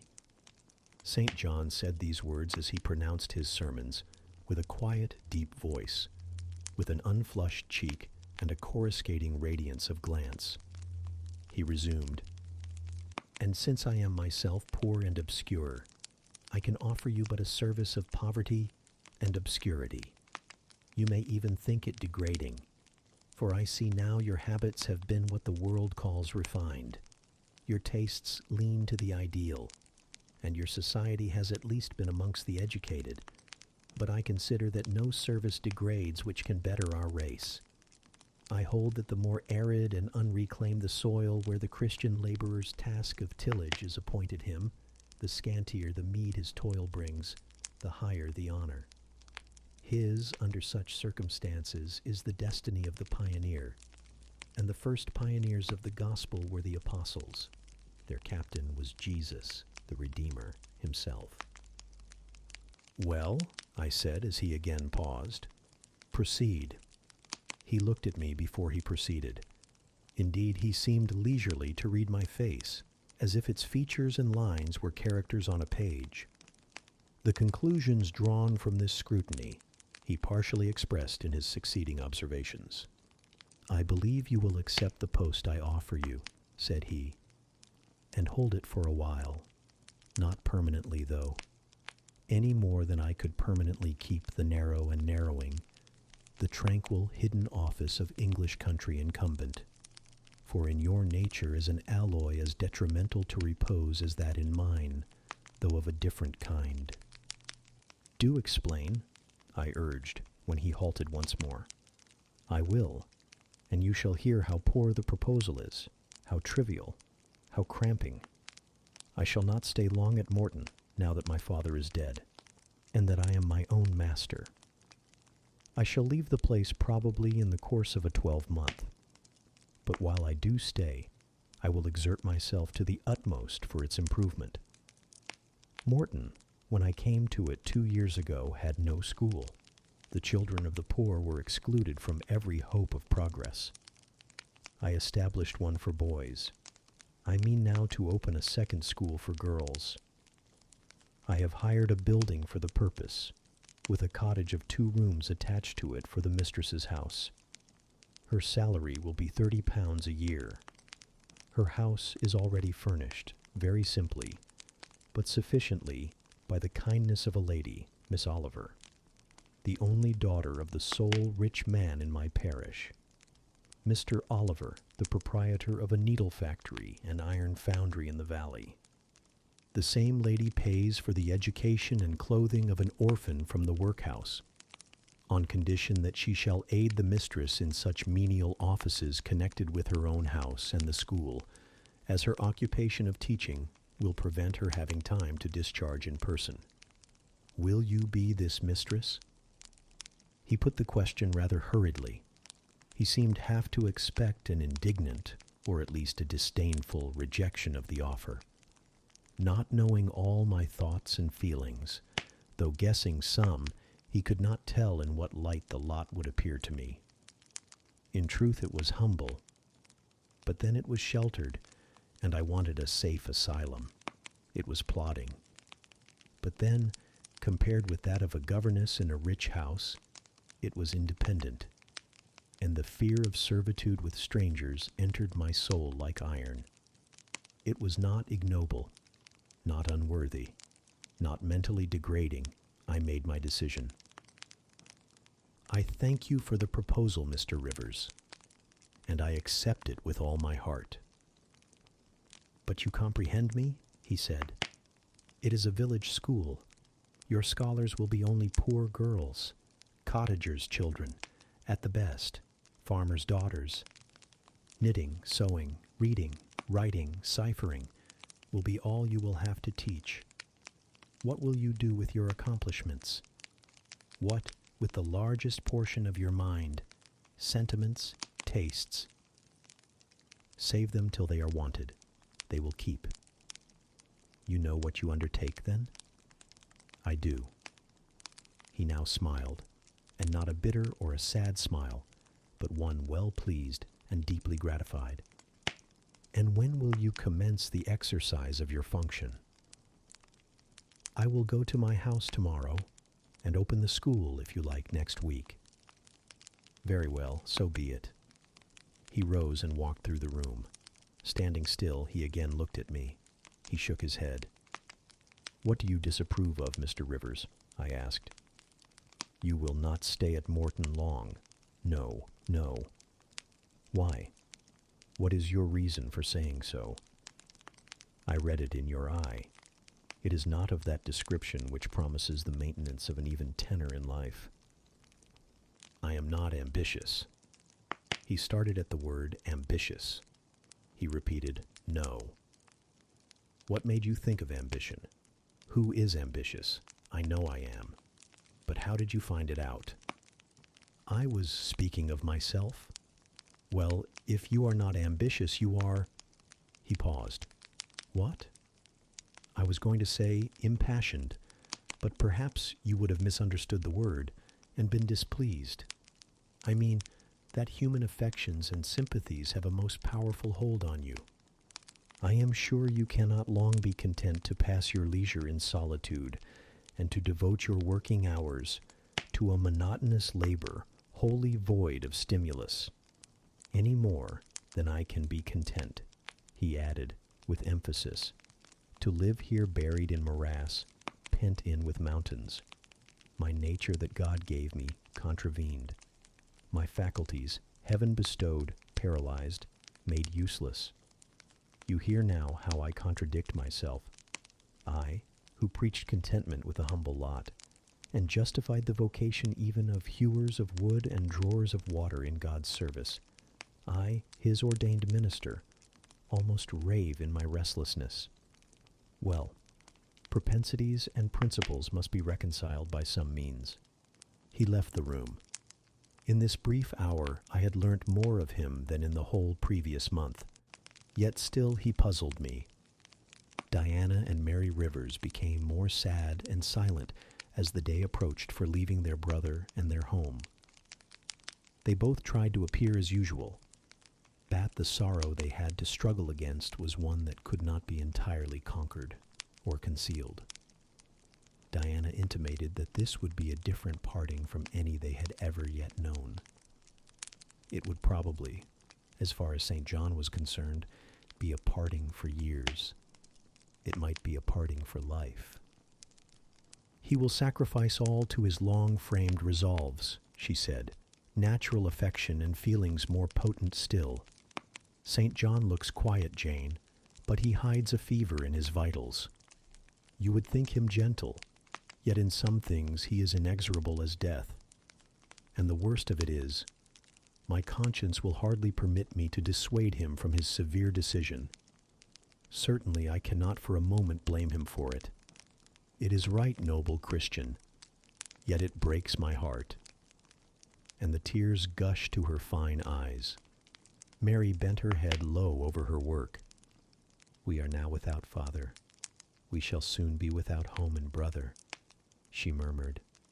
At that moment a little accident supervened, which seemed decreed by fate purposely to prove the truth of the adage, that misfortunes never come singly, and to add to their distresses the vexing one of the slip between the cup and the lip. St. John passed the window reading a letter. He entered. Our Uncle John is dead, said he. Both the sisters seemed struck, not shocked or appalled. The tidings appeared in their eyes rather momentous than afflicting. Dead? Repeated Diana. Yes. She riveted a searching gaze on her brother's face. "And what then?" she demanded in a low voice. "What then, Di?" he replied, maintaining a marble immobility of feature. "What then? Why, nothing. Read Dot." He threw the letter into her lap. She glanced over it and handed it to Mary. Mary perused it in silence and returned it to her brother. All three looked at each other, and all three smiled, a dreary, pensive smile enough. "Amen. We can yet live," said Diana at last.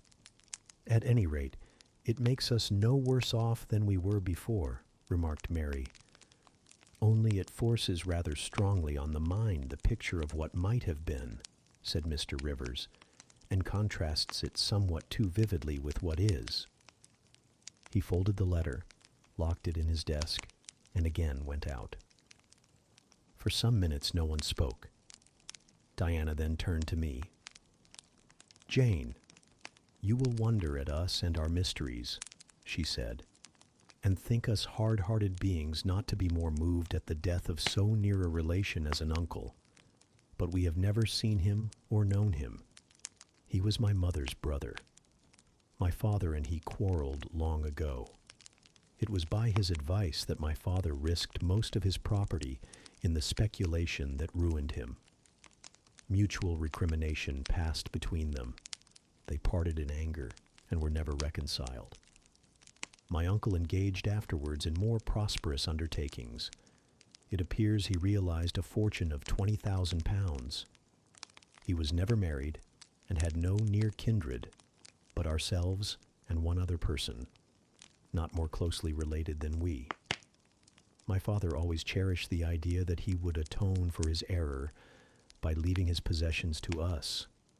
That letter informs us that he has bequeathed every penny to the other relation, with the exception of 30 guineas, to be divided between St. John, Diana, and Mary Rivers, for the purchase of 3 mourning rings. He had a right, of course, to do as he pleased, and yet a momentary damp is cast on the spirits by the receipt of such news. Mary and I would have esteemed ourselves rich with £1,000 each, and to St. John such a sum would have been valuable for the good it would have enabled him to do. This explanation given, the subject was dropped, and no further reference made to it by either Mr. Rivers or his sisters. The next day I left Marsh End for Morton. The day after, Diana and Mary quitted it for distant B-. In a week, Mr. Rivers and Hannah repaired to the parsonage, and so the old grange was abandoned. Chapter 31. My home then, when I at last find a home, is a cottage. A little room with whitewashed walls and a sanded floor, containing 4 painted chairs and a table, a clock, a cupboard, with 2 or 3 plates and dishes, and a set of tea things in delf. Above, a chamber of the same dimensions as the kitchen, with a deal bedstead and chest of drawers, small, yet too large to be filled with my scanty wardrobe, though the kindness of my gentle and generous friends has increased that by a modest stock of such things as are necessary. It is evening. I have dismissed, with the fee of an orange, the little orphan who serves me as a handmaid. I am sitting alone on the hearth. This morning, the village school opened. I had 20 scholars, but 3 of the number can read. None write or cipher. Several knit, and a few sew a little. They speak with the broadest accent of the district. At present, they and I have a difficulty in understanding each other's language. Some of them are unmannered, rough, intractable, as well as ignorant. But others are docile, have a wish to learn, and evince a disposition that pleases me. I must not forget that these coarsely clad little peasants are of flesh and blood, as good as the scions of gentlest genealogy, and that the germs of native excellence, refinement, intelligence, kind feeling, are as likely to exist in their hearts as in those of the best born. My duty will be to develop these germs. Surely I shall find some happiness in discharging that office. Much enjoyment I do not expect in the life opening before me. Yet it will doubtless, if I regulate my mind and exert my powers as I ought, yield me enough to live on from day to day. Was I very gleeful, settled, content, during the hours I passed in yonder bare, humble schoolroom this morning and afternoon? Not to deceive myself, I must reply, no, I felt desolate to a degree. I felt, yes, idiot that I am, I felt degraded. I doubted I had taken a step which sank instead of raising me in the scale of social existence. I was weakly dismayed at the ignorance, the poverty, the coarseness of all I heard and saw around me. But let me not hate and despise myself too much for these feelings. I know them to be wrong. That is a great step gained. I shall strive to overcome them. Tomorrow, I trust, I shall get the better of them partially, and in a few weeks, perhaps, they will be quite subdued. In a few months, it is possible, the happiness of seeing progress and a change for the better in my scholars may substitute gratification for disgust. Meantime, let me ask myself one question. Which is better?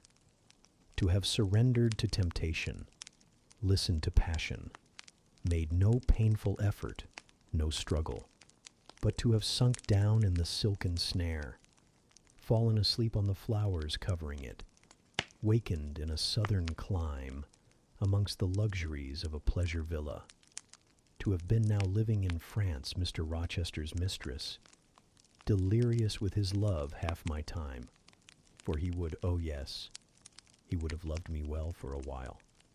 He did love me. No one will ever love me so again. I shall never more know the sweet homage given to beauty, youth, and grace, for never to anyone else shall I seem to possess these charms. He was fond and proud of me. It is what no man besides will ever be. But where am I wandering, and what am I saying, and above all, feeling?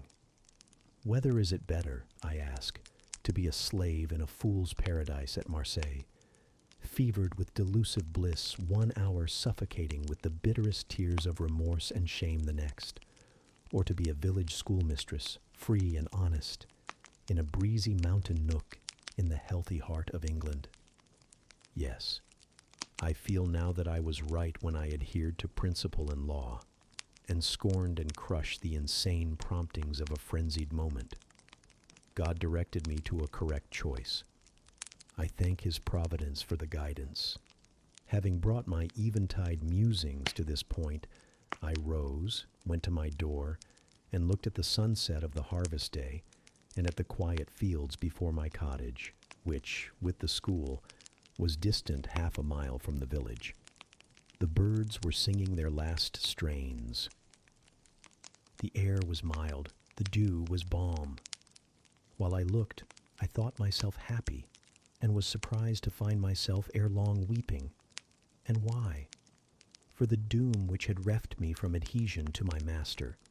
For him I was no more to see, for the desperate grief and fatal fury, consequences of my departure, which might now perhaps be dragging him from the path of right, too far to leave hope of ultimate restoration thither. At this thought, I turned my face aside from the lovely sky of eve and lonely vale of Morton. I say lonely, for in that bend of it visible to me there was no building apparent save the church and the parsonage, half hid in trees, and quite at the extremity, the roof of Vale Hall, where the rich Mr. Oliver and his daughter lived.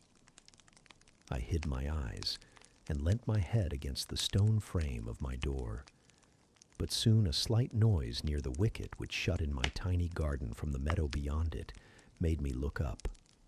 A dog, old Carlo, Mr. Rivers's pointer as I saw in a moment, was pushing the gate with his nose, and St. John himself leant upon it with folded arms, his brow knit, his gaze, grave almost to displeasure, fixed on me.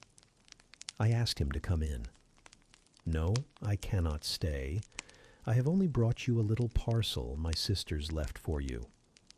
I think it contains a color box, pencils, and paper. I approached to take it. A welcome gift it was. He examined my face, I thought, with austerity, as I came near. The traces of tears were doubtless very visible upon it. "Have you found your first day's work harder than you expected?" he asked. "Oh, no. On the contrary, I think in time I shall get on with my scholars very well. But perhaps your accommodations, your cottage, your furniture, have disappointed your expectations? They are, in truth, scanty enough, but—" I interrupted. "My cottage is clean and weatherproof, my furniture sufficient and commodious. All I see has made me thankful, not despondent. I am not absolutely such a fool and sensualist as to regret the absence of a carpet, a sofa, and silver plate. Besides, 5 weeks ago I had nothing. I was an outcast, a beggar, a vagrant. Now I have acquaintance, a home, a business. I wonder at the goodness of God, the generosity of my friends, the bounty of my lot. I do not repine. But you feel solitude and oppression. The little house there behind you is dark and empty. I have hardly had time yet to enjoy a sense of tranquility, much less to grow impatient under one of loneliness." "Very well. I hope you feel the content you express. At any rate, your good sense will tell you that it is too soon yet to yield to the vacillating fears of Lot's wife. What you had left before I saw you, of course I do not know, but I counsel you to resist firmly every temptation which would incline you to look back. Pursue your present career steadily, for some months at least." "It is what I mean to do," I answered. St. John continued, "It is hard work to control the workings of inclination and turn the bent of nature, but that it may be done, I know from experience.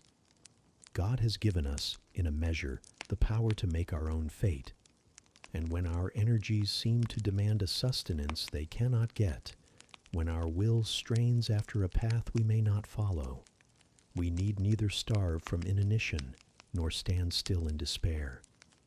We have but to seek another nourishment for the mind, as strong as the forbidden food it longed to taste, and perhaps purer, and to hew out for the adventurous foot a road as direct and broad as the one fortune has blocked up against us, if rougher than it.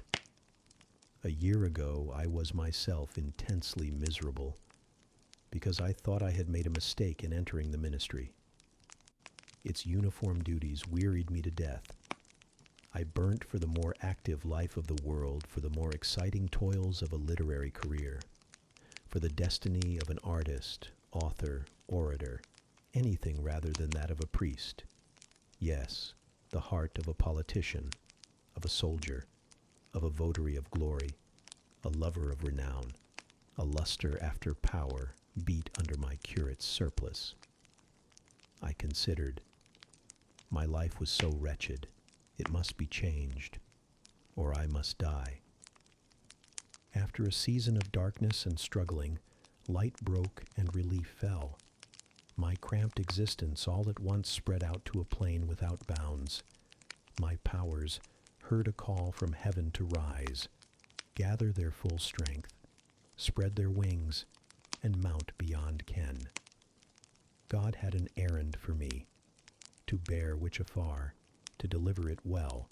Skill and strength, courage and eloquence, the best qualifications of soldier, statesman, and orator were all needed, for these all center in the good missionary. A missionary I resolved to be. From that moment my state of mind changed. The fetters dissolved and dropped from every faculty, leaving nothing of bondage but its galling soreness, which time only can heal. My father indeed imposed the determination, but since his death I have not a legitimate obstacle to contend with. Some affairs settled, a successor for Morton provided, an entanglement or two of the feelings broken through or cut asunder, a last conflict with human weakness in which I know I shall overcome, because I have vowed that I will overcome, and I leave Europe for the East. He said this in his peculiar, subdued, yet emphatic voice, looking when he had ceased speaking, not at me, but at the setting sun, at which I looked too. Both he and I had our backs towards the path leading up the field to the wicket. We had heard no step on that grass-grown track. The water running in the vale was the one lulling sound of the hour and scene. We might well then start when a gay voice, sweet as a silver bell, exclaimed, "Good evening, Mr. Rivers," and "Good evening, old Carlo. Your dog is quicker to recognize his friends than you are, sir. He pricked his ears and wagged his tail when I was at the bottom of the field, and you have your back towards me now." It was true. Though Mr. Rivers had started at the first of those musical accents, as if a thunderbolt had split a cloud over his head, he stood yet, at the close of the sentence, in the same attitude in which the speaker had surprised him, his arm resting on the gate, his face directed towards the west. He turned at last, with measured deliberation. A vision, as it seemed to me, had risen at his side. There appeared, within 3 feet of him, a form clad in pure white, a youthful, graceful form, full, yet fine in contour, and when, after bending to caress Carlo, it lifted up its head and threw back a long veil, there bloomed under his glance a face of perfect beauty. Perfect beauty is a strong expression, but I do not retrace or qualify it, as sweet features as ever the temperate clime of Albion molded, as pure hues of rose and lily as ever her humid gales and vapory skies generated and screened, justified in this instance the term. No charm was wanting, no defect was perceptible. The young girl had regular and delicate lineaments, eyes shaped and colored as we see them in lovely pictures, large and dark and full, the long and shadowy eyelash which encircles a fine eye with so soft a fascination, the penciled brow which gives such clearness, the white, smooth forehead which adds such repose to the livelier beauties of tint and ray, the cheek oval, fresh and smooth, the lips fresh too, ruddy, healthy, sweetly formed, the even and gleaming teeth without flaw, the small dimpled chin, the ornament of rich, plenteous tresses, all advantages, in short, which, combined, realize the ideal of beauty, were fully hers. I wondered, as I looked at this fair creature, I admired her with my whole heart. Nature had surely formed her in a partial mood, and forgetting her usual stinted stepmother dole of gifts, had endowed this, her darling, with a grand dame's bounty. What did St. John Rivers think of this earthly angel? I naturally asked myself that question as I saw him turn to her and look at her. And, as naturally, I sought the answer to the inquiry in his countenance. He had already withdrawn his eye from the Peri, and was looking at a humble tuft of daisies which grew by the wicket. "A lovely evening, but late for you to be out alone," he said, as he crushed the snowy heads of the closed flowers with his foot. "Oh, I only came home from S." She mentioned the name of a large town some 20 miles distant. "This afternoon. Papa told me you had opened your school, and that the new mistress was come. And so I put on my bonnet after tea and ran up the valley to see her. This is she?" Pointing to me. "It is," said St. John. "Do you think you shall like Morton?" she asked of me with a direct and naive simplicity of tone and manner, pleasing if childlike. "I hope I shall. I have many inducements to do so." "Did you find your scholars as attentive as you expected?" "Quite." "Do you like your house?" "Very much." "Have I furnished it nicely?" "Very nicely indeed." and made a good choice of an attendant for you in Alice Wood? You have indeed. She is teachable and handy. This, then, I thought, is Miss Oliver, the heiress, favored, it seems, in the gifts of fortune, as well as in those of nature. What happy combination of the planets presided over her birth, I wonder. I shall come up and help you to teach sometimes, she added. It will be a change for me to visit you now and then, and I like a change. Mr. Rivers, I have been so gay during my stay at S. Last night, or rather this morning, I was dancing till 2 o'clock. Theth Regiment are stationed there since the riots, and the officers are the most agreeable men in the world. They put all our young knife grinders and scissor merchants to shame. It seemed to me that Mr. St. John's under lip protruded, and his upper lip curled a moment. His mouth certainly looked a good deal compressed, and the lower part of his face unusually stern and square, as the laughing girl gave him this information. He lifted his gaze, too, from the daisies, and turned it on her. An unsmiling, a searching, a meaning gaze it was. She answered it with a second laugh, and laughter well became her youth, her roses, her dimples, her bright eyes.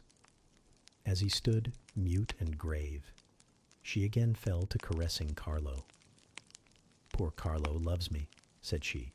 He is not stern and distant to his friends, and if he could speak, he would not be silent. As she patted the dog's head, bending with native grace before his young and austere master, I saw a glow rise to that master's face. I saw his solemn eye melt with sudden fire and flicker with resistless emotion. Flushed and kindled thus, he looked nearly as beautiful for a man as she for a woman. His chest heaved once, as if his large heart, weary of despotic constriction, had expanded, despite the will, and made a vigorous bound for the attainment of liberty. But he curbed it, I think, as a resolute rider would curb a rearing steed. He responded neither by word nor movement to the gentle advances made him. Papa says you never come to see us now, continued Miss Oliver, looking up. You are quite a stranger at Vale Hall. He is alone this evening and not very well. Will you return with me and visit him? It is not a seasonable hour to intrude on Mr. Oliver, answered St. John. Not a seasonable hour, but I declare it is. It is just the hour when Papa most wants company, when the works are closed and he has no business to occupy him. Now, Mr. Rivers, do come. Why are you so very shy and so very somber? She filled up the hiatus his silence left by a reply of her own. I forgot, she exclaimed, shaking her beautiful curled head, as if shocked at herself. I am so giddy and thoughtless. Do excuse me. It had slipped my memory that you have good reasons to be indisposed for joining in my chatter. Diana and Mary have left you, and Moor House is shut up, and you are so lonely. I am sure I pity you. Do come and see Papa. Not tonight, Miss Rosamond. Not tonight. Mr. St. John spoke almost like an automaton. Himself only knew the effort it cost him thus to refuse. Well, if you are so obstinate, I will leave you, for I dare not stay any longer. The dew begins to fall. Good evening. She held out her hand. He just touched it. Good evening, he repeated, in a voice low and hollow as an echo. She turned, but in a moment returned. Are you well? She asked. Well might she put the question. His face was blanched as her gown. Quite well, he enunciated, and with a bow he left the gate. She went one way, he another. She turned twice to gaze after him as she tripped fairy-like down the field. He, as he strode firmly across, never turned at all. This spectacle of another's suffering and sacrifice rapt my thoughts from exclusive meditation on my own. Diana Rivers had designated her brother inexorable as death. She had not exaggerated. Chapter 32. I continued the labors of the village school as actively and faithfully as I could. It was truly hard work at first. Some time elapsed before, with all my efforts, I could comprehend my scholars and their nature. Wholly untaught, with faculties quite torpid, they seemed to me hopelessly dull, and at first sight, all dull alike. But I soon found I was mistaken. There was a difference amongst them as amongst the educated, and when I got to know them, and they me, this difference rapidly developed itself. Their amazement at me, my language, my rules and ways, once subsided, I found some of these heavy-looking, gaping rustics wake up into sharp-witted girls enough. Many showed themselves obliging, and amiable too. And I discovered amongst them not a few examples of natural politeness and innate self-respect, as well as of excellent capacity, that won both my goodwill and my admiration. These soon took a pleasure in doing their work well, in keeping their persons neat, in learning their tasks regularly, in acquiring quiet and orderly manners. The rapidity of their progress in some instances was even surprising, and an honest and happy pride I took in it. Besides, I began personally to like some of the best girls, and they liked me. I had amongst my scholars several farmers' daughters, young women grown, almost. These could already read, write, and sew, and to them I taught the elements of grammar, geography, history, and the finer kinds of needlework. I found estimable characters amongst them, characters desirous of information and disposed for improvement, with whom I passed many a pleasant evening hour in their own homes. Their parents, then, the farmer and his wife, loaded me with attentions. There was an enjoyment in accepting their simple kindness, and in repaying it by a consideration, a scrupulous regard to their feelings, to which they were not perhaps at all times accustomed, and which both charmed and benefited them, because while it elevated them in their own eyes, it made them emulous to merit the deferential treatment they received. I felt I became a favorite in the neighborhood. Whenever I went out, I heard on all sides cordial salutations, and was welcomed with friendly smiles. To live amidst general regard, though it be but the regard of working people, is like sitting in sunshine, calm and sweet. Serene inward feelings bud and bloom under the ray. At this period of my life, my heart far oftener swelled with thankfulness than sank with dejection. And yet, reader, to tell you all, in the midst of this calm, this useful existence, after a day passed in honorable exertion amongst my scholars, an evening spent in drawing or reading contentedly alone, I used to rush into strange dreams at night. Dreams many-colored, agitated, full of the ideal, the stirring, the stormy. Dreams where, amidst unusual scenes, charged with adventure, with agitating risk and romantic chance, I still again and again met Mr. Rochester, always at some exciting crisis, and then the sense of being in his arms, hearing his voice, meeting his eye, touching his hand and cheek, loving him, being loved by him. The hope of passing a lifetime at his side would be renewed with all its first force and fire. Then I awoke. Then I recalled where I was and how situated. Then I rose up on my curtainless bed, trembling and quivering, and then the still, dark night witnessed the convulsion of despair and heard the burst of passion.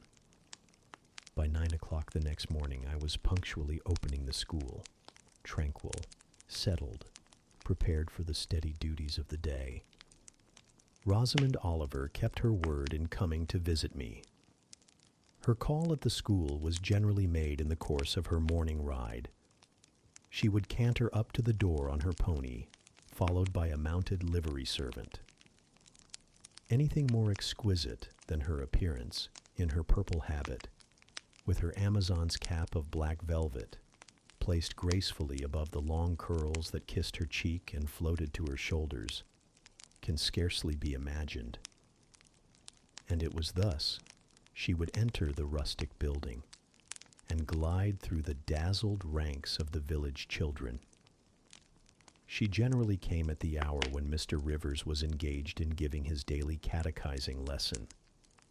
Keenly, I fear, did the eye of the visitress pierce the young pastor's heart. A sort of instinct seemed to warn him of her entrance, even when he did not see it, and when he was looking quite away from the door. If she appeared at it, his cheek would glow, and his marble. Seeming features, though they refused to relax, changed indescribably, and in their very quiescence became expressive of a repressed fervor, stronger than working muscle or darting glance could indicate. Of course, she knew her power. Indeed, he did not, because he could not conceal it from her. In spite of his Christian stoicism, when she went up and addressed him, and smiled gaily, encouragingly, even fondly in his face, his hand would tremble, and his eye burn. He seemed to say with his sad and resolute look, if he did not say it with his lips, "I love you, and I know you prefer me. It is not despair of success that keeps me dumb. If I offered my heart, I believe you would accept it. But that heart is already laid on a sacred altar. The fire is arranged round it. It will soon be no more than a sacrifice consumed." And then she would pout like a disappointed child. A pensive cloud would soften her radiant vivacity. She would withdraw her hand hastily from his, and turn in transient petulance from his aspect, at once so heroic and so martyr-like. St. John, no doubt, would have given the world to follow, recall, retain her, when she thus left him. But he would not give one chance of heaven, nor relinquish, for the Elysium of her love, one hope of the true, eternal paradise. Besides, he could not bind all that he had in his nature, the rover, the aspirant, the poet, the priest, in the limits of a single passion.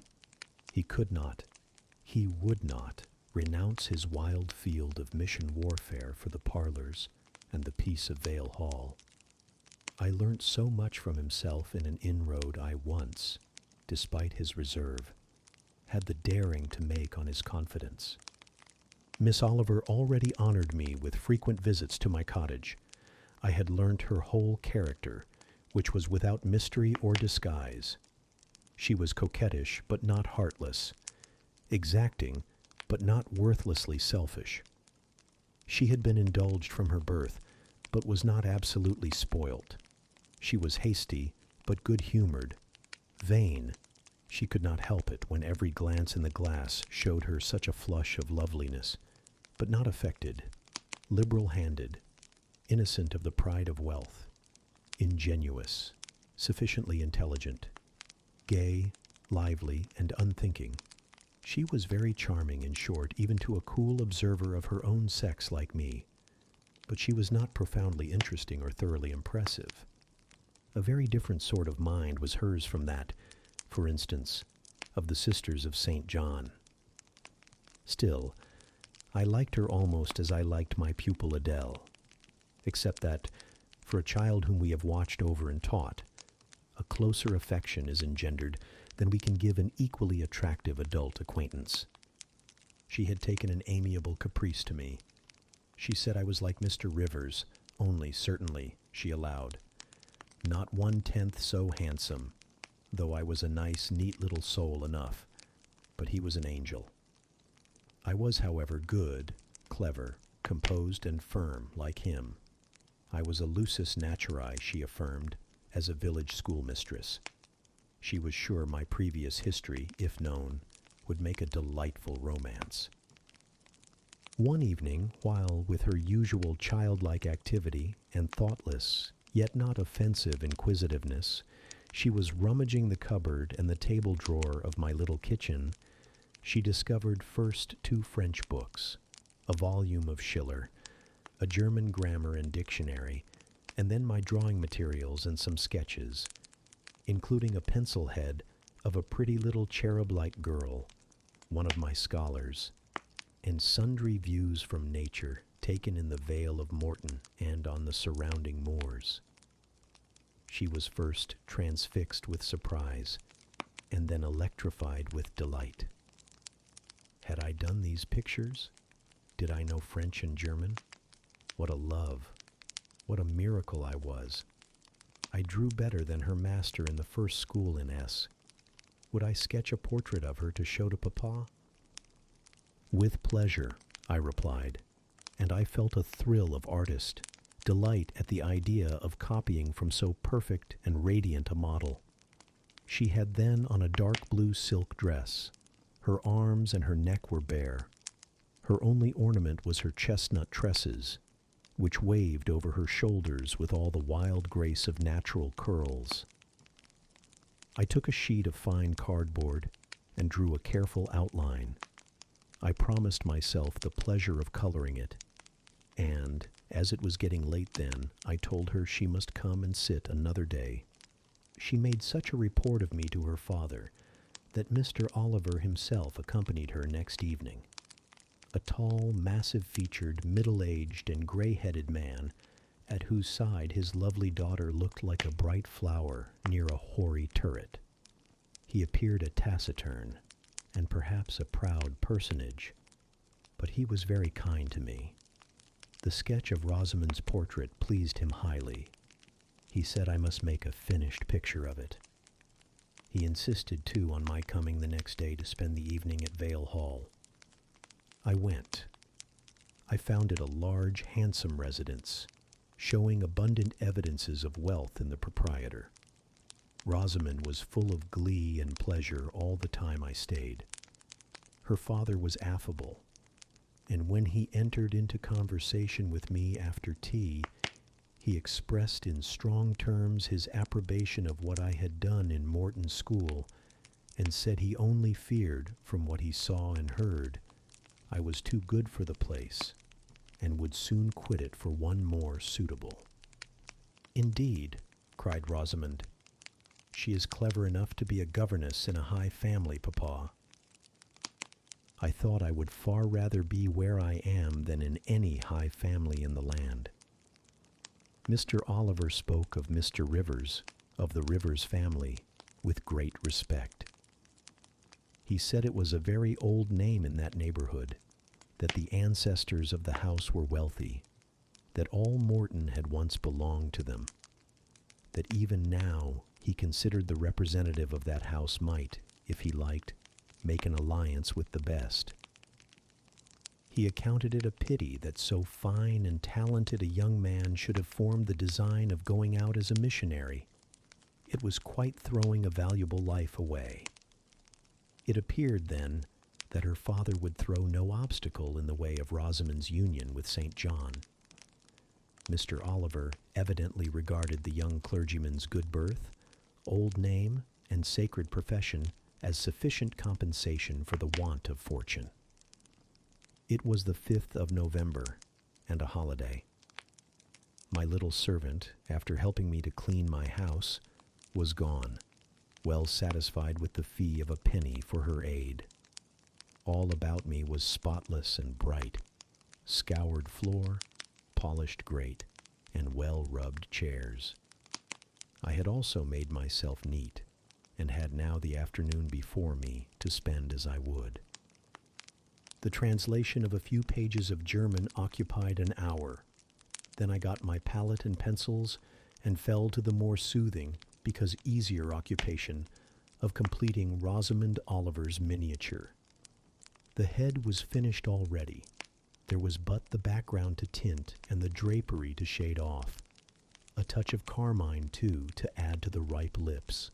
A soft curl here and there to the tresses. a deeper tinge to the shadow of the lash under the azured eyelid. I was absorbed in the execution of these nice details when, after one rapid tap, my door unclosed, admitting St. John Rivers. "I am come to see how you are spending your holiday," he said. "Not, I hope, in thought? No, that is well. While you draw, you will not feel lonely. You see, I mistrust you still, though you have borne up wonderfully so far. I have brought you a book for evening solace." And he laid on the table a new publication, a poem, one of those genuine productions so often vouchsafed to the fortunate public of those days, the golden age of modern literature. Alas, the readers of our era are less favored. But courage. I will not pause either to accuse or repine. I know poetry is not dead, nor genius lost, nor has mammon gained power over either to bind or slay. They will both assert their existence, their presence, their liberty and strength again one day. Powerful angels, safe in heaven, they smile when sordid souls triumph and feeble ones weep over their destruction. Poetry destroyed. Genius banished? No. Mediocrity? No. Do not let envy prompt you to the thought. No. They not only live but reign and redeem, and without their divine influence spread everywhere, you would be in hell, the hell of your own meanness. While I was eagerly glancing at the bright pages of Marmion, for Marmion it was, St. John stooped to examine my drawing. His tall figure sprang erect again with a start. He said nothing. I looked up at him. He shunned my eye. I knew his thoughts well and could read his heart plainly. At the moment I felt calmer and cooler than he. I had then temporarily the advantage of him, and I conceived an inclination to do him some good if I could. With all his firmness and self-control, thought I, he tasks himself too far, locks every feeling and pang within, expresses, confesses, imparts nothing. I am sure it would benefit him to talk a little about this sweet Rosamond, whom he thinks he ought not to marry. I will make him talk. I said first, "Take a chair, Mr. Rivers." But he answered, as he always did, that he could not stay. "Very well," I responded mentally. "Stand if you like, but you shall not go just yet. I am determined. Solitude is at least as bad for you as it is for me. I'll try if I cannot discover the secret spring of your confidence, and find an aperture in that marble breast through which I can shed one drop of the balm of sympathy." "Is this portrait like?" I asked bluntly. "Like? Like whom?" I did not observe it closely. "You did, Mr. Rivers." He almost started at my sudden and strange abruptness. He looked at me astonished. "Oh, that is nothing yet," I muttered within. "I don't mean to be baffled by a little stiffness on your part. I'm prepared to go to considerable lengths." I continued. "You observed it closely and distinctly, but I have no objection to your looking at it again." And I rose and placed it in his hand. "A well-executed picture," he said. "Very soft, clear coloring, very graceful and correct drawing." Yes, I know all that. But what of the resemblance? Who is it like?" Mastering some hesitation, he answered, "Miss Oliver, I presume." "Of course. And now, sir, to reward you for the accurate guess, I will promise to paint you a careful and faithful duplicate of this very picture, provided you admit that the gift would be acceptable to you. I don't wish to throw away my time and trouble on an offering you would deem worthless." He continued to gaze at the picture. The longer he looked, the firmer he held it, the more he seemed to covet it. "It is like," he murmured. "The eye is well managed. The color, light, expression are perfect. It smiles. Would it comfort or would it wound you to have a similar painting? Tell me that. When you are at Madagascar, or at the Cape, or in India, would it be a consolation to have that memento in your possession, or would the sight of it bring recollections calculated to enervate in distress? He now furtively raised his eyes. He glanced at me, irresolute, disturbed. He again surveyed the picture. That I should like to have it is certain. Whether it would be judicious or wise is another question. Since I had ascertained that Rosamond really preferred him, and that her father was not likely to oppose the match, I, less exalted in my views than St. John, had been strongly disposed in my own heart to advocate their union. It seemed to me that, should he become the possessor of Mr. Oliver's large fortune, he might do as much good with it as if he went and laid his genius out to wither, and his strength to waste, under a tropical sun. With this persuasion, I now answered, as far as I can see, it would be wiser and more judicious if you were to take to yourself the original at once. By this time he had sat down. He had laid the picture on the table before him, and with his brow supported on both hands, hung fondly over it. I discerned he was now neither angry nor shocked at my audacity. I saw even that to be thus frankly addressed on a subject he had deemed unapproachable, to hear it thus freely handled, was beginning to be felt by him as a new pleasure, an unhoped-for relief. Reserved people often really need the frank discussion of their sentiments and griefs more than the expansive. The sternest-seeming stoic is human after all, and to burst with boldness and goodwill into the silent sea of their souls is often to confer on them the first of obligations. She likes you, I am sure, said I, as I stood behind his chair, and her father respects you. Moreover, she is a sweet girl, rather thoughtless, but you would have sufficient thought for both yourself and her. You ought to marry her. Does she like me? He asked. Certainly, better than she likes anyone else. She talks of you continually. There is no subject she enjoys so much or touches upon so often. It is very pleasant to hear this, he said. Very. Go on for another quarter of an hour. And he actually took out his watch and laid it upon the table to measure the time.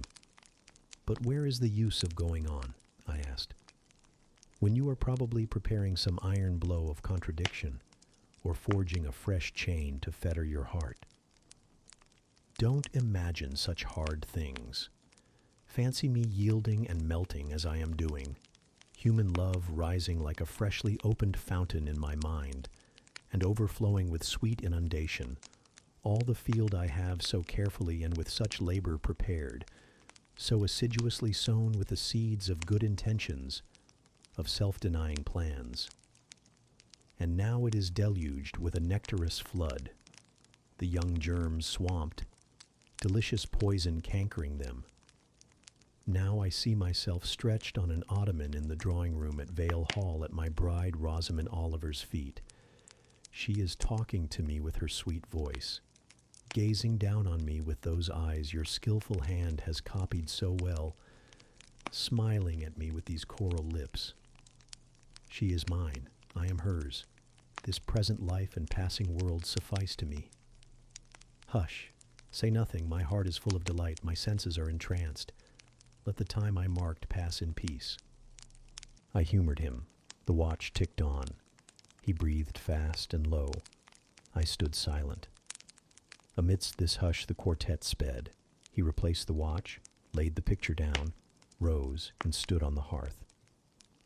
Now, said he, that little space was given to delirium and delusion. I rested my temples on the breast of temptation and put my neck voluntarily under her yoke of flowers. I tasted her cup. The pillow was burning. There is an asp in the garland. The wine has a bitter taste. Her promises are hollow, her offers false. I see and know all this. I gazed at him in wonder. It is strange, pursued he, that while I love Rosamond Oliver so wildly, with all the intensity indeed of a first passion, the object of which is exquisitely beautiful, graceful, fascinating, I experience at the same time a calm, unwarped consciousness that she would not make me a good wife, that she is not the partner suited to me, that I should discover this within a year after marriage, and that to 12 months' rapture would succeed a lifetime of regret. This I know. Strange indeed, I could not help ejaculating. While something in me, he went on, is acutely sensible to her charms, something else is as deeply impressed with her defects. They are such that she could sympathize in nothing I aspired to, cooperate in nothing I undertook.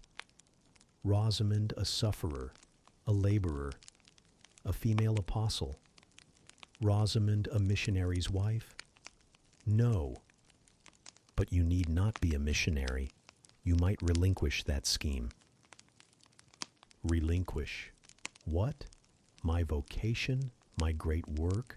My foundation laid on earth for a mansion in heaven? My hopes of being numbered in the band who have merged all ambitions in the glorious one of bettering their race, of carrying knowledge into the realms of ignorance, of substituting peace for war, freedom for bondage, religion for superstition, the hope of heaven for the fear of hell? Must I relinquish that? It is dearer than the blood in my veins. It is what I have to look forward to and to live for. After a considerable pause, I said, "And Miss Oliver, are her disappointment and sorrow of no interest to you?" Miss Oliver is ever surrounded by suitors and flatterers. In less than a month, my image will be effaced from her heart. She will forget me, and will marry, probably, someone who will make her far happier than I should do. You speak coolly enough, but you suffer in the conflict. You are wasting away. Number, if I get a little thin, it is with anxiety about my prospects, yet unsettled, my departure, continually procrastinated. Only this morning I received intelligence that the successor, whose arrival I have been so long expecting, cannot be ready to replace me for 3 months to come yet, and perhaps the 3 months may extend to 6. You tremble and become flushed whenever Miss Oliver enters the schoolroom. Again, the surprised expression crossed his face. He had not imagined that a woman would dare to speak so to a man. For me, I felt at home in this sort of discourse. I could never rest in communication with strong, discreet, and refined minds, whether male or female, till I had passed the outworks of conventional reserve and crossed the threshold of confidence and won a place by their heart's very hearthstone. "You are original," said he, "and not timid. There is something brave in your spirit, as well as penetrating in your eye. But allow me to assure you that you partially misinterpret my emotions. You think them more profound and potent than they are. You give me a larger allowance of sympathy than I have a just claim to. When I color, and when I shade before Miss Oliver, I do not pity myself. I scorn the weakness. I know it is ignoble, a mere fever of the flesh, not, I declare, the convulsion of the soul. That is just as fixed as a rock, firm set in the depths of a restless sea. Know me to be what I am, a cold, hard man." I smiled incredulously. "You have taken my confidence by storm," he continued, "and now it is much at your service. I am simply, in my original state, stripped of that blood-bleached robe with which Christianity covers human deformity, a cold, hard, ambitious man. Natural affection only, of all the sentiments, has permanent power over me. Reason, and not feeling, is my guide. My ambition is unlimited. My desire to rise higher, to do more than others, insatiable. I honor endurance, perseverance, industry, talent, because these are the means by which men achieve great ends and mount to lofty eminence. I watch your career with interest because I consider you a specimen of a diligent, orderly, energetic woman, not because I deeply compassionate what you have gone through or what you still suffer. You would describe yourself as a mere pagan philosopher, I said. Number, there is this difference between me and deistic philosophers, I believe, and I believe the gospel. You missed your epithet.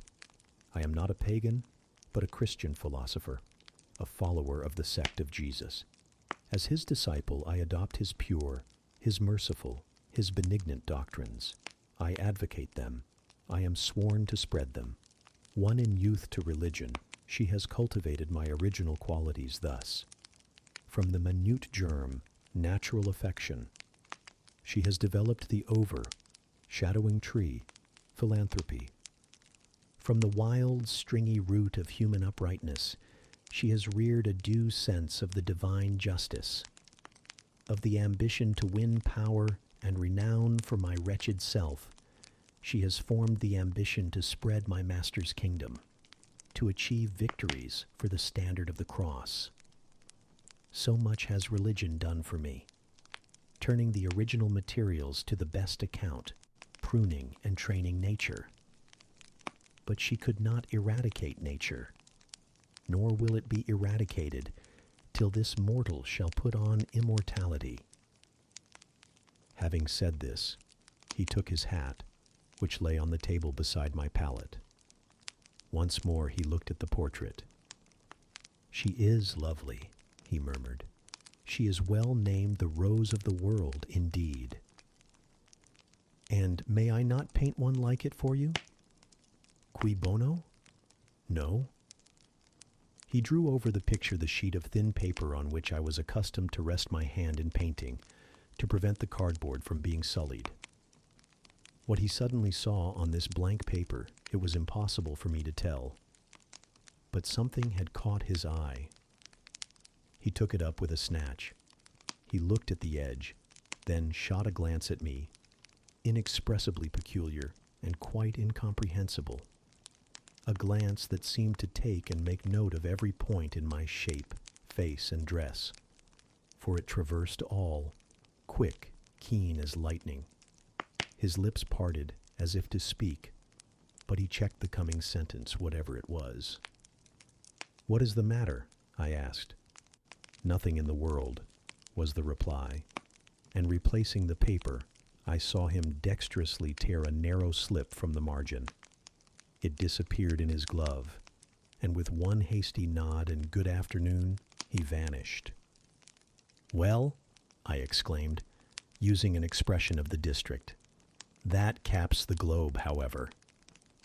I, in my turn, scrutinized the paper, but saw nothing on it save a few dingy stains of paint where I had tried the tint in my pencil.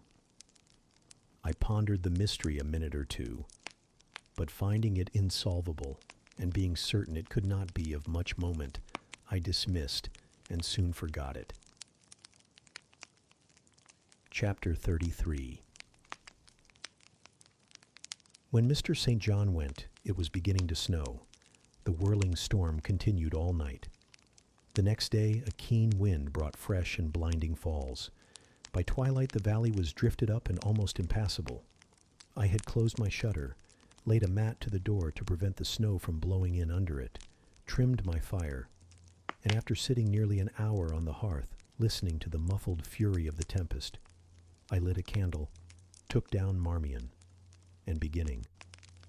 Day set on Norham's castled steep, and Tweed's fair river broad and deep, and Cheviot's mountains lone, the massive towers, the donjon keep, the flanking walls that round them sweep, in yellow lustre shone. I soon forgot storm and music. I heard a noise. The wind, I thought, shook the door. No, it was St. John Rivers, who, lifting the latch, came in out of the frozen hurricane, the howling darkness, and stood before me, the cloak that covered his tall figure all white as a glacier. I was almost in consternation. So little had I expected any guest from the blocked-up Vale that night. "Any ill news?" I demanded. "Has anything happened?" "No." "How very easily alarmed you are," he answered, removing his cloak and hanging it up against the door, towards which he again coolly pushed the mat which his entrance had deranged. He stamped the snow from his boots. "I shall sully the purity of your floor," said he, "but you must excuse me for once." Then he approached the fire. "I have had hard work to get here, I assure you," he observed, as he warmed his hands over the flame. "One drift took me up to the waist. Happily, the snow is quite soft yet." "But why are you come?" I could not forbear saying. Rather an inhospitable question to put to a visitor, but since you ask it, I answer simply to have a little talk with you. I got tired of my mute books and empty rooms. Besides, since yesterday I have experienced the excitement of a son to whom a tale has been half told, and who is impatient to hear the sequel. He sat down. I recalled his singular conduct of yesterday, and really I began to fear his wits were touched. If he were insane, however, his was a very cool and collected insanity. I had never seen that handsome featured face of his look more like chiseled marble than it did just now, as he put aside his snow-wet hair from his forehead and let the firelight shine free on his pale brow and cheek as pale, where it grieved me to discover the hollow trace of care or sorrow now so plainly graved. I waited, expecting he would say something I could at least comprehend, but his hand was now at his chin, his finger on his lip. He was thinking. It struck me that his hand looked wasted like his face. A perhaps uncalled-for gush of pity came over my heart. I was moved to say, "I wish Diana or Mary would come and live with you. It is too bad that you should be quite alone, and you are recklessly rash about your own health." "Not at all," said he. "I care for myself when necessary. I am well now. What do you see amiss in me?" This was said with a careless, abstracted indifference, which showed that my solicitude was, at least in his opinion, wholly superfluous. I was silenced. He still slowly moved his finger over his upper lip, and still his eye dwelt dreamily on the glowing grate. Thinking it urgent to say something, I asked him presently if he felt any cold draught from the door which was behind him. "No, no," he responded shortly and somewhat testily. "Well," I reflected, "if you won't talk, you may be still. I'll let you alone now and return to my book." So I snuffed the candle and resumed the perusal of Marmion. He soon stirred. My eye was instantly drawn to his movements. He only took out a morocco pocketbook, thence produced a letter, which he read in silence, folded it, put it back, relapsed into meditation. It was vain to try to read with such an inscrutable fixture before me, nor could I, in impatience, consent to be dumb. He might rebuff me if he liked, but talk I would. "Have you heard from Diana and Mary lately?" "Not since the letter I showed you a week ago." "There has not been any change made about your own arrangements? You will not be summoned to leave England sooner than you expected?" "I fear not. Indeed, such chance is too good to befall me." Baffled so far, I changed my ground. I bethought myself to talk about the school and my scholars. "Mary Garrett's mother is better, and Mary came back to the school this morning, and I shall have 4 new girls next week from the Foundry Close. They would have come today but for the snow." "Indeed. Mr. Oliver pays for 2. Does he? He means to give the whole school a treat at Christmas." "I know." "Was it your suggestion?" "No." "Whose, then?" "His daughter's, I think." It is like her. She is so good-natured. Yes. Again came the blank of a pause. The clock struck 8 strokes. It aroused him. He uncrossed his legs, sat erect, turned to me.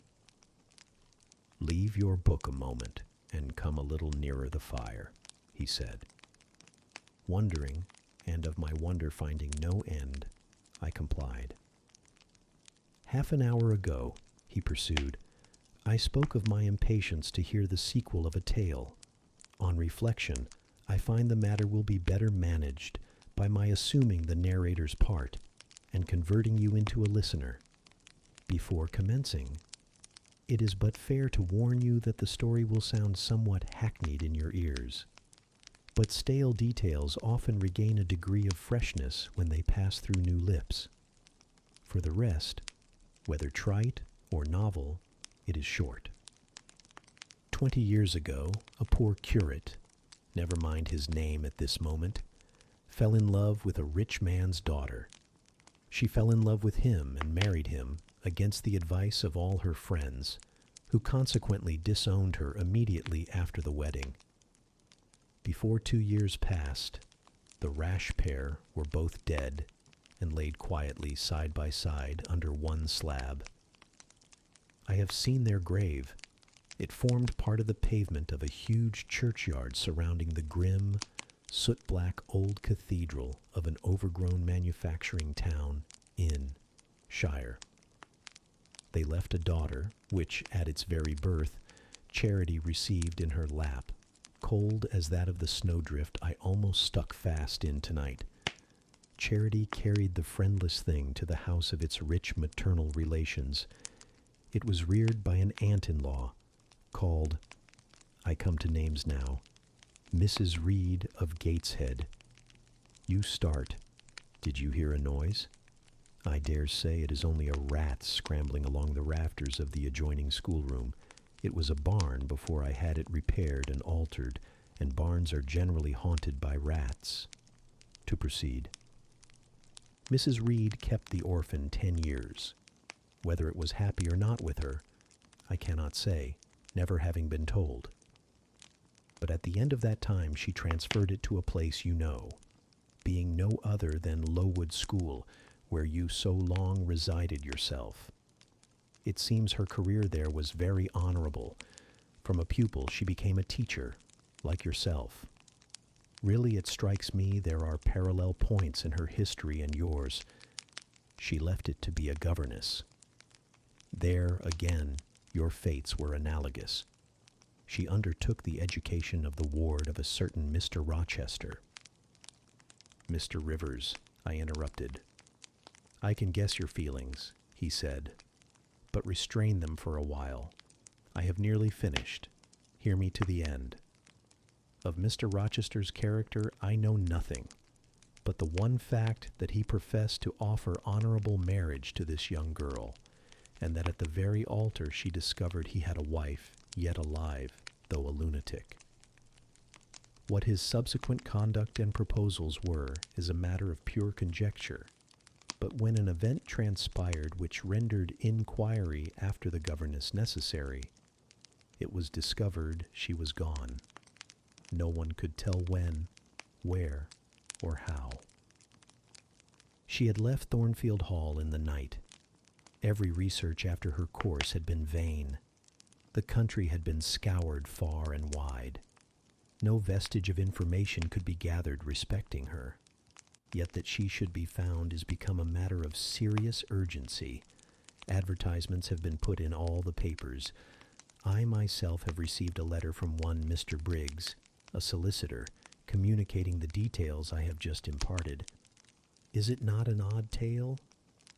Just tell me this, said I, and since you know so much, you surely can tell it me. What of Mr. Rochester? How and where is he? What is he doing? Is he well? I am ignorant of all concerning Mr. Rochester.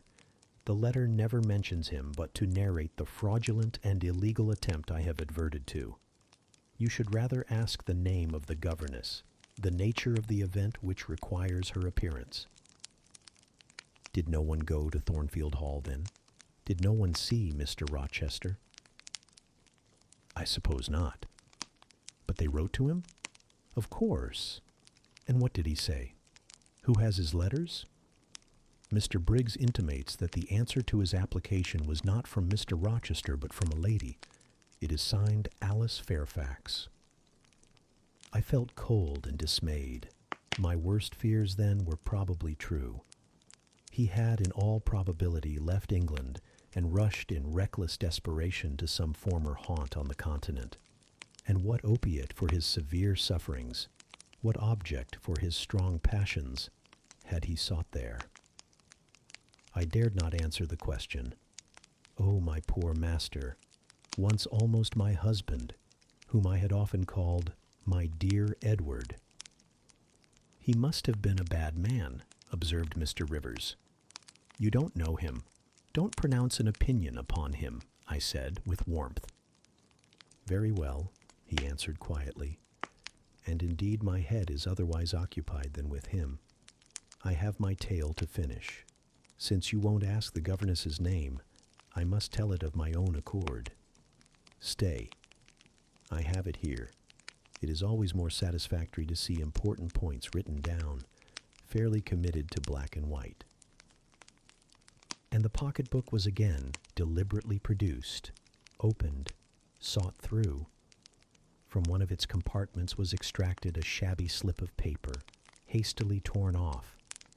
I recognized in its texture and its stains of ultramarine and lake and vermilion the ravished margin of the portrait cover. He got up, held it close to my eyes, and I read, traced in Indian ink, in my own handwriting, the words Jane Eyre, the work doubtless of some moment of abstraction. Briggs wrote to me of a Jane Eyre, he said. The advertisements demanded a Jane Eyre. I knew a Jane Elliot. I confess I had my suspicions, but it was only yesterday afternoon they were at once resolved into certainty. You own the name and renounce the alias? Yes, yes. But where is Mr. Briggs? He perhaps knows more of Mr. Rochester than you do. Briggs is in London. I should doubt his knowing anything at all about Mr. Rochester. It is not in Mr. Rochester he is interested. Meantime, you forget essential points in pursuing trifles. You do not inquire why Mr. Briggs sought after you, what he wanted with you. Well, what did he want? Merely to tell you that your uncle, Mr. Eyre of Madeira, is dead, that he has left you all his property, and that you are now rich. Merely that, nothing more. I, rich? Yes, you, rich, quite an heiress. Silence succeeded. You must prove your identity, of course, resumed St. John presently, a step which will offer no difficulties. You can then enter on immediate possession. Your fortune is vested in the English funds. Briggs has the will and the necessary documents. Here was a new card turned up.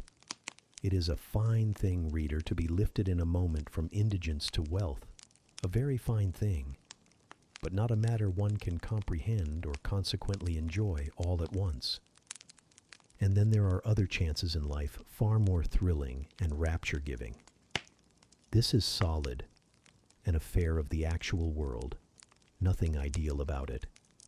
All its associations are solid and sober, and its manifestations are the same. One does not jump and spring and shout hurrah.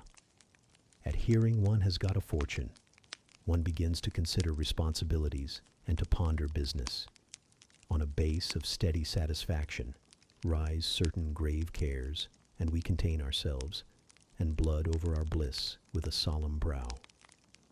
Besides, the words legacy, bequest, go side by side with the words death, funeral. My uncle, I had heard, was dead, my only relative. Ever since being made aware of his existence, I had cherished the hope of one day seeing him. Now, I never should. And then this money came only to me, not to me and a rejoicing family, but to my isolated self.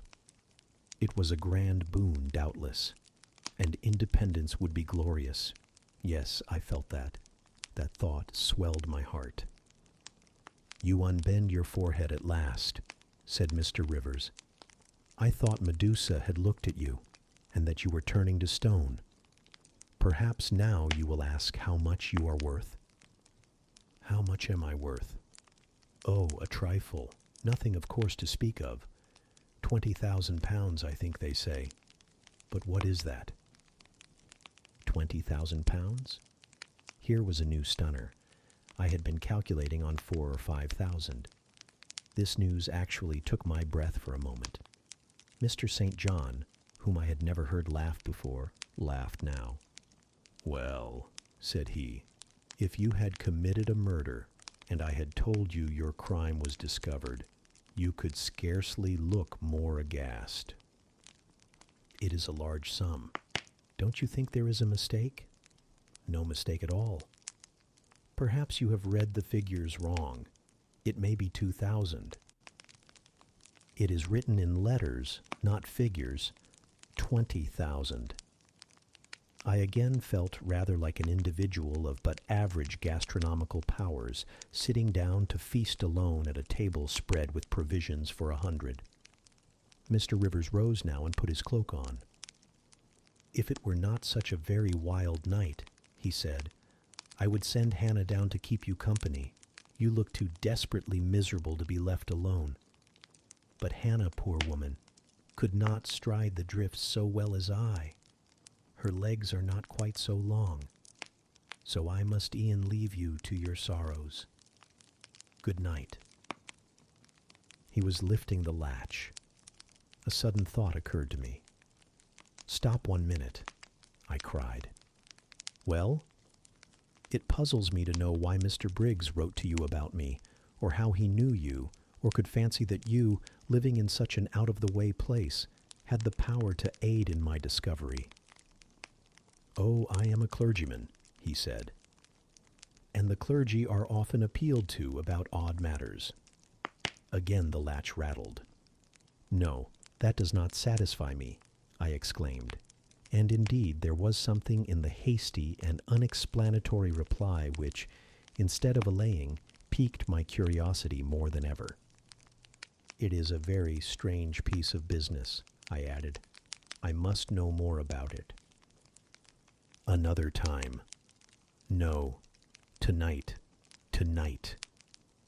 And as he turned from the door, I placed myself between it and him. He looked rather embarrassed. "You certainly shall not go till you have told me all," I said. "I would rather not just now." "You shall. You must." "I would rather Diana or Mary informed you." Of course, these objections wrought my eagerness to a climax. Gratified it must be, and that without delay, and I told him so. "But I apprised you that I was a hard man," said he, "difficult to persuade." "And I am a hard woman, impossible to put off. And then," he pursued, "I am cold, no fervor infects me. Whereas I am hot, and fire dissolves ice. The blaze there has thawed all the snow from your cloak. By the same token, it has streamed onto my floor and made it like a trampled street. As you hope ever to be forgiven, Mr. Rivers, the high crime and misdemeanor of spoiling a sanded kitchen, tell me what I wish to know." "Well then," he said, "I yield, if not to your earnestness, to your perseverance, as stone is worn by continual dropping. Besides, you must know some day, as well now as later. Your name is Jane Eyre. Of course, that was all settled before. You are not perhaps aware that I am your namesake, that I was christened Saint John Eyre Rivers? No, indeed. I remember now seeing the letter E comprised in your initials written in books you have at different times lent me, but I never asked for what name it stood. But what then? Surely—" I stopped.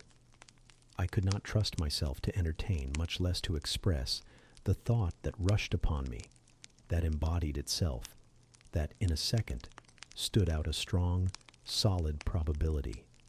Circumstances knit themselves, fitted themselves, shot into order.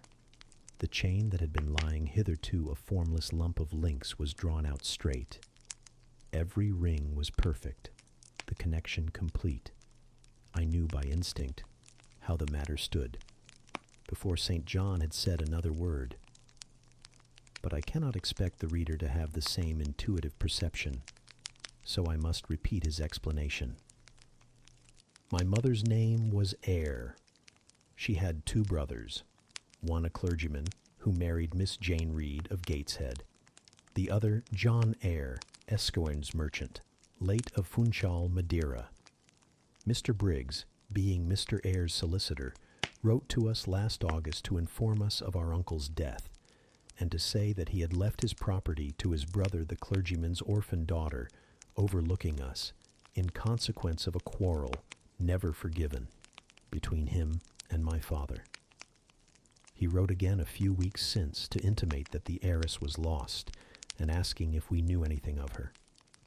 A name casually written on a slip of paper has enabled me to find her out. You know the rest. Again he was going, but I set my back against the door. Do let me speak, I said. Let me have one moment to draw breath and reflect. I paused. He stood before me, hat in hand, looking composed enough. I resumed. Your mother was my father's sister? Yes. My aunt, consequently? He bowed. My Uncle John was your Uncle John. You, Diana, and Mary are his sister's children, as I am his brother's child? Undeniably. You 3, then, are my cousins. Half our blood on each side flows from the same source? We are cousins, yes. I surveyed him. It seemed I had found a brother, one I could be proud of, one I could love, and 2 sisters whose qualities were such that, when I knew them but as mere strangers, they had inspired me with genuine affection and admiration. The 2 girls, on whom, kneeling down on the wet ground and looking through the low latticed window of Morehouse kitchen, I had gazed with so bitter a mixture of interest and despair, were my near kinswomen, and the young and stately gentleman who had found me almost dying at his threshold was my blood relation. Glorious discovery to a lonely wretch. This was wealth indeed, wealth to the heart, a mine of pure genial affections. This was a blessing, bright, vivid, and exhilarating, not like the ponderous gift of gold, rich and welcome enough in its way, but sobering from its weight. I now clapped my hands in sudden joy. My pulse bounded, my veins thrilled. Oh, I am glad, I exclaimed. St. John smiled. Did I not say you neglected essential points to pursue trifles? He asked. You were serious when I told you you had got a fortune, and now, for a matter of no moment, you are excited. What can you mean? It may be of no moment to you. You have sisters and don't care for a cousin, but I had nobody. And now 3 relations, or 2 if you don't choose to be counted, are born into my world full grown. I say again, I am glad. I walked fast through the room. I stopped, half suffocated with the thoughts that rose faster than I could receive, comprehend, settle them. Thoughts of what might, could, would, and should be, and that ere long. I looked at the blank wall. It seemed a sky thick with ascending stars. Everyone lit me to a purpose or delight. Those who had saved my life, whom till this hour I had loved barrenly, I could now benefit. They were under a yoke. I could free them. They were scattered. I could reunite them. The independence, the affluence which was mine, might be theirs too. Were we not 4? 20,000 pounds shared equally would be 5,000 each. Justice. Enough and to spare. Justice would be done. Mutual happiness secured. Now the wealth did not weigh on me. Now it was not a mere bequest of coin. It was a legacy of life, hope, enjoyment. How I looked while these ideas were taking my spirit by storm, I cannot tell. But I perceived soon that Mr. Rivers had placed a chair behind me and was gently attempting to make me sit down on it. He also advised me to be composed. I scorned the insinuation of helplessness and distraction, shook off his hand, and began to walk about again. "Write to Diana and Mary tomorrow," I said, "and tell them to come home directly." Diana said they would both consider themselves rich with 1,000 pounds, so with 5,000 they will do very well. "Tell me where I can get you a glass of water," said St. John. "You must really make an effort to tranquilize your feelings." "Nonsense. And what sort of an effect will the bequest have on you? Will it keep you in England, induce you to marry Miss Oliver, and settle down like an ordinary mortal? You wander. Your head becomes confused.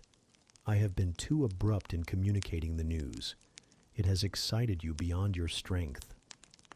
Mr. Rivers, you quite put me out of patience.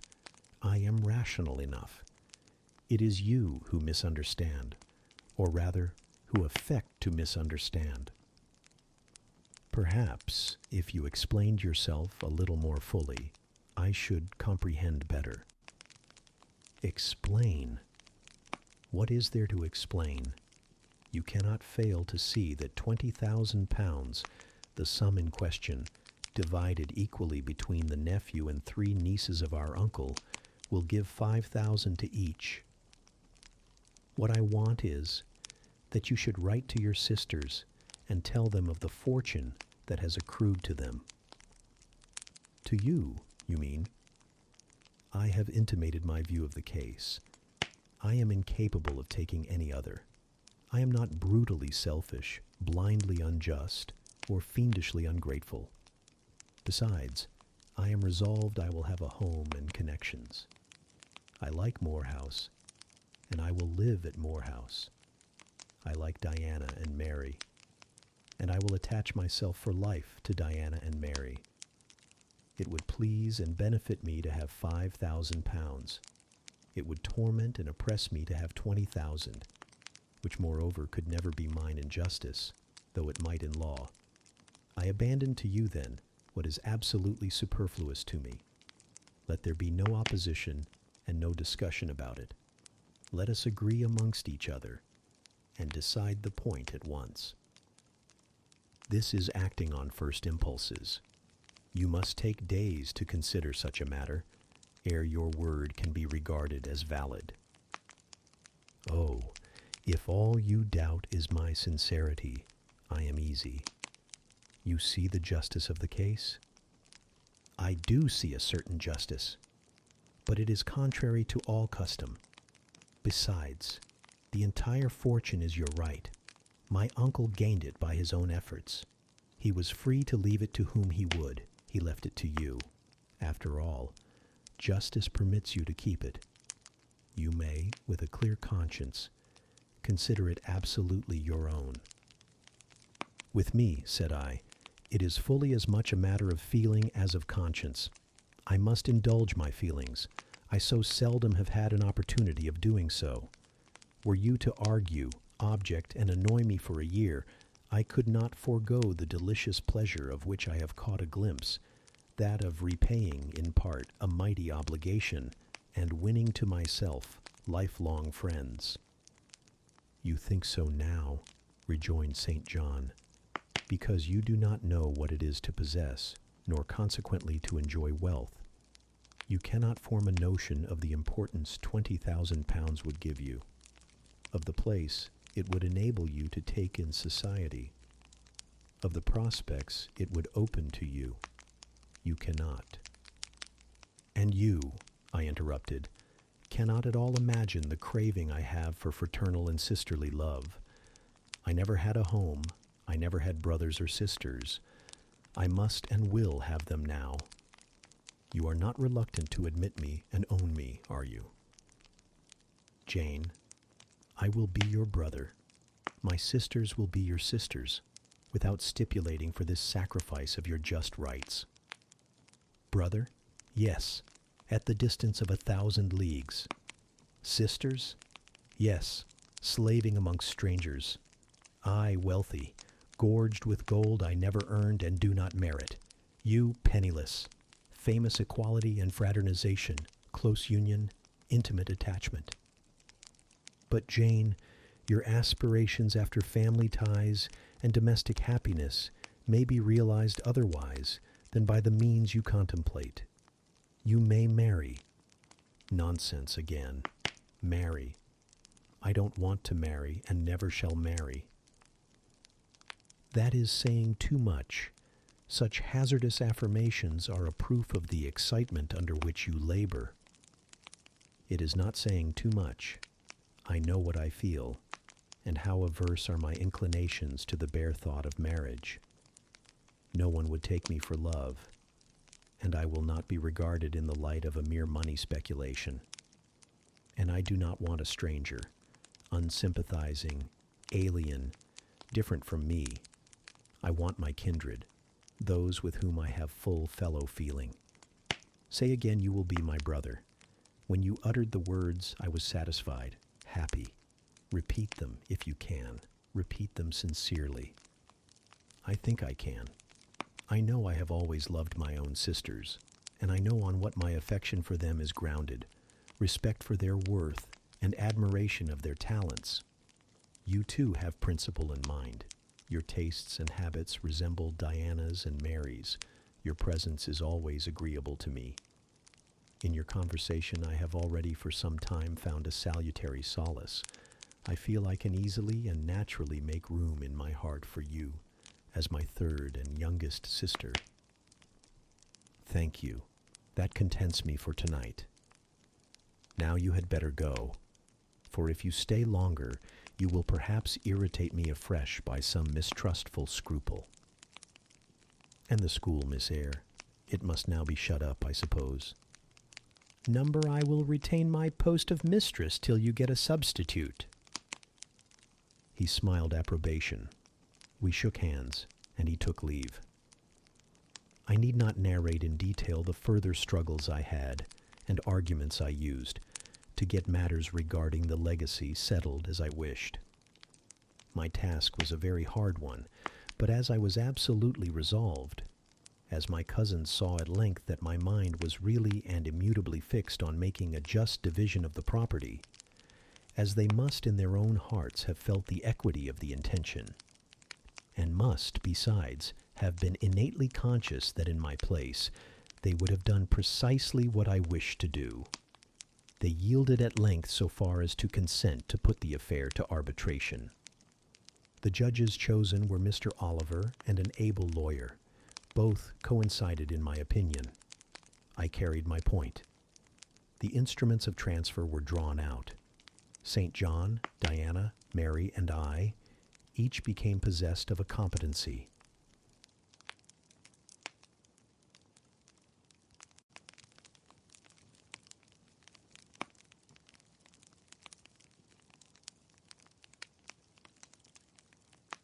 Chapter 34. It was near Christmas by the time all was settled. The season of general holiday approached. I now closed Morton School, taking care that the parting should not be barren on my side. Good fortune opens the hand as well as the heart wonderfully. And to give somewhat when we have largely received is but to afford a vent to the unusual ebullition of the sensations. I had long felt with pleasure that many of my rustic scholars liked me, and when we parted, that consciousness was confirmed. They manifested their affection plainly and strongly. Deep was my gratification to find I had really a place in their unsophisticated hearts. I promised them that never a week should pass in future that I did not visit them and give them an hour's teaching in their school.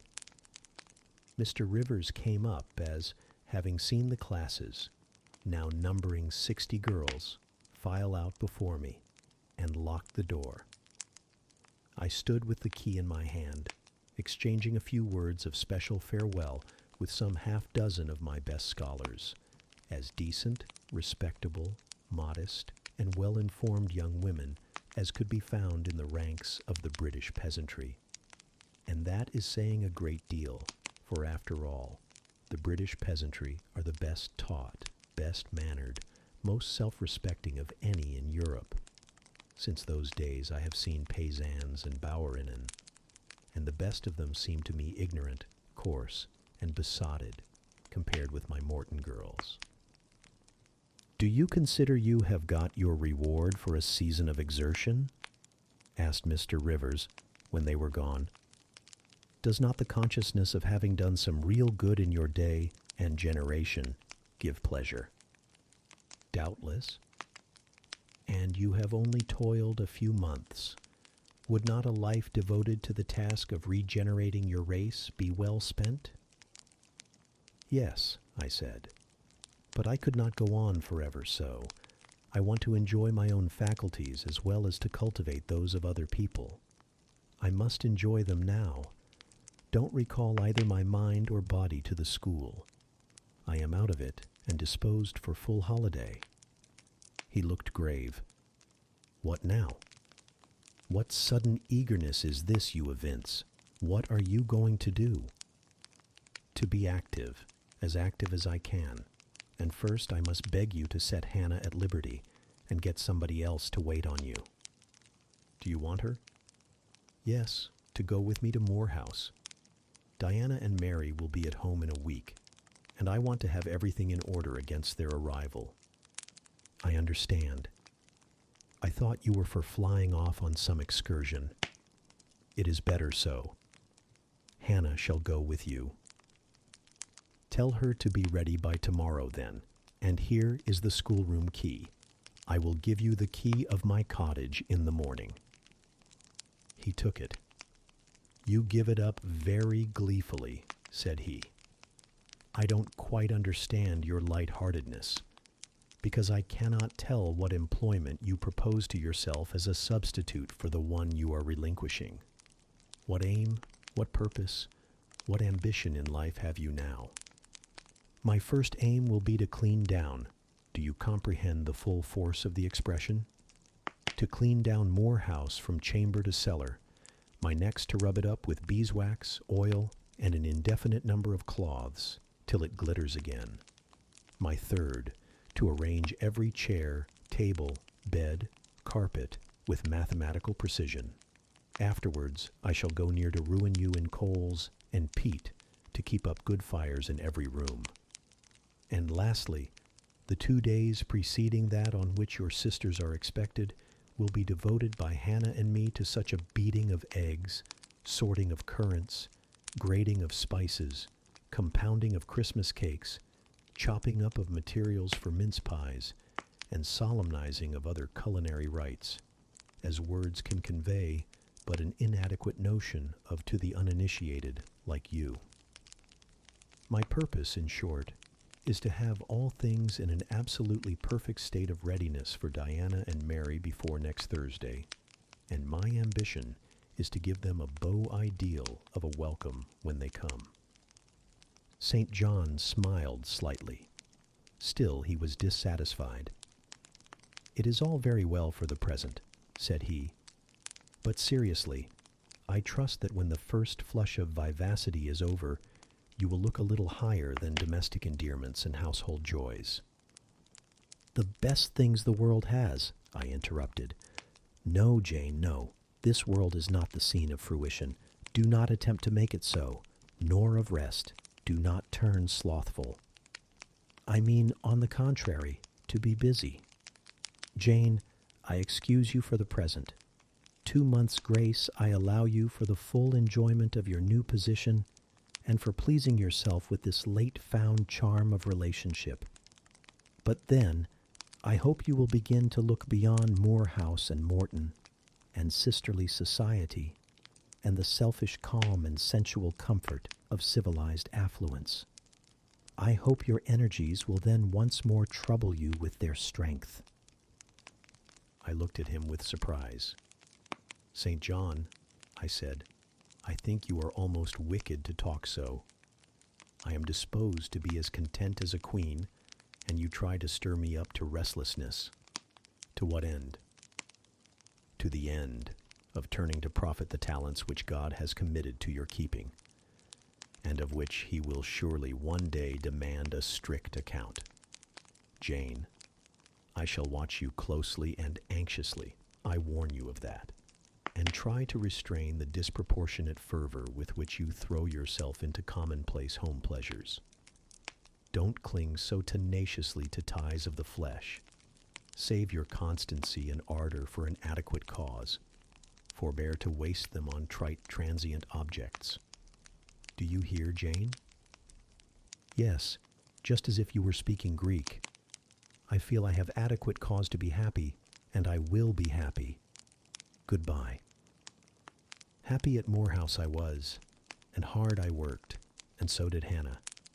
She was charmed to see how jovial I could be amidst the bustle of a house turned topsy-turvy, how I could brush and dust and clean and cook. And really, after a day or two of confusion worse confounded, it was delightful by degrees to invoke order from the chaos ourselves had made.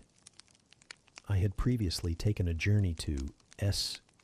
to purchase some new furniture, my cousins having given me carte blanche to effect what alterations I pleased, and a sum having been set aside for that purpose. The ordinary sitting room and bedrooms I left much as they were, for I knew Diana and Mary would derive more pleasure from seeing again the old homely tables and chairs and beds than from the spectacle of the smartest innovations. Still, some novelty was necessary to give to their return the piquancy with which I wished it to be invested.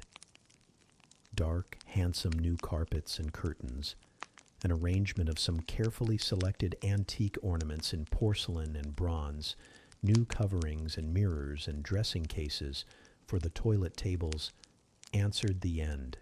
They looked fresh, without being glaring.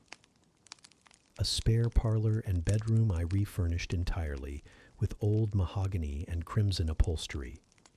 I laid canvas on the passage and carpets on the stairs. When all was finished, I thought Moor House as complete a model of bright, modest snugness within as it was, at this season, a specimen of wintry waste and desert dreariness without. The eventful Thursday at length came. They were expected about dark, and ere dusk fires were lit upstairs and below. The kitchen was in perfect trim. Hannah and I were dressed, and all was in readiness. St. John arrived first. I had entreated him to keep quite clear of the house till everything was arranged, and indeed, the bare idea of the commotion, at once sordid and trivial, going on within its walls sufficed to scare him to estrangement. He found me in the kitchen, watching the progress of certain cakes for tea, then baking. Approaching the hearth, he asked if I was at last satisfied with housemaid's work. I answered by inviting him to accompany me on a general inspection of the result of my labors. With some difficulty, I got him to make the tour of the house. He just looked in at the doors I opened, and when he had wandered upstairs and downstairs, he said, I must have gone through a great deal of fatigue and trouble to have effected such considerable changes in so short a time. But not a syllable did he utter, indicating pleasure in the improved aspect of his abode. This silence damped me. I thought perhaps the alterations had disturbed some old associations he valued. I inquired whether this was the case, no doubt in a somewhat crestfallen tone. Not at all. He had, on the contrary, remarked that I had scrupulously respected every association. He feared, indeed, I must have bestowed more thought on the matter than it was worth. How many minutes, for instance, had I devoted to studying the arrangement of this very room? By the by, could I tell him where such a book was? I showed him the volume on the shelf. He took it down, and withdrawing to his accustomed window recess, he began to read it. Now, I did not like this, reader. St. John was a good man. but I began to feel he had spoken truth of himself when he said he was hard and cold. The humanities and amenities of life had no attraction for him. Its peaceful enjoyments, no charm. Literally, he lived only to aspire, after what was good and great, certainly. But still, he would never rest, nor approve of others resting round him. As I looked at his lofty forehead, still and pale as a white stone, at his fine lineaments fixed in study, I comprehended all at once that he would hardly make a good husband, that it would be a trying thing to be his wife. I understood, as by inspiration, the nature of his love for Miss Oliver. I agreed with him that it was but a love of the senses. I comprehended how he should despise himself for the feverish influence it exercised over him, how he should wish to stifle and destroy it, how he should mistrust its ever conducting permanently to his happiness or hers. I saw he was of the material from which nature hews her heroes, Christian and pagan, her lawgivers, her statesmen, her conquerors, a steadfast bulwark for great interests to rest upon, but at the fireside, too often a cold, cumbrous column, gloomy and out of place. This parlor is not his sphere, I reflected. The Himalayan ridge or caffre bush, even the plague-cursed Guinea Coast swamp would suit him better. Well may he eschew the calm of domestic life. It is not his element. There his faculties stagnate. They cannot develop or appear to advantage. It is in scenes of strife and danger, where courage is proved, and energy exercised and fortitude tasked, that he will speak and move, the leader and superior. A merry child would have the advantage of him on this hearth. He is right to choose a missionary's career. I see it now. "They are coming! They are coming!" cried Hannah, throwing open the parlor door. At the same moment, old Carlo barked joyfully. Out I ran. It was now dark, but a rumbling of wheels was audible. Hannah soon had a lantern lit. The vehicle had stopped at the wicket. The driver opened the door. First one well-known form, then another, stepped out. In a minute I had my face under their bonnets, in contact first with Mary's soft cheek, then with Diana's flowing curls. They laughed, kissed me. Then Hannah patted Carlo, who was half wild with delight, asked eagerly if all was well, and being assured in the affirmative, hastened into the house. They were stiff with their long and jolting drive from Whitcross, and chilled with the frosty night air, but their pleasant countenances expanded to the cheerful firelight. While the driver and Hannah brought in the boxes, they demanded St. John. At this moment he advanced from the parlor. They both threw their arms round his neck at once. He gave each one quiet kiss, said in a low tone a few words of welcome, stood a while to be talked to, and then, intimating that he supposed they would soon rejoin him in the parlor, withdrew there as to a place of refuge. I had lit their candles to go upstairs, but Diana had first to give hospitable orders respecting the driver. This done, both followed me. They were delighted with the renovation and decorations of their rooms, with the new drapery, and fresh carpets, and rich tinted china vases. They expressed their gratification ungrudgingly. I had the pleasure of feeling that my arrangements met their wishes exactly, and that what I had done added a vivid charm to their joyous return home. Sweet was that evening. My cousins, full of exhilaration, were so eloquent in narrative and comment that their fluency covered St. John's taciturnity. He was sincerely glad to see his sisters, but in their glow of fervor and flow of joy he could not sympathize. The event of the day, that is, the return of Diana and Mary, pleased him, but the accompaniments of that event, the glad tumult, The garrulous glee of reception irked him. I saw he wished the calmer morrow was come. In the very meridian of the night's enjoyment, about an hour after tea, a rap was heard at the door. Hannah entered with the intimation that a poor lad was come at that unlikely time to fetch Mr. Rivers to see his mother, who was drawing away. "Where does she live, Hannah?" "Clear up at Whitcross Brow, almost 4 miles off, and moor and moss all the way." "Tell him I will go."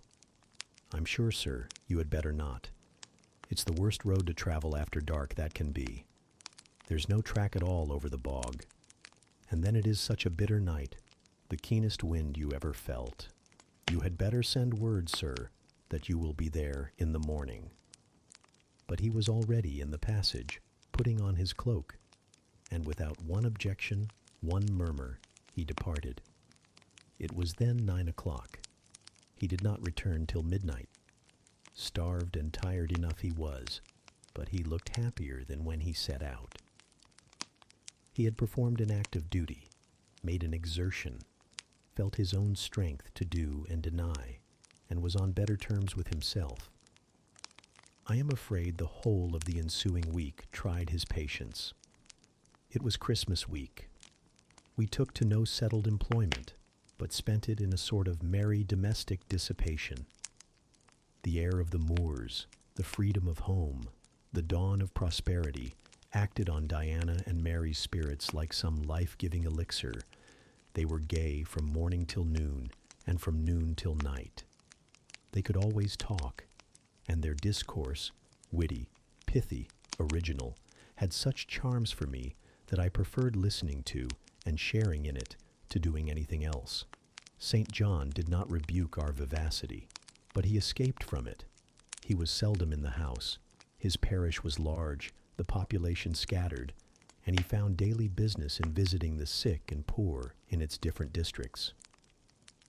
One morning at breakfast, Diana, after looking a little pensive for some minutes, asked him if his plans were yet unchanged.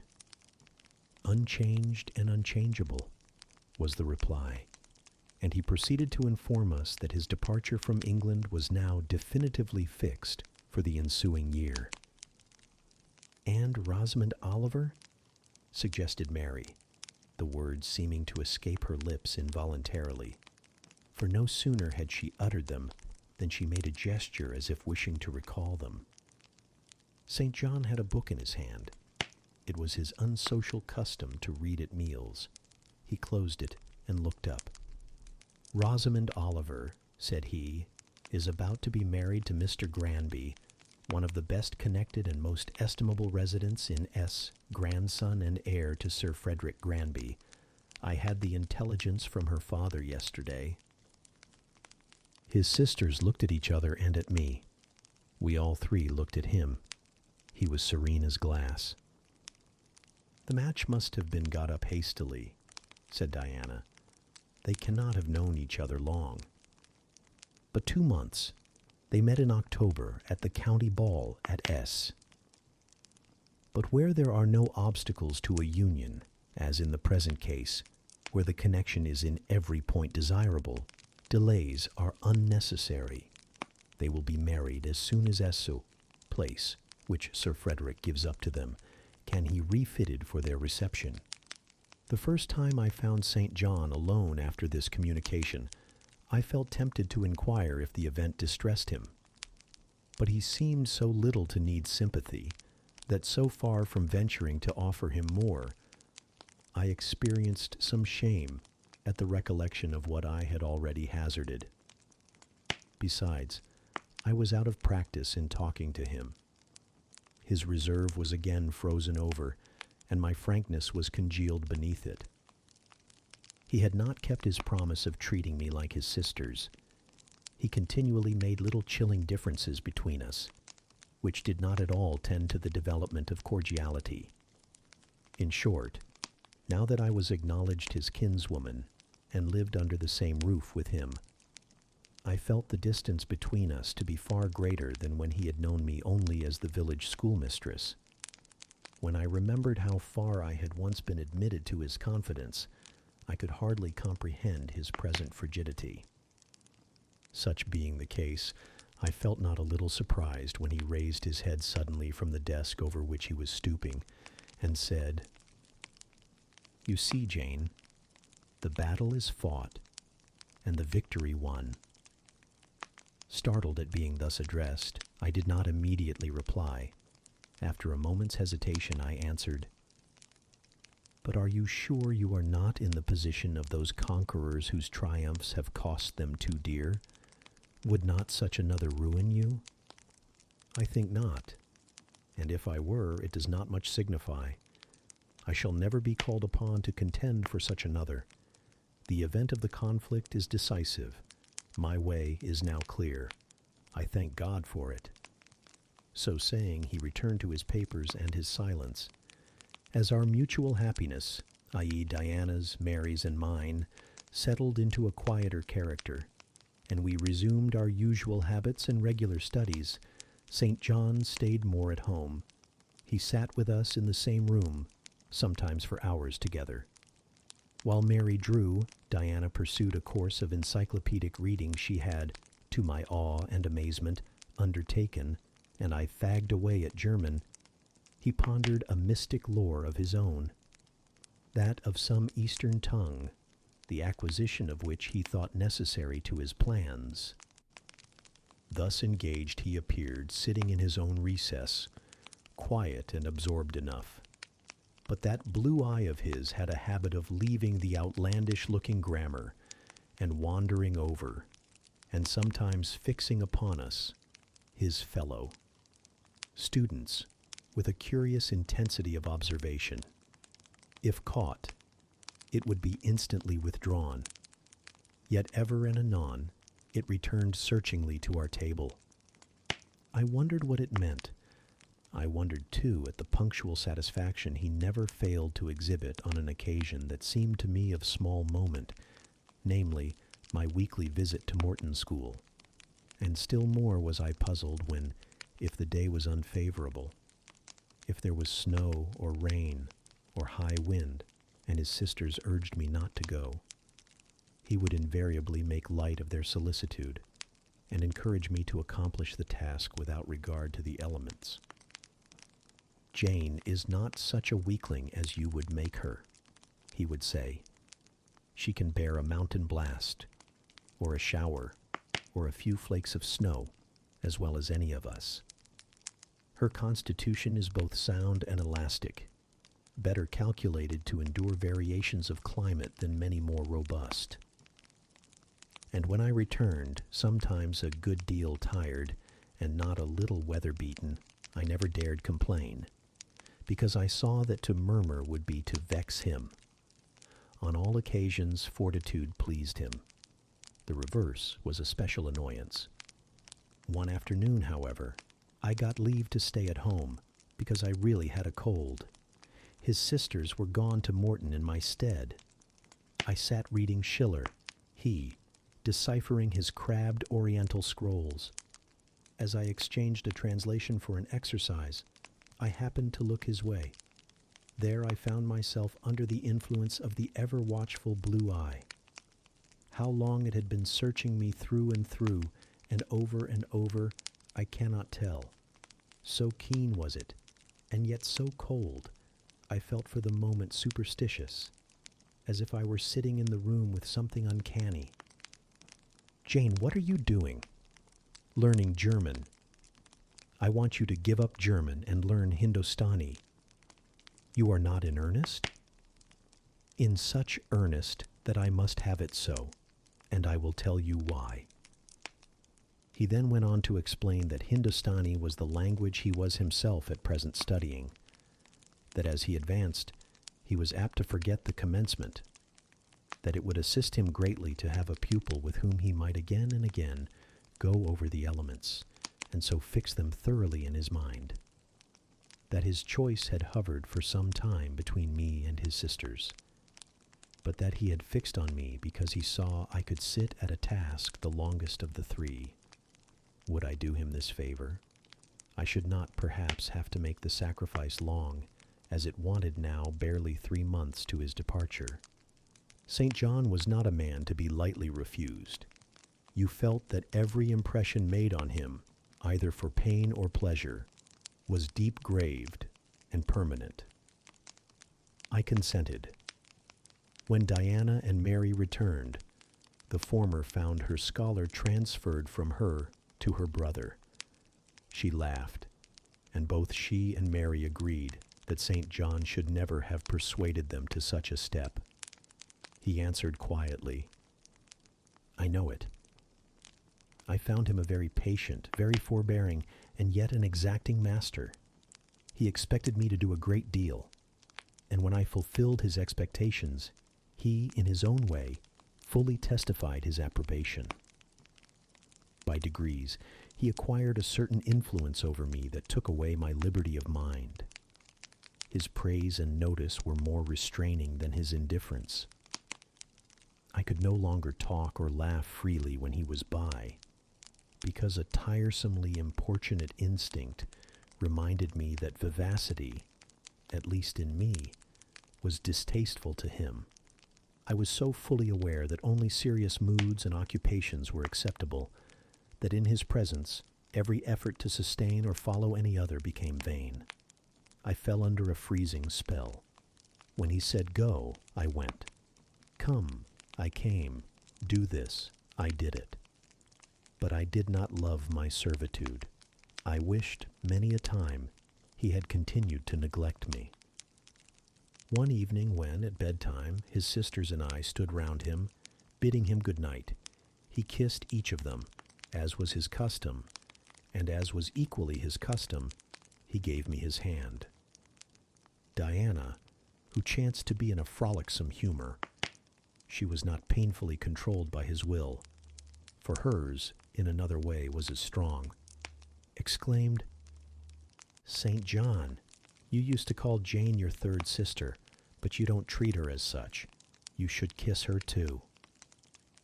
She pushed me towards him. I thought Diana very provoking and felt uncomfortably confused, and while I was thus thinking and feeling, St. John bent his head. His Greek face was brought to a level with mine. His eyes questioned my eyes piercingly. He kissed me. There are no such things as marble kisses or ice kisses, or I should say my ecclesiastical cousin's salute belonged to one of these classes. But there may be experiment kisses, and his was an experiment kiss. When given, he viewed me to learn the result. It was not striking. I am sure I did not blush. Perhaps I might have turned a little pale, for I felt as if this kiss were a seal affixed to my fetters. He never omitted the ceremony afterwards, and the gravity and quiescence with which I underwent it seemed to invest it for him with a certain charm. As for me, I daily wished more to please him, but to do so, I felt daily more and more that I must disown half my nature, stifle half my faculties, wrest my tastes from their original bent, force myself to the adoption of pursuits for which I had no natural vocation. He wanted to train me to an elevation I could never reach. It racked me hourly to aspire to the standard he uplifted. The thing was as impossible as to mold my irregular features to his correct and classic pattern, to give to my changeable green eyes the sea-blue tint and solemn luster of his own. Not his ascendancy alone, however, held me in thrall at present. Of late it had been easy enough for me to look sad. A cankering evil sat at my heart and drained my happiness at its source, the evil of suspense. Perhaps you think I had forgotten Mr. Rochester, reader, amidst these changes of place and fortune. Not for a moment. His idea was still with me, because it was not a vapor sunshine could disperse, nor a sand-traced effigy storms could wash away. It was a name graven on a tablet, fated to last as long as the marble it inscribed. The craving to know what had become of him followed me everywhere. When I was at Morton, I re-entered my cottage every evening to think of that, and now at Moor House, I sought my bedroom each night to brood over it. In the course of my necessary correspondence with Mr. Briggs about the will, I had inquired if he knew anything of Mr. Rochester's present residence and state of health. But, as St. John had conjectured, he was quite ignorant of all concerning him. I then wrote to Mrs. Fairfax, entreating information on the subject. I had calculated with certainty on this step, answering my end. I felt sure it would elicit an early answer. I was astonished when a fortnight passed without reply. But when 2 months wore away, and day after day the post arrived and brought nothing for me, I fell a prey to the keenest anxiety. I wrote again. There was a chance of my first letter having missed. Renewed hope followed renewed effort. It shone like the former for some weeks. Then, like it faded, flickered. Not a line, not a word reached me. When half a year wasted in vain expectancy, my hope died out, and then I felt dark indeed. A fine spring shone round me, which I could not enjoy. Summer approached. Diana tried to cheer me. She said I looked ill and wished to accompany me to the seaside. This St. John opposed. He said I did not want dissipation. I wanted employment. My present life was too purposeless. I required an aim, and I suppose, by way of supplying deficiencies, he prolonged still further my lessons in Hindostani, and grew more urgent in requiring their accomplishment. And I, like a fool, never thought of resisting him. I could not resist him. One day I had come to my studies in lower spirits than usual. The ebb was occasioned by a poignantly felt disappointment. Hannah had told me in the morning there was a letter for me, and when I went down to take it, almost certain that the long-looked-for tidings were vouchsafed me at last, I found only an unimportant note from Mr. Briggs on business.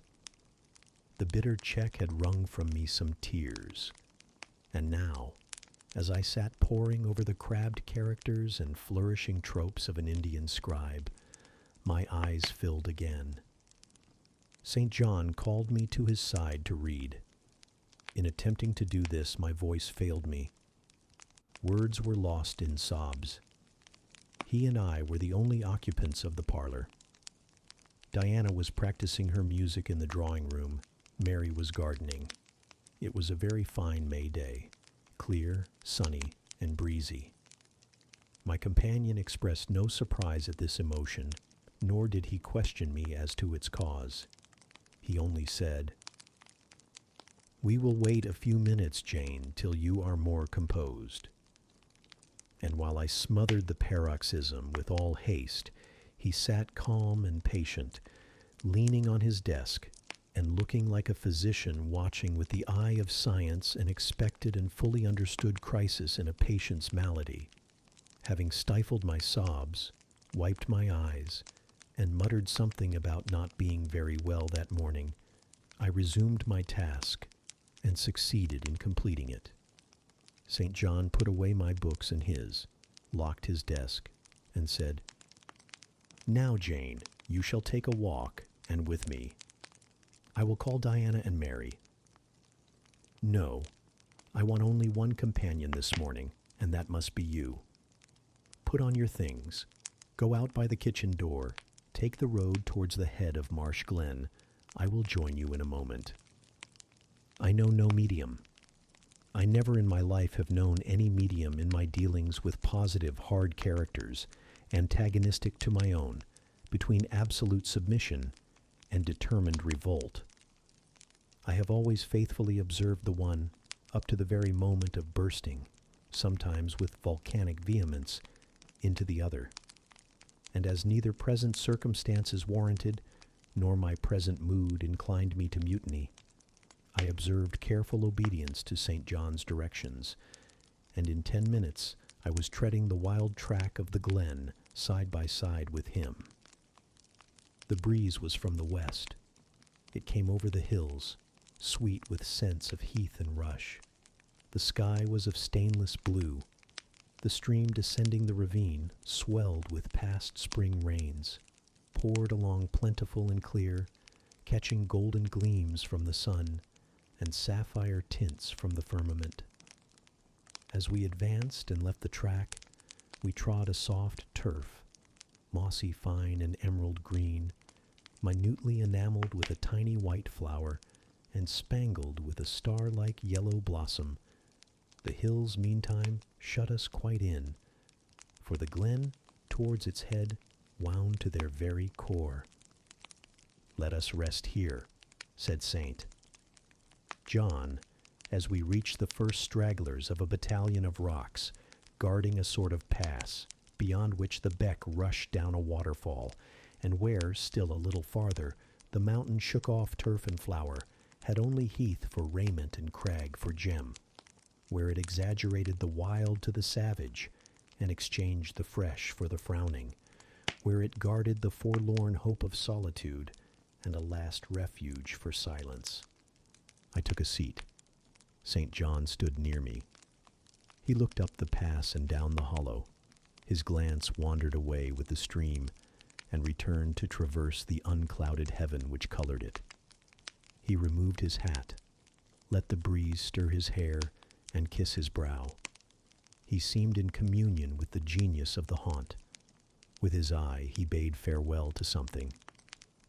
"And I shall see it again," he said aloud, "in dreams when I sleep by the Ganges, and again in a more remote hour, when another slumber overcomes me, on the shore of a darker stream."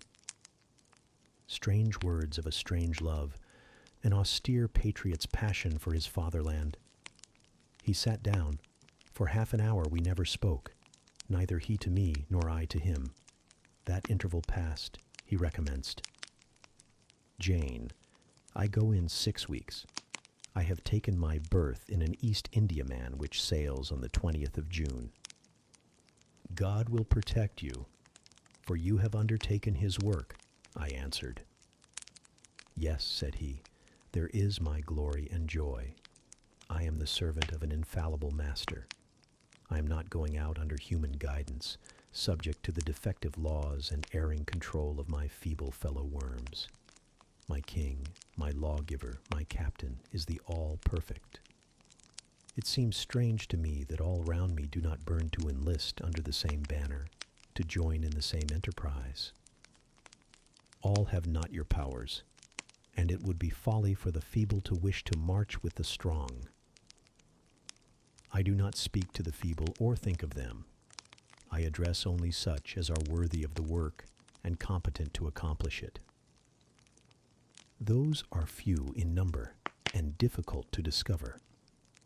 You say truly, but when found, it is right to stir them up, to urge and exhort them to the effort, to show them what their gifts are and why they were given, to speak heaven's message in their ear, to offer them, direct from God, a place in the ranks of his chosen.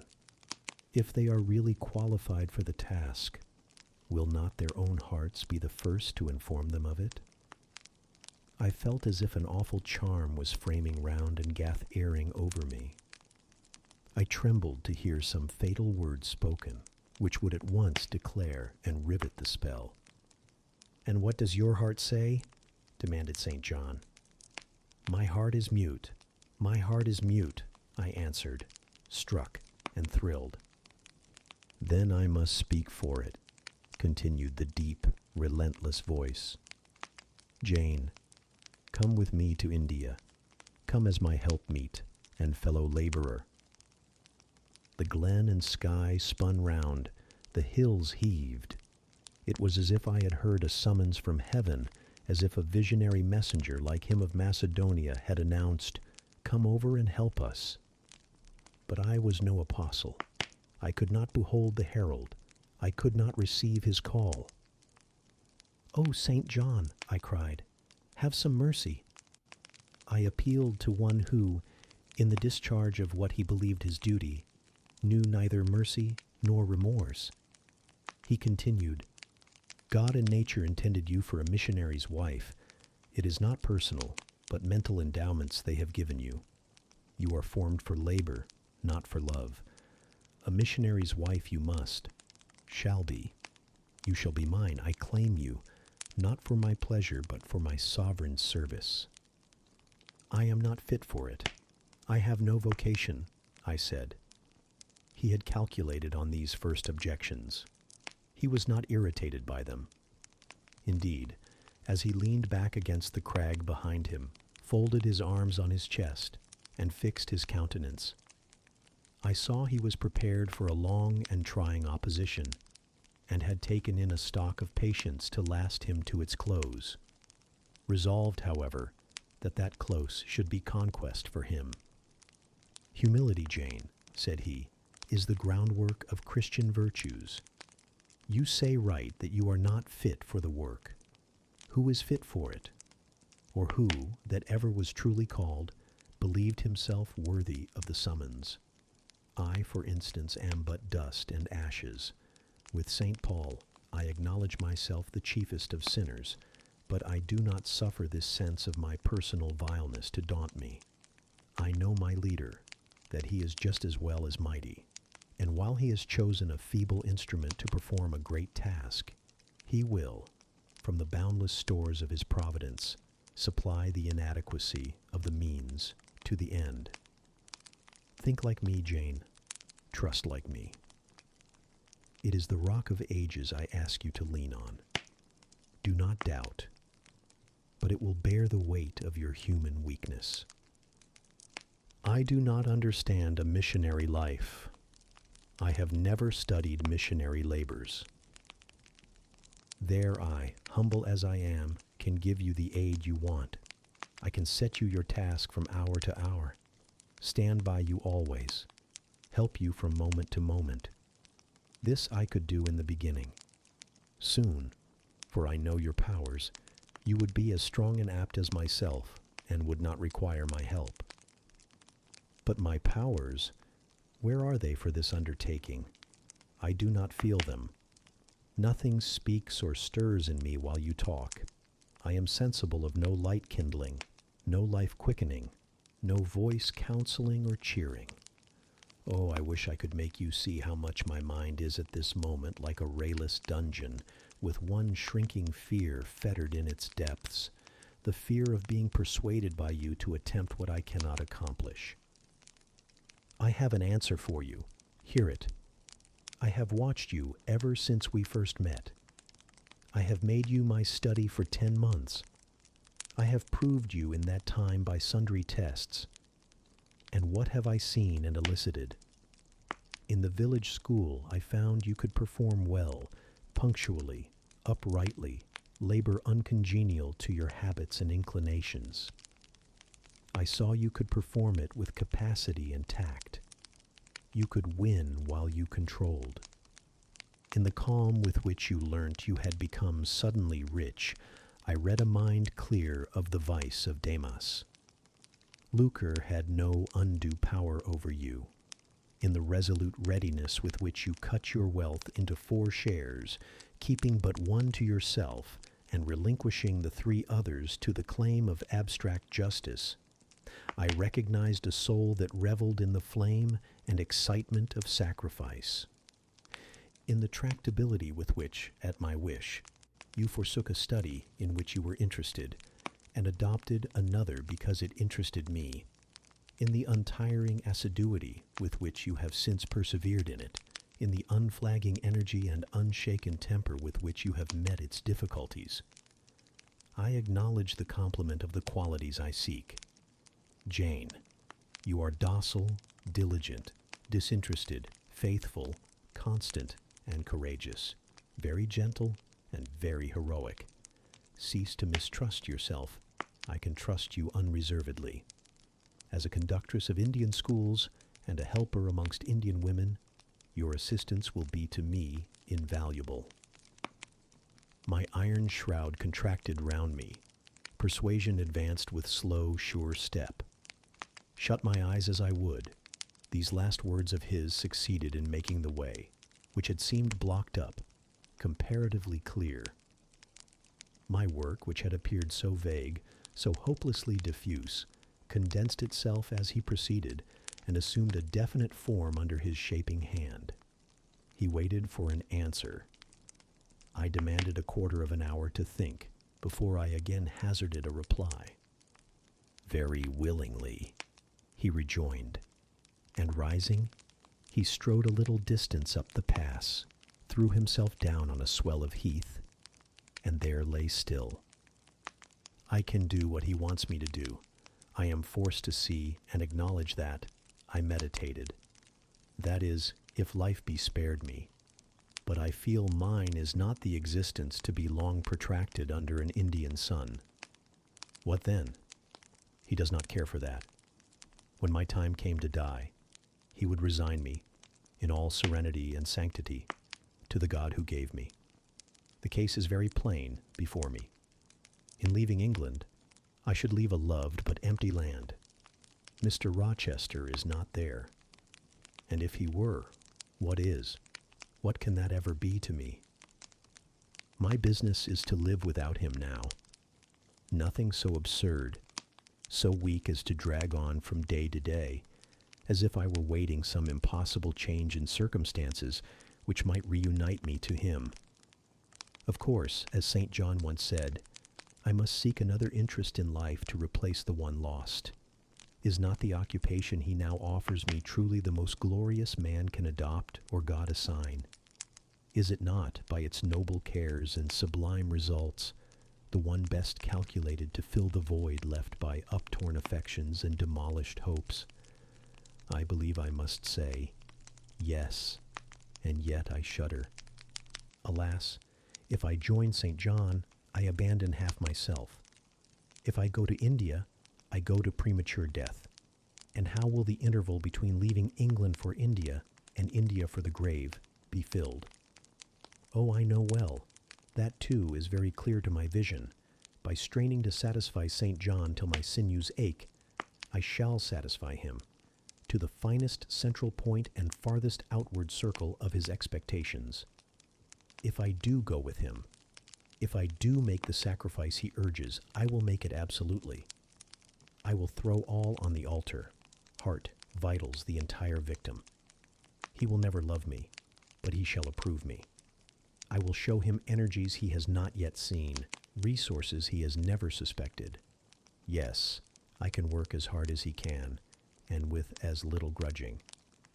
Consent, then, to his demand is possible, but for one item, one dreadful item. It is that he asks me to be his wife, and has no more of a husband's heart for me than that frowning giant of a rock down which the stream is foaming in yonder gorge. He prizes me as a soldier would a good weapon, and that is all. Unmarried to him, this would never grieve me. But can I let him complete his calculations, coolly put into practice his plans, go through the wedding ceremony? Can I receive from him the bridal ring, endure all the forms of love, which I doubt not he would scrupulously observe, and know that the spirit was quite absent? Can I bear the consciousness that every endearment he bestows is a sacrifice made on principle? Number, such a martyrdom would be monstrous. I will never undergo it. As his sister, I might accompany him, not as his wife. I will tell him so. I looked towards the knoll. There he lay, still as a prostrate column, his face turned to me, his eye beaming, watchful and keen. He started to his feet and approached me. I am ready to go to India if I may go free. Your answer requires a commentary, he said.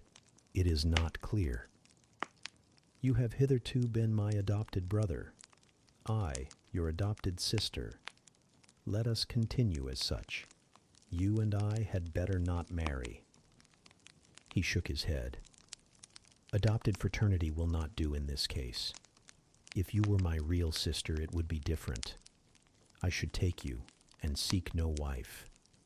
But as it is, either our union must be consecrated and sealed by marriage, or it cannot exist. Practical obstacles oppose themselves to any other plan. Do you not see it, Jane? Consider a moment. Your strong sense will guide you. I did consider, and still my sense, such as it was, directed me only to the fact that we did not love each other as man and wife should, and therefore it inferred we ought not to marry. I said so. St. John, I returned, I regard you as a brother, you, me, as a sister, so let us continue. We cannot, he answered, with short, sharp determination. It would not do. You have said you will go with me to India. Remember, you have said that. Conditionally. Well, to the main point. The departure with me from England. The cooperation with me in my future labors. You do not object. You have already as good as put your hand to the plow. You are too consistent to withdraw it. You have but one end to keep in view. How the work you have undertaken can best be done. Simplify your complicated interests, feelings, thoughts, wishes, aims. Merge all considerations in one purpose, that of fulfilling with effect, with power, the mission of your great master. To do so, you must have a coadjutor, not a brother. That is a loose tie, but a husband. I, too, do not want a sister. A sister might any day be taken from me. I want a wife, the sole helpmeet I can influence efficiently in life and retain absolutely till death. I shuddered as he spoke. I felt his influence in my marrow, his hold on my limbs. Seek one elsewhere than in me, St. John.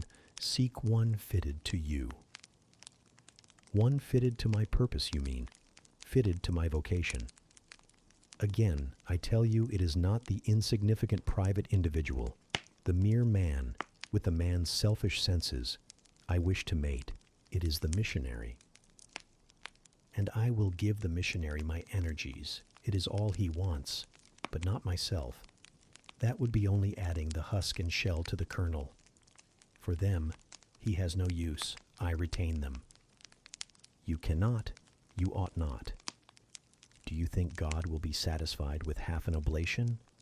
Will he accept a mutilated sacrifice? It is the cause of God I advocate. It is under his standard I enlist you. I cannot accept on his behalf a divided allegiance. It must be entire. Oh, I will give my heart to God, I said. You do not want it. I will not swear, reader, that there was not something of repressed sarcasm both in the tone in which I uttered this sentence and in the feeling that accompanied it.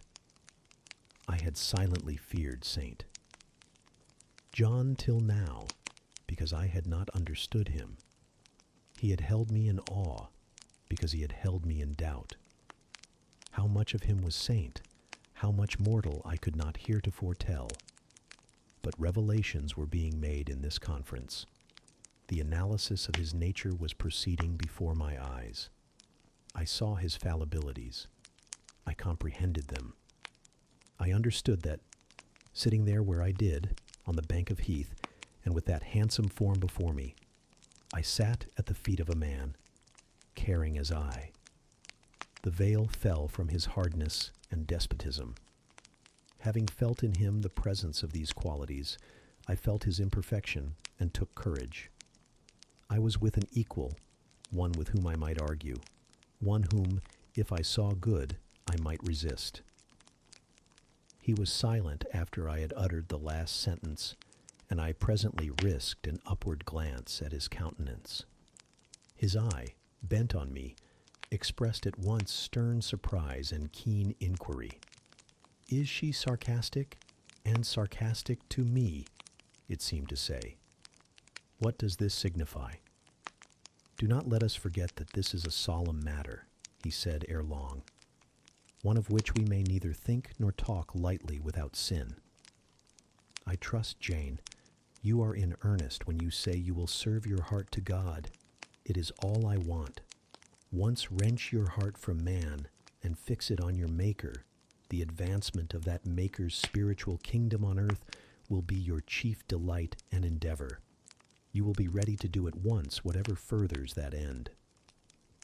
You will see what impetus would be given to your efforts and mine by our physical and mental union in marriage, the only union that gives a character of permanent conformity to the destinies and designs of human beings, and passing over all minor caprices, all trivial difficulties and delicacies of feeling, all scruple about the degree, kind, strength, or tenderness of mere personal inclination, you will hasten to enter into that union at once. Shall I? I said briefly, and I looked at his features, beautiful in their harmony, but strangely formidable in their still severity, at his brow, commanding but not open, at his eyes, bright and deep and searching, but never soft, at his tall, imposing figure, and fancied myself, in idea, his wife. Oh, it would never do. As his curate, his comrade, all would be right. I would cross oceans with him in that capacity, toil under eastern suns, in Asian deserts with him in that office, admire and emulate his courage and devotion and vigor, accommodate quietly to his masterhood, smile undisturbed at his ineradicable ambition, discriminate the Christian from the man, profoundly esteem the one, and freely forgive the other. I should suffer often, no doubt, attached to him only in this capacity. My body would be under rather a stringent yoke, but my heart and mind would be free. I should still have my unblighted self to turn to, my natural, unenslaved feelings with which to communicate in moments of loneliness. There would be recesses in my mind which would be only mine, to which he never came, and sentiments growing there fresh and sheltered, which his austerity could never blight, nor his measured warrior march trample down, but as his wife, at his side always, and always restrained and always checked, forced to keep the fire of my nature continually low, to compel it to burn inwardly and never utter a cry, though the imprisoned flame consumed vital after vital. This would be unendurable. Saint John, I exclaimed, when I had got so far in my meditation. Well, he answered icily, I repeat, I freely consent to go with you as your fellow missionary, but not as your wife. I cannot marry you and become part of you. A part of me you must become, he answered steadily. Otherwise the whole bargain is void. How can I, a man not yet 30, take out with me to India a girl of 19, unless she be married to me? How can we be forever together, sometimes in solitudes, sometimes amidst savage tribes, and unwed? Very well, I said shortly. Under the circumstances, quite as well as if I were either your real sister or a man and a clergyman like yourself. It is known that you are not my sister. I cannot introduce you as such. To attempt it would be to fasten injurious suspicions on us both. And for the rest, though you have a man's vigorous brain, you have a woman's heart, and it would not do. It would do, I affirmed with some disdain. Perfectly well. I have a woman's heart, but not where you are concerned. For you I have only a comrade's constancy, a fellow soldier's frankness, fidelity, fraternity, if you like, a neophyte's respect and submission to his hierophant. Nothing more. Don't fear. It is what I want, he said, speaking to himself. It is just what I want. And there are obstacles in the way. They must be hewn down. Jane, you would not repent marrying me.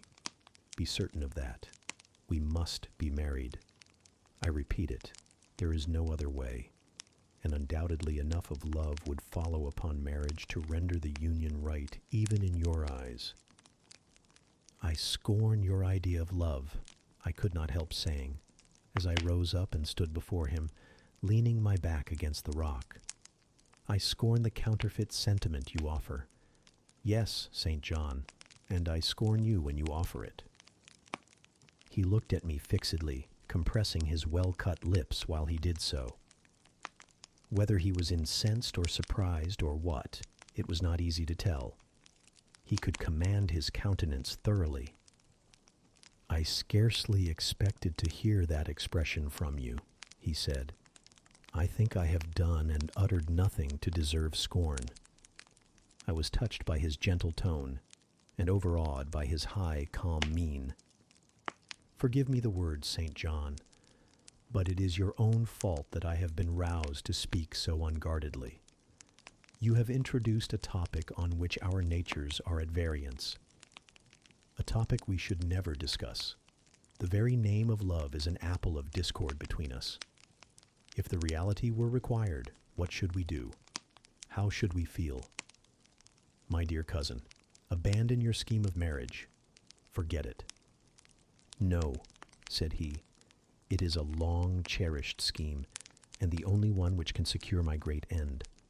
But I shall urge you no further at present. Tomorrow I leave home for Cambridge. I have many friends there to whom I should wish to say farewell. I shall be absent a fortnight.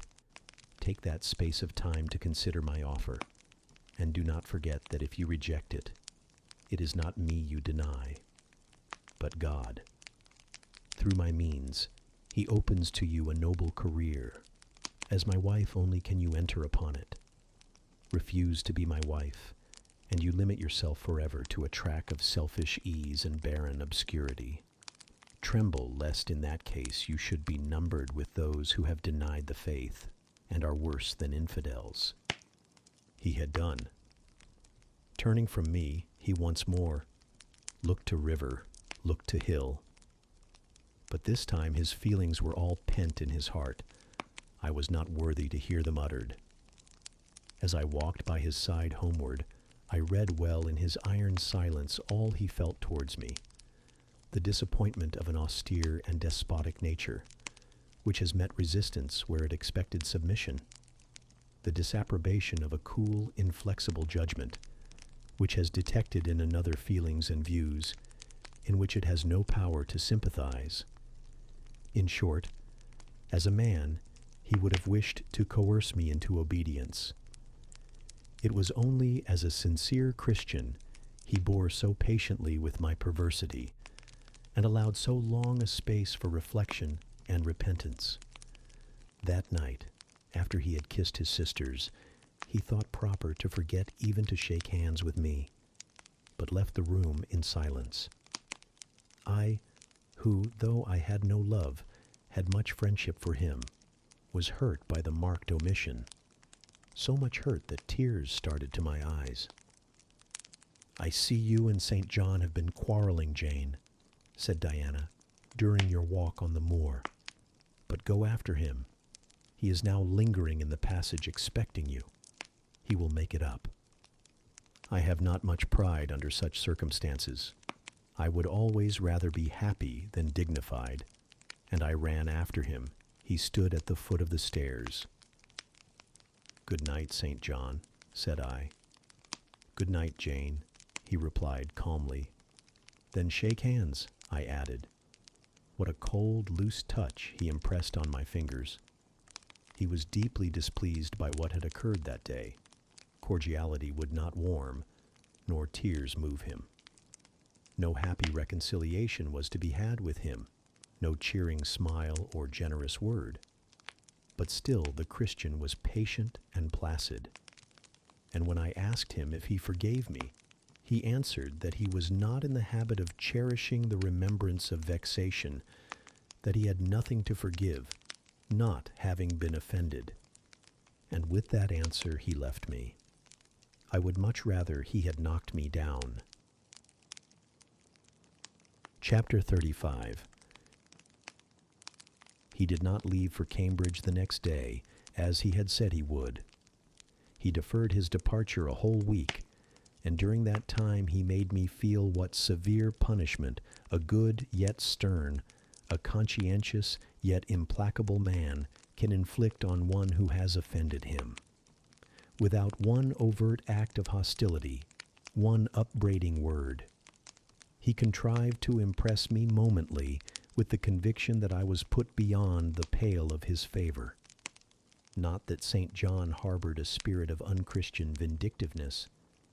Not that he would have injured a hair of my head if it had been fully in his power to do so.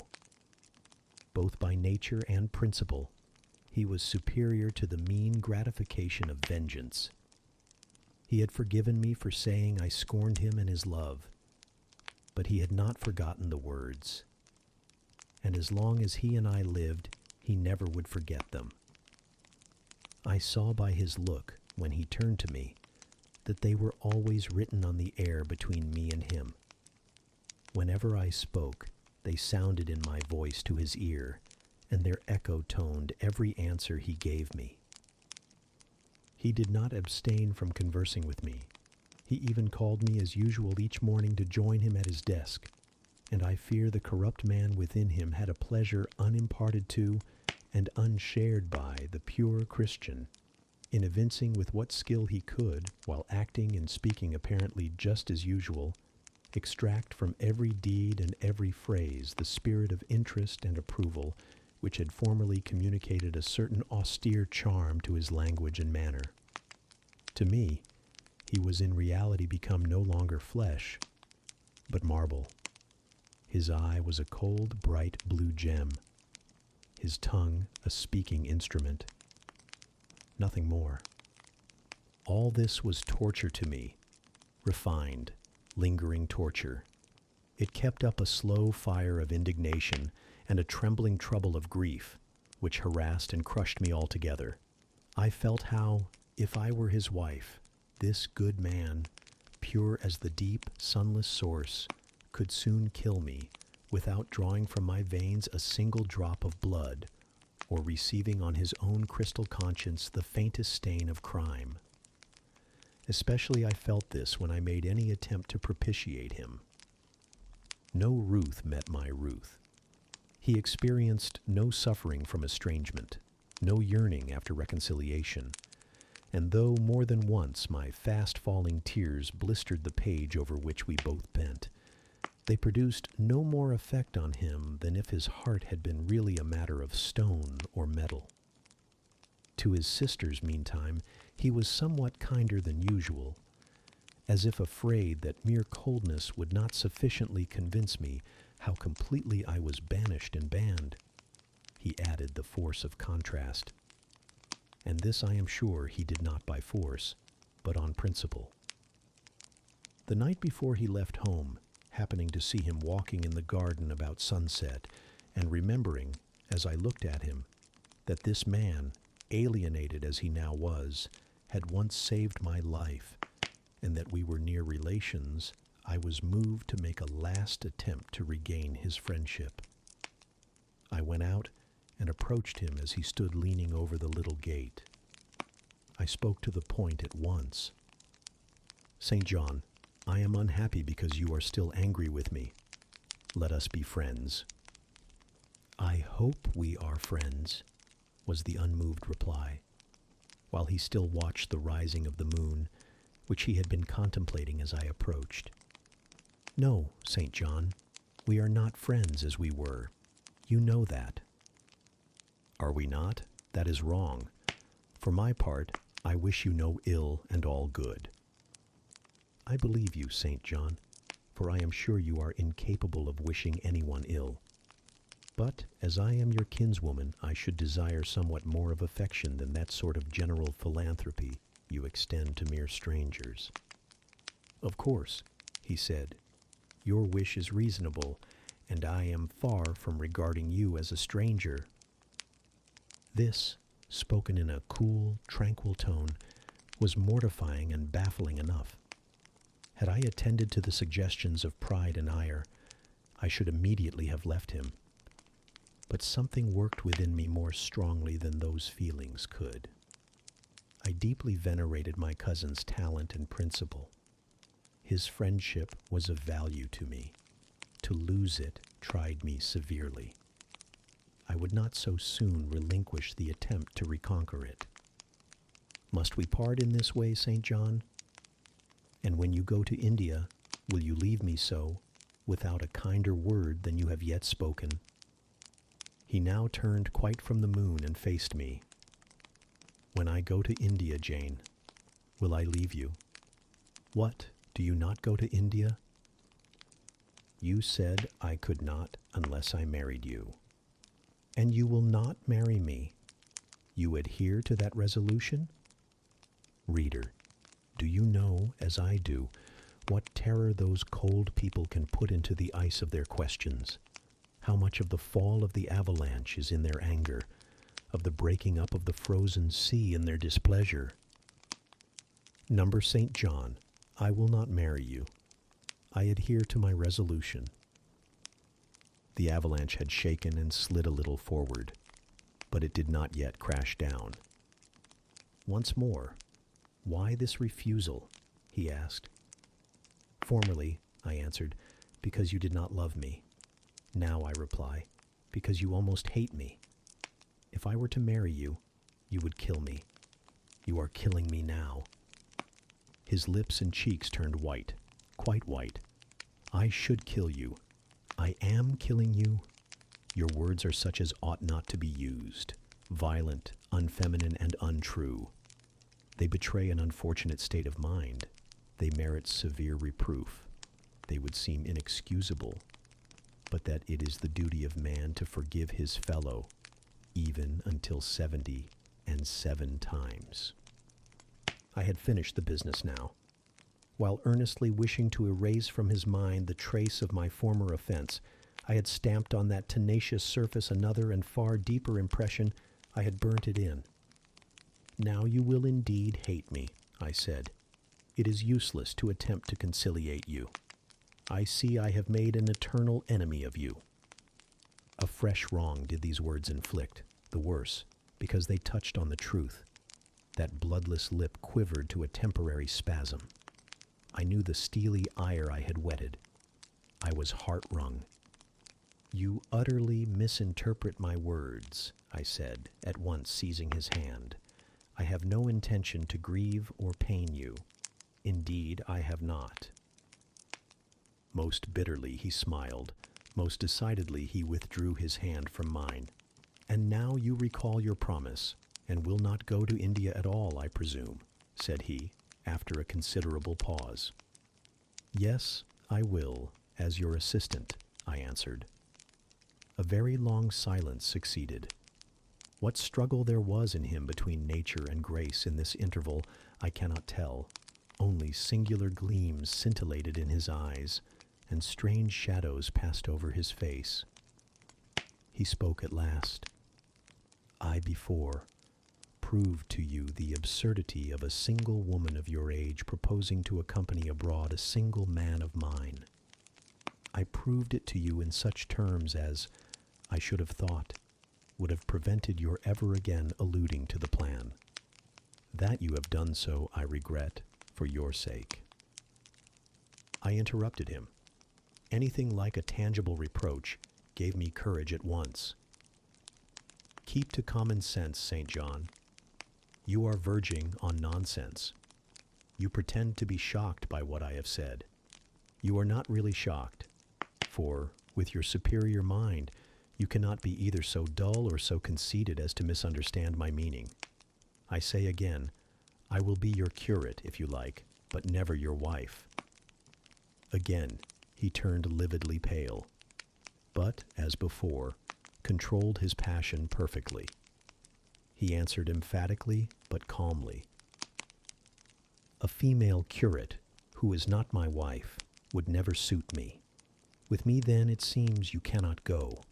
But if you are sincere in your offer, I will, while in town, speak to a married missionary whose wife needs a coadjutor. Your own fortune will make you independent of the Society's aid, and thus you may still be spared the dishonor of breaking your promise and deserting the band you engaged to join."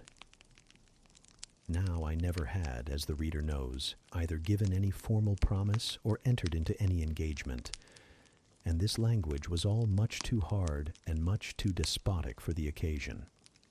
I replied, There is no dishonor, no breach of promise, no desertion in the case. I am not under the slightest obligation to go to India, especially with strangers. With you I would have ventured much, because I admire, confide in, and as a sister, I love you. But I am convinced that go when and with whom I would, I should not live long in that climate. Ah, you are afraid of yourself, he said, curling his lip. I am. God did not give me my life to throw away, and to do as you wish me would, I begin to think, be almost equivalent to committing suicide. Moreover, before I definitively resolve on quitting England, I will know for certain whether I cannot be of greater use by remaining in it than by leaving it. What do you mean?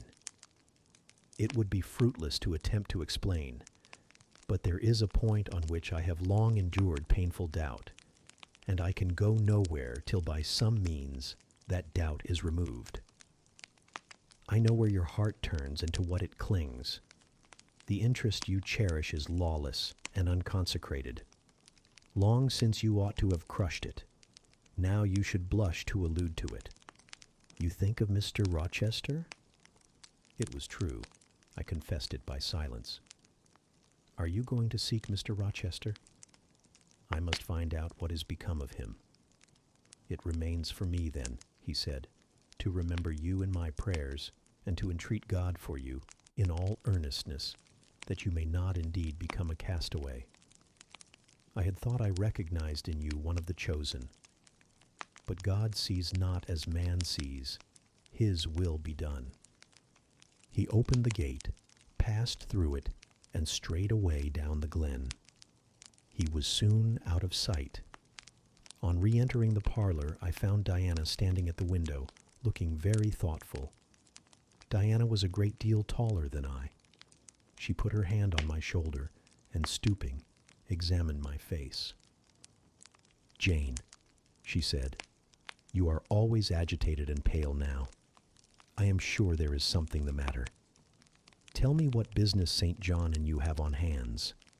I have watched you this half hour from the window. You must forgive my being such a spy. But for a long time I have fancied I hardly know what. St. John is a strange being. She paused. I did not speak. Soon she resumed.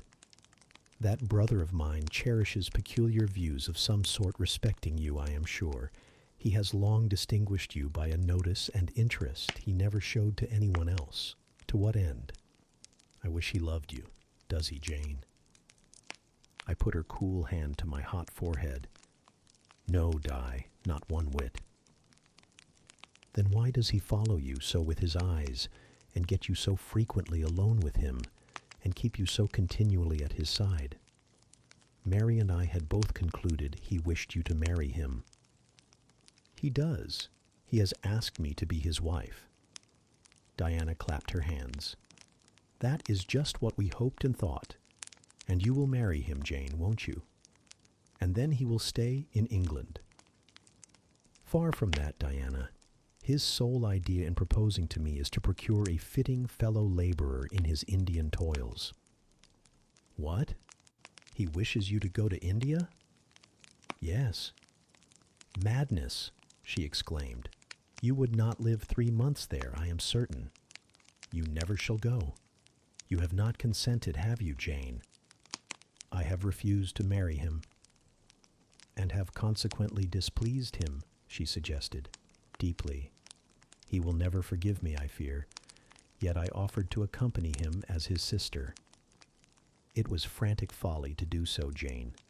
Think of the task you undertook, one of incessant fatigue, where fatigue kills even the strong, and you are weak. St. John, you know him, would urge you to impossibilities. With him, there would be no permission to rest during the hot hours, and unfortunately, I have noticed whatever he exacts, you force yourself to perform. I am astonished you found courage to refuse his hand. You do not love him then, Jane? Not as a husband. Yet he is a handsome fellow. And I am so plain, you see, Di. We should never suit. Plain? You? Not at all. You are much too pretty, as well as too good to be grilled alive in Calcutta. And again she earnestly conjured me to give up all thoughts of going out with her brother. I must indeed, I said, for when just now I repeated the offer of serving him for a deacon, he expressed himself shocked at my want of decency. He seemed to think I had committed an impropriety in proposing to accompany him unmarried, as if I had not from the first hoped to find in him a brother and habitually regarded him as such.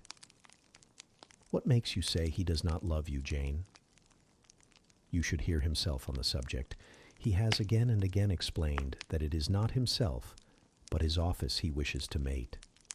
He has told me I am formed for labor, not for love, which is true, no doubt. But in my opinion, if I am not formed for love, it follows that I am not formed for marriage. Would it not be strange, Di, to be chained for life to a man who regarded one but as a useful tool? Insupportable, unnatural, out of the question. And then, I continued, though I have only sisterly affection for him now, yet if forced to be his wife, I can imagine the possibility of conceiving an inevitable, strange, torturing kind of love for him, because he is so talented. And there is often a certain heroic grandeur in his look, manner, and conversation. In that case, my lot would become unspeakably wretched. He would not want me to love him, and if I showed the feeling, he would make me sensible that it was a superfluity, unrequired by him, unbecoming in me. I know he would. And yet St. John is a good man, said Diana. He is a good and a great man. But he forgets pitilessly the feelings and claims of little people in pursuing his own large views. It is better, therefore, for the insignificant to keep out of his way, lest in his progress he should trample them down. Here he comes. I will leave you, Diana. And I hastened upstairs as I saw him entering the garden. But I was forced to meet him again at supper. During that meal he appeared just as composed as usual. I had thought he would hardly speak to me, and I was certain he had given up the pursuit of his matrimonial scheme. The sequel showed I was mistaken on both points. He addressed me precisely in his ordinary manner, or what had, of late, been his ordinary manner, one scrupulously polite. No doubt he had invoked the help of the Holy Spirit to subdue the anger I had roused in him, and now believed he had forgiven me once more. For the evening reading before prayers, he selected the 21st chapter of Revelation. It was at all times pleasant to listen, while from his lips fell the words of the Bible. Never did his fine voice sound at once so sweet and full. Never did his manner become so impressive in its noble simplicity as when he delivered the oracles of God. And tonight that voice took a more solemn tone, that manner a more thrilling meaning, as he sat in the midst of his household circle, the May moon shining in through the uncurtained window and rendering almost unnecessary the light of the candle on the table. As he sat there, bending over the great old Bible, and described from its page the vision of the new heaven and the new earth, told how God would come to dwell with men, how he would wipe away all tears from their eyes, and promised that there should be no more death, neither sorrow nor crying, nor any more pain, because the former things were passed away. The succeeding words thrilled me strangely as he spoke them, especially as I felt, by the slight indescribable alteration in sound, that in uttering them his eye had turned on me. He that overcometh shall inherit all things, and I will be his God, and he shall be my son. But, was slowly, distinctly read, the fearful, the unbelieving, and so forth, shall have their part in the lake, which burneth with fire and brimstone, which is the second death. Henceforward I knew what fate St. John feared for me. A calm, subdued triumph, blent with a longing earnestness, marked his enunciation of the last glorious verses of that chapter. The reader believed his name was already written in the Lamb's book of life, and he yearned after the hour which should admit him to the city to which the kings of the earth bring their glory and honor, which has no need of sun or moon to shine in it, because the glory of God lightens it, and the Lamb is the light thereof. In the prayer following the chapter, all his energy gathered, all his stern zeal woke. He was in deep earnest, wrestling with God, and resolved on a conquest. He supplicated strength for the weak-hearted, guidance for wanderers from the fold, a return, even at the 11th hour, for those whom the temptations of the world and the flesh were luring from the narrow path. He asked, he urged, he claimed the boon of a brand snatched from the burning. Earnestness is ever deeply solemn. First, as I listened to that prayer, I wondered at his. Then, when it continued and rose, I was touched by it, and at last awed. He felt the greatness and goodness of his purpose so sincerely. Others who heard him plead for it could not but feel it too. The prayer over, we took leave of him. He was to go at a very early hour in the morning. Diana and Mary, having kissed him, left the room in compliance, I think, with a whispered hint from him. I tendered my hand and wished him a pleasant journey. Thank you, Jane. As I said, I shall return from Cambridge in a fortnight. That space, then, is yet left you for reflection. If I listened to human pride, I should say no more to you of marriage with me. But I listen to my duty, and keep steadily in view my first aim, to do all things to the glory of God. My Master was long-suffering, so will I be. I cannot give you up to perdition as a vessel of wrath. Repent, resolve, while there is yet time. Remember, we are bid to work while it is day, warned that the night cometh when no man shall work. Remember the fate of Dives, who had his good things in this life. God give you strength to choose that better part which shall not be taken from you. He laid his hand on my head as he uttered the last words. He had spoken earnestly, mildly. His look was not, indeed, that of a lover beholding his mistress, but it was that of a pastor recalling his wandering sheep, or better, of a guardian angel watching the soul for which he is responsible. All men of talent, whether they be men of feeling or not, whether they be zealots or aspirants or despots, provided only they be sincere, have their sublime moments when they subdue and rule. I felt veneration for St. John, veneration so strong that its impetus thrust me at once to the point I had so long shunned. I was tempted to cease struggling with him, to rush down the torrent of his will into the gulf of his existence, and there lose my own. I was almost as hard beset by him now as I had been once before, in a different way, by another.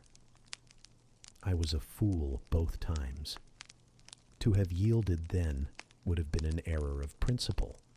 To have yielded now would have been an error of judgment. So I think at this hour, when I look back to the crisis through the quiet medium of time, I was unconscious of folly at the instant. I stood motionless under my Hierophant's touch. My refusals were forgotten, my fears overcome, my wrestlings paralyzed. The impossible, i.e., my marriage with St. John, was fast becoming the possible. All was changing utterly with a sudden sweep. Religion called, angels beckoned, God commanded, life rolled together like a scroll. Death's gates opening showed eternity beyond. It seemed that for safety and bliss there, all here might be sacrificed in a second.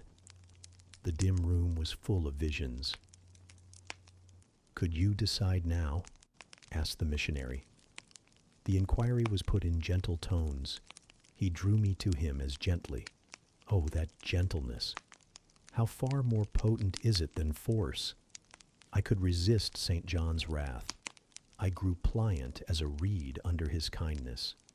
Yet I knew all the time, if I yielded now, I should not the less be made to repent some day of my former rebellion. His nature was not changed by 1 hour of solemn prayer. It was only elevated. "I could decide if I were but certain," I answered.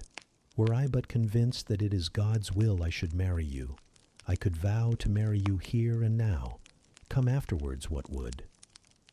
"My prayers are heard," ejaculated St. John.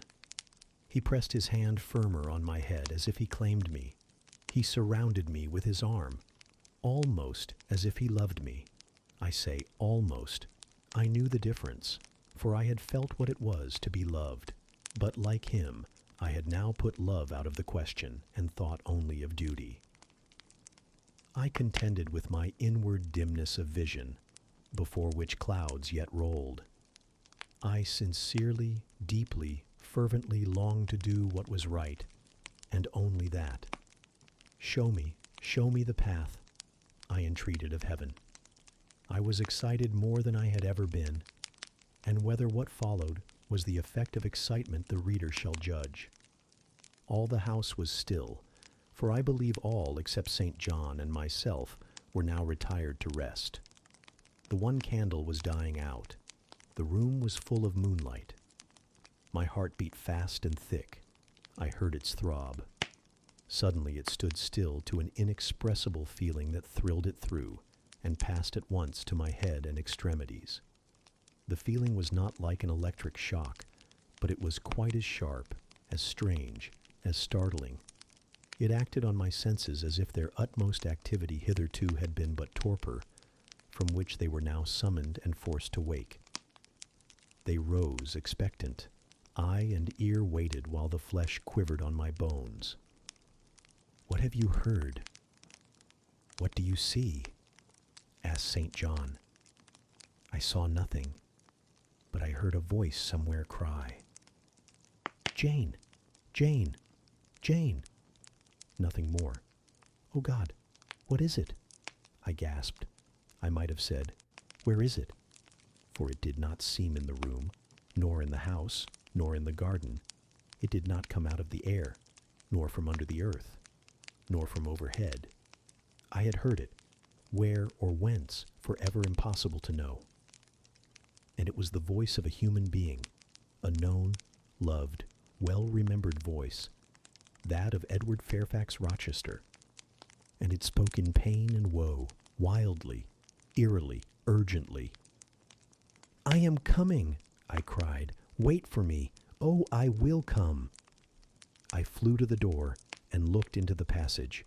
It was dark. I ran out into the garden. It was void. "Where are you?" I exclaimed. The hills beyond Marsh Glen sent the answer faintly back. "Where are you?" I listened. The wind sighed low in the firs. All was moorland loneliness and midnight hush. "Down, superstition," I commented, as that spectre rose up black by the black yew at the gate. "This is not thy deception, nor thy witchcraft. It is the work of nature. She was roused, and did no miracle, but her best." I broke from St. John, who had followed, and would have detained me. It was my time to assume ascendancy. My powers were in play and in force.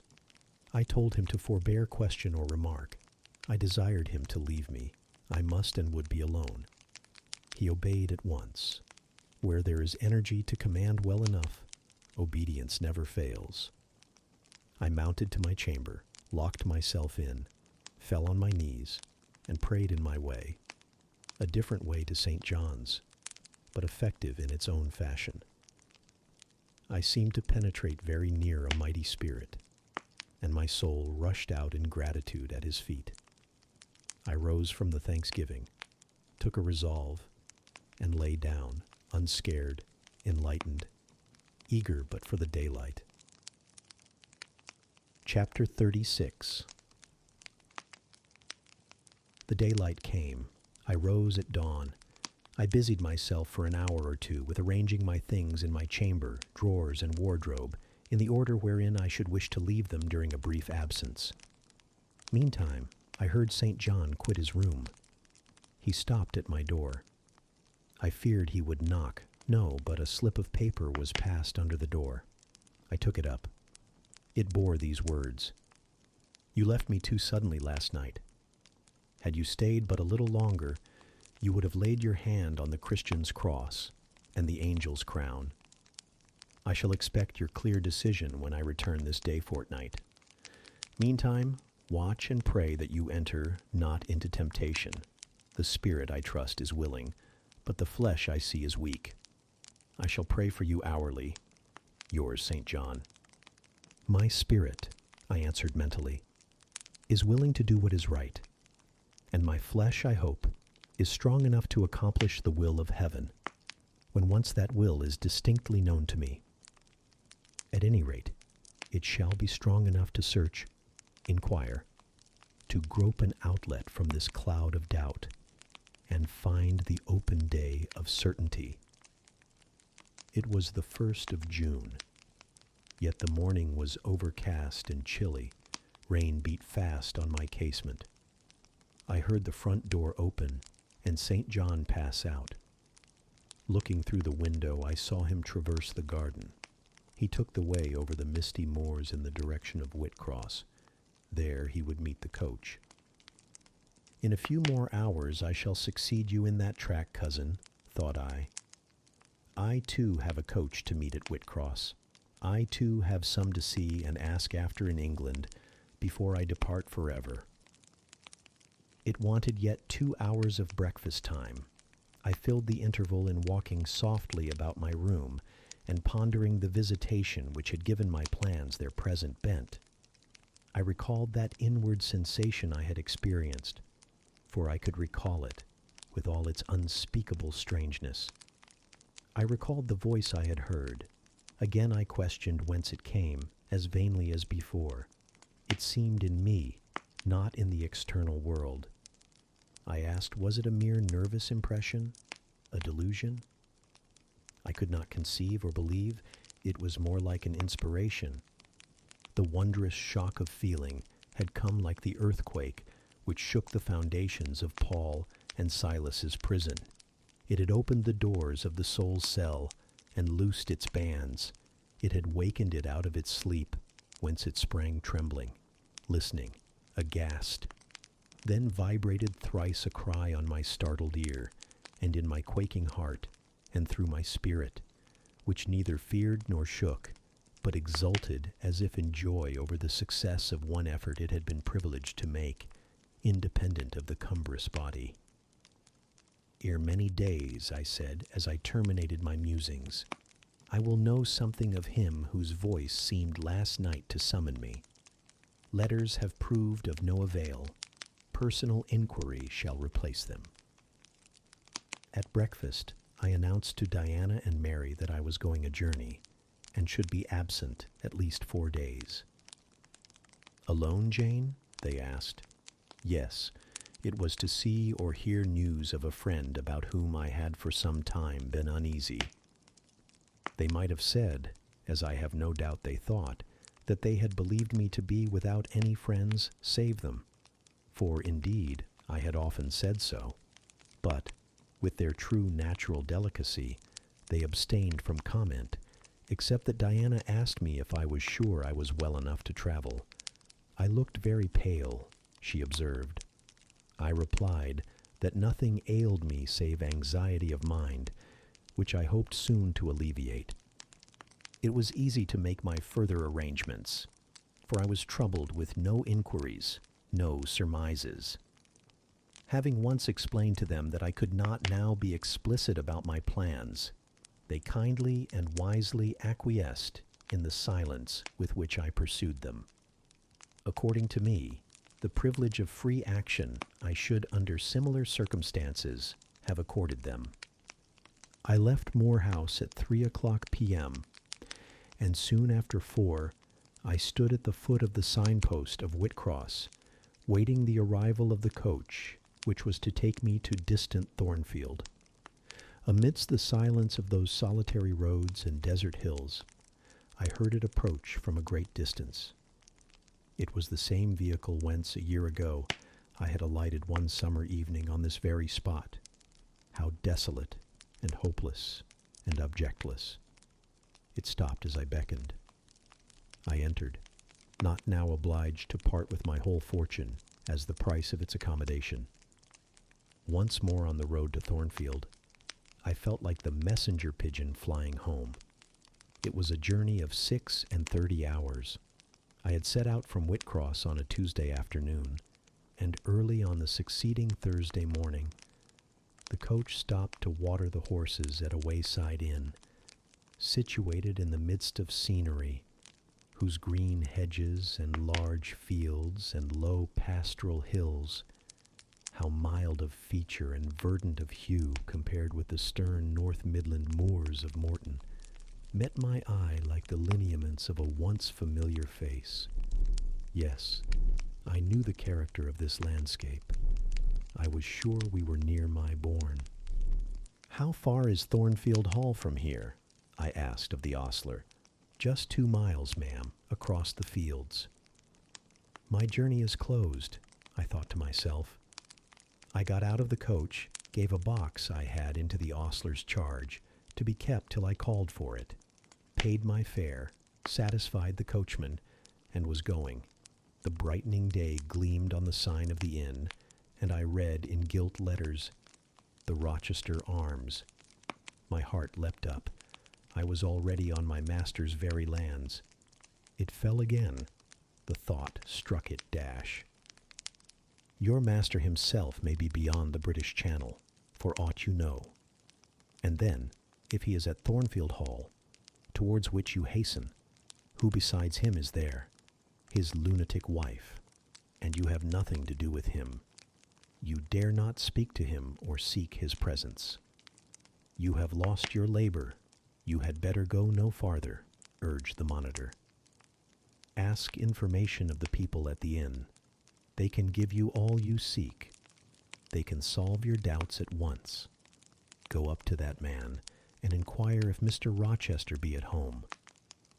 The suggestion was sensible, and yet I could not force myself to act on it. I so dreaded a reply that would crush me with despair. To prolong doubt was to prolong hope. I might yet once more see the hall under the ray of her star.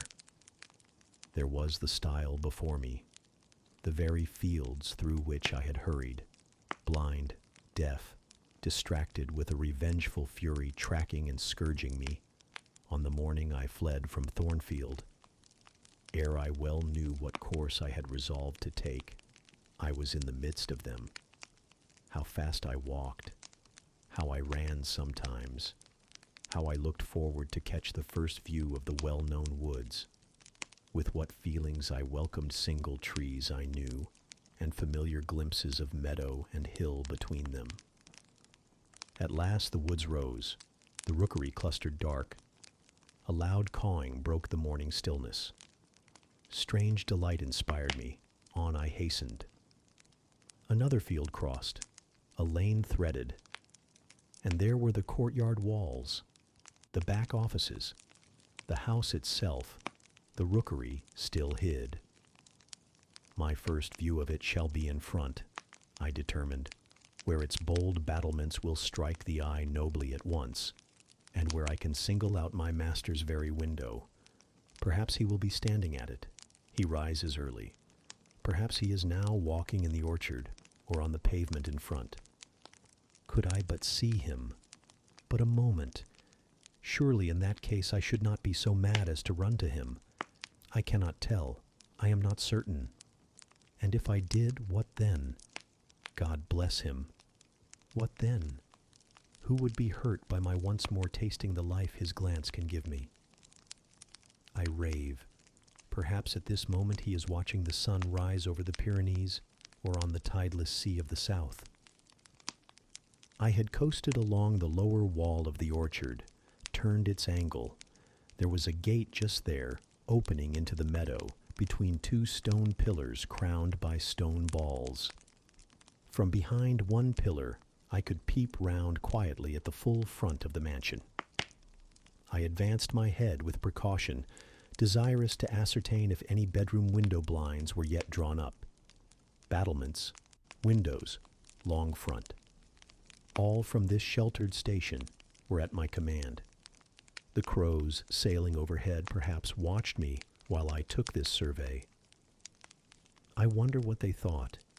They must have considered I was very careful and timid at first, and that gradually I grew very bold and reckless. A peep, and then a long stare, and then a departure from my niche, and a straying out into the meadow, and a sudden stop full in front of the great mansion, and a protracted hardy gaze towards it. What affectation of diffidence was this at first? They might have demanded. What stupid regardlessness now? Here an illustration, reader. A lover finds his mistress asleep on a mossy bank. He wishes to catch a glimpse of her fair face without waking her. He steals softly over the grass, careful to make no sound. He pauses, fancying she has stirred. He withdraws. Not for worlds would he be seen. All is still. He again advances. He bends above her. A light veil rests on her features. He lifts it, bends lower. Now his eyes anticipate the vision of beauty, warm and blooming and lovely in rest.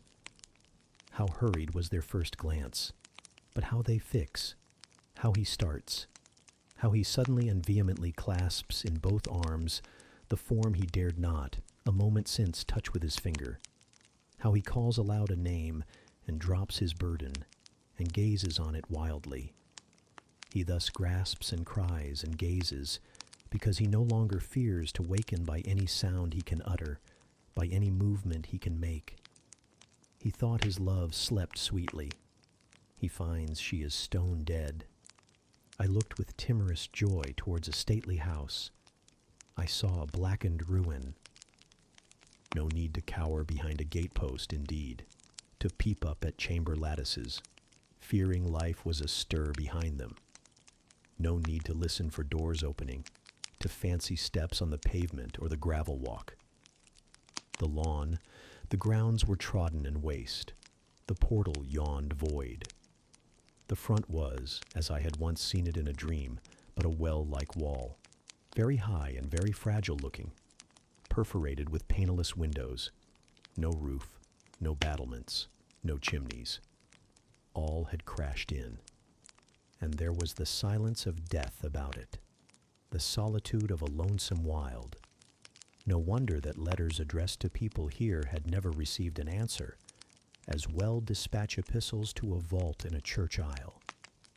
The grim blackness of the stones told by what fate the hall had fallen, by conflagration. But how kindled? What story belonged to this disaster? What loss, besides mortar and marble and woodwork, had followed upon it? Had life been wrecked as well as property? If so, whose? Dreadful question. There was no one here to answer it. Not even dumb sign, mute token. In wandering round the shattered walls and through the devastated interior, I gathered evidence that the calamity was not of late occurrence. Winter snows, I thought, had drifted through that void arch. Winter rains beaten in at those hollow casements. For amidst the drenched piles of rubbish, spring had cherished vegetation. Grass and weed grew here and there between the stones and fallen rafters. And oh, where meantime was the hapless owner of this wreck? In what land? Under what auspices? My eye involuntarily wandered to the gray church tower near the gates, and I asked, is he with Damer de Rochester, sharing the shelter of his narrow marble house? Some answer must be had to these questions. I could find it nowhere but at the inn, and thither, ere long, I returned.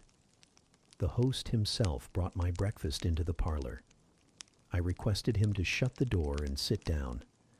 I had some questions to ask him, but when he complied, I scarcely knew how to begin. Such horror had I of the possible answers, and yet the spectacle of desolation I had just left prepared me in a measure for a tale of misery. The host was a respectable-looking, middle-aged man. "You know Thornfield Hall, of course," I managed to say at last. "Yes, ma'am. I lived there once." "Did you?" "Not in my time," I thought. "You are a stranger to me." "I was the late Mr. Rochester's butler," he added. The late! I seemed to have received with full force the blow I had been trying to evade. "The late?" gasped. "Is he dead?" "I mean the present gentleman, Mr. Edward's father," he explained. I breathed again. My blood resumed its flow. Fully assured by these words that Mr. Edward, my Mr. Rochester, God bless him wherever he was at least alive. Was, in short, the present gentleman. Gladdening words. It seemed I could hear all that was to come, whatever the disclosures might be, with comparative tranquillity. Since he was not in the grave, I could bear, I thought, to learn that he was at the antipodes. "Is Mr. Rochester living at Thornfield Hall now?" I asked, knowing, of course, what the answer would be, but yet desirous of deferring the direct question as to where he really was. "No, ma'am. Oh, no. No one is living there." "I suppose you are a stranger in these parts, or you would have heard what happened last autumn. Thornfield Hall is quite a ruin. It was burnt down just about harvest time. A dreadful calamity. Such an immense quantity of valuable property destroyed. Hardly any of the furniture could be saved. The fire broke out at dead of night, and before the engines arrived from Millcote, the building was one mass of flame. It was a terrible spectacle. I witnessed it myself." "At dead of night," I muttered. Yes, that was ever the hour of fatality at Thornfield. "Was it known how it originated?" I demanded. "They guessed, ma'am, they guessed. Indeed, I should say it was ascertained beyond a doubt. You are not perhaps aware," he continued, edging his chair a little nearer the table and speaking low, "that there was a lady, a lunatic, kept in the house." "I have heard something of it." "She was kept in very close confinement, ma'am. People, even for some years, was not absolutely certain of her existence.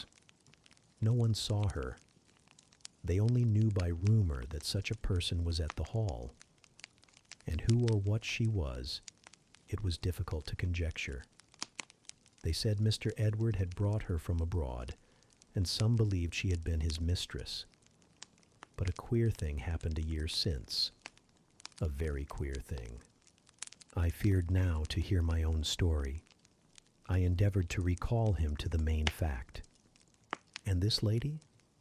"This lady, ma'am," he answered, "turned out to be Mr. Rochester's wife. The discovery was brought about in the strangest way. There was a young lady, a governess at the hall, that Mr. Rochester fell in." "But the fire," I suggested. "I'm coming to that, ma'am, that Mr. Edward fell in love with. The servants say they never saw anybody so much in love as he was. He was after her continually. They used to watch him. Servants will, you know, ma'am. And he set store on her past everything. For all, nobody but him thought her so very handsome. She was a little small thing, they say, almost like a child. I never saw her myself, but I've heard Leah, the housemaid, tell of her. Leah liked her well enough. Mr. Rochester was about 40, and this governess not 20. And you see, when gentlemen of his age fall in love with girls, they are often like as if they were bewitched. Well, he would marry her." "You shall tell me this part of the story another time," I said. But now I have a particular reason for wishing to hear all about the fire. Was it suspected that this lunatic, Mrs. Rochester, had any hand in it? You've hit it, ma'am. It's quite certain that it was her, and nobody but her, that set it going. She had a woman to take care of her called Mrs. Poole, an able woman in her line and very trustworthy, but for one fault, a fault common to a deal of them nurses and matrons, she kept a private bottle of gin by her, and now and then took a drop overmuch. It is excusable, for she had a hard life of it, but still it was dangerous. For when Mrs. Poole was fast asleep after the gin and water, the mad lady, who was as cunning as a witch, would take the keys out of her pocket, let herself out of her chamber, and go roaming about the house, doing any wild mischief that came into her head. They say she had nearly burnt her husband in his bed once, but I don't know about that. However, on this night, she set fire first to the hangings of the room next her own, and then she got down to a lower story and made her way to the chamber that had been the governess's. She was like as if she knew somehow how matters had gone on, and had a spite at her. And she kindled the bed there. But there was nobody sleeping in it, fortunately. The governess had run away 2 months before, and for all Mr. Rochester sought her as if she had been the most precious thing he had in the world, he never could hear a word of her, and he grew savage, quite savage on his disappointment. He never was a wild man, but he got dangerous after he lost her. He would be alone, too. He sent Mrs. Fairfax, the housekeeper, away to her friends at a distance, but he did it handsomely, for he settled an annuity on her for life, and she deserved it. She was a very good woman. Miss Adele, a ward he had, was put to school. He broke off acquaintance with all the gentry, and shut himself up like a hermit at the Hall. What? Did he not leave England? Leave England? Bless you, no. He would not cross the door-stones of the house except at night, when he walked just like a ghost about the grounds and in the orchard, as if he had lost his senses. Which it is my opinion he had, for a more spirited, bolder, keener gentleman than he was before that midge of a governess crossed him, you never saw, ma'am. He was not a man given to wine, or cards, or racing, as some are, and he was not so very handsome. But he had a courage and a will of his own, if ever man had. I knew him from a boy, you see, and for my part, I have often wished that Miss Eyre had been sunk in the sea before she came to Thornfield Hall. Then Mr. Rochester was at home when the fire broke out. Yes, indeed was he. And he went up to the attics when all was burning above and below, and got the servants out of their beds and helped them down himself, and went back to get his mad wife out of her cell. And then they called out to him that she was on the roof, where she was standing, waving her arms above the battlements, and shouting out till they could hear her a mile off. I saw her and heard her with my own eyes. She was a big woman and had long black hair. We could see it streaming against the flames as she stood. I witnessed, and several more witnessed, Mr. Rochester ascend through the skylight onto the roof. We heard him call Bertha. We saw him approach her, and then, ma'am, she yelled and gave a spring, and the next minute she lay smashed on the pavement. Dead? Dead. Aye, dead as the stones on which her brains and blood were scattered. Good God! You may well say so, ma'am. It was frightful. He shuddered. And afterwards, I urged. Well, ma'am, afterwards the house was burnt to the ground. There are only some bits of walls standing now. Were any other lives lost? No. Perhaps it would have been better if there had. What do you mean?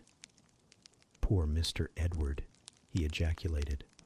I little thought ever to have seen it. Some say it was a just judgment on him for keeping his first marriage secret, and wanting to take another wife while he had one living. But I pity him, for my part. "You said he was alive?" I exclaimed. Yes, he is alive, but many think he had better he dead." "Why? How?" My blood was again running cold. "Where is he?" I demanded. "Is he in England?" Aye, he's in England. He can't get out of England, I fancy. He's a fixture now." What agony was this? And the man seemed resolved to protract it. "He is stone blind," he said at last. "Yes, he is stone blind, is Mr. Edward." I had dreaded worse. I had dreaded he was mad. I summoned strength to ask what had caused this calamity. It was all his own courage, and a body may say his kindness, in a way, ma'am. He wouldn't leave the house till everyone else was out before him. As he came down the great staircase at last, after Mrs. Rochester had flung herself from the battlements, there was a great crash. All fell. He was taken out from under the ruins, alive, but sadly hurt. A beam had fallen in such a way as to protect him partly, but one eye was knocked out, and one hand so crushed that Mr. Carter, the surgeon, had to amputate it directly. The other eye inflamed. He lost the sight of that also. He is now helpless indeed, blind and a cripple. Where is he? Where does he now live? At Ferndean, a manor house on a farm he has, about 30 miles off. Quite a desolate spot. Who is with him? Old John and his wife. He would have none else. He is quite broken down, they say. Have you any sort of conveyance? We have a chaise, ma'am, a very handsome chaise. Let it be got ready instantly, and if your postboy can drive me to Ferndean before dark this day, I'll pay both you and him twice the hire you usually demand. Chapter 37. The manor house of Ferndean was a building of considerable antiquity, moderate size, and no architectural pretensions, deep buried in a wood. I had heard of it before. Mr. Rochester often spoke of it, and sometimes went there. His father had purchased the estate for the sake of the game covers. He would have let the house, but could find no tenant, in consequence of its ineligible and insalubrious site. Ferndean then remained uninhabited and unfurnished, with the exception of some 2 or 3 rooms fitted up for the accommodation of the squire when he went there in the season to shoot. To this house I came just ere dark on an evening marked by the characteristics of sad sky, cold gale, and continued small penetrating rain. The last mile I performed on foot, having dismissed the chaise and driver with the double remuneration I had promised. Even when within a very short distance of the manor house, you could see nothing of it. So thick and dark grew the timber of the gloomy wood about it. Iron gates between granite pillars showed me where to enter, and passing through them, I found myself at once in the twilight of close-ranked trees. There was a grass-grown track descending the forest aisle between hoar and knotty shafts, and under branched arches. I followed it, expecting soon to reach the dwelling. But it stretched on and on. It would far and farther. No sign of habitation or grounds was visible. I thought I had taken a wrong direction and lost my way. The darkness of natural as well as of sylvan dusk gathered over me. I looked round in search of another road. There was none. All was interwoven stem, columnar trunk, dense summer foliage, no opening anywhere. I proceeded. At last my way opened. The trees thinned a little. Presently I beheld a railing, then the house, scarce by this dim light, distinguishable from the trees. So dank and green were its decaying walls. Entering a portal, fastened only by a latch, I stood amidst a space of enclosed ground, from which the woods swept away in a semicircle. There were no flowers, no garden beds, only a broad gravel walk girdling a grass plat, and this set in the heavy frame of the forest. The house presented two pointed gables in its front. The windows were latticed and narrow. The front door was narrow too. One step led up to it. The whole looked, as the host of the Rochester Arms had said, quite a desolate spot. It was as still as a church on a weekday. The pattering rain on the forest leaves was the only sound audible in its vicinage. "Can there be life here?" I asked. Yes, life of some kind there was, for I heard a movement. That narrow front door was unclosing, and some shape was about to issue from the grange. It opened slowly. A figure came out into the twilight and stood on the step, a man without a hat. He stretched forth his hand as if to feel whether it rained. Dusk as it was, I had recognized him. It was my master, Edward Fairfax Rochester, and no other. I stayed my step, almost my breath, and stood to watch him, to examine him, myself unseen, and alas, to him invisible. It was a sudden meeting, and one in which rapture was kept well in check by pain. I had no difficulty in restraining my voice from exclamation, my step from hasty advance. His form was of the same strong and stalwart contour as ever. His port was still erect, his air was still raven black, nor were his features altered or sunk. Not in 1 year's space by any sorrow could his athletic strength be quelled, or his vigorous prime blighted. But in his countenance I saw a change, that looked desperate and brooding, that reminded me of some wronged and fettered wild beast or bird, dangerous to approach in his sullen woe. The caged eagle, whose gold-ringed eyes cruelty has extinguished, might look as looked that sightless Samson. And reader, do you think I feared him in his blind ferocity? If you do, you little know me. A soft hope, blessed with my sorrow, that soon I should dare to drop a kiss on that brow of rock, and on those lips so sternly sealed beneath it. But not yet. I would not accost him yet. He descended the one step, and advanced slowly and gropingly towards the grass plat. Where was his daring stride now? Then he paused, as if he knew not which way to turn. He lifted his hand and opened his eyelids, gazed blank and with a straining effort on the sky and toward the amphitheater of trees. One saw that all to him was void darkness.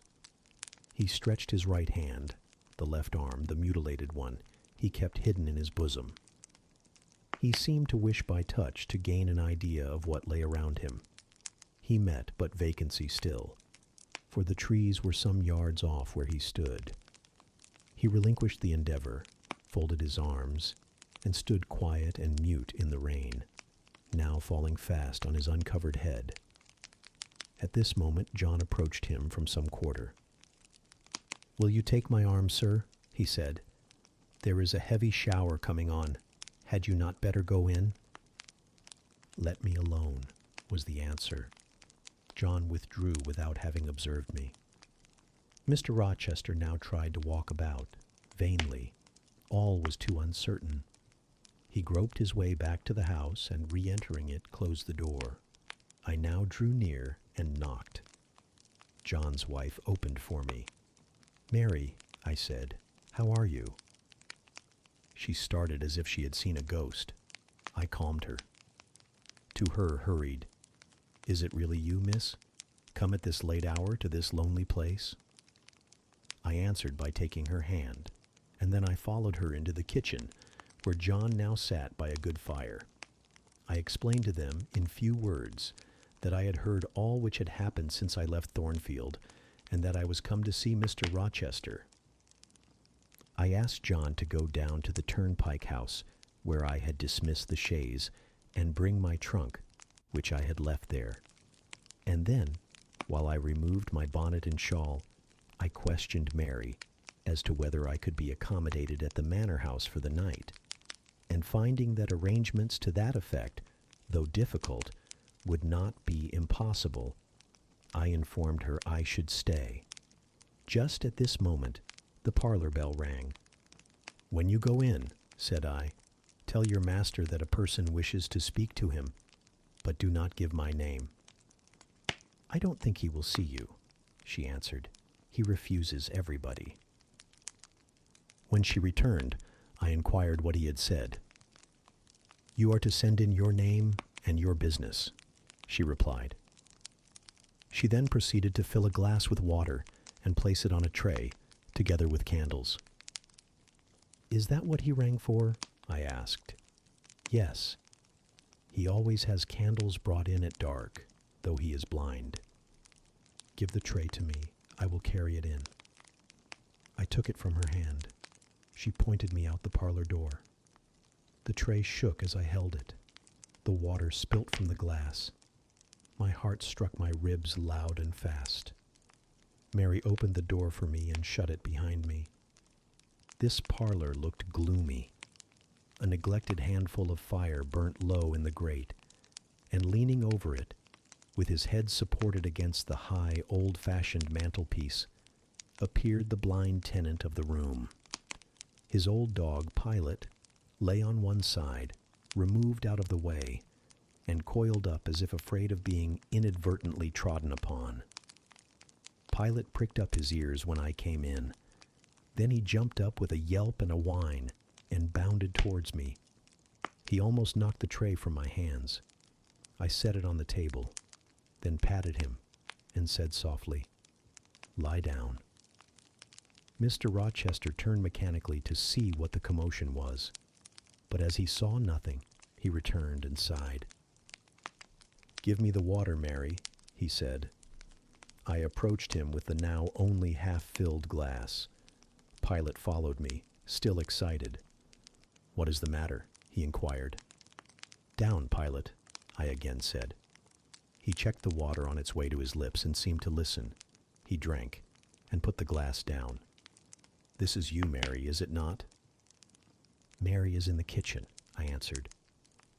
He put out his hand with a quick gesture, but not seeing where I stood, he did not touch me. "Who is this? Who is this?" he demanded, trying, as it seemed, to see with those sightless eyes, unavailing and distressing attempt. "Answer me, speak again," he ordered, imperiously and aloud. "Will you have a little more water, sir? I spilt half of what was in the glass," I said. "Who is it? What is it? Who speaks?"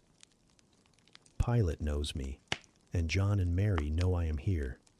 I came only this evening," I answered. Great God! What delusion has come over me? What sweet madness has seized me? "No delusion, no madness. Your mind, sir, is too strong for delusion, your health too sound for frenzy." "And where is the speaker? Is it only a voice?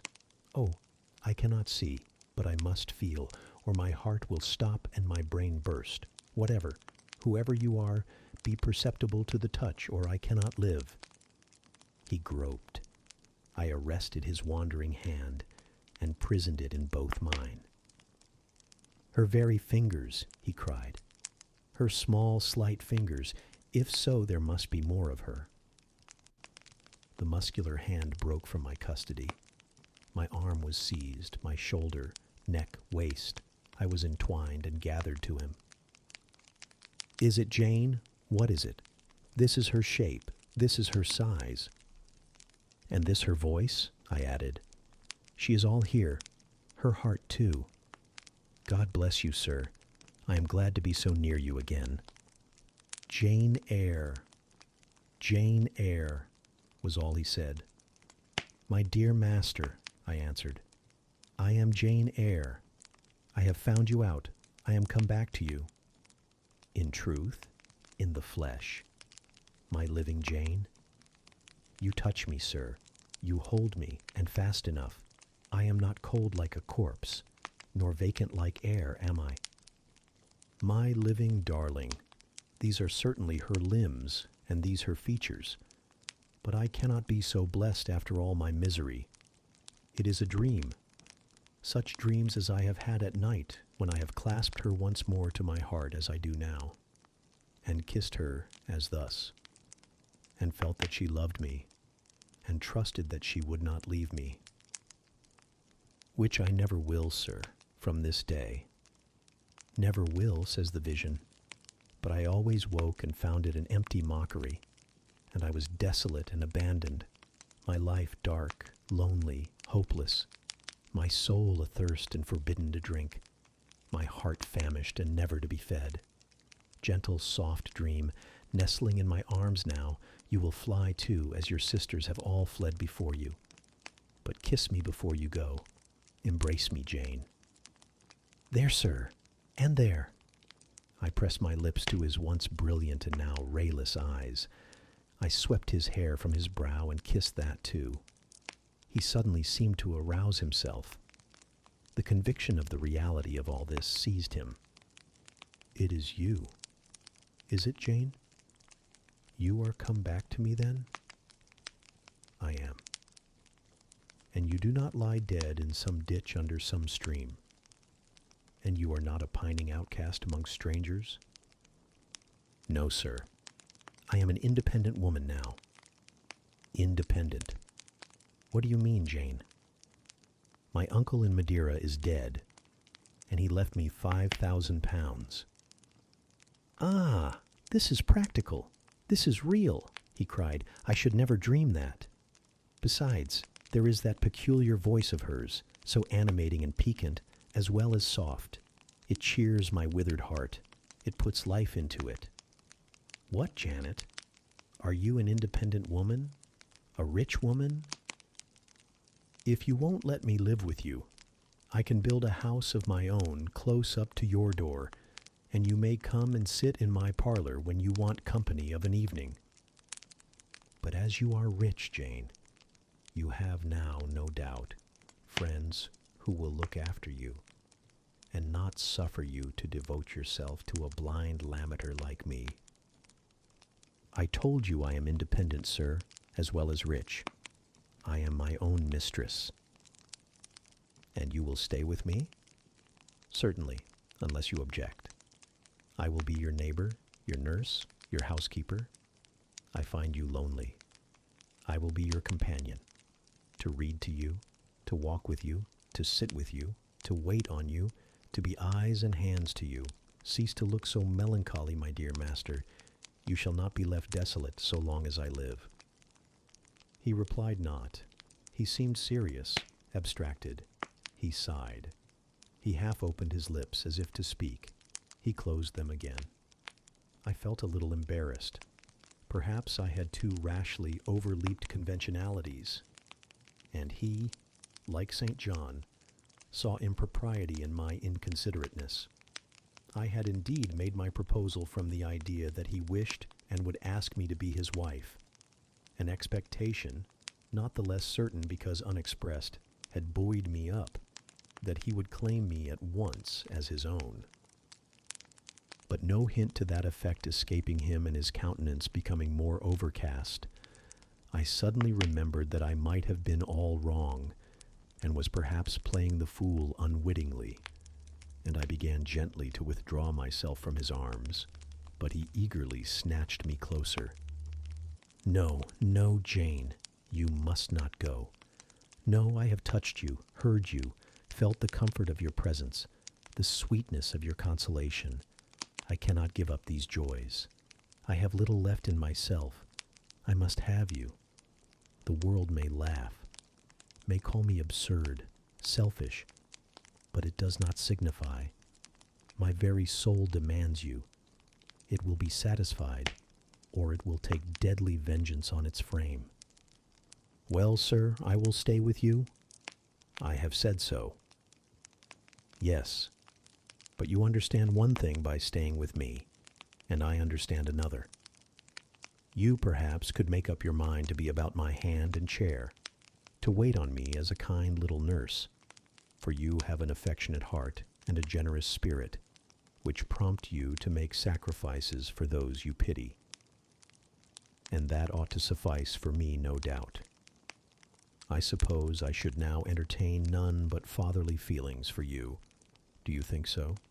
Come, tell me. I will think what you like, sir. I am content to be only your nurse, if you think it better. But you cannot always be my nurse, Janet. You are young. You must marry one day. I don't care about being married. You should care, Janet.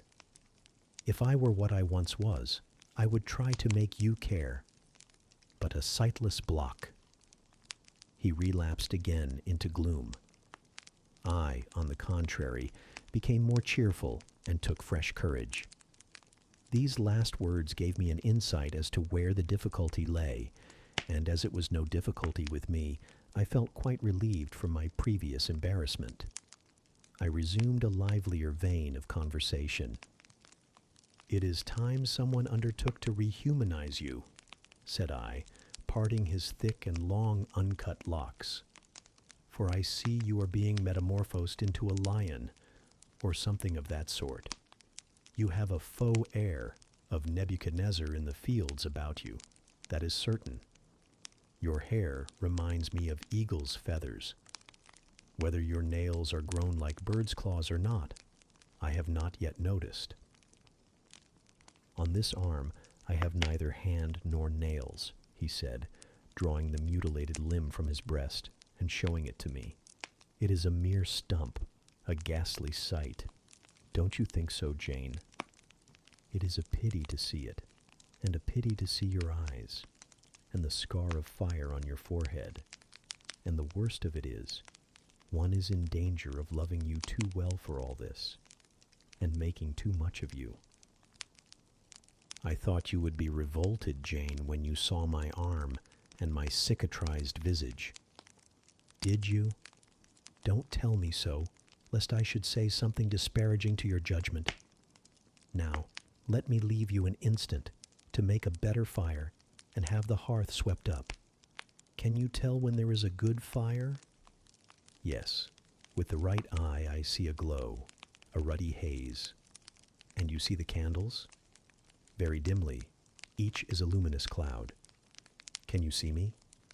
No, my fairy, but I am only too thankful to hear and feel you. When do you take supper? I never take supper. But you shall have some tonight. I am hungry. So are you, I dare say. Only you forget. Summoning Mary, I soon had the room in more cheerful order. I prepared him, likewise, a comfortable repast. My spirits were excited, and with pleasure and ease I talked to him during supper, and for a long time after. There was no harassing restraint, no repressing of glee and vivacity with him, for with him I was at perfect ease, because I knew I suited him. All I said or did seemed either to console or revive him. Delightful consciousness. It brought to life and light my whole nature.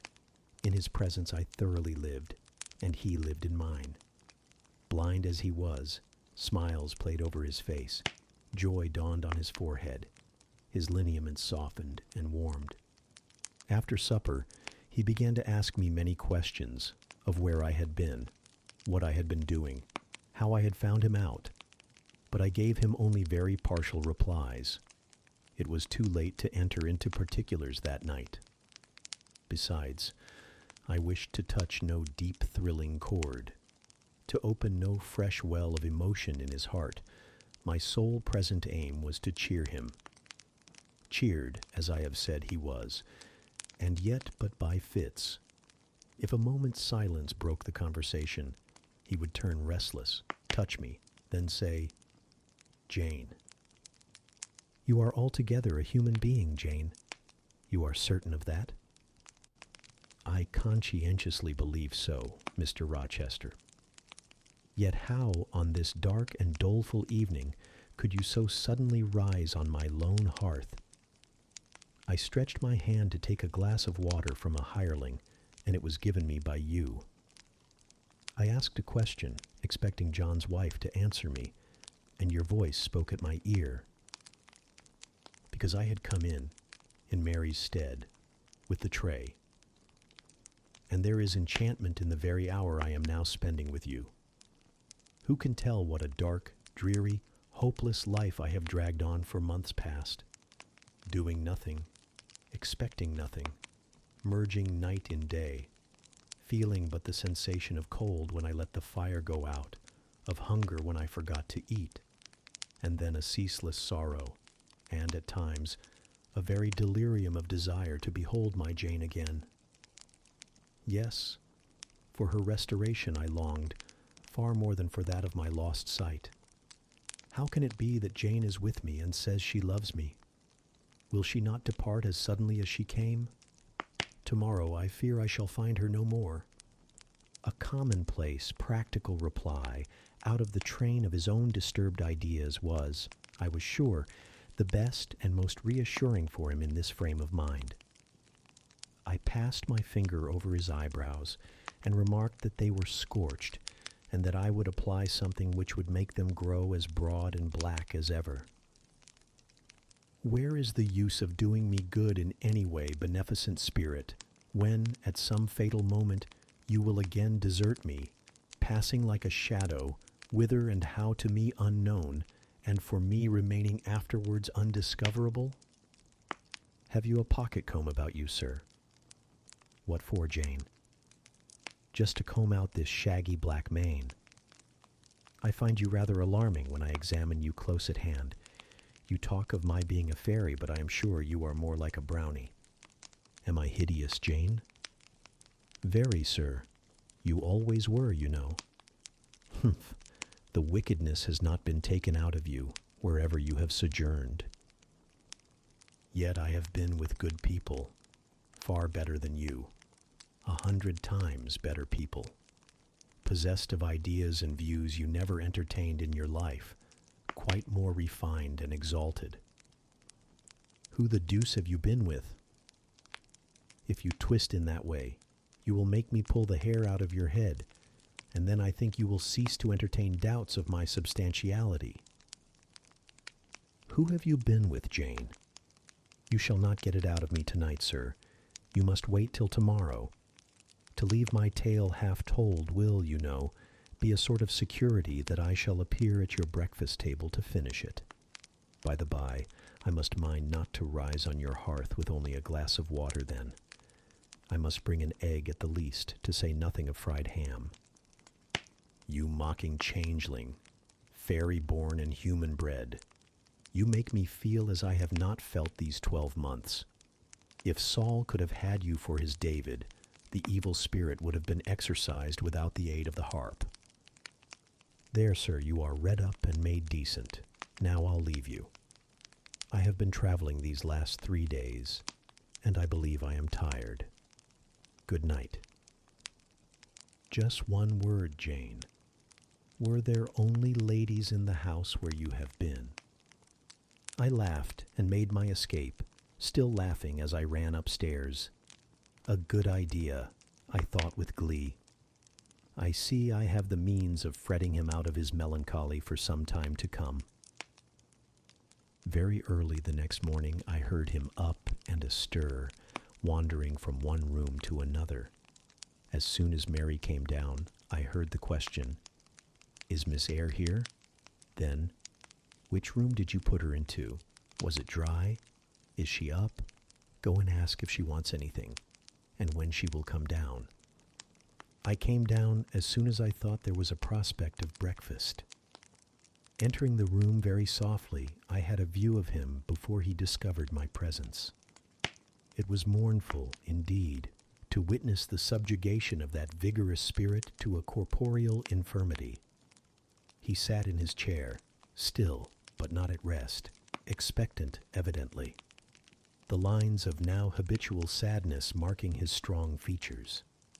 His countenance reminded one of a lamp quenched, waiting to be relit.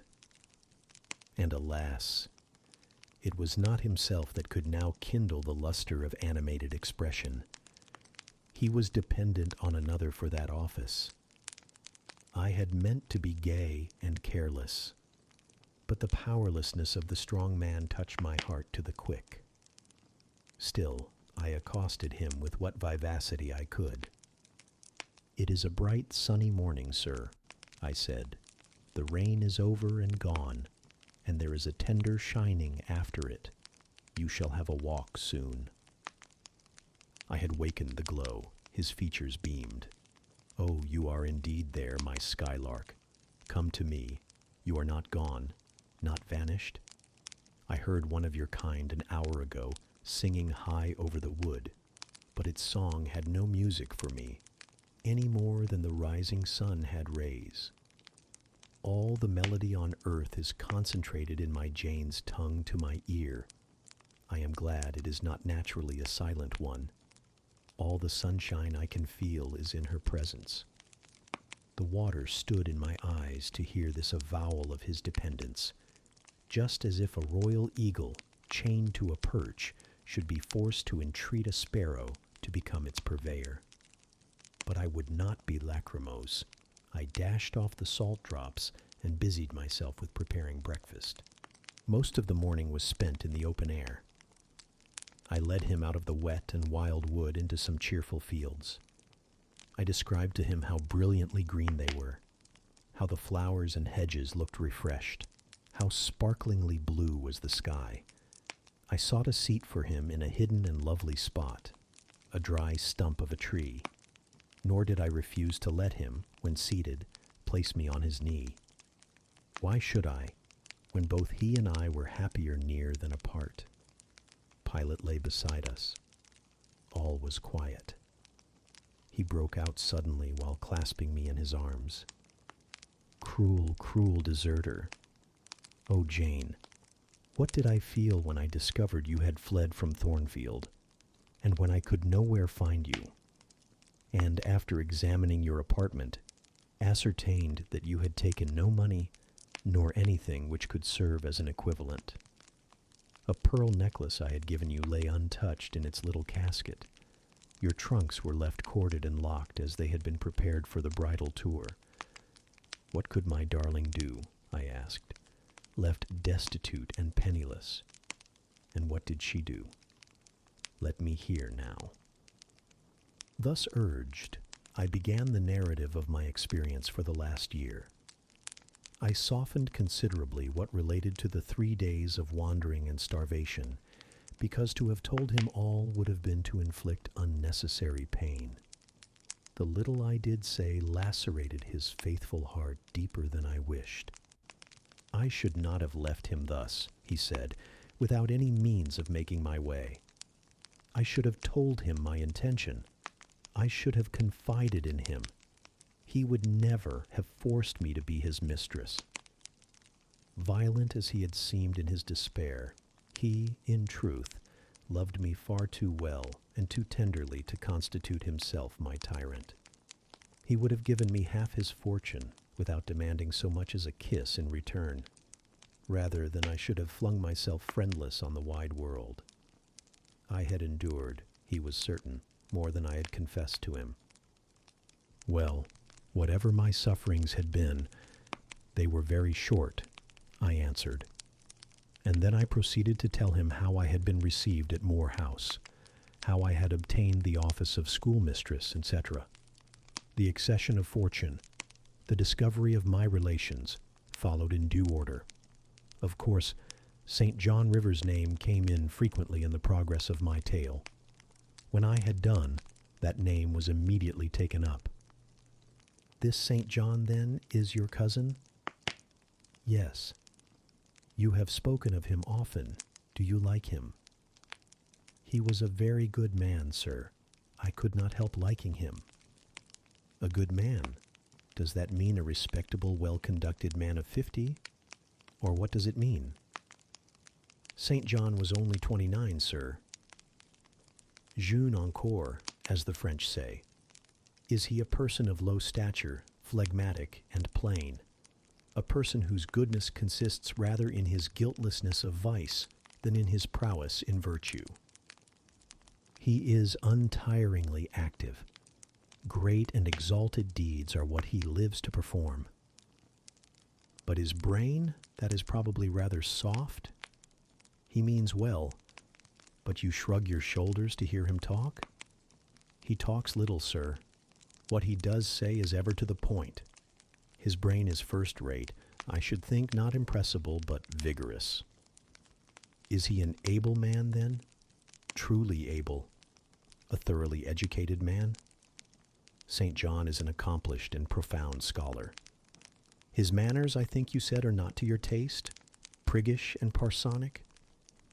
I never mentioned his manners, but unless I had a very bad taste, they must suit it. They are polished, calm, and gentlemanlike. His appearance, I forget what description you gave of his appearance, a sort of raw curate, half strangled with his white neckcloth, and stilted up on his thick-soled high-lows, eh? St. John dresses well. He is a handsome man, tall, fair, with blue eyes, and a Grecian profile. Aside. Damn him, to me. Did you like him, Jane? Yes, Mr. Rochester, I liked him, but you asked me that before. I perceived, of course, the drift of my interlocutor. Jealousy had got hold of him. She stung him, but the sting was salutary. It gave him respite from the gnawing fang of melancholy. I would not, therefore, immediately charm the snake. Perhaps you would rather not sit any longer on my knee, Miss Eyre, was the next somewhat unexpected observation. Why not, Mr. Rochester? The picture you have just drawn is suggestive of a rather too overwhelming contrast. Your words have delineated very prettily a graceful Apollo. He is present to your imagination, tall, fair, blue-eyed, and with a Grecian profile. Your eyes dwell on a Vulcan, a real blacksmith, brown, broad-shouldered, and blind and lame into the bargain. I never thought of it before, but you certainly are rather like Vulcan, sir. Well, you can leave me, ma'am, but before you go, and he retained me by a firmer grasp than ever, you will be pleased just to answer me a question or two. He paused. What questions, Mr. Rochester? Then followed this cross-examination. St. John made you schoolmistress of Morton before he knew you were his cousin. Yes. You would often see him? He would visit the school sometimes? Daily. He would approve of your plans, Jane. I know they would be clever, for you are a talented creature. He approved of them, yes. He would discover many things in you he could not have expected to find. Some of your accomplishments are not ordinary. I don't know about that. You had a little cottage near the school, you say. Did he ever come there to see you? Now and then? Of an evening? Once or twice. A pause. How long did you reside with him and his sisters after the cousinship was discovered? 5 months. Did Rivers spend much time with the ladies of his family? Yes. The back parlor was both his study and ours. He sat near the window, and we by the table. Did he study much? A good deal. What? Hindustani? And what did you do meantime? I learnt German at first. Did he teach you? He did not understand German. Did he teach you nothing? A little Hindustani. Rivers taught you Hindustani? Yes, sir. And his sisters also? No. Only you? Only me. Did you ask to learn? No. He wished to teach you? Yes. A second pause. Why did he wish it? Of what use could Hindustani be to you? He intended me to go with him to India. Ah, here I reach the root of the matter. He wanted you to marry him? He asked me to marry him. That is a fiction, an impudent invention to vex me. I beg your pardon. It is the literal truth. He asked me more than once, and was as stiff about urging his point as ever you could be. Miss Eyre. I repeat it. You can leave me. How often am I to say the same thing? Why do you remain pertinaciously perched on my knee when I have given you notice to quit? Because I am comfortable there. No, Jane, you are not comfortable there. Because your heart is not with me. It is with this cousin, this St. John. Oh, till this moment, I thought my little Jane was all mine. I had a belief she loved me even when she left me. That was an atom of sweet and much bitter. Long as we have been parted, hot tears as I have wept over our separation, I never thought that while I was mourning her, she was loving another. But it is useless grieving. Jane, leave me. Go and marry Rivers. Shake me off then, sir. Push me away, for I'll not leave you of my own accord. Jane, I ever like your tone of voice. It still renews hope. It sounds so truthful. When I hear it, it carries me back a year. I forget that you have formed a new tie. But I am not a fool. Go. Where must I go, sir? Your own way, with the husband you have chosen. Who is that? You know, this saint, John Rivers. He is not my husband, nor ever will be. He does not love me. I do not love him. He loves, as he can love, and that is not as you love, a beautiful young lady called Rosamond. He wanted to marry me only because he thought I should make a suitable missionary's wife, which she would not have done. He is good and great, but severe, and for me, cold as an iceberg. He is not like you, sir. I am not happy at his side, nor near him, nor with him. He has no indulgence for me, no fondness. He sees nothing attractive in me, not even youth, only a few useful mental points. Then I must leave you, sir, to go to him? I shuddered involuntarily, and clung instinctively closer to my blind but beloved master. He smiled. What, Jane? Is this true? Is such really the state of matters between you and Rivers? Absolutely, sir. Oh, you need not be jealous. I wanted to tease you a little to make you less sad. I thought anger would be better than grief. But if you wish me to love you, could you but see how much I do love you, you would be proud and content. All my heart is yours, sir. It belongs to you, and with you it would remain, were fate to exile the rest of me from your presence forever. Again, as he kissed me, painful thoughts darkened his aspect. My scared vision, my crippled strength, he murmured regretfully. I caressed in order to soothe him. I knew of what he was thinking, and wanted to speak for him, but dared not. As he turned aside his face a minute, I saw a tear slide from under the sealed eyelid and trickle down the manly cheek. My heart swelled. I am no better than the old lightning-struck chestnut tree in Thornfield Orchard, he remarked ere long. And what right would that ruin have to bid a budding woodbine cover its decay with freshness? You are no ruin, sir, no lightning-struck tree.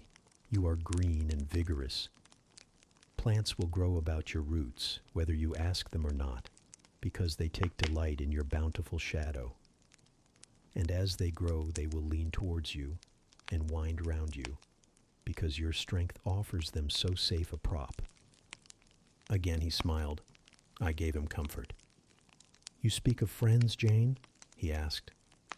Yes, of friends, I answered rather hesitatingly, for I knew I meant more than friends, but could not tell what other word to employ. He helped me. Ah, Jane, but I want a wife. Do you, sir? Yes. Is it news to you? Of course, you said nothing about it before. Is it unwelcome news? That depends on circumstances, sir, on your choice, which you shall make for me, Jane. I will abide by your decision. Choose then, sir, her who loves you best.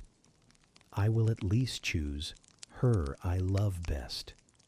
Jane, will you marry me? Yes, sir. A poor blind man, whom you will have to lead about by the hand. Yes, sir. A crippled man, 20 years older than you, whom you will have to wait on. Yes, sir. Truly, Jane. Most truly, sir. Oh, my darling, God bless you and reward you. Mr. Rochester, if ever I did a good deed in my life, if ever I thought a good thought, if ever I prayed a sincere and blameless prayer, if ever I wished a righteous wish, I am rewarded now. To be your wife is, for me, to be as happy as I can be on earth. Because you delight in sacrifice. Sacrifice? What do I sacrifice? Famine for food, expectation for content. To be privileged to put my arms round what I value, to press my lips to what I love, to repose on what I trust. Is that to make a sacrifice? If so, then certainly I delight in sacrifice. And to bear with my infirmities, Jane, to overlook my deficiencies, which are none, sir, to me. I love you better now when I can really be useful to you than I did in your state of proud independence, when you disdained every part but that of the giver and protector. Hitherto I have hated to be helped, to be led. Henceforth, I feel I shall hate it no more. I did not like to put my hand into a hireling's, but it is pleasant to feel it circled by Jane's little fingers. I preferred utter loneliness to the constant attendance of servants, but Jane's soft ministry will be a perpetual joy. Jane suits me. Do I suit her? To the finest fiber of my nature, sir. The case being so, we have nothing in the world to wait for. We must be married instantly. He looked and spoke with eagerness. His old impetuosity was rising. We must become one flesh without any delay, Jane. There is but the license to get. Then we marry. Mr. Rochester, I have just discovered the sun is far declined from its meridian, and Pilot is actually gone home to his dinner. Let me look at your watch. Fasten it into your girdle, Janet, and keep it henceforward. I have no use for it. It is nearly 4 o'clock in the afternoon, sir. Don't you feel hungry? The 3rd day from this must be our wedding day, Jane. Never mind fine clothes and jewels now. All that is not worth a fillip. The sun has dried up all the raindrops, sir. The breeze is still. It is quite hot. Do you know, Jane, I have your little pearl necklace at this moment fastened round my bronze scrag under my cravat.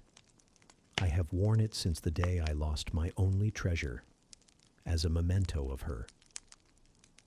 We will go home through the wood. That will be the shadiest way.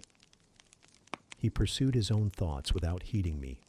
Jane, you think me, I dare say, an irreligious dog, but my heart swells with gratitude to the beneficent God of this earth just now. He sees not as man sees, but far clearer, judges not as man judges, but far more wisely. I did wrong. I would have sullied my innocent flower, breathed guilt on its purity. The Omnipotent snatched it from me. I, in my stiff-necked rebellion, almost cursed the dispensation. Instead of bending to the decree, I defied it. Divine justice pursued its course. Disasters came thick on me. I was forced to pass through the valley of the shadow of death. His chastisements are mighty, and one smote me which has humbled me forever. You know I was proud of my strength, but what is it now when I must give it over to foreign guidance, as a child does its weakness? Of late, Jane, only of late, I began to see and acknowledge the hand of God in my doom.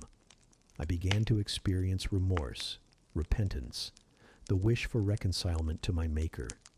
I began sometimes to pray. Very brief prayers they were, but very sincere. Some days since, nay, I can number them, 4. It was last Monday night. A singular mood came over me, one in which grief replaced frenzy, sorrow, sullenness. I had long had the impression that since I could nowhere find you, you must be dead. Late that night, perhaps it might be between 11 and 12 o'clock, ere I retired to my dreary rest, I supplicated God that if it seemed good to him, I might soon be taken from this life and admitted to that world to come, where there was still hope of rejoining Jane. I was in my own room and sitting by the window, which was open.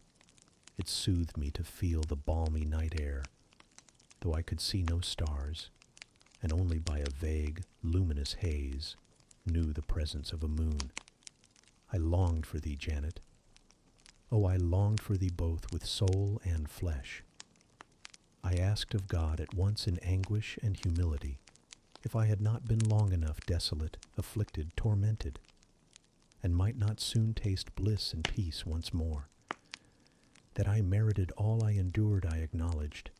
That I could scarcely endure more, I pleaded, and the alpha and omega of my heart's wishes broke involuntarily from my lips in the words, Jane, Jane, Jane. Did you speak these words aloud? I did, Jane.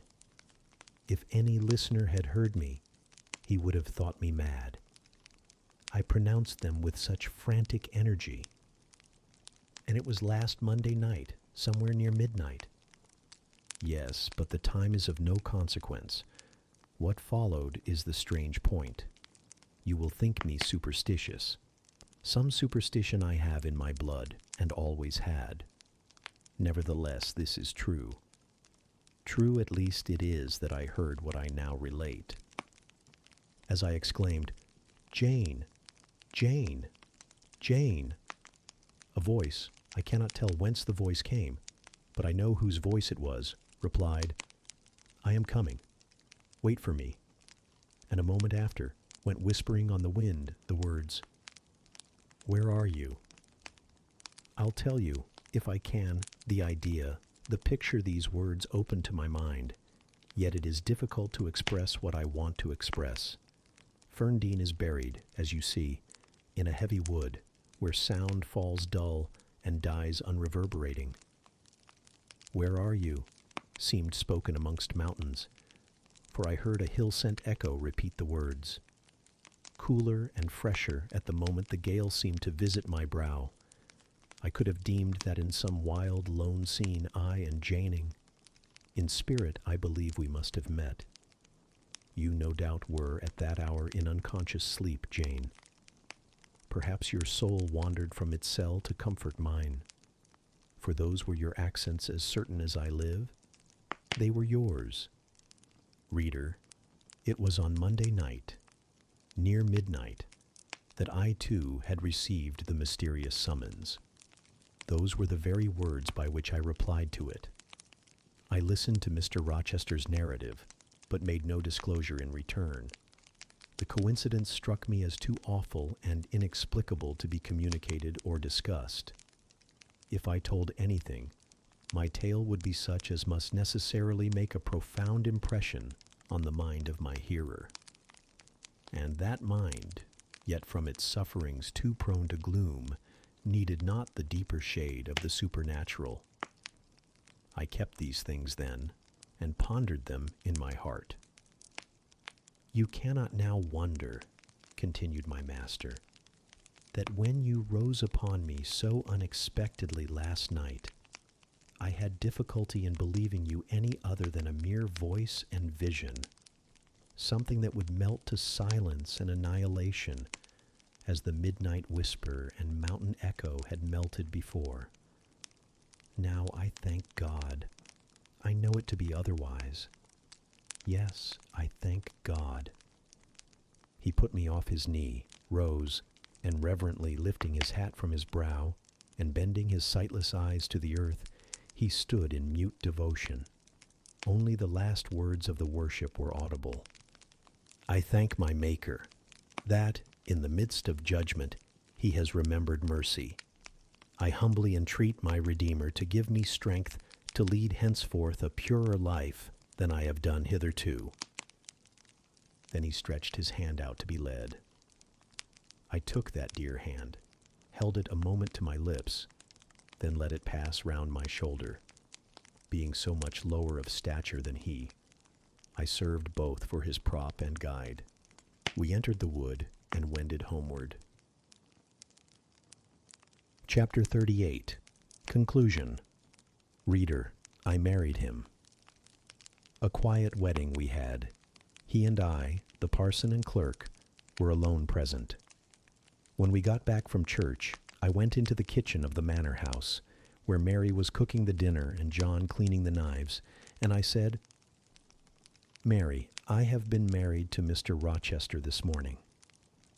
The housekeeper and her husband were both of that decent phlegmatic order of people, to whom one may at any time safely communicate a remarkable piece of news, without incurring the danger of having one's ears pierced by some shrill ejaculation, and subsequently stunned by a torrent of wordy wonderment. Mary did look up, and she did stare at me.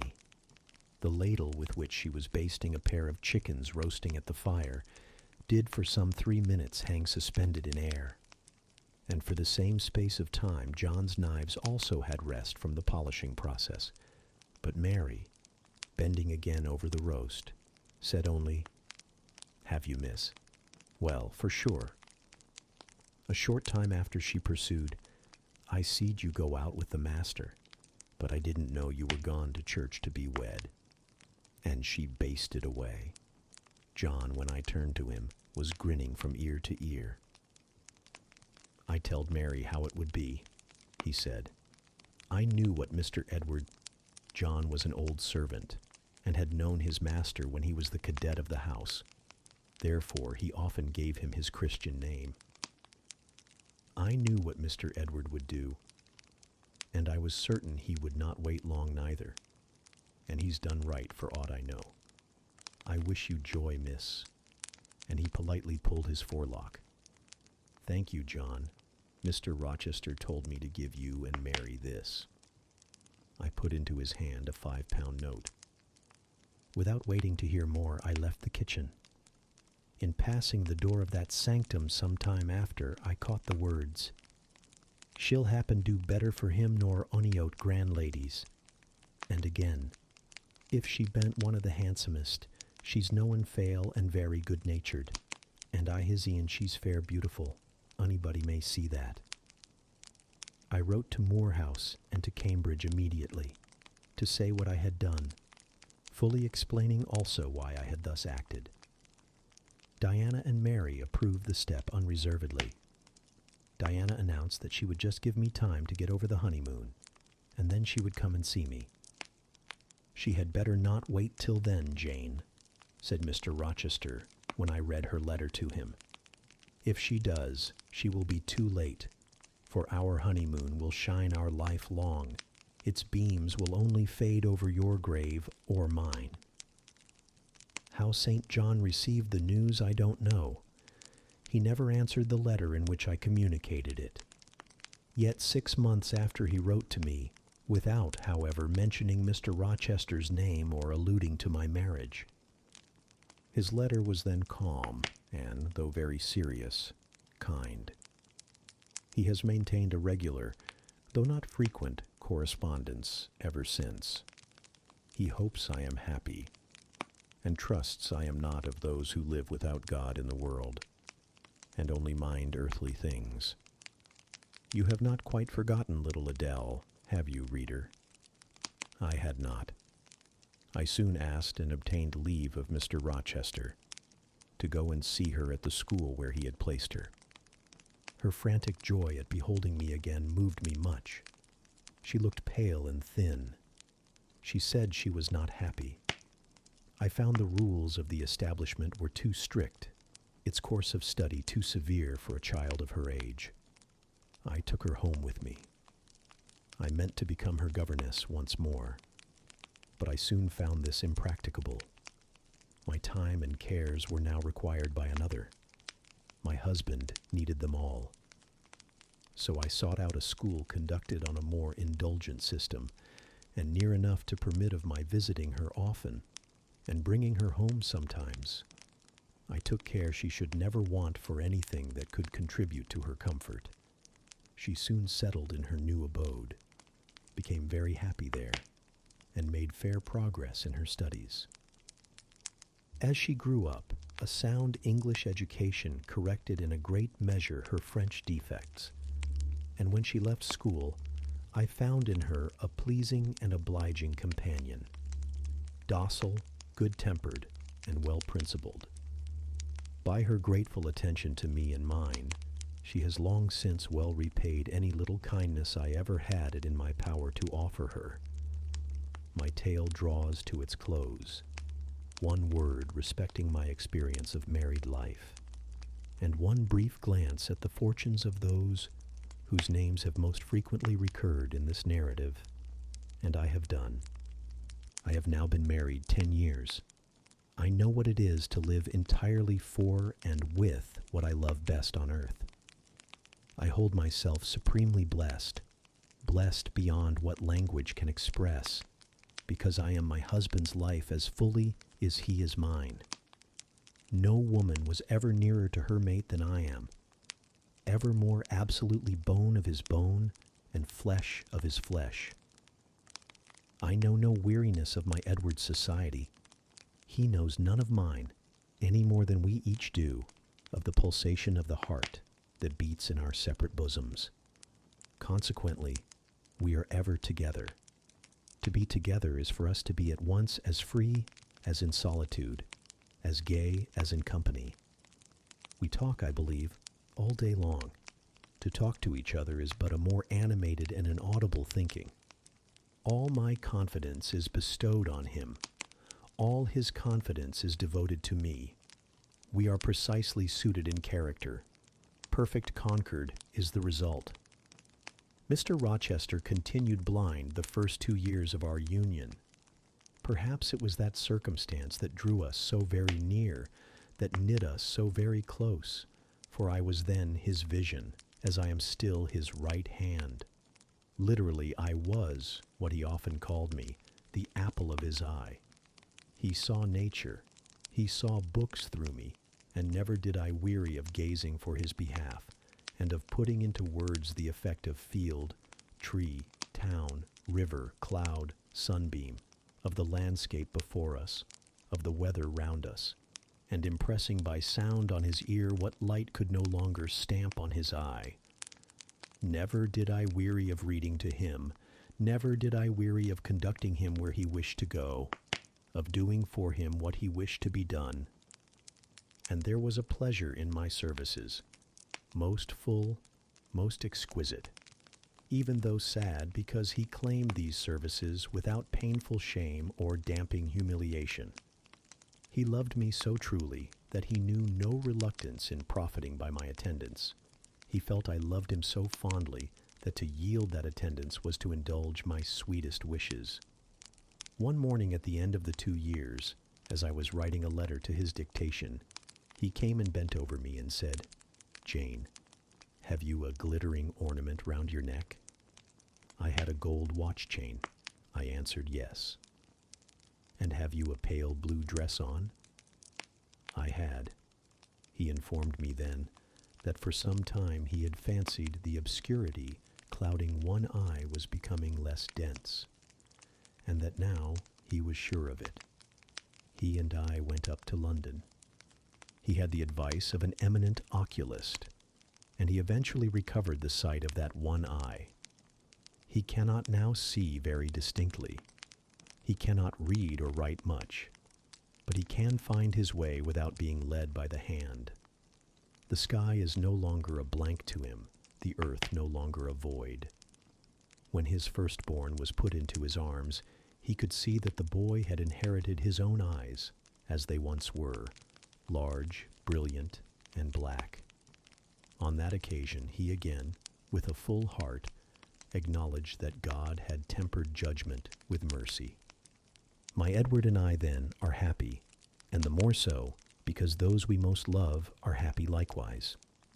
Diana and Mary Rivers are both married. Alternately, once every year, they come to see us, and we go to see them.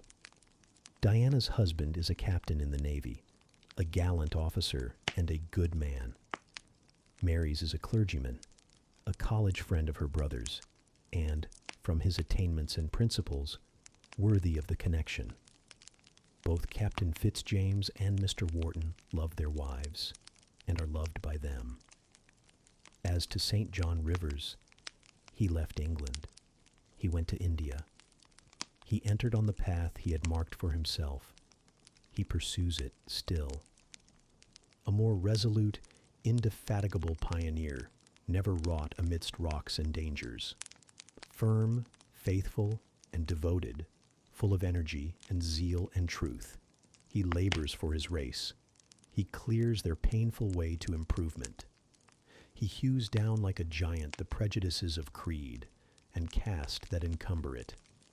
He may be stern, he may be exacting, he may be ambitious yet, but his is the sternness of the warrior Greatheart, who guards his pilgrim convoy from the onslaught of Apollyon.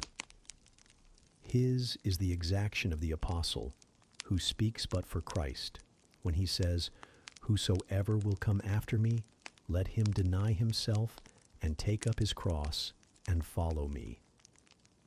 His is the ambition of the high master spirit, which aims to fill a place in the first rank of those who are redeemed from the earth, who stand without fault before the throne of God, who share the last mighty victories of the Lamb, who are called and chosen and faithful. St. John is unmarried. He never will marry now. Himself has hitherto sufficed to the toil, and the toil draws near its close. His glorious sun hastens to its setting. The last letter I received from him drew from my eaves human tears, and yet filled my heart with divine joy. He anticipated his sure reward, his incorruptible crown. I know that a stranger's hand will write to me next, to say that the good and faithful servant has been called at length into the joy of his Lord. And why weep for this? No fear of death will darken St. John's last hour. His mind will be unclouded, his heart will be undaunted, his hope will be sure, his faith steadfast. His own words are a pledge of this. My master, he says, has forewarned me. Daily he announces more distinctly, surely I come quickly. And hourly I more eagerly respond, Amen. Even so come, Lord Jesus.